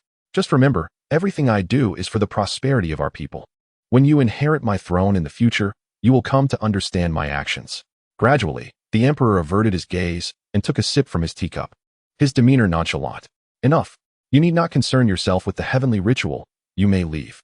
Wu Shuang wished to utter more, but the emperor waved his hand, dismissing her and sending her out. Father. As Wu Shuang was expelled from the Yuqing Hall, she cast a lingering glance back, an indescribable feeling of discomfort rising within her. That night, all the children who had been brought into the palace were required to bathe. After being led by servants to complete their collective bathing, they donned fresh, vibrant red garments before being arranged to sleep together. Once the maidens finished counting the children, they extinguished the lights and closed the hall doors. Outside, the head eunuch glanced at the doors with his hands clasped behind his back and spoke slowly. Tonight is the final night. Keep a close watch on the children. Tomorrow is the heavenly ritual, and if even one is missing, it will jeopardize the ceremony. None of you will keep your heads if that happens, understand? With that, the head eunuch cast a cold glance at the group of palace maids standing outside. Yes. After the head eunuch departed, within the hall, Changsheng gradually opened his eyes, shrouded in an eerie stillness. Although separated by a thick stone wall, Changsheng overheard every word of the conversation outside the hall. At last, the moment had arrived. Changsheng extended his consciousness and conducted a subtle survey. He noted that the number of palace maids checking in tonight had doubled compared to usual, and the outer guards were similarly increased. If he were to wait just a few more days, he would undoubtedly charge out and confront the emperor directly. After all, being subjected to a regimented daily routine while entertaining a group of children was far less preferable than resorting to violence. Speaking of which, it had been quite some time. Yet there had been no news from Rongrong. This thought struck Fu Changsheng as peculiar. Having been imprisoned in the palace for so many days, Tu Shan Rongrong neither came to rescue him nor stealthily infiltrated the palace to ascertain his situation. Was she not concerned about his well-being within these walls? Meanwhile, in a room at the Daotian City Inn, Tu Shan Rongrong was seated at a table, fiddling with an abacus while examining the account books. After an undetermined amount of time, as if suddenly recalling something, her fingers paused momentarily. Today marked the 4th day since little Changsheng had been in the palace. According to the laws of Tu Shan, the penalty for kidnapping entailed compensation at 3 times the daily wage lost during the duration of the abduction. Murmuring to herself, Tu Shan Rongrong resumed her rhythmic calculations on the abacus. Including her own expenses, the daily wage amounted to, it seemed this journey could save quite a sum, yielding a considerable profit as well. Upon completing her final bead calculation, Tu Shan Rongrong let out a soft chuckle. How she wished little Changsheng could remain there a few days longer. With this thought, she gradually turned her gaze towards the nightscape outside the window, her lips curling into a slight smile of a capitalist. Chapter 136. Invoking the divine. As the first light of dawn brushed the horizon with a pale hue, the cold sun cast a gentle illumination across the realm. Bang! Bang bang!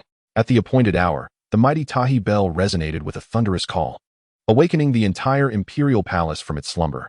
Come, children, today marks the grand ceremony of offering to the heavens. We must hasten our preparations. The palace maidens had risen early to rouse the children, washing their faces and dressing them neatly before ushering them from the grand hall. Though still somewhat dazed, the children sensed the solemn atmosphere amid the throngs of guards surrounding them, an unexpected display of decorum. Incense wafted through the palace walls. At the heart of the palace, the emperor stood upon the altar of heaven, lighting 3 sticks of incense. As the bells chimed ceased, the sounds of drums and music commenced, heralding the formal beginning of the ceremony. In the southeastern quadrant of the round mound altar, a calf was roasted. In the southwest, celestial lanterns flickered, their smoke swirling ethereally, casting candlelight that danced like shadows across the theater of flickering red. Once 500 young boys and girls were orderly assembled in the central square. The emperor waved his ceremonial robe and proclaimed with solemnity, "For centuries, our human race has endured oppression from foreign tribes. Demonic calamities run rampant, leaving our people in dire straits, and as the sovereign, it pierces my heart to witness the suffering of the common folk. Despite our establishment of the Tao Alliance, our mastery of sorcery, and the forging of magical artifacts, the beasts of the 4 demon realms continue to regard us as mere sustenance, and the celestial beings of Aulai have never deemed us worthy of their regard. I have come to realize that the strength of humanity is ultimately finite. Thus, today, I ascend the altar to offer sacrifices to the heavens and beseech the divine. May the celestial beings above protect our kin from oppression and ensure our survival through these tumultuous times." Standing atop the altar, the emperor delivered his impassioned address, a flicker of fervor igniting in his gaze. Beneath, the ever-watchful Fu Changsheng could not suppress his thoughts. What a pity this emperor does not engage in pyramid schemes. The offering to the heavens begins. The emperor bellowed, his sleeves sweeping grandly. May the divine manifest their presence. With that, he suddenly bowed deeply to the heavens, kneeling without a moment's hesitation. Just as Fu Changsheng pondered the emperor's actions, a resonant hum echoed from the celestial expanse above. In an instant, a wave of unfamiliar spiritual pressure descended upon the palace, enveloping all attendants and guards in a chilling tremor. An instinctual fear began to spread among them, as if some unspeakable terror was unfolding. Then, in the next heartbeat, the sky was torn asunder, revealing a rift in the fabric of space. What? At that moment, upon sensing the aura emanating from the rift, Fu Changsheng's eyes widened in astonishment. This essence was neither demon, nor devil, nor human. Could it be that the emperor has truly summoned a divine being? Yet, after a fleeting moment of surprise, Fu Changsheng quickly regained his composure. After all, this was a fantastical realm where the existence of deities was commonplace. He merely did not anticipate that such a method of offering could genuinely invoke them. Gradually, a foot emerged from the void. In that instant, the onlookers beheld the spectacle. Before the grand backdrop of the resplendent palace, a towering figure of a valiant man emerged, exuding an aura of dignity. Ethereal energies manifested beside him, while an endless glow enveloped the royal abode. His golden hair danced in the breeze, and a solemn, Sacred essence emanated from his brow and eyes. At that moment, the surrounding spiritual energies surged forth, coalescing into radiant glimmers that fluttered around him. As the man lifted his gaze, all beings within the palace trembled in unison. In that fleeting instant, a collective realization dawned upon everyone present. This was a deity, true divinity. An overwhelming presence permeated the air, one so formidable that even the demon emperor seemed but a mere shadow in his presence. "We welcome the celestial deity," the emperor proclaimed, bowing deeply before the man, prompting all the guards and courtiers behind him to echo the sentiment and kneel in reverence. The children, too, knelt in homage to the divine figure, save for one, who remained standing. The deity surveyed the surroundings with an expression void of joy or sorrow, merely nodding in acknowledgement. "You have done well." The emperor, bowing his head heavily against the stone floor, declared, "It is an honor beyond measure. Enough. Let the blood of these young ones be shed swiftly. Their vital essence cannot be preserved for long." As the deity's words resonated, a profound silence enveloped the assembly, leaving them momentarily stunned. "What young ones?" By the decree of the celestial deity, the emperor hastily rose, directing his voice towards the soldiers below. "All warriors, heed my command. Step forth, unsheathe your blades. Cut the carotid arteries of these 500 boys and girls to offer their blood to the deity."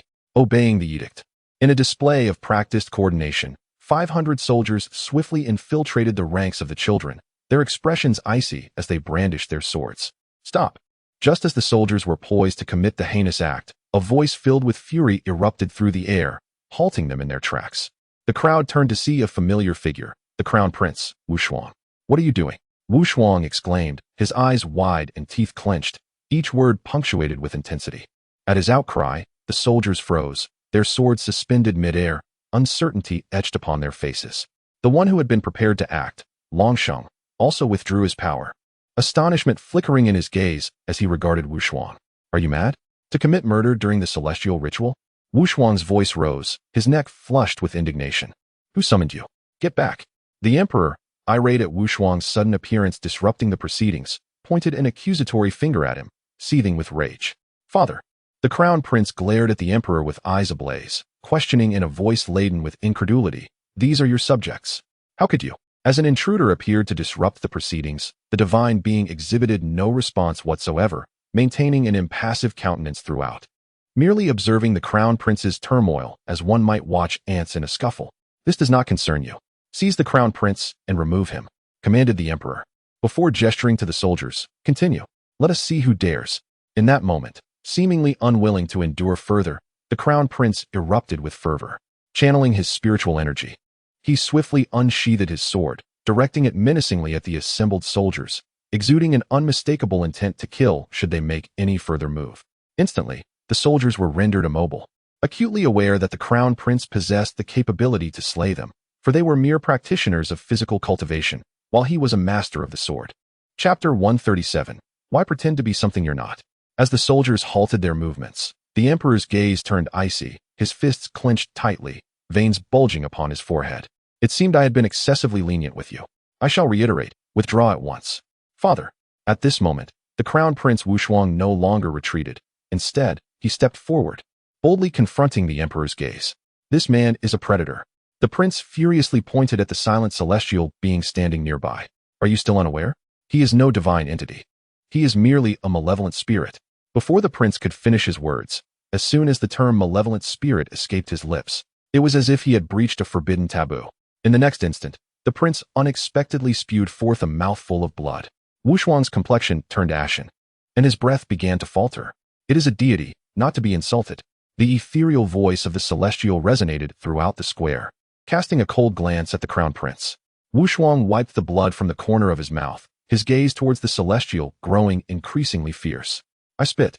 The crown prince straightened up and spat vehemently at the celestial. "What kind of deity are you? How are you any different from those man-eating fiends? Do you wish to court death?" The celestial's brows furrowed slightly, almost instantaneously locking onto the aura of the crown prince. In that moment, Wu Shuang felt an overwhelming sense of dread, as if a mere flick of the celestial's finger could sever his life from him. Yet, he did not retreat. "I am aware that I am no match for you, but I am of royal blood, the crown prince of this realm. You malevolent spirit. Cough cough, you seduce the holy ear and intend to harm the children of my people. How could I possibly remain silent? How could I disregard this?" With that, the Crown Prince swiftly raised his spiritual sword, its tip aimed directly at the Celestial. Today, even if I perish, I shall not stand idly by and watch you slaughter my kin. Upon hearing this, the Celestial chuckled. Within that smile lay boundless derision and contempt. The prince's eyes reddened, and he released his hair tie. With a flick of his wrist, he aimed to strike at the Celestial. Ah! The crowd gasped, astonished that the prince dared to strike at the Celestial. Clang! In the next moment, a sharp metallic clash erupted. After a moment of disorientation, the Crown Prince halted, staring blankly at the white-haired man who had suddenly appeared before him, Fu Changsheng. Looking up, he saw Fu Changsheng positioned between Wu Shuang and the Celestial, two fingers together, firmly pinning the Crown Prince's spiritual sword in place. The prince's pupils constricted in disbelief as he beheld this scene. Firstly, he was astonished by Fu Changsheng's appearance, so swift that he had scarcely registered it. Secondly, the full force of his strike was effortlessly halted by mere fingers. At this moment, Fu Changsheng had reverted to his original form. His spirits were high. It would indeed be a pity to perish like this. Fu Changsheng cast a sidelong glance at Wu Shuang. The celestial being's brows furrowed slightly, casting a peculiar look at the man who had suddenly positioned himself between him and Wu Shuang. For reasons unknown, upon Fu Changsheng's emergence, an inexplicable sense of unease began to stir within the celestial being's heart. Yet, he did not allow this feeling to surface, maintaining an outward facade of tranquility. Who are you? Prince Wu Shuang asked, somewhat dazed. Oh, allow me to introduce myself. Masked White Fox. After enduring countless ages, Fu Changsheng once again embraced the identity of the White Fox, feeling an unexpected sense of exhilaration within. As the crowd remained momentarily stunned, Fu Changsheng waved his sleeve towards the 500 young boys and girls behind him. Whoosh! As he waved his sleeve, the children suddenly felt their bodies lighten, and before they knew it, they were uncontrollably soaring towards Fu Changsheng. The sleeve contained a universe, originally intended for concealing treasures. It was now unexpectedly used to conceal individuals. In an instant, the 500 children at the altar vanished from sight, causing the guards who were poised to act to take a startled step back. Boldness. The celestial being observed this scene with icy disdain, a flicker of murderous intent flashing in his eyes. Gradually, he lifted a finger, and the overwhelming divine might enveloping the palace began to twist. A torrent of killing intent locking onto Fu Changsheng, as if it were a primordial beast ready to crush him utterly. However, in the face of this overwhelming threat, Fu Changsheng merely cast an indifferent glance at the celestial being. Why not try pointing your finger down? His voice was frigid. For reasons unknown, Fu Changsheng did not release a single trace of spiritual energy, appearing no different from an ordinary person. Yet, after that glance, an irrational sense of fear inexplicably blossomed within the celestial being's heart, causing his finger to halt in its tracks. The scene was rather comical. A being seemingly capable of soaring to the heavens was rendered immobile by a mere gaze from someone who exuded no aura whatsoever. Fool! How could you be frightened by such a mortal? Regaining his composure, the celestial being felt a pang of humiliation and could not help but curse himself inwardly. Boom! Ant, do you know who stands before you? Upon reopening his eyes, a terrifying radiance flickered within the celestial being's gaze, and the overwhelming divine presence began to roar once more.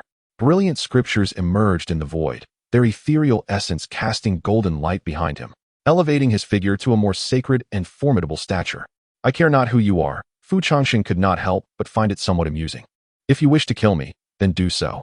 As he spoke, Fu Changsheng shrugged his shoulders, then straightened his posture to gaze at the celestial being. In the next moment, Fu Changsheng opened his arms wide, presenting himself as if inviting fate to toy with him. Come, kill me. Upon witnessing Fu Changsheng's audacity, the celestial's gaze grew increasingly perilous, his murderous intent intensifying. However, the instant their eyes met, an inexplicable chill crept down the celestial's spine, as though he were staring into an abyss. Deep within, a voice screamed frantically, "Do not act. You will perish.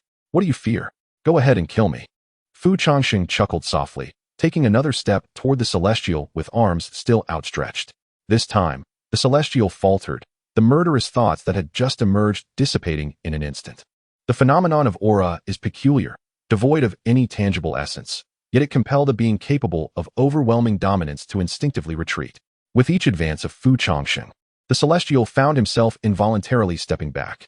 Despite the provocation, the celestial clenched his teeth, nearly shattering them, while the divine power in his grasp remained restrained, as if two souls were grappling for control of the body. In the next instant, Fu Changsheng acted. without any flourish.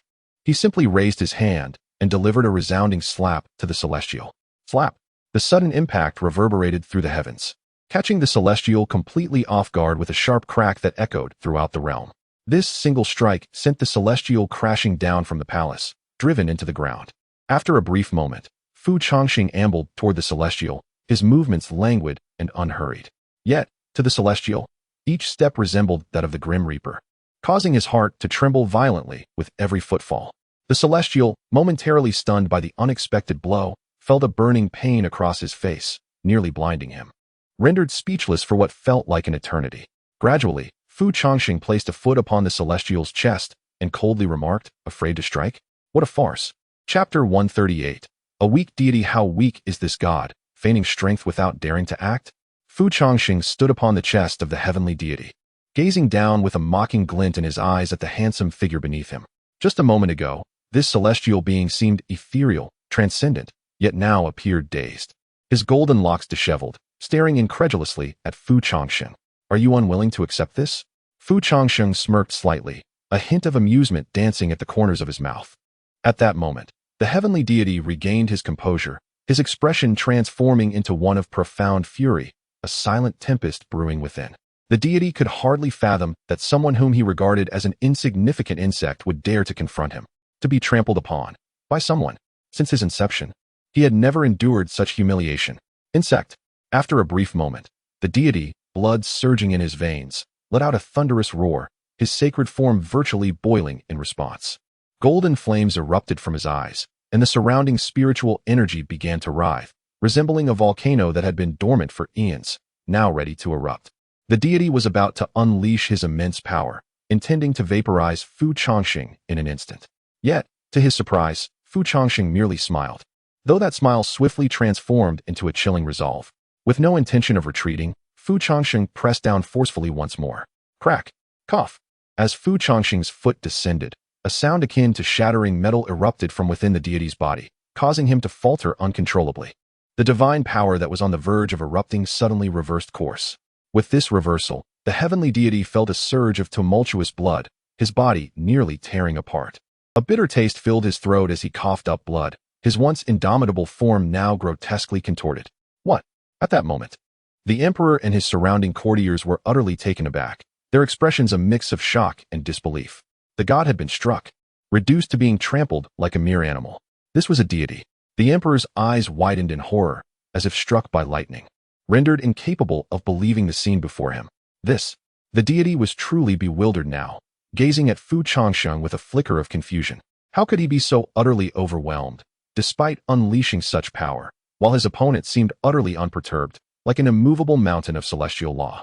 This was beyond the comprehension of the heavenly deity. No matter how one looked at it, Changsheng appeared to be nothing more than a mere mortal. How could an ordinary human possibly suppress him in such a manner? The corporeal form has undoubtedly transcended the terrifying realm of mere humanity. Indeed, it must be the avatar or a guise of some ancient entity. Contemplating this, the celestial deity swallowed the divine blood in his mouth, his expression grave as he met the gaze of the one who bore the weight of eternal life. "Who are you, ancient fiend of the Beast Mountain?" he demanded. "No," came the reply, shaking his head. "A great demon of the demon realm?" Again, the answer was negative. "Then what exactly are you?" The celestial deity ground his teeth, enunciating each word with palpable tension. Upon hearing this inquiry, the one known as the bearer of eternal life couldn't help but find amusement. "It seems you have lived far too long to even dare to make this simple judgment." With that, he leaned forward, a hint of derision in his gaze as he looked down upon the celestial deity. "Do you so desperately wish to deny the cruel truth that you are being trampled by those you once deemed mere ants?" At this, the celestial deity let out a sinister chuckle, his resolve only strengthening. He was certain that the bearer of eternal life was some ancient being from the Beast Mountain or the demon realm. "It matters not that you remain silent. Allow me to enlighten you. I possess more than this singular form."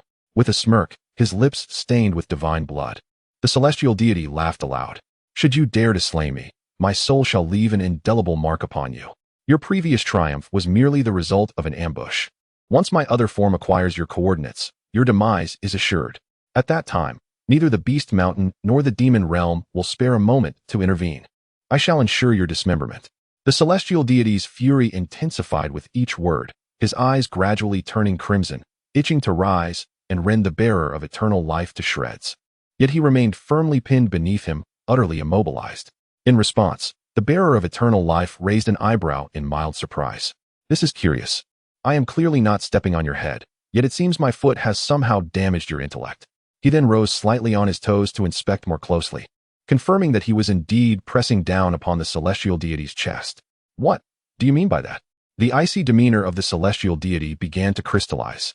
"I mean to say," the bearer of eternal life chuckled softly, "it appears you are rather oblivious to your predicament. Your true self cannot even best me. What makes you think you can threaten me with a mere projection?" The celestial deity, however, seethed with indignation, his teeth clenched. "Had it not been for your ambush, how could you have triumphed over me?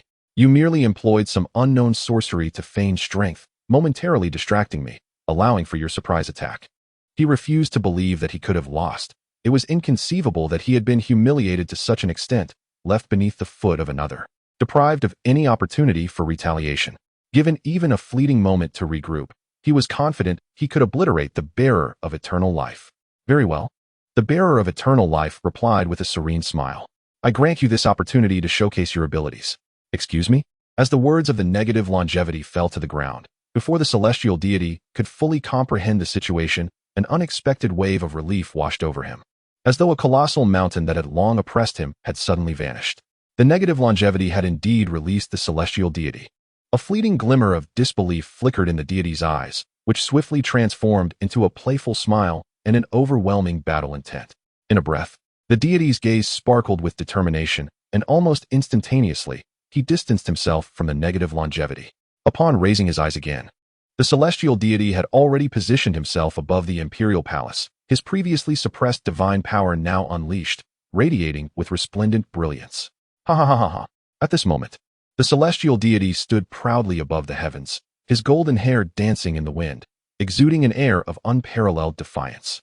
With a composed demeanor, he regarded the negative longevity as if he were gazing upon a lifeless corpse. "You shall surely regret this decision." However, the celestial deity had not anticipated that the negative longevity would indeed dare to release him. It is well known that to let go of one's opponent on the battlefield is akin to courting death. The deity's gaze towards the negative longevity was now wholly filled with murderous intent, an immense aura of killing intent enveloping the sky in an instant. In that very moment, the deity's power erupted once more. "You are doomed." With a flick of his hand, the entire realm was plunged into darkness, the once brilliant sun seemingly vanishing from the sky. The celestial power sent ripples through the void, and with a mere gesture, it appeared as though the entire imperial palace had been drawn into another dimension. All presence within the palace vanished in that instant, leaving no trace of the impending cataclysmic battle to the outside world. Initially, the deity had no desire to engage, for attracting the attention of the sovereign of Ally would spell great trouble. Yet, within the palace, the celestial deity stood tall in the heavens, laughing wildly. From the beginning, he had refrained from unleashing his full power, carefully controlling his aura to avoid detection from the outside.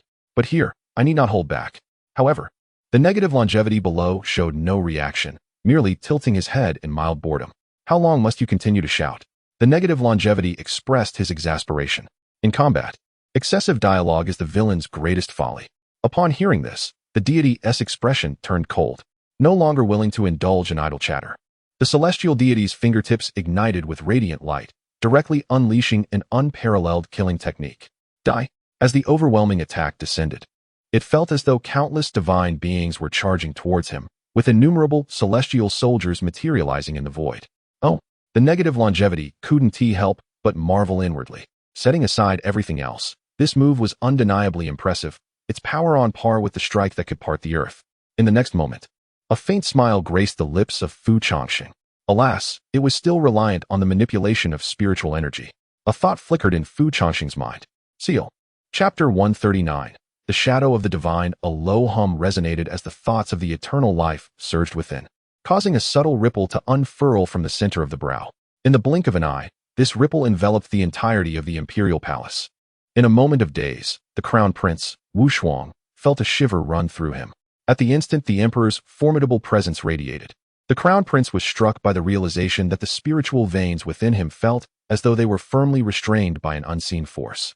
Not only were the spiritual veins affected, even the spiritual sword in his grasp had severed its connection to his consciousness. The essence of spiritual energy had vanished. As the ripple brushed against the overwhelming divine might, the celestial being's murderous intent came to an abrupt halt. It was as if a pause button had been pressed, freezing the myriad deities in mid-motion, and the once-evolving celestial weapons were suspended in the heavens. In the next moment, without any forewarning, like a gust extinguishing a flickering candle, the supreme attack poised to descend from the celestial being's grasp dissolved into nothingness, evaporating without a trace. What? The celestial being gasped, stumbling as his foot missed its mark, causing his entire form to come to an abrupt stop. What is happening? In an instant, the celestial being stared incredulously at his own hands, feeling an unexpected weight descend upon him, as if he were suddenly encased in an impenetrable shackle. A sudden smile broke upon the face of the eternal life, who then took a step forward. This step felt as though it pressed down upon the very heart of the celestial being. Before he could process the shock, a profound sensation of weightlessness overwhelmed him, and the celestial being's body felt as if it had been stripped of its wings, plummeting from the sky. In the blink of an eye, the once mighty celestial being, who had stood confidently a moment before, crashed down onto the altar, and with the force of inertia, tumbled down the steps.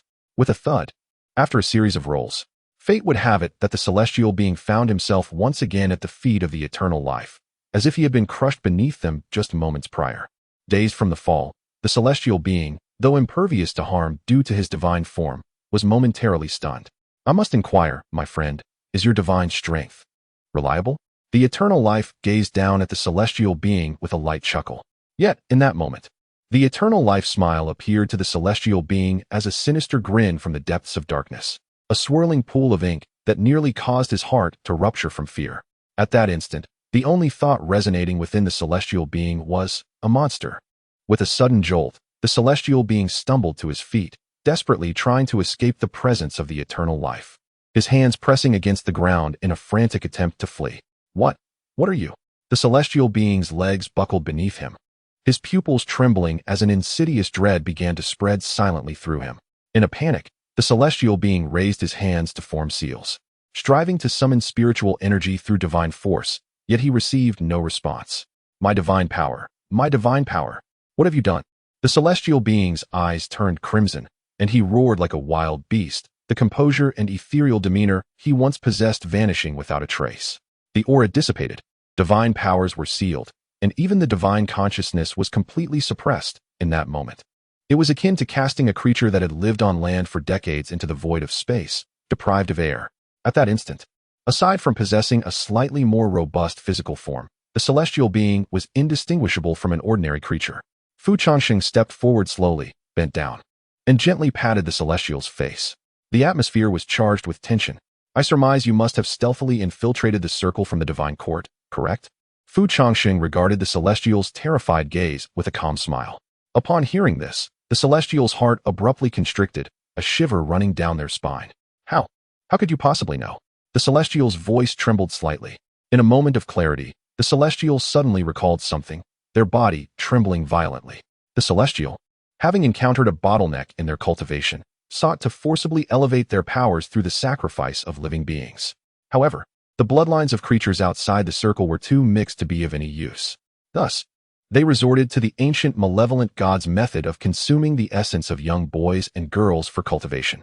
Subsequently, they discreetly employed secret techniques to traverse the boundary drawn by the third young master into the human realm. On the eve of departure, an old friend had solemnly warned them, "Conceal yourself well, do not reveal even a hint of your presence, or you shall surely perish." The celestial had initially thought the warning was merely caution against the proud people of Ally Nation. Yet now, feeling the vacuum of spiritual energy surrounding them, the celestials stiffly lifted their head, cold sweat trickling down their forehead, sealing spiritual energy, absolute transcendence. I remember now, the human sovereign body. The moment those words flashed in their mind, darkness enveloped the celestial. Millennia ago, these words had instilled an indelible fear and shadow within the divine court. Even though the first human sovereign, Taihao, had long passed, the terror from the god-slaying war had never dissipated, tearing the god-emperor apart. Subduing the divine mountain with a fist, invincibility was the most apt description of the human sovereign body. The so-called deities appeared before Taihao like defenseless mortals facing death itself, filled only with boundless despair and dread. Contemplating this, the celestial felt a wave of darkness wash over them, their bodies suddenly growing light. Thud! Under the gaze of the onlookers, the celestial's legs buckled, gently collapsing, foam seeping from the corner of their mouth, and fell silent. Observing this, Fu Changsheng was momentarily taken aback, fainted from fright. I had intended to engage in a bit of sport with you, as the first battle between the white fox and the human sovereign. Yet you collapsed in terror instead? What on earth does it mean to raise the French flag? However, the immortal Fu Changsheng could not help but reflect on the ferocity of Fuxi's battle from years past, which had been so ruthless that it instilled a profound psychological shadow upon a race that claimed divinity. Ignoring the unconscious celestial deity, Fu Changsheng turned to observe the ministers and warriors behind him. In that glance, the majesty of the Emperor of Humanity could no longer be concealed. Thud! In the next moment, an elderly minister with a pale face and white hair bent his knees and knelt directly before Fu Changsheng. With this act, the surrounding ministers and generals trembled and followed suit, collapsing to their knees. Thud! Thud! The sound of knees hitting the ground echoed, and in an instant, thousands within the palace, including armored warriors, knelt one after another before Fu Changsheng. This glance needed no explanation. All present understood that the figure before them was the king of humanity, not merely a so-called son of heaven, but a true sovereign. There was no rationale behind their submission, as if their very genes compelled them to yield. Just as the unparalleled prince was about to bow in reverence to Fu Changsheng, he suddenly stood upright, declaring, "Do not kneel." Chapter 140. Tu Shan Rongrong. The title is chosen to ensure you do not forget her. As I gazed upon the throng of people kneeling before me, an inexplicable discomfort settled in my heart. Witnessing beings beyond comprehension, they instinctively revered them as deities, prostrating themselves without a second thought. The emperor, declaring himself the supreme of the 9 dragons, descended like a celestial being, prompting mortals to bow in submission. Yet, in the presence of this self-proclaimed divine entity, even he knelt. Now, the object of their reverence had shifted to the formidable and oppressive figure of Fu Changsheng. When did humanity become so subservient? Stand up. Do not kneel.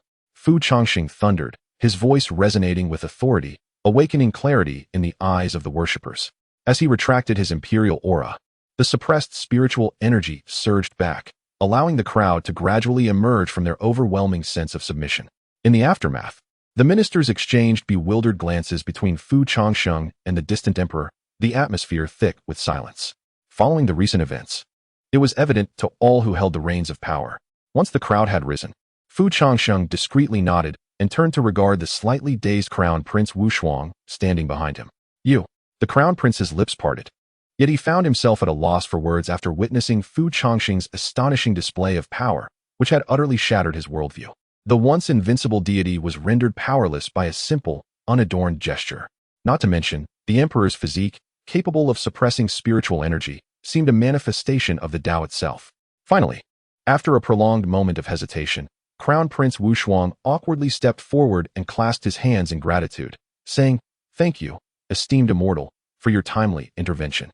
"Oh, so you too perceive me as not of this world?"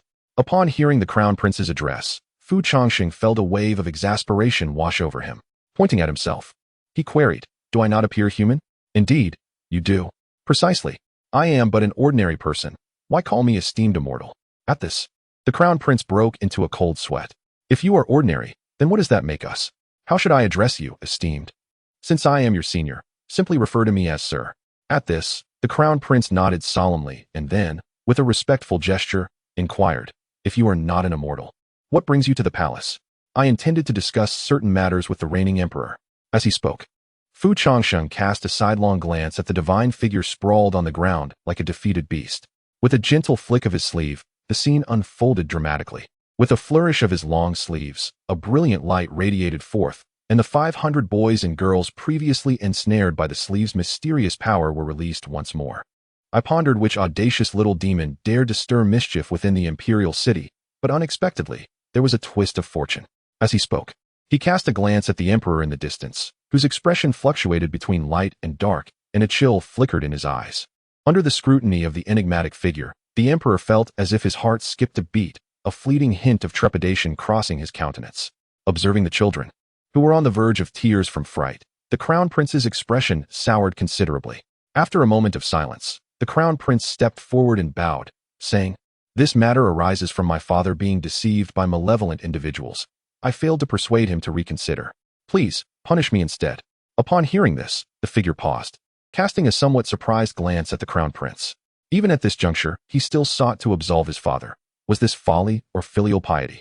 Yet before he could respond, the emperor, who had remained silent thus far, abruptly stood up. "You needn't speak on my behalf," he bellowed in a deep, gravelly voice, glaring at the crown prince before turning sharply to face the mysterious figure. The emperor forcibly suppressed his innate fear of the individual before him. The royal mantle forbade him from hiding behind his son. Moreover, he still did not believe himself in the wrong. Resuming his composure, he steeled himself to meet the figure's gaze. "Fool, do not cower. You are the emperor." With this thought, the emperor's gaze transformed from fearful to imperious. "Sir, your uninvited intrusion into the palace today, disrupting our sacrificial rites and inflicting harm upon a celestial being. What is your intention?" The emperor pressed, his emotions contained, enunciating each word with deliberate weight. The figure did not rush to reply, but rather cast a cool glance at the celestial being, lying feebly on the ground. "Is this what you call a god, unable to withstand a mere slap? Even if you could vanquish one deity, what of two or three? Your reckless assault on a celestial being today has brought calamity upon our realm. When the gods retaliate and divine retribution descends upon us, how will you defend against it?" The emperor pointed accusingly, his anger palpable. He conceded that the figure possessed strength beyond his comprehension, yet he lamented that he ought never to have provoked the celestial beings. No matter how formidable he was, he remained but a mortal, and should the wrath of the divine be unleashed, he would surely take refuge. At that moment, the figure could only laugh in disbelief at the emperor's words. In the next moment, a chilling light and murderous intent suddenly surfaced on Fu Changsheng's face. Let alone such scum, no matter how many there are, Fu would not fear them. Even if he lacked such prowess, Fu would never demean his own subjects to appease such beings. "Do you think you are worthy of this throne?" Fu Changsheng's furious roar reverberated throughout the imperial palace, causing everyone's hearts to skip a beat. Even the emperor trembled slightly from the shock, yet he still defended himself with bloodshot eyes. "What do you understand?" The emperor pointed at Fu Changsheng, a hint of madness and indignation gradually surfacing in his gaze. "At present, our human race is declining. Not to mention those demon emperors capable of blocking out the sun with their bare hands. Even the various demon kings have never regarded me, this human emperor, with any respect. And this is merely concerning the demon race. As for the human realm, although I have ascended to the throne, I am still trampled upon by the Tao Alliance. Ever since the establishment of the Tao Alliance, people have ceased to honor imperial authority, instead venerating that royal power. Those Taoists, soaring through the clouds, believe themselves immensely powerful, never consulting the court on matters big or small. I, as the emperor, have nearly become a laughingstock." Chapter 141. The emperor you do not desire. I shall assume the reason I hold the celestial sacrifice is to beseech the divine power of the heavens, to reclaim the authority that rightfully belongs to me. As he spoke, the emperor's eyes gradually turned crimson, his madness intensifying. Just a fraction more. Merely a whisper away. With the aid of the celestial beings, our human race shall no longer tremble before the demon clans. Even the Tao Alliance would be compelled to bow before me. I am the emperor. An emperor must command reverence from all directions, with vassals submitting from all corners. Once the celestial rites are fulfilled, I shall reclaim all that is rightfully mine, and everything belonging to humanity. In comparison, what do the sacrifices of those individuals amount to? They should feel honored. Yet you, look at what you have done. With a piercing roar, the emperor's eyes were veined with terror, his gaze nearly capable of rending the very soul of Fu Changsheng. After hearing the emperor's heart-wrenching justifications, Fu Changsheng remained silent, merely shaking his head in disappointment.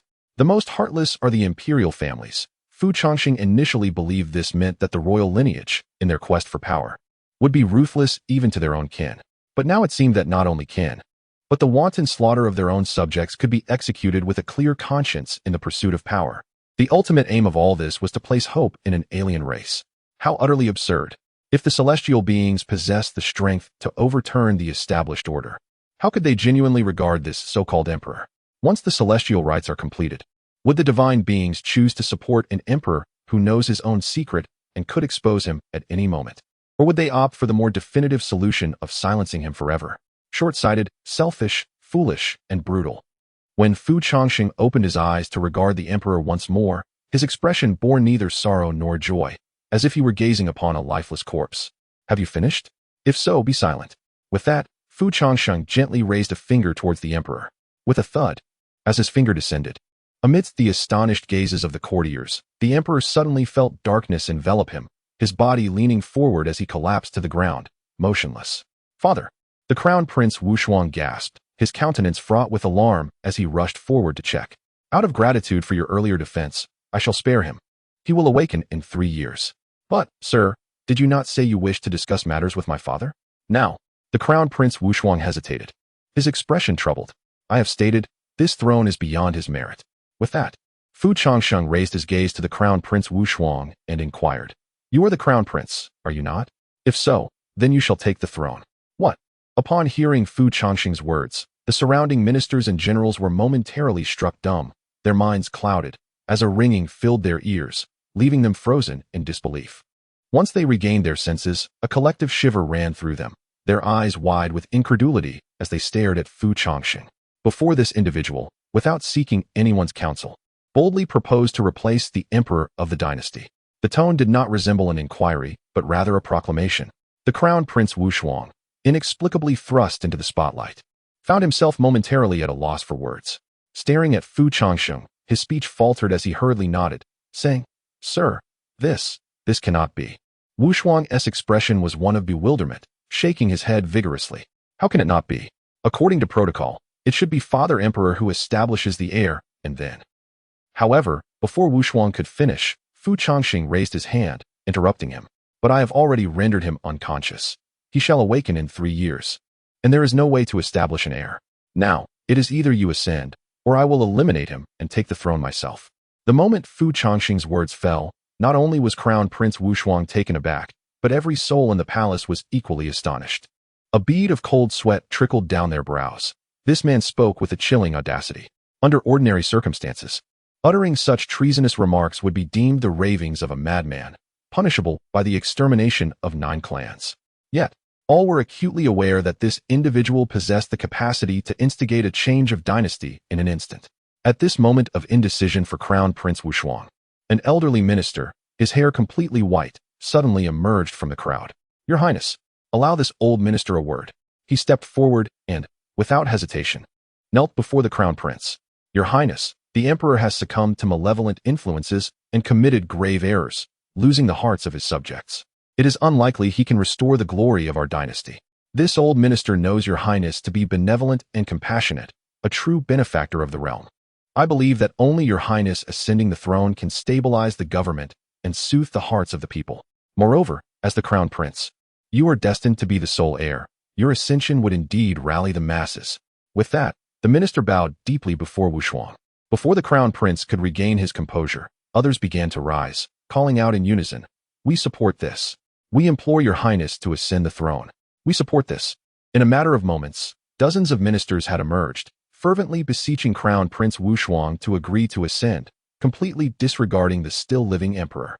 These individuals were fully aware that their words, in ordinary times, would surely warrant execution. Yet now, the situation had become abundantly clear. In the minds of all present, Fu Changsheng had become akin to a celestial deity. Irrespective of who claimed the throne, it rested entirely within his whims. In light of the emperor's entanglement with Fu Changsheng, the most prudent course of action is to swiftly dissociate from the emperor and follow Fu Changsheng's lead, as this presents the sole resolution. Although the sudden shift in imperial authority may induce considerable upheaval within the court, it is perhaps the most favorable outcome at this juncture. It is evident to any discerning observer that the current emperor is unequivocally a misguided ruler. Allowing Wu Shuang to ascend to the throne indeed aligns with the collective will. One cannot truly permit Fu Changsheng to take the throne, can one? Chapter 142, Tu Shan Rongrong. What is my relationship with Mr. Fu? 3 days later, the conversation unfolds in a tavern within Daotian City. Dressed in resplendent attire, Wu Shuang exhales a sigh tinged with guilt. Is it true that the decision-makers of the court have changed? He inquires, expressing remorse for his father's excessive obsession with power, which led him to heed the malevolent whispers of deceit, nearly resulting in a catastrophic error. Tu Shan Rongrong nonchalantly waves her hand. There is no need for self-reproach. I perceive this as a fortuitous turn of events. Fortuitous? Wu Shuang raises an eyebrow in surprise at her response. At that moment, Fu Changsheng, seated nearby and casually snacking on seeds, interjects, "From my observations, most children have not reacted adversely. In fact, many believe they have encountered a stroke of good fortune. After all, Those taken in recently have been treated to lavish hospitality. Since the court issued its announcement, the situation has not incited any severe repercussions. Indeed, I must extend my gratitude to you, sir. Without your assistance, I would have been unable to address the concerns of the ministers or manage this incident within a mere few days. Wu Shuang rises to express his respect to Fu Changsheng, only to be halted by him. Now that you are an emperor, you must be mindful of your status, Fu Changsheng remarks with a hint of amusement, gesturing for him to remain seated. So far, your performance has been satisfactory. If you can maintain your integrity, it will indeed be a boon for the common people.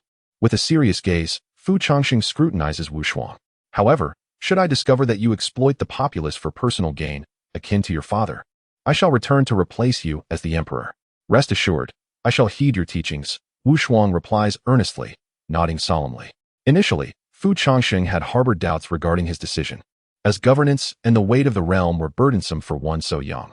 History is rife with ambitious emperors who aspired to govern wisely and benefit the world, yet found themselves powerless to avert the decline of their nations. However, observing the resolve and determination in Wu Shuang's eyes ignites a flicker of confidence within Fu Changsheng. In that case, we shall take our leave, he announces, standing alongside Tu Shan Rongrong to bid farewell to Wu Shuang. Upon witnessing their departure, Wu Shuang, filled with excitement, rises to call out to Fu Changsheng. Sir, please wait. What's the matter? Fu Changsheng inquires with curiosity as he turns back. I am deeply grateful for the kindness shown by both of you, yet I have yet to inquire about your names. I am Fu Changsheng, and this is Tu Shan Rongrong, he responds with straightforwardness. Oh, it turns out that. Wu Shuang was about to repeat the names of the two individuals when, upon hearing the name Tu Shan Rongrong, a flicker of confusion suddenly crossed her eyes. Wait a moment. Yet, in the next instant, Wu Shuang's eyes widened in disbelief. She is Tu Shan, the third head. Wu Shuang pointed at Tu Shan Rongrong, her tongue nearly tangling in her mouth, and even her fingers trembled uncontrollably. In response to Wu Shuang's astonished expression, Tu Shan Rongrong merely smiled softly and tilted her head. Then, with a gentle wave of her jade-like fingers, she gradually retracted her disguise, revealing her original appearance. It is rare for your majesty to recognize me. I am truly flattered, Tu Shan Rongrong remarked, her lips pursed in a meaningful smile. Upon receiving confirmation, Wu Shuang's astonishment reached unprecedented heights. More content loading. Please wait. This site only supports mobile browser access. If you see this paragraph, it means the chapter content failed to load. Please close your browser's reading, casual, and novel modes, and disable any ad blocking features, or copy the URL to read in another browser. In his eyes, the elders of the Tao Alliance were already the pinnacle of masters, a realm he might never reach even if he devoted his entire life. Yet, even such masters have entities they fear, the Demon Emperor. Merely mentioning the name instills reverence. With a mere gesture, the world transforms, and each one is a formidable demon unmatched in the realm. Not even the leader of the Tao Alliance dares to claim superiority over the Demon Emperor, yet here he stands before me. To be in the company of the Demon Emperor, what sort of individual must this gentleman be? With this thought, Wu Shuang could not help but cast another glance at Fu Changsheng. Swallowing hard, the third head and this gentleman are acquainted? Wu Shuang forcibly suppressed the shock within her heart. Hearing this, Tu Shan Rongrong suddenly displayed an elusive smile. Oh well. Tu Shan Rongrong discreetly glanced at Fu Changsheng, a hint of mischief flashing in her beautiful eyes. I too am quite curious, what does this Mr. Fu believe our relationship to be? In the next moment, Tu Shan Rongrong subtly leaned closer to Fu Changsheng, embracing his arm without seeking his consent, presenting herself as a demure and harmless wife. Feeling the unexpected warmth against his arm, Fu Changsheng's face flushed crimson. He had not anticipated that Tu Shan Rongrong would dare to tease him in front of Wu Shuang. However, what Fu Changsheng did not realize was that Wu Shuang's heart was already stirred into a tempest once more. Wu Shuang, born of my mother. Upon witnessing Tu Shan Rongrong nuzzle against Fu Changsheng like a kitten, Wu Shuang felt as though struck by lightning, her mind momentarily shutting down, leaving her standing there in a daze, even forgetting to blink. Observing the cunning glint in Tu Shan Rongrong's eyes, Fu Changsheng could easily discern her intentions, and a sudden realization struck him. We actually are. I think I understand. There's no need for you to elaborate, sir. In the midst of contemplating the complexities of existence, Wu Shuang abruptly interrupted Fu Changsheng, preventing him from continuing his discourse. The third master truly possesses a remarkable discernment of character. Wu Shuang glanced at Fu Changsheng and then at Tu Shan Rongrong, hesitating to speak further. Oh, it is nothing, your majesty. You flatter me, Tu Shan Rongrong replied, her delicate hand covering her mouth, a mischievous smile gracing her features, enhanced by a hint of charm. By the way, concerning the matter I entrusted to your majesty, I sincerely hope it will not be forgotten. Wu Shuang understood well that the peace between humans and demons was a task of contemporary significance, with benefits that would echo through the ages. As long as Mr. Fu and the third master were in need, Wu Shuang would undoubtedly offer unwavering support. Thank you. Then we shall take our leave, said Fu Changsheng. Safe travels, Mr. Fu. Wu Shuang stood by the window, watching as Fu Changsheng and Tu Shan Rongrong departed from the tavern. Once their figures vanished completely from sight, Wu Shuang finally exhaled a breath of relief. At this moment, his mind was still occupied by the look Tu Shan Rongrong had cast upon Fu Changsheng. To put it kindly, it resembled the gaze of one enamored. To put it less kindly, Wu Shuang mused, the world of immortals is truly chaotic. Chapter 143. Is that really you? Having rarely ventured out for leisure, why not prolong the stay in Daotian City? On the bustling streets, Tu Shan Rongrong contentedly weighed the bulging purse in her hand. The new emperor certainly proved to be quite generous. After being confined within the imperial palace for an extended period, had she not yet had her fill of amusement? Fu Changsheng's eyes involuntarily twitched as he cast a sidelong glance at Tu Shan Rongrong.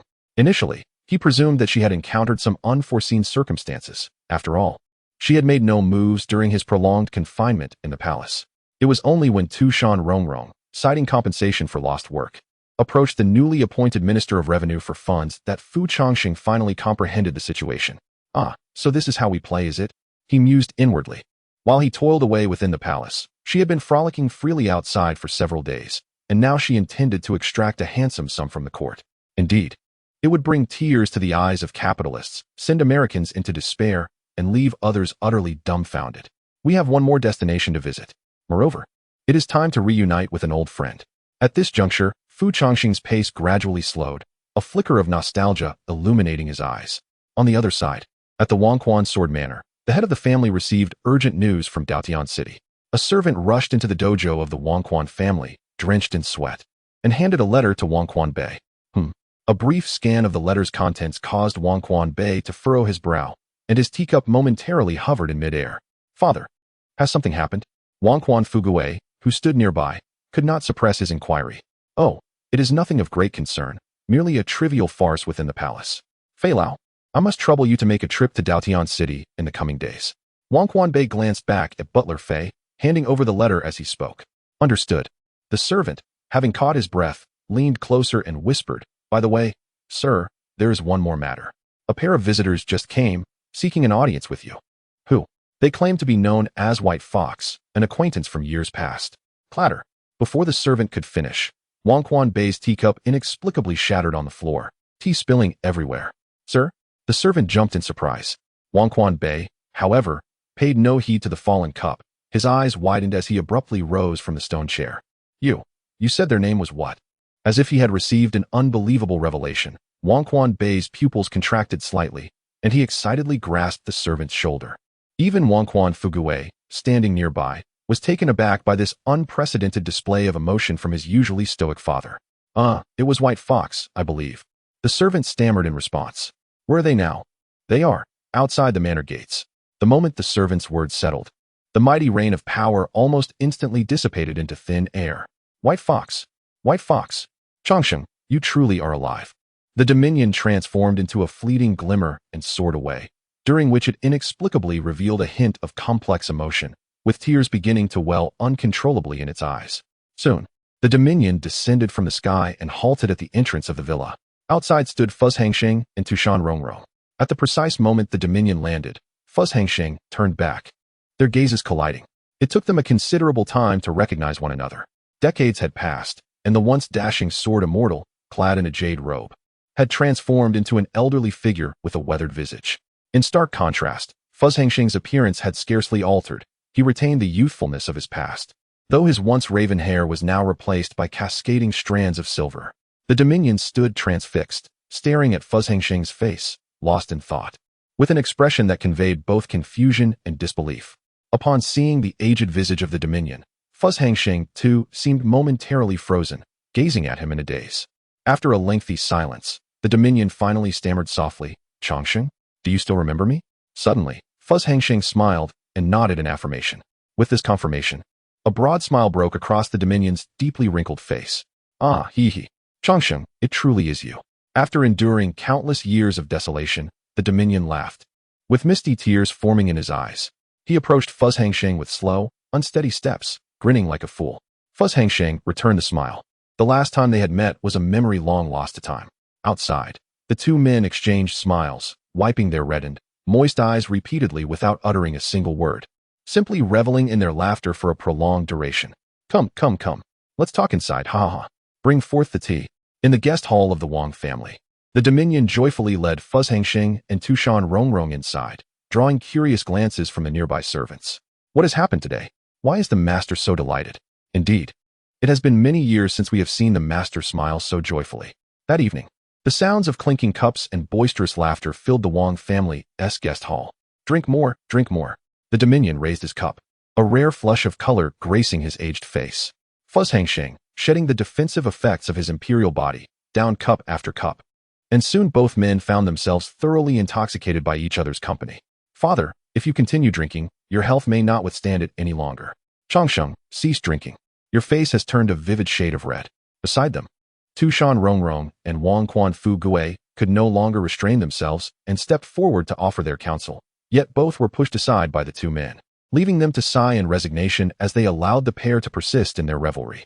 Fu Changsheng, already intoxicated to the point of disorientation, still feigned an air of resilience, as if he could drink until dawn.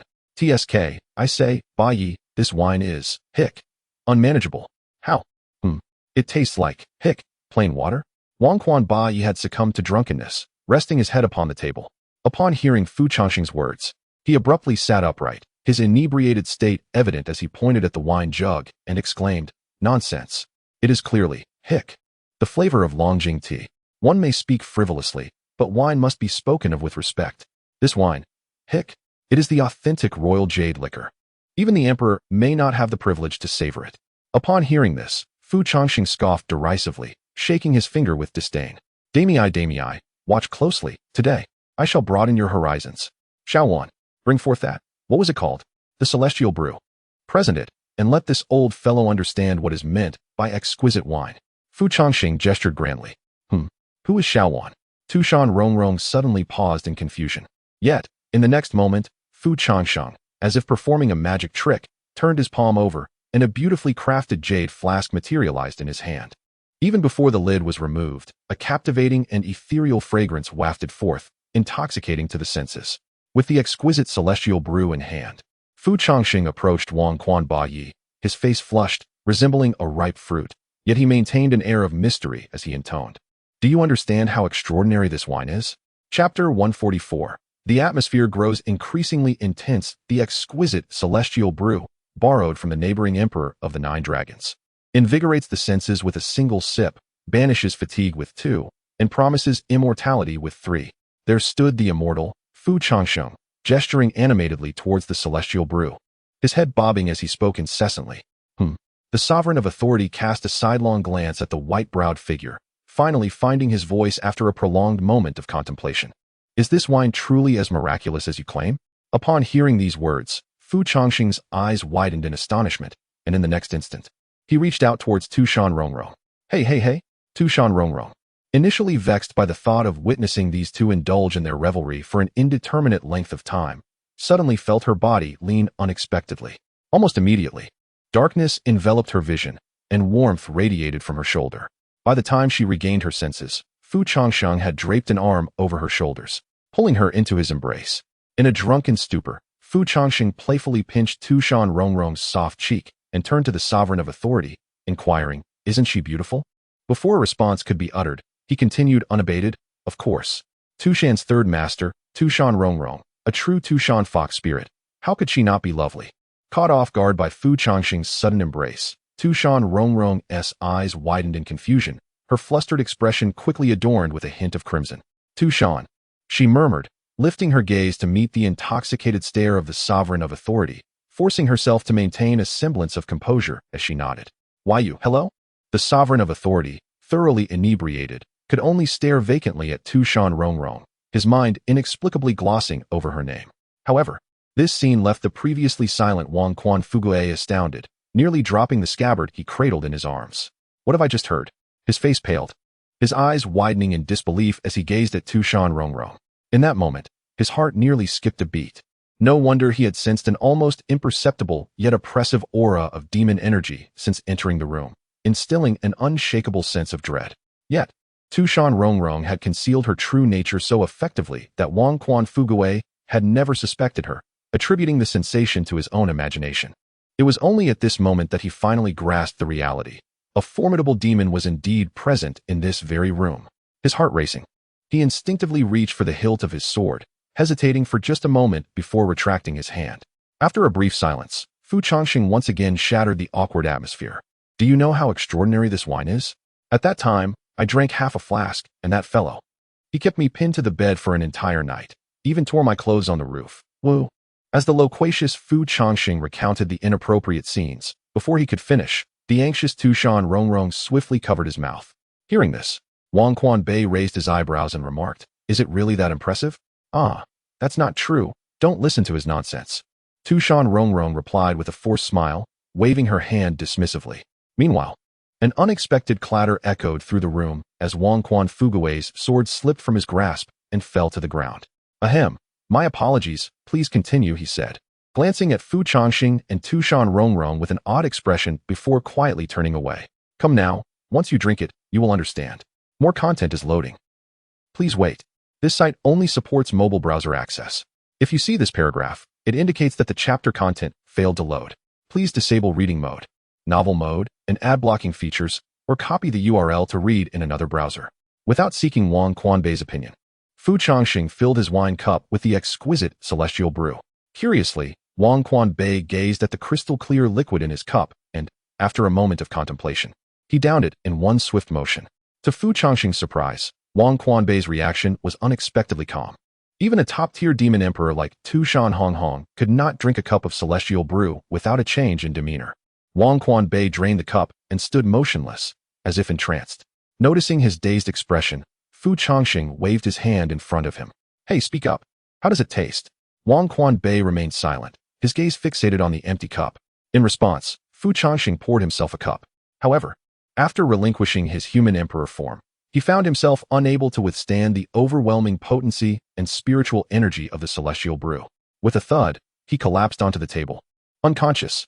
"Hey, Changsheng, Changsheng," Tu Shan Rongrong exclaimed, reaching out to touch him. At that moment, Wang Quanbei, who had been in a stupor, suddenly stood up and walked directly to Fu Changsheng. "Let me help her," he said, taking Fu Changsheng from Tu Shan Rongrong's arms. "Oh, that works." Tu Shan Rongrong thought little of it and handed Fu Changsheng over. However, the next moment, to Tu Shan Rongrong's astonishment, Wang Quanbei abruptly embraced Fu Changsheng tightly. Then, he began to wail uncontrollably. "Whoa, Huaizhu, it's really you, Huaizhu." In the once tranquil room, an elderly man with white hair held another white-haired man in his arms, unexpectedly erupting into a heart-wrenching cry. As Wang Quanbei wept, he tenderly caressed the cascading silver hair of Fu Changsheng, his eyes brimming with tears that reflected profound affection. At this moment, Fu Changsheng transformed in Wang Quanbei's gaze into the once breathtakingly beautiful Dongfang Huaizhu, youthful and filled with pride. "How I miss you, Huaizhu. Without you, life feels unbearably exhausting." Wang Quanbei cried out, embracing Fu Changsheng, his sobs rendering Tu Shan Rongrong and Wang Quan Fugui speechless, staring in disbelief at the scene before them. Absurd indeed? Yet, the absurdity deepened. It was then that the heart-wrenching cries roused Fu Changsheng from her stupor. Their gazes intertwined, and an unexpected silence enveloped them. With a hazy sense of intoxication, Fu Changsheng stared at Wang Quanbei's face, lost in thought for an extended moment. Finally, she inexplicably reached out, gently touching Wang Quanbei's head. "Hick, Rongrong, why have you suddenly grown so tall? Wah, Huaizhu, it truly is you. I love you." He wailed. "I love you too, Rongrong. I often regret not spending more time with you. Look, our Geyer has grown up. I know, don't worry. I will not let you and Changsheng down. Huaizhu, shall we return to our room?" "Yes." Wang Quan Fugui and Tu Shan Rongrong were left in stunned silence. Chapter 145. Rising tides in the heart of a grand temple, within a small pavilion. A man clad in a dragon robe cast a sidelong glance at the servant beside him, his brow subtly betraying an unmistakable air of domineering ferocity. The servant, approaching with utmost reverence to pour wine, quietly replied, Your Excellency, the prince has shown no signs of recovery. His cultivation continues to deteriorate day by day, and it appears his resolve has been utterly shattered. Upon hearing this, the demon lord furrowed his brow slightly, unable to suppress a cold snort of disdain. With a disappointed shake of his head, he gestured for the servant to withdraw. Why should you concern yourself with such a hopeless wretch? He is beyond redemption, surely.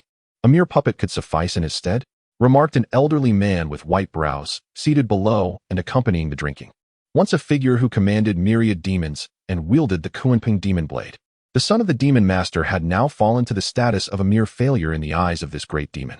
This decline stemmed from his dismal performance in a battle against the heartless adversary, where he, despite holding the Kunping demon blade and being flanked by 3,000 world-destroying demons, was bested by an opponent of equal rank, exacerbated by the suppression of the heavenly will upon his foe.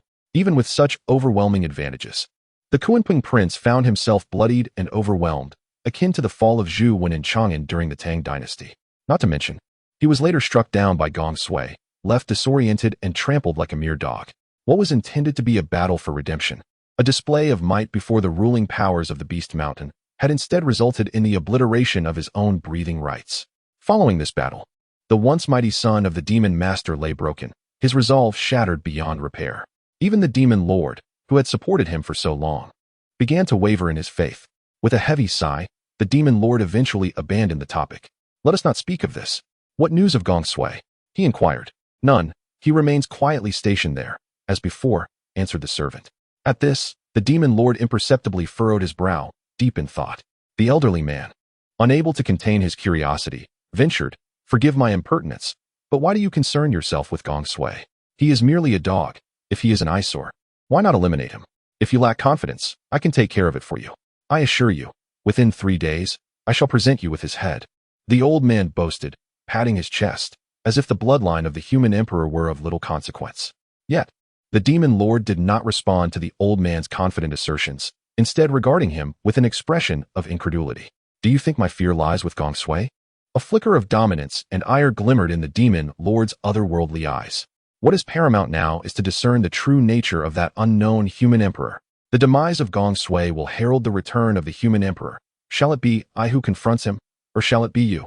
Upon hearing the words human emperor, the elder fell momentarily silent, his earlier bravado evaporating in an instant as he instinctively lowered his gaze. Damn it! What possessed that prince of the human emperor to stir trouble in the Beast Mountain range? With a sudden surge of indignation, the demon sovereign raised his hand without warning, slamming it upon the table, reducing the dragon bone-crafted surface to mere dust. The demon sovereign could not fathom why the Beast Mountain range, which had no intention of encroaching upon that territory, had unwittingly provoked the human emperor's son. Furthermore, judging by the relentless attitude of the vengeful spirit that day, it was evident that a bitter enmity had been forged with the Beast Mountain range. In truth, sacrificing a Kunping offspring and the lives of several thousand great demons, while a considerable cost, should not have ignited such fury within the demon sovereign. As long as the human emperor refrained from causing further trouble, even the death of the Kunping offspring would be of little consequence. The crux of the matter lies in the fact that on that fateful day, the vengeful spirit managed to incite both the demon realm and the Beast Mountain range, yet conspicuously spared the divine court from his wrath. This disruption shattered the delicate balance maintained across the 3 realms for countless ages. If the human emperor were to align himself with the divine court, it could lead to a scenario where the divine court might ascend to unrivaled dominance, directly waging war against the demon realm and the Beast Mountain range. As it stands, the first to face annihilation would likely be the Beast Mountain range. As for facing the human emperor, even if the demon sovereign were granted 100,000 years to cultivate, he would lack the confidence to engage in combat with such a figure. Despite the fact that the realm exhibited by the vengeful spirit paled in comparison to the legendary Taihao Fushi, the demon sovereign remained hesitant to confront him. The elder with white brows, silent until now, was acutely aware that although he had never been subdued by Fushi, every great demon in the ruling class of the Beast Mountain range was a survivor of that massacre, harboring an ingrained terror of the human emperor. It can be said that the battle waged by Taihao Fushi not only carved out a space for the survival of humankind, but also solidified the title of human emperor, garnering him a host of dutiful sons. After a prolonged silence, the elder finally spoke, shattering the stillness. In truth, Your Excellency the demon sovereign need not be so pessimistic. Perhaps the divine court merely eluded the ire of that prince of the human emperor. It is not certain that the human emperor has definitively aligned with the divine court. Furthermore, even if he has, their lack of action thus far may suggest they possess little confidence. Ultimately, the current sovereign of humanity merely awakened the form of the sovereign. He cannot be equated with the true essence of Fuxi. In light of this, perhaps a proactive approach is indeed the solution, especially while he is yet to fully mature. As the final words lingered, the elder with white brows raised his hand, making a gesture across his throat, casting a significant glance towards the demon sovereign. Upon hearing the elder's words, the demon sovereign subtly arched an eyebrow, and after a brief moment, offered a meaningful smile in return. You wish to take action? The elder hesitated, stammering, well, I am, after all, quite advanced in age. This matter. Upon hearing the demon sovereign suggest he personally eliminate the sovereign of humanity, the elder's demeanor shifted dramatically, losing the previous air of malevolence. The demon sovereign merely scoffed, choosing not to elaborate further. After pondering for a moment, the demon sovereign gazed at a distant lake, slowly articulating, I desire to live for several more millennia. Engaging with the sovereign of humanity is a task for you alone. However, you have indeed reminded me. With that, the demon sovereign abruptly turned to the elder, his brows slightly furrowed. How long until the demon master returns? Your Excellency, the demon master is currently healing within the river of time. It will take at least another 10,000 years for him to reconstruct his physical form and return. Upon hearing this, the elder with white brows found himself troubled. The demon master's corporeal form is exceedingly unique, and given the resources of the Beast Mountain range, we are utterly incapable of reconstructing it. Before the elder could finish his thought, the demon sovereign abruptly raised a hand to interrupt him. With the resources of the Beast Mountain range, it is indeed impossible. However, what if we were to utilize the very bloodline of the demon master? The elder was momentarily taken aback, struggling to grasp the concept. Yet, in an instant, as if struck by inspiration, his pupils constricted sharply, and his breath quickened. You mean, to use the offspring of Kuanpung? The elder's voice trembled, his gaze towards the demon sovereign now imbued with a hint of terror. That is the child of the demon master. If he were to descend and become enraged because of this, you would not be able to bear the consequences. The elder lowered his voice, frowning deeply. However, there was no trace of retreat in the demon sovereign's eyes. Did you not state that he is merely a puppet? Is it not prudent to utilize resources to their fullest extent? As for the demon master, is it not within your expertise to find a scapegoat? With that, the demon sovereign cast a penetrating gaze upon the elder, one that felt as though it came from the very lord of the underworld, piercing the depths of the human heart. The words of the demon sovereign struck the elder like a jolt, causing him to tremble uncontrollably, his heartbeat momentarily faltering. Meeting the demon sovereign's gaze again felt akin to standing before a butcher who viewed him as mere livestock awaiting slaughter. In that moment, the elder was overcome by a nameless dread and a sense of helplessness. After a long, silent pause, swallowing hard, the elder with white brows finally rose unsteadily, bowing deeply towards the demon sovereign. I understand now. Proceed. Chapter 146, Tu Shan Rongrong. I did not force him.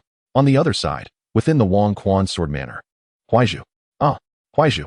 Father, please do not behave this way, father. As night enveloped the surroundings, outside the chamber, Wang Quan Bei, tears streaming down his face, desperately attempted to rush inside to embrace Fu Changsheng, while behind him, Wang Quan Fugui wore a grim expression as he restrained his father, preventing him from further spiraling into madness. Why don't you both rest here for the night? My father is quite intoxicated. I will take him home to rest now. Wang Quan Fugui, feeling somewhat helpless, cast a glance at Tu Shan Rongrong before turning to support Wang Quan Bei's swaying form, preparing to escort him away. I truly apologize for the trouble I have caused your esteemed household, Tu Shan Rongrong said, offering a slight bow to Wang Quan Fugui, her expression tinged with regret. Once Wang Quan Fugui had taken Wang Quan Bei away, Tu Shan Rongrong finally exhaled a sigh of relief, a wave of fatigue washing over her. After a moment of contemplation, she turned to see Fu Changsheng collapsed on the bed, utterly unresponsive, bathed in the dim candlelight. Tu Shan Rongrong slowly seated herself at the edge of the bed, casually glancing at Fu Changsheng's profile. He truly is an unreliable fellow, murmuring softly to herself. Tu Shan Rongrong, amused, reached out to pinch Fu Changsheng's cheek. At the very least, I should confirm before embracing him. If my virtue were so easily surrendered, I would be quite disheartened. After all, as she spoke, Tu Shan Rongrong's delicate fingers gently brushed across Fu Changsheng's lips, a charming smile gracing her features. This is inherently mine. Meanwhile, Fu Changsheng continued to mumble indistinctly in his stupor. Rongrong, I have come to marry you. Though his voice was barely audible, Tu Shan Rongrong caught every word, her cheeks instantly warming. Then, as if struck by a humorous revelation, she playfully pinched Fu Changsheng's nose. You truly are remarkable. Just moments ago, you were calling my name while being infatuated with an elderly man. Now, with your true self before you, you've suddenly become so reserved. Just as Tu Shan Rongrong's words faded, as if in response, the inebriated Fu Changsheng unexpectedly extended his arm, drawing her slender waist towards him. Before Tu Shan Rongrong could react, the world around her spun rapidly. Plop! When she regained her senses, she found herself on the bed, enveloped in Fu Changsheng's embrace. In an instant, the distance between them had vanished, close enough to feel each other's warmth. Oh! Caught off guard by such a sudden turn of events, Tu Shan Rongrong felt a surge of confusion, her hands momentarily unsure of where to rest. Recalling her earlier words, a thought flashed through her mind. Could it be that he wishes to continue what transpired moments ago? Tu Shan Rongrong's fingertips trembled slightly, and her breath became somewhat hurried at that moment. In the tranquil room, the two individuals' breaths intertwined, causing Tu Shan Rongrong's cheeks to flush with warmth. However, she did not push back against Fu Changsheng. Instead, a flicker of anticipation stirred within her. Why was he suddenly so forward today? Though excitement began to swell within her, she still asked softly, as if for formality. Fu Changsheng offered no reply, instead murmuring her name incessantly. Should she feign drunkenness as well? Tu Shan Rongrong bit her lip. Caught in a dilemma, she desired Fu Changsheng to become a beast, yet also wished for him to behave less than beastly. Stealing a glance at the now empty wine jar on the table, she secretly resolved to procure a few barrels of such delightful nectar upon her return. With these thoughts, a smile played at the corners of her mouth, and she even obediently closed her eyes, tilting her face slightly upwards. Tu Shan Rongrong leaned forward, embodying a coy demeanor, as if inviting the world to partake in her allure. At that moment, the rapid beating of her heart drowned out all else, and the atmosphere in the room grew increasingly intimate. However, as time ticked by, she found herself waiting in vain for the anticipated warmth. Slowly, she opened her eyes in confusion, only to be met with the serene visage of Fu Changsheng, who had fallen into a deep slumber, his breathing now steady and devoid of dreams. Realizing she had been performing for an audience of one, an audience that had succumbed to sleep, Tu Shan Rongrong's expression fell abruptly. What was she expecting? A sigh of frustration escaped her lips. No, this simply wouldn't do. She furrowed her brows, biting her lip in irritation, unwilling to concede defeat. Fine. If you won't partake in what is so readily offered, then I shall indulge myself. With that thought, she swiftly turned and pressed Fu Changsheng beneath her. Taking in the chiseled features of his face, Tu Shan Rongrong felt a tremor within her heart. In that fleeting moment, emotions that had long been suppressed began to stir, and she exhaled a cloud of white mist, her eyes glinting with a sudden spark of desire and possessiveness. With a playful lick of her lips and a knowing smile, she reached to untie the sash around Fu Changsheng's waist. Now, don't say I'm forcing you. If you're unwilling, just shake your head. Very well. Tu Shan Rongrong leaned down and gently nibbled at the fair skin of Fu Changsheng's neck. In that case, I shall not hold back. Chapter 147. I made a promise to a fellow the following day. Longsheng, I must apologize for my inebriation last night. I failed to host you properly. In the reception hall, Wang Quanbei, with a hint of regret, welcomed Fushangsheng and Tu Shan Rongrong into the room. Do not be so formal. It has been many years since we last met, and a drunken night is only fitting. Fushangsheng replied with a smile, waving his hand dismissively. Indeed. By the way, Longsheng, what has happened to your neck? As he spoke, Wang Quanbei curiously pointed at Fushangsheng's neck, which bore a sudden and glaring red mark, contrasting sharply against his previously fair skin. Fushangsheng exclaimed softly, rubbing his neck, and reassured, it's nothing to worry about. It's just a bit sore. Strangely, I noticed it upon waking. Rongrong, do you have any idea what might have caused it? Ahem. Perhaps it was a mosquito bite, Tu Shan Rongrong interjected, covering her mouth with a gentle cough to redirect the conversation. By the way, our visit should not solely revolve around reminiscing with you brothers, should it? Quite right. Come, Longsheng, let us sit and converse. Wang Quanbei ushered the two into the reception area and turned to instruct Wang Chuanfu, serve the tea. Your son? Fushangsheng accepted the teacup, thoughtfully appraising the striking young man before him. Yes, his name is Wang Chuanfu. Wang Chuanfu. A splendid name indeed. Yet, after a fleeting moment, Fushangsheng's gaze fixed upon Wang Chuanfu's brow, and a look of astonishment crossed his face. his expression becoming increasingly intricate. The instant Wang Chuanfu approached, Changsheng felt an overwhelming aura of lethal intent emanating from him. It was akin to a swordsman who, in pursuit of ultimate mastery, had severed all emotional ties, leaving only the essence of the sword within his heart. At this level of existence, merely standing there instilled a sensation akin to being pricked by countless thorns. It felt as if a sword, drenched in blood and heavy with the weight of countless slaughters, stood before him rather than a mere mortal. "Bei, why do you subject him to this?" Changsheng pressed his lips together, turning to observe the discomfort on Wang Quanbei's face. A mere glance had sufficed for Changsheng to comprehend the arduous journey Wang Chuanfu had traversed over the years: cultivation and bloodshed, an unending cycle. It was as though he had been raised solely as a weapon. Faced with Changsheng's penetrating gaze, Wang Quanbei remained silent, lowering his head with a sigh of resignation. "I am already half in the grave.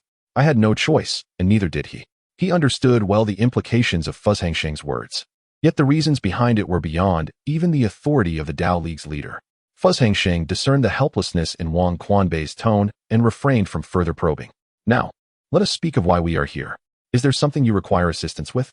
Wang Quanbei waved his hand, wishing to steer clear of the previous topic. "Is it so wrong for me to visit an old friend without any ulterior motives?" Upon hearing this, Wang Quanbei set down his teacup, casting a bemused yet exasperated glance at Changsheng. "Oh, spare me the pretense. Every time you seek me out, it's undoubtedly for me to serve as your tool." Changsheng, caught off guard, coughed awkwardly twice before adopting a serious demeanor. "Ahem, let me be direct. My purpose in this visit is to forge a formal alliance between the Dao Alliance and the Demon Alliance, ensuring that henceforth, our two races coexist in peace." The moment Changsheng's words echoed in the room, not only was Wang Quanbei taken aback, but Wang Quanfugue beside him shuddered in astonishment, gazing at Changsheng with incredulity. "You may take your leave now." A brief silence ensued as Wang Quanbei did not respond to Changsheng, but instead gestured for Wang Quanfugue to exit first. Though Wang Quanfugue seemed eager to voice his thoughts, he hesitated for a moment before nodding and departing from the parlor. Once Wang Quanfugue had left, Wang Quanbei remained speechless, seemingly lost in contemplation. The notion of peace between humans and demons appeared to have been a mere fantasy throughout the ages. Yet should such harmony be realized, it would undoubtedly be a monumental achievement for the present and for posterity. Over the years, there had been attempts within the higher echelons of the Dao Alliance to establish relations with the Demon Alliance, but to little avail. Apart from Tu Shan, no demon kingdom showed any inclination to engage with them. In essence, the demon kings, even the demon emperors, held humans in disdain and were loath to lower themselves to negotiate with the Dao Alliance. If this proposition had come from anyone else, Wang Quanbei would have deemed them mad. However, when it emerged from Changsheng, it carried a weight of significance. "From your words, it seems you have a plan?" Wang Quanbei raised an eyebrow, his expression swiftly turning grave. "Indeed," Changsheng replied with a gentle smile and a nod. "Rest assured, there is no need for the Wang family to risk their influence. Recently, I have garnered the support of the new emperor. All that is needed is for the Wang family to represent the Dao Alliance and express their endorsement of peace between humans and demons. That alone suffices." Upon hearing this, Wang Quanbei raised his brow in realization. "So that's why there was a sudden purge in the court. It was you." He nodded thoughtfully. "Very well. At this juncture, with the human race undergoing a transition of power, if peace with the demons can be achieved, the Dao Alliance would certainly not refuse. However, what of the Demon Alliance?" Wang Quanbei hesitated, aware that the demon race was not a monolithic entity. The dynamics of the four major demon kingdoms were far more intricate than those of the human realm. To realize peace between humans and demons, the most formidable challenge lay in winning over the four demon emperors. After all, you are of the human race. The Demon Alliance may not be inclined to negotiate with you. That is a trivial matter. One good beating will make him obedient, said Changsheng, gently setting down his teacup with a benevolent smile. Indeed, Changsheng was not adept in the intricacies of politics, nor was he skilled in the art of diplomatic negotiations. However, the day Tu Shan Rongrong ascended to the position of leader of the Demon Alliance, Changsheng comprehended a profound truth. The might of the fist is the most potent political instrument. Tu Shan Rongrong declared, "Negotiation? Only those who can still draw breath after receiving this exorcism technique are worthy to converse with me." Wang Quanbei was somewhat taken aback. After all, even as the most formidable representative of the human race, he dared not assert dominance over the demon emperor. Yet, in the next moment, Wang Quanbei suddenly laughed in relief. "Ah, I realized long ago that you would grow to be powerful, perhaps even surpassing me. In retrospect, I was too conservative in my assessment. Very well, since you possess such confidence, there must be a way to achieve it. Rest assured, the Wang Quan family will undoubtedly extend their full support. Upon receiving Wang Quan Bei's affirming response, a smile crept onto Fu Changsheng's lips, and the two exchanged amused glances. By the way, I remember you have never shown much concern for the plight of the common folk. What prompted this sudden desire to foster peace between humans and demons? Wang Quan Bei inquired, curiosity evident in his gaze towards Fu Changsheng. Matters of human-demon peace did not typically align with the carefree nature of Fu Changsheng. At this, Fu Changsheng did not respond immediately. Instead, he cast a sidelong glance at the quietly seated Tu Shan Rongrong. Beep. Main quest triggered. The first great undertaking of the ages. Human-demon peace. Quest difficulty. 6 stars. The system's notification echoed in his mind, prompting Fu Changsheng to withdraw his gaze and exhale a long sigh. I yearn to continue my leisurely retirement. However, a certain little fox insists she admires great heroes who watch over the common people. Chapter 148. Wang Quan Fu Gui's Curiosity at Wang Quan Sword Manor. On the descent from the mountain, the valiant hero, who watches over the world, speaks without a hint of shame.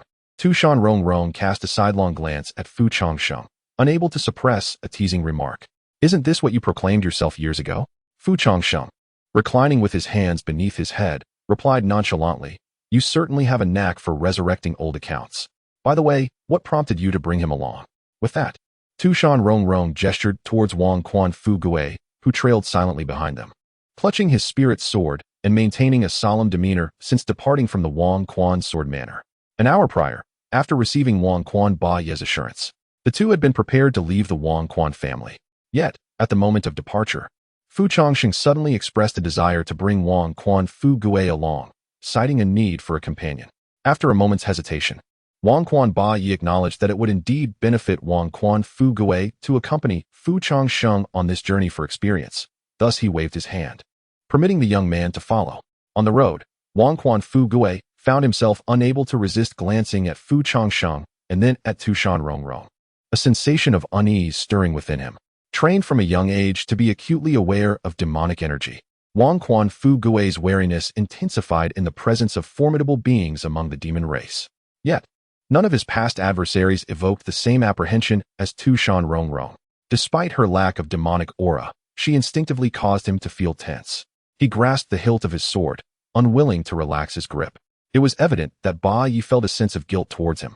After all, he was the child of him and Huaizhu, and could be considered his nephew. It was imperative not to allow Ba Yi to raise him as a mere weapon. With that thought, Fu Changsheng turned back and beckoned to Wang Quan Fu Gui. Senior, do you have any instructions? Wang Quan Fu Gui stepped forward, bowing respectfully. Fu Changsheng waved his hand dismissively. No need for such formality. In terms of kinship, I am your uncle. Your father likely hasn't mentioned your mother's side of the family. She actually has a sister named Dongfang Qinlan. That girl has a child named Dongfang Yuchu, who is your cousin. I have watched Dongfang Yuchu grow up, and this journey will allow you 2 cousins to meet. Upon hearing Fu Changsheng mention his mother's family, Wang Quan Fu Gui felt a surge of surprise, but quickly suppressed his curiosity, choosing instead to listen quietly beside them. Noticing Wang Quan Fu Gui's wooden expression, Fu Changsheng let out a gentle sigh. Do you harbor resentment towards your father?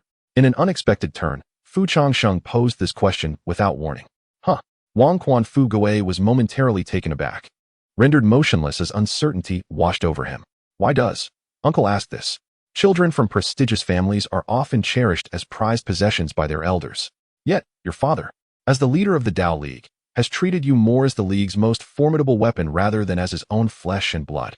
Do you not harbor any resentment towards him? As he spoke, Fu Changsheng's gaze remained fixed on Wang Chuanfu's expression. After listening to Fu Changsheng's words, Wang Chuanfu's eyes slightly lowered, lost in thought.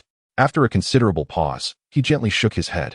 I have never harbored hatred for my father, nor do I believe it was wrong for him to cultivate me as a member of the Tao Alliance. Indeed, I have envied my peers, but being born into the Wang family, indulgence has never been a concern of mine. Wang Chuanfu raised his brow slightly, looking at Fu Changsheng, his gaze calm as he continued. The survival of humanity in this world requires caution. Without a formidable weapon to guard us, how can the common people have a home? Between my son and the populace, there is no need for elaboration on which holds greater weight. Becoming a soldier of the Tao Alliance was my father's choice. And it was also mine. I do not regret it. Once, when demons ravaged the lives of the common people, humanity had no means to resist, merely serving as fodder for the monsters. It was Wang Quan who struck the first blow against this tyranny, empowering humanity to oppose the demons. This is precisely why he is revered as Wang Quan. He became the sword that protects humanity. As Wang Chuanfu's words resonated, the remarkable composure in his eyes even astonished Fu Changsheng and Tu Shan Rongrong. Your family truly seems to be cut from the same cloth. Fu Changsheng remarked with a hint of resignation after a moment of silence. He had initially feared that Wang Chuanfu might harbor resentment towards the Wang legacy due to his forced upbringing as a soldier. However, it seemed he had worried for naught. Yet, as Fu Changsheng turned to leave, Wang Chuanfu, who had hesitated for quite some time, suddenly called out to him from behind. Uncle, I have a question. What is it? Fu Changsheng replied curiously, glancing back at Wang Chuanfu. Wang Chuanfu bit his lip, struggling for a moment before straightening up to ask, Uncle, what is your relationship with this fox demon beside you? At this, Tu Shan Rongrong also turned her head in surprise. Wang Chuanfu was not one to pry into others' private matters, yet he found himself intensely curious about Fu Changsheng's circumstances. As a former member of the mask organization, he was expected to represent one of humanity's strongest forces, having undoubtedly slain innumerable demons. Yet now, he walked in and out of the Wang family alongside a formidable demon, even exhibiting a relationship akin to that of partners. He had even proclaimed the desire for peace between humans and demons in the face of the Wang legacy. Having been taught since childhood that humans and demons could not coexist, and that human cultivators bore the duty to slay demons upon sight, Wang Chuanfu could not help but feel astonished. Conversely, had anyone from the Wang family uttered such sentiments, they would have been immediately executed by the Wang legacy as a warning to others. However, the existence of the negative longevity is an exception. Can you perceive it? Negative longevity gazed in astonishment at Wang Chuanfu, his eyes filled with disbelief. To evade complications, Tu Shan Rongrong had maintained her transformed appearance since her arrival in the human realm. Her shape-shifting technique was indeed known to those who understood. She did not wish to be discovered, and no one could see through her disguise. Beside her, Tu Shan Rongrong let out a resigned sigh and waved her delicate hand. The eerie green aura began to shimmer, and gradually, she retracted her transformation. Moments later, her original visage emerged, and she wearily brushed her hair aside. How impolite, she remarked. There's no need to be so wary of me. Tu Shan Rongrong gestured dismissively, having long sensed Wang Chuanfu's scrutiny. It was uncomfortable for anyone to have someone vigilantly watching them with a sword poised to strike. Feel free to ask whatever you wish, she said, her finger idly entwined in her hair. Wang Chuanfu glanced at negative longevity, and upon receiving an affirmation, turned back to inquire, Are you the Tu Shan fox spirit? Indeed. And, you too. Wang Chuanfu pointed towards Tu Shan Rongrong, and then at negative longevity, struggling to articulate his thoughts. Why could they stand together so naturally?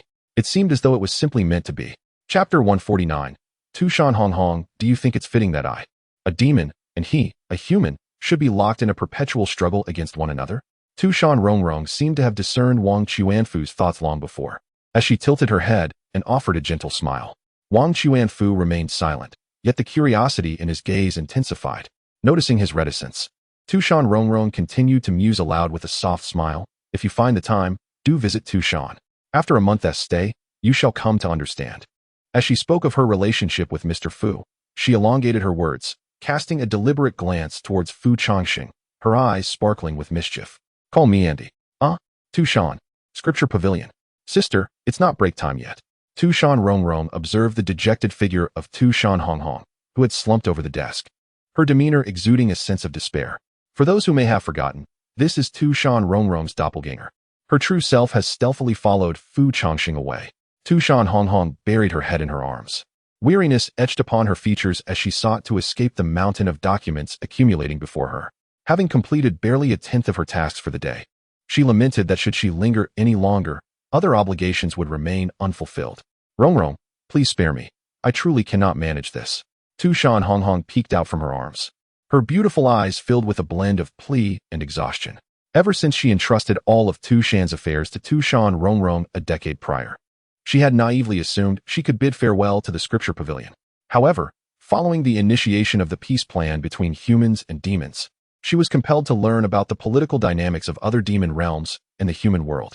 On the day of parting, as her husband receded into the distance, and Tu Shan Rongrong smiled warmly behind her, Tu Shan Rongrong felt as though she had descended into the depths of despair.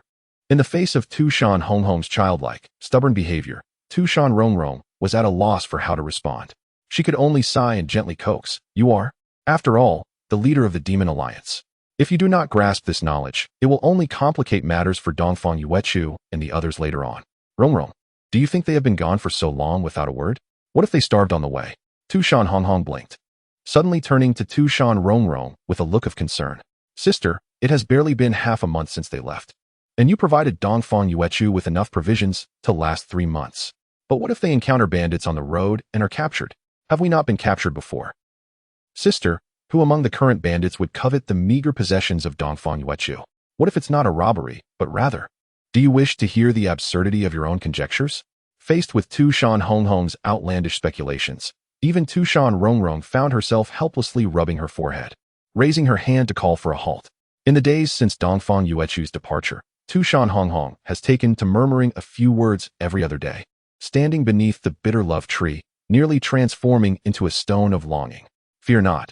Despite his seemingly carefree demeanor, Dongfang Yuechu proves to be remarkably dependable in critical moments. As the content continues to load, please wait. This site only supports mobile browser access. If you see this paragraph, it indicates a failure to load the chapter content. Please disable reading mode, novel mode, and ad blocking features, or copy the URL to read in another browser. That being said, aren't you the least bit worried about that burden of eternal life, Rongrong? Tu Shan Rongrong, feeling somewhat vexed, tugged at her long hair and glanced at Tu Shan Rongrong in confusion. However, this fleeting glance seemed to touch upon a hidden thought within Tu Shan Rongrong's heart. Instinctively, Tu Shan Rongrong's fingers twitched, and she turned her head away, her gaze suddenly drifting. Yet, Tu Shan Rongrong remained oblivious to this, merely sulking at the table, lost in her thoughts. After a prolonged silence, as if realizing that Tu Shan Rongrong could not be content with simply completing her task, Tu Shan Rongrong reluctantly chose to compromise. Very well, if that is the case, then let us take a 2-day respite. With a decisive clap, Tu Shan Rongrong closed her book and exhaled deeply. Upon hearing this, Tu Shan Rongrong was momentarily taken aback. A break? What does that mean? Does it imply that I need not read today? It means you may go seek your ideal partner. Really? Tu Shan Rongrong was initially stunned for 2 seconds. But then she sprang from her chair, her eyes sparkling with excitement. Ah, Rongrong, my dear Rongrong, I adore you. In her exuberance, Tu Shan Rongrong leaped forward and embraced Tu Shan Rongrong, bouncing like a child whose wish had finally been granted.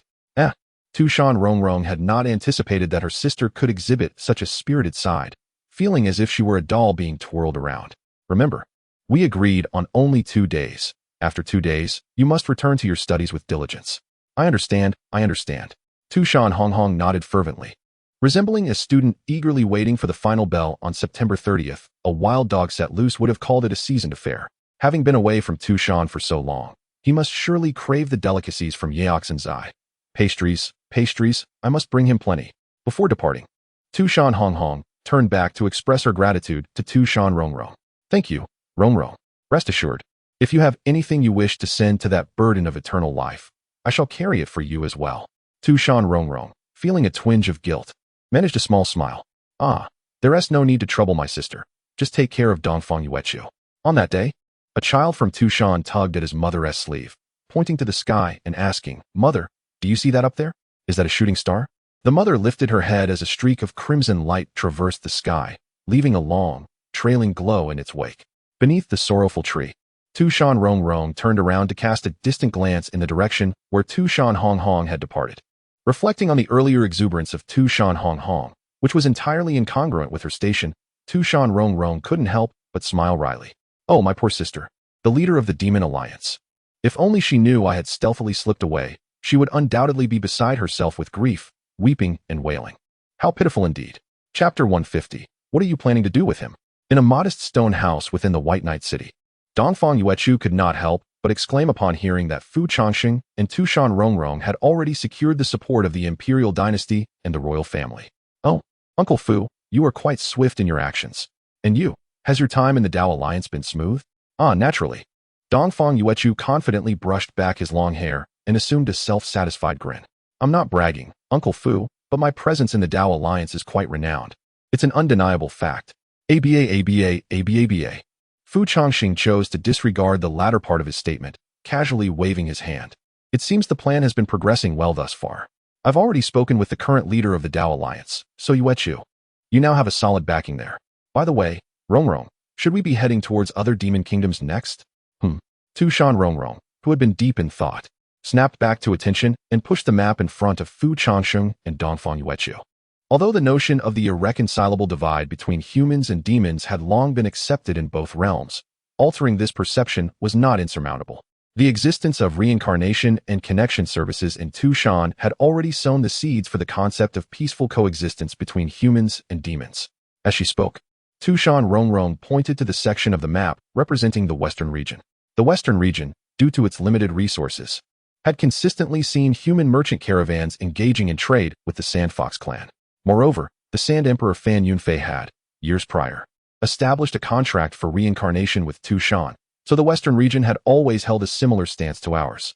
At this point, Tu Shan Rongrong's gaze swept over the territories of the Northern Mountains and the Southern Kingdom, her expression turning somewhat complex. The Poison Emperor of the Southern Kingdom is a cunning old fox. Without some incentives, he will not yield. That's straightforward enough. Suddenly, Fu Changsheng raised a hand.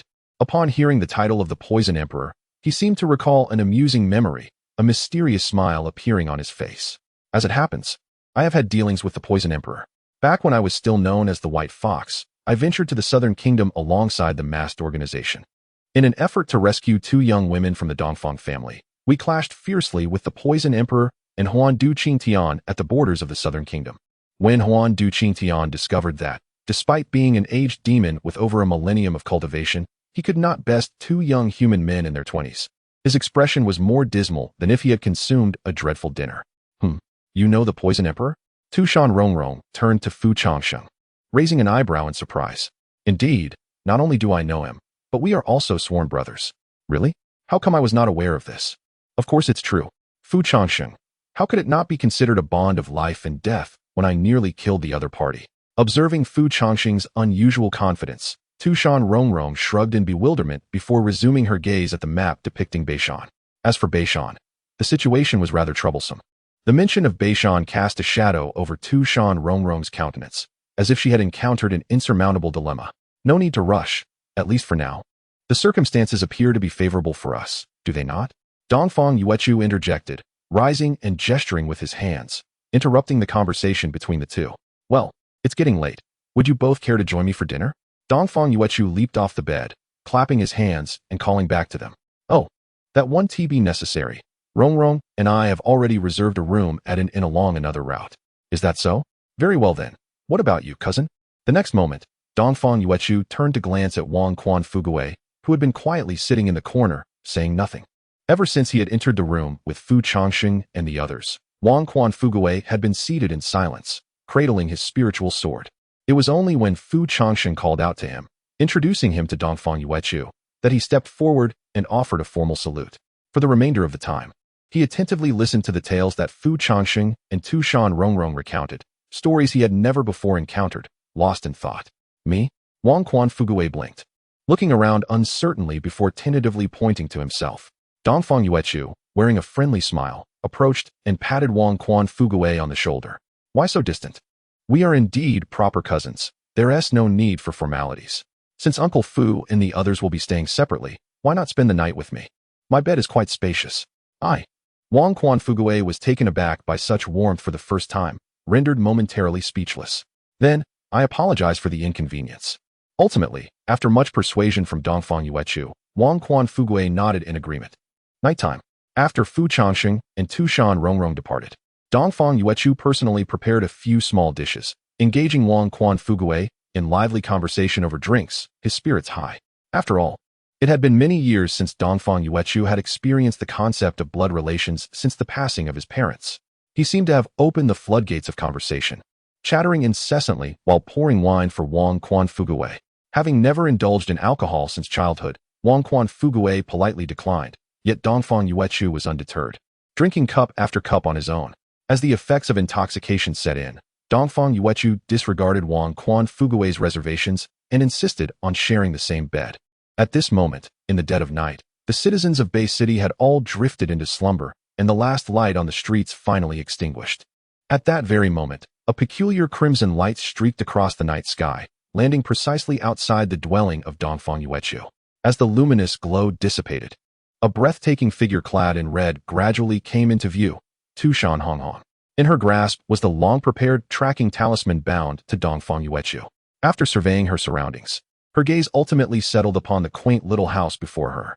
Indeed, it was here, Tu Shan Rongrong murmured to herself, her heart brimming with joy as she gazed at the abode, akin to one secretly preparing a surprise for a beloved.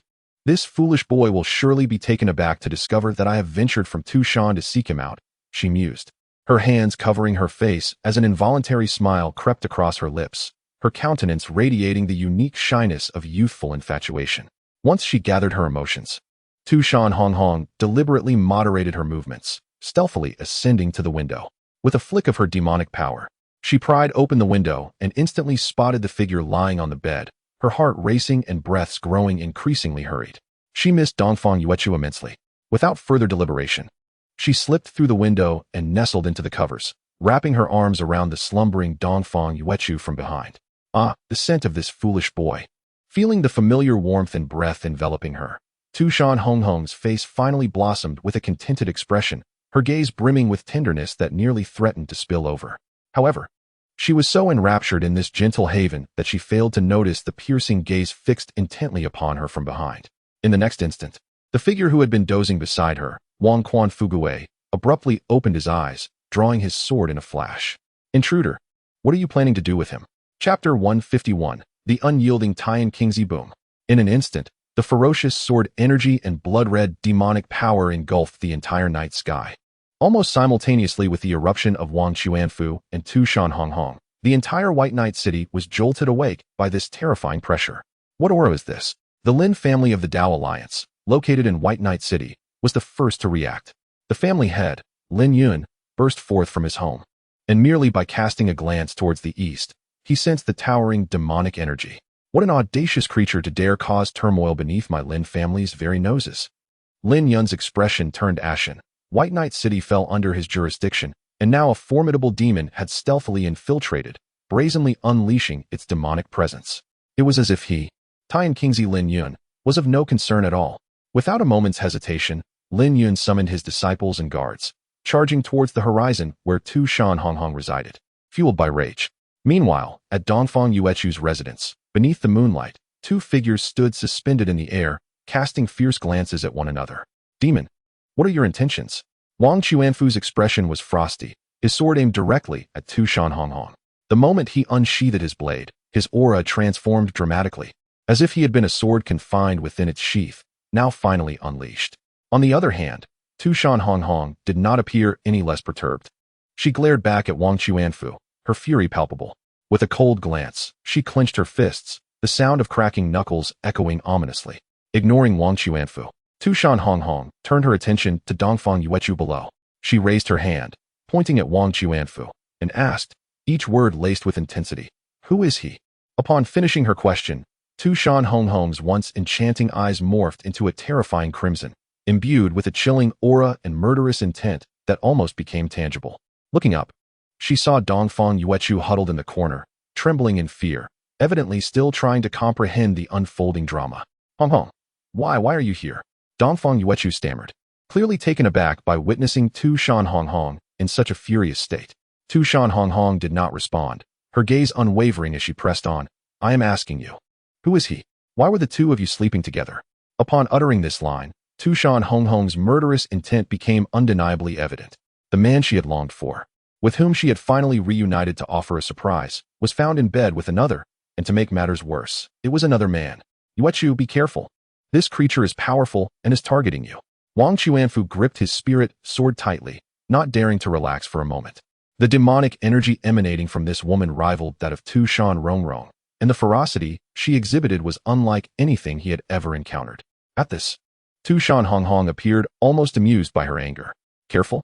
You are sleeping in my man's bed while clutching a sword, and you dare tell him to be cautious of me. I shall inquire once more, who is he? Tu Shan Rongrong's gaze turned fierce. After speaking, Tu Shan Rongrong clenched her delicate fist, the crimson, overwhelming demonic power almost materializing, cascading from her fingertips as it directly locked onto the aura of Wang Quan Fugui. Observing that the situation was spiraling out of control, Dongfang Yuechu hurriedly flew forward to shield Wang Quan Fugui. More content is loading. Please hold on.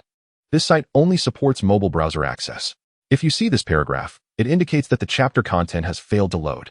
Please disable reading mode, browsing mode, novel mode, and ad blocking features, or copy the URL to another browser to read. No, Hong Hong, listen to me. It's a misunderstanding. It must be a misunderstanding. Please step down. You dare to protect him? In that instant, Tu Shan Rongrong's tone turned chillingly cold, her fury reaching its zenith. If just a second ago she was willing to hear Dongfang Yuechu's defense, upon seeing him stand in front of Wang Quan Fugui, she could no longer absorb a single word. The next moment, impudent. As Tu Shan Rongrong's wrath surged, a resounding voice echoed from the horizon. At that moment, the head of the Lin family, accompanied by his disciples and guards, arrived. The instant Lin Yun appeared, he noted that there were no injuries around, and two young members of the Qi Dao Alliance were already confronting Tu Shan Rongrong. Lin Yun felt a surge of delight, thinking to himself that this monster was not so formidable after all, unable to subdue even two unknown little Taoists. This provided him with an opportunity to showcase his prowess before the younger generation. Bold demon, cease your actions at once. With that thought, Lin Yun bellowed in fury, raising his longsword to strike at Tu Shan Rongrong. However, she showed no intention of evading, her expression as cold as a tranquil, stagnant pool. Gradually, Tu Shan Rongrong cast a sidelong glance at Lin Yun. That gaze felt akin to the stare of death emerging from the abyss. In that moment, the overwhelming aura of the demon emperor pressed down upon the world. In the blink of an eye, all the Taoists, including Lin Yun, who had charged towards Tu Shan Rongrong, found themselves halted, their bodies frozen in place. Everyone above Bay City felt an intense heart palpitation at the sight of Tu Shan Rongrong's blood-red eyes, a surge of life and death crisis awareness erupting from the depths of their hearts. Silence. It was unclear when, but the backs of the Lin family members had already become damp with cold sweat, their sense of dread intensifying. Fools, what are you all dawdling for? After a long while, Lin Yun abruptly regained his senses, turning to shout at his subordinates behind him. Do you not see that the fairy has been harmed in my Bay City? Why aren't you rushing to assist and apprehending those two little thieves? With that, Lin Yun redirected his sword towards Wang Quan Fugui and Dongfang Yuechu. You two audacious little thieves. How dare you impersonate members of the Qi Dao Alliance and plot against the fairy? In a scene filled with nobility and grandeur, the esteemed Wang Quan Fugui spoke. Fear not, my fair maiden. Allow me to swiftly apprehend these two ruffians who dare to commit their misdeeds in broad daylight. Begone. Tu Shan Rongrong, seemingly unperturbed by the unfolding events, expressed her irritation with a terse command. Indeed, I concur, my dear maiden. Capturing these scoundrels will require naught but a mere flick of the wrist. Cease your idle curiosity and return. With that, Lin Yun gestured to the members of the Lin family behind him, signaling for their retreat. Then, to everyone's astonishment, Lin Yun indeed turned his back, his sleeves billowing as he strode away without a glance back. Chapter 152. The Old Dwarf. The following morning, in an inn within the city of Bei, Fu Changsheng cast a peculiar glance at Tu Shan Rongrong and Wang Quan Fugui. So, over such trivial matters, you dismantled the house of the beginning of the month? At that moment, both Wang Quan Fugui and Tu Shan Rongrong, filled with indignation, pointed accusingly at one another. Their expressions were charged with hostility, as if a conflict was imminent. Fu Changsheng and Tu Shan Rongrong found themselves at a loss for words, unsure how to mediate the escalating tension.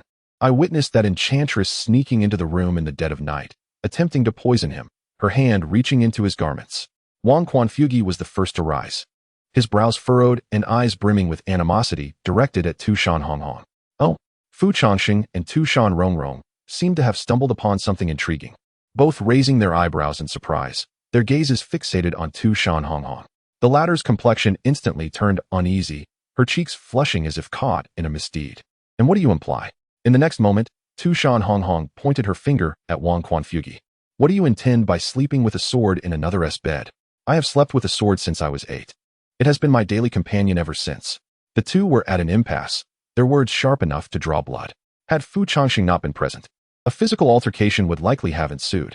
In stark contrast to the tension brewing on one side of the room, a solitary figure, Yuan Shu, sat curled in a corner, gazing vacantly at the unfolding scene. Yuan Shu, look on the bright side. Though the house you purchased with borrowed money is gone, consider this. your wife is wealthy. Fu Changsheng attempted to console the despondent Yuan Shu, who had drawn his legs close, devoid of color. However, upon hearing Fu Changsheng's words, Yuan Shu's expression darkened further. Uncle Fu, what are you thinking? The financial matters of the Tu Shan family have always been managed by Sister Rongrong. Hong Hong has perpetually been without funds. Oh, Fu Changsheng paused, turning his gaze toward Tu Shan Rongrong, who merely shrugged, expressing her inability to assist. Don't look at me. I cannot squander money indiscriminately. Suddenly, as if struck by an unexpected revelation, Tu Shan Rongrong chuckled softly and clapped her hands. Ah, but what a fortuitous misfortune. Since it was Yuan Shu's house that was dismantled, it appears to be a domestic dispute. Thus the Tu Shan family may not need to compensate. At this remark, Yuan Shu was momentarily stunned, nearly fainting from the shock. All right, since the chief has arrived, let us listen to what he has to say. Fu Changsheng clapped his hands, drawing the attention of the group back to him. Last night, Rongrong and I nearly finalized our plans. With that, Fu Changsheng retrieved a bundle of scrolls from his robe and unfurled them upon the table. To establish dominance over the various demon nations, it is paramount to first elevate the stature of the human race. Ultimately, the reason the demon clans previously shunned interactions with humanity lies in their disdain, perceiving humans as malleable and easily manipulated. To garner respect, strength is the most effective means. In my capacity as the human emperor, I shall issue challenges to the demon sovereigns of each realm. Fu Changsheng paused, surveying the faces before him, and gradually spoke.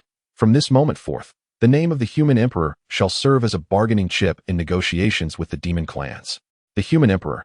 Upon hearing these words, Dongfang Yuechu and Tu Shan Honghong furrowed their brows. Indeed, Tu Shan Rongrong interjected with a light laugh. Only when humanity produces a figure capable of threatening all demon nations will the demon alliance find genuine reason to unite. Simultaneously, the existence of a human emperor will instill confidence in ordinary individuals who fear the demon races to coexist with them. At this juncture, the group fell into a momentary silence, exchanging unspoken glances. Fu Shu, could this be too much of a burden for you? Dongfang Yuechu inquired hesitantly, challenging the demon sovereigns. Or perhaps taking turns to face them. Even the leader of the Dao Alliance might hesitate at this prospect. Why not? Allow me to take your place? That is unnecessary. I require you to focus on your current endeavors and prepare to become the next leader of the Dao Alliance. Fu Changsheng took a sip of fine wine, raising his gaze towards the window, lost in thought for a long while. In the meantime, a holographic interface materialized in Fu Changsheng's mind. Fu Changsheng, male human emperor, cultivation, 9th layer of Yuaning. Weapons, Fu Shiqin, incomplete, Qixing Longyuan sword. Attention points, 8,749. Furthermore, this task was inherently mine. 3 days hence, in the southern kingdom. Uncle, allow me to take your place. Wang Chuanfu glanced at the spiritual sword cradled in his arms, and then turned to Fu Changsheng. 3 days prior, Fu Changsheng had bid farewell to the others and set off for the southern kingdom with Wang Chuanfu. Although he did not outwardly display it, Wang Chuanfu felt a long-forgotten thrill of anticipation, unsure whether it stemmed from anxiety or excitement. Challenging the demon sovereigns has been attempted by countless prodigies throughout history. Yet many have met with disastrous fates. The descendants of the Wang Quan family are particularly aware of this truth.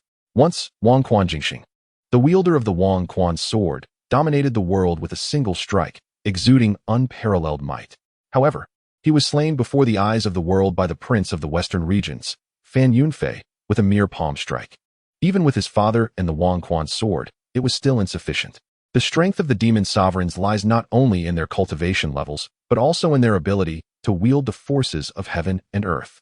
Wang Chuanfu could not comprehend Fu Changsheng's overwhelming confidence. Thus, he had mentally prepared for the worst during their journey.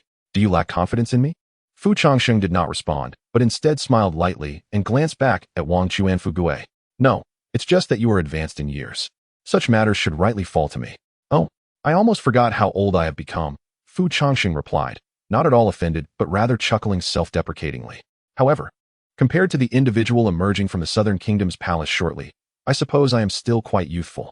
As he spoke, Fu Changsheng raised his gaze toward the distant Xuanwu gate of the southern kingdom. It had indeed been many years since he last encountered the old poison emperor. Uncle, shall we simply enter? No, Fu Changsheng shook his head. I will call out, and he will surely come out. Call out? How? How would one do that? At this, Wang Chuanfu Gue was momentarily perplexed by Fu Changsheng's intent. After all, he was the poison emperor, not a common ruffian. How could a shout from outside the city summon him from the palace? Fu Changsheng did not answer immediately, but instead smiled subtly. The next moment, under the astonished gaze of Wang Chuanfu, Fu Changsheng suddenly leaped into the air, standing upon nothingness. Then, he positioned his hands into a horn shape and, facing the palace, shouted loudly, "Old gnome, come out for a duel." Chapter 153, A Direct Challenge, Old Dwarf. Step forward for a duel. Beneath the clear sky, a resonant shout echoed through the air. At that moment, Fu Changsheng projected his voice with sincerity, causing sound waves to ripple beyond the borders of the Southern Kingdom, ensuring that every citizen heard his declaration. Almost simultaneously, the people within the Southern Kingdom turned their gazes toward the direction of the Northern Xuanwu Gate. What is happening? Is someone challenging someone else? Who dares to call for a duel so audibly? The audacity of this young man to shout so loudly outside the imperial city is truly remarkable. Do you think he is addressing the emperor? Chill. Keep your voice down. How can you utter such words? Are you seeking death? At the same time, it was not merely the citizens of the Southern Kingdom who were stirred. Even Wang Quanfu, standing beside Fu Changsheng, felt a chill run down his spine from this thuggish challenge. Among the four great demon emperors of the current world, the poison emperor, Huan Duqingtian, was considered relatively low-key. As an ancient creature who had lived for over 10,000 years, Huan Duqingtian was known for his sagacity. Aptly described as a cunning old fox, such a deeply calculating individual rarely exhibited extreme emotional fluctuations or instability. However, after their encounter many years ago, Fu Changsheng discovered a method to provoke this old demon with a single phrase. Sigh. Following a brief silence, a deep and aged sigh emanated from the distant palace. Moments later, accompanied by a chilling aura, a purple haze appeared out of nowhere, manifesting like a ghostly apparition in the world. Gradually, a diminutive figure emerged from the violet mist. Creak. In an instant, upon sensing the ominous aura, Wang Quanfu instinctively grasped the hilt of his sword, his body bristling with unease, and his breath quickening. In stark contrast, upon seeing Huan Duqingtian, Fu Changsheng wore a knowing smile. Although Huan Duqingtian sat calmly in midair, holding an old smoking pipe, a terrifying murderous intent flickered in his gaze. It has been far too long, esteemed poison emperor. How have you been? They did not begin with hostility. Instead, Fu Changsheng greeted Huan Duqingtian with a smile and a respectful gesture. However, the more he smiled, the colder Huan Duqingtian's expression became. Were it not for his reputation as a 10,000-year-old demon emperor, he would have relished the chance to tear Fu Changsheng's mouth apart. Ultimately, Huan Duqingtian restrained himself, a grim smile forming on his face. It is indeed ironic. The once spirited genius youth has now become a figure with graying hair, teetering on the brink of the grave. What brings you to my southern land? Frolicking instead of contemplating a peaceful twilight. As he spoke, Huan Duqingtian shook his smoking pipe, exhaling a deep puff while shaking his head. Alas, there are pressing matters that necessitate a discussion with an elder, replied Fu Changsheng with a light chuckle, hands clasped behind his back. Is this how your human race engages in discourse? Huan Duqingtian exhaled a smoke ring, casting a cold glance at Fu Changsheng. You misunderstand.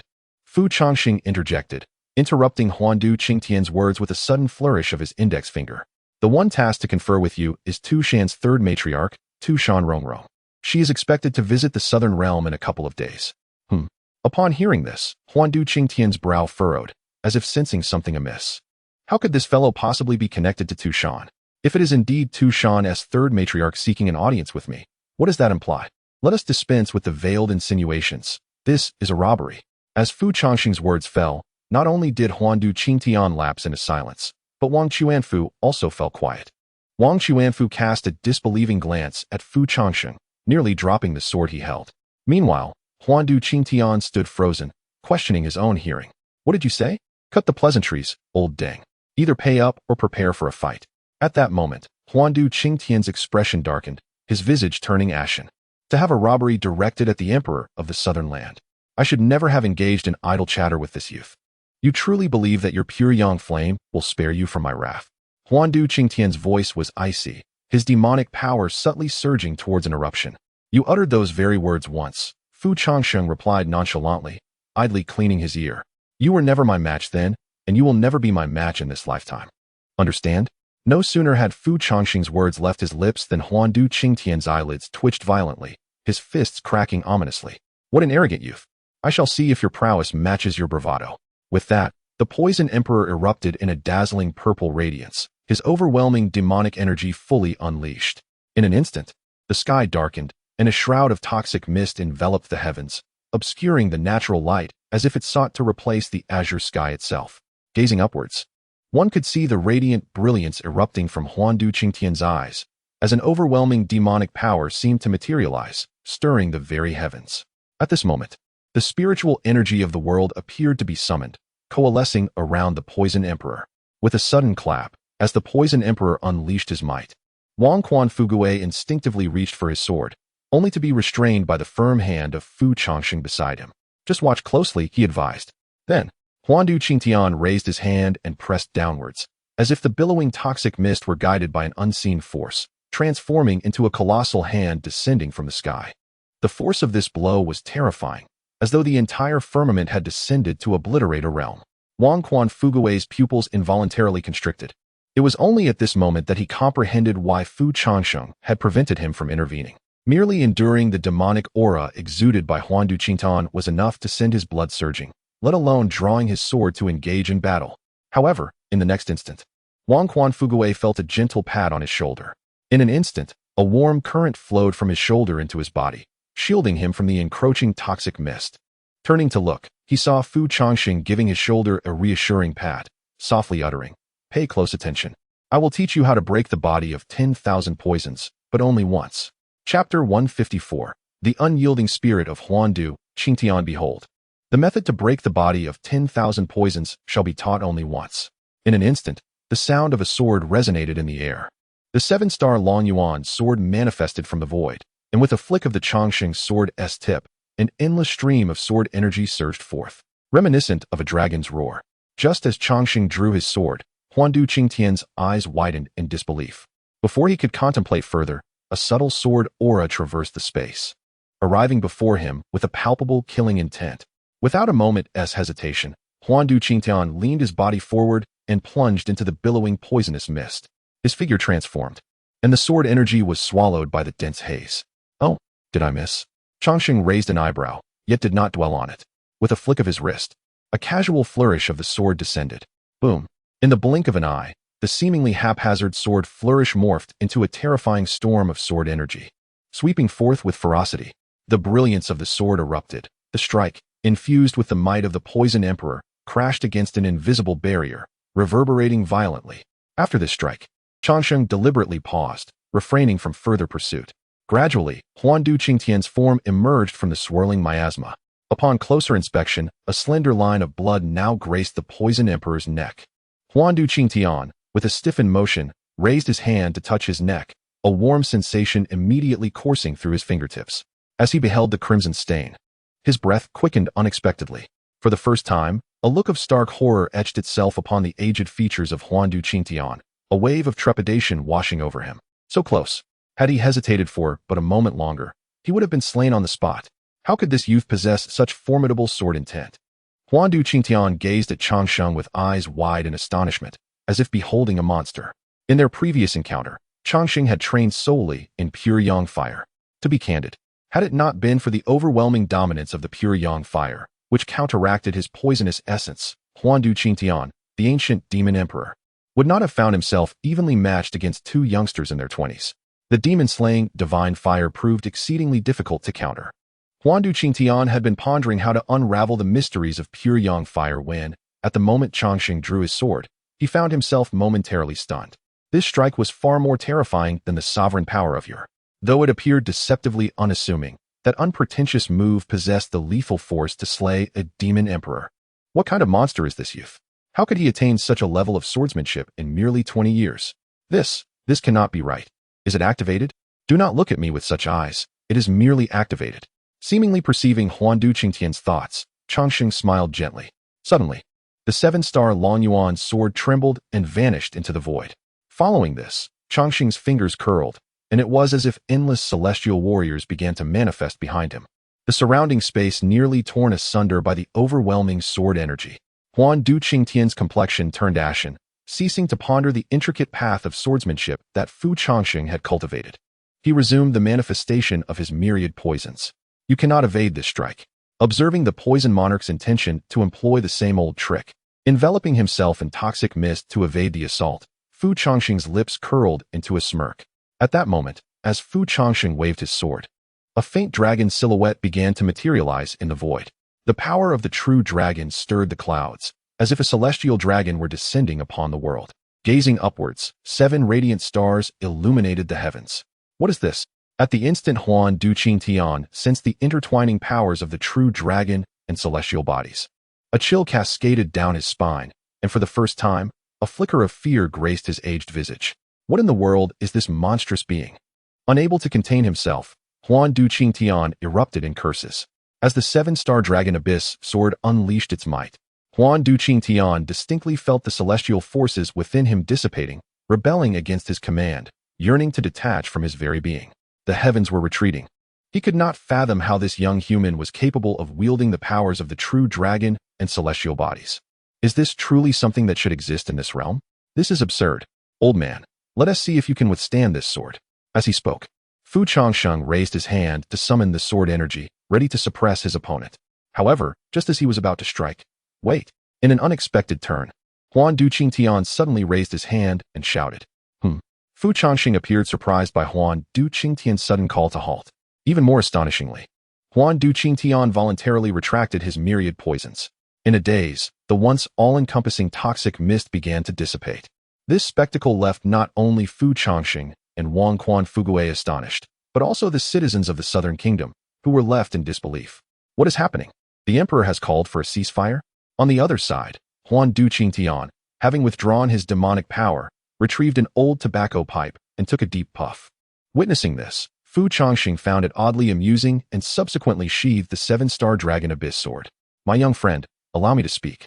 Huan Duqingtian glanced at Fu Changsheng, exhaling a dense cloud of smoke. You are indeed formidable, yet should I unleash my full power, you would not stand a chance against me. However, I cannot bring myself to extinguish the life of such a talented junior. He took another drag from his pipe, his words laced with regret. Earlier, you mentioned that you came to rob me. I have always valued harmony and detest violence. Therefore, I happen to have some spare funds. Let us consider this a gesture of friendship. With that, Huan Duqingtian reached into his robes and produced a storage bag, tossing it to Fu Changsheng. Within this, there lies 100,000 taels of gold. My young friend, please take it and enjoy some tea. Having uttered these words, Huan Duqingtian paid no heed to Fu Changsheng's reaction and turned away, returning to the Xuanwu gate as if nothing had transpired. Take your time. No need to see me off. Bang! In the next moment, Huan Duqingtian raised his hand with a flourish, and the city gate slammed shut with a resounding thud. Fu Changsheng, bearing the weight of power and wealth, could only remain speechless. Chapter 155. The Trials of the Third Young Master and the Enraged Tu Shan Rongrong in the bustling tea house. Patrons engaged in hushed discussions regarding the recent upheaval among the demon clan. Whispers circulated about an enigmatic elder from the human realm who had emerged from seclusion to challenge the reigning demon emperor. Eyewitnesses recounted tales of the ancient demon, Huan Duqingtian, the northern mountain demon emperor, and the western desert sovereign, all of whom were vanquished without a semblance of resistance. Is this truly plausible? A skeptic questioned. Surely, it must be a fabrication. Do not dismiss it so readily. The accounts grow even more astonishing, another interjected. It is said that this individual was accompanied by a young swordsman, the sole heir of the Wang family, a soldier of the Dao Alliance. Is it verifiable? Absolutely. The news has spread across both the human and demon realms, captivating storytellers who now weave tales of this event. A shift in power is imminent. Who is this individual? Uncertain, though it is rumored to be linked to the legendary figure known as the Masked One. Within the tea house, patrons wore expressions of disbelief, reminiscing about the last time such astonishment graced their faces. A scholarly young woman, cradling a celestial peach, took a bite and smiled knowingly. Nearby, a youthful boy appeared lost in contemplation. Is this information credible? 6 ears inquired, noting the third young master's silence. I verified it personally, the third young master replied, placing his teacup down. It has been confirmed. It is the white fox. White fox. 6 ears raised an eyebrow, realization dawning upon him. Oh, the one who stood you up years ago? Indeed, the third young master acknowledged, his expression impassive. I had thought him deceased. 6 ears took another bite of the celestial peach, a flicker of nostalgia glimmering in his eyes. Now that you mention it, that young lad was quite formidable, managing to reach the Beast Mountain and escape from the palace. After years of evasion, why would he stir such commotion now? The third young master remained silent for a moment before responding with a disdainful snort. To wage war without bloodshed. It is merely a ploy to create a spectacle and draw me in. Oh, so you know his whereabouts? Where else could such a person be? The third young master's tone was tinged with irritation. With that, he rose, donned his robe, and departed the tea house. A glimmer of determination shining in his eyes as he transformed into a streak of light, soaring eastward towards the Tu Shan territory. Observing this, Six Ears made no attempt to follow but continued to savor his celestial peach, a knowing smile gracing his lips as he leaned against the tea house window, watching the third young master vanish into the horizon. While his words might express a desire to devour that young man whole, his body remains unmistakably truthful. Meanwhile, at the Tu Shan Changsheng tea house, Tu Shan Rongrong playfully inquires, "What brings such a distinguished figure as yourself here today?" She personally pours tea for the third young master. Glancing around, it becomes evident that the tea house is devoid of other patrons. At its center sits a being radiating golden light, their visage obscured. In the presence of this guest, even Tu Shan Rongrong sheds her previous nonchalance, donning her signature smile once more. The third young master casts his gaze over Tu Shan Rongrong, and after a moment, as if he has stumbled upon something intriguing, a slight smirk graces his lips. "Oh, when did the third householder ascend to the rank of Demon Emperor? Why was I not informed to extend my congratulations?" Tu Shan Rongrong merely chuckles and shakes her head. "Oh, third young master, you flatter me. As a lowly demon lacking talent and virtue, and with no prowess in combat, I would scarcely dare to disturb you, even if I were to become a demon emperor. Is that so?" The third young master chuckles playfully, his eyes fixated on Tu Shan Rongrong, seemingly attempting to discern something from her smile. It is said that the power of a fox demon stems from deep emotion. The third householder's rapid advancement. Could it be that she has found someone special? What do you think, young Master Baihu? He deliberately elongates his final syllable, casting a pointed glance at the figure of Fu Changsheng seated at the counter. As his gaze sweeps over Fu Changsheng, the smile on the third young master's face becomes noticeably strained. Looking up, he sees Fu Changsheng calmly transcribing account books, having remained silent throughout, as if merely an observer. At this moment, Fu Changsheng finally sets down his brush and politely smiles at the third young master. How could a mere figure like me interject in a conversation between the third young master and the third miss? You are no mere figure. You are the Baihu, the foremost in the world, above even the demon emperor. The tone of the third young master carries an unmistakable hint of sarcasm.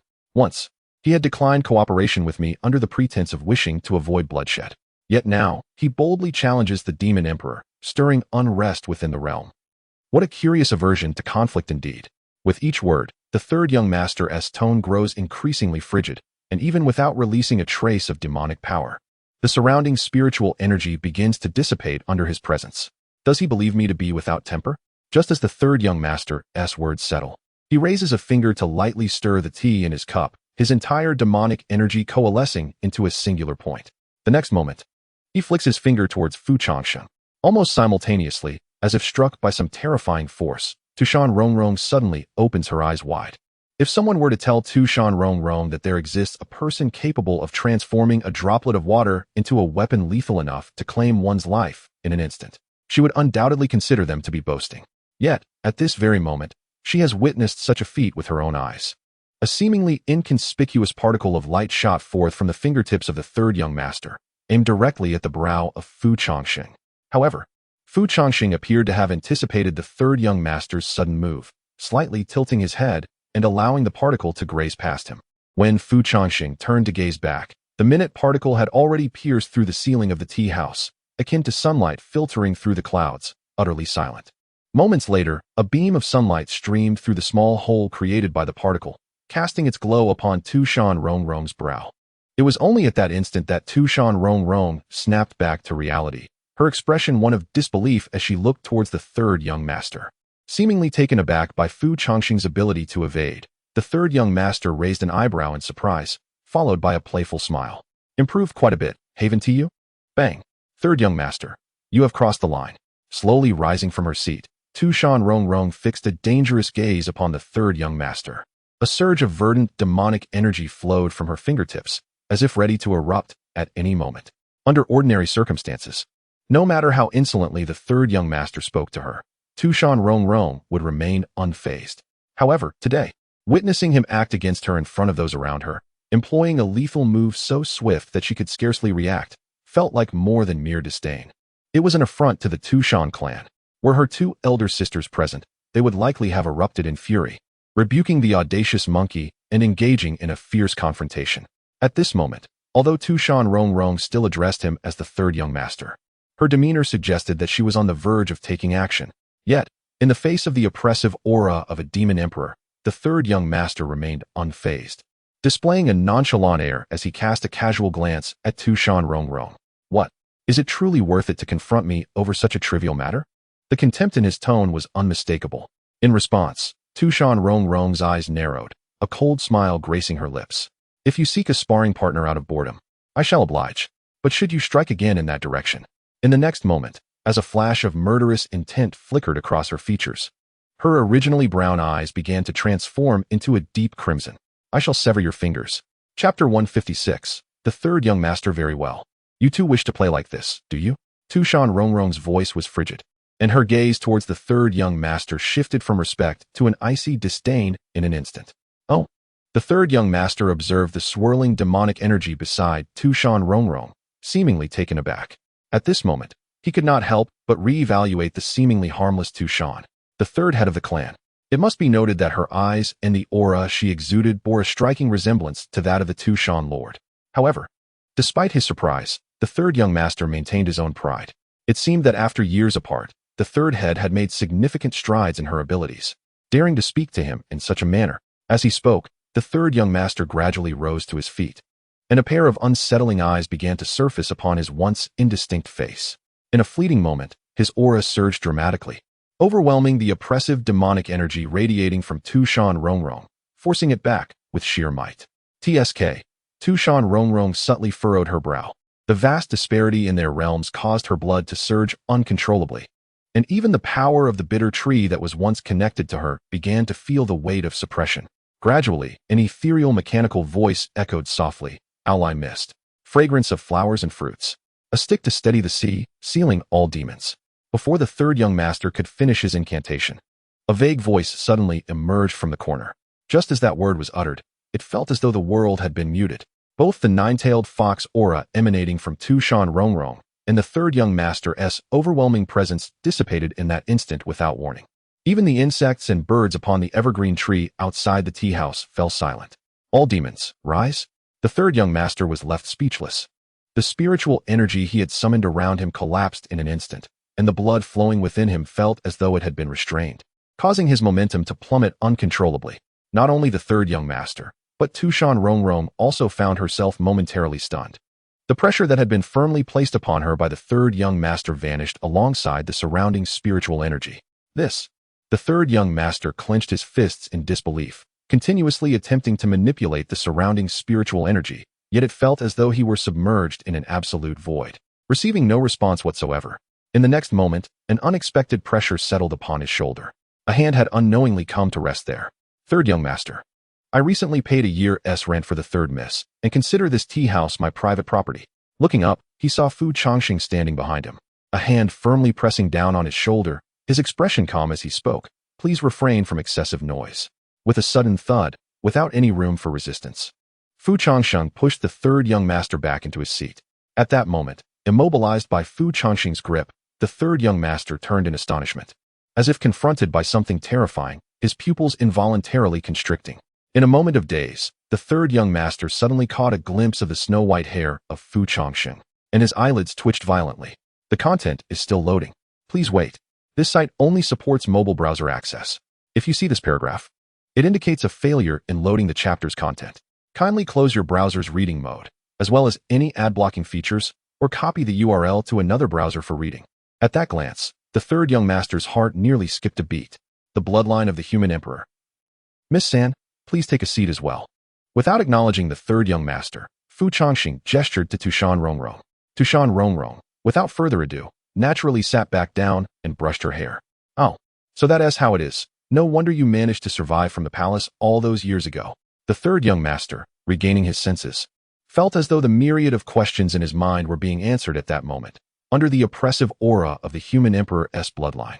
Oh, the third young master is also aware of the human emperor? Fu Changsheng smiled lightly and took a seat. The gaze that the third young master directed at Fu Changsheng was akin to beholding a prehistoric monster. The human emperor. an existence so ancient that it was nearly forgotten by history. For nearly 10,000 years, only a remnant of the human emperor's bloodline has remained, now languishing in the 10,000 Beasts Ridge. Yet, why had he failed to perceive such a potent aura of the human emperor when he last encountered Fu Changsheng 2 decades prior? Moreover, if he had not visited Tu Shan today and nearly clashed swords with Tu Shan Rongrong, he would have remained oblivious to the fact that a human emperor's body was concealed within this demon realm. Wait, Tu Shan Rongrong, did you already know? In an instant, the third young master turned to Tu Shan Rongrong, his eyes reflecting a sense of betrayal, as if he had been kept in the dark for decades. Connecting the recent events of Fu Changsheng challenging various demon emperors while deliberately overlooking Tu Shan, coupled with Tu Shan Rongrong's unexpected composure in the face of his threats, everything seemed to fall into place. In response, Tu Shan Rongrong let out a soft laugh, playing with her hair as she said, "Third young master certainly has a knack for humor. My people, I know them thoroughly, of course." Upon receiving this affirmative answer, the third young master's expression darkened considerably, his countenance turning grim as he asked, "So, you did that on purpose?" Tu Shan Rongrong did not answer, but instead offered the third young master a playful smile, as if to say, "What, are you not satisfied?"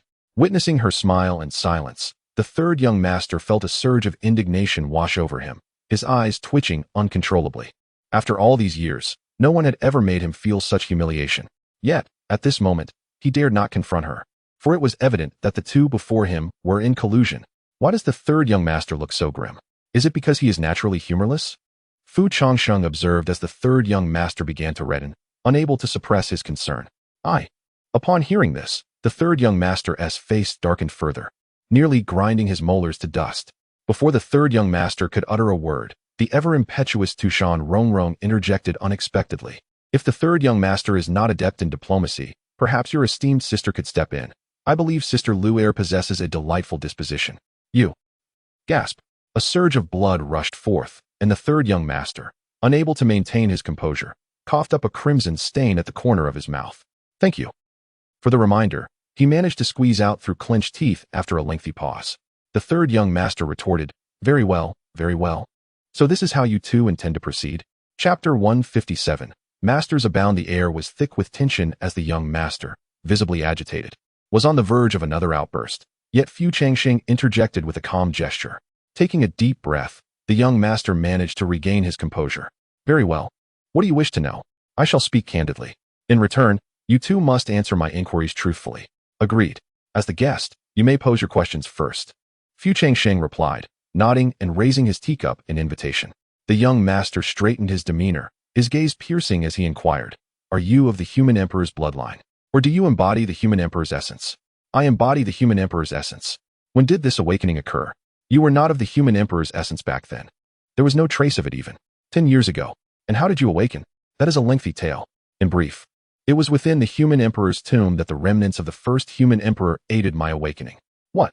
The mention of the human emperor's tomb caused the young master to spring to his feet, his eyes wide with disbelief. "The human emperor's tomb? Where is it located?" "Near the northern border. However, since my awakening, the tomb has vanished. I suspect it is due to some spatial sorcery. The true human emperor's tomb is likely no longer within this realm." Fu Changsheng's response was direct. After a moment of silence, the young master closed his eyes, exhaling deeply. Gradually, he slumped into his chair, staring at the ceiling as he murmured, "So that is how it is." Fu Changsheng noted the young master's demeanor, which lacked the surprise he expected, instead reflecting a sense of resignation, as if lamenting his own inadequacies. The difference between this young master and the arrogant figure he was accustomed to was striking. "What troubles you?" Fu Changsheng inquired. "Nothing. My questions are exhausted." "It is your turn now," the young master replied, shaking his head and choosing not to press further. Seeing that the young master did not wish to elaborate, Fu Changsheng nodded in understanding. "I am not well versed in the history of past human emperors. What insights do you possess regarding them?" At this, the young master appeared momentarily lost in thought, a glimmer of nostalgia crossing his features. After a brief pause, he shook his head, resignation evident. "To be honest, I have never encountered a human emperor before you. I have only met Gong Sui once. However, the secret scrolls of Aolai Kingdom do contain explicit records about the human emperor." Indeed, Fu Changsheng's curiosity was piqued. This world's history has undergone a significant fracture. As he spoke, the young master gestured lightly with his hand. As the third young master's palm descended, a luminous veil emerged from the void. illuminating a depiction resembling a world map.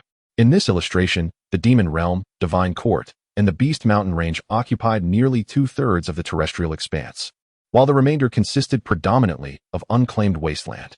Once, the sovereign of gods, the demon lord, and the beast master reigned supreme over the universe, their power unrivaled, relegating all other races to lesser status. However, one fateful day, the human emperor arose and personally initiated the divine war. In that cataclysmic battle, the sovereign of gods perished. The demon lord was sealed, and the beast master fled into the annals of time. The three realms nearly faced total annihilation. Even now, their territories and strengths have scarcely recovered to a mere fraction of their former glory. History, thus, began its division from that moment. As the narrative unfolded, Changsheng pondered thoughtfully. What became of the human emperor thereafter? It was rumored that after subduing the sovereigns of the three realms, the human emperor succumbed to exhaustion, ultimately perishing from fatigue. Upon recounting this, even the third young master could not suppress a sigh. It was unfathomable to consider that had such a formidable leader, capable of vanquishing the sovereigns of the three realms, not met his demise, the human race might have flourished immensely in subsequent ages. Changsheng remained silent for a moment, memories of the human emperor's mausoleum surfacing in his mind. Those who lingered within the tomb, reluctant to depart, perhaps embodied the human race's collective resentment, a deep-seated unwillingness to accept the loss of a leader who could have guided them toward prosperity. Another question arose. What was the purpose behind the third young master's creation of a protective barrier that spanned countless years? Changsheng inquired further. The proud land of Ally, with its fragrant blossoms and the wondrous staff that commands a myriad of demons, stands as the sovereign of all under heaven. Though it may seem imbued with an air of arrogance, the might of Ally has been etched into the hearts of many over millennia. However, the transcendent Ally Immortal Island, far beyond the eastern sea, has always remained aloof from worldly concerns, seemingly indifferent to this small domain. Yet, the third young master has vigilantly safeguarded this realm for an extended period and has continuously traversed its expanse, seemingly in search of something, conducting an experiment. An experiment? Changsheng's teacup paused momentarily in his grasp. Indeed, the third young master nodded, subsequently elucidating. After attaining sanctity in the realm of Ally, I once harbored ambitions of uniting the entire continent. During that period, the world had scarcely emerged from chaos, rife with malevolent forces. However, most were mere trifles, certainly no match for my prowess. I tirelessly purged these evils, advancing toward the outskirts of the Beast Mountain range. And it was during this time that I encountered Gong Sui. For the first time, the third young master faced the bloodline of the human emperor, finding himself thwarted by the very challenges he had sought to overcome. In retrospect, the third young master found it utterly astonishing that someone of a significantly lower rank could instill within him a sense of helplessness. It was only when he was compelled to unleash the remnants of the sea-stabilizing needle that he managed to secure a narrow victory. However, before he could even set foot into the Beast Mountain range, he nearly met his demise at its gates. The fierce battle with Gong Sui had just concluded, leaving the third young master still reeling from the exertion. At that moment, a blade suddenly materialized in the sky above the Beast Mountain range. That single strike cleaved through half of his body, nearly claiming his life on the spot. Following that fateful blow, the third young master, gravely wounded, fled back to Ally Nation, suffering a significant fall in his cultivation, from which he has yet to recover. Reflecting on those events now filled him with an undeniable sense of dread. He rubbed his temples and couldn't help but let out a deep sigh. As he listened to the third young master's account of the blade, Changsheng pondered for a moment, a vague suspicion beginning to take shape in his mind. The Kunpeng Demon Blade, a weapon wielded by the demon master Kunpeng, was also one of the most terrifying relics left in the world after the fall of the sovereign of the three realms. It seemed that on that day at the Beast Mountain range, it was indeed Kunpengzi who had been in possession of the Kunpeng Demon Blade. Could it be that the one who wounded the third young master was Kunpengzi himself? No, that thought was quickly dismissed by Changsheng. If the third young master had been capable of defeating Gong Sui at that time, then even with the Kunpeng Demon Blade in hand, Kunpengzi would not have been able to contend with the third young master at his peak. As he contemplated this, a chilling possibility surfaced in Changsheng's mind. There were indeed other formidable masters within the Beast Mountain range. Chapter 158, The Opponent of the Human Emperor. The demon master Kunpeng, a significant presence capable of effortlessly subduing the third young master, has long concealed itself within the Beast Mountain range. Almost simultaneously, a flash of memory surged through Changsheng's mind. On that day, the ethereal essence of the faceless demon descended from the river of time, accompanying Fu Changsheng to the Beast Mountain range to retrieve Fu Changsheng. The faceless demon had repeatedly cautioned Fu Changsheng, "Do not stray too far from me. Once you step into the Beast Mountain range, you must immediately activate the human emperor's phantom. Regardless of what transpires, do not engage or reveal your true cultivation level." As these thoughts crossed his mind, Fu Changsheng felt an involuntary chill run down his spine. Initially, he assumed that the he referred to by the faceless demon was Kunpengzi. However, reflecting upon it now, how could someone who could not even defeat Gong Sui while wielding the Kunpeng demon blade possibly become the commander of the Beast Mountain range? How could he demand Gong Sui's submission?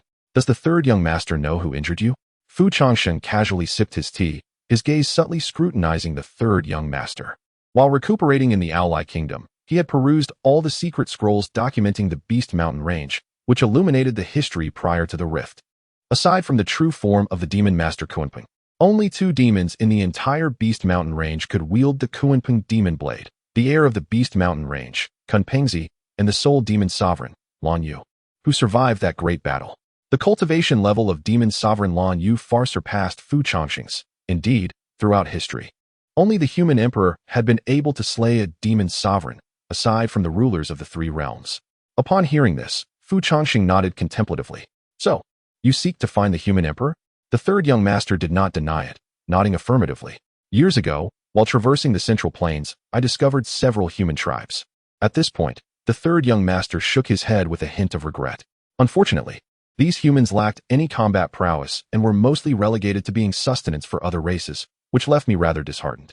In the next moment, the third young master's tone shifted dramatically, until one day, I stumbled upon an individual among the humans who had learned to wield magical artifacts. Shortly thereafter, within a mere millennium, the human race not only mastered the use of magical artifacts, but also, without any guidance, unlocked the doors to cultivation. As he spoke, the third young master's emotions became increasingly fervent. The demon race took 100,000 years to evolve to the point of producing its first demon king, whereas the human race, after mastering the manipulation of spiritual energy, achieved individuals capable of rivaling demon kings in just 200 years. I was astounded. The innate talent of this race in cultivation transcended the notion of being formidable. It was nothing short of terrifying. However, shortly thereafter, the third young master let out a soft sigh and continued. "Yet perhaps it is the price of talent that the limited lifespan of humanity has constrained the future of this race. Nonetheless, the human emperor is a miracle that exists solely within this lineage. I firmly believe that as long as there are sufficient experimental samples and ample time, I shall undoubtedly discover a second human emperor. Before the emergence of the human emperor, I must ensure that this race does not face extinction." Thus, he drew a circle. At this moment, he gazed at Fu Changsheng with an intensity akin to that of a treasure sought after for countless ages. Upon hearing the third young master's description, Fu Changsheng remained silent, his brow furrowed in contemplation. After a considerable pause, Tu Shan Rongrong slightly knitted her brows and was the first to break the silence. "So, you wish for him to assist you in eliminating the demon lord Lan Yu?" As she spoke, Tu Shan unconsciously leaned closer to Fu Changsheng, instinctively wanting to shield him behind her. It was no jest. If even the third young master could not defeat him, Tu Shan certainly would never agree to thrust Fu Changsheng into danger. "No, Lan Yu cannot be allowed to perish." The third young master swiftly shook his head, dispelling Tu Shan's conjecture. "The reason you have enjoyed such prolonged peace, aside from my protection, also lies in the delicate balance among the 3 realms. Should the demon lord of the 10,000 Beasts Ridge perish, the situation would spiral beyond the control of the Ally Kingdom. At that point, not only within the circle, but the entirety of history would inevitably be reshuffled." Upon hearing this, Tu Shan Rongrong's expression suddenly stilled. "If we cannot kill the demon lord, then why seek the human emperor?" In response to Tu Shan's inquiry, the third young master did not answer immediately, but instead quietly shifted his gaze to Fu Changsheng. "The adversaries the human emperor must face have never been the demon lord. If not the demon lord, then who?" The third young master gently shook his head, gesturing toward Fu Changsheng. "That question is one you should pose to him." Tu Shan Rongrong's countenance shifted slightly as she noticed the look the third young master cast upon Fu Changsheng. "Changsheng, what does he mean?" Fu Changsheng remained silent, his expression calm as he held the teacup, gazing into the reflection within, lost in thought. For reasons unknown, seeing Fu Changsheng's silent demeanor caused Tu Shan Rongrong to sense something amiss, and her heart suddenly tightened. "Changsheng, what is wrong?" Perhaps it was the sixth sense of a woman. Tu Shan instinctively grasped Fu Changsheng's shoulder, a vague sense of foreboding creeping into her heart.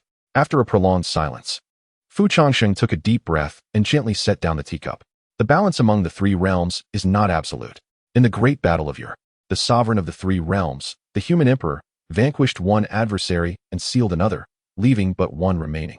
Fu Changsheng refrained from continuing. Thus, the third young master slowly interjected. The previous master of the Xian from the kingdom of Aolai once foretold that the moment the human emperor emerges, it will coincide with the arrival of the demon master Kunping. Human emperor, your opponent is the demon master Kunping. At this moment, the third young master set aside his usual arrogance and regarded Fu Changsheng with a solemn expression. Within his gaze lay a flicker of reverence, but more importantly, a glimmer of hope. When Taihao Fushi was born, he shattered the shackles of servitude that bound the various races within the three realms, offering humanity a slender thread of hope for the future. The duty of the next human emperor is to uphold this hope. Ah, you must be jesting. Third young master, Tu Shan Rongrong interrupted, seemingly struggling to accept the weight of such words, forcing a strained smile. Changsheng has always remained in Tu Shan. He is hardly a human emperor. Even if he were, he would be at best a half-hearted one. He couldn't even defeat that so-called demon sovereign Lan Yu. How could he possibly contend with a demon master? As she spoke, Tu Shan Rongrong herself was unaware that her voice trembled slightly. Chapter 159. The disgrace of Tu Shan Rongrong, is there not some other way? Tu Shan Rongrong shook her head, her smile abruptly turning somewhat rigid. You see, the probability of the appearance of the human emperor is exceedingly low. What if Fu Changsheng has not awakened to the human emperor's body? Your proud nation, Aolai, is so formidable. Even without the human emperor, surely there must be alternative solutions? However, the third young master did not respond to Tu Shan Rongrong, but instead gazed silently at Fu Changsheng. Fu Changsheng, whether you accept it or not, this is the fate of the human emperor, the third young master calmly declared. Upon hearing this, Tu Shan Rongrong was momentarily taken aback, her smile becoming increasingly strained. What fate is this? This is utterly preposterous. You agree, don't you, Changsheng? Gradually, Tu Shan Rongrong turned to look at the taciturn Fu Changsheng. Fu Changsheng remained silent, his cascading locks obscuring his visage, rendering his expression indistinguishable. Xiaowan, I am here. The mechanical voice of the system resonated once more. Is he speaking the truth? Yes. Are there alternative methods? This is your fate. You cannot escape it. In that moment, the system's voice was colder than ever before. What if? What if I hide? What if I ignore the demon master? There are no what ifs. This is fate, and you cannot alter it. Everything has already been predetermined.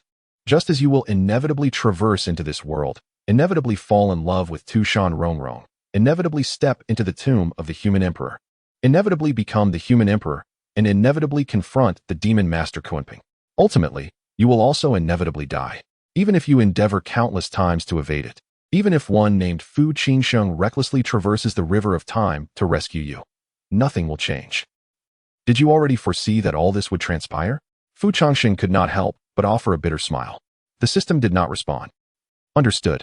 After a lengthy pause, Fu Changsheng regained his composure, inhaling deeply. He then lifted his head and gave a slight nod to the third young master. I understand, I will. Upon receiving Fu Changsheng's affirmative response, the third young master parted his lips, soon revealing a look of relief and a gentle smile. Thank you. Bang. Yet, in the next moment, a tremendous noise interrupted the two. Even Fu Changsheng and the third young master were momentarily taken aback, gazing at Tu Shan Rongrong in confusion. Looking up, they beheld Tu Shan Rongrong suddenly slamming her hand down on the table, her expression the epitome of fury. Moments later, she nearly spat the words through gritted teeth. What the hell kind of fate is this? It is simply absurd. In the next instant, Tu Shan Rongrong's eyes widened, and she pointed an accusatory finger at the third young master, unleashing a torrent of invective.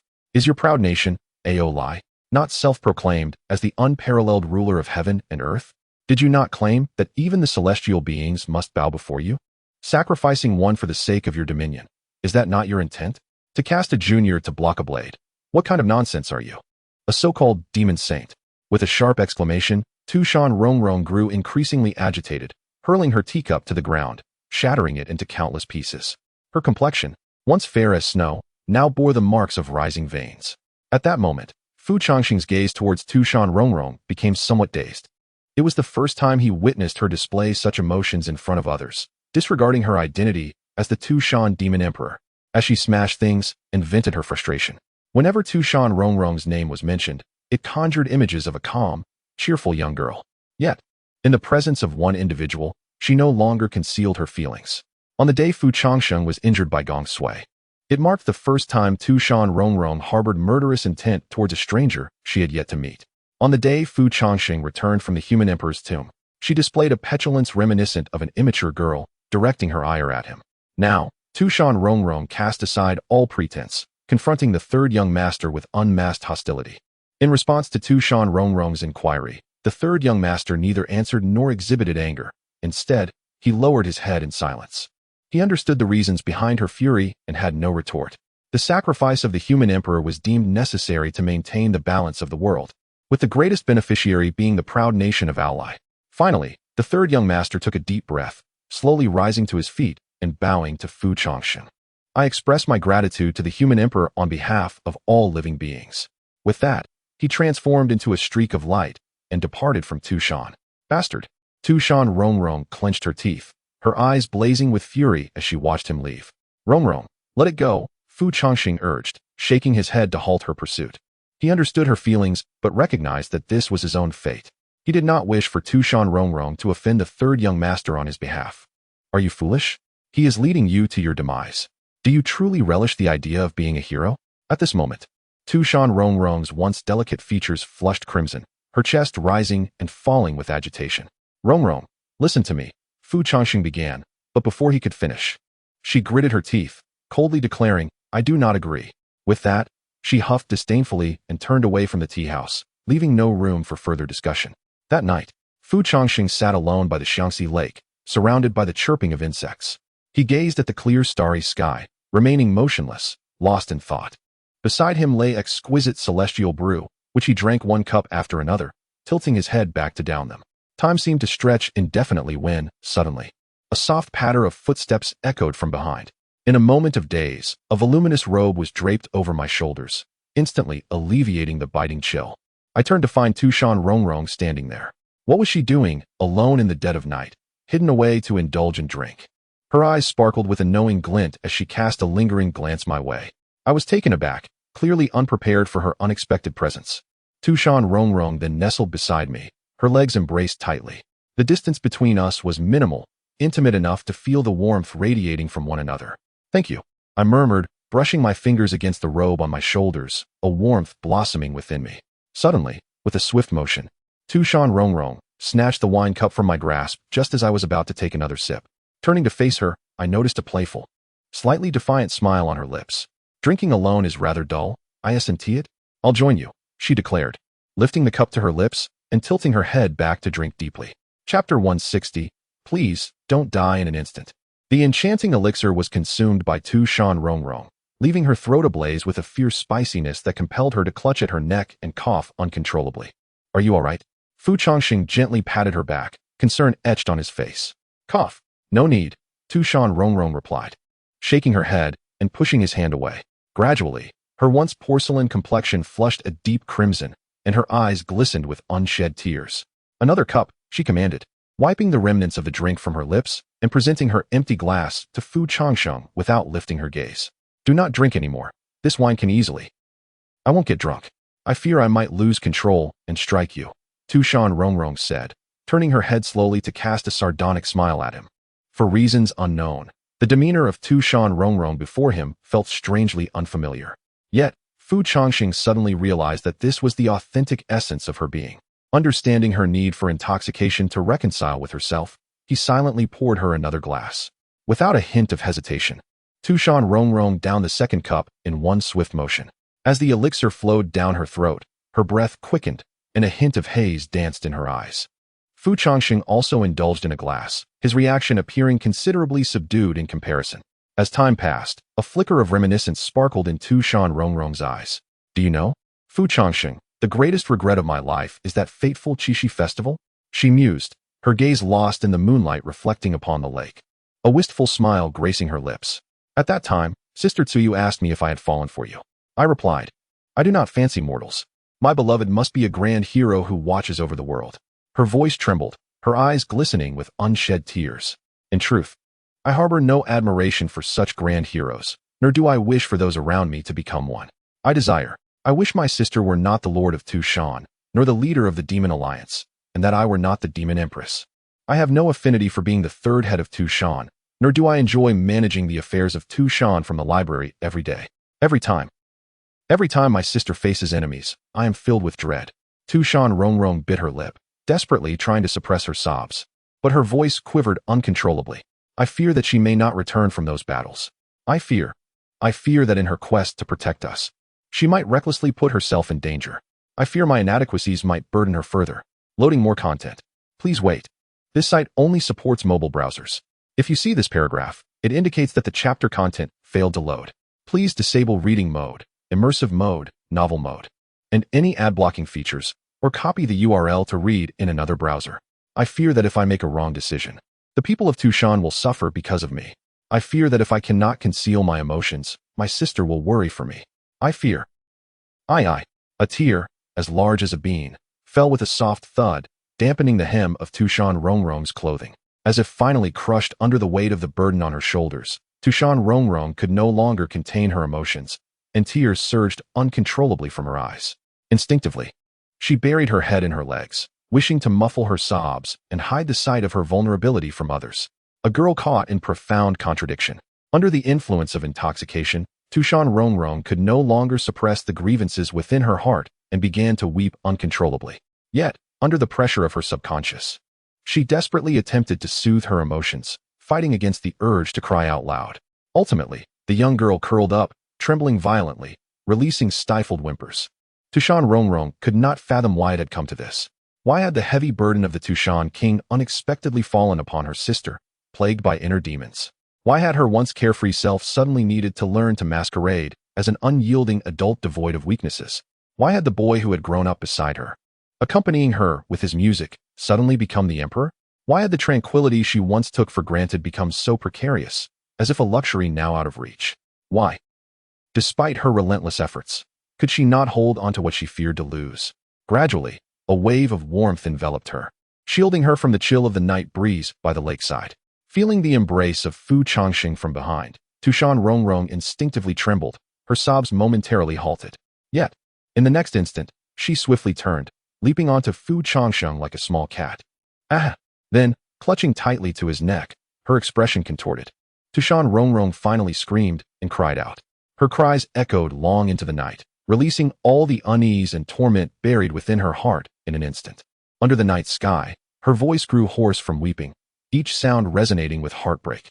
Her hands clung tightly to the corner of Fu Changsheng's attire, pulling fiercely, as if she sought to expel all her grievances and pain. That day, I beheld the wound upon your body, and I was rendered speechless by fear. I feared that you had crossed paths with malevolent beings. I dreaded the thought of witnessing your demise before my very eyes. I believed that by becoming the Demon Emperor, I could safeguard you. Gradually, Tu Shan Rongrong reached out to cradle the face of Fu Changsheng, her eyes glistening like dew-laden pear blossoms as she whispered softly, I implore you, regardless of what you wish to pursue, becoming the greatest in the world, achieving fame and fortune, or retreating to live as a mortal. Wherever you go, whatever you choose to do, I shall accompany you. Tears sparkled in Tu Shan Rongrong's eyes, breaking one's heart in the process. I beg you, do not die. Chapter 161, Encouraging Crime? I have only you left. I implore you. Do not die. The sound of Tu Shan Rongrong's weeping grew fainter, ultimately expending her last ounce of strength, her body collapsing softly into Fu Changsheng's embrace. Sobbing and shedding tears, the hand that held Tu Shan Rongrong tightened its grip. Fu Changsheng felt his body gradually turning cold. Fear not. I am not yet dead. With a gentle sigh, Fu Changsheng, like a tender caretaker of a kitten, softly patted the back of Tu Shan Rongrong. After receiving some comfort from him, her sobs noticeably diminished. Perhaps it was the intoxication of the exquisite wine, or maybe she had cried for too long, exhausting herself. Tu Shan Rongrong ceased her lament, quietly burying her face in Fu Changsheng's chest, her hands gripping his arms tightly, unwilling to let go.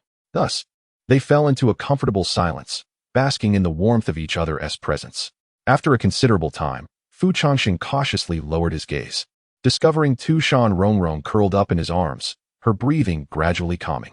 He had never witnessed her so defenselessly asleep in someone's embrace, even in his presence. Yet, knowing she was Tu Shan Rongrong, the scene tugged at his heartstrings even more. You have suffered greatly. The burdens this body bears far exceed what the name Tu Shan Rongrong should endure. Giving her all, loving the world, cherishing her homeland, and holding dear her family.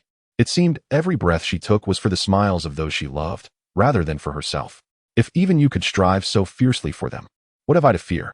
Observing the now slumbering Tu Shan Rongrong in his arms, Fu Changsheng felt a sense of clarity wash over him. Ding, ding. In a daze, a faint sound of jingling bells suddenly echoed from behind. Unbeknownst to him, a streak of crimson demonic aura appeared nearby. Silently observing the scene by the shores of the Shaanxi Lake. Has Rongrong fallen asleep? Tu Shan Rongrong stepped out from the shadows. Her expression complex as she regarded Tu Shan Rongrong nestled in Fu Changsheng's embrace. Fu Changsheng offered no reply, merely smiling knowingly. What do you feel after watching for so long?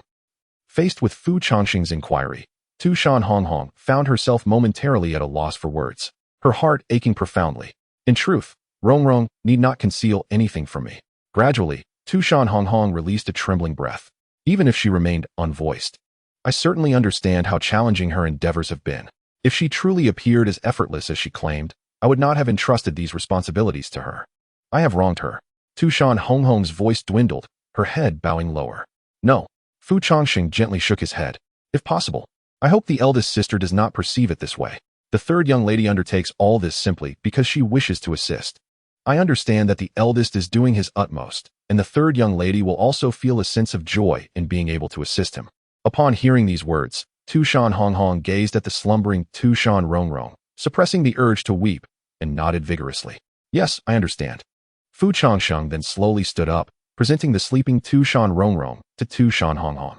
However, Tu Shan Rongrong did not extend her hand to receive her. Instead, she gently shook her head. There is no need for such formalities with me. You do not seem genuinely willing to part with her. Rongrong is willing to reveal her vulnerable side to you, and that is undoubtedly due to her trust in you. Please take good care of her. I shall take my leave. With that, Tu Shan Rongrong waved her hand and silently turned to depart. Fu Changsheng raised an eyebrow in mild surprise. The eldest trusts me so readily. Does he not fear that I might take advantage of the situation? Just as Fu Changsheng finished speaking, Tu Shan Rongrong abruptly halted in her tracks. A gentle breeze swept by, and she raised her hand to smooth her slightly disheveled hair, gradually turning her head back to smile softly. You wouldn't do that. However, if you must act in some manner, then there is little I can do. After all, Rongrong's room is quite far from mine. Even if strange sounds were to arise, I would not hear them. As she spoke, Tu Shan Rongrong tilted her head, offering Fu Changsheng a knowing smile. Thus, I can only choose to place my trust in you. Furthermore, Rongrong possesses a robust constitution. Even if you were to do something to her, I likely would not notice. Hence, I kindly request that you refrain from engaging in any nefarious actions towards her. Fu Changsheng. Moreover, no servants clean Rongrong's room. If someone were to stealthily enter, they would not be discovered. Therefore, I implore you, please do not engage in any unscrupulous activities. With those words, Tu Shan Rongrong turned and left, casting Fu Changsheng a meaningful smile before departing. Left alone, Fu Changsheng stood still, cradling the sleeping Tu Shan Rongrong, feeling a surge of confusion. Is she encouraging me to commit a crime? Time passed. Though the duration was uncertain, as Fu Changsheng gently pushed open the door to Tu Shan Rongrong's room. After carefully placing her down on the bed, he finally exhaled in relief. He pondered how long this life could possibly continue. Sitting at the edge of the bed, he murmured in a daze. Then, he turned to look at Tu Shan Rongrong's serene sleeping visage and couldn't help but smile faintly. If only we knew that in the future we would have a child, perhaps I would blush more rarely. Lost in thought, Fu Changsheng gazed at the delicate visage of Tu Shan Rongrong, unable to resist the impulse to reach out and caress her cheek. Rest assured, no matter what, I shall ensure your safety, he murmured softly, clasping her hand gently in his own. After a prolonged moment of contemplation while seated by the bed, gazing out at the luminous moon, Fu Changsheng exhaled deeply and prepared to depart. Where are you going? Just as he rose, a tranquil voice emerged from behind him. Turning around, he was taken aback to find Tu Shan Rongrong sitting up in bed, her eyes now open, quietly observing him. Rongrong, when did you awaken?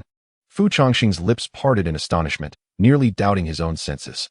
Tu Shan Rongrong offered no response, but silently rose from the bed and approached him with measured steps. As she drew nearer, Fu Changsheng discerned a certain dazed quality in her gaze, her voice tinged with a hint of hoarseness. Can you stay? As she spoke, A faint whiff of exquisite wine wafted from her lips. With a gentle lift onto her toes, she delicately tugged at Fu Changsheng's collar, leaning in to exhale softly against his neck. Stay with me, please. Then, slowly, Tu Shan Rongrong parted her lips and gently bit down. Chapter 162. She gave too much as I gazed up at the enchanting figure of Tu Shan Rongrong looming above me. My heart raced uncontrollably. With a gentle push, Tu Shan Rongrong maneuvered me to the edge of the bed, and as my body fell back onto the soft surface, she gracefully leaned down, pinning me beneath her. Our cheeks were mere inches apart, and I could distinctly feel the warmth of her breath. Your heart is beating so fast, she murmured, gradually resting her weight on me, her fingers delicately tracing my collar, as if to sense the rhythm of my heartbeat. Was it anxiety? Or perhaps fear? Her expression remained inscrutable, her eyes calm like a placid lake. Both, perhaps. No, Rongrong, you should get up, I stammered, unable to withstand the intensity of her gaze, turning my head away in a fluster. Why not? She replied, tilting her head in confusion, her tone deliberate. You are clearly far more capable than I am. Why not simply push me away? Or, Tu Shan Rongrong elongated her words, her fingers teasingly gliding over my abdomen and chest, ascending to my neck. Leaning closer, her voice was a soft whisper that sent shivers down my spine. You secretly enjoy this, don't you? As she spoke, her lips parted slightly, gently nibbling on my earlobe, igniting an electrifying sensation throughout my body, my cheeks betraying me with a flush of color. I fear I might succumb to the urge to do something to you, I confessed, turning my head away, my ears still tingling from her playful bite. Tu Shan Rongrong blinked, seemingly contemplating my words. After a brief moment, her gaze fixed intently on me. If it is something you wish to do, I would not refuse. Would you like to try? She proposed, lifting her head and placing her hand softly against my cheek, her beautiful eyes shimmering like a tranquil stream. Thump, thump. As she held my gaze, the world around us fell silent, and I could hear the synchronized rhythm of our heartbeats. I found myself entranced by her perfect visage. With just a slight tilt of my head, I could capture her lips. You see, you are undeniably intrigued by my body, are you not? Tu Shan Rongrong observed my growing warmth, her fingertips beginning to wander across my form. Your heart races, and your face is flushed. Her fingers grazed my lips, and her gaze lingered there. May I kiss you? She asked softly, but even if you refuse, it will not matter. Before I could react, she leaned in and pressed her lips gently against mine. As Tu Shan Rongrong playfully teased, Fu Changsheng instinctively trembled, his cheeks flushing with warmth. Their breaths quickened as their lips parted, an undeniable tension enveloping them. Tu Shan Rongrong's gaze towards Fu Changsheng ignited with a newfound intensity. To her surprise, he too revealed such an expression. Witnessing Fu Changsheng's face turn crimson from her kiss, Tu Shan Rongrong could not suppress a gentle smile. You are truly beautiful, every inch of you. Gradually, she cradled his face in her hands, her eyes shimmering with a bewitching allure. Especially your eyes. I have always adored them. Particularly when you smile, they are captivating, irresistible.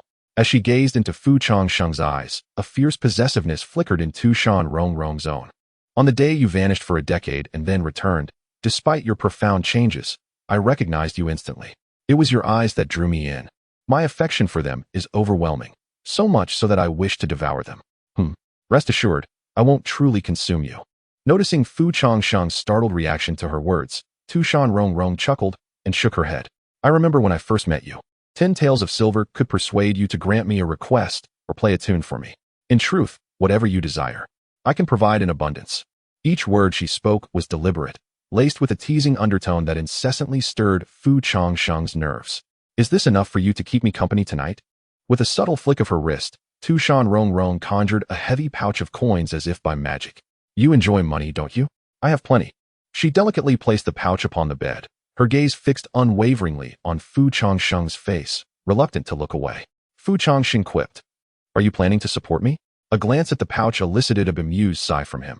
He found the inebriated Tu Shan Rongrong unexpectedly endearing. Indeed, she unabashedly affirmed. You once mentioned wanting to marry me, did you not? Tu Shan Rongrong gazed into Fu Changsheng's eyes, her voice barely above a whisper. Have we not already discussed this topic? Fu Changsheng exhaled a deep sigh, meeting her gaze. Once everything is resolved, we will have ample time to pursue our desires. Upon hearing this, Tu Shan Rongrong's expression shifted slightly, as if a sudden realization had dawned upon her, her demeanor growing increasingly cold. However, your actions today have left me quite displeased. Tu Shan Rongrong's gaze lowered slightly, articulating her words with deliberate clarity as she gently grasped Fu Changsheng's chin. Since you have already promised to marry me, why then agree to the third young master South's request to court death? Have you resolved to abandon me to perish alone? Uttering such words thoughtlessly? No, as Fu Changsheng's eyes flickered with evasion, Tu Shan Rongrong's expression hardened. She firmly held his chin, compelling him to meet her gaze. Changsheng, look into my eyes. Answer me, she insisted, biting her lip and enunciating each word with precision. After a prolonged silence, as if unable to endure any longer, Fu Changsheng suddenly retorted with a bitter smile, what can I do? Do you believe I have a choice? If the leader and the others perish, if they all die. If you die, what meaning remains in all this? Before he could finish, Tu Shan Rongrong swiftly raised a finger to his lips. No, she shook her head.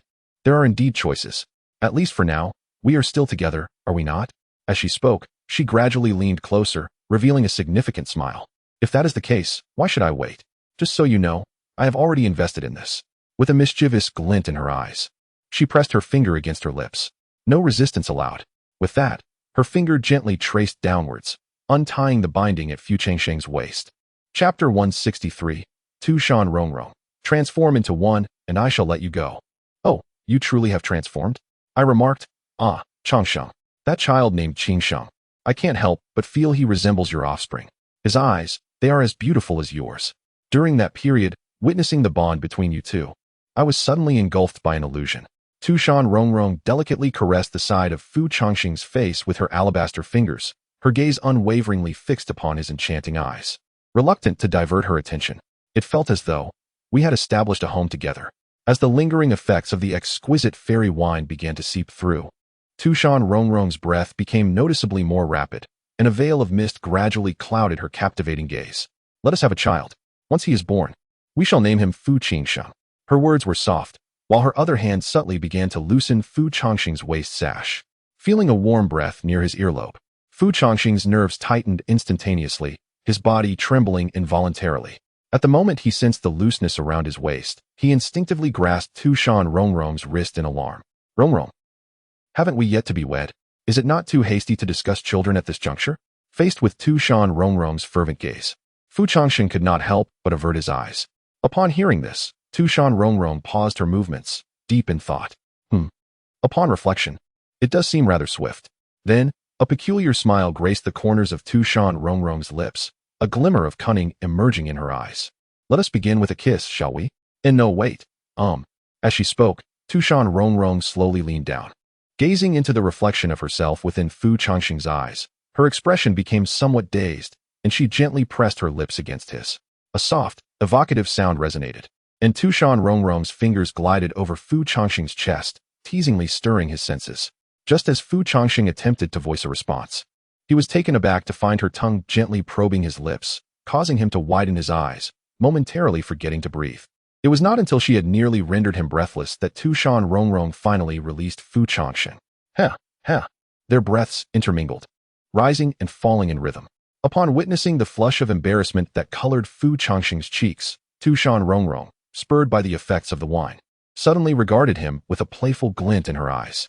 Who would have thought that little Changsheng would display such an expression? Tu Shan Rongrong couldn't resist a chuckle as she playfully cupped Fu Changsheng's chin, seemingly pleased with his reaction. I find myself increasingly inclined to tease you. Fu Changsheng. How strange, is this a touch of Yandera? Unsure, he glanced once more, disregarding the dazed expression on Fu Changsheng's face. Tu Shan Rongrong merely smiled gently and swept her cascading hair behind her ear. Your neck is quite beautiful as well. Gradually, Tu Shan Rongrong shifted her gaze to the fair neck of Fu Changsheng. Changsheng, I have a request. May I indulge in your neck? As she spoke, one of her hands had already crept up to Fu Changsheng's neck, caressing it tenderly. Fu Changsheng, this is truly a case of Yandera. Just as he attempted to struggle, Tu Shan Rongrong seemed to anticipate his move, unleashing her demonic power in an instant, pinning Fu Changsheng firmly beneath her. She seized his wrists, intertwining them and locking them above his head.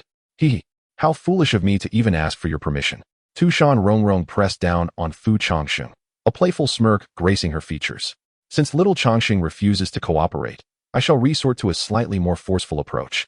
Next, Tu Shan Rongrong gently placed her index finger on Fu Changsheng's lips, raising an eyebrow with a mischievous smile. If you resist, and by chance my room gets damaged, I cannot guarantee that no one will come to investigate. After all, you wouldn't want anyone to see you in this position, would you? Leaning closer to Fu Changsheng's ear, she whispered the most unreasonable words in the softest tone, punctuating her statement with a gentle breath against his ear. Noticing the panic in Fu Changsheng's eyes, she added with a laugh, "Rest assured, I do not truly intend to devour your neck. It's merely a gentle nibble." The thought of tainting his beautiful neck thrilled her. As she spoke, Tu Shan Rongrong's fingertips continued to tease Fu Changsheng's neck, igniting his senses. "Is that acceptable?" Her voice was tender and lingering, yet her gaze revealed a hint of excitement and a fierce possessiveness. "Of course not."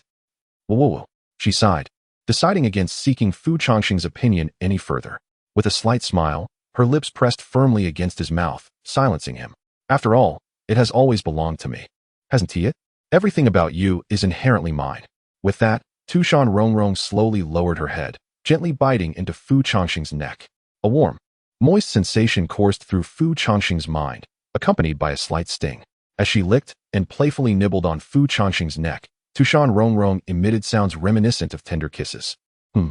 Let's try this side," she murmured. Her bites grew increasingly forceful, causing Fu Changsheng's body to tremble slightly, his expression betraying a hint of struggle. "Does it hurt?" "I'm sorry," Tu Shan Rongrong mumbled apologetically, seemingly aware of his reaction. Yet, despite her verbal apology, she showed no intention of relenting. "But let me bite a few more times." "Ah, why are you so delectable? I truly wish to devour you." Her tone was fervently infatuated, and the glint of obsession in her eyes intensified. Fu Changsheng's once unblemished neck was now marred with red bite marks and indentations, like love bites yet tinged with a hint of aggression. "Can I bite a few more times?" Tu Shan Rongrong inched closer to his ear, gently pecking it. Whoa. Fu Changsheng could not articulate a response, vigorously shaking his head. Though it was exhilarating and she could not harm him, the pain from excessive biting was undeniable. "Is that not permissible?" Upon witnessing his reluctant expression, Tu Shan Rongrong's demeanor visibly dimmed. After a brief moment, she gazed earnestly into his eyes and softly asked, "Then, I have one more request. If you agree, we can take a break, all right?" She extended a finger, her eyes filled with pleading, reminiscent of a little girl asking for candy. Seeing this, Fu Changsheng hesitated for a moment, but, yearning to escape his predicament, eventually nodded. Hee, I knew you wouldn't refuse me." Tu Shan Rongrong smiled gently before continuing. "I wish to see you transform into the appearance of a child from Tiandao Tiancheng." Fu Changsheng was momentarily taken aback. After a moment's hesitation, despite feeling a touch awed inside, he acquiesced with a nod. "All right." With a deep breath, Fu Changsheng began to perform a high-level disguise technique, his form gradually shifting. In a minute, he had transformed from a tall young gentleman into a boy of merely 5 feet. "Is this acceptable?" After the transformation, his voice had also taken on a youthful quality. However, even after complying with Tu Shan Rongrong's request, she did not release him. In the next moment, as Fu Changsheng looked on in disbelief, a triumphant smile crept onto Tu Shan Rongrong's face. "You really did change? What do you mean? Hey, what are you doing?" No, don't." Chapter 164. The leader of the gods in the north, at the human clan's border master. "Why do we spend our days here, guarding this place?" A young Taoist, newly appointed as a border guard, leaned against the city wall, gazing lazily at the vast expanse of dark mist beyond the boundary. Though it was merely his first day on duty, he already felt a sense of ennui, akin to being exiled to a desolate land, devoid of entertainment. Hundreds of border guards stood like stone statues atop the celestial wall, confronting the enigmatic darkness outside. "Look at your demeanor. Standing awkwardly and sitting improperly. How does that reflect a qualified border guard?" The old Taoist beside him, with a white beard, glared at the young disciple in indignation. "Isn't it true?" The young Taoist retorted, pouting slightly. "We stand here day after day, with no external threats and no one caring about us. Merely staring blankly at this wall. What significance does it hold?" Upon hearing this, the old Taoist's anger intensified, his eyes bulging as he expressed his disappointment. "What nonsense are you uttering? Our presence here is to safeguard the entire human race. That is of monumental importance. Remember, as a border guard, you are standing watch for all living beings." With that, he emphatically poked the young Taoist on the forehead. "Uft, who are you trying to fool, master?" The young Taoist scoffed, rolling his eyes in disdain. "It's not us guarding the border. It's that circle drawn by the third young master. If anything were to breach that circle, what use would we few hundred guards be? Ah, what ignorance and fearlessness of youth." The old Taoist seemed both amused and exasperated. "We are not only preventing the entities from crossing into our realm, but also ensuring that those within do not venture out. Do you understand? Moreover, what if one day the country of Aolai no longer offers protection? Have you considered that? The young Taoist, reclining with his head resting on his palm, sighed. That doesn't concern us much. Even if we all perished, it wouldn't matter. It would likely be the influential figures who resolve such matters. He lamented. Had I known, I would never have chosen to be a border guard. What a waste of life. Wouldn't it be more exhilarating to slay demons? Oh, master, I was wrong. Please don't hit me. Meanwhile, a guard stationed at the opposite side suddenly perceived something peculiar. Raising his gaze, he noticed a disturbance in the once frozen, silent black mist outside the boundary, as if something was stirring within the inky darkness. Elder, what is that? In the next moment, amidst the guard's terrified gaze, a foot emerged from the black mist. At that instant, every border guard within 100 miles of the human realm felt a jolt of alarm. Thump, thump. In that moment, it seemed as if every heartbeat skipped a beat, and the entire world was plunged into a deafening silence. As the scene unfolded, everyone beheld a figure clad in white, who stepped forth from the swirling black mist with an air of tranquility. The once oppressive gloom that surrounded him seemed to recoil in trepidation from his presence. What was this? Though merely a distant glance, it sent a shiver through the hearts of all who witnessed. The man, dressed in garments as white as freshly fallen snow, rendered the very heavens and earth before him devoid of their former majesty. A sense of vigilance emerged among the elders guarding the border at the heavenly gate, their eyes glinting with a cold light as their expressions grew grave. Master, I cannot be mistaken, can I? Is that a human? At this moment, a previously nonchalant young Taoist instinctively clutched the robe of the elderly priest beside him, his voice trembling slightly. The old priest, momentarily stunned, waved his hand dismissively, yet his gaze reflected a profound astonishment. In the next instant, the man in white took another step forward, traversing what seemed to be the fabric of time itself, effortlessly crossing the circle drawn by the third young master, ascending onto the celestial wall. What? In the eastern sea, the third young master suddenly felt a jolt, turning sharply to gaze in the direction of the border. What is it? Luer could not help but inquire. Something has entered, the third young master replied, his figure flickering before vanishing from sight. Meanwhile, in Tu Shan, I shall step out for a moment and return shortly, Changsheng said as he donned his attire, transforming into a streak of light and soaring away from Tu Shan. At that moment, upon the celestial wall at the human border, the man in white stood suspended in midair, seemingly indifferent to the fearful gazes of the border guards.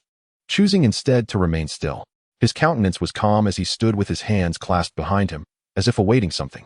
In a fleeting moment, a golden figure clad in a crimson gold battle robe materialized from the sky. It was the third young master. Beside him, Changsheng had also arrived at the border, his gaze instantly fixating on the man in white atop the celestial wall. Upon seeing the third young master and Changsheng, the man in white showed no sign of alarm. Rather, he smiled with an air of reassurance. I come uninvited, and I hope you will not take offense. The third young master and the man in white exchanged a long-distance gaze, and an alarm bell rang in the depths of his heart. In that singular glance, the third young master discerned that this man bore the essence of divinity, one imbued with regal authority. Is he from the divine court? Changsheng inquired softly after a brief silence. This aura was deeply familiar to him, reminiscent of the celestial being he had encountered in the royal palace, yet far more potent. The man in white then shifted his gaze from the third young master to Changsheng. In the next moment, he smiled. I recognize you, the emperor of the present age. On that day, the formidable might of the emperor of beasts at the Battle of Wansho Ridge resonated even within the divine court. I have come today uninvited, driven by pressing matters of great significance, and I hope you will not take offense. With that, the man in white smiled warmly and performed a courteous bow to Changsheng and the third young master. Pressing matters? Upon hearing this, the third young master slightly furrowed his brows. Indeed, the man in white nodded with a smile. Allow me to introduce myself. I am the minor deity Jiang Haoyan, the leader among the gods of the divine court. Chapter 165. The wealthy recluse in the tranquil ambience of the tea house. Jiang Haoyan accepted the teacup offered by Tu Shan Rongrong with a smile, casting a contemplative glance at her. It was indeed surprising that the esteemed Mr. Fu, a figure of imperial stature, chose to reside in Tu Shan rather than among mortals. Let us discuss the matter at hand, Mr. Fu Changsheng stated with a serious demeanor. Jiang Haoyan, however, did not rush to speak. Instead, he surveyed the tea house with a wistful expression, as if both envious and regretful. To be honest, if possible, I would prefer not to intrude upon Mr. Fu's life. A sigh of weariness escaped Jiang Haoyan's lips. Nevertheless, the situation at Wansho Ling has escalated, and my divine court can no longer remain aloof. Wan Shouling, does Mr. Fu recall Kunpengzi? Fu Changsheng nodded in acknowledgement. Indeed, I remember. Not long ago. He passed away. As Jiang Haoyan's words fell, a stunned silence enveloped the room, as if the meaning of his statement had yet to fully register. What? He is dead? The third young master furrowed his brow in disbelief. Upon hearing the news of Kunpengzi's demise, Fu Changsheng's initial reaction was a chilling thought. Had the three realms already commenced hostilities? On that fateful day at Wanshouling. Although Fu Qingsheng and Gong had shattered Kunpengzi's heart, it seemed implausible that he would have perished completely. Is it certain? Jiang Haoyan took a delicate sip of his tea before elaborating. 7 days ago, the mournful bell of Wanshouling tolled. In that realm, whenever a high-ranking demon falls, the bell tolls. Since the Divine War, the bell had resounded for over a millennium, yet after that, the high-ranking demons concealed themselves, and silence reigned. Among them was the demon sovereign, Lan Yu. However, 7 days prior, without any forewarning, the bell manifested over Wanshouling. Although it was deliberately obscured, I sensed the eruption of Kunpeng's essence, which swiftly collapsed like a tempest. Subsequently, the mournful bell began to toll, continuing until the 81st chime faded into silence. The third young master and Fu Changsheng shared a moment of profound silence. If Kunpengzi did not desire death, who could have slain him? At the instant this question arose, both men arrived at a shared conclusion. It appears that the demon sovereign Lan Yu has fully taken control of Wanshouling. Has he lost his sanity? Is he unaware that upon the return of the demon master, he would be the first to face death? The third young master remained incredulous of this revelation. Jiang Haoyan did not respond directly, but turned his gaze toward Fu Changsheng, offering an enigmatic smile. What do you think, Mr. Fu? If the demon sovereign intended to kill Kunpengzi, he would not have waited until now, Fu Changsheng replied, shaking his head. Upon hearing this, Jiang Haoyan smiled. He chuckled softly, acknowledging Mr. Fu's clarity. Indeed, after the defeat of the demon master, the true authority over the myriad beasts ridge has always rested with the demon lord, Lan Yu. The reason for the recent decision to eliminate Kunpengzi is merely the discovery of a timely opportunity. Mr. Fu, who appeared contemplative, nodded in understanding.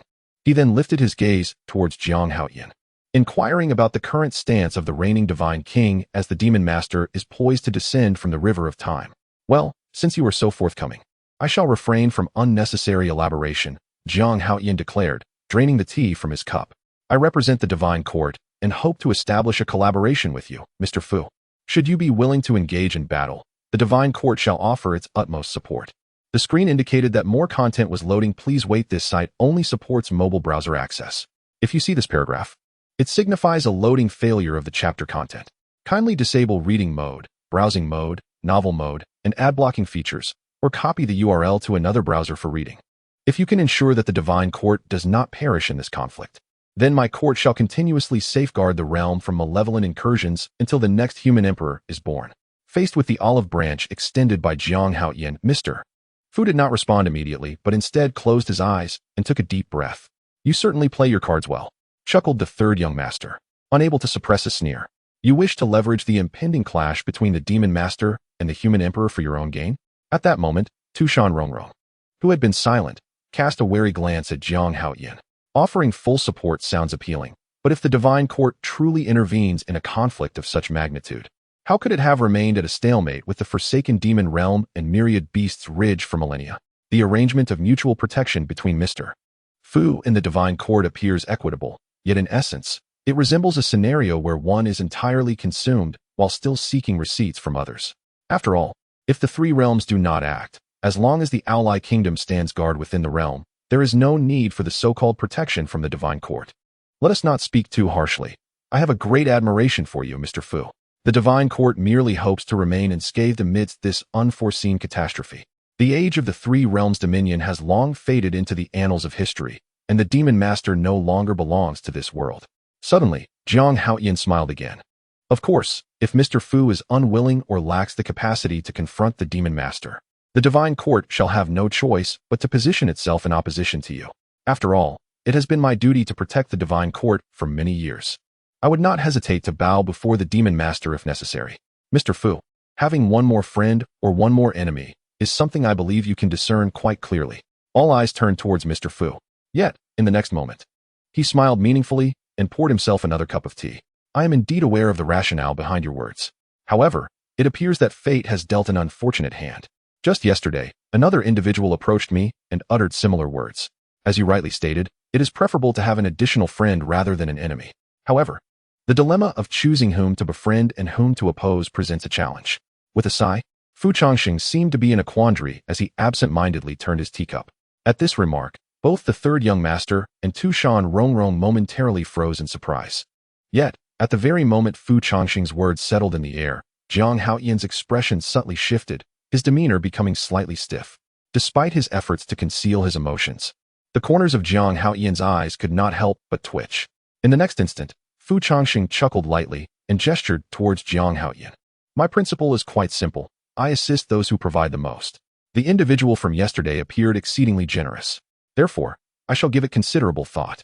Just as Fu Changsheng was about to rise and take his leave, Jiang Haoyan suddenly extended his hand and called out once more. Wait, is there anything else? If you wish for tea, I shall treat you. Fu Changsheng turned his head slightly and smiled gently. After much hesitation, Jiang Haoyan ultimately managed a wry smile, then waved his hand dismissively. Since Mr. Fu has gone so far as to express himself, it would be rather petty of me not to demonstrate some sincerity. I personally can offer Mr. Fu another piece of intelligence, as well as an artifact. The moment Jiang Haoyan's words fell, Fu Changsheng grinned. The expression on Fu Changsheng's face rapidly transformed into the iconic smile of Tu Shan Rongrong. How could I possibly accept? Although he spoke with such courtesy, Fu Changsheng's hand had already reached out towards Jiang Haoyan. Fu Changsheng, hand it over. Jiang Haoyan, all right. Chapter 166. Adding a most, I am willing to become his guardian angel, to love whom he loves, to think of whom he thinks, to bear his pain, and to endure hardships. Before me, the ever-changing expression of Fu Changsheng was both amusing and infuriating to Jiang Haoyan. The rapid shift in Fu Changsheng's demeanor startled him, leading him to instinctively believe that the demon realm had taken the initiative to sway Fu Changsheng to their side. If the denizens of the demon realm had engaged with the human emperor before him, even going so far as to expend great resources to win him over, Jiang Haoyan would have had no choice but to sever ties with them. However, upon observing Fu Changsheng's current expression, Jiang Haoyan quickly discerned the underlying message. There was no rival to contend with. Fu Changsheng was merely intent on squeezing him for more. After all, he was a human emperor, and it was rather brazen of him to openly display his demand for an increase in compensation. One had to wonder whom he had learned such tactics from. With a resigned sigh, Jiang Haoyan extended his hand from within his sleeve, offering a jade box to Fu Changsheng. Reluctantly, he lingered for a moment, looking pained at the prospect of parting with it. It was not until Fu Changsheng forcefully seized it that he let out a heavy sigh. The map of mountains and rivers. Fu Changsheng softly recited the intricately carved gilded characters on the jade box, raising an eyebrow in surprise. Now, there is another piece of intelligence I hope Mr. Fu will take to heart.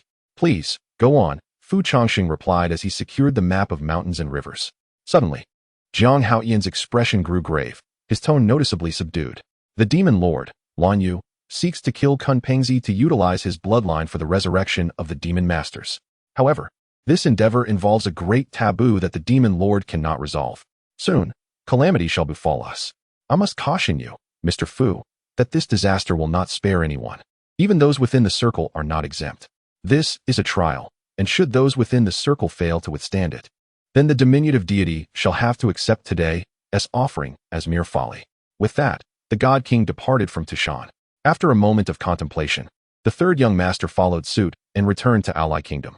In the tea house, Fu Changsheng and Tu Shan Rongrong found themselves in an unusual silence, each lost in thought.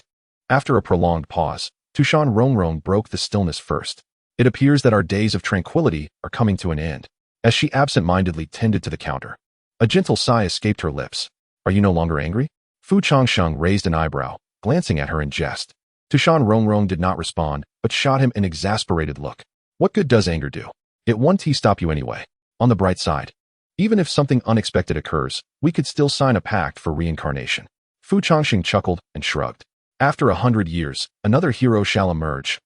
Before he could finish his thought, a sudden, piercing pain shot through his waist, causing him to gasp in surprise. With a cold expression, Tu Shan Rongrong tightly grasped the waist of Fu Changsheng, twisting it sharply. How dare you keep me waiting for a century? She stated emphatically, each word punctuated by a slight increase in her grip. It was only when Fu Changsheng pleaded for mercy that she coldly huffed and released him. This was not my choice. Why are you pinching me? You should pinch that tree instead. Fu Changsheng muttered under his breath while rubbing his waist. When he raised his eyes, he noticed Tu Shan Rongrong bowing her head, her hair obscuring her face, rendering her expression unclear. Gradually, she extended her arms and tightly embraced Fu Changsheng from behind. "What's wrong?" He could not help but inquire. With her head resting on his shoulder, she asked in a somewhat despondent tone, "In the next life, will you still recognize me?" Fu Changsheng paused, sensing the weariness and sadness in her words. "Of course not. Even if I were to forget myself, I would never forget you." 3rd Mississippi. He gently held her hand, his lips pressed together. Upon hearing this, Tu Shan Rongrong tightened her embrace around him. "People do not deceive spirits, do they?" she inquired, burying her face in his shoulder. After a prolonged silence, she asked in a muffled voice. At her words, Fu Changsheng found himself momentarily at a loss for words. "I would never deceive you," he finally replied. As his words settled, a faint smile appeared on Tu Shan Rongrong's pale cheeks. "Then it is settled." She leaned closer to his ear, her voice soft and soothing. "If one day you dare to forget me, I shall break your legs and hide you in a place where no one can find you. So you will be with me forever." Fu Changsheng felt a chill run down his spine, cold sweat forming on his forehead. "All right, I shall accept my fate when that time comes." A slight smile graced Tu Shan Rongrong's lips as she gently kissed the area behind his ear. "Oh, weeping tree, I, Tu Shan Rongrong, vow with half of my demonic power that we shall meet again in our next life." Her voice was barely a whisper, yet each word seemed to resonate deeply within Fu Changsheng's heart. Once the vow was completed, the world around them fell silent, their heartbeats gradually intertwining. Fu Changsheng understood that without swearing before the weeping tree, their reincarnation vow would be meaningless. Nevertheless, he smiled softly and nodded. "I am willing." "Changsheng." "Yes? I want to hear you say it, that you like me."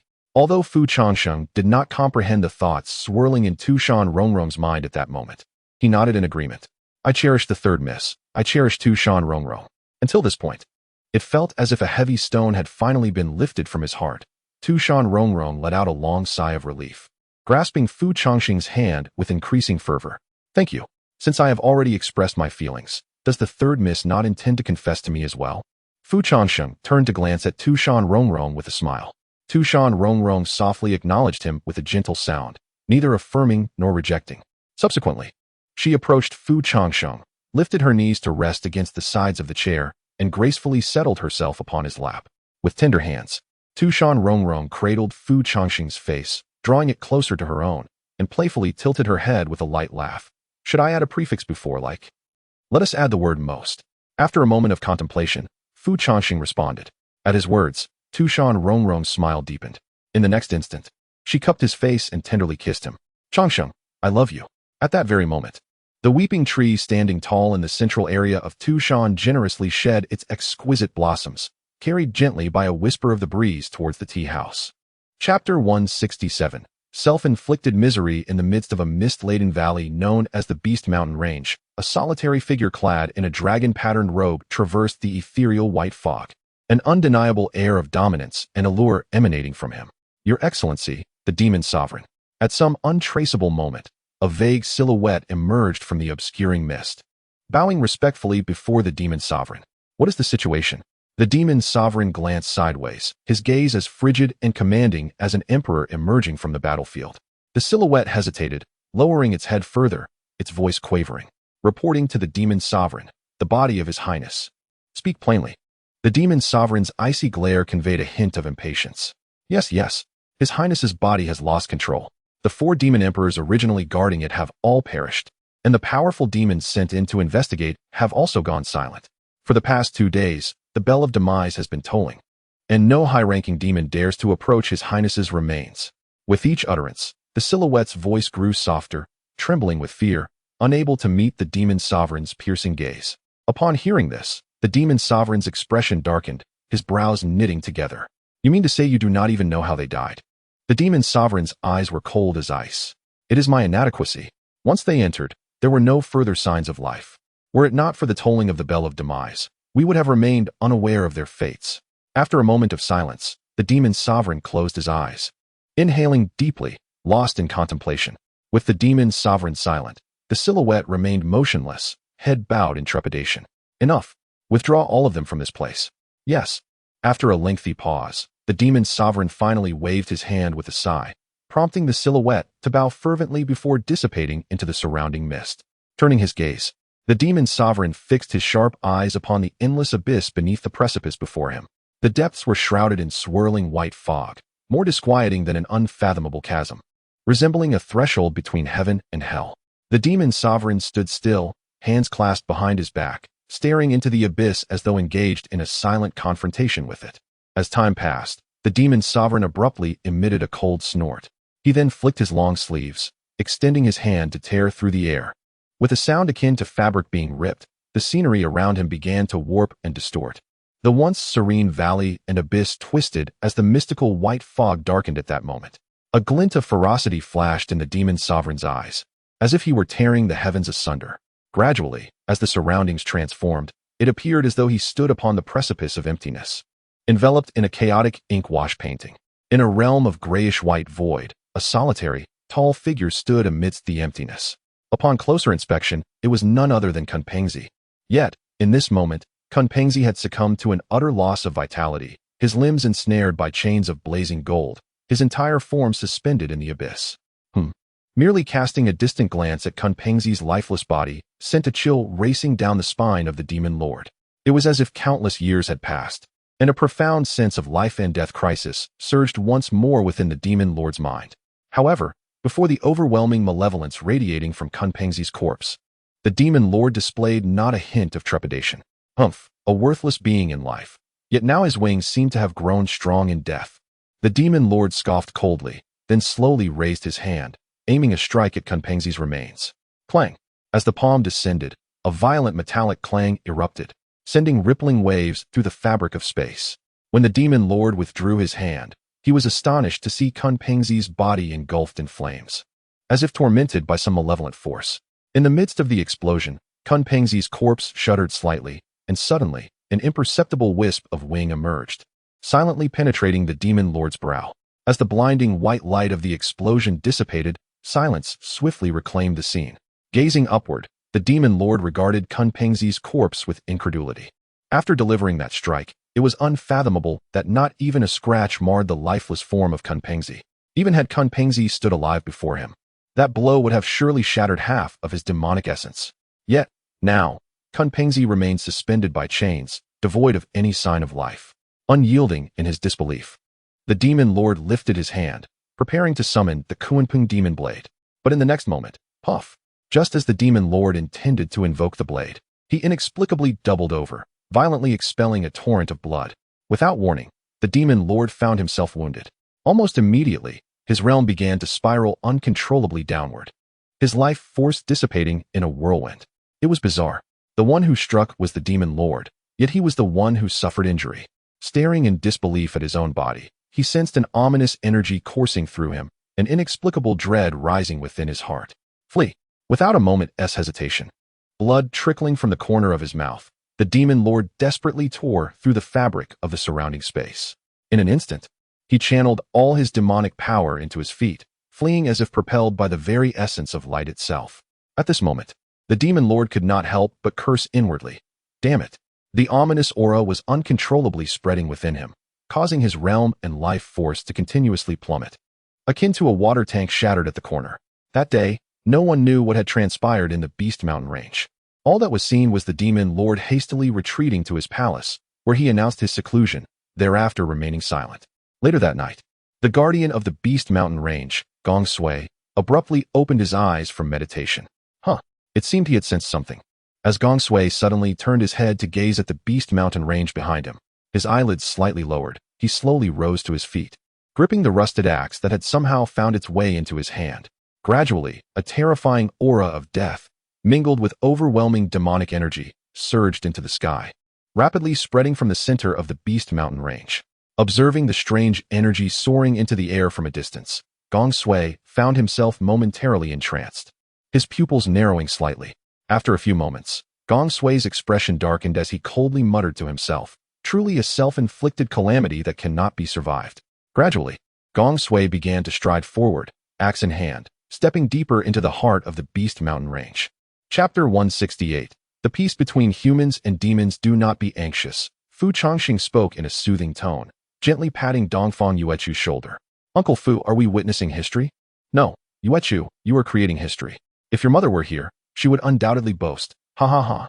Do you see that? That is my son, the leader of the Dao Alliance of the Dongfang family, a true powerhouse. How infuriating for you, old dog. Dongfang Yuechu exaggeratedly mimicked his mother, Dongfang Qinlan, hands on his hips. If it were Qinlan, she would indeed behave that way. Fu Changsheng smiled absently, lost in thought. How reminiscent. Go on, Fu Changsheng said, draping the robe that symbolized the highest status within the Dao Alliance over Dongfang Yuechu's shoulders, giving his back a reassuring pat. Under the bitter love tree, Dongfang Yuechu and Tu Shan Rongrong gracefully descended from the air, resembling two celestial beings. Below them, a grand platform was occupied by renowned figures from both the human and demon realms. At this moment, even the powerful demon emperors had been invited, with the foremost representative of the Dao Alliance being Wang Quanbei. Compared to them, the illustrious demon kings and prodigies of the Dao Alliance seemed rather overshadowed. They had come to witness history. Tu Shan Rongrong, stepping lightly on her crimson ring, created a melodious sound with each movement. For some reason, the instant her gaze met Dongfang Yuechu's, they both shared a light laugh. Finally, Dongfang Yuechu smiled warmly and clasped his hands in salute. I pay my respects to the Demon Alliance leader. In response, Tu Shan Rongrong revealed a rare smile, gracefully returning the gesture. Such an honor. Meanwhile, Tu Shan Rongrong had shed her usual attire for a flowing celestial robe, transforming into the guise of an ordinary woman, quietly observing from a distance. I envy them, she mused. It was then that a figure suddenly appeared behind Tu Shan Rongrong. Without turning, she flicked a wisp of hair from her face, smiling softly. Yes, it is quite romantic. Fu Changsheng had donned a simple robe, standing alongside Tu Shan Rongrong as they gazed towards the bitter love tree. It seems the boss has not forgotten our previous agreement, Tu Shan Rongrong remarked, glancing at Fu Changsheng, who wore the jade pendant inscribed with the character for evening, just as she had first placed it around his neck. On this day of peace between humans and demons, it happened to be Qixi Festival. Since Miss Sand is not seated among the guests today, might I have the pleasure of your company at the Lake of Longing? Certainly, Tu Shan Rongrong replied, tilting her head with a smile. However, just as Fu Changsheng and Tu Shan Rongrong turned to leave, they noticed something fleeting in the horizon. It seemed that both Fu Changsheng and Tu Shan Rongrong simultaneously sensed something, furrowing their brows as they gazed towards the horizon. Moments later, they discerned a figure. Bang! In the blink of an eye, a silhouette soared from 1,000 miles away, hurtling towards Tu Shan like a shooting star, ultimately landing squarely before Fu Changsheng. Upon recognizing the face, Fu Changsheng's expression darkened immediately. It was Gong Sui. He appeared to be gravely injured. The sleeve that should have enveloped his arm lay empty, as if he had lost an entire limb. A terrifying gash ran from his left temple down to his chin, sending shivers down one's spine. Gong Sui. More content loading. Please wait. This site only supports access via mobile browsers. If you see this paragraph, it indicates a failure to load chapter content. Please disable reading mode, browsing mode, novel mode, and ad blocking features in your browser, or copy the URL to read in another browser. Your Majesty, something has happened at the 10,000 Beasts Ridge. Ignoring the horrifying wound on his body, Gong Sui seized Fu Changsheng's sleeve as if clutching a lifeline the moment he landed. Fu Changsheng exchanged a glance with Tu Shan Rongrong, both recognizing the gravity reflected in each other's eyes. Half an hour later, in the Changsheng tea house, Fu Changsheng firmly shut the door, his expression heavy. Gong Sui sat on a wooden chair, gasping for breath, cold sweat mingling with congealed blood on his back, as if he had crawled out from a mass grave.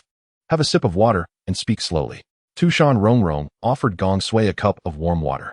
Gong Sui, what is the situation with your injuries? Fu Changsheng frowned slightly. This was the first time he had seen Gong Sui in such disarray. Something has happened at the 10,000 Beasts Ridge. Everyone is dead. Gong Sui's hands trembled slightly as he held the cup, his eyes bloodshot. Dead? Who died? The Demon Emperor, the Demon Sovereign, and all those great demons, they are all dead. As soon as Gong Sui finished speaking, Fu Changsheng and Tu Shan Rongrong's eyes widened in unison, and they exchanged a stunned glance. Wait, who did you just say died? All the demons at the 10,000 Beasts Ridge are dead. Did the Demon Sovereign Lan Yu also perish? Yes. Who did this? I don't know. Then who inflicted your injuries? It was Lan Yu. Lan, didn't you say he was dead? Gong Sui shook his head vigorously, his voice trembling slightly. It was Lan Yu who injured me. But I am certain he is already dead. The body that struck me must be a lifeless corpse, or has already turned into a ghost. The corpse of Kun Pengzi has encountered issues, and now the entire 10,000 Beasts Ridge has become a desolate land. I couldn't stop those entities. They have already emerged. At this juncture, a flicker of indistinct terror crossed Gong Sui's eyes. Kunpengzi? In a moment of distraction, Fu Changsheng suddenly recalled the words spoken by Jiang Haoyan a few days prior. To slay a royal heir is a grave taboo. The calamity invoked by the demon sovereign's slaying of Kunpengzi had already descended upon the myriad beasts' ridge. The demon sovereign had truly gone too far this time. Have you seen Kunpengzi's corpse? Fu Changsheng furrowed his brow slightly. Gong Sui shook his head. No. However, I have sensed the source of the calamity. It lies deep within myriad beasts' ridge. Kunpengzi's body must be there. Cough. Gong Sui's aged visage turned ashen, and before he could finish his words, he could no longer suppress a violent spout of black blood. Fu Changsheng was taken aback, swiftly catching the nearly collapsing Gong Sui, only to discover that the latter's breath was growing increasingly faint, resembling a flickering candle in the wind. Gong Sui, Fu Changsheng exclaimed, hastily channeling his spiritual energy into Gong Sui's body, attempting to sustain his life force. Yet, the once boundless sea of spiritual energy within Fu Changsheng was now utterly unable to penetrate. Gong Sui's form resembled a shattered vessel. The spiritual energy Fu Changsheng attempted to impart almost instantaneously leaked out, proving futile. Gong Sui, hold on. No, do not close your eyes. Your Majesty. There is no time left. They are coming. Gong Sui struggled to speak, yet the effort appeared immensely arduous.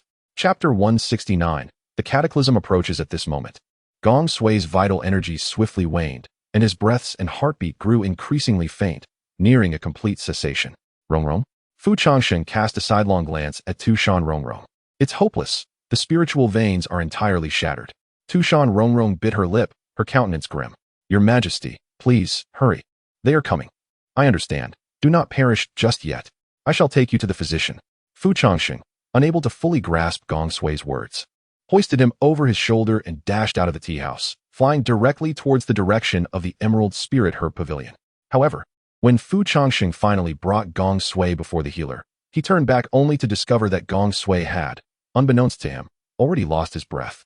Gong Sui was dead. The last remnant of the imperial bloodline had ultimately perished in Tu Shan. Fu Changsheng stared at the increasingly cold body of Gong Sui lying before him, his gaze suddenly turning numb. A being burdened with the imperial lineage, who had overshadowed generations, had met an inexplicable end. As he sensed the corpse's temperature plummeting, a relentless buzzing filled his mind. Standing behind him, Tu Shan Rongrong sensed Fu Changsheng's heavy heart and remained silent, simply standing quietly in his wake.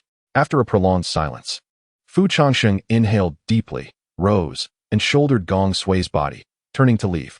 Where are you going? Tu Shan Rongrong asked, her voice tinged with concern. After a moment of contemplation, Fu Changsheng replied softly, to find him a resting place. He then added, Rongrong, please inform the leader and Dongfang Yueqiu, instructing everyone to remain in Tu Shan and not to venture elsewhere. And you? I must make a trip to the border. I shall accompany you. Notify the leader and the others to stay in Tu Shan and not to go anywhere. Fu Changsheng reiterated firmly, underscoring his resolve. With that, he flickered and vanished from sight. What an imbecile! Tu Shan Rongrong clenched her fists, watching the direction in which Fu Changsheng had departed. Yet, she understood that this was not the time for anger. She too turned and left the herb pavilion. Meanwhile, at the human race border scoundrel, Li Xiaodian. How dare you flee? You coward! Monsters! I shall fight you to the bitter end. On this day, the once tranquil border was suddenly shrouded in ominous clouds. Gazing upward, the celestial wall that stood between the outer realm and the human world lay in ruins. The cries of battle and screams of the dying reverberated through the air, as if demonic entities were howling in fury. No one had anticipated that creatures from beyond would suddenly charge in. Even less so did they foresee that these beings would be utterly unaffected by the barrier drawn by the third young master, effortlessly crossing it as if it were not. Like a tide of darkness crashing upon the human borders, a beam of death surged forth from the outer circle, an overwhelming tide of demonic energy gushing forth, eclipsing the heavens and obscuring the blazing sun above. The sky was marred by the wings of great demons, while the clouds churned with the remnants of dragon corpses. Accompanying this chaos was an all-encompassing miasma of death. The inky blackness of the corpse aura spread ominously, as if a portal to the netherworld had been flung open. The howls of demons reverberating through the cosmos. For countless ages, those within the circle had thrived under the protection of the third young master. They had never glimpsed the true visage of the world beyond, remaining utterly ignorant of the three realms that governed it. On this day, They bore witness for the first time to the genuine beings from outside the circle, great demons from the Beast Mountain. The border guards, oblivious to their origins, were torn apart before they could even cast their talismans. Unlike the creatures they had previously encountered, these great demons seemed to hail from the depths of hell, exuding a formidable presence that extinguished any spark of resistance. Those whose faith wavered immediately activated their escape talismans, fleeing in panic. Those who harbored a fighting spirit, however, found themselves crushed under the sheer weight of the terrifying demonic aura before they could even wield their artifacts. The spells and treasures they once took pride in now appeared to be mere jest. In less than the span of an incense stick, these beings from beyond had shattered the hopes of all the border guards. It was not a battle, it was a one-sided massacre. Master, are we to perish? The newly inducted border guard, a young Taoist, turned pale as death. The elderly white-browed Taoist extended a trembling hand, gently reassuring the boy, "No, you shall come to no harm.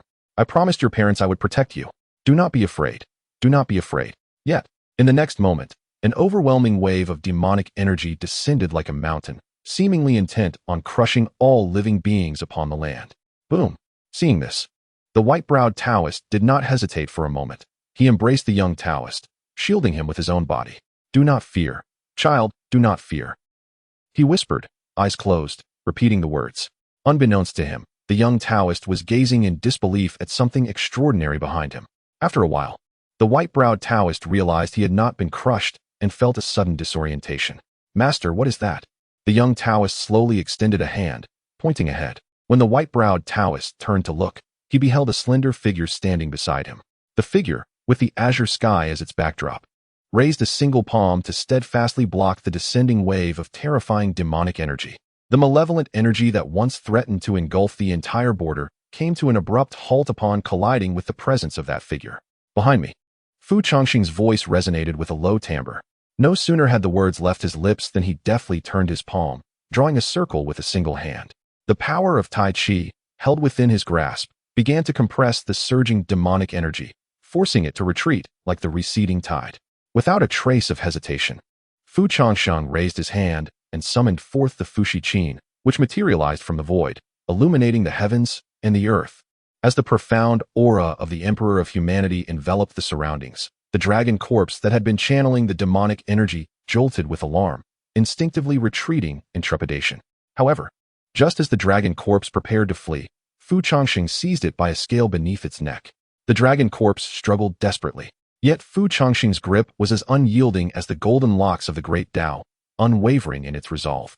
Ignoring the thrashing form of the dragon corpse, Fu Changsheng's cold gaze turned toward the encroaching horde of undead beasts from the Beast Mountain. Gradually, his voice, imbued with icy resolve, broke the silence. "I care not whence you come or what your intentions may be. Any who dare to step beyond this circle." At this moment, Fu Changsheng's eyes narrowed, and he crushed the skull of the dragon corpse in his grasp. "I have no qualms about allowing you to perish once more." Chapter 170. A force to reckon with. A thunderous roar reverberated through the vast expanse of the universe, as Fu Changsheng's eyes glimmered with fierce determination. He stood suspended in midair, embodying the essence of the human emperor, and locked onto the aura of the entire northern realm. The resonance of his voice, infused with true sound, caused the monstrous wave of ferocious beasts to tremble as if struck by an immense tide. With a single strike, he vanquished a true dragon's corpse. At that moment, every creature within the circle, whether human or beast, was irresistibly drawn to the figure before them, standing atop the dragon's remains. He bore the sky upon his back. The presence of the human emperor overshadowed the cosmos, while the Fushi Qin illuminated the heavens. Countless ages had passed, and the name of the human emperor had faded into the annals of history, with even the scrolls chronicling his existence long lost to time. Yet, in this moment, it felt as though someone had once again unfurled the scroll of history. When Fu Changsheng opened his eyes anew, he sensed something stirring within him. The bloodline of the human emperor began to boil uncontrollably. In an instant, he stepped forward, and the void around him ignited with a fierce blaze. The aura of the human emperor surged dramatically, showing no signs of abating. At that very moment, the Fushi Qin in the celestial dome seemed to awaken, as if it had gained sentience, resonating in harmonious response. Had he truly broken through? In the divine court, the deity Jiang Haoyan felt his pupils constrict sharply, his breath quickening. Yet, a flicker of excitement flashed in his eyes. "Fu Changsheng, you are becoming increasingly formidable." At the southern border, The third young master of the Aoli kingdom glanced towards Fu Changsheng's direction. His heartbeat faltered momentarily, synchronized with the eruption of the human emperor's aura. Even he, who had dominated the circle for so long, felt a twinge of trepidation. However, the third young master quickly regained his composure. The once dominant aura that had allowed him to look down upon the world began to coalesce again.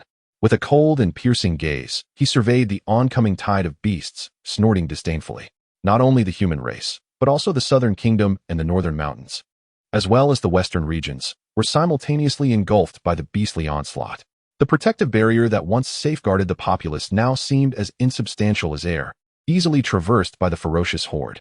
To think that the living are barely a match for me, yet the deceased dare to encroach. With those words, a fierce glint flashed in the third young master's eyes, and he raised his hand, summoning the sea-calming needle with a fierce whistle.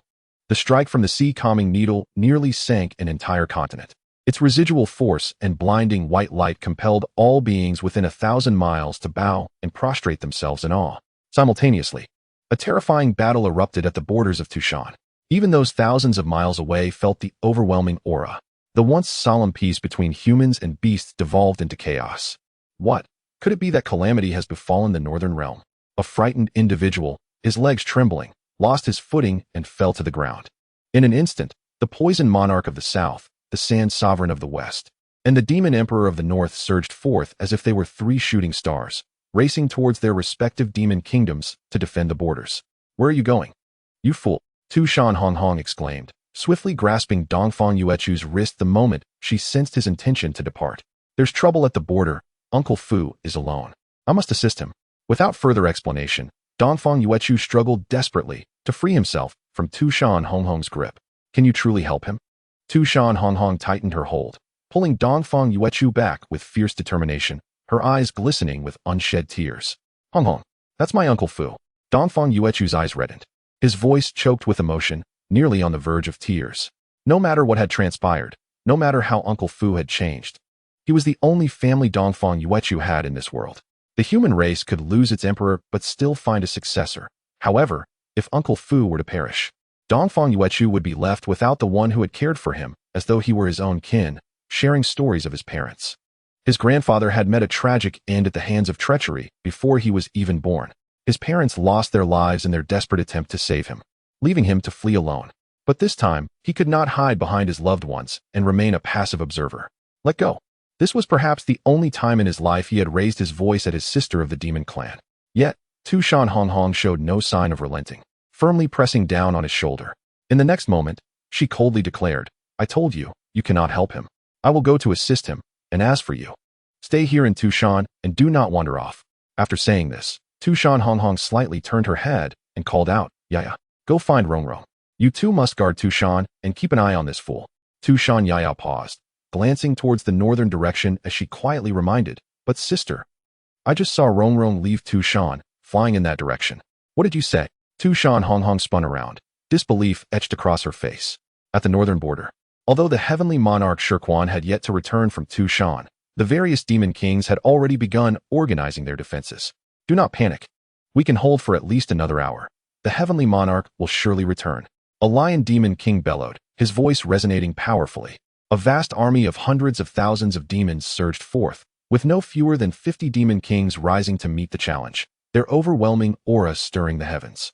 The pressure of the advancing forces distorted the clouds above, and merely gazing upon the scene would send chills down one's spine. Such a formidable army, in ordinary times, would be sufficient to capture and release the reigning emperor of the mortal realm 7 times over, allowing them to traverse the world with impunity. Thus, the once timid minor demons, now confronted by the terrifying tide of beasts from the Beast Mountain, found themselves emboldened. However, as the monstrous wave drew nearer, the commanding demon king seemed to sense an ominous presence. Undead. At that moment, a chilling wave coursed through him, causing his scalp to prickle and his spine to tremble involuntarily. A torrent of deathly energy surged forth, as if the king of the underworld beyond the gates of hell were roaring a declaration of war upon this realm of the living. Merely encountering this presence was enough to instill fear. Some demons began to falter, their legs weakening uncontrollably in the face of death's dread. A primal emotion etched into the very fabric of all beings. 50 miles, 30 miles, 10 miles, closer it came. A dragon's corpse, concealed within the clouds. was the first to strike, unleashing a blinding torrent of dragon fire. Chapter 171, Total Collapse Defend. The Lion Demon King roared, issuing a command that resonated through the air. Behind him, hundreds of thousands of demon soldiers united in a thunderous chorus, transforming into a dazzling golden barrier that enveloped the entire southern kingdom. Do not fear, we. Boom. Before the words could fully escape his lips, the dragon's flame, radiating an overwhelming deathly light, collided with the defensive barrier erected by the Northern Mountain Army. In that instant, it pierced through the barrier as effortlessly as sunlight breaking through clouds. The Lion Demon King's pupils constricted sharply, his fur standing on end as he froze in place, eyes wide with horror, witnessing the dragon flame penetrate the barrier, grazing his shoulder and ravaging the earth behind him. The lesser demons had no time to react. They could barely muster a scream before being instantaneously vaporized in the cataclysmic onslaught. In the final moments before death, the hundreds of thousands of Northern Mountain demons maintained an unwavering resolve, believing steadfastly that they could endure until the arrival of their celestial sovereign. Confident that the sovereign would lead them to victory against the invaders, they scarcely had time for astonishment or despair, swept away amidst the cacophony of battle cries. Erased from existence. The dragon flame's devastation raged for nearly half a minute, scorching the ground into patches of green crystalline formations, a nauseating scent of charred rust permeating the air. The Lion Demon King seemed momentarily stunned, lost in the aftermath, staring blankly at the approaching army of the Beast Ridge. In a daze, he caught sight of his own shadow on the ground. It was indeed his shadow, yet at this moment, it appeared diminished, lacking half of its form. His gaze dulled as he looked down, realizing that half of his body had been reduced to ashes in the instant the dragon flame grazed him. The acrid scent of his own charred organs and bones wafted through the air. Glancing back, there were no remnants of the once mighty army. Only an endless expanse of scorched earth and swirling sands, devoid of even the faintest trace of limbs. Are we truly this feeble? The Lion Demon King's cracked lips uttered a soft whisper as he succumbed to the encroaching darkness of oblivion. Curse this madness. What kind of abomination are these corpses? On the southern border, a demon king was struck by a Beast Ridge corpse, blood spraying in all directions, prompting an outburst of profane fury. Having cultivated for over a millennium, he considered himself a lord of the southern kingdom's frontier, having witnessed all manner of genius and monstrosity. Even the enigmatic creatures from beyond the circle were within his understanding, known for their formidable prowess. Yet now, these corpses from the Beast Ridge shattered his conception of the world. It was not merely this southern demon king. Every border outpost was experiencing similar scenes of chaos. They remained oblivious to the fact that the so-called creatures from beyond were nothing more than insignificant beasts in the face of such colossal entities as the Beast Ridge. With the invasion of the Beast Ridge into their realm, even the weakest of the demon corpses could contend against 100 foes. As for those who had been formidable demons in life, even the mightiest demon emperors would tremble at their presence, let alone ordinary beings. This day's twilight stretched interminably, casting a long shadow over the land. In less than an hour, the borders of the southern kingdom, which had remained unshaken for millennia, fell into despair. Shortly thereafter, news of devastation in the northern mountains and the western regions followed in swift succession, compelling even the third young master to retreat from the southern bay. Some gazed toward the western horizon, where the twilight stained the sky crimson, as if blood were being diffused across the firmament, leaving them entranced. What is Uncle lost in thought about? If you do not hasten, beware of meeting a grave fate. A young man beside him scolded, tugging him towards the city gates for evacuation. Looking up, he beheld countless citizens of the northern mountains migrating. As the Lord of Destruction had commanded a relocation of the capital, merely exchanging a glance with a formidable beast from the army at the Beast Ridge, Sher Quan immediately turned and announced the retreat from the northern capital, without a hint of hesitation. In times past, when faced with foreign invasions, the northern mountains had always adhered to the principle of fighting rather than yielding. Any suggestion of surrender would draw the ire of the masses. Yet this time, Sher Quan employed a ruthless hand. Any individual obstructing the evacuation of the populace would face immediate execution as a public spectacle. Even the demon kings under Sher Quan dared not defy him. Sher Quan understood clearly that for the northern mountains, or indeed the entire border, this was not a war, nor was it mere devastation wrought by invaders. It was a calamity. When the heavens decree your downfall, one can only endure and retreat. The Lord of Destruction and the demon kings of the northern mountains might die fighting to protect their homeland, but the common folk could not afford such a sacrifice. Lives like theirs were as fragile as straw in a wheat field, easily toppled by the wind. And now, the wind had come. Your Highness, where are you leading us? Tu Shan. Seek out Hong Hong of Tu Shan. She shall protect you. Fan Yunfei offered a brief explanation before plunging back into the sands, racing toward the Sand City. Your Highness, where are you off to now? I need to check for any who may have been overlooked, those yet to evacuate. Your Majesty, where shall we retreat to? The southern capital, as Huandu Qingtian similarly organized the citizens within the city to flee. Casting a glance at the throng of southern folk outside the city gates, each face painted with fear and desperation. Longing to escape, yet unable to resist the urge to glance back at the capital.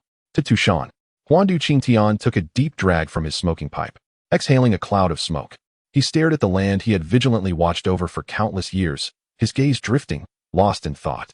The already wrinkled visage of Huandu Qingtian appeared even more haggard in that moment. After a brief pause, Huandu Qingtian retrieved a space ring shimmering with a violet aura from his sleeve and handed it to an accompanying servant. Upon reaching Tu Shan, deliver this to Hong Hong. Your Majesty, this cannot be. This is indeed our southern land. The servant merely glanced, nearly dropping his jaw in astonishment. Before he could finish speaking, Huandu Qingtian sighed and waved his hand, indicating for him to take the ring and depart. Your Majesty, what about you? Huandu Qingtian took a deep drag on his cigarette, the smoke curling around his eyes, causing them to take on a slightly red hue. While the blood-red dawn on the horizon grew increasingly blurred. I shall remain here, to gaze a while longer. Chapter 172. Who is that? In the realm of humanity. In the city of Daotian, a report was made to the monarch. Your Majesty, calamities are rampant along the borders. According to the latest news, the Heavenly Gate, which guards the border for the Qi-Dao Alliance, was breached yesterday. We implore Your Majesty to issue an immediate decree to relocate the citizens of the 4 northern counties. Absurd. Do you have any idea how many souls inhabit the 4 northern counties? To relocate such a multitude, where would they find refuge, and who would manage them? Surely, many would flee, while others would perish along the way. Are we to leave them in the north to await their demise? Your Majesty has just ascended the throne, and yet you utter such irresponsible words. What is your true intent? Preposterous. In the court, ministers were embroiled in fervent disputes. The sovereign, seated upon the throne, clenched his dragon robe with both hands, his expression grave. For nearly a century since the establishment of the court, the annual funding allocated to the Qi-Dao Alliance for border defense exceeded 1 million taels of silver, alongside countless supplies of iron, fabric, and manpower. How could such a stronghold fall so swiftly? The sovereign's countenance darkened, his lips bitten until blood began to seep. He had just ascended to the throne, at a time when he needed to establish his authority and earn the respect of his subjects. Yet he was confronted with the gravest upheaval in centuries. A single misstep could spell the ruin of the century-old foundation laid by his ancestors. Among the ministers, those who had long held a disdain for the Qi-Dao Alliance seized the moment to mock. It has long been said that the members of the Qi-Dao Alliance are nothing but inept gluttons. Mere husks. They take our gold without delivering service. I suspect that the silver and goods allocated by the court over the years have lined the pockets of those few old men at the Alliance. Now, as the nation faces calamity, there is not a single capable person left. They have all turned into deserters. Upon hearing these words, not only the ministers, but even the sovereign cast displeased glances at Zhang Shi, the representative of the alliance, standing at the forefront. Although Zhang Shi felt an overwhelming urge to strike down this group, he maintained a stoic facade. How dare they? The demon clan has only recently engaged in battle and has already been dealt a significant blow. It is merely a matter of the speed of their surrender. Can the Qi-Dao Alliance be blamed for this? Yet, Zhang Shi found it difficult to counter the ministers' accusations, for much of what they said contained grains of truth. Firstly, the sentinels dispatched by the Qi-Dao Alliance had indeed been overwhelmed, with their resistance crumbling in a matter of moments. Secondly, a considerable portion of the funds allocated by the court over the years had been embezzled by a handful of corrupt officials within the alliance. With the protection of the third young master, they had little incentive to fulfill their duties, emboldening their audacity to misappropriate wealth. However, with the emperor newly enthroned and such a disaster occurring, the Qi-Dao Alliance, regardless of its disdain for the court, would inevitably have to find scapegoats to placate the emperor's wrath. Alas, had I known earlier, I would have refrained from undertaking this task. Zhang Shi could not help but curse inwardly. Having just assumed the position of the Dao Alliance's predecessor and entered the imperial court, he initially believed that his considerable prowess would command respect from the emperor and ministers. Yet now, he found himself in such a disheveled predicament. While contemplating how to prevent the new emperor from blaming the Dao Alliance, a young clerk stealthily approached him and whispered a few words in his ear. Upon hearing the clerk's hushed words, Zhang Shi's eyes widened in disbelief. However, before he could ascertain the truth of the information, he lifted his gaze and met the cold, piercing eyes of the emperor. Zhang Aiqing, the matters of the borders have long been entrusted to the Tao Alliance and its esteemed members. Do you have nothing to say? Taking a deep breath, Zhang Shi straightened his back and replied, Your Majesty, I must report that a grave threat looms at the borders. A calamity unprecedented in the annals of both the human and demon realms. Unbeknownst to Your Majesty, just yesterday at dusk, the borders of the three major demon nations, North Mountain Demon Kingdom, Western Region, and Southern Shu, have all fallen. The Demon Emperor has ordered the populace to flee. Though the Tao Alliance's defenders fought valiantly, we were ultimately overpowered by the formidable strength of the invaders, rendering us unable to withstand their advance. And thus we were compelled to retreat temporarily. Upon hearing this, the Emperor's countenance darkened further, yet Zhang Shi's next statement caused his brow to arch in surprise. However, the accusations from the ministers that the Tao Alliance has no capable personnel are utterly baseless. The Tao Alliance still possesses one individual. Zhang Shi's words resonated powerfully, leaving not only the ministers, but also the Emperor momentarily taken aback. What do you mean? Are you suggesting that the borders have not been completely lost? But, Zhang Aiqing, you yourself just mentioned that the calamity has proven insurmountable even for the demon emperors. Are you fabricating this statement as a feeble defense for the Tao Alliance? In truth, Zhang Shi himself felt a twinge of uncertainty. Yet, the clerk, an envoy of the Tao Alliance, had explicitly informed him of new developments at the borders. A man clad in white, with flowing silver hair, had appeared unexpectedly at the human realm's border, his sword aura resonating for miles, single-handedly confronting the outer calamity that even the demon emperor feared. Although this news seemed implausible, Zhang Shi steeled himself to convey it. Indeed, Your Majesty, the Tao Alliance has long harbored a hidden master, who has spent years in seclusion and has only recently re-emerged. I believe Your Majesty may have heard reports of an individual who challenged the demon emperor, achieving victory in 3 consecutive battles, undefeated. It is precisely due to the presence of this individual that the 4 great demon nations, who have historically looked down upon our human race, are now willing to accept a peace accord between humans and demons. Upon hearing this, the ministers were filled with skepticism. The matter of a human challenging the 4 demon emperors, as mentioned by Zhang Shi, had stirred up considerable commotion and was well known throughout the realm. However, the individual who appeared so swiftly also vanished just as quickly, leaving no one aware of his true identity. Yet, Wu Shuang's eyes sparkled, and a figure suddenly emerged in her mind, Fu Changsheng.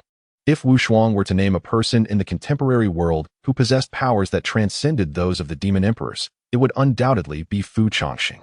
After all, the image of him single-handedly defeating a celestial being still captivates Wu Shuang's imagination. The person mentioned by Minister Zhang is a man clad in plain garments, with hair flowing down to his waist, to which the reply was, Indeed, that is correct. Upon these words, those ministers with sharp memories were instantly drenched in cold sweat, and even those typically sluggish in understanding quickly caught on. Is it that immortal elder? Someone ventured quietly. Zhang Shi responded, That one. Which one? Bewildered, he realized he did not even know whom he was referring to. Yet these old fellows appeared to have a profound impression of this individual. Zhang Shi was taken aback. Being a newcomer, he was unaware of the incident that transpired within the palace during Wu Shuang's ascension. However, when Zhang Shi turned his gaze aside, he found that the ministers who had just been so authoritative towards him were now exchanging glances in silence, each rendered speechless. Chapter 173. The Great Hero at Noon in June. The most scorching region of the entire continent undoubtedly lies at the northern border. As far as the eye can see, the landscape stretches for thousands of miles, barren and filled with yellow sand, resembling a desolate wasteland since the dawn of creation. Fu Changsheng raised his hand, intending to wipe the blood from his face, only to discover that under the relentless sun, the dark brown stains had long since dried. His once pristine white garments now appeared as if dragged from a quagmire, clinging to his body and emitting an indescribable odor under the sweltering heat. Beneath his feet lay countless massive demon corpses, their lifeless bodies piled high, resembling a small hill rising from the flat terrain. Fu Changsheng could no longer recall how many great demons of the Beast Ridge he had slain by the time he regained his senses. His hands and feet were already drenched in demon blood. When he lifted his gaze once more, he was met with an endless tide of beasts, as if ready to engulf the entire area completely. Yet, at that moment, the demons of the Beast Ridge, though their eyes still glimmered with chilling malice and deathly intent, no longer surged forward. In contrast, when Fu Changsheng glanced at them again, they seemed to retreat slightly, as if gripped by some instinctual trepidation. High-level beings, when confronted with the bodies of their fallen kin, experience a profound sense of repulsion and fear. Their most primal instincts compel them to flee from the sight of death. This was true for demons as well. Although these great demons of the Beast Ridge could no longer be considered living beings, and, in theory, should not feel fear, Fu Changsheng had slain far too many. The mountain of demon corpses had saturated the earth with thick, viscous blood, emanating a potent signal that even those who had lost their wits could perceive. Take another step forward, and death would be absolute, with no exceptions. Yet, they showed no intention of departing. They stood there, gazing at Fu Changsheng, just as he observed them. It was akin to two ancient swordsmen facing off. The moment their eyes met before drawing their blades determining the outcome of their duel. In the face of life and death, any hint of hesitation or fear would lead to a swift and merciless end at the hands of their opponent. The demons of the Beast Ridge, stationed outside the circle, were like the other swordsmen in this deadly contest. Fu Changsheng remained motionless, and so did they. However, if he revealed even the slightest crack in his composure, they would undoubtedly rush forward once more, ready to tear him apart. Time seemed to stretch indefinitely before Fu Changsheng suddenly took a step forward. With that single step, the demons of the Beast Ridge retreated in kind, as though he were not Fu Changsheng but an abyss that devoured all. With a cold, piercing gaze fixed upon the horde, Fu Changsheng let out a slight, mocking laugh. So, you too can feel fear? In the next moment, he stepped forward once again. As the footsteps of Fu Changsheng fell, the emperor's form erupted once more, and in that moment, it seemed as though an ethereal figure began to materialize behind Fu Changsheng, as if to replace the vast azure sky itself. Bearing the phantom of the emperor, Fu Changsheng's snow-white hair danced in the air, and the divine light emanating from his eyes appeared capable of piercing mountains and rivers. I am the emperor, Fu Changsheng. His voice was not loud, yet the calmness in his tone was eerily unsettling. I know you can hear me. As he spoke, Fu Changsheng did not cast another glance at the myriad beasts of the Beast Mountain, but instead gazed into the heavens where the earth met the sky, as if locking eyes with an invisible observer. The human race does not instigate trouble, yet we are never afraid of it. With that declaration, Fu Changsheng raised his hand to summon the 7 stars Long Yuan sword, a glimmer of cold light illuminating the world. Today, let this sword serve as the boundary. Should any beast from the Beast Mountain dare to cross this line, I shall eradicate your kind. As his words resonated, the 7 stars Long Yuan sword swept across the heavens. The emperor's might erupted to its zenith in that instant, the brilliant sword light forming a beam of white radiance stretching across tens of thousands of miles. With a single stroke, it seemed as though heaven and earth were cleaved asunder, severing the connection between the inside and outside of the circle. Were the third young master of Aolai country present, he would undoubtedly be astonished by this strike, for it mirrored the very action he had once employed to delineate the boundary between realms. In the midst of this, a cold, mechanical voice echoed within Fu Changsheng's mind. Your body is nearing its limits. You require rest. Should you continue to wield the emperor's form, your soul's essence will shatter. Yet Fu Changsheng paid no heed, unabashedly unleashing the emperor's pressure, forever locking onto the unseen eyes from the direction of the Beast Mountain, as if poised to unleash another strike of unimaginable ferocity. Two energies stood in opposition across millions of miles, akin to two swordsmen pressing their blades against each other's throats, neither willing to relent. Gradually, the eyes from the Beast Mountain glanced at the Fushi-Qin, then at the emperor's phantom behind Fu Changsheng, ultimately conceding. As those eyes receded, the once mindless tide of beasts, driven solely by bloodlust, suddenly appeared to receive some unseen guidance, retreating in unison. In the blink of an eye, the previously all-encompassing shadow that blotted out the sun began to vanish into the darkness, as if it had dissipated into thin air, leaving behind only a desolate and cracked earth, steeped in lingering deathly energy. Throughout this ordeal, Fu Changsheng's 7 stars Long Yuan sword remained fixated on the aura emanating from the Beast Mountain, his icy gaze a formidable deterrent against the encroaching invaders. Until the essence emanating from the Beast Ridge completely dissipated, Fu Changsheng finally closed his eyes and took a deep breath. In the next moment, he suddenly felt a warm, viscous sensation on his lips. Raising his hand to touch the philtrum, he discovered that his nose was uncontrollably oozing crimson blood. It was as if a taut string, stretched for an indeterminate time, had finally snapped, and Fu Changsheng felt darkness enveloping his vision. The aura of the emperor dissipated like a breached dam, plummeting swiftly alongside Fu Changsheng's vital essence. Indeed, the emperor's physique was formidable, yet much like the human immune system that, in its fervent battle against pathogens, inevitably inflicts damage upon the body, Fu Changsheng's soul essence was insufficient to sustain the unrestricted use of the emperor's physique akin to Tai Hao or Fu Shi. As the scenes before his eyes grew increasingly blurred, the figure that had stood sentinel at the border for humanity, akin to a stalk of straw toppled by the wind, began to slowly lean backward. In the next moment, a gentle voice reached his ears, and Fu Changsheng felt a somewhat delicate hand steadying his faltering body. How truly disheveled. Great Hero. Chapter 174. Drawn from Profound Affection. Utilized in Profound Affection. What a disheveled state. Great Hero. Ethereal azure demonic energy materialized from thin air, as a slender arm barely supported the collapsing Fu Changsheng. In that fleeting moment of losing consciousness, upon sensing the aura of Tu Shan Rongrong, Fu Changsheng first fell into a moment of stupor, only to be enveloped by an inexplicable sense of tranquility the next. Why is it that I feel so at ease? Clearly, I am far superior to the third Mississippi.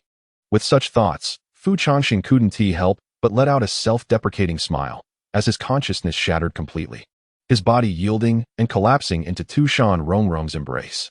Tu Shan Rongrong's eyelashes fluttered, her hands tightening around Fu Changsheng's bloodied figure, remaining silent for a long while. Before her lay a mountain of corpses and a sea of blood.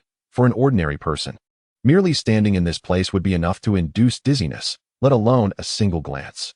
At this moment, Tu Shan Rongrong's gaze upon Fu Changsheng was shrouded in ambiguity, revealing nothing of her thoughts. She reached out a finger, gently grasping the blood-soaked collar of Fu Changsheng, wishing to inspect the wounds within, yet recoiling as if unable to face the reality.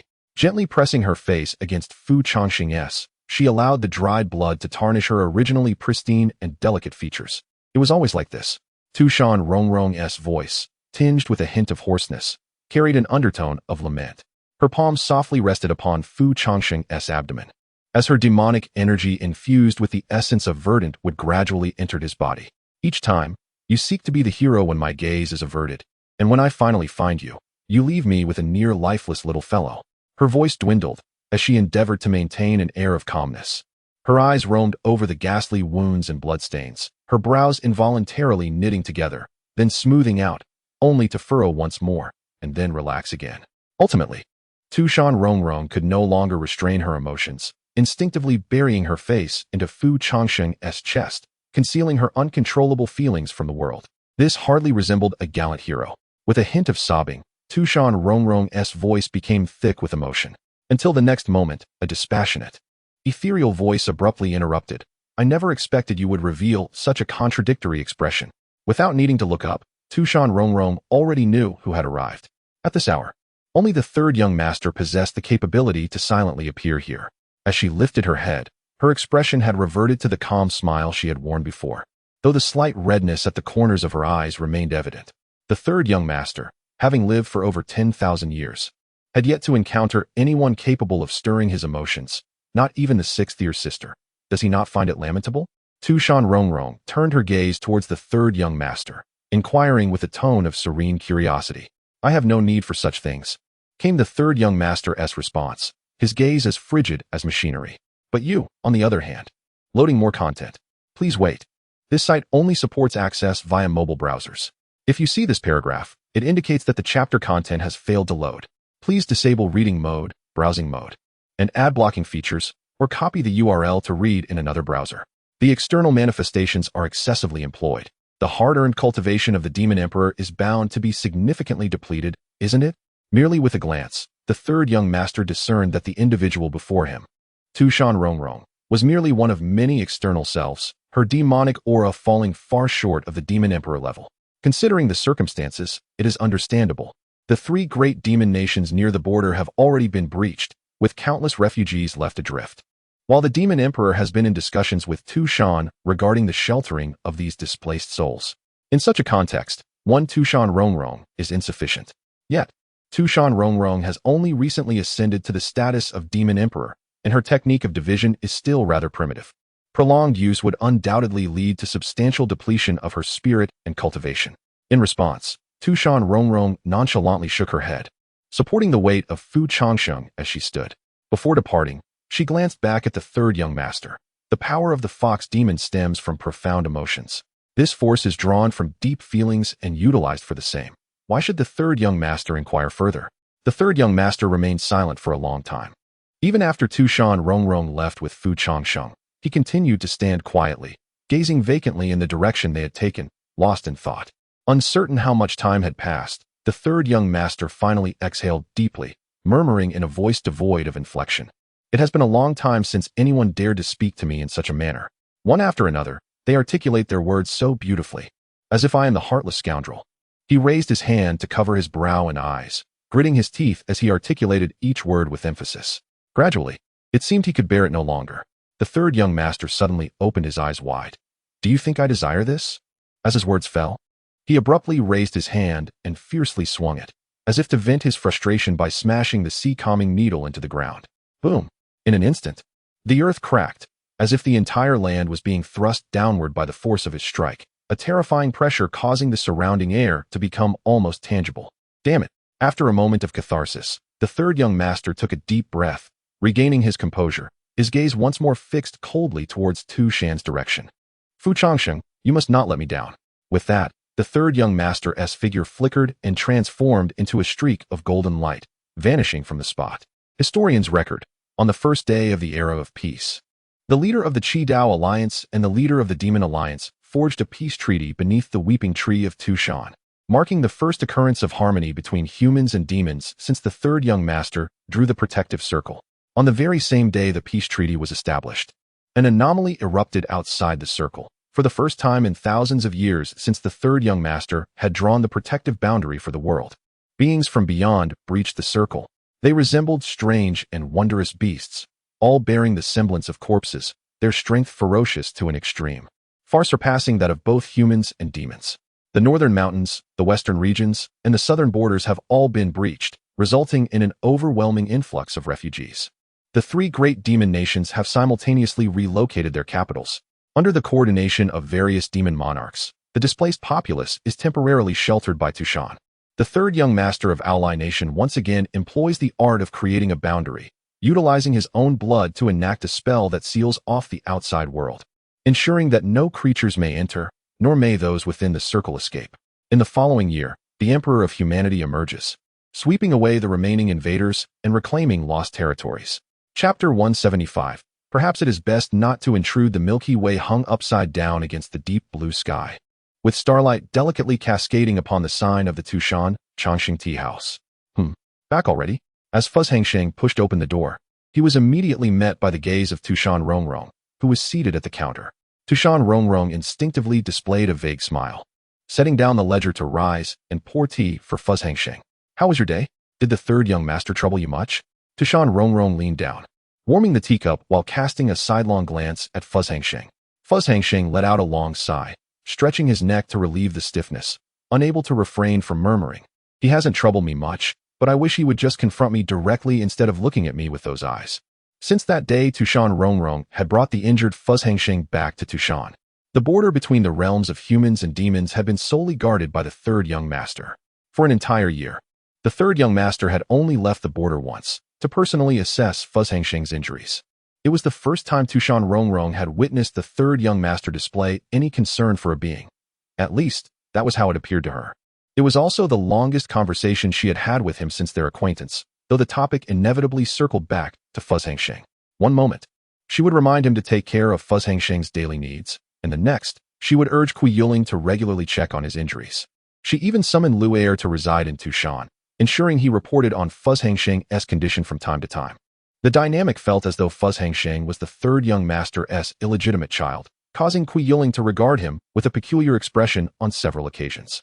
Aside from that instance, the third young master remained steadfastly stationed at the border, unwavering for an entire year.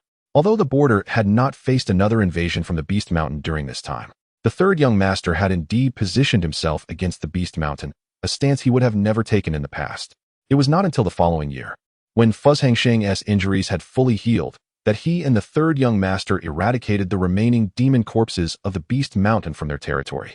Only then did the lost lands of the three great demon nations begin to be reclaimed step by step under the leadership of the Demon Emperor, alongside the reconstruction of cities. After all, you are the precious treasure the third young master has awaited for countless millennia, naturally. He would wish to remain by your side for all 12 hours of the day, Tu Shan Rongrong remarked, her tone tinged with something peculiar. Is the third miss feeling a tinge of jealousy on my behalf? This is quite a first, Changsheng teased, sensing the discontent in Tu Shan Rongrong's voice. Changsheng, it seems your skin has thickened considerably over the years, Tu Shan Rongrong replied with a light laugh, countering his jest. Is the third miss's denial merely a disguised admission? Upon hearing this, Tu Shan Rongrong suddenly seemed to recall something, her eyes fluttering open a narrow slit, and she meaningfully curled her lips towards Changsheng. In the next moment, she slowly extended her hand to grasp the jade pendant hanging around Changsheng's neck, then suddenly yanked it with force, pulling him closer to herself by the string. All right, I confess, I am indeed jealous, she admitted without displaying any embarrassment at being exposed. Instead, she tilted her head and shrugged her shoulders.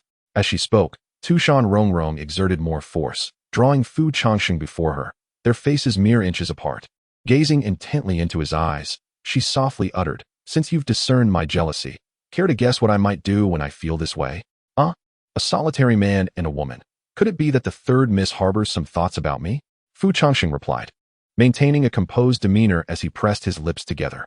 Having been teased by Tu Shan Rongrong so many times, he had gradually grown bolder. Do you think I lack the courage? Tu Shan Rongrong's voice took on a heavier tone as she pulled him closer once more. At this proximity, they could distinctly sense each other's breath, as if a gentle inclination of the head would result in their lips meeting. Yet you, little Changsheng, blush so easily at the slightest tease. I wonder if you still retain your innocence? Tu Shan Rongrong remarked with a teasing smile in her eyes. As she spoke, her delicate fingers traced down Changsheng's neck, gliding lightly until they reached his abdomen, where she circled her fingertip gently. Her movements were intentionally soft, the sensation of her touch pricking at Changsheng's nerves through the thin fabric of his clothing. Rather than retreating, Changsheng met her gaze with an amused smile.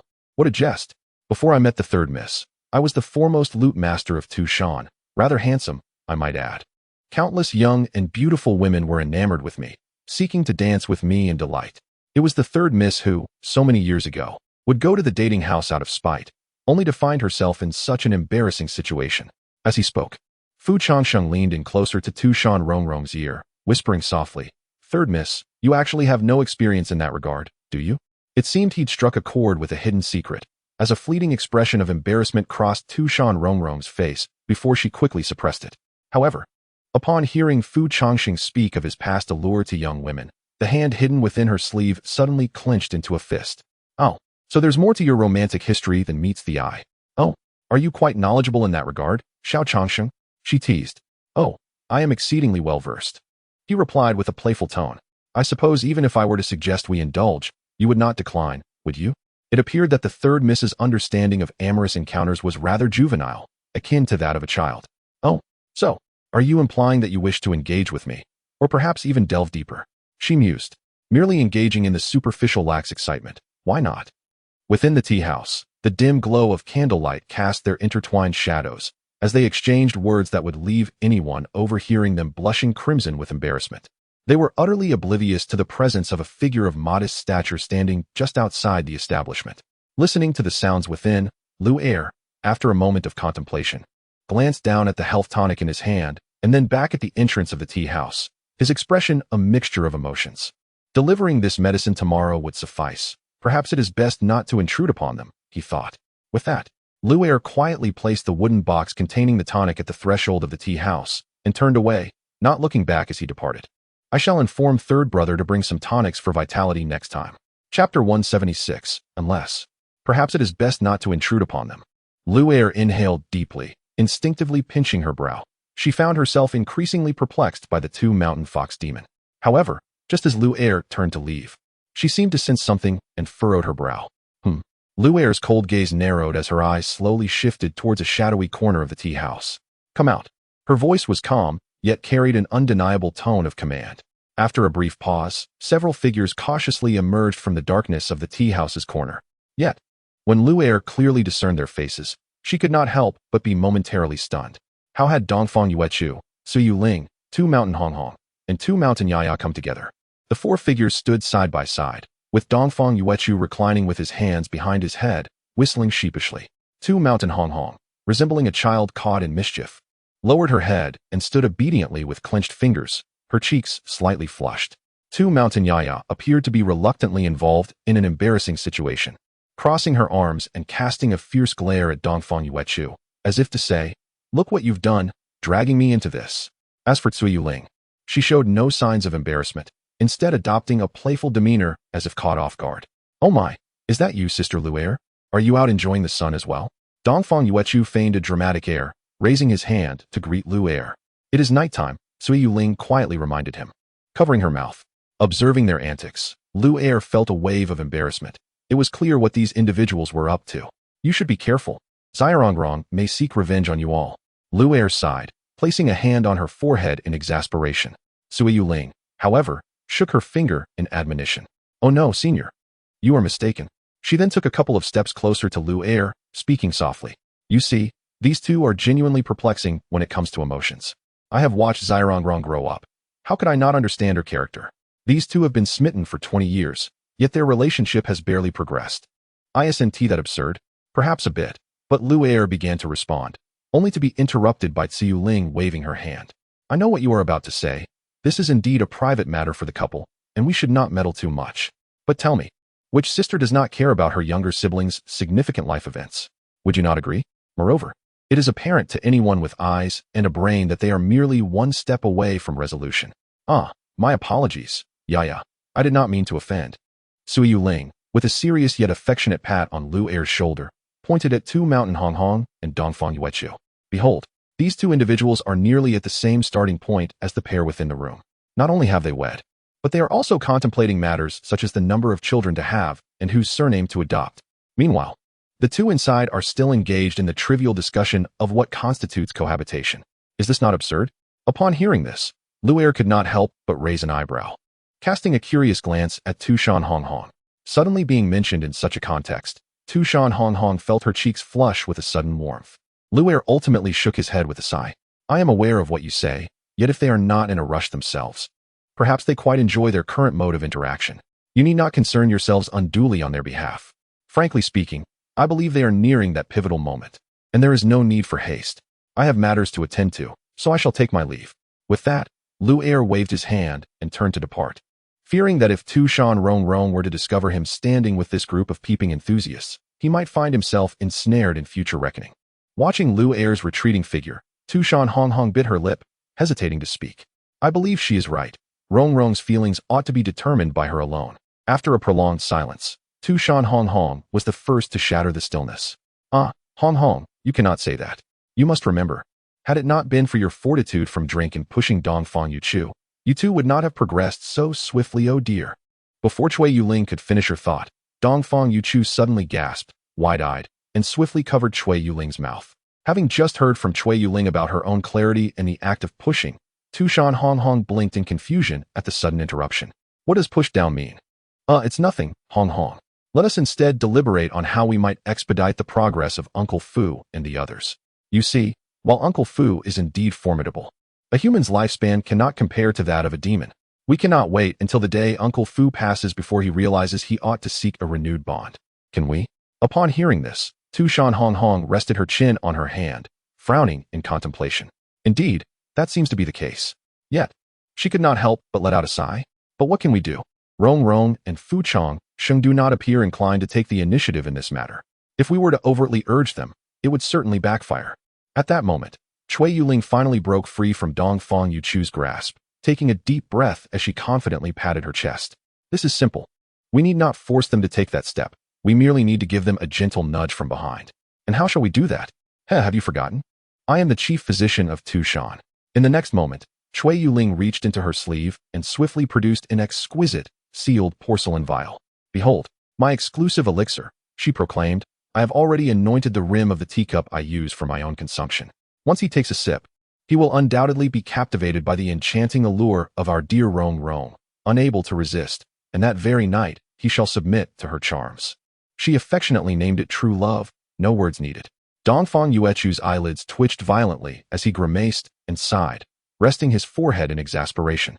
Unable to suppress the thought, after all that, isn't this simply an aphrodisiac? Do you possess a superior alternative? Observing Dongfang Yuechu's helpless expression, Cui Yuling tucked away the vial, crossing her arms and pouting in dissatisfaction. Tu Shan Rongrong, however, remained oblivious to any underlying issues and, with a furrowed brow, asked with concern, "But, with his formidable cultivation, will this potion even be effective?" "Fear not," Cui Yuling reassured confidently. "This potion is far from the inferior products sold by unscrupulous merchants. Do not underestimate its potency, even if he attempts to suppress its effects with his cultivation. Should he summon even a trace of spiritual energy, I shall concede defeat. Unless what? Unless his constitution is unique, rendering him immune to the effects of the specific ingredients I have employed. Yet, such a scenario exists only in theory, with a probability far lower than that of traversing realms. There is no cause for concern." Chapter 177. This tea. Remarkable Mu Ran Yun Dian reminds you. Please collect after reading for convenience. "Behold," Cui Yuling said with a confident smile as her fingers entwined in her hair. Subsequently, the group concealed their presence and stealthily gathered by the side window of the tea house, their heads stacked together, peering through a small gap in the window to observe Fu Changsheng and Tu Shan Rongrong within. As soon as Fu Changsheng took a sip from that cup, the matter at hand would be settled. But how could one be certain that Uncle Fu would indeed use that cup? Wasn't he the very purpose of this gathering to inspect? If he didn't use it, they would have to administer another dose. Oh no, rather. Lend them a hand once more. Hush, keep it down. Have you seen clearly? Wait a moment. Yes, that's the cup. Indeed. They witnessed Fu Changsheng lift the teacup and take a sip, and the group suppressed their excitement, exchanging glances filled with anticipation. All right, it seems we can return now, Cui Yuling said with a light laugh, waving her hand. She held unwavering confidence in the efficacy of her concocted potion, dismissing any concerns about insufficient dosage or potency. Even if it were diluted to a mere fraction, a single touch would surely lead to the desired outcome. "Cui Yujia, is your potion truly reliable? The more I hear, the more it sounds like a love potion." Dongfang Yuchu expressed her reservations, feeling a tinge of uncertainty. She felt that whenever they were completely assured, something subtle yet unexpected would invariably occur. "Go on, you know nothing," Cui Yuling retorted, casting an exasperated glance at Dongfang Yuchu. "This is a formula I painstakingly crafted, pouring much effort into its creation. It is colorless, tasteless, fast-acting, potent, easily metabolized, and devoid of any side effects. It possesses every conceivable advantage you could imagine in a potion." With that, Cui Yuling dismissed her curiosity and pushed the group away, leading them further back. Enough. It's now the couple's private time, and there's no need for us to intrude on such matters." Tu Shan Rongrong, being pushed away, turned back with a hint of concern. "Are we leaving just like this? Isn't it a bit hasty?" "Not at all. We can return tomorrow morning. Once Fu Changsheng realizes what has transpired, and that he and Rongrong have crossed the threshold, you'll storm in, seize him by the collar, and say." Cui Yuling's eyes narrowed as she imitated Tu Shan Rongrong's tone, adopting an authoritative demeanor. "You heartless beast, how dare you commit such a despicable act, tarnishing our dear Rongrong's purity? You have two choices. Either you marry her, or she marries you. Do you understand?" Tu Shan Rongrong merely shook her head in bewilderment. "Oh, it's no trouble. I shall teach you slowly upon our return. Let us depart," Cui Yuling declared, pushing Tu Shan Rongrong from behind without waiting for a response, as they left the Changsheng tea house. Once the crowd had dispersed, Fu Changsheng, holding the tea house's ledger in his left hand and a teacup in his right, took a gentle sip. As the warm tea slid down his throat, he instinctively savored the flavor, yet was taken aback the next moment, raising an eyebrow in surprise. "What's the matter?" Tu Shan Rongrong inquired, glancing over at Fu Changsheng. "This tea?" Fu Changsheng murmured, his lips pursed, gazing intently at the liquid, hesitating to articulate his thoughts. Observing his expression, Tu Shan Rongrong instinctively assumed he was critiquing her tea brewing skills and placed her hands on her hips with a hint of annoyance. "What do you mean by that? The tea I brew is sought after by many." "Not at all." Fu Changsheng quickly shook his head, maintaining his look of astonishment. "Rongrong, which canister of tea leaves did you use? Isn't tea at the oolong you always drink?" Fu Changsheng returned to the moment, mumbling softly, "It doesn't tea taste like it." He took another sip, savoring it even more, his surprise growing. "What did you add to it?" "What do you mean, what did I add? It just feels purer than any tea I've ever had, sweeter on the aftertaste, and more aromatic. I've never tasted tea this exquisite." Upon hearing this, Tu Shan Rongrong furrowed her brow in skepticism, remaining silent. Noticing her disbelief, Fu Changsheng handed her the teacup. "Try it for yourself." Tu Shan Rongrong accepted the cup without hesitation, testing it by taking a sip from the rim where Fu Changsheng had previously drunk. She lowered her gaze, savoring the flavor as the tea caressed her palate, flowing smoothly down her throat and warming her stomach. The slight bitterness followed by a lingering sweetness proved to be delightful. It does seem that way. She conceded after another sip, nodding in affirmation. This new batch of tea leaves appears promising. I should place a larger order. Returning the cup to Changsheng, he raised an eyebrow with a gentle smile. I believe that, beyond the quality of the tea leaves, it is the skill of the brewer that truly matters. If someone else were to use these leaves, the results would surely fall short. At his words, Tu Shan Rongrong retracted her hand. A pleased smile gracing her lips as she tucked a strand of hair behind her ear. That is not flattery, it is the truth. In the entirety of Tu Shan, few possess tea-making skills that can rival those of Tu Shan Rongrong, honed through years of diligent practice and accumulation of experience. As for why such a busy individual as Tu Shan Rongrong would carve out time amidst her hectic schedule to learn the art of tea, she cast a subtle glance at Changsheng, who was savoring the tea, and for a fleeting moment, a faint smile flitted across her face, only to vanish in the next instant. That smile held profound significance. Who can say? Yet, this single glance lingered longer than usual. As Tu Shan Rongrong found herself unable to retract her gaze promptly, her eyes, slightly parted, remained fixated on Changsheng, and within her brown pupils, an unusual glimmer flickered. Was it merely my imagination? Tu Shan Rongrong pondered, her focus unwavering on Changsheng's visage. Today, his gaze seemed imbued with a softness unparalleled to previous days. It felt as though it transcended mere looks. His delicate lips shimmered with a subtle luster, his neck appeared unusually fair, and his fingers, cradling the teacup, were long and graceful. Coupled with his silvery hair that glimmered like moonlight, he resembled a celestial being, descended into the mortal realm. Suddenly, she felt an overwhelming urge to tease him. Though this chapter may not reach the eyes of the diligent students preparing for their examinations, I still wish to express my heartfelt wishes for all examinees, including my eccentric sister, for a successful tomorrow. Time has passed imperceptibly, and as I look back, the bamboo is filled with words. It began with the fierce competition of the cold light. May the ink stain the peaks of the clouds. Wishing everyone good fortune. Chapter 178. The inaccessible intimacy. Suddenly, a mischievous thought crossed Tu Shan Rongrong's mind. Her eyes, calm and serene, gazed intently at Changsheng. The expression mirrored that of someone admiring blooming lotus flowers by a tranquil pond. Yet, within her heart, Tu Shan Rongrong harbored a desire that transcended mere observation. She longed to pluck that lotus from the water's surface, to greedily savor its essence, and to consume it entirely. For a fleeting moment, an intoxicating vision flashed through her mind, depicting a realm of bliss devoid of worries, where Changsheng stood at the far end, extending his hand to draw her into that paradise. However, that notion was swiftly extinguished, as she shook her head, frowning in self-reproach. How could I entertain such thoughts? Despite her internal conflict, her gaze remained inexplicably tethered to him. It felt as if he were sculpted to embody every facet of her fascination. Even the way he sipped tea seemed meticulously choreographed. As he sat before her, Tu Shan Rongrong found her heart incapable of accommodating anyone else. Thump, thump. The sound of her heartbeat echoed loudly. It was the first time she felt a twinge of restlessness in Changsheng's company. Perhaps I should drink some tea, she mused, as she forcibly extracted herself from her singular fixation on him and poured herself a cup.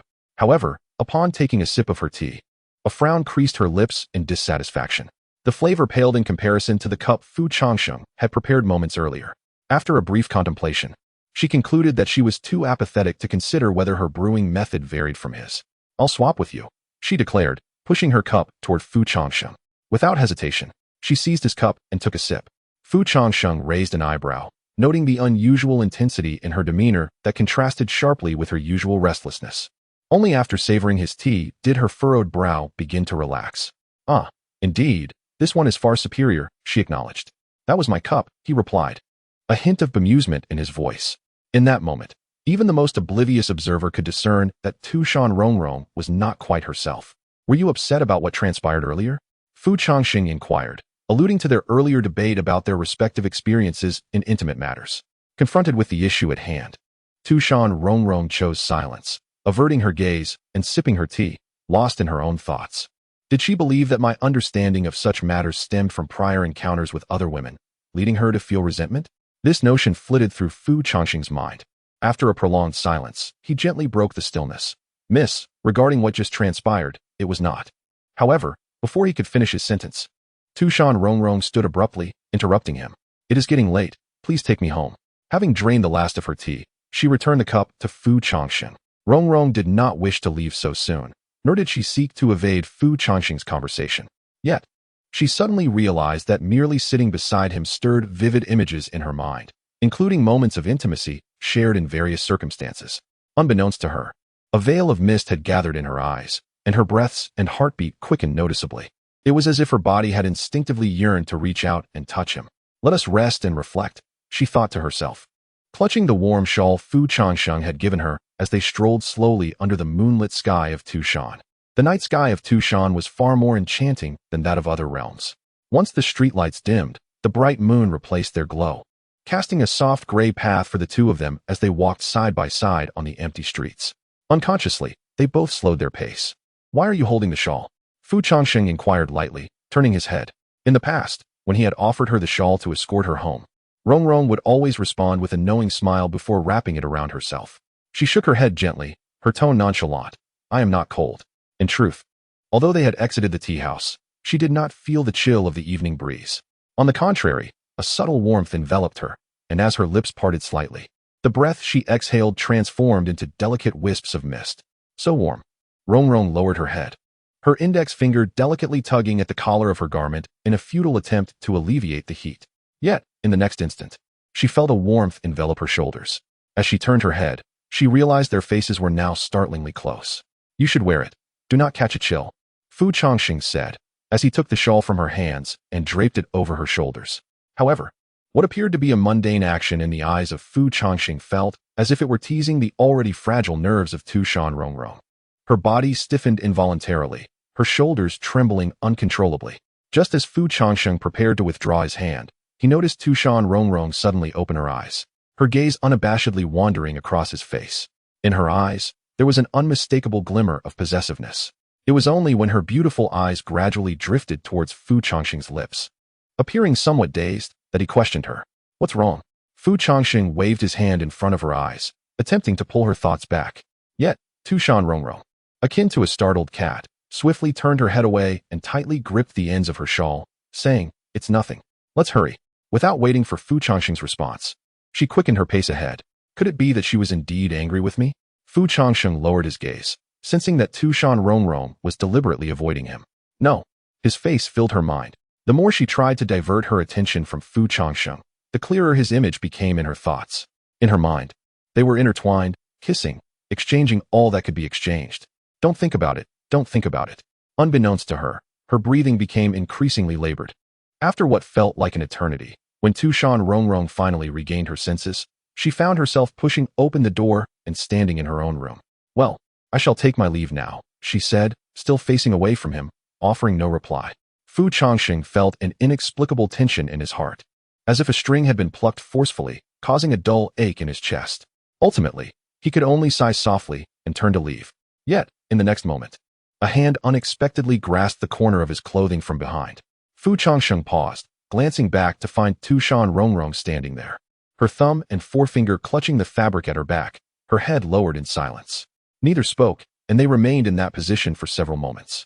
Finally, Tu Shan Rongrong lifted her misty eyes to meet Fu Changsheng's gaze. Biting her lip before softly trembling, she uttered, Please, don't go. Chapter 179. The Confession of Tu Shan Rongrong. An omnipresent tenderness, the silvery, gray moonlight cascaded gently upon Tu Shan Rongrong's shoulders, her hair obscuring her brows and eyes, rendering her expression a mystery. Yet, the slightly hurried cadence of her breaths was unmistakably evident. Do not leave, Tu Shan Rongrong whispered in a tone audible only to herself. Fu Changsheng regarded the figure before him with surprise. She was a stark contrast to the confident and composed third miss he knew. Was she trembling? Fu Changsheng pondered in astonishment. Tu Shan Rongrong averted her gaze, too timid to meet Fu Changsheng's eyes, her fingers tightening on the hem of his garment. After a moment, she realized her actions were somewhat abrupt. Regaining her composure, she raised her hand to smooth her hair, striving to control her emotions as she softly suggested, Perhaps, would you like to come in and sit for a while? Immediately, she turned away, drawing her hand along her sleeve in an attempt to steady her racing heart. Fu Changsheng, unpretentious, stepped into Tu Shan Rongrong's chamber, skillfully locating the candlestick in the cabinet, lighting it, and placing it on the table. The dim, flickering candlelight tinted their cheeks with a subtle flush. Turning back, Fu Changsheng observed Tu Shan Rongrong seated on the edge of the bed, lost in thought as she fixated on the floor, her fingers anxiously entwined, her mind seemingly elsewhere. Fu Changsheng sensed her disarray, but refrained from inquiring directly. It had been a long time since he last visited, yet everything felt as it had before. With that thought, he casually withdrew a book from the shelf that Tu Shan Rongrong often read. Although it had been perused countless times, it remained as pristine as ever. Next month is July. Do you have any places in mind for the Qixi festival? He asked, casually flipping through the pages. Tu Shan Rongrong, caught off guard by the question, hesitated. She had been overwhelmingly busy lately, her days consumed with relentless activities, hardly affording herself time to eat. In contrast, her moments spent in Fu Changsheng's tea house, sipping tea while tallying accounts, had become her most leisurely interlude. Tu Shan Rongrong shook her head, somewhat dazed. This is not like you, Fu Changsheng remarked, a mysterious smile gracing his lips as he glanced back at her. At his words, Tu Shan Rongrong's body involuntarily shivered, almost instinctively avoiding his gaze. After a prolonged silence, she lowered her head, her eyes flickering uncertainly as she murmured, Changsheng. Yes? Fu Changsheng responded, snapping the book shut. In your eyes, what do I appear to be? Loading more content. Please wait. This site only supports mobile browser access. If you see this paragraph, it indicates a failure to load the chapter content. Please disable reading mode, novel mode, and ad blocking features, or copy the URL to read in another browser. Well, let me think carefully about that. Fu Changsheng withdrew his previous nonchalant demeanor, leaning against a pillar as he pondered deeply. In my estimation, the third miss is a remarkably gentle fox spirit. After a moment of contemplation, Fu Changsheng articulated slowly, gentle? This response took Tu Shan Rongrong by surprise. Indeed, particularly in her demeanor towards those close to her, she exhibits a gentleness surpassing that of anyone I have encountered. Fu Changsheng nodded with a smile. Tu Shan Rongrong refrained from voicing her opinion, yet her previously somber expression had finally returned to its original state. She subtly lifted the corners of her mouth and gently inquired, within the Demon Alliance, it is said that the third miss of Tu Shan is a fox spirit who conceals daggers beneath a smiling facade, and that many would prefer to keep their distance unless absolutely necessary. Why, then, does young Master Fu perceive me as gentle? Fu Changsheng did not dispute this, instead raising his hand to return the book to its rightful place. What the third miss stated is both true and not true. How so? Since the third miss is eager to know, allow me to share my perspective on Tu Shan Rongrong. Fu Changsheng paused, glancing at Tu Shan Rongrong, who, despite her effort to hold his gaze, clutched her skirt with increasing intensity. Do you recall the time when Dongfang Yuechu was relentlessly pursued by the twin immortals, seeking refuge within the realm of Tu Shan? It was the third miss who unilaterally decided to shelter Dongfang Yuechu. At that time, he lacked the means to survive in Tu Shan. It was only when Tu Shan Rongrong relayed this matter to Fu Changsheng that he discerned Dongfang Yuechu's true identity and chose to keep him. To retain a human who could potentially attract enmity towards Tu Shan seemed utterly contrary to the third miss's character.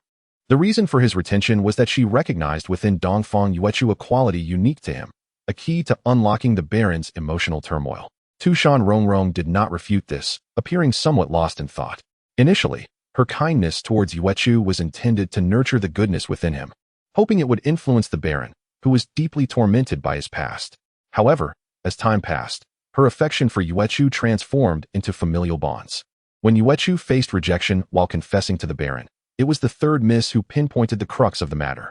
And when Yuechu resolved to wholeheartedly dedicate himself to the cause of peace between humans and demons for the Baron's sake, it was again the third miss who laid out all the pros and cons before him, returning the choice to his hands. By taking on the burdens of Tu Shan's intricate affairs, she aimed to lighten the Baroness' load, enabling him to confront the dual pressures of internal strife and external threats with greater ease.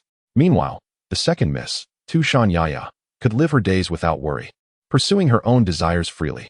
All that the third miss endeavored was simply to ensure that those she cared for could lead the lives they wished for, while she bore the weight of all that needed to be shouldered alone.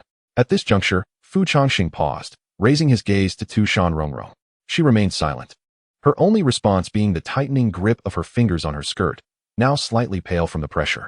Years ago, the young Taoist's demise not only burdened the chief with guilt, but also weighed heavily on the third miss, who, due to her insufficient skills, was unable to save him. The chief sought redemption through a vow of nonviolence, dreaming of harmony between humans and demons. In contrast, the third miss chose a silent path of atonement. Consequently, despite her busy schedule with the affairs of Tu Shan, she devoted herself to mastering the art of healing over the years. Thus, Whenever I found myself injured and was brought back to Tu Shan by her, a profound sense of reassurance enveloped me. The third miss is remarkably intelligent. Yet her keen insight often leads her to loathe her own fragility and helplessness. The world fails to comprehend why she ascended to the ranks of the demon monarch before the more gifted second chief. Yet, no one truly understands the trials she has endured. There exists no weakness without reason, nor strength without cause. The power of the fox demon is rooted in profound emotions. Every strand of her demonic energy emanates from her feelings for those around her, manifesting in the subtle silence of her actions. She consistently bestows happiness and ease upon others, while bearing the burdens of sacrifice herself.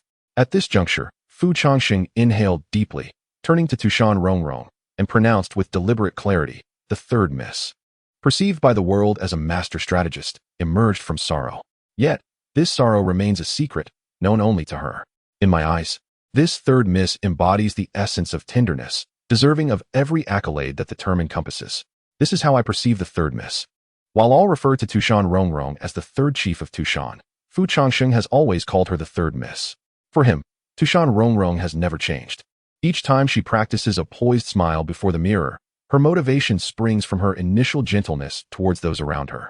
When Changsheng turned to look at Tu Shan Rongrong, he found her gazing at him, seemingly entranced, as if she had forgotten to blink or breathe. My heart races once more. Tu Shan Rongrong mused quietly in her mind.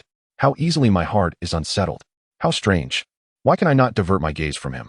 As if he were the sole occupant of my vision?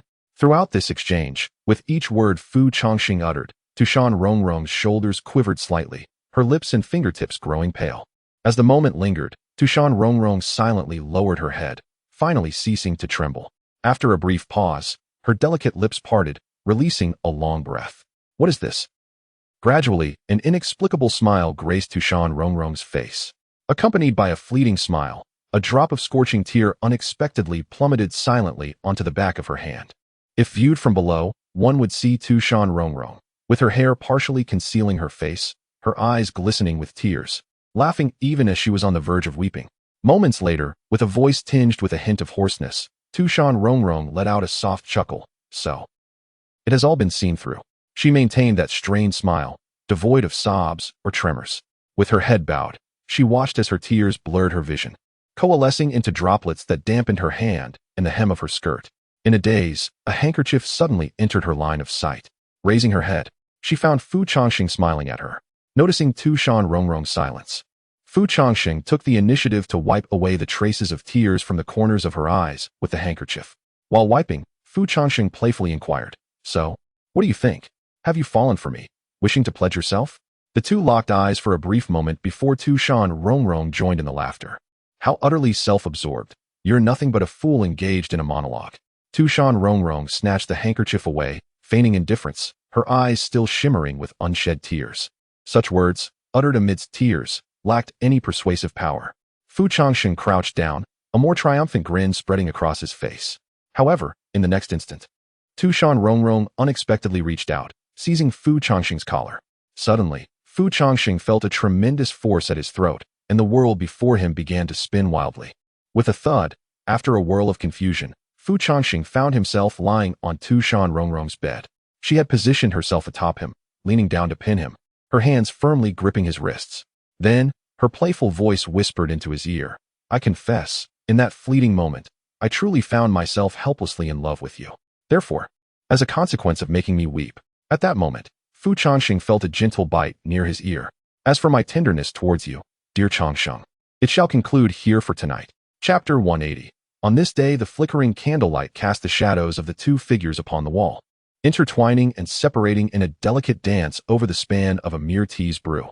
Though it was unclear how many kisses they had shared, Tu Shan Rongrong's movements remained somewhat awkward, reminiscent of a maiden daring to taste forbidden fruit for the very first time. Changsheng reciprocated the kiss with gentle compliance, their breaths mingling in a tender exchange. As they neared breathlessness, Tu Shan Rongrong playfully nipped at Changsheng's lower lip, finally relenting her hold. What could be the cause of this unusual evening? Changsheng reached out to caress Tu Shan Rongrong's cheek, noting that her skin felt warmer than usual.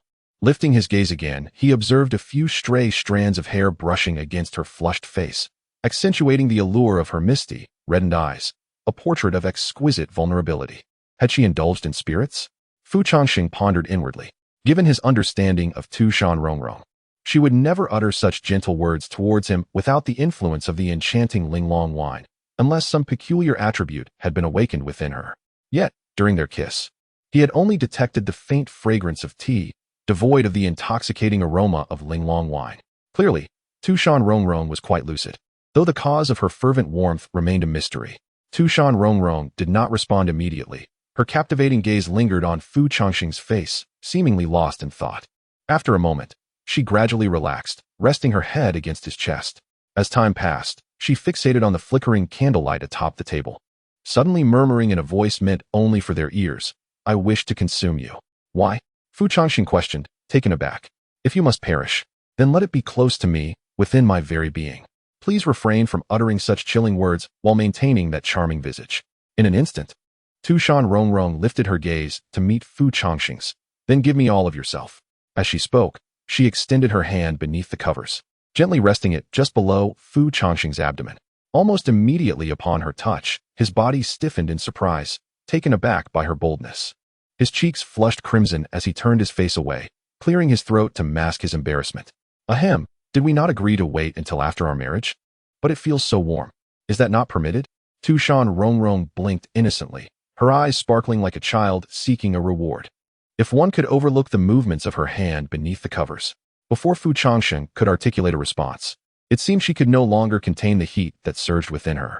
Tu Shan Rongrong's fair and delicate palm slipped into Fu Changsheng's clothing, gently caressing him. Her lips trailed from his neck to his cheek and ear, with her soft waist pressed closely against him. She wrapped her arms around his neck and whispered in a voice that sent shivers through his bones, "I lack experience. Would you teach me?"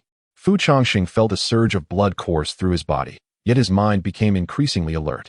He seized Tu Shan Rongrong's wandering hand, and his expression turned unexpectedly serious.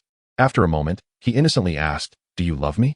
Tu Shan Rongrong did not respond. Instead, she seemed captivated by his expression, a playful smile dancing on her lips as she reached out to poke his lips. "You are truly adorable." "I am being serious," Fu Changsheng said, furrowing his brow. In the next instant, Tu Shan Rongrong withdrew her hand, tucking her disheveled hair behind her ear.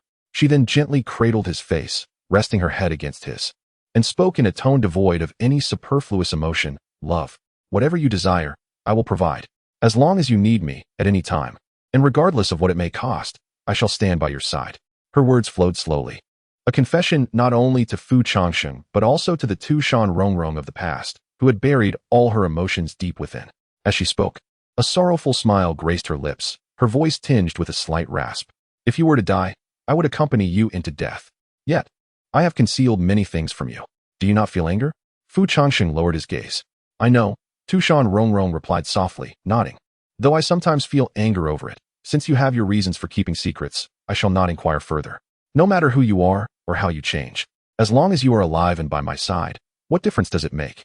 Tu Shan Rongrong cradled Fu Changsheng's face, her eyes gradually glazing over with a thin veil of tears. Their gazes intertwined, yet Fu Changsheng remained lost in the resonance of her voice. "Ah, how foolish I am," he sighed inwardly, feeling a wave of emotion wash over him. Such a grown man, moved to confusion by mere words, like a child. When he finally regained his composure, he realized his eyes had unwittingly reddened, stifling the urge to weep. "I feel as though I have never seen you cry." Tu Shan Rongrong's lips curled slightly, her gaze filled with desire and a hint of amusement, never straying from Fu Changsheng. "The expression on your face when you weep is truly pitiable, almost as if you are beckoning me." Subsequently, Tu Shan Rongrong's lips drew near once more. As she indulged in the kiss, reluctant to part, she gently caressed the strands of Fu Changsheng's hair, attempting to console the little one she had inadvertently brought to tears. A wisp of Tu Shan Rongrong's hair fell between their lips, gradually becoming damp. In the tranquil room, the sound of their heartbeats, breaths, and the exchange of saliva between their lips intertwined in a delicate harmony. What was once a love as unassuming as tea now erupted forth in the most uninhibited manner. Tu Shan Rongrong's body trembled slightly. "Third miss, will you call me Rongrong, just for tonight?" Chapter 181. "When did you arrive, Rongrong? Taking a bath? Perhaps in the evening. Besides, I do not mind the scent of you lingering upon my skin." Tu Shan Rongrong reached out, picking up the scattered garments one by one, adorning herself before casting a glance back at Fu Changsheng, who lay upon the bed. "The hour is already late. Will you not return to your tea house?" Fu Changsheng turned over, his voice tinged with fatigue as he hoarsely replied, I stayed up too late last night and wished to sleep a little longer. Tu Shan Rongrong let out a helpless sigh and sat at the edge of the bed, gently smoothing Fu Changsheng's silken white hair. Is the tea house to be neglected at this hour? As the proprietor, do you not possess a spare key? Upon hearing this, Tu Shan Rongrong seemed to recall something joyous, a subtle smile gracing her lips. Do not call me that. We are not yet wed. Tu Shan Rongrong pressed her lips together meaningfully, playfully poking Fu Changsheng's side with her finger. Fu Changsheng buried his face in the pillow, muffled sounds escaping him. Yes, yes. Might I trouble the most adorable and generous third miss to temporarily oversee the tea house? A soft laugh erupted from Tu Shan Rongrong, as if she had finally received the response she desired. Very well, since you have requested it so earnestly. With that, she teasingly scratched Fu Changsheng's chin. And after completing her antics, she finally rose to depart the room. As Tu Shan Rongrong closed the door, silence enveloped the space. Gradually, Fu Changsheng peeked out. Upon closer inspection, one would notice the pallor of his face, as if he had endured 3 sleepless nights. Is she doing this on purpose? Fu Changsheng reached to touch his side, where Tu Shan Rongrong had poked him, wincing in pain and gasping. Grasping his hair in frustration, he felt an overwhelming sense of discontent. Why did no one inform me it would hurt this much? Indulgence is detrimental to one's health. At that moment, Xiao Wan's voice echoed in Fu Changsheng's mind. He froze momentarily, his eyes widening upon regaining his composure. You knew this. Why did you not warn me last night? You did not inquire, did you? Setting aside my inquiries, why is the Emperor's body weak in this regard? Is it not a grave oversight for you system operators to have such bugs? Who prompted a certain prideful individual to insist he was fine, only to be drained completely by a fox demon? Xiao Wan's tone was laced with sarcasm. Fu Changsheng found himself at a loss for words, unable to refute Xiao Wan's statements. Yet, recalling last night, every time he sought to rest, Tu Shan Rongrong would suddenly turn, blinking innocently as she softly queried, Is that all? The reaction that followed was all too predictable for Fu Changsheng. It is indeed peculiar. How is it that Rongrong seems entirely unscathed? Fu Changsheng, with a hint of exasperation, rubbed his forehead, beginning to doubt whether he truly needed to take a moment to recuperate. After all, by all conventional reasoning, it should be Tu Shan Rongrong lying immobile in bed at this very moment. It is only natural for someone who partook in medication to perform better than you. Medication? Fu Changsheng paused, bewildered. What could that possibly mean? It is perhaps better that you remain unaware. Meanwhile, on another front, more content is loading. Please hold on. This site is only accessible through mobile browsers. If you encounter this paragraph, it indicates a failure to load chapter content. Please disable reading modes, including browser reading mode and ad blocking features, or copy the URL to another browser for reading. In the Changsheng tea house, I remarked. We have been waiting here for quite some time. Are we ever going to enter?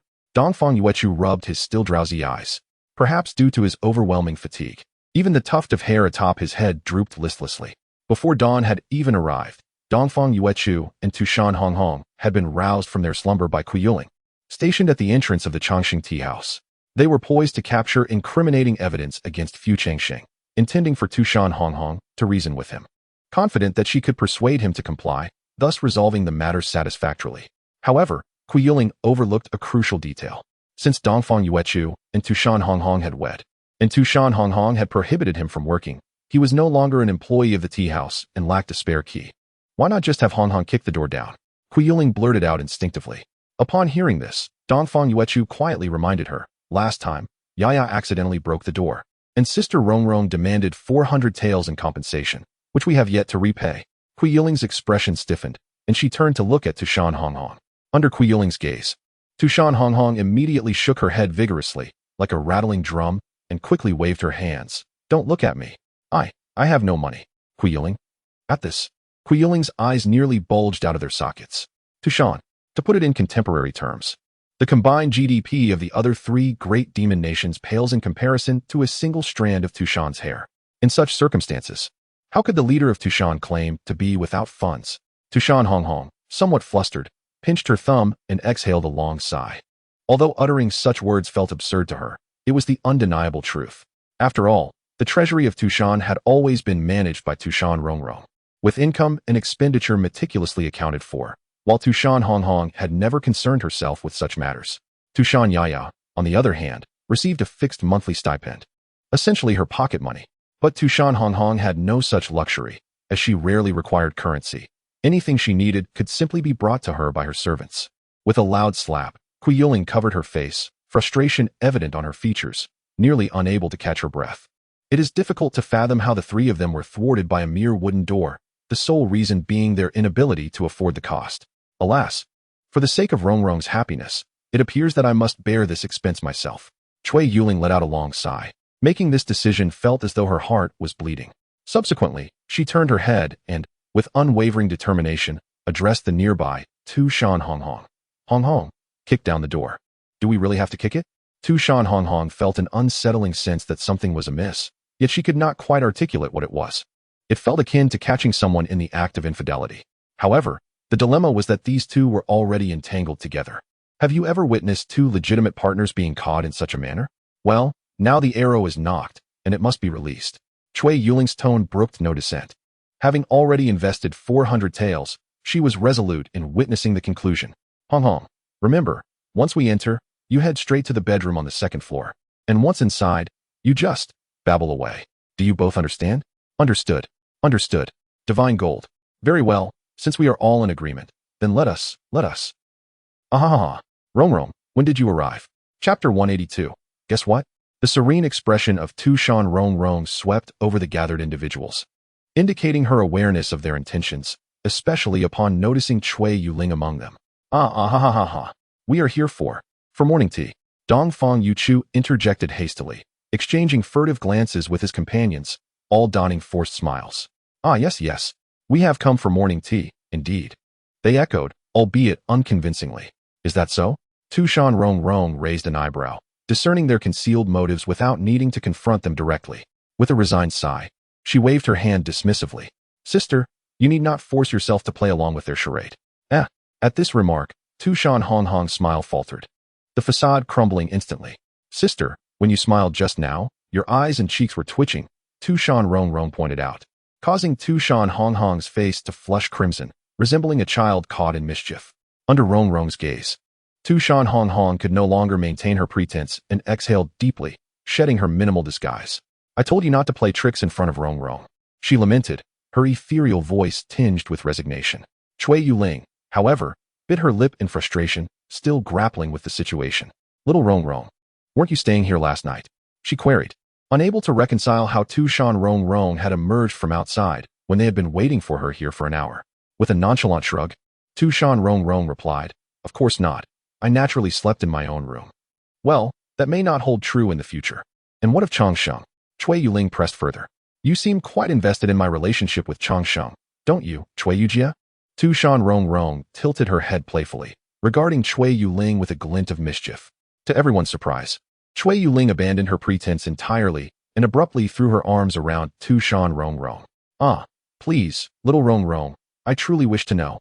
This is my greatest wish in life, woo-woo, she exclaimed, clinging to Rongrong's shoulders like a child, leaving Tu Shan Rongrong speechless. Your wish is rather easily fulfilled, she mused, rubbing her forehead in exasperation, caught between the urge to respond and the desire to remain silent. Because I really want to know. It's about that medicine from last night, Tu Yuling began, but suddenly her expression froze, realizing she had inadvertently let something slip, instinctively covering her mouth. Medicine? Tu Shan Rongrong paused, intrigued. Tu Yuling, wah. It's not me, I didn't do it.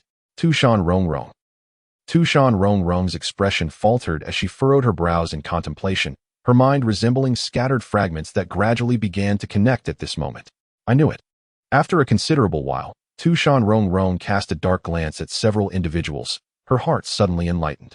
This. We actually Tu Yuling felt a chill under Tu Shan Rongrong's gaze and instinctively turned to seek assistance from Dongfang Yuchu and Tu Shan Rongrong. However, when Tu Yuling glanced back, she discovered that Dongfang Yuchu and Tu Shan Rongrong had mysteriously retreated a step, leaving her standing alone. The expressions on Dongfang Yuchu and Tu Shan Rongrong's faces seemed to convey.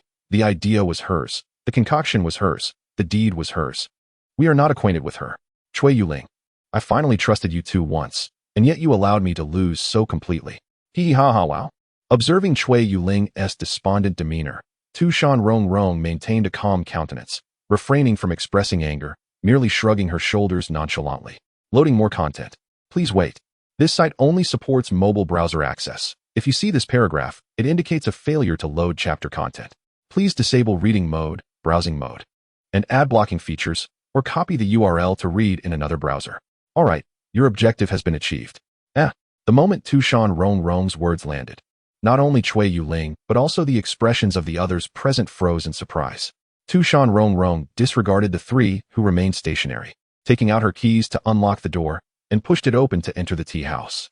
The three exchanged glances, seemingly understanding each other's confusion, and followed her inside. Tu Shan Rongrong remained silent, adeptly placing the chairs around the tea table, then proceeded to the back room to prepare hot water. As if she were the proprietor of the establishment, the group sat quietly in their chosen spots, without uttering a word. Once Tu Shan Rongrong emerged from the back room, Cui Yuling adjusted her voice and tentatively asked in a hushed tone, Rongrong, what did you mean by that statement you made earlier? It's precisely what you're thinking, Tu Shan Rongrong replied coolly. Her back turned to the others as she tidied the cabinet. Upon hearing this, the three paused momentarily. The next moment, Cui Yuling seemed to grasp something, covering her mouth in disbelief. Sister Rongrong, what about Uncle Fu?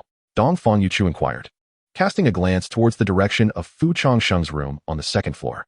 In my room. Tu Shan Rongrong's words were astonishing, prompting Dongfang Yuchu to lean forward, his eyes widening in astonishment. Dongfang Yuchu, wait, how far have you two gone? Cui Yuling could no longer contain herself, her voice brimming with unmasked curiosity. Tu Shan Rongrong offered no reply, merely turned her gaze back to Cui Yuling. At times, silence conveys understanding more effectively than words. Have you all done it? Uft. Cough, cough, cough. I mean, who asks like that? Dongfang Yuechu's face darkened, nearly choking on Cui Yuling's words. Fortunately, there were only a few of them in the tea house. Otherwise, if others had overheard, it would have provided the patrons with a month's worth of gossip. However, when their gazes returned to Tu Shan Rongrong, they found her unresponsive. On the contrary, a subtle smile crept into Rongrong's previously placid expression. Rongrong, that expression of yours, you certainly haven't done it, have you? Cui Yuling tentatively whispered. Hey! As soon as Cui Yuling spoke, even the usually reticent Tu Shan Rongrong could no longer contain herself, her face flushing crimson at Cui Yuling's utterly inappropriate remark. Such matters, even she and Dongfang Yuechu had yet to explore. Yet when the group glanced back, they noticed Tu Shan Rongrong remained silent, the corners of her mouth curling upwards. You all, haven't truly done it, have you? Cough, cough, cough. Dongfang Yuechu's face was a tapestry of embarrassment, his fist pressed against his mouth as he coughed forcefully. Please, stop. Tu Shan Rongrong could no longer bear it, a flush creeping from her neck to her cheeks, extending to her fox ears. She felt her face burning intensely, instinctively covering her face and bowing her head. I must ask, how did you manage to articulate such matters so openly? Dongfang Yuechu's expression was one of acute embarrassment as he gestured for Cui Yuling to refrain from further questioning. As for such matters, not only had Dongfang Yuechu not engaged in them with Tu Shan Rongrong, he had never even heard of them. Yet, merely hearing about it was already mortifying enough. In that moment, Dongfang Yuechu cast a glance at Tu Shan Rongrong. Such things, surely Sister Rongrong would never, right? Tu Shan Rongrong, pressing her lips together, tilting her head with a faint smile, Dongfang Yuechu. Chapter 183, Why did you bother her? Enough, Rongrong, stop teasing them. A calm voice emerged from behind the door, belonging to Fu Changsheng. I haven't said a word, Tu Shan Rongrong replied, resting her chin thoughtfully, as if observing an intriguing toy. Is everyone here? Fu Changsheng glanced around, a long-awaited smile gracing his lips. We have guests, so I ordered some pastries from Yaoxinjai, considering it a treat for everyone to enjoy morning tea. The occupants of the room turned their gaze toward Fu Changsheng, noticing Lu Er and Tu Shan Yaya standing outside, accompanied by a young, innocent-looking acolyte. Little Rongrong, have you missed me? Lu Er waved cheerfully, holding the health elixir he had brought for Fu Changsheng. Yaya, you too? Oh. When I arrived, I spotted her lurking in the distance, sulking about how you all isolated her. After I caught sight of her, she huffily insisted I bring her along. Fu Changsheng explained, raising his hand in clarification. Upon entering the tea house, Tu Shan Rongrong noticed the silent acolyte who had trailed behind Fu Changsheng. The child appeared around 10 years old, with an innocent visage, yet upon meeting his gaze, one could discern an unsettling indifference and disdain for life within his eyes. With just a glance, Tu Shan Rongrong surmised the identity of the child. Quite a rare guest, wouldn't you agree, third young master? Tu Shan Rongrong greeted him with her signature gentle smile. The acolyte returned her gaze without expression, a flicker of golden light flashing in his eyes before he spoke in a voice that belied his appearance. Pardon the intrusion. This young acolyte was indeed an incarnation of the third young master. However, despite his words of apology, there was an unmistakable lack of politeness in his tone, as he sensed that Tu Shan Rongrong was a type he could not adequately handle and disliked being scrutinized by her penetrating gaze. The reasons for the third young master's aversion to Tu Shan Rongrong were simple. He found himself unable to outsmart her and was reluctant to engage in conflict. Where's your true self? At the southern border, where I still have some matters to attend to, the third young master replied, glancing back at Fu Changsheng. By the way, how is your health recovery progressing? Fu Changsheng served each guest a cup of hot tea, responding with unassuming grace. Thanks to your concern, senior. I am recovering well. At that moment, outside, the attendant from Yaoxinjai had delivered the pastries Fu Changsheng had ordered earlier. The group moved chairs to combine two tables together, enjoying their morning tea while engaging in casual conversation. The warm orange rays of the early morning sun filtered into the tea house, dispelling the lingering chill from dawn.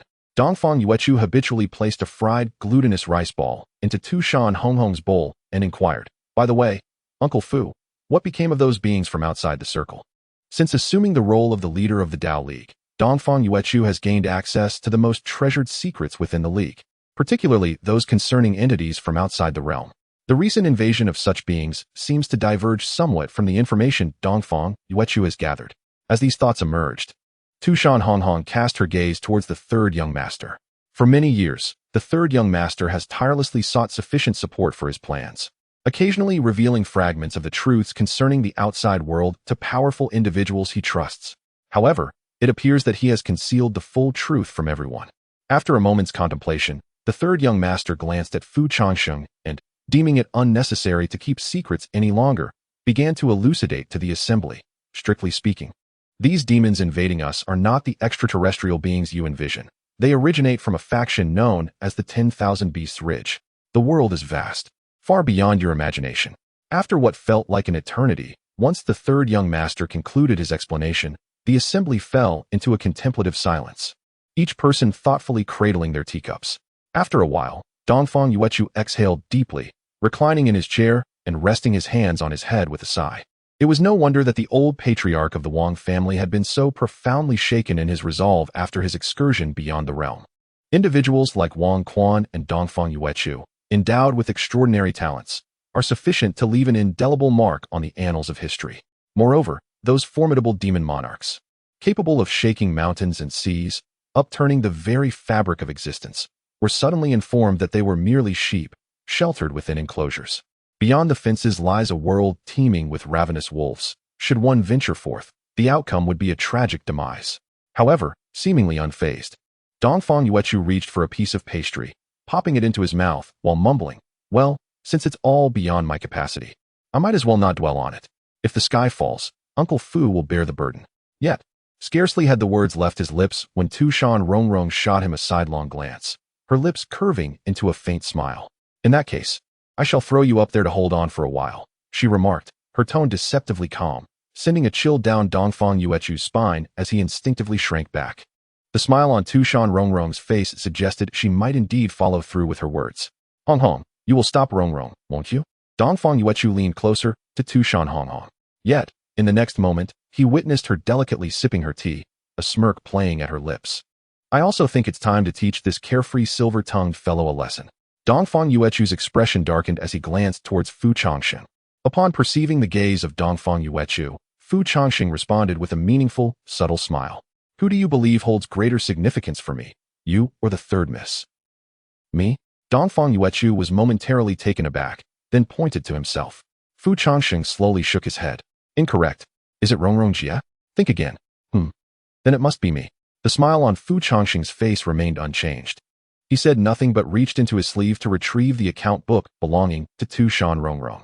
Opening the first page, he pointed to the bold red characters inscribed with Dongfang Yuechu's name. Enunciating each word deliberately, it is of utmost importance to me that you repay the money you owe before you meet your end. Dongfang Yuechu could only feel a lump of stagnation in his chest, impossible to swallow or spit out. In that moment, he wished to slap himself twice. Why did you provoke that squinty-eyed fellow? Chapter 184.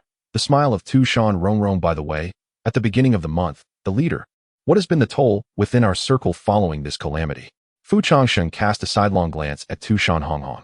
According to the statistics from various demon emperors, the losses were primarily concentrated in the border forces, which suffered near annihilation due to the disparity in combat strength and a lack of pertinent information. Tu Shan Rongrong sighed. At the onset of the conflict, approximately 80 demon kings were lost, with the North Mountain bearing the brunt of casualties due to its heavy border defenses. The number of other demons, varying in cultivation, totaled around 180,000, with a territorial loss of 17 million square kilometers. However, during this year in which the third young master has been actively purging the remaining foes within the circle, various nations have gradually reclaimed their territories. Despite the pronounced gap in demon kings, the recovery speed across the factions has been remarkably swift. Upon concluding Tu Shan Rongrong's account, Fu Changsheng lightly acknowledged with a hum and turned his attention to Dongfang Yuechu. Dongfang Yuechu picked up the conversation. Uncle Fu had initially thwarted the first wave of the beast tide. After Uncle Fu departed and the third young master took over, the losses on the human side were almost negligible. In fact, there were some gains. The corpses of the great demons left at the borders were partially recovered by the Dao Alliance for research purposes. What of the third young master? Did he uncover anything during his expedition to the outskirts of the Beast Mountain range? Fu Changsheng shifted his gaze back to the third young master, who merely shook his head gently. Nothing at all. It was all permeated with deathly energy, without the protection of gong shui. The aura of decay around the Beast Mountain range had become overwhelmingly thick.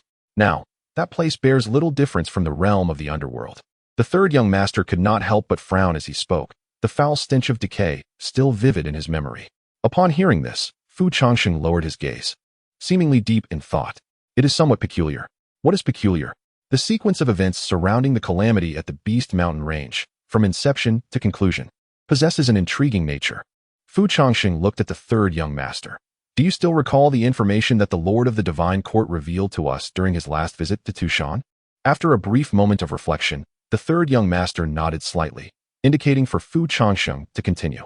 The Lord of the Divine Court perceived that Kun Pengzi had been slain by the demon sovereign, Lan Yu, with the intent of utilizing the bloodline of Kunpeng within him to reconstruct the body of the impending demon master, Kunpeng.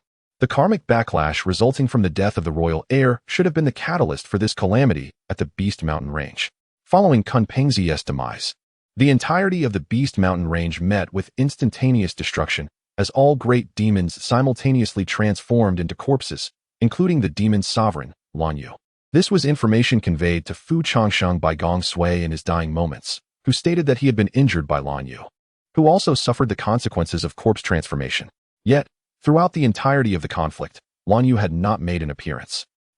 Upon hearing this, the third young master furrowed his brow in contemplation. This was indeed a point he had not considered. Should the demon sovereign Lan Yu have engaged in battle, he would have been a cataclysmic presence within the circle, capable of wielding the Kunpeng demon blade, which had nearly slain the third young master with a single strike. However, the ethereal corpse of Lan Yu has not been seen since it injured Gong Sui. It could have completely annihilated the calamity of the 10,000 Beasts Ridge within the circle, yet it seems to have merely probed the waters. The moment the Emperor of Longevity appeared, it vanished without a trace. The actions of these ethereal corpses are excessively disciplined, indicating they are under someone's control. However, I doubt that the already corpse-like Lan Yu possesses such capability. At this point, the third young master paused, his expression darkening as he gazed at Fu Changsheng. Are you implying? Fu Changsheng subtly nodded, his voice measured and soft. The demon master Kunpeng may have returned. With a resounding crash, as Fu Changsheng's words settled in the air, the sharp sound of ceramic shattering echoed unexpectedly. The group instinctively turned towards the source of the noise, their eyes converging on Tu Shan Rongrong. She stood there, her hand suspended in midair, seemingly lost in thought. The teacup in her grasp had shattered on the ground, hot tea spilling everywhere. Quickly regaining her composure, Tu Shan Rongrong's expression shifted from bewilderment to a facade of nonchalance, a smile returning to her face. I apologize, I was momentarily distracted. After offering her apologies with a smile, she bent down to gather the remnants of the broken teacup. Allow me. Fu Changsheng suddenly extended his hand to rest on Tu Shan Rongrong's shoulder. Feeling the warmth on her shoulder, she gazed at him in a daze, lowering her head in silence. Noticing that Tu Shan Rongrong seemed somewhat preoccupied while Fu Changsheng helped her, Tu Shan Rongrong voiced her concern in a hushed tone. What troubles you, Rongrong? Tu Shan Rongrong's demeanor was all too familiar to Tu Shan Rongrong. One night, while passing the library, Tu Shan Rongrong noticed the candlelight still flickering within. Initially, she presumed a servant had forgotten to extinguish it and intended to do so herself. However, upon entering, she caught sight of a familiar silhouette in a conspicuous position. Tu Shan Rongrong sat there, back turned, engrossed in her writing. It seemed she was unaware of anyone's presence until Tu Shan Rongrong approached and gently tapped her shoulder. Rongrong? Tu Shan Rongrong's movements faltered as she turned her head. Ah, it's you, sister. In that fleeting moment, Tu Shan Rongrong observed the transformation of Tu Shan Rongrong's expression, shifting from fatigue to a practiced smile in less than a breath's time. It was as though an invisible thread was being pulled, forcing the corners of her mouth and brow into a facade of ease. Tu Shan Rongrong remained silent, glancing at the ledger that Tu Shan Rongrong had deliberately attempted to shield with her hand. A peculiar pang tugged at her heart. In that moment, Tu Shan Rongrong's expression mirrored what Tu Shan Rongrong had observed earlier. Tu Shan Rongrong gently shook her head and waved her hand dismissively, saying, "It's nothing." Just lost in thought for a moment, Rongrong intended to inquire further, but was halted by a look from Changsheng beside her. As night fell, Changsheng tidied up the tables and chairs, closed the tea house door, and ascended the stairs with a candlestick in hand. Upon pushing open the bedroom door, he was greeted by the sight of Tu Shan Rongrong's somewhat frail figure. She sat curled up on the windowsill, her legs hugged to her chest, gazing blankly at the night outside, reminiscent of a young girl waiting for her boyfriend to return home. As Changsheng stepped into the room, the dimness was gently illuminated by the flickering candlelight. Tu Shan Rongrong, snapping back to reality, turned to glance at Changsheng but remained silent. He placed the candlestick on the bedside table and met Tu Shan Rongrong's gaze. "Not speaking? This is unlike you," he remarked, bending down to tousle her hair. Noticing that she continued to stare without speaking, Changsheng let out a resigned smile. "How long do you intend to watch my face, Miss Third?" After a moment of silence, Tu Shan Rongrong's first utterance took him aback. "Let us make a wish." Her hand lingered in the air, lost in thought, when the teacup slipped from her grasp, shattering on the floor and spilling hot tea everywhere. Quickly regaining her composure, she transformed her dazed expression into a casual smile, as if nothing had happened.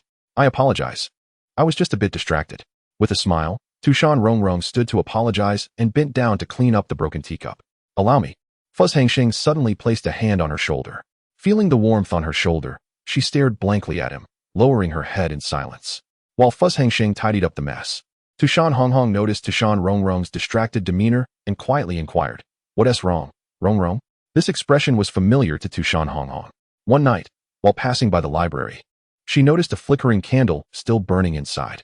Initially assuming a servant had forgotten to extinguish it, she stepped in to snuff it out. However, once inside, she spotted a familiar silhouette in a conspicuous position. Tu Shan Rongrong sat there with her back turned, engrossed in writing something down. It seemed she was unaware of anyone's presence until Tu Shan Rongrong approached and gently tapped her shoulder. "Rongrong? Tu Shan Rongrong paused her writing and turned around. "Ah, it's you, sister." At that moment, Tu Shan Rongrong gazed at Tu Shan Rongrong's expression, which transformed from one of evident fatigue to an untroubled smile in less than half a breath. It was as if an invisible thread were being manipulated, forcibly lifting the corners of Tu Shan Rongrong's mouth and eyebrows. Tu Shan Rongrong remained silent, turning her head to glance at the ledger that Tu Shan Rongrong was intentionally covering with her hand, feeling an inexplicable tug at her heart. In that instant, Tu Shan Rongrong's face mirrored the very expression that Tu Shan Rongrong had observed earlier. Tu Shan Rongrong gently shook her head and waved her hand, saying, "It's nothing. I was just suddenly lost in thought." Just as Tu Shan Rongrong was about to inquire further, she was halted by a glance from Changsheng beside them. As night fell, Changsheng tidied up the tables and chairs as usual, locked the tea house door, and ascended the stairs with a candlestick in hand. Upon pushing open the bedroom door, he was greeted by the somewhat slender figure of Tu Shan Rongrong. She was curled up on the windowsill, hugging her knees, gazing blankly at the night outside, lost in thought, reminiscent of a young girl awaiting her beloved's return. As Changsheng stepped into the room, the flickering candlelight cast a soft glow in the dim space. Tu Shan Rongrong snapped back to reality and turned her head to look at Changsheng, yet remained silent. He placed the candlestick on the bedside and met her gaze. "Not speaking? This isn't like you," he remarked, bending down to ruffle Tu Shan Rongrong's hair. When she continued to look at him without uttering a word, Changsheng could only manage a wry smile. "How long do you plan to stare at my face, Third Miss?"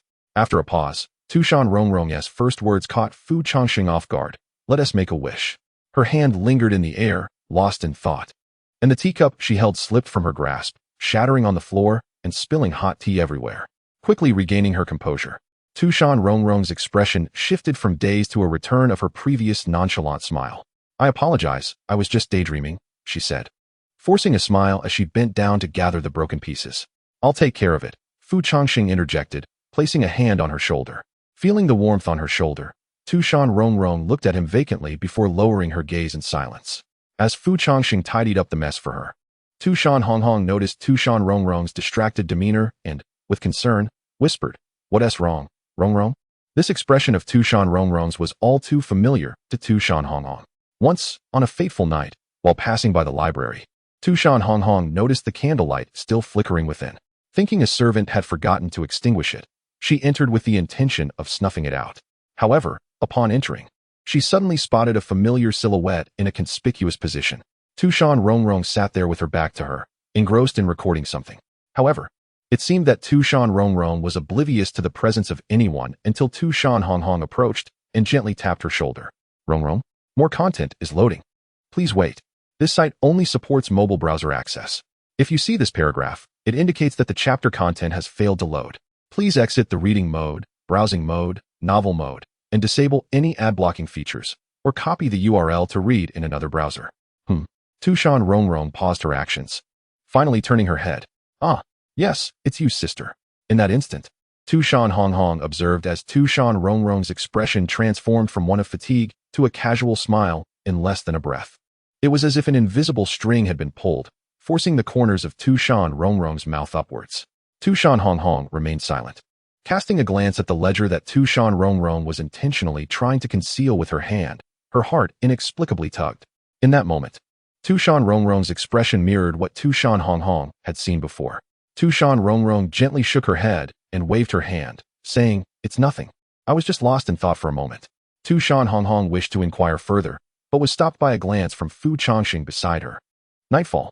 As per usual, Fu Changsheng tidied up the tables and chairs, locked the tea house door, and ascended the stairs with a candlestick in hand. Upon pushing open the bedroom door, he was met with the sight of Tu Shan Rongrong's somewhat fragile silhouette. She sat curled up on the windowsill, hugging her knees, gazing blankly at the night outside, somewhat entranced. She resembled a young girl waiting for her boyfriend to return home. As Fu Changsheng entered the room, the flickering candlelight gently illuminated the dim interior. Tu Shan Rongrong snapped back to reality, glancing over at Fu Changsheng but remaining silent. Fu Changsheng placed the candlestick on the bedside table and met her gaze. "Not speaking?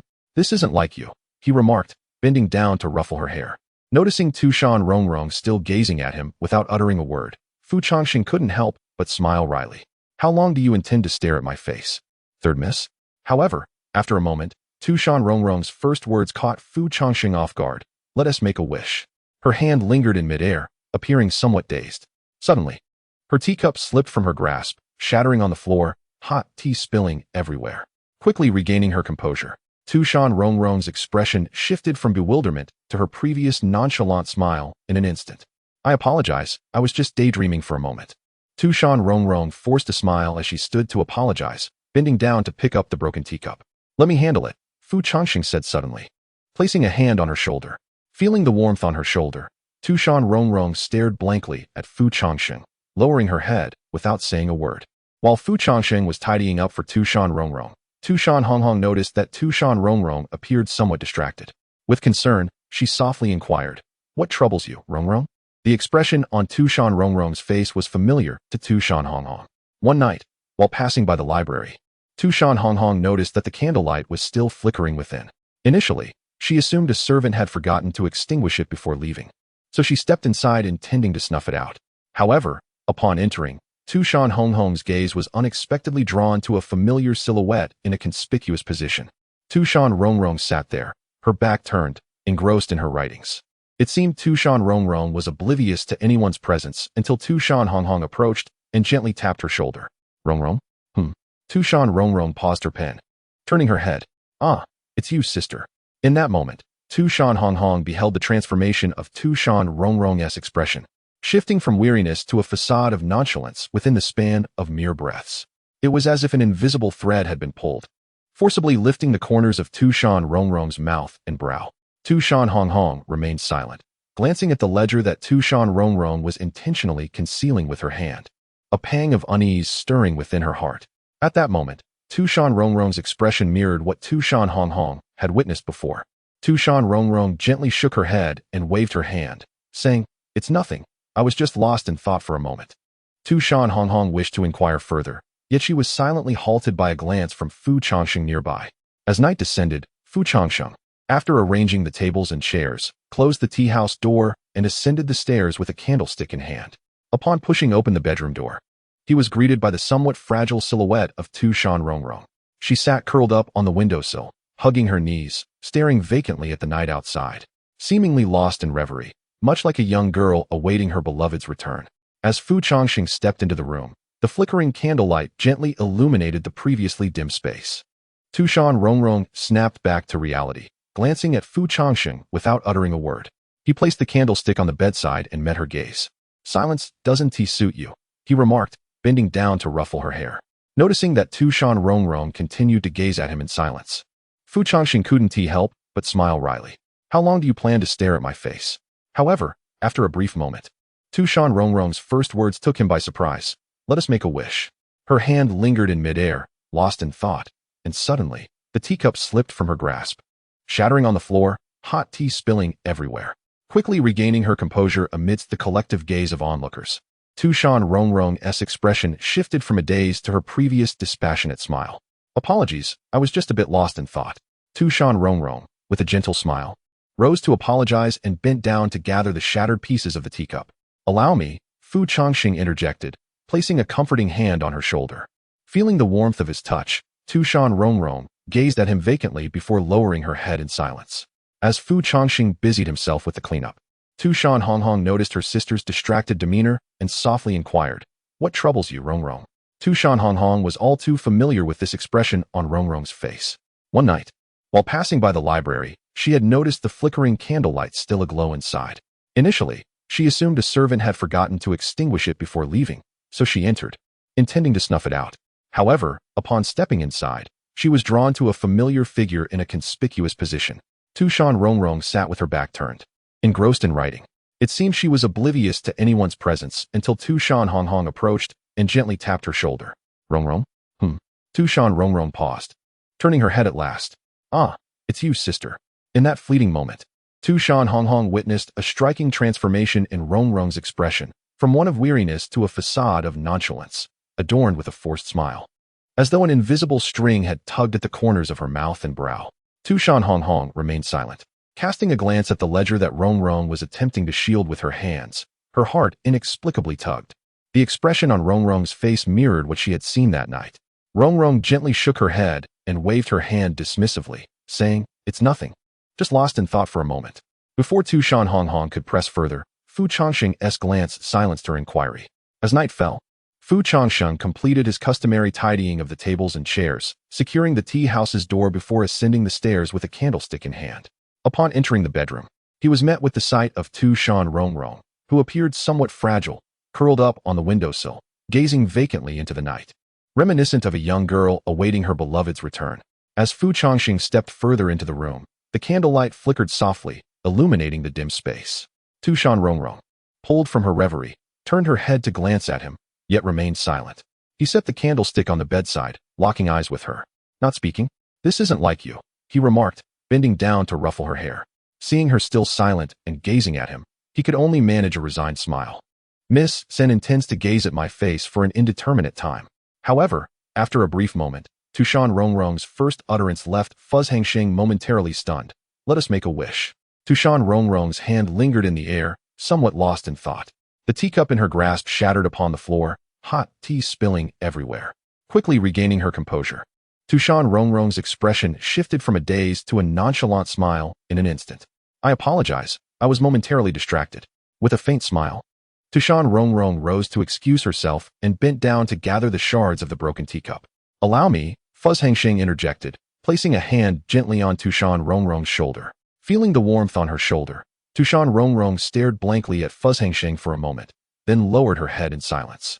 Noticing Tu Shan Rongrong's distraction as Changsheng assisted her, Tu Shan Rongrong quietly inquired, "What troubles you, Rongrong?" Tu Shan Rongrong recognized this expression well. One night, While passing the library, she noticed the candlelight still flickering within.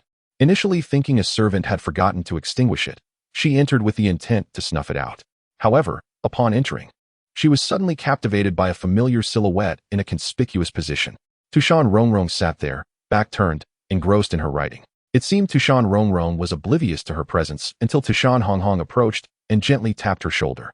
Rongrong? Tu Shan Rongrong paused her writing, turning her head. Oh, it's you, sister. In that moment, Tu Shan Rongrong observed Tu Shan Rongrong's expression transform from weariness to a seemingly effortless smile in less than a breath. It was as if an invisible thread had been pulled, forcing the corners of Tu Shan Rongrong's mouth upwards. Tu Shan Rongrong, silent, turned her gaze to the ledger that Tu Shan Rongrong attempted to conceal with her hand, feeling an inexplicable pang in her heart. At that moment, Tu Shan Rongrong's expression mirrored what Tu Shan Rongrong had witnessed before. It's nothing. Tu Shan Rongrong softly shook her head and waved her hand. I was just lost in thought for a moment. Tu Shan Rongrong wished to inquire further, but was silenced by Changsheng's glance. As night fell, Changsheng, as per his routine, tidied the tables and chairs, closing the tea house doors, before ascending the stairs with the candlestick in hand. Upon pushing open the bedroom door, he was greeted by the sight of Tu Shan Rongrong, her figure appearing somewhat fragile. She sat curled up on the windowsill, hugging her legs, staring blankly at the night outside, lost in reverie, resembling a young girl awaiting her beloved's return. As Changsheng entered the room, the flickering candlelight cast a gentle glow upon the dimly lit interior. Tu Shan Rongrong snapped back to reality, casting a glance at Changsheng without uttering a word. Changsheng set the candlestick upon the bedside and met Tu Shan Rongrong's gaze. Silence is uncharacteristic of you, remarked Changsheng, bending down to gently ruffle Tu Shan Rongrong's hair. Observing her continued silence, he offered a wry smile, pondering how long the third miss intended to scrutinize his face. Moments later, Tu Shan Rongrong's first utterance caught him off guard. Let us make a wish. Her hand lingered in midair, lost in thought, until the teacup she held shattered on the floor, spilling hot tea everywhere. Quickly regaining her composure under the watchful eyes of others, her expression shifted from dazed to a nonchalant smile in an instant. My apologies, I was just momentarily distracted, she said as she rose with a smile, preparing to gather the broken pieces. Allow me, Changsheng interjected, placing a comforting hand on her shoulder. Feeling the warmth on her shoulder, Tu Shan Rongrong glanced at him in surprise before lowering her gaze in silence. While Changsheng tidied up, Tu Shan Rongrong, noticing her sister's absent-mindedness, leaned in with concern. What troubles you, Rongrong? Tu Shan Rongrong recognized this expression well. One night, while passing the library, she noticed the candlelight still flickering within. Assuming a servant had forgotten to extinguish it, she entered, intending to snuff it out. However, she soon spotted a familiar silhouette in a conspicuous position. Tu Shan Rongrong sat there, oblivious to her presence, engrossed in her writing. It wasn't he until Tu Shan Rongrong approached and gently tapped her shoulder that she became aware. Rongrong? Tu Shan Rongrong paused, turning her head. Ah, it's you, sister. In that fleeting moment, Tu Shan Rongrong witnessed her sister's demeanor transform from exhaustion to a casual smile in less than a breath, as if an invisible thread had been pulled, forcing the corners of her mouth upward. Silently, Tu Shan Rongrong averted her gaze towards the ledger Tu Shan Rongrong was trying to conceal with her hand. Her heart inexplicably tugged. The expression on her sister's face mirrored what she had observed that night. Tu Shan Rongrong gently shook her head and waved her hand dismissively. It's nothing. I was just lost in thought for a moment. Tu Shan Rongrong wished to inquire further, but Changsheng's glance silenced her. As night fell, Changsheng, after tidying the tables and chairs, closed the tea house's doors and ascended the stairs with a candlestick in hand. Upon opening his bedroom door, he was met with the sight of Tu Shan Rongrong, who sat curled up on the windowsill, hugging her knees and gazing blankly at the night sky, resembling a young girl waiting for her beloved to return home.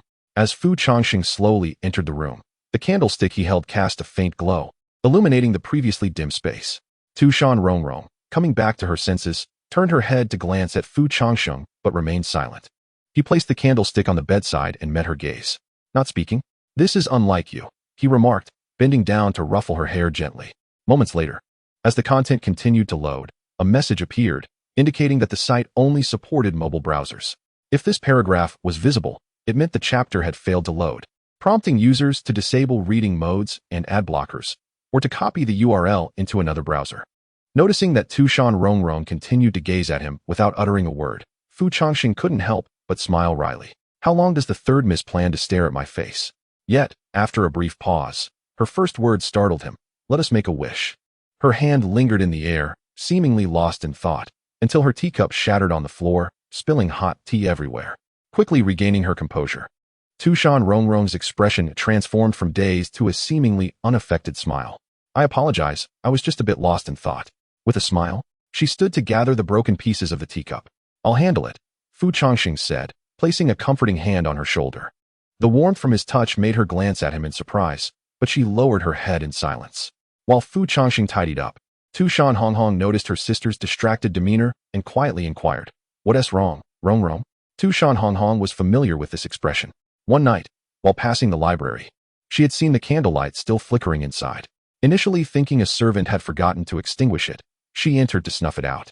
However, upon entering, she noticed a familiar silhouette in a prominent position. Tu Shan Rongrong sat with her back to her, engrossed in writing something. It seemed that she was unaware of anyone's presence until Tu Shan Rongrong approached and gently tapped her shoulder. Rongrong?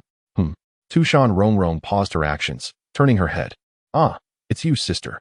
In that moment, Tu Shan Rongrong witnessed the shift in her sister's expression, transitioning from fatigue to an effortless smile in less than a breath. It was as if an invisible thread had been tugged, forcing the corners of Tu Shan Rongrong's mouth to curve upward. Tu Shan Rongrong remained silent, casting a glance at the ledger that her sister was deliberately hiding with her hand, feeling an inexplicable tug at her heart. At that moment, Tu Shan Rongrong's expression mirrored exactly what Tu Shan Rongrong had observed back then.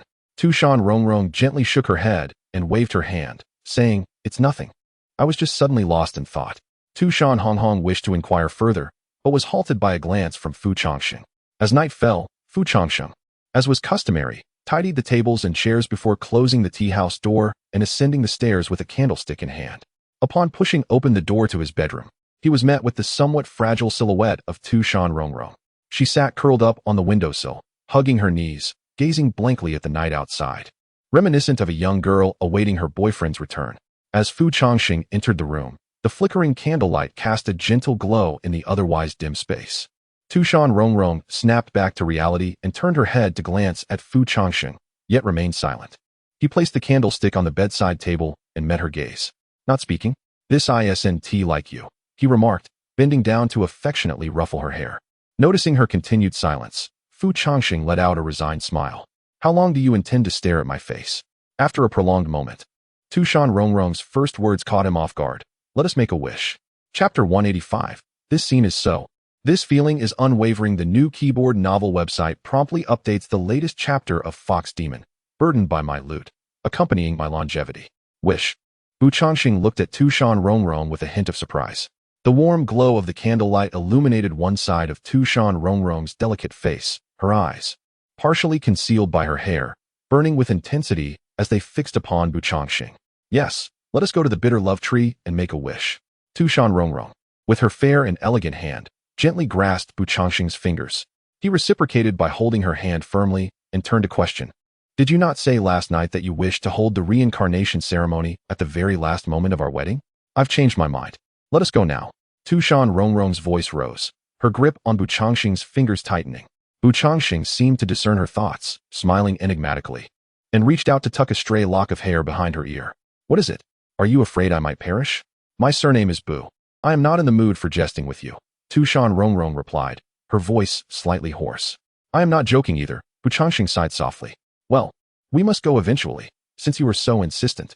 He then playfully pinched Tu Shan Rongrong's fair cheek before standing up to fetch his clothes and lantern. As night fell, the moonlight filtered through the branches of the bitter love tree, casting a sprinkle of luminescence upon the soft grass below. The two, a human and a demon, draped in fine furs, stood beneath the tree, holding a lantern. Previously, I merely observed others making wishes. I never imagined what it would be like for us to do so, Fu Changsheng said as he set down the lantern and knelt slowly onto the grass. Tu Shan Rongrong exhaled a delicate plume of white mist and gracefully knelt beside him. With her hands clasped in prayer, Tu Shan Rongrong closed her eyes and inhaled deeply. Let me make this clear. If our wish for reincarnation fails, I shall break your legs and confine you to Tu Shan, never to leave. Is it too late for me to have regrets now? What do you think? Forget I asked. Withdrawing her gaze, Tu Shan Rongrong took a deep breath and raised her eyes to the bitter love tree. Bitter love tree, please forgive my caprice. For the sake of my sisters, I am willing to bear all that I can, entrusting my life to the land of Tu Shan until death. Yet now, I have another life I wish to protect. With her hands still clasped, Tu Shan Rongrong's voice, tinged with a rasp, resonated with devotion. If I cannot safeguard his life, please at least preserve his soul for me. I am willing to use my demonic power to protect him across 9 lifetimes until his essence fades away. At that time, may my soul accompany his to another world. Tu Shan Rongrong's voice trembled slightly, and the beautiful pupils, hidden beneath her hair, revealed a flicker of uncertainty. Bitter love tree, did you hear me? If he has indeed fallen in love with me, then let us meet again in our next life. With that, Tu Shan Rongrong reached into her bosom. Continuing, Tu Shan Rongrong decisively removed the jade pendant inscribed with the character she from around her neck, cradling it close to her heart. Thud, thud. At the moment she uttered her vows, the world around her seemed to fall into a profound silence. Even the whispers of the wind and the distant chirps of insects ceased. Only the weighty sound of her heartbeat echoed in her ears, and her breath gradually slowed. In that fleeting minute, Tu Shan Rongrong felt a myriad of images flash through her mind, each one intimately connected to him. I am willing. Fu Changsheng closed his eyes and clasped his hands together. Though his voice was not loud, each word was articulated with clarity. In the depths of the void, it seemed as though something had been stirred, producing a series of melodious reverberations. In the next instant, the branches of the bitter love tree trembled. Just as the legends had foretold, flowers and leaves flourished in vibrant hues, reminiscent of a colorful summer. The softly glowing petals appeared to respond to some unseen force, drifting gracefully in the gentle breeze, lightly settling upon the shoulders of the two, as she sensed her soul being gently tethered by a crimson thread to another. She opened her eyes to find the jade pendant in her embrace radiating a serene glow. At that moment, Tu Shan Rongrong finally exhaled in relief. Unbeknownst to her, she tightened her grip on the pendant, as if safeguarding something more precious than her own life. Witnessing this, Fu Changsheng felt an unprecedented stir within his heart. Xiaowan, he silently murmured, can I remain in this world? He lowered his gaze, his eyes cast downwards. After restoring the Fushi Qin, the choice to stay or leave is yours to make. For the first time, the system's tone shifted, its voice imbued with a tranquility it had never exhibited before. After receiving the system's response, Fu Changxing fell silent and turned his gaze towards Tu Shan Rongrong. She, noticing his attention, also turned her head to meet his eyes. From this moment forth, your life belongs to me. As she spoke, Tu Shan Rongrong subtly extended her hand, inching towards the collar of Fu Changxing's garment. In a daze, Fu Changxing felt an overwhelming force emanating from his collar, rendering his body weightless and out of control. When he regained his senses, Tu Shan Rongrong's kiss had already descended upon him. Their breaths gradually quieted, only to quicken once more after an eternity. Tu Shan Rongrong tugged at Fu Changxing's collar with fervor, as if fearing his escape, while she kissed him with a blend of urgency and roughness. Thud. Perhaps due to her fervent enthusiasm or the awkwardness of their position, both lost their balance and fell to the ground with a thud. Fu Changxing attempted to prop himself up, but Tu Shan Rongrong grasped his clothing tightly. Do not move, she whispered, her breath fragrant and gentle. The breaths of the two intertwined, and within the captivating depths of Tu Shan Rongrong's eyes, a burgeoning desire began to blossom. The bitter love tree bore witness to it all. Quite thrilling, wouldn't you agree? Tu Shan Rongrong gently extended her hand to caress Fu Changsheng's cheek, a playful smile gracing her lips. Last night had been unsatisfactory. Surely, it was time for a little indulgence now. As she spoke, their shadows once again melded under the moonlight. In the distance, in a place unnoticed by anyone, a fleeting crimson figure stood quietly, observing the scene beneath the bitter love tree. Ah, how delightful. Is this something I can enjoy without any payment? Beside Tu Shan Rongrong, Cui Yuling stifled a laugh behind her sleeve. With a glance at the inscrutable expression on Tu Shan Rongrong's face, she inquired, Red Hong, after watching for so long, do you have nothing to say? Tu Shan Rongrong remained silent, her gaze fixed on the two figures beneath the bitter love tree. After a lengthy pause, she turned and departed, the bells on her feet jingling softly. Such a scene, such unwavering emotions. Let us be on our way. As foretold in legends, the flowers and leaves flourished. Vibrant as a colorful summer, the flowers shimmered gently, as if responding to an unspoken call, gracefully falling upon the shoulders of the two. Feeling as though her soul was guided by an invisible red thread, intertwining with another. Tu Shan Rongrong opened her eyes to discover the jade pendant she cradled emanating a serene glow. At this moment, she finally exhaled a sigh of relief. Unbeknownst to her, she tightened her grip on the pendant, as if safeguarding something more precious than her own life. Witnessing this, Fu Changsheng felt an unprecedented stir within him. Xiaowan. Fu Changsheng silently mused. Can I remain in this world? He lowered his head, his eyes cast down. The system's voice, once unchanging, now bore a tranquil tone. After repairing the Fushi Qin, the choice to stay or leave is yours to make. Upon receiving the system's reply, Fu Changsheng fell silent, turning his gaze toward Tu Shan Rongrong. Noticing his attention, Tu Shan Rongrong also turned to meet his eyes. From this moment on, your life is mine. As she spoke, Tu Shan Rongrong subtly reached out, her hand inching toward Fu Changsheng's collar.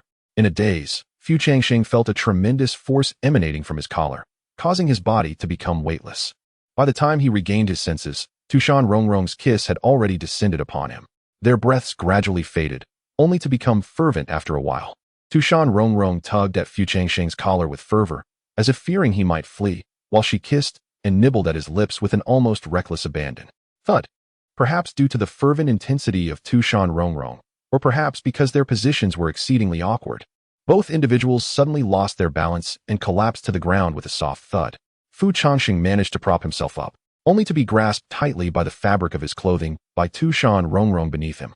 Do not move, she breathed, her exhalation fragrant and captivating. Their breaths intertwined. And in Tu Shan Rongrong's enchanting eyes, a burgeoning desire began to take shape. The bitter love tree bore witness to this scene. Wasn't it rather thrilling? Tu Shan Rongrong gently reached out to caress Fu Changsheng's face, a soft laugh escaping her lips. Last night was insufficient. It is time for me to indulge a little. I assent it. With that, under the moonlight, their shadows once again melded together. In the distance, unnoticed by anyone, a red figure stood quietly, observing the unfolding drama beneath the bitter love tree. Oh my, is such an entertaining spectacle available for my eyes without cost? Chuckled Cui Yuling, covering her mouth with her sleeve as she laughed. She then turned to glance at the inscrutable expression of Tu Shan Rongrong beside her. I say, Rongrong, after watching for so long, do you have nothing to say? Tu Shan Rongrong, however, remained silent, fixated on the two figures beneath the bitter love tree. After a prolonged moment, she turned and walked away, the jingling of her footsteps echoing softly. This scene, so vivid, conveyed an unchanging sentiment. Let us depart. As the legends depict, the flowers and leaves flourished, vibrant as a colorful summer. The softly glowing petals seemed to respond to some unseen force, drifting gracefully on the gentle breeze, lightly settling upon the shoulders of the two. As if guided by an invisible red thread, their souls began to intertwine. At the moment she opened her eyes, Tu Shan Rongrong discovered the jade pendant cradled in her arms emanating a serene radiance. At last, she sighed in relief, feeling the weight of her burdens lift. Unconsciously, she tightened her grip on the jade pendant, as if safeguarding something more precious than life itself. Witnessing this, Fu Changsheng felt an unprecedented flutter within his heart. Xiaowan, he silently mused. Can I remain in this world? He lowered his head, his gaze cast downward. After restoring the Fushi Qin, whether to stay or leave is your choice. The system's tone had shifted for the first time, its voice imbued with a newfound tranquility. Receiving the system's response, Fu Changsheng fell silent, turning his gaze towards Tu Shan Rongrong. Noticing his attention, she turned her head to meet his. From this moment forth, your life belongs to me. As she spoke, Tu Shan Rongrong subtly extended her hand, inching towards the collar of Fu Changsheng's garment. In a daze, Fu Changsheng felt a tremendous force emanate from his collar, rendering his body weightless and beyond his control. As I regained my composure, the kiss from Tu Shan Rongrong had already descended. Breaths gradually faded, only to become fervent after a while. Tu Shan Rongrong tugged at Fu Changsheng's collar with fervor, as if fearing his escape, while she slightly clumsily nibbled on his lips. With a sudden thud, perhaps it was due to Tu Shan Rongrong's excessive vigor, or perhaps the awkwardness of their position, both lost their balance and fell. Fu Changsheng propped himself up, yet was seized by Tu Shan Rongrong beneath him. Do not move. She breathed softly. Their breaths intertwined, and within Tu Shan Rongrong's captivating gaze, an intoxicating desire began to brew. The bitter love tree was still watching, was it not thrilling? Tu Shan Rongrong gently reached out to caress Fu Changsheng's face, a playful smile gracing her lips. Last night was not enough. Surely, I deserve a little indulgence now. With that said, under the moonlight, their shadows melded once more. In the distance, unnoticed by anyone, a crimson figure stood quietly, observing the scene beneath the bitter love tree. Oh my, such an intriguing sight, and I get to witness it without cost? Cui Yuling, beside Tu Shan Rongrong, stifled a laugh with her sleeve. Rongrong, after watching for so long, Do you have nothing to say? Tu Shan Rongrong remained silent, her gaze fixed on the two figures beneath the tree.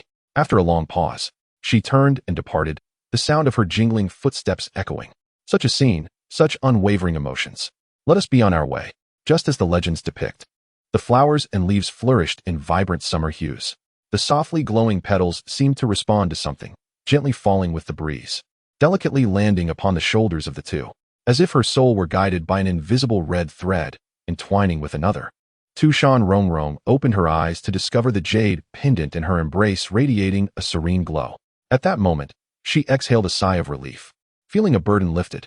Unconsciously, she held the pendant tighter, as if guarding something more precious than her own life. Witnessing this, Changsheng felt an unprecedented stirring within him. Wan, he silently contemplated. Can I remain in this world? He lowered his head, his gaze cast downwards. After restoring the Fushi Qin, the choice to stay or leave is yours to make. For the first time, the system's tone shifted, its voice resonating with a newfound tranquility. After receiving the system's response, Changsheng fell silent, turning his gaze toward Tu Shan Rongrong. Noticing Changsheng's attention, Tu Shan Rongrong also shifted her head to meet his eyes. From this moment forth, your life belongs to me, she declared. As she spoke, one hand stealthily reached toward Changsheng's collar, inching closer. In a daze, Changsheng felt an overwhelming force emanating from his neckline, rendering his body weightless and unresponsive. By the time he regained his senses, Tu Shan Rongrong's kiss had already descended upon him. Their breaths intertwined, gradually transforming from soft whispers into fervent gasps after a prolonged silence. Tu Shan Rongrong tugged at Changsheng's collar with fervor, as if fearful of his escape, her lips fiercely claiming his in a somewhat rough manner. Suddenly, perhaps due to Tu Shan Rongrong's excessive vigor or the awkwardness of their position, both lost their balance and fell to the ground with a thud. Changsheng propped himself up, only to be firmly grasped by Tu Shan Rongrong, who held onto his clothing. Don't move, she breathed softly. Their breaths mingled, and in Tu Shan Rongrong's captivating gaze, an undeniable desire began to brew. The weeping tree is still watching, isn't it? Quite thrilling, wouldn't you say? She teased, gently caressing Changsheng's face, a playful smile gracing her lips. Last night left me wanting more. Surely, I deserve a little indulgence now? With that, beneath the moonlight, their shadows intertwined once more. In the distance, unnoticed by anyone, a crimson figure stood, silently observing the scene beneath the weeping tree. Oh my, what an intriguing spectacle. Am I watching this for free? Chuckled Cui Yuling, covering her mouth with her sleeve. She then glanced at the inscrutable expression of Tu Shan Rongrong beside her. I say, Hong, after watching for so long, don't you have anything to add? Tu Shan Rongrong offered no reply, her focus unwavering on the two silhouettes beneath the tree.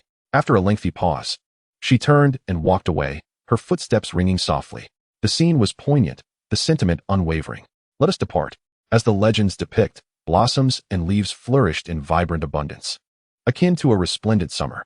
The softly glowing foliage seemed to respond to an unseen call, cascading gently down like whispers of the breeze, resting lightly upon the shoulders of the entwined pair. As Tu Shan Rongrong felt her soul guided by an unseen red thread, binding her to another, she opened her eyes to discover the jade pendant cradled in her embrace radiating a serene glow. At that moment, Tu Shan Rongrong finally exhaled in relief. Unconsciously, she tightened her grip on the pendant, as if safeguarding something more precious than her own life. Witnessing this, Changsheng was suddenly overwhelmed by an unprecedented flutter in his heart. Wan, Changsheng silently whispered within. Can I remain in this world? Changsheng lowered his head and cast his gaze downwards.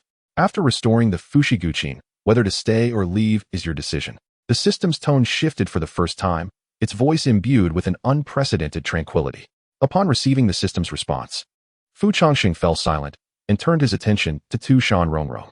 Noticing Changsheng's gaze, Tu Shan Rongrong also turned her head to meet him. From this moment on, your life belongs to me. As she spoke, Tu Shan Rongrong stealthily extended a hand towards the collar of Changsheng's garment.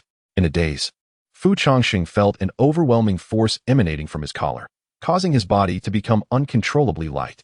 By the time he regained his senses, Tu Shan Rongrong's kiss had already descended upon him. The sounds of their breaths gradually faded, only to become hurried after a prolonged silence. Tu Shan Rongrong tugged at Changsheng's collar with fervor, as if fearing he might escape, while she roughly nibbled on his lips. Suddenly, with a thud, perhaps due to Tu Shan Rongrong's excessive force or the awkwardness of their position, both lost their balance and tumbled down together. Fu Changsheng attempted to prop himself up, but was seized by Tu Shan Rongrong, who clutched his clothing. "Do not move," Tu Shan Rongrong whispered softly. Their breaths mingled, and in Tu Shan Rongrong's captivating eyes, an undeniable desire began to brew. "The bitter love tree is still watching, isn't it rather thrilling?" Tu Shan Rongrong gently caressed Fu Changsheng's face, stifling a light laugh. Loading more content. Please wait. This site only supports mobile browsers. If you see this paragraph, it indicates a failure to load chapter content. Please disable reading mode, novel mode, and ad blocking features, or copy the URL to another browser to read. Last night was not fulfilling. Now I ought to indulge a little. Shouldn't I? With that, under the moonlight, their shadows intertwined once more. In the distance, unnoticed by anyone, a red figure stood quietly, observing the scene beneath the bitter love tree. "Oh my, such an intriguing spectacle. Is this something I can witness without payment?" Cui Yuling, standing beside Tu Shan Rongrong, covered her mouth with her sleeve and chuckled. Turning her head, Cui Yuling glanced at the inscrutable expression on Tu Shan Rongrong's face. "I say, Rongrong, having watched for so long, do you have nothing to say?" Tu Shan Rongrong remained silent, simply gazing at the two figures beneath the bitter love tree. After a long pause, she turned and walked away, the sound of her bell-like footsteps ringing softly. Such a scene, such unwavering emotions. Let us depart. Just as the legends depict, the flowers and leaves flourished, vibrant as a kaleidoscopic summer. The shimmering foliage seemed to respond to something, gracefully falling in the gentle breeze, delicately landing upon the shoulders of the two. As they felt their souls entwined by an invisible red thread, they gradually became bound to one another. Upon the moment she opened her eyes, Tu Shan Rongrong discovered the jade pendant cradled in her arms emanating a serene glow. At last, she released a sigh of relief, feeling an unburdening weight lift from her shoulders. Unbeknownst to her, she tightened her grasp on the pendant, as if safeguarding something more precious than her own life. Witnessing this scene, Fu Changsheng felt an unprecedented flutter in his heart. "Little one," he silently mused, "can I remain in this world?" Bowing his head, he lowered his gaze. "After restoring the Fushi Qin, whether to stay or leave is for you to decide." For the first time, the system's tone shifted, its voice imbued with a newfound tranquility. After receiving the system's response, Fu Changsheng fell silent and turned his attention to Tu Shan Rongrong. Noticing his gaze, she too shifted her focus toward him. "Thus, from this moment forth, your life belongs to me." As she spoke, Tu Shan Rongrong stealthily reached out, inching her hand toward Fu Changsheng's collar.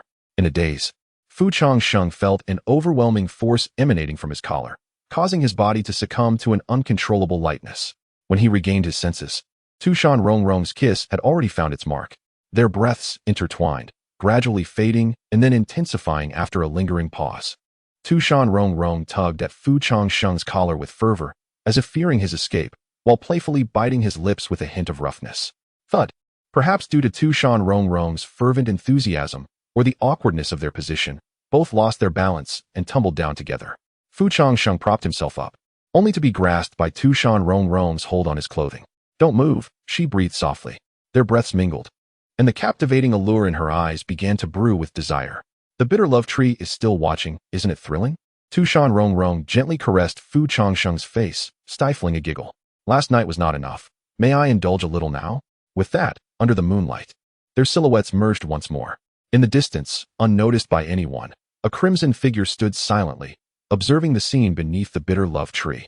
"Oh my, such an intriguing spectacle. And I can witness it without payment?" Standing beside Tu Shan Rongrong, Cui Yuling stifled a laugh behind her sleeve. Turning, she cast a glance at the inscrutable expression of Tu Shan Rongrong. "Red Hong, after watching for so long, do you have nothing to say?" Tu Shan Rongrong remained silent, her gaze fixed on the two figures beneath the bitter love tree. After a prolonged moment, she turned and walked away, the sound of her jingling footsteps resonating. Such a scene, such unwavering emotions. Let us depart. As depicted in the legends, the flowers and leaves flourish in a riot of colors, reminiscent of a vibrant summer. The softly glowing petals seem to respond to some unseen force, gently cascading down with the breeze, delicately landing upon the shoulders of the two. At that moment, when she sensed her soul tethered by an invisible red thread to another, Tu Shan Rongrong opened her eyes to behold the jade pendant cradled in her arms, radiating a serene luminescence. Finally, at this instant, Tu Shan Rongrong exhaled a sigh of relief. Unbeknownst to her, she tightened her grip on the pendant, as if safeguarding something more precious than her own life. Witnessing this scene, Fu Changsheng felt an unprecedented thrill surge within him. "Little one," he silently mused, Can I remain in this world? With his head bowed and gaze lowered, he contemplated the system's words, which had shifted for the first time, lending an unusual tranquility to its tone. After restoring the Fushi Qin, the choice to stay or leave is yours to make. Following this response, Fu Changsheng fell silent, turning his attention to Tu Shan Rongrong. Noticing his gaze, she too turned her head toward him. From this moment forth, your fate belongs to me, she declared, her hand stealthily reaching towards the collar of Fu Changsheng's garment. In a daze, he felt an overwhelming force at his neckline, rendering his body light and unsteady. By the time he regained his senses, Tu Shan Rongrong's kiss had already descended upon him. Their breaths intertwined, gradually escalating in urgency after a prolonged pause. Tu Shan Rongrong tugged at Fu Changsheng's collar, as though fearful he might escape, while she fervently kissed and nibbled at his lips. With a sudden thud, perhaps due to Tu Shan Rongrong's fervent enthusiasm or their awkward positioning, both lost their balance and tumbled to the ground. Fu Changsheng attempted to support himself, but Tu Shan Rongrong grasped his attire tightly. "Don't move," she whispered, her breath fragrant as orchids. Their breaths mingled, and in Tu Shan Rongrong's captivating gaze, a burgeoning desire began to manifest. "The weeping tree is still watching," she teased playfully. "Isn't this rather thrilling?" Gently, she reached out to caress Fu Changsheng's face, a soft chuckle escaping her lips. "Last night was unsatisfactory. Now I deserve a little indulgence, don't you think?" With that, under the moonlight, their shadows intertwined once more. In the distance, unnoticed by anyone, a crimson figure stood quietly, observing the scene beneath the weeping tree. "Oh my, such an amusing spectacle, and I don't even have to pay to witness it," chuckled Cui Yuling, covering her mouth with her sleeve. Turning to glance at the inscrutable expression of Tu Shan Rongrong beside her, she inquired, "I say, Rongrong, after watching for so long, don't you have anything to say?" More content is loading. Please wait. This site only supports mobile browser access. If you see this paragraph, it signifies that the chapter content has failed to load. Please disable reading mode, novel mode, and ad blocking features, or copy the URL to read in another browser. Tu Shan Rongrong remained silent, simply gazing at the two figures beneath the heartbreak tree. After a while, she turned and departed, her footsteps ringing softly like chimes. The scene was thus, the sentiment unwavering. Let us depart. Just as the legends describe, the blossoms and leaves flourished, vibrant as a kaleidoscopic summer. The softly illuminated petals seemed to respond to something, drifting gracefully with the gentle breeze, lightly landing on the shoulders of the two individuals. As if her soul was guided by an invisible red thread, Tu Shan Rongrong felt herself gradually entwining with another spirit. Upon opening her eyes, she discovered the jade pendant cradled in her arms emanating a serene glow. At that moment, she finally exhaled with a sense of relief. Unbeknownst to her, she held the pendant tighter, as if guarding something more precious than her own life. Witnessing this, Fu Changsheng suddenly felt an unprecedented stirring within him. "Little one," Fu Changsheng silently murmured. "Can I remain in this world?" He lowered his head, his gaze cast downward. "Once the Fushi Qin is restored, whether to stay or leave is your decision." For the first time, the system's tone shifted, its voice resonating with tranquility. After receiving the system's response, Fu Changsheng fell silent, turning his gaze toward Tu Shan Rongrong. Noticing his attention, she also turned her head to meet his eyes. "Thus, from this moment forth, your life is now mine." As she spoke, Tu Shan Rongrong subtly extended her hand toward the collar of Fu Changsheng's garment. In a daze, he felt a powerful force emanating from his collar, his body becoming uncontrollably light. When he regained his senses, Tu Shan Rongrong's kiss had already descended upon him. Their breaths gradually intertwined, becoming hurried after a moment of stillness. Tu Shan Rongrong tugged at Fu Changsheng's collar with fervor, as if fearing he might escape, while she playfully nipped at his lips. Thud.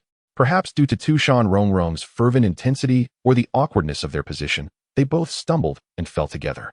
Fu Changsheng propped himself up, only to be seized by Tu Shan Rongrong's grip on his clothing. "Do not move." Tu Shan Rongrong breathed softly. Their breaths mingled, and in her captivating eyes, a budding desire began to take shape. The heartbreak tree was still observing. "Quite exhilarating, isn't it?" Tu Shan Rongrong gently reached out to caress Fu Changsheng's face, a playful smile gracing her lips. "Last night was unsatisfactory. Now it is time for me to indulge a little, isn't it?"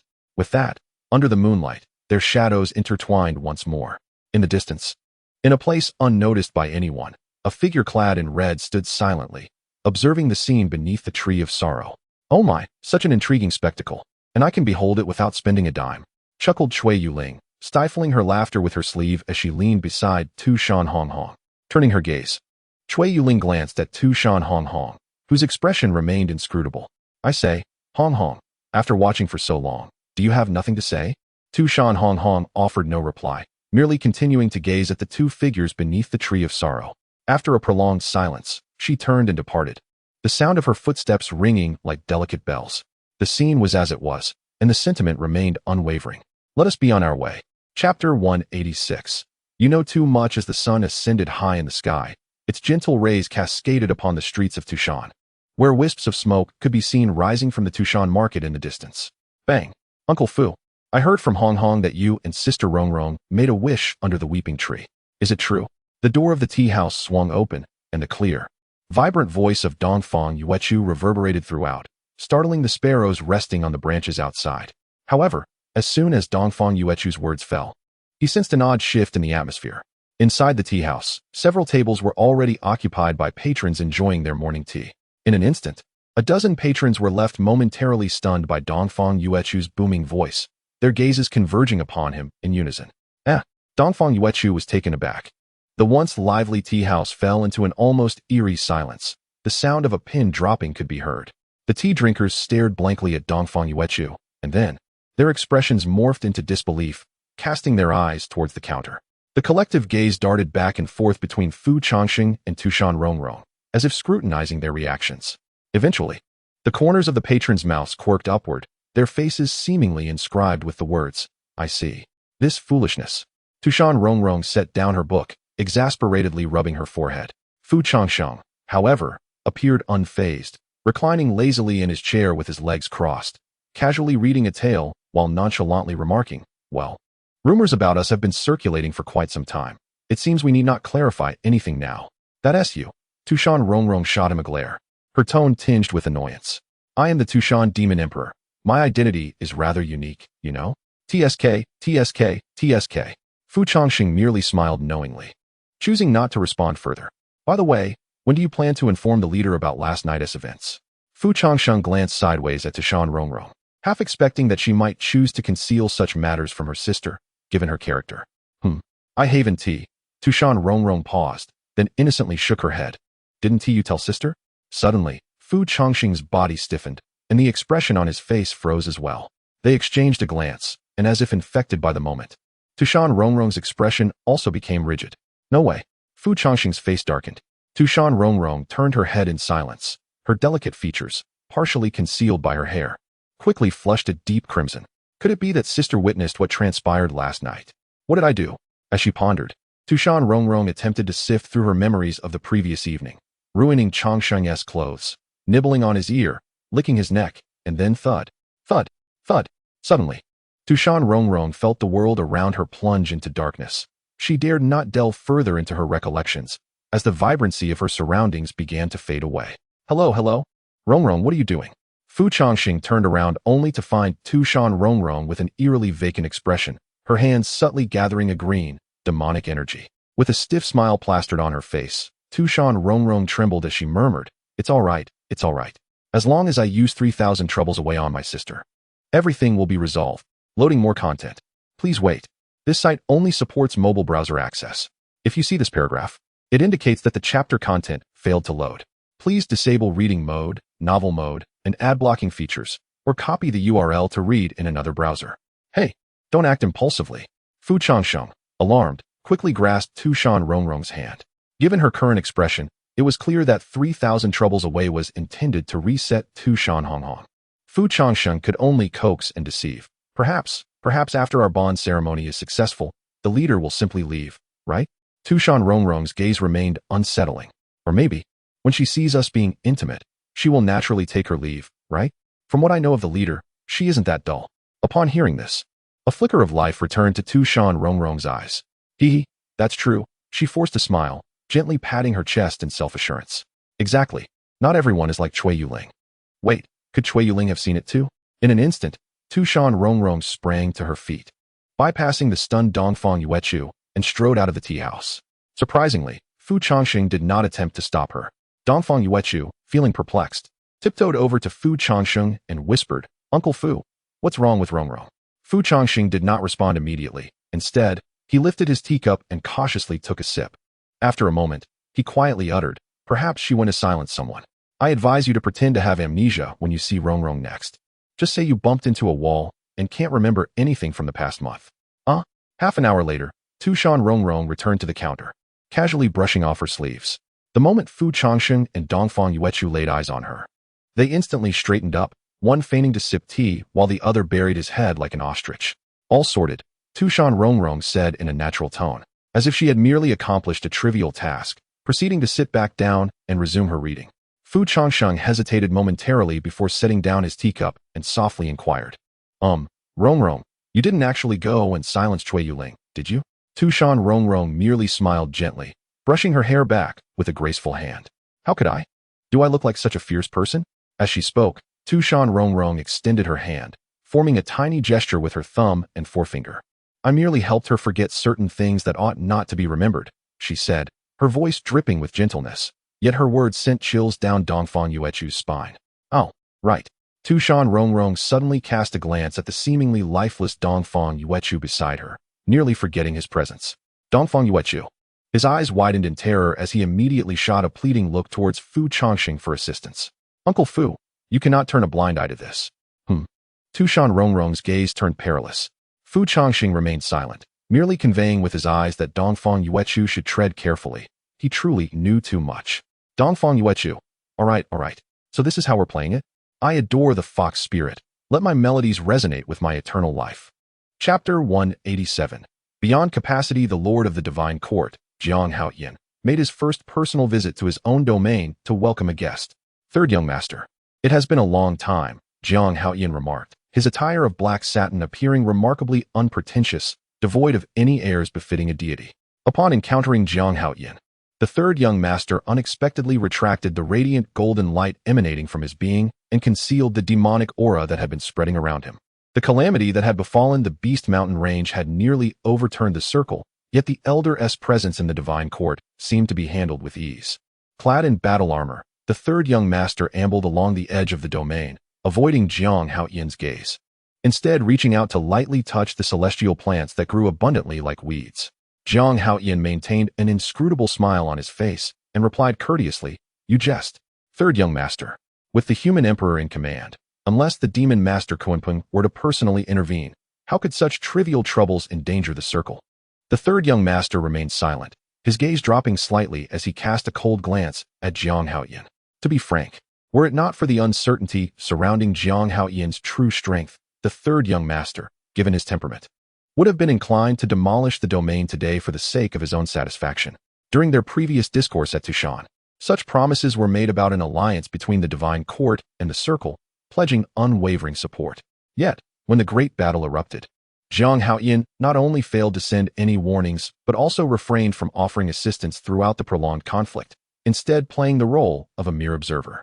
It now appeared that Jiang Haoyin might even view the calamity at the Beast Mountain range with a sense of relief, using this war to gauge the human emperor's capabilities. Should the circle withstand the turmoil, it would signify that the human emperor was indeed a worthy ally. Conversely, if it faltered, Jiang Haoyin would likely turn his allegiance, bowing to the demon master Kunpeng and even turning against the circle. "Indeed, the elder seems unwilling to suffer any loss," the third young master remarked with a cold laugh. "Having gained so much, do you not fear that once the Beast Mountain range is resolved, the divine court will face retribution?" Faced with such an inquiry, Jiang Haoyin's expression remained unchanged, and he did not respond immediately. "Sit," he said naturally, gesturing for the third young master to join him beneath a pavilion. "I am never troubled," he continued. "Oh," the third young master replied, "in times of chaos, without the skill to discern people, a minor deity like myself would not dare occupy the position of the divine leader." Jiang Haoyin smiled lightly, lowering his gaze. "After witnessing the human emperor in person, I increasingly feel that this generation's ruler differs from us who have traversed the era of the three kings. He is neither covetous of the realm nor greedy for fame and fortune. His sole desire seems to be a life of tranquility and freedom. Such a human emperor will undoubtedly require the divine court as an ally to restrain the demonic realm, maintaining the peace he seeks. Thus, I can confidently assert that the human emperor will not turn against the divine court." Upon hearing this, the third young master did not counter, merely letting out a soft scoff, allowing the matter to rest. "I advise the elder to temper such optimism. The demon master Kunpeng is very likely to have returned from the river of time. His recent provocations within the circle may merely serve as a test of the emperor's physique. It is wise to prepare in advance, for a great battle approaches. The third young master, having uttered these final words, refrained from further pleasantries and transformed into a streak of golden light, soaring into the heavens and departing from Jiang Haoyan's dojo. Jiang Haoyan raised his brow, gazing in the direction of the third young master's departure. The smile that had adorned his face instantly faded into tranquility, leaving him silent for a long while. Eventually, he raised his hand to summon his subordinates. "Your Majesty," they responded. A glimmer of brilliance flashed in Jiang Haoyan's eyes as he commanded, "Gather the 18 divine ministers, along with the remaining star monarchs and the generals of the 72 caves. Prepare for battle immediately." "The order is received," his subordinate acknowledged. After his subordinate departed, Jiang Haoyan grasped the air as if seizing an invisible sword. This was an intangible blade, a relic left by the God King to help him suppress the divine court. This sword, known as Tianju, is formless and sharp, capable of cleaving through all things in the universe. Since ascending to power, the ancient gods have defied me. The God King's personal soldiers have disrespected me, and the celestial demons have bullied me. All of these grievances I can endure. I, Jiang Haoyan, have wielded this sword only once in my life, but for this moment, I have honed it for over 10,000 years. Thus, it is time for Tianju to strike. In Tu Shan, oh, you actually left without destroying his dojo? That is unlike you, Changsheng remarked teasingly after hearing the third young master's words. Although the third young master felt somewhat displeased, he merely folded his arms and rolled his eyes, refraining from retorting. "While I may not favor him, I can still distinguish right from wrong," he said. He then scrutinized Changsheng before shifting the topic. "By the way, how is the restoration of your Fushi-Qin progressing? To fully harness the power of the emperor's physique, Changsheng must obtain a complete Fushi-Qin." Changsheng silently recited his system and glanced at the panel. Fushi-Qin, fragmented. Restoration progress, 92. He couldn't help but marvel at the exceptional spectacle that this battle at the borders had provided for his system. Following the calamity at the Beast Mountain, this was Changsheng's first appearance before the world in the guise of the emperor, effectively sealing his divinity in a single confrontation. Not only within the circle, but even the ancient powers lurking behind the divine court and demon realm were intimidated by the might of the emperor. "It's nearly complete. Ideally, it will be fully restored by next month," Changsheng replied softly. Upon hearing this, the third young master raised an eyebrow and nodded in acknowledgement. If the human and demon races wish to avoid the destruction of their foundations, they must prepare promptly. "What is the current situation with Dongfang Yuechu and Tu Shan Rongrong?" the third young master inquired. Changsheng gestured with his lips, indicating that the third young master should look for himself. The third young master, perplexed, followed Fu Changsheng's gaze and turned towards the corner table of the tea house. On the other side of the tea house, Tu Shan Yiya exclaimed, "Smack. Haha, I've blundered. A complete dragon hand against a major triple. Pay up." Dongfang Yuechu remarked, "Sister Yiya, do you even know how to play cards? How can you be so hapless?" Cui Yuling added, "Indeed, it's not easy to draw a good hand." Tu Shan Rongrong interjected, Wait a moment. Why do you still have so many cards?" I only have one left." Tu Shan Rongrong chimed in. "Sister, you need to play and draw. You can't just keep putting out cards." Eek, ya ee, eek, ya ee. After a brief moment, both Fu Changsheng and the third young master simultaneously diverted their gazes, inhaling deeply. At that moment, the rare silence enveloped them both. They instinctively lowered their heads to sip their hot tea, their eyes seemingly inscribed with the same sentiment. Too burdensome, too burdensome. Chapter 188. The abduction of the bride by the way, Rongrong. Tu Shan Rongrong, seated beside Tu Shan Rongrong as she arranged her cards, turned her head to glance at Fu Changsheng. "When will you two be wed? I need a definite answer." Cough. "What do you mean? Rongrong is getting married." Before Tu Shan Rongrong could respond, Tu Shan Yaya, sitting nearby, was taken aback and nearly choked on her drink. It is worth noting that upon learning of Tu Shan Rongrong's engagement to Dongfang Yuechu, Tu Shan Yaya had pursued him relentlessly all day. Witnessing the moment when her sister tied the knot, Tu Shan Yaya's mind was consumed with thoughts of how to eliminate that loathsome insect. If witnessing her sister's marriage was an unavoidable circumstance, hearing that her own sister was also to be wed sent Tu Shan Yaya's mind into a frenzy. Have I missed an episode, or an entire season?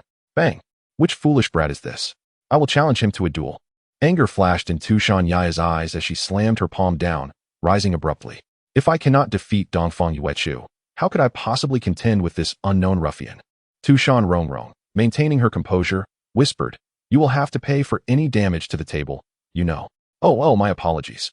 At this remark, Tu Shan Yaya immediately deflated, cautiously blowing on the spot she had just struck, fearful that her outburst might incur further debts. Which card was I on again? Tu Shan Yaya reverted to her previous demeanor of propriety. In my opinion, Yaya is rather slow on the uptake. Chui Yuling picked up a card and couldn't help but tease. In this tea house, who cannot see that little Rongrong harbors feelings for him? Chui Yuling stifled a laugh, casting her gaze toward the figure at the counter. There stood a middle-aged man with a beard, appearing somewhat dejected. This man was none other than Brotherly, who years ago had suffered greatly from betting on Fu Changsheng to choose you sure, ultimately leaving him with little more than bitter tea. Brotherly, what brings you here? Fu Changsheng raised an eyebrow in surprise as he observed the silver note pushed toward him by Brotherly, yet he refrained from accepting it. At that moment, 3 other middle-aged men, approximately in their 40s, approached and placed a hand on Brotherly's shoulder. Fu brother, you should just accept it, one of them chuckled, waving his hand dismissively. Another chimed in. This isn't the first time Brotherly has had to pay up because of you and the third master. He always cries to us. I can't tell the difference. I truly can't. This money is merely a lesson for him. Let this be the end of his gambling. Fu Changsheng was momentarily taken aback, struggling to keep pace with their thoughts. By the way, Fu brother, do let us know when you plan to marry. One of them leaned in, nudging Fu Changsheng with his elbow, eyebrows raised expectantly. Indeed, it would be prudent to extend an invitation post-haste, allowing us the opportunity to assist in organizing matters for you and the third master, wouldn't it? Well, we have yet to finalize the details. Fu Changsheng let out a wry smile, somewhat resigned, never anticipating that in this realm, relatives and friends would exhibit greater concern for his life's significant events than he himself did. There's no rush, no rush. The other party chuckled, waving a hand dismissively. Perhaps Fu brother could regale us with tales pertaining to you and the third master. Certainly, we are all quite eager to listen. If such curiosity abounds, why not inquire directly? Unbeknownst to them, Tu Shan Rongrong had quietly appeared behind the group, hands clasped behind her back, smiling softly. Upon turning to see Tu Shan Rongrong, the previously gossiping individuals abruptly stiffened, their necks retracting as they began to nudge one another. You go. Don't push me. More content loading. Please wait. This site only supports mobile browser access. If you see this paragraph, it indicates that the chapter content has failed to load. Please disable reading mode, browsing mode, and ad blocking features, or copy the URL to another browser for reading. As Zhang brother remarked, do not look at me. Ultimately, it was Fu Changsheng who was pushed forward, standing between Tu Shan Rongrong and the others. Tu Shan Rongrong couldn't help but find the scene amusing. Am I truly that terrifying? Indeed, the third master is known for his broad-mindedness and bears no grudges. You are merely judging nobility with the perspective of a petty person. One individual immediately stepped forward to distance himself from the others. Li brother rolled his eyes from the side. If you possess such courage, try not to tremble while speaking. What do you understand? That was merely a means of clearing the bloodline, don't you see? Fu Changsheng disregarded their bickering, turning to Tu Shan Rongrong with a half-smile, half-sigh of resignation. Now, it seems the entirety of Tu Shan is aware. Oh, Tu Shan Rongrong raised an eyebrow, a smirk playing on her lips as she asked, is it truly a disgraceful matter to wed this young lady?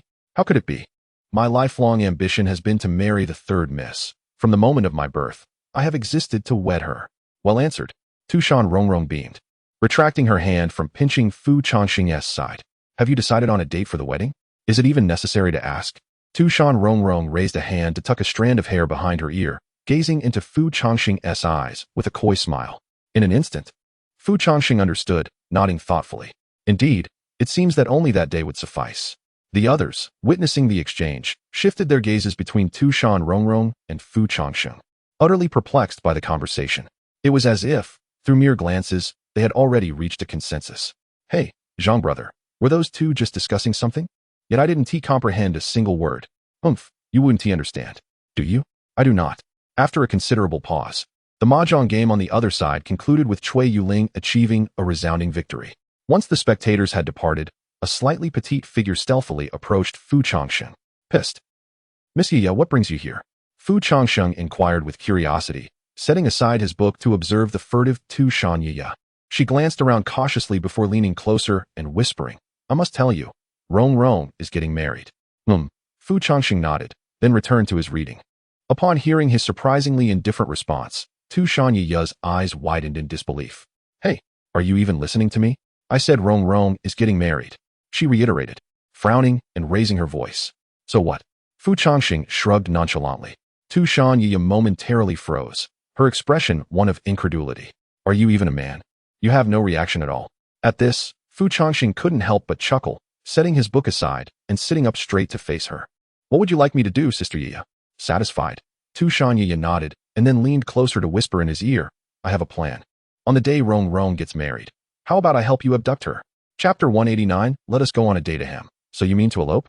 Fu Changsheng forcibly suppressed the amusement bubbling within him, striving to smooth the corners of his lips that threatened to curl upwards uncontrollably. Tu Shan nodded earnestly. Indeed. An elopement. How do you intend to execute this plan? Fu Changsheng inquired further. It's simple. On the day of the wedding procession, I will stealthily incapacitate him and drag him away. You will don the wedding attire in advance and masquerade as him, proceeding to wed Rongrong. What are you laughing at? Tu Shan furrowed her brows in dissatisfaction. Fu Changsheng immediately composed himself, inhaling deeply. Ahem. It's nothing. I merely remembered something amusing. Let us continue. In any case, you must conceal your true identity and complete the wedding rites with Rongrong before anyone discovers the ruse. Ideally, you should also share a bridal chamber afterward. At this point, Tu Shan face flushed slightly, as if grappling with her embarrassment. I don't even know what else to do. Ultimately, once you've completed the ceremony, you will become husband and wife. After hearing Tu Shan scheme, Fu Changsheng fell into a contemplative silence. During this interval, his lips quirked upwards, only to be swiftly smoothed down again, and then they curled once more, before being quelled once more. Ultimately, he could no longer contain himself and burst into laughter. What are you laughing at now? Tu Shan was beginning to lose her patience. Ahem, it's not that. My lips merely twitched involuntarily. Fu Changsheng coughed a couple of times, then regained his serious demeanor. Miss Yaya, may I pose a question? What question? Are you aware of whom the third miss is to wed? I do not know. Tu Shan replied, shaking her head as if it were a matter of course. You don't know whom she is marrying, yet you want me to elope? Fu Changsheng seemed both amused and exasperated. At this juncture, Tu Shan suddenly averted her gaze with a displeased expression. No one will do. Rongrong has grown up before my eyes. I have never seen a man who genuinely treats her well. That despicable rascal, though infuriating, at least truly cares for my sister. If she can endure him, I might accept it. In the next moment, Tu Shan tone shifted to one of ferocity, her eyes narrowing ominously. But this wild man who has appeared from nowhere, I do not even know what he looks like, nor have I ever seen him approach Rongrong. How could I possibly allow her to marry such a person? If Rongrong is to wed, it must be to someone who can bring her joy and happiness. It would be better for her to settle for you. At least she seems to enjoy your company. As she said this, Tu Shan scrutinized Fu Changsheng from head to toe, ultimately displaying a look of mild disdain as if to say, well, you're passable. Following that, Tu Shan menaced Fu Changsheng with a delicate fist. Moreover, if you dare treat Rongrong poorly, I will know immediately, and then you shall face dire consequences. Fu Changsheng paused momentarily, the traces of suppressed laughter diminishing significantly as he regarded Tu Shan with unexpected surprise. After a moment, Fu Changsheng gently inquired, how can Miss Yaya be so certain that the third miss would be happier marrying me than with that other person? Tu Shan pouted and shot him a disapproving glance. Hey, you underestimate me. After all, I am Rongrong's elder sister. I can tell that over half the time she genuinely smiles, it's when she is beside you. Hearing this, Fu Changsheng raised an eyebrow in surprise, hardly able to believe that such words had come from Tu Shan Had the truth been laid bare? He nodded slightly in agreement. Yet, in the next moment, he abruptly changed his tone. But how can you be sure that I wish to marry the third miss?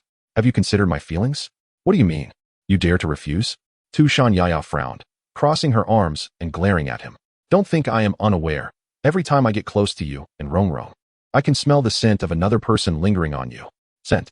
At this, Fu Changsheng was momentarily taken aback, almost forgetting that fox spirits possessed keen olfactory senses.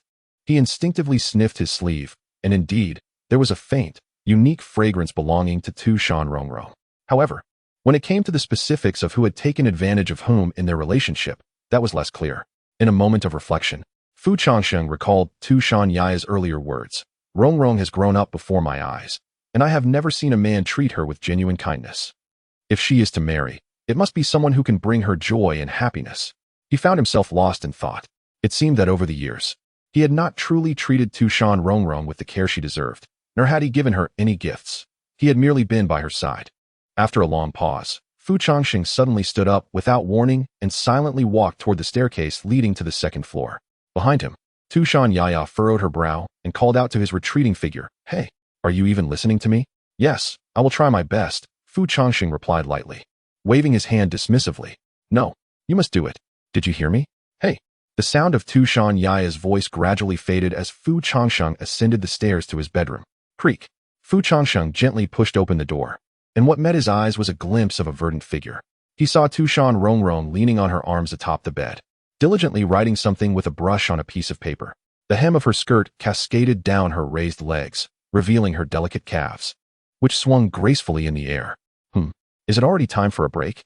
Upon witnessing the entrance of Fu Changsheng, Tu Shan Rongrong turned her head, raising an eyebrow to glance at him. However, Fu Changsheng offered no response. Instead, he stood within the doorway, fixated on her, his gaze unabashedly roaming over her form. After a moment, realizing that Fu Changsheng was captivated by her presence, Tu Shan Rongrong suddenly smirked, lifting a hand to tuck a stray strand of hair behind her ear. "What? Are you so entranced by my charm that you cannot tear your eyes away?" she softly inquired, pressing her lips together in amusement. Fu Changsheng regarded her thoughtfully before gently stating, "I have noticed that you seem somewhat different these past few days." "Oh, pray tell, in what way do I differ?" Tu Shan Rongrong's smile widened, her chin resting on her hands as she regarded him playfully. Your legs appear to be longer. Your posterior has become more pronounced, and your bosom seems to." Smack! Before Fu Changsheng could finish his sentence, a pillow had already been hurled at him. "Go to hell." Tu Shan Rongrong shot him a glare, her irritation palpable. Fu Changsheng could only sigh in exasperation. How could Tu Shan Rongrong not believe that he was merely appreciating beauty? She then lowered her head again, scribbling in her notebook. Instead of indulging in this frivolity, why not assist me in planning the arrangements for the Chishi wedding? Let us set that aside for now. I have something to discuss with you. Fu Changsheng naturally settled beside Tu Shan Rongrong, leaning closer so their faces were nearly touching. "What is it? Let us go on a date." Without lifting her gaze, Tu Shan Rongrong instinctively replied, "Oh, sure, I will just." In an instant, as if realizing the significance of his words, her expression froze in astonishment. Chapter 190. DXIN's actions. Did he just ask me out? Tu Shan Rongrong paused momentarily, a flicker of surprise touching her features. Could it be that the invitation was indeed what I think it is? The reason for her astonishment lay in her perception of Fu Changsheng. In her own words, he was as unyielding as stone. That he would take the initiative to invite her was truly unexpected. As Fu Changsheng reached out to adjust the collar of Tu Shan Rongrong's attire, he spoke softly. "You've been buried in work lately. Why not take a break today? I'll accompany you for a stroll." Upon hearing this, Tu Shan Rongrong took a considerable time to process his words. "Now? Yes, right now." With that, Fu Changsheng had already taken her hand and stood up from the bed. Tu Shan Rongrong parted her lips slightly, seemingly on the verge of voicing something. Yet she offered no resistance and allowed him to lead her. For reasons unknown, as she gazed at Fu Changsheng's back, her heart began to race in an unfamiliar manner. His sudden assertiveness was somewhat disconcerting. After a moment of hesitation, she tilted her head, curiously observing him. Fu Changsheng halted his steps, not immediately responding to her inquiry. After a prolonged silence, he turned to face her and articulated, "You once mentioned that reincarnation and renewed destinies do not guarantee success. Therefore, in this lifetime, I intend to fulfill all my aspirations." Aspirations? Tu Shan Rongrong felt a flicker of curiosity. It was rare for her to hear Fu Changsheng speak of his desires. "For instance, I wish to build a house in a secluded forest. Ideally, it would have a fireplace, surrounded by lavender we plant together, a grove draped in snow, and a peculiar fruit tree with a slender river nearby. In winter, the crackling fire in the hearth would fill the air with warmth. You would sit by the fireplace, wrapped in a blanket, engrossed in books about plants, while I would be beside you, strumming my instrument and composing new melodies. As for our children, I hope for a son. However, if fate allows, I would also desire a daughter.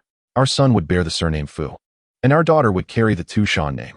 We would witness sunrises and sunsets together, bake delightful treats, and lead a life of simple, harmonious labor." As Fu Changsheng gently gestured, painting the scene from his imagination, the wish seemed effortlessly attainable, as if he could reach out and grasp it. Tu Shan Rongrong envisioned such a life and couldn't he help but sigh softly. How romantic it sounds. If she wished, she could surely find a place like that. A house like that. Yet, the longing reflected on her face was fleeting, quickly overshadowed by a bittersweet sense of helplessness. Tu Shan Rongrong grappled with how to convey to Fu Changsheng that she could not accompany him in such a life. She was bound to Tu Shan, or rather, it was Tu Shan that could not part with her, at least not for now. Tu Shan Rongrong found it impossible to cast aside all responsibilities and steal moments with her beloved. I apologize, Changsheng. It seems that even such a modest wish is beyond my ability to fulfill. She pressed her lips together, suddenly lowering her gaze. Changsheng appeared to sense her unspoken thoughts, and added, "It's quite all right. I am very fond of my current life. That house is merely an idealized vision of mine.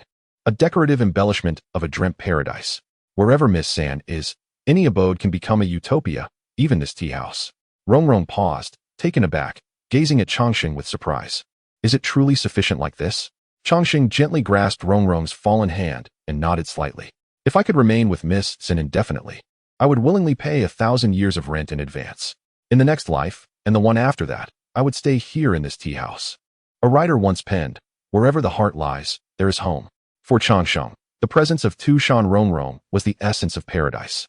Rongrong fell silent, her gaze fixed on Changsheng, and in his eyes, she could discern her own reflection. After a moment, she withdrew her stare. Taking a deep breath, she lifted her gaze to him once more, allowing a subtle smile to grace her lips. "You truly confound me. It would suffice to simply say, I wish to be with you forever, yet you choose to meander around it." With a light laugh, she withdrew her hand from his grasp, then entwined her arm with his, gently leaning against his side. With her other hand, she turned his chin towards her, teasingly whispering, "You really are quite charming." In that moment, their bodies were pressed together, and Changsheng could almost feel the cool softness of Rongrong's waist through their clothing, accompanied by a faint, alluring fragrance. In her exquisite eyes, it seemed as though a hand was playfully strumming his heartstrings. Within those jade-like pupils, he saw only himself. Unbeknownst to him, his other hand had found its way around her waist. Changsheng licked his dry lips and leaned closer to her ear, softly murmuring, "You have suddenly made me lose the desire to go on a date." He inhaled deeply by the delicate curve of her neck, as if all the beauty of the world converged at that singular point. Reluctantly, he acknowledged that he was utterly captivated by this enchanting fox, rendered incapable of coherent thought. However, he quickly found justifications for himself. "It's nothing.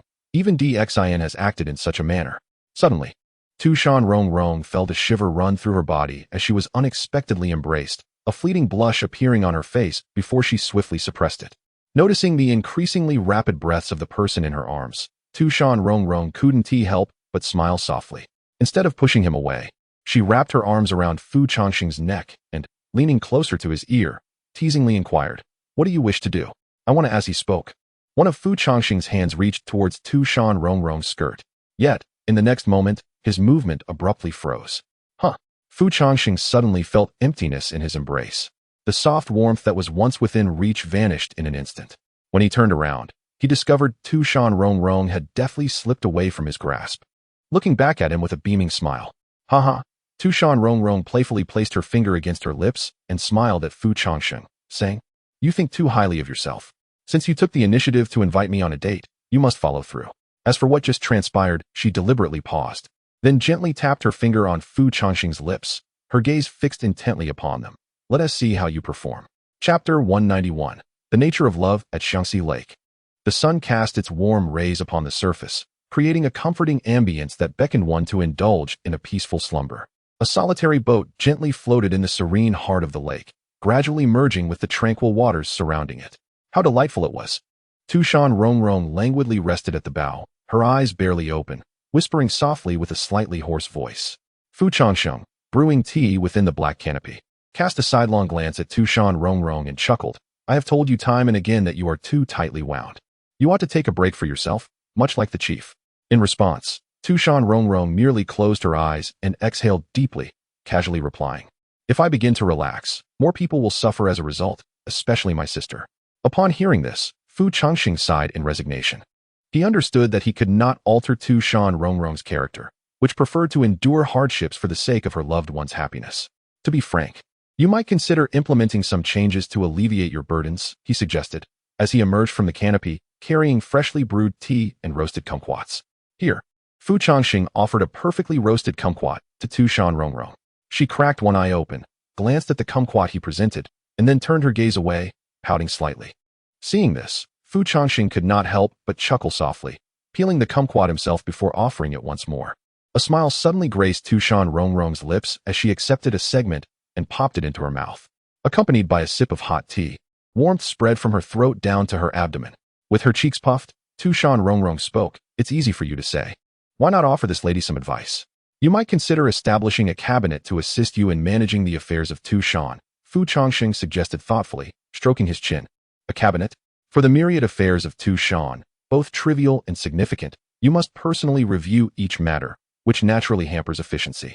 Those documents could be vetted by cabinet members and subsequently reported to you based on urgency, allowing you to make the final decisions. As for selecting the cabinet members, you could either recommend candidates for your evaluation or appoint them directly. As he spoke, Fu Changsheng playfully tousled Tu Shan Rongrong's hair. This way, you can delegate responsibilities to those you trust, which should put your mind at ease, no? After reflecting on Fu Changsheng's words, Tu Shan Rongrong gazed thoughtfully at the lake, taking a considerable time to digest his proposal. I must admit, I have underestimated you, she remarked with a light laugh after a while. I had never considered this before. A cabinet, you say? It sounds rather intriguing. As she spoke, Tu Shan Rongrong cupped Fu Changsheng's face, leaning closer with a beaming smile, and inquired, how did you come up with this idea? With a subtle smile, Fu Changsheng mimicked Dongfang Yuechu, playfully blowing a strand of hair away from his forehead. Lifting his gaze, he retorted, someone as dashing as I am is typically the protagonist, wouldn't you agree? As the leading man, it is only reasonable to be a tad more knowledgeable, wouldn't you say? Fu Changsheng continued, old Zhu, your assignments are simply too easy to copy. Hee. Tu Shan Rongrong, her delicate figure trembling, could not suppress a soft chuckle. Her gaze then shifted to Fu Changsheng's lips, and with a hint of seduction in her whisper, she breathed, is that so? Then, how should I reward you? My dear husband? A sudden rush of emotions enveloped them, and after a brief whirl, Tu Shan Rongrong looked up to find Fu Changsheng silently pinning her down. Regaining her composure, she teased, what is this? Have you lost your restraint? If you manage to hold back, will there be a reward? Fu Changsheng tilted his head in inquiry. With a playful smile, Tu Shan Rongrong wrapped her arms gently around Fu Changsheng's neck, gazing intently into his eyes as she murmured, oh, there is. For instance, gradually, her hands slid down his neck, their breaths intertwining. The surrounding sounds faded into silence, and as the boat gently parted the last ripples, it seemed as if their little vessel had deliberately come to a standstill. Only their intermittent heavy breaths, the pounding of their hearts, and the mingling sounds of exchanged saliva filled the air, intoxicating them both. A fragrant softness enveloped them, and as they parted, a silken thread of connection lingered. Tu Shan Rongrong, feeling somewhat unsatisfied, licked her lips and remarked, you seem unexpectedly bold today.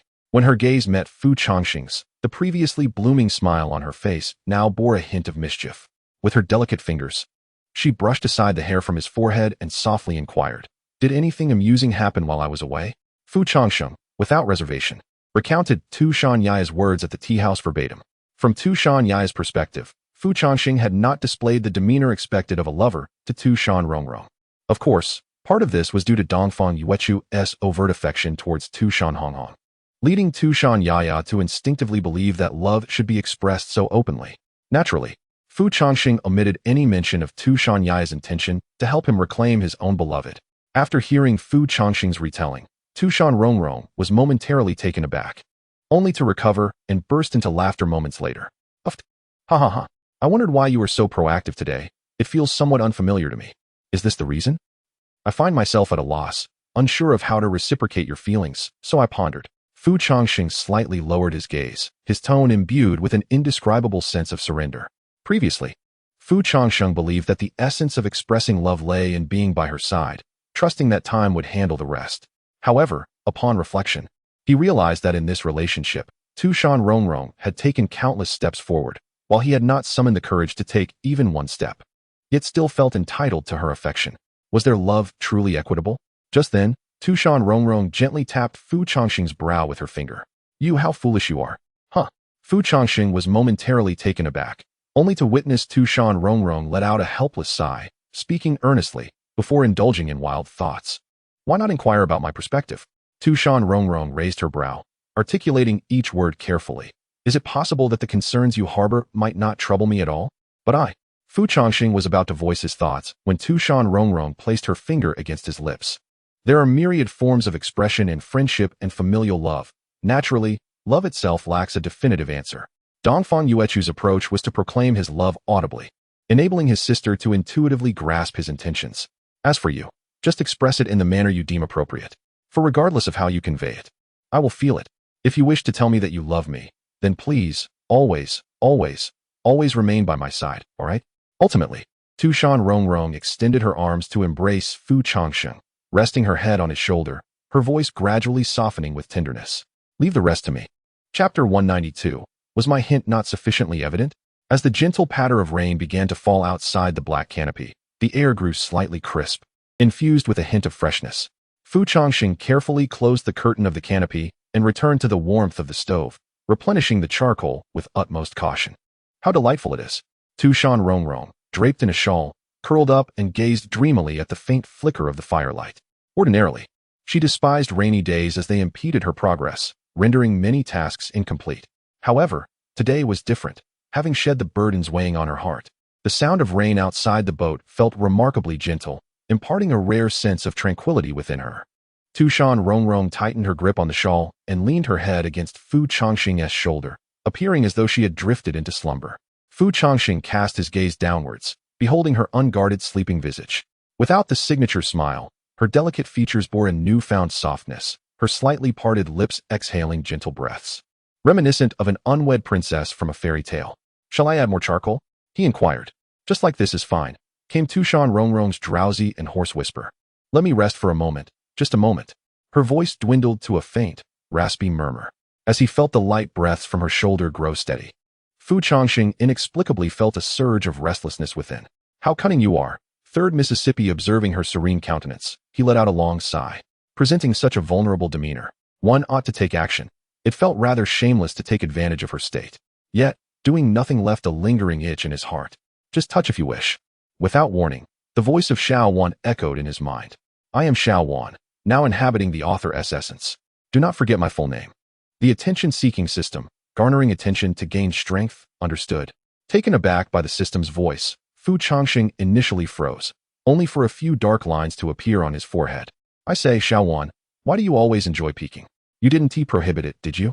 This is a principle. Do you understand privacy? Oh, please. You bring up privacy in front of me? I could recount precisely how many times I've intruded upon your private moments. Stop right there. I've understood. No need to continue. With a darkened expression, Fu Changsheng pinched the bridge of his nose, displaying a look of vexation. Was this even a matter worthy of discussion? Look at you pretending to be so serious.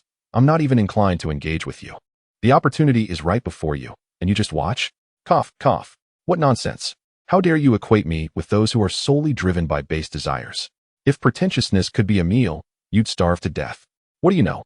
The gentleman appreciates elegance derived through proper means. Do you understand? Humph. Ignorant of good and bad.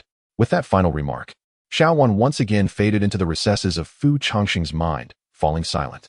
Meanwhile, as Fu Changsheng argued with Xiao Wan, the previously serene Tu Shan Rongrong, who had been resting against Fu Changsheng's shoulder, felt her eyelashes flutter ever so slightly. Tu Shan Rongrong thought, how peculiar. Why does he show no response at all? Is my hint not evident enough? At the hour of you, as the sun dipped below the horizon, the rain gradually ceased, and the dim light finally broke through the clouds. After guiding the small boat back to shore, Tu Shan Rongrong emerged from the black awning, stretching languidly. Her enchanting figure reminiscent of a romantic comic laid bare for all to see. Noticing the gaze beside her, Tu Shan Rongrong turned her head to look at Fu Changsheng. Lifting her chin with a playful smile, she inquired, is it beautiful? Fu Changsheng shook his head. I am blind and cannot see. Perhaps you would allow me to assess it with my hands. Then I may form my own judgment. How charmingly naive. Tu Shan Rongrong chuckled softly, playfully rolling her eyes at him. Where to next? I slept so well that I find myself a bit hungry. You've reminded me. Fu Changsheng suddenly paused, tapping his palm as if recalling something. Let us go. With that, he took Tu Shan Rongrong's hand and quickened his pace. Where are we going? Tu Shan Rongrong adjusted her steps to keep up with him, puzzled. Fu Changsheng did not look back as he replied, on a date, of course. We must go to a place related to our rendezvous. A place related to a date? Tu Shan Rongrong raised an eyebrow, somewhat confused. After a moment, she gazed at the bustling building before them, lost in thought. The sign displayed 3 elegant red characters in traditional script, date building. Is this the place you refer to as related to a date? Tu Shan Rongrong turned her head, glancing at Fu Changsheng with a hint of amusement. Did I strike a nerve with the third young lady's unpleasant memories? Go away. Tu Shan Rongrong lifted her toes to give Fu Changsheng a gentle kick, glaring at him in annoyance. The unpleasant memories Fu Changsheng alluded to were indeed those of the time Tu Shan Rongrong, in a fit of pique, had ventured to the date building with him, only to be nearly harassed by an unsavory character. That incident had become a part of Tu Shan Rongrong's dark history, one she wished to bury.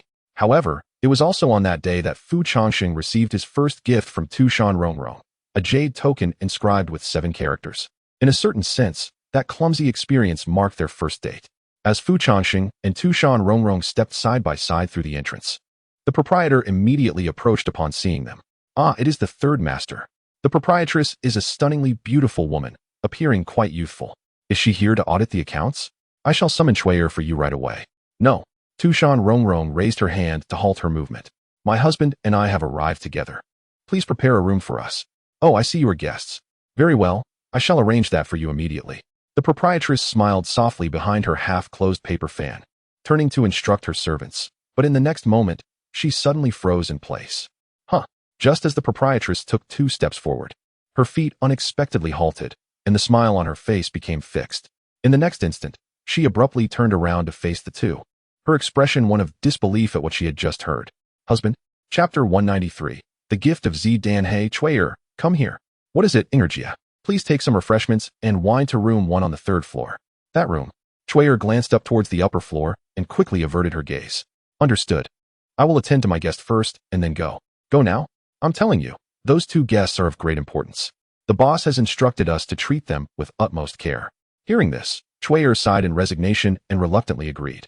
However, as she checked the items in the basket containing the refreshments and wine, she suddenly furrowed her brow. Ingerjia, this isn't right, is it? These items weren't ordered by room 1 on the 3rd floor. Did you make a mistake? With that, Chuyer reached into the basket and pulled out a delicate little box. It was palm-sized, entirely pink, and felt as smooth and warm as jade. Ingerjia sighed. Oh no, it's correct. This is what the boss sent to the guest in that room. It is said that the guest has a good relationship with our boss. Is that so? At this point, Chuyer's expression grew increasingly perplexed. Why would a gift be something like this? Oh, just don't ask questions. Just deliver it. In the end, it was Ingerjia who urged her on, and Chuyer hesitantly made her way upstairs. Along the way, she couldn't help but mutter to herself about the identity of the guest in that room, wondering why the boss valued them so highly, to the point of sending such a thoughtful gift. Knock, knock. Who is it? A gentle and pleasant voice came from within. Excuse me, I have brought the wine and pastries you ordered. Come in. Upon receiving the response, Chuyer carefully pushed the door open while holding the basket. As she entered, in stark contrast to the vibrant atmosphere of the other rooms, a man and a woman sat quietly on either side of a chessboard, their expressions serene and their attire immaculate. A small incense burner on the windowsill emitted a faint wisp of smoke, complementing the elegant decor of the room, creating an ambience reminiscent of a learned scholar's chamber. Looking at the man and woman, they were both remarkably handsome, creating a scene that evoked envy. On the road, a beauty like jade, a gentleman unmatched in the world. But wait, why did these 2 faces seem somewhat familiar? Sandongjia? Young Master Fu? It seemed Chuyer was momentarily taken aback and tentatively inquired. Only then did Fu Changsheng, who had been focused on the chessboard, lift his head and glance at Chuyer in surprise. Oh, a familiar face? Fu Changsheng raised an eyebrow. This girl was one of the audience members he often entertained during his time as a musician. Thank you. Tu Shan Rongrong stepped forward to take the basket from Chuyer, smiling politely. You. It seemed that Chuyer was momentarily overwhelmed, her fingers darting back and forth between Fu Changsheng and Tu Shan Rongrong, her eyes wide with astonishment. Perhaps sensing Chuyer's bewilderment, Tu Shan Rongrong offered a gentle nod and a smile. It was merely a casual outing, nothing more. However, before Tu Shan Rongrong could finish her explanation, Chuyer had already vanished from sight. Sistering, this couple I've been rooting for has actually come to fruition. Fu Changsheng and Tu Shan Rongrong exchanged glances, speechless. Fu Changsheng retracted his gaze, a hint of amusement playing on his lips as he shook his head, marveling. How does it feel akin to dating a superstar? Am I climbing the social ladder? I see you've only mastered the art of banter, Tu Shan Rongrong chided playfully, gently poking Fu Changsheng's forehead. With a sudden sigh of despondency, Fu Changsheng lamented, alas, who could resist the allure of a certain fox spirit in this vibrant realm? Neglecting the teachings of the Duke of Zhou, only to engage me in discussions of art and culture? What else could I do but jest?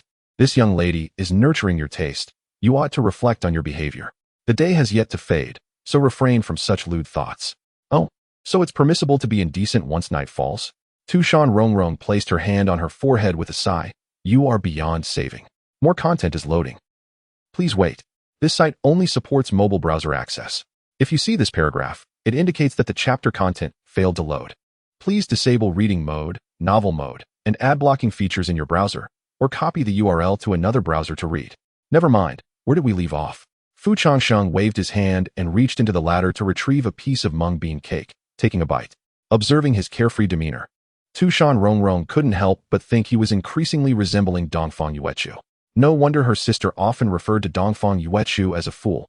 Indeed, men seem to be cast from the same mold. Let it be known, should you lose, I shall demand a bit of interest. You are overly confident, Tu Shan Rongrong said, delicately placing a chess piece. In response, Fu Changsheng said nothing, yet a subtle, wicked smile crept upon his lips. How naive, he thought to himself. Can you truly surpass AI? Xiaowan go? Show her the bond we share. Lu, do you truly have the audacity to say that? The system's derisive voice rang out promptly. 50 focus points, fixed price. Are you trying to shortchange me? At least 60. Deal. As expected. Once the system took over, Fu Changsheng's pace in placing his pieces quickened, while Tu Shan Rongrong's expression grew increasingly solemn. She, of course, noticed the shift in Fu Changsheng but did not dwell on it, assuming he had merely been playing around before suddenly becoming serious. After the passage of half a stick of incense, Tu Shan Rongrong let out a deep sigh. The furrowed brow that had been tense for quite some time suddenly relaxed. And Tu Shan Rongrong promptly chose to concede. You weren't deliberately hiding your skills before, were you? Tu Shan Rongrong lifted her gaze and cast a sidelong glance at Fu Changsheng. What was in the past is in the past. The present is another matter. Fu Changsheng shrugged. Miss San, you cannot resort to trickery and deny your words. Very well, speak up. What do you wish for me to do? Tu Shan Rongrong replied without pretense, gently tucking her hair behind her ear, presenting an alluring demeanor that beckoned his command. Fu Changsheng remarked, I suddenly possess a rather perilous notion that I wish to test. Tu Shan Rongrong replied, since it is dangerous, I advise you to think it over before speaking. As she smiled and retrieved an abacus from her sleeve, Fu Changsheng's expression stiffened, and he awkwardly cleared his throat. Ahem. What was I thinking? I'm in a knee pillow and feeding. How could you misunderstand me like that? You certainly know how to take advantage, he added. All right, come here. As she spoke, Tu Shan Rongrong patted her skirt, signaling Fu Changsheng to lie down. Fu Changsheng immediately turned to his side and rested his head on Tu Shan Rongrong's soft thigh, gazing up at her exquisite face. Delight filled him as he could not help but reach out to pinch Tu Shan Rongrong's chin, adopting the tone of a spoiled youth. Sister, give me a smile. Tu Shan Rongrong responded. Oh, is this how I should smile? With a sinister chuckle, seeing Fu Changsheng immediately grow more subdued. Tu Shan Rongrong could not suppress a laugh, covering her mouth, and then reached to take some pastries from the tiered stand. What do you wish to eat? Let me see. What is in that pink box? I haven't tried it before. I'll take that. Tu Shan Rongrong picked up the pink porcelain box, opened it, and discovered a pearl-like pink orb nestled inside, resembling a piece of candy. Wait, I don't remember ordering this. Tu Shan Rongrong raised an eyebrow, somewhat puzzled, as she pinched the pink candy. Perhaps it is a gift from the owner, owing to Miss San's great reputation? Hurry, let me taste it. After Tu Shan Rongrong fed the candy to Fu Changsheng, he nodded in surprise. This flavor is delightful. It seems even better than the sweets from Yao Xinjai. Is it truly that delicious? Tu Shan Rongrong inquired with curious eyes. Chewing thoughtfully, Fu Changsheng mused to himself. The texture is indeed novel. I should pack some for later. Xiaowan, what is this? I have never seen it before. Delivery Dan, which upon consumption can synthesize oxytocin within the human body. Fu Changsheng. Chapter 194. How wonderful, such a world as night enveloped the sky. The remnants of the day's rain lingered, with the gentle patter of droplets falling from the eaves still audible outside. Changsheng sat cross-legged at the foot of the bed, a brush held delicately between his lips, diligently planning for the upcoming Qixi wedding next month. The flickering candlelight revealed that Tu Shan Rongrong had already succumbed to slumber, her fox ears drooping languidly, occasionally quivering gently. Changsheng perused Tu Shan Rongrong's planning sheet repeatedly, occasionally tugging at his hair in frustration. The budget would need to be drawn from the tea house's earnings, with a total of 10,000 taels of silver. The financial constraints for hosting a wedding in Tu Shan felt quite pressing, although it was expected that Tu Shan would cover part of the expenses. Relatives. TSK. Let us count Dongfang Yuechu among them. On the morning of Qixi, he would assist Rongrong in officiating the wish-making ceremony at the hour of Chun. By noon, preparations for the wedding procession and the banquet would need to be set, leaving little time for rest. The ceremony was scheduled for the hour of Su, with the high seat reserved for the chief. Wait a moment. Wasn't it I who had wed with the chief and Dongfang Yuechu back then? Never mind. No need to dwell on that. After an indeterminate time, Changsheng set the planning sheet aside and stretched languidly. Approaching the bedside, he inhaled deeply, the coolness of the lingering summer rain invigorating his senses. In a moment of reverie, he glanced outside at the night scenery, a faint smile playing upon his lips. Turning back, he gently shook Tu Shan Rongrong's shoulder beneath the covers.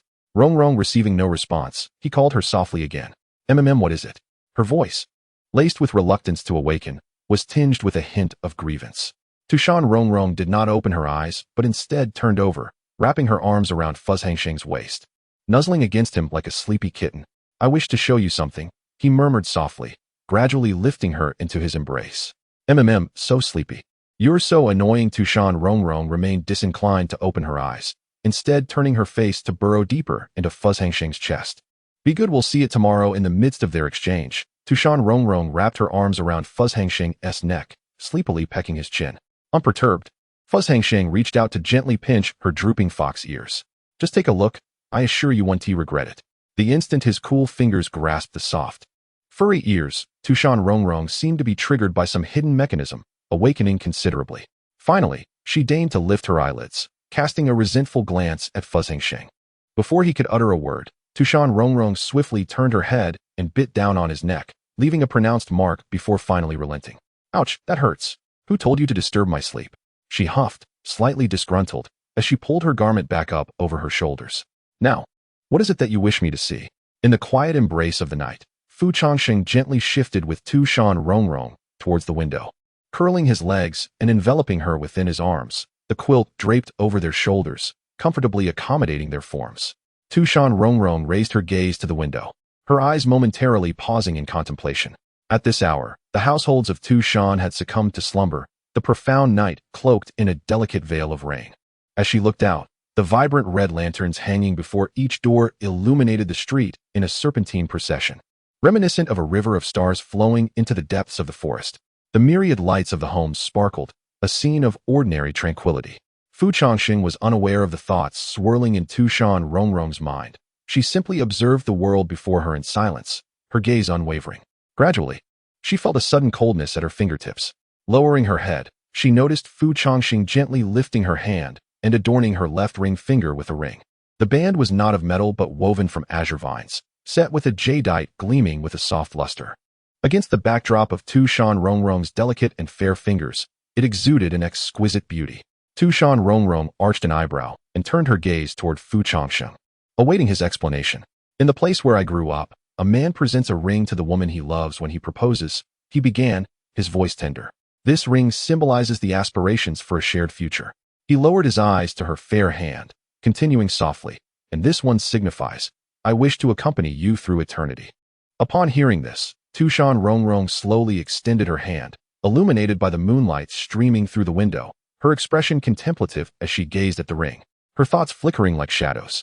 After a moment, she fixed her calm eyes upon the ring and softly called out, Changsheng. Yes? He replied. Could you share your story with me? She asked, her tone earnest. Changsheng was momentarily taken aback, seemingly unprepared for her sudden inquiry. I wish to know what you were like before, Tu Shan Rongrong added. After a moment's reflection, Changsheng realized that her reference to before likely pertained to his life prior to arriving in Tu Shan.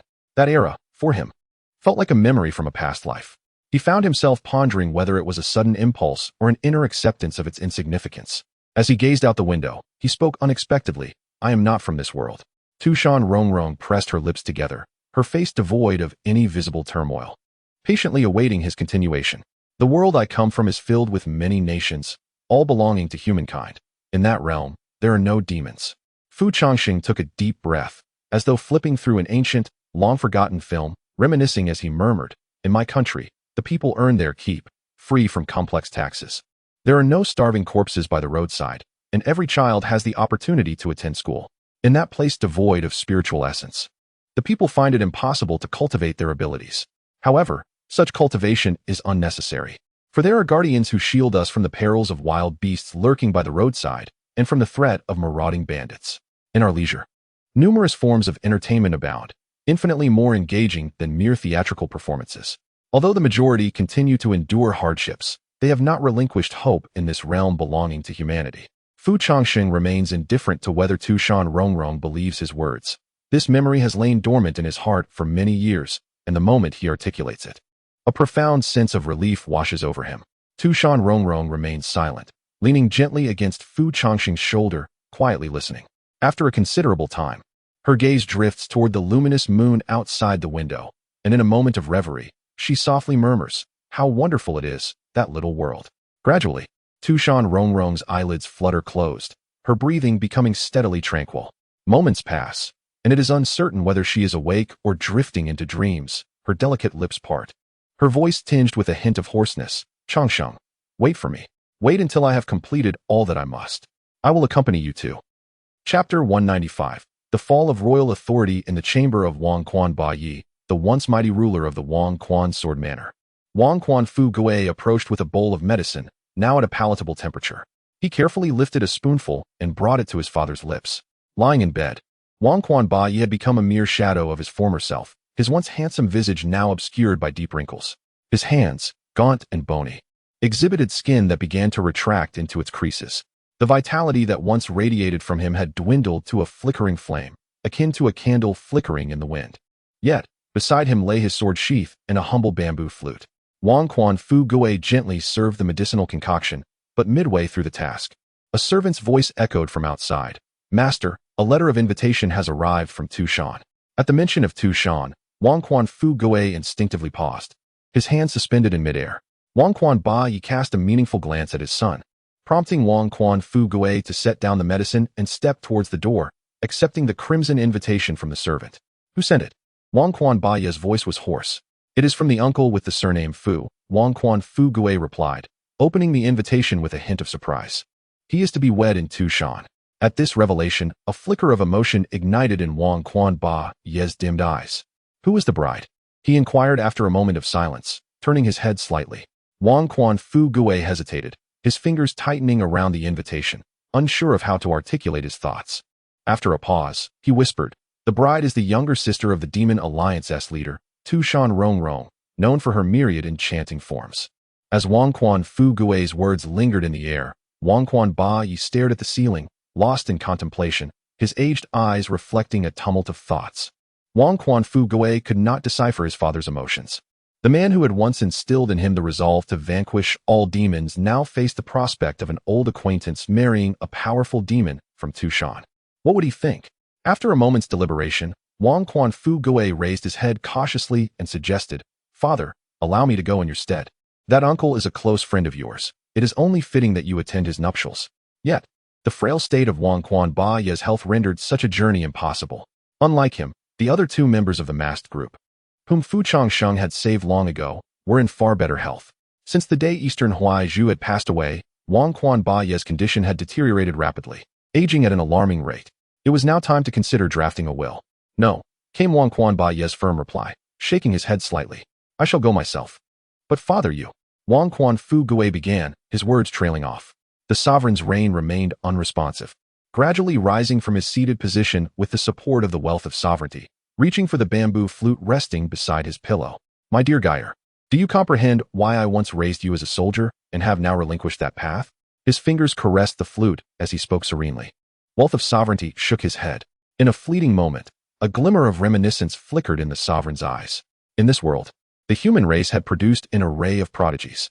The major families of the Tao Alliance emerged like bamboo shoots after a rain, revealing numerous rare talents seldom seen in a century. At that time, it was proclaimed that the future of humanity was at hand. Yet now, they have all turned to mere dust, or become withered branches and dead grass like myself, the sovereign lamented, casting his gaze downward. Upon hearing this, Wealth of Sovereignty felt a sense of detachment. He had heard tales of the mask's past glory and understood the significance it held for humanity. However, those prodigies of the human race had met their tragic fates beyond the circle. Of the few who remained, some had lost their resolve, making no progress in their cultivation, while others chose to live in seclusion, never to emerge again. On that fateful day, a chasm appeared in the combat prowess of the younger generation of humanity. Once the remaining elite forces of the Tao Alliance perished, humanity would lose its capacity to contend with the demon race during the prolonged vacuum of power. This was an irreparable sin committed by the sovereign. Thus, the Tao Alliance's soldier program was conceived. The sole progeny of the Wang family became the sacrificial offering to atone for this transgression. Just as the sovereign had once told Fu Changsheng, "I had no choice." So too did he. Until that day when I encountered Changsheng once more. Gradually, the figure of Fu Changsheng resurfaced in the sovereign's mind. I could see that he had found what he sought, his resolve unshaken, and even strengthened beyond his former self. Additionally, there was Dongfang Yuechu. In them, I glimpsed the future of humanity. As he spoke, the sovereign turned his gaze towards Wealth of Sovereignty, who stood silently by. "I am sorry. I am sorry to your mother.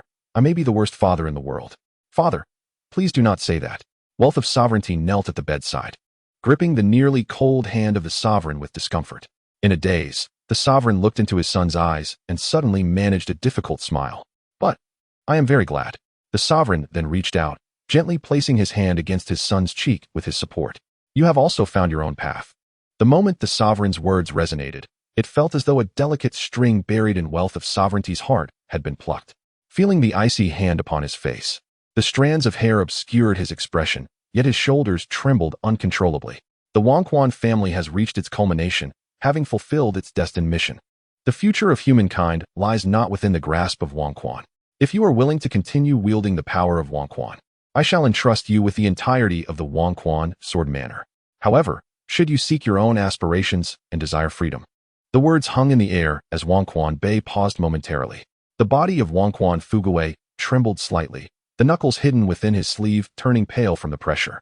After a brief moment, Wangquan Bei lowered his gaze and gently waved his hand. "Take the Wangquan sword with you, depart from the Wangquan family, and journey to the places you long to be." Upon uttering these final words, Wangquan Bei exhaled deeply.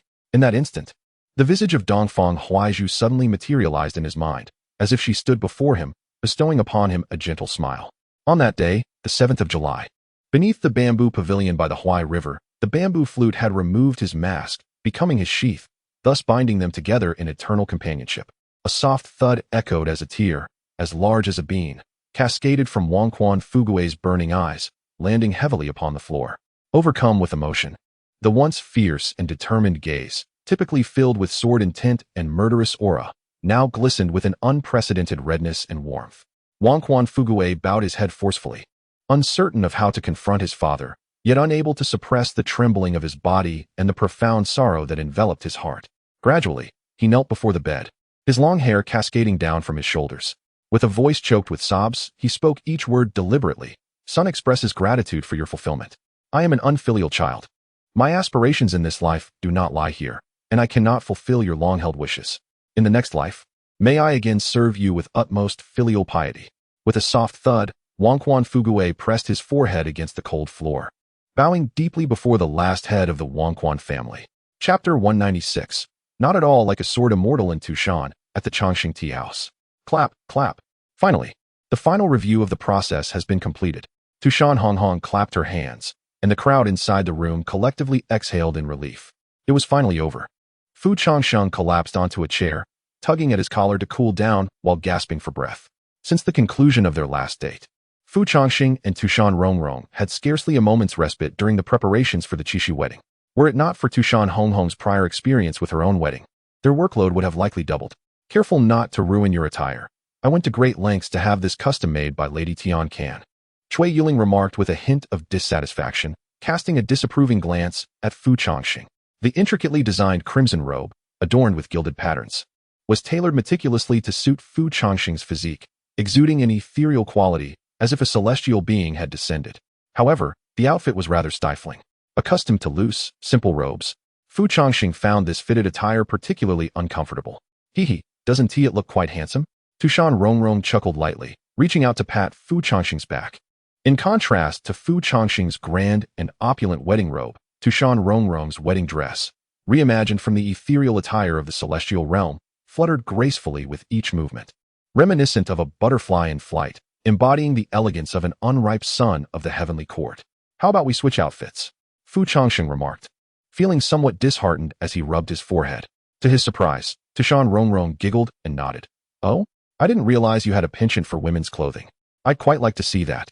Upon her words, Tu Shan Rongrong, Dongfang Yuechu, and Shui Yuling simultaneously turned their gazes towards Fu Changsheng. Their eyes seemed to convey a silent inquiry. You have this particular inclination? Never mind. I think this is quite good as it is. Fu Changsheng sighed helplessly under their scrutinizing stares. By the way, do you think we might have overlooked something in our process? Shui Yuling suddenly expressed her doubt, scratching her face with her finger, feeling as though something was amiss. Is there? Dongfang Yuechu softly raised a hand, murmuring, I also feel like we might have missed something. The group exchanged glances, falling silent as they pondered. Uncle Fu. After a lengthy pause, Dongfang Yuechu leaned closer to Fu Changsheng, lowering her voice tentatively to inquire. Have we forgotten about Sister Yaya? Who? It's nothing. After everyone had finished packing their clothes for the next day and departed, Tu Shan Rongrong, while assisting Fu Changsheng in loosening his attire, sighed languidly. These past days have been exceedingly hectic.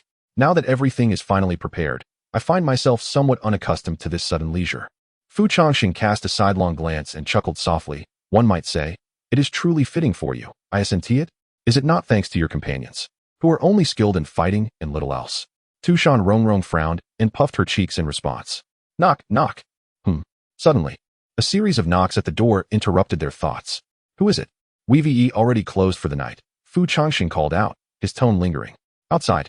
Wang Quan Fugui took a deep breath, steadied himself, and spoke. Uncle, I am Wang Quan Fugui. I apologize for disturbing you at such a late hour. My father wishes to see you. As soon as Wang Quan Fugui finished speaking, the door to the tea house creaked open slightly.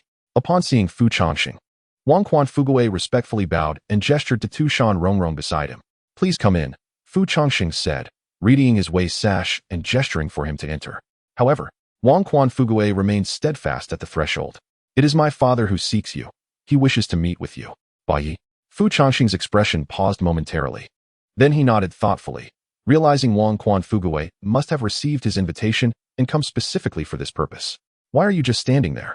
Go on, Tu Shan Rongrong remarked, finding amusement in Fu Changsheng's questioning gaze, and gently pushed him from behind. Thank you, Aunt, Wang Quan Fugui replied, a hint of surprise flickering across Tu Shan Rongrong's features. She couldn't help but stifle a laugh. You little rascal, your words are quite sweet. Please convey my regards to the head of the Wang family. Of course, he assured her. Subsequently, Wang Quan Fugui departed the tea house with Fu Changsheng, heading towards the weeping tree. Upon seeing Wang Quan Ba Yi beneath the tree, Fu Changsheng felt a jolt of surprise. He had anticipated that Ba Yi would be waiting for him there. Wang Quan Ba Yi sat in a wheelchair, gazing intently at the towering weeping tree, lost in thought. Father. As the two landed, Wang Quan Ba Yi finally came to his senses and turned to Fu Changsheng, managing a faint smile with some difficulty. He then waved his hand, signaling Wang Quan Fugui to leave, who nodded and silently retreated a distance away. You have arrived. Wang Quan Ba Yi greeted Fu Changsheng with a smile. I mentioned tomorrow in the invitation. Why come to see me tonight? Despite his words, Fu Changsheng could hardly conceal the joy of reuniting with an old friend. The chapter is not yet complete. Please click to the next page to continue reading the captivating story. As Fu Changsheng approached Wang Quan Ba Yi, something in his expression suddenly froze. In an instant, Fu Changsheng's pupils instinctively contracted, as if struggling to believe what lay before him. The once mighty sword immortal, who had commanded the Dao Alliance and the Wang family, now found himself devoid of any spiritual energy, his heartbeat and breath barely perceptible. For reasons unknown, a sudden pang of melancholy gripped Fu Changsheng's heart. As if something were constricting him, Wang Quan Bei paid no heed to Fu Changsheng's incredulous gaze, instead gesturing for him to come closer. His hoarse voice tinged with a hint of softness. Come, let us converse for a while. In that moment, Fu Changsheng comprehended the reason behind Wang Quan Bei's nocturnal visit to Tu Shan. He remained silent, blinking rapidly in the enveloping darkness, forcing back the tears that threatened to spill. Stepping forward, he approached Wang Quan Bei's side, gently leaning over the wheelchair with a soft smile. What brings you to seek me beneath the bitter love tree? Wang Quan Bei smiled in return. I envy you, he murmured, his gaze fixed on the bitter love tree before them, a bittersweet expression crossing his features. It is astonishing that such a wondrous thing exists in this world, capable of allowing lovers to rekindle their fates in another life. His speech was slow, as vivid images flashed through his mind like a revolving lantern. I hear you are to wed the third head of Tu Shan, he remarked, glancing at Fu Changsheng's crimson wedding attire, before reverting to his gentle smile. Yes, everything is prepared. I await your presence to celebrate my nuptials. It is a regret that I could not partake in the toast at your wedding with Miss Huaizhu. With those words, Fu Changsheng summoned a bottle of exquisite celestial wine and produced 2 small cups. After filling them, he handed one to Wang Quanbei. Today, let us drink this together. Wang Quanbei accepted the cup with a smile, raising it to his lips and gulping it down with gusto. Yet, as the celestial brew coursed down his throat, he could only faintly feel a burning sensation, unable to savor its essence, as the spiritual energy within the wine dissipated in an instant. Ha ha ha! What a fine wine indeed! Wang Quanbei exclaimed, smacking his lips and laughing heartily. Fu Changsheng too finished his cup of celestial wine in one go, the liquid trickling down the corner of his mouth, his eyes suddenly glistening with unshed tears, yet he continued to smile. In a moment of daze, he noticed the white mask resting on Wang Quanbei's lap. The mask bore minimal decoration, merely depicting a somewhat foolish smiling face, entirely unbefitting of a serious person. You still carry that trinket? Fu Changsheng chuckled. I cannot let it go, Wang Quanbei murmured, the smile on his face fading into a bittersweet expression. This mask marks the beginning of everything and will witness the conclusion of the legend it represents. Gradually, Wang Quanbei's breathing slowed, and the world before him began to blur. Ah, how splendid those days were, when fear held no sway over my heart. Fu Changsheng gazed up at the luminous moon. Memories surged within his mind like a tempest, the familiar yet youthful visages becoming increasingly vivid, as if it were merely yesterday when they roamed the world, unrestrained and audacious. He chuckled softly. Indeed, the days spent in the company of friends. The echoes of power and ambition dwindled, until at last, even he could not discern his own words. He felt an ethereal lightness, as though the winds cradled him, transporting him back to that fateful year and day. Sister, Yang Yi Tan, Li Zizai, Li Chuzhua, Ji Wu Ji. Cherished companions of yours encircled him, nodding in acknowledgement, addressing him as elder brother. In this moment, their faces bore the masks of pride and defiance. To have known you all, truly, brings me immense joy. Gradually, the eyelids of Wang Quanbei began to descend quietly, his fingers still clutching the mask tightly. Do you remember, when we first met? You expressed your desire to test me, wielding a low-grade spiritual sword, compelling me to struggle in response. In that instant, I thought to myself, how ferocious this person is. A veritable monster. Yet, I still felt you were unreliable. Do you know why? In a daze, Fu Changsheng's eyes suddenly welled with tears. It was as if a deluge had breached its dam, the radiant moon obscured by his tears in an instant. Not wishing Wang Quanbei to witness his weeping, Fu Changsheng raised his hand to cover his face, revealing only a quivering smile at the corners of his mouth, as he choked out. It is simply because that mask is utterly foolish. It does not resemble a sword immortal in the slightest. Chapter 197. A bittersweet farewell. As the tears began to well in Fu Changsheng's eyes, the radiant light of the full moon stretched endlessly across the horizon. He trembled, inhaling deeply, reaching a hand to trace the tear-stained path upon his cheek. As for you, my ambition, it appears I have yet to confront all of this with the same composure you did, Fu Changsheng whispered softly, gradually losing himself in thought. Suddenly, a grim smile graced his lips. How could you let go of everything? How could you bear to depart? I have yet to take you, to witness the true world beyond the veil. The truths we promised to uncover together, to see, to unveil the masks of existence. I have not cast aside my own mask. How could you abandon yours? Please, do not forsake us. Unconsciously, Fu Changsheng's voice dwindled to a whisper. As the weight of sorrow became unbearable, his shoulders trembled uncontrollably, warm tears cascading down his furrowed brow. The moonlight before him blurred, prompting memories of the first day he donned the mask of a hero. They had vanquished a calamity that terrorized the land, and with a single stroke, Fu Changsheng felled the leading demon. In that moment, the long hair beneath the white fox mask danced in the wind, and he felt an exhilarating breeze, a breeze that ushered in a dream of heroism, binding their destinies together. Where the wind swept, their stories unfolded.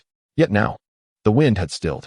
As the silence enveloped the air, Wang Quanbei, who had been watching from a distance, sensed an unsettling shift within his heart, tightening inexplicably.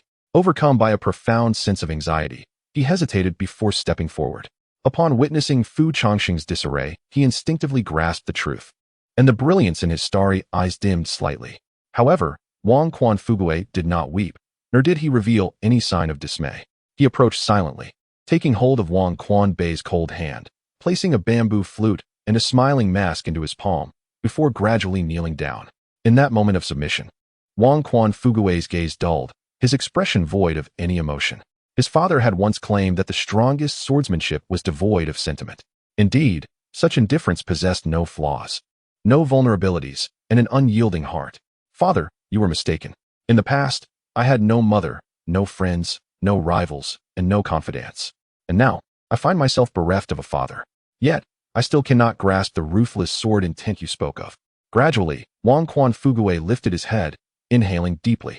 If that is the case, Father, I shall seek the path that belongs to me. Please convey my apologies to Mother. After speaking, Wang Chuanfu quietly lowered his head and bowed.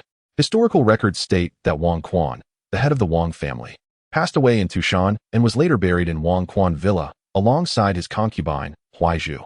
That night happened to be the 7th day of the 7th lunar month. When Fu Changsheng finally returned to the tea house, the second floor still glimmered with the light of a candle. As the door creaked open, Tu Shan Rongrong, who had been propping her head up at the candlestick and nearly dozing off, suddenly perked up at the sound. You're back. Tu Shan Rongrong quickly stood to greet Fu Changsheng, noticing his pallor. What's wrong? You look terrible. Wait. As Tu Shan Rongrong approached, she realized Fu Changsheng's countenance was alarming. Just as she intended to inquire about his distress, darkness enveloped her vision in an instant. When she regained her senses, she discovered that Fu Changsheng had unexpectedly embraced her tightly, burying his face in her shoulder.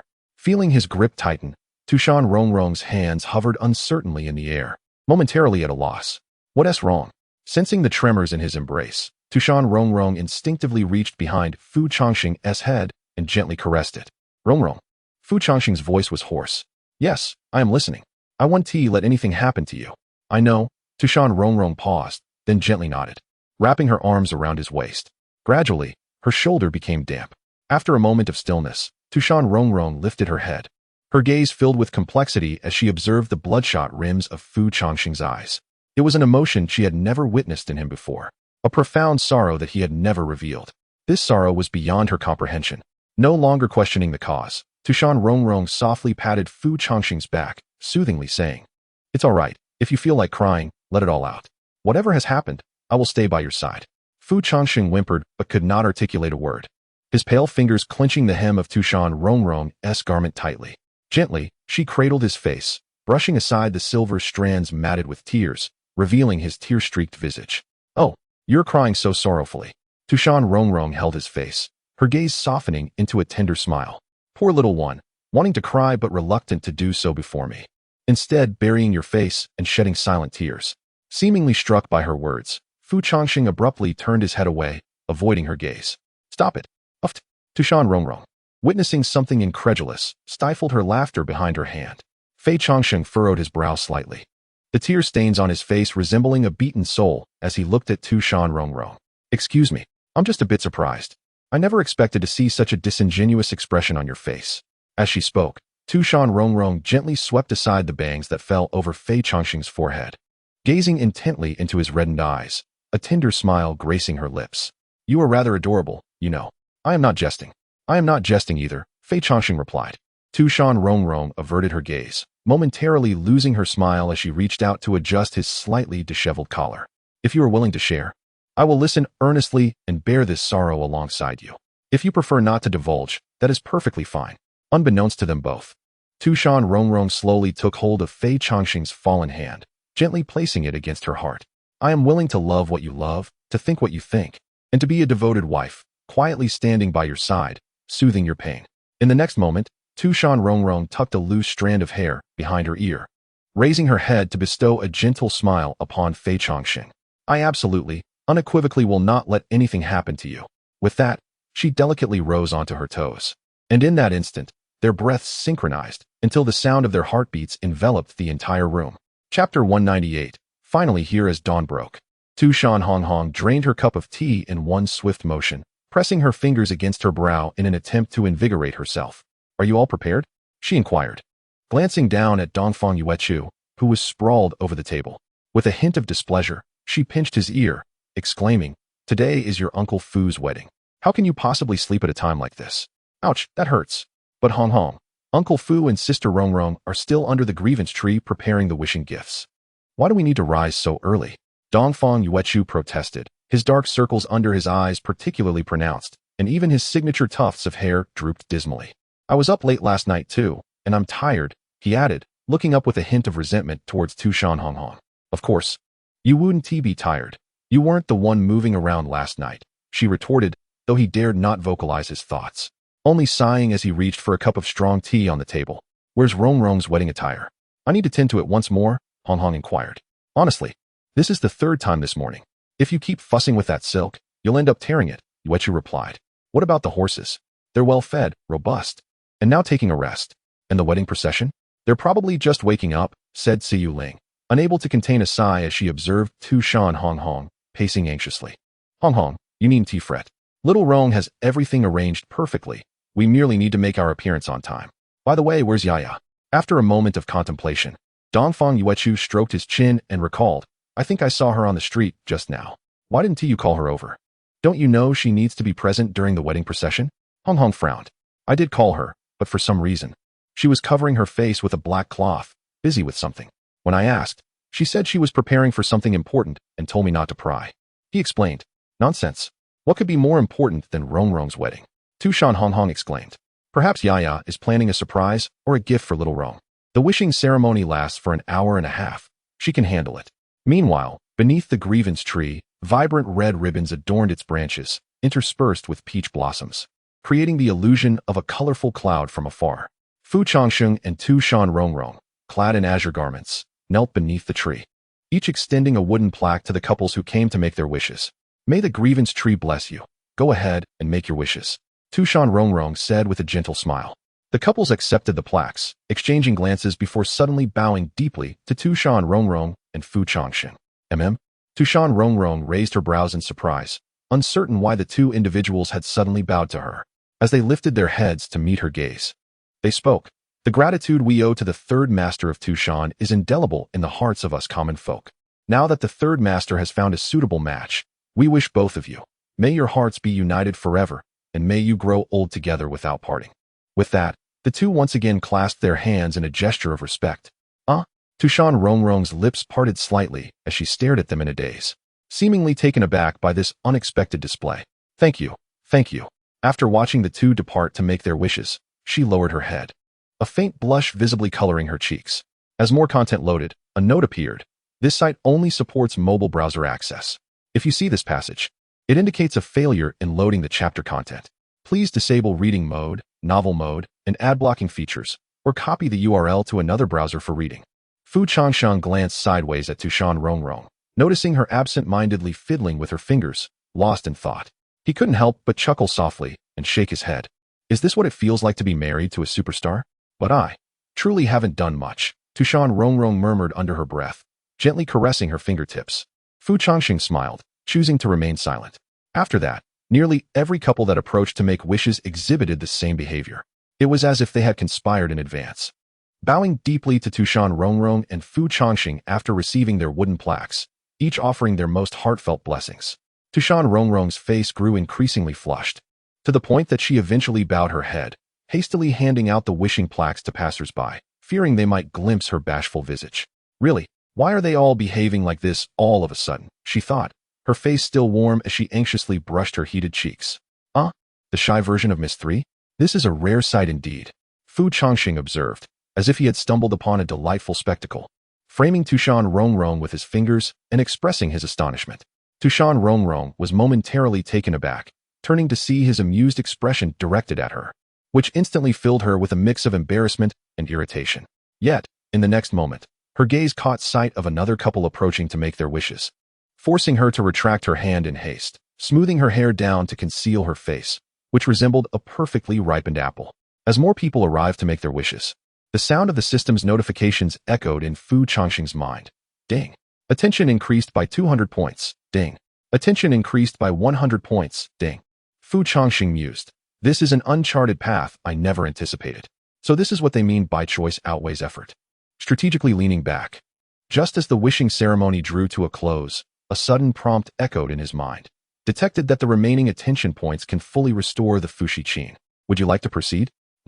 At this, Fu Changsheng's eyes brightened, invigorated by the prospect. Finally, it is upon us. Once, the yearning for restoration of the Fushi Qin consumed Fu Changsheng, driven by the belief imparted by Xiao that upon its repair, he could return to his original world. Now, however, he requires the complete Fushi-Qin to safeguard all that he holds dear. Confirmation of usage. Fushi-Qin restoration level has reached 100. Repair complete. With the final sound of the notification resonating in his mind, a sudden melody emanated from within Changsheng. No superfluous breath escaped him. It was as though an ancient thought, dormant for eons, had finally awakened in that moment. Meanwhile, in the abyssal void of Wanshou Ridge, a being of repressed aura suddenly opened its eyes. This gaze unleashed a tempest of rage across the void, stars colliding in a dazzling display. You have indeed not disappointed me, Changsheng. Gradually, a subtle smile began to surface on the otherwise placid face of the being. It was time to reunite with this old friend. In the next instant, it extended a finger, effortlessly tearing through the void as if puncturing a mere sheet of paper. At that very moment, at the edge of the human realm, in a corner unnoticed by all, a single foot slowly emerged. Chapter 199. The Nameless Guest Hurry. Uncle Fu, turn around. At noon, within the loft of the Changsheng tea house, a group of individuals bustled around the two protagonists. Oh, look at how handsome the son-in-law is, remarked a fox demon responsible for adorning Tu Shan Rongrong. Stealing a glance at Changsheng and unable to suppress a giggle as she whispered to her colleague. Her colleague chuckled softly and teased, "What? Just because the son-in-law is handsome, does that mean our third master is not?" The fox demon, regaining her composure, caught Tu Shan Rongrong's gaze in the mirror. The usually gentle third master, draped in resplendent red attire, exuded an enchanting allure that was almost otherworldly. Indeed, the third master was beautiful. Just a fleeting glance exchanged with Tu Shan Rongrong made the fox demon's heart race, compelling her to lower her head and cautiously add, "You look stunning."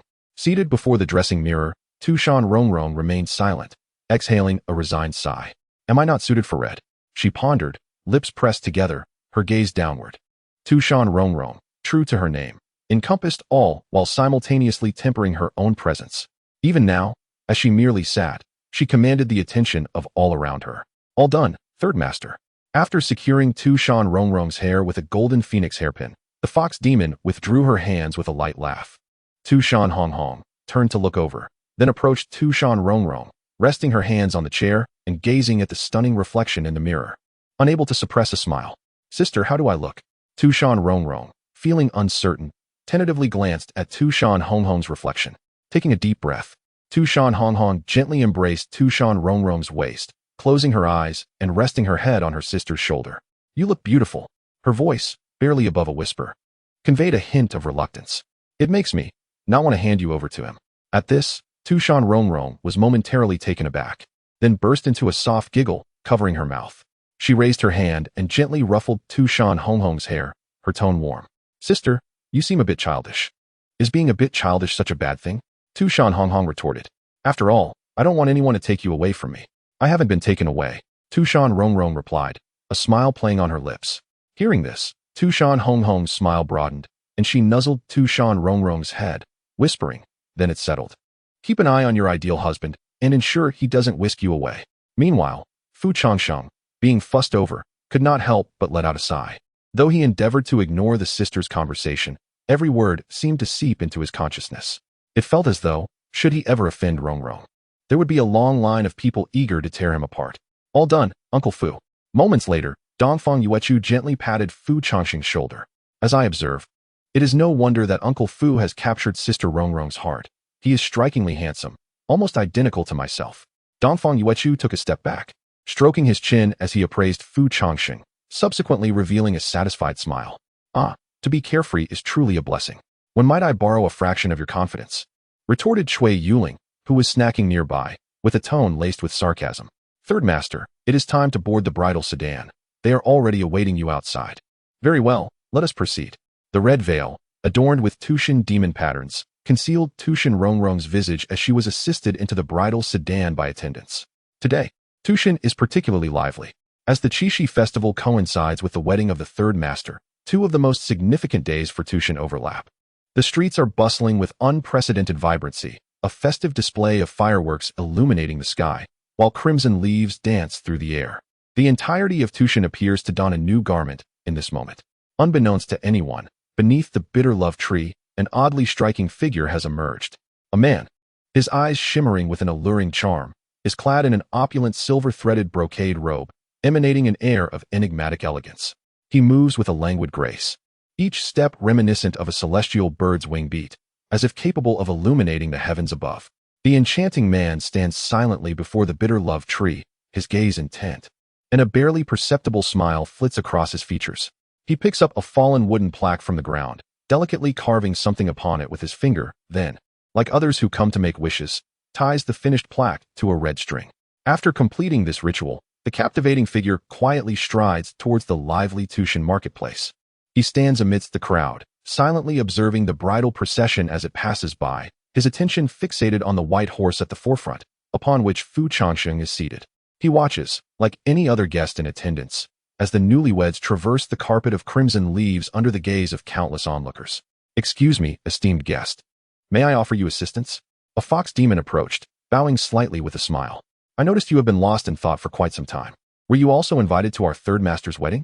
The man paused momentarily, then responded with a polite smile, "Indeed."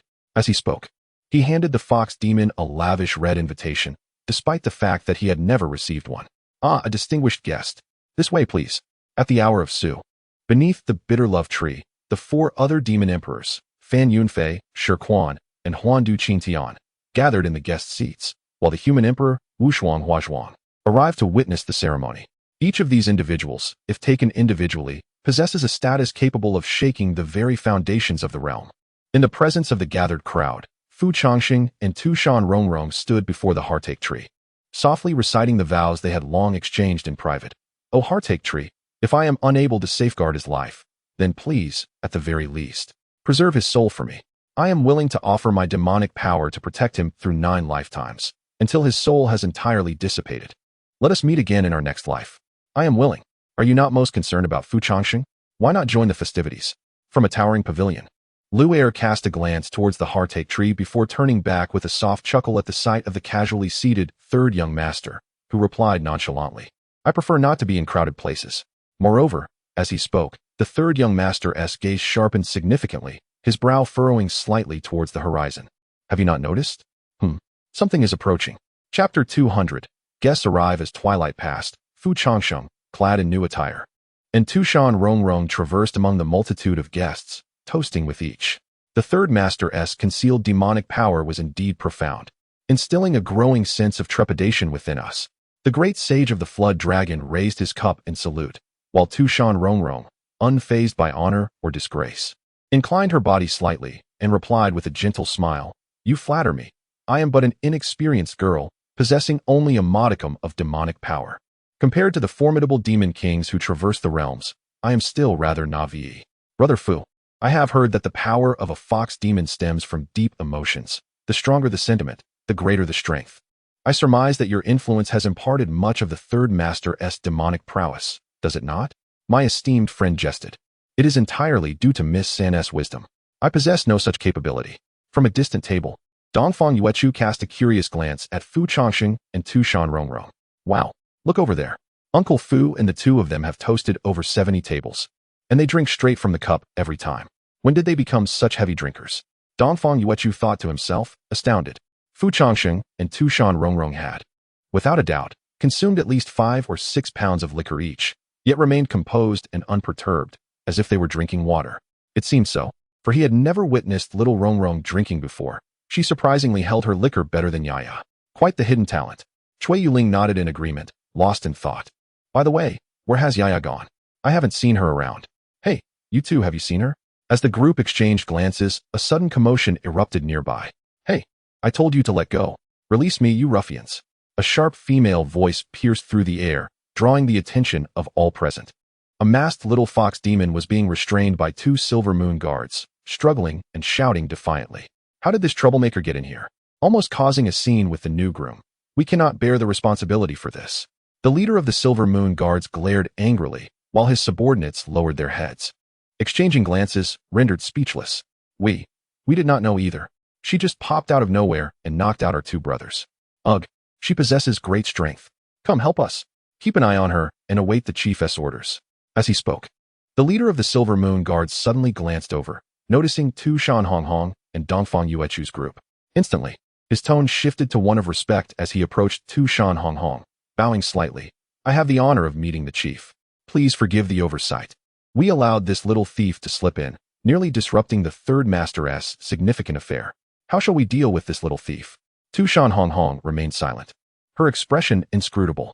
Despite the black fabric obscuring the thief's face, she instantly recognized the little rascal before her.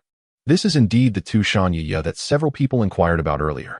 Tu Shan Rongrong hesitated to speak. The leader of Inu noticed the astonishment in Tu Shan Rongrong's eyes and blinked, inquiring, "What is this? Do you know this person?" "Oh no. No. We have never met. We are not acquainted with her." Tu Shan Rongrong was about to speak, but was abruptly silenced by Dongfang Yuechu, who covered her mouth. Tu Shan Yiya. As Dongfang Yuechu's words fell, Tu Shan Yiya, who had hoped for salvation, now wore an expression of disbelief at what she had just heard. "You insolent cockroach. You dare to feign ignorance of my identity. How audacious. Do you still dare to show disrespect to my esteemed uncle? Your crimes are multiplied. Rest assured, esteemed uncle, we shall keep this little thief under strict watch." "Awaiting your orders," Dongfang Yuechu affirmed. "How exhausting." Tu Shan Rongrong sighed as she gently removed her phoenix crown and elaborate attire, finally allowing herself to exhale deeply, a thin sheen of sweat forming on her forehead. "Indeed, I am still unaccustomed to these tedious formalities." Tu Shan Rongrong, feeling fatigued, leaned on the table, her voice heavy with resignation. "Fortunately, your mastery of shape-shifting and disguise is unparalleled. Otherwise, if I had to toast every one of these 100 tables of guests, I would surely collapse right here." Fu Changsheng released the red cord binding his chest and slumped back against the counter, exhaling a long breath. "However, isn't it a bit improper for us to bypass the wedding rituals so directly?" Raising an eyebrow, Fu Changsheng glanced at Tu Shan Rongrong, who responded with a nonchalant smile. She slightly tilted her lips, resting her chin on her hand, casting a meaningful look at Fu Changsheng. "What? Are you interested?" Tu Shan Rongrong's voice seemed to carry a magical allure, capable of stirring one's heart even without any accompanying gaze or gesture. "Indeed, 80 times in one night." Fu Changsheng scoffed, gesturing with his hand, already familiar with Tu Shan Rongrong's playful taunts. "Anyone can talk big." "Oh." At his words, Tu Shan Rongrong couldn't help but let out a light laugh, propping her chin on her hand, her gaze towards Fu Changsheng tinged with a hint of aggression. "Then I must admit, I am somewhat looking forward to it." With a subtle smirk, Tu Shan Rongrong leaned closer, her finger lightly tracing Fu Changsheng's abdomen, her eyes revealing unmasked amusement. This chapter has not yet concluded. Please click the next page to continue enjoying the captivating content. It was agreed that the one who surrenders first tonight shall be responsible for the upkeep of the scripture pavilion for a month. Ahem. I suddenly feel that on such a romantic evening, the communion of souls holds greater significance. Wouldn't you agree? Upon hearing this, Tu Shan Rongrong displayed a teasing smirk, her gaze retreating with a faint smile. However, a brief taste of it should be permissible, right? Without waiting for Fu Changsheng's consent, Tu Shan Rongrong leaned in closer. Seated atop Fu Changsheng's lap, she entwined her arms around his neck, her possessive eyes sweeping over him. Fu Changsheng felt an immediate warmth enveloping his breath, only to be met with the moist and heated sensation of Tu Shan Rongrong's lips brushing against his neck. This sudden provocation sent a rush of heat to his ears. How scandalous! Yet, just as he was on the verge of succumbing to Tu Shan Rongrong's gentle allure, he sensed something amiss, his body abruptly tensing. In the next moment, Fu Changsheng straightened up slowly, his expression turning grave as he gazed out the window. "What is it?" Noticing Fu Changsheng's sudden rigidity, Tu Shan Rongrong halted her movements. Looking up at him with curiosity, following his line of sight, she peered back, only to find the tightly shut door of the tea house, with nothing particularly unusual in sight. "Rongrong, could I trouble you to brew a pot of tea? What is this about? Is there a guest arriving?" At this, Tu Shan Rongrong's eyes widened in surprise, but upon witnessing the unprecedented seriousness etched on Fu Changsheng's face, she momentarily fell into a rare stupor. "Oh, very well." Chapter 201, A Self-Introduction, Lord of the Beast Ridge Dong Dong. Changsheng closed his eyes, taking a deep breath, the sensation of his racing heart growing ever more intense, his fingers gripping the cuff turning pale. Tu Shan Rongrong did not inquire about Changsheng's condition, but quietly prepared tea as he instructed. In an instant, the room was filled solely with the sound of boiling water, accentuating the fervent rhythm of Changsheng's heartbeat. After an indeterminate period, Tu Shan Rongrong brought 2 cups of steaming tea to the table, lifting her gaze to glance at Changsheng.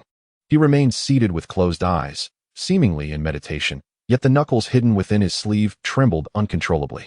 A frown creased Tu Shan Rongrong's brow, her unease intensifying. Changsheng. She knelt before him, gently grasping his trembling fingers.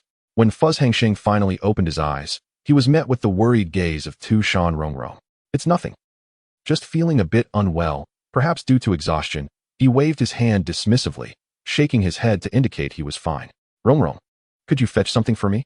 Go to Wangquan's sword manor and find Wangquan Fugui. He should still be there. Please borrow the Wangquan sword for me. Tell him it is for my use. He will lend it to you. Upon finishing, Changsheng noticed that Tu Shan Rongrong remained silent, staring at him in a daze. In that moment, a realization seemed to dawn upon her, her breath suddenly quickening as she gazed at him, her eyes inexplicably reddening. Tu Shan Rongrong remained mute, her eyes fixed on Changsheng, as if attempting to etch every detail of him into her memory. After a prolonged silence, she managed a smile. Her usually gentle voice, tinged with a rasp. Must you insist that I go? Today is our wedding day. Let Dongfang Yuechu go instead. He is well acquainted with Wangquan Fugui, making it easier for him to speak with him. You appear unwell. Allow me to stay by your side. As she spoke, Tu Shan Rongrong maintained a soft smile, though her eyes had become wet with unshed tears. In that fleeting moment, it seemed the two had glimpsed into each other as hearts, yet neither dared to voice their thoughts. After a while, Changsheng opened his eyes and returned her smile. Dongfang Yuechu has had too much to drink. I am uneasy. Please make the trip for me. Tu Shan Rongrong lowered her gaze, falling silent. All right, I shall return promptly. Ultimately, she nodded, rising to gently caress Changsheng's cheek. Wait for my return. With that, she did not change out of her wedding attire, and upon leaving the tea house, her figure shimmered and soared into the heavens like a streak of light. However, the direction in which Tu Shan Rongrong was headed was not the human realm of the royal sword manor, but rather, the border. As the content continues to load, please hold on. The site only supports mobile browser access. If you see this paragraph, it indicates that the chapter content has failed to load. Please close the reading mode, browsing mode, novel mode, and disable any ad blocking features, or copy the URL to another browser for reading.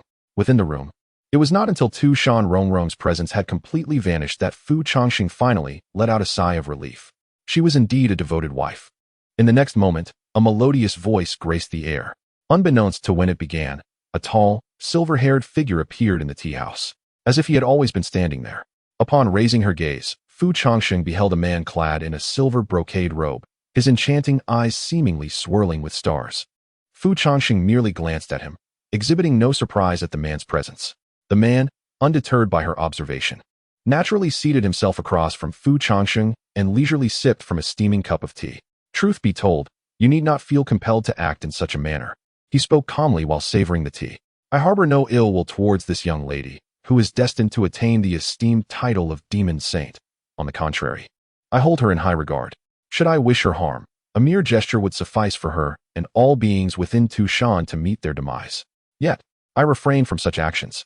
As he spoke, the man chuckled softly, raising his gaze to meet Changsheng's. She remained silent, her expression composed as she scrutinized the man before her, attempting to glean some insight from his eyes.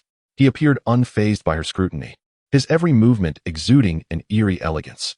Human Emperor Changsheng, he announced, his voice imbued with an ethereal quality. Allow me to introduce myself.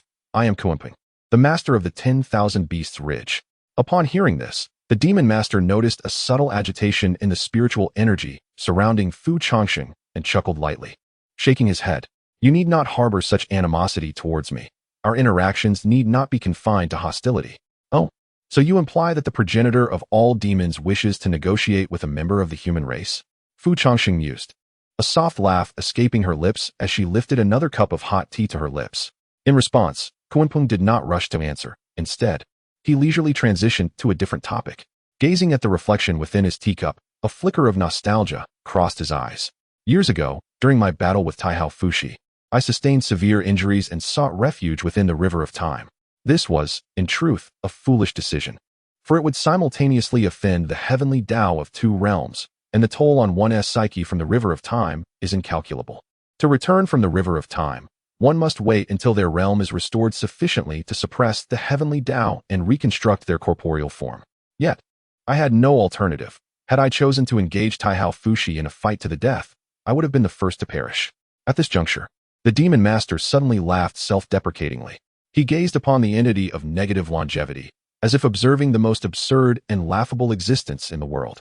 I emerged from chaos, the first of my kind to attain form and enlightenment. I have imparted wisdom to myriad demons, earning the revered title of Demon Master. Throughout my pursuit of the Tao, I have never once relaxed my diligence. Over the span of 1,000,000 years, I have witnessed the cycles of epochs, observing the rise and fall of sentient beings beneath the vast heavens, and refining my demon form amidst the blazing sun. Even upon reaching an unparalleled realm, I have not wavered in my quest for advancement. I have scrutinized countless laws and delved deeply into the art of the mind, devising intricate strategies. Yet, at this very moment, a flicker of profound self-mockery and a fierce intensity flashed in the eyes of the Demon Master. However, all of this seemed to be but a jest at the instant of the birth of the human sovereign. It was then that I realized my 1,000,000 years of cultivation and the endless refinement of my mind were rendered insignificant before the true destined one. All my efforts paled in comparison to the human sovereign's instantaneous attainment of the Tao.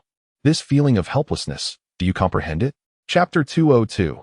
This world belongs to you. Despite the words steeped in overwhelming hatred and resentment, the expression on the Demon Master's face remained inscrutable, as he calmly recounted his memories, as if they were utterly detached from his own existence.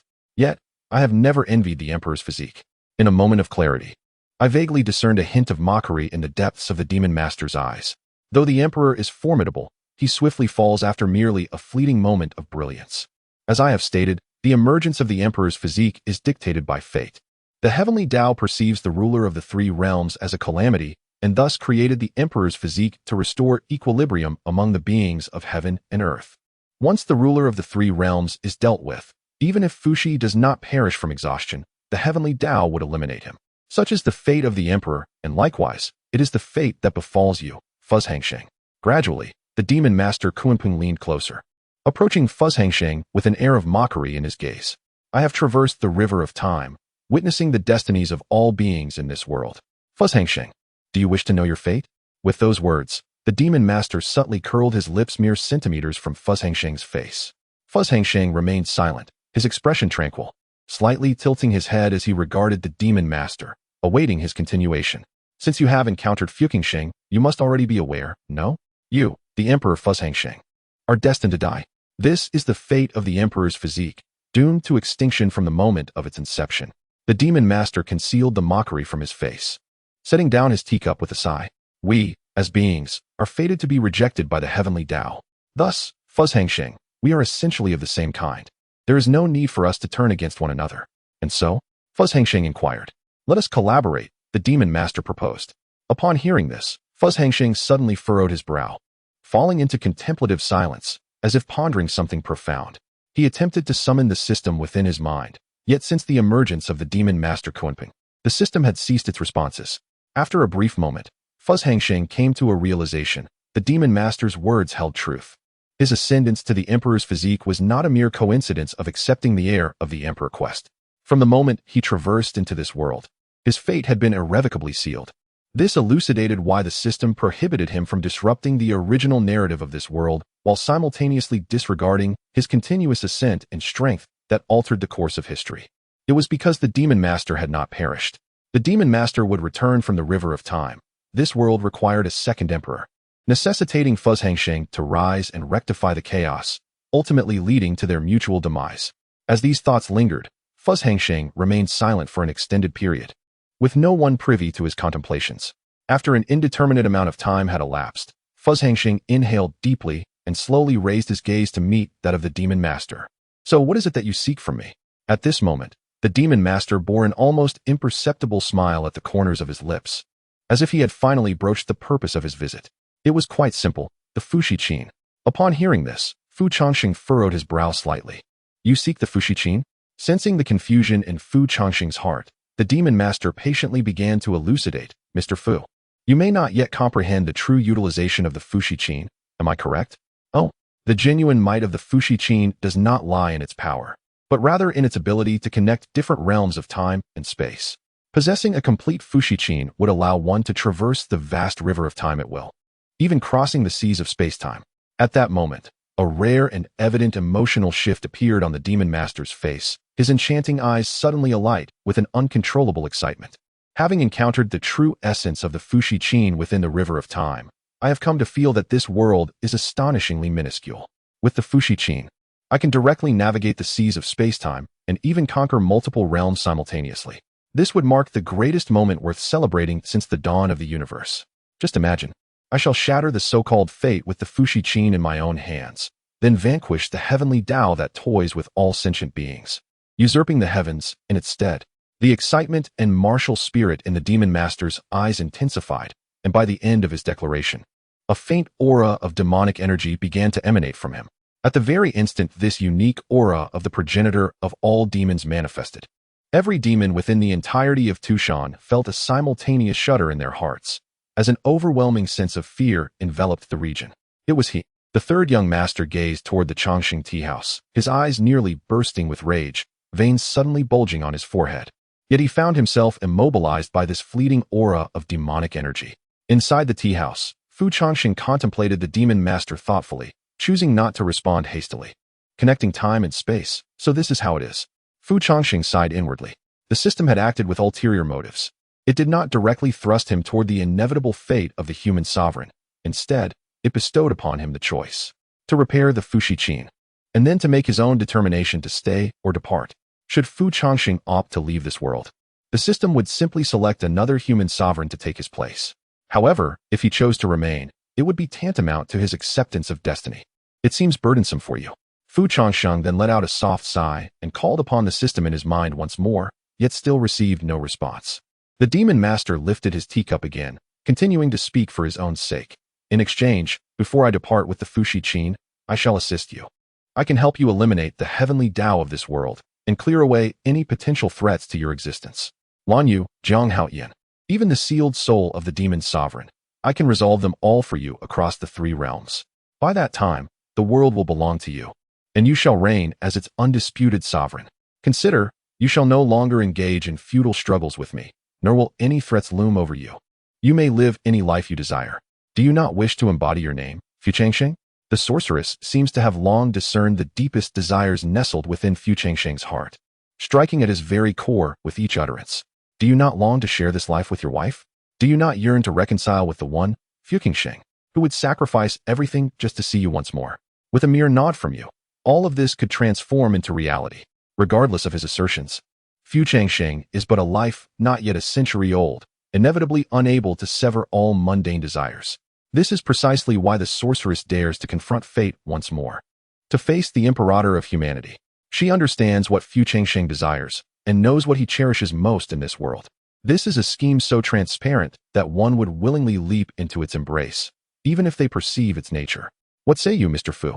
Is this condition sufficiently sincere? The sorceress slowly finished the last sip of her tea, setting down the cup, and smiled serenely at Fu Changsheng. May I pose a question?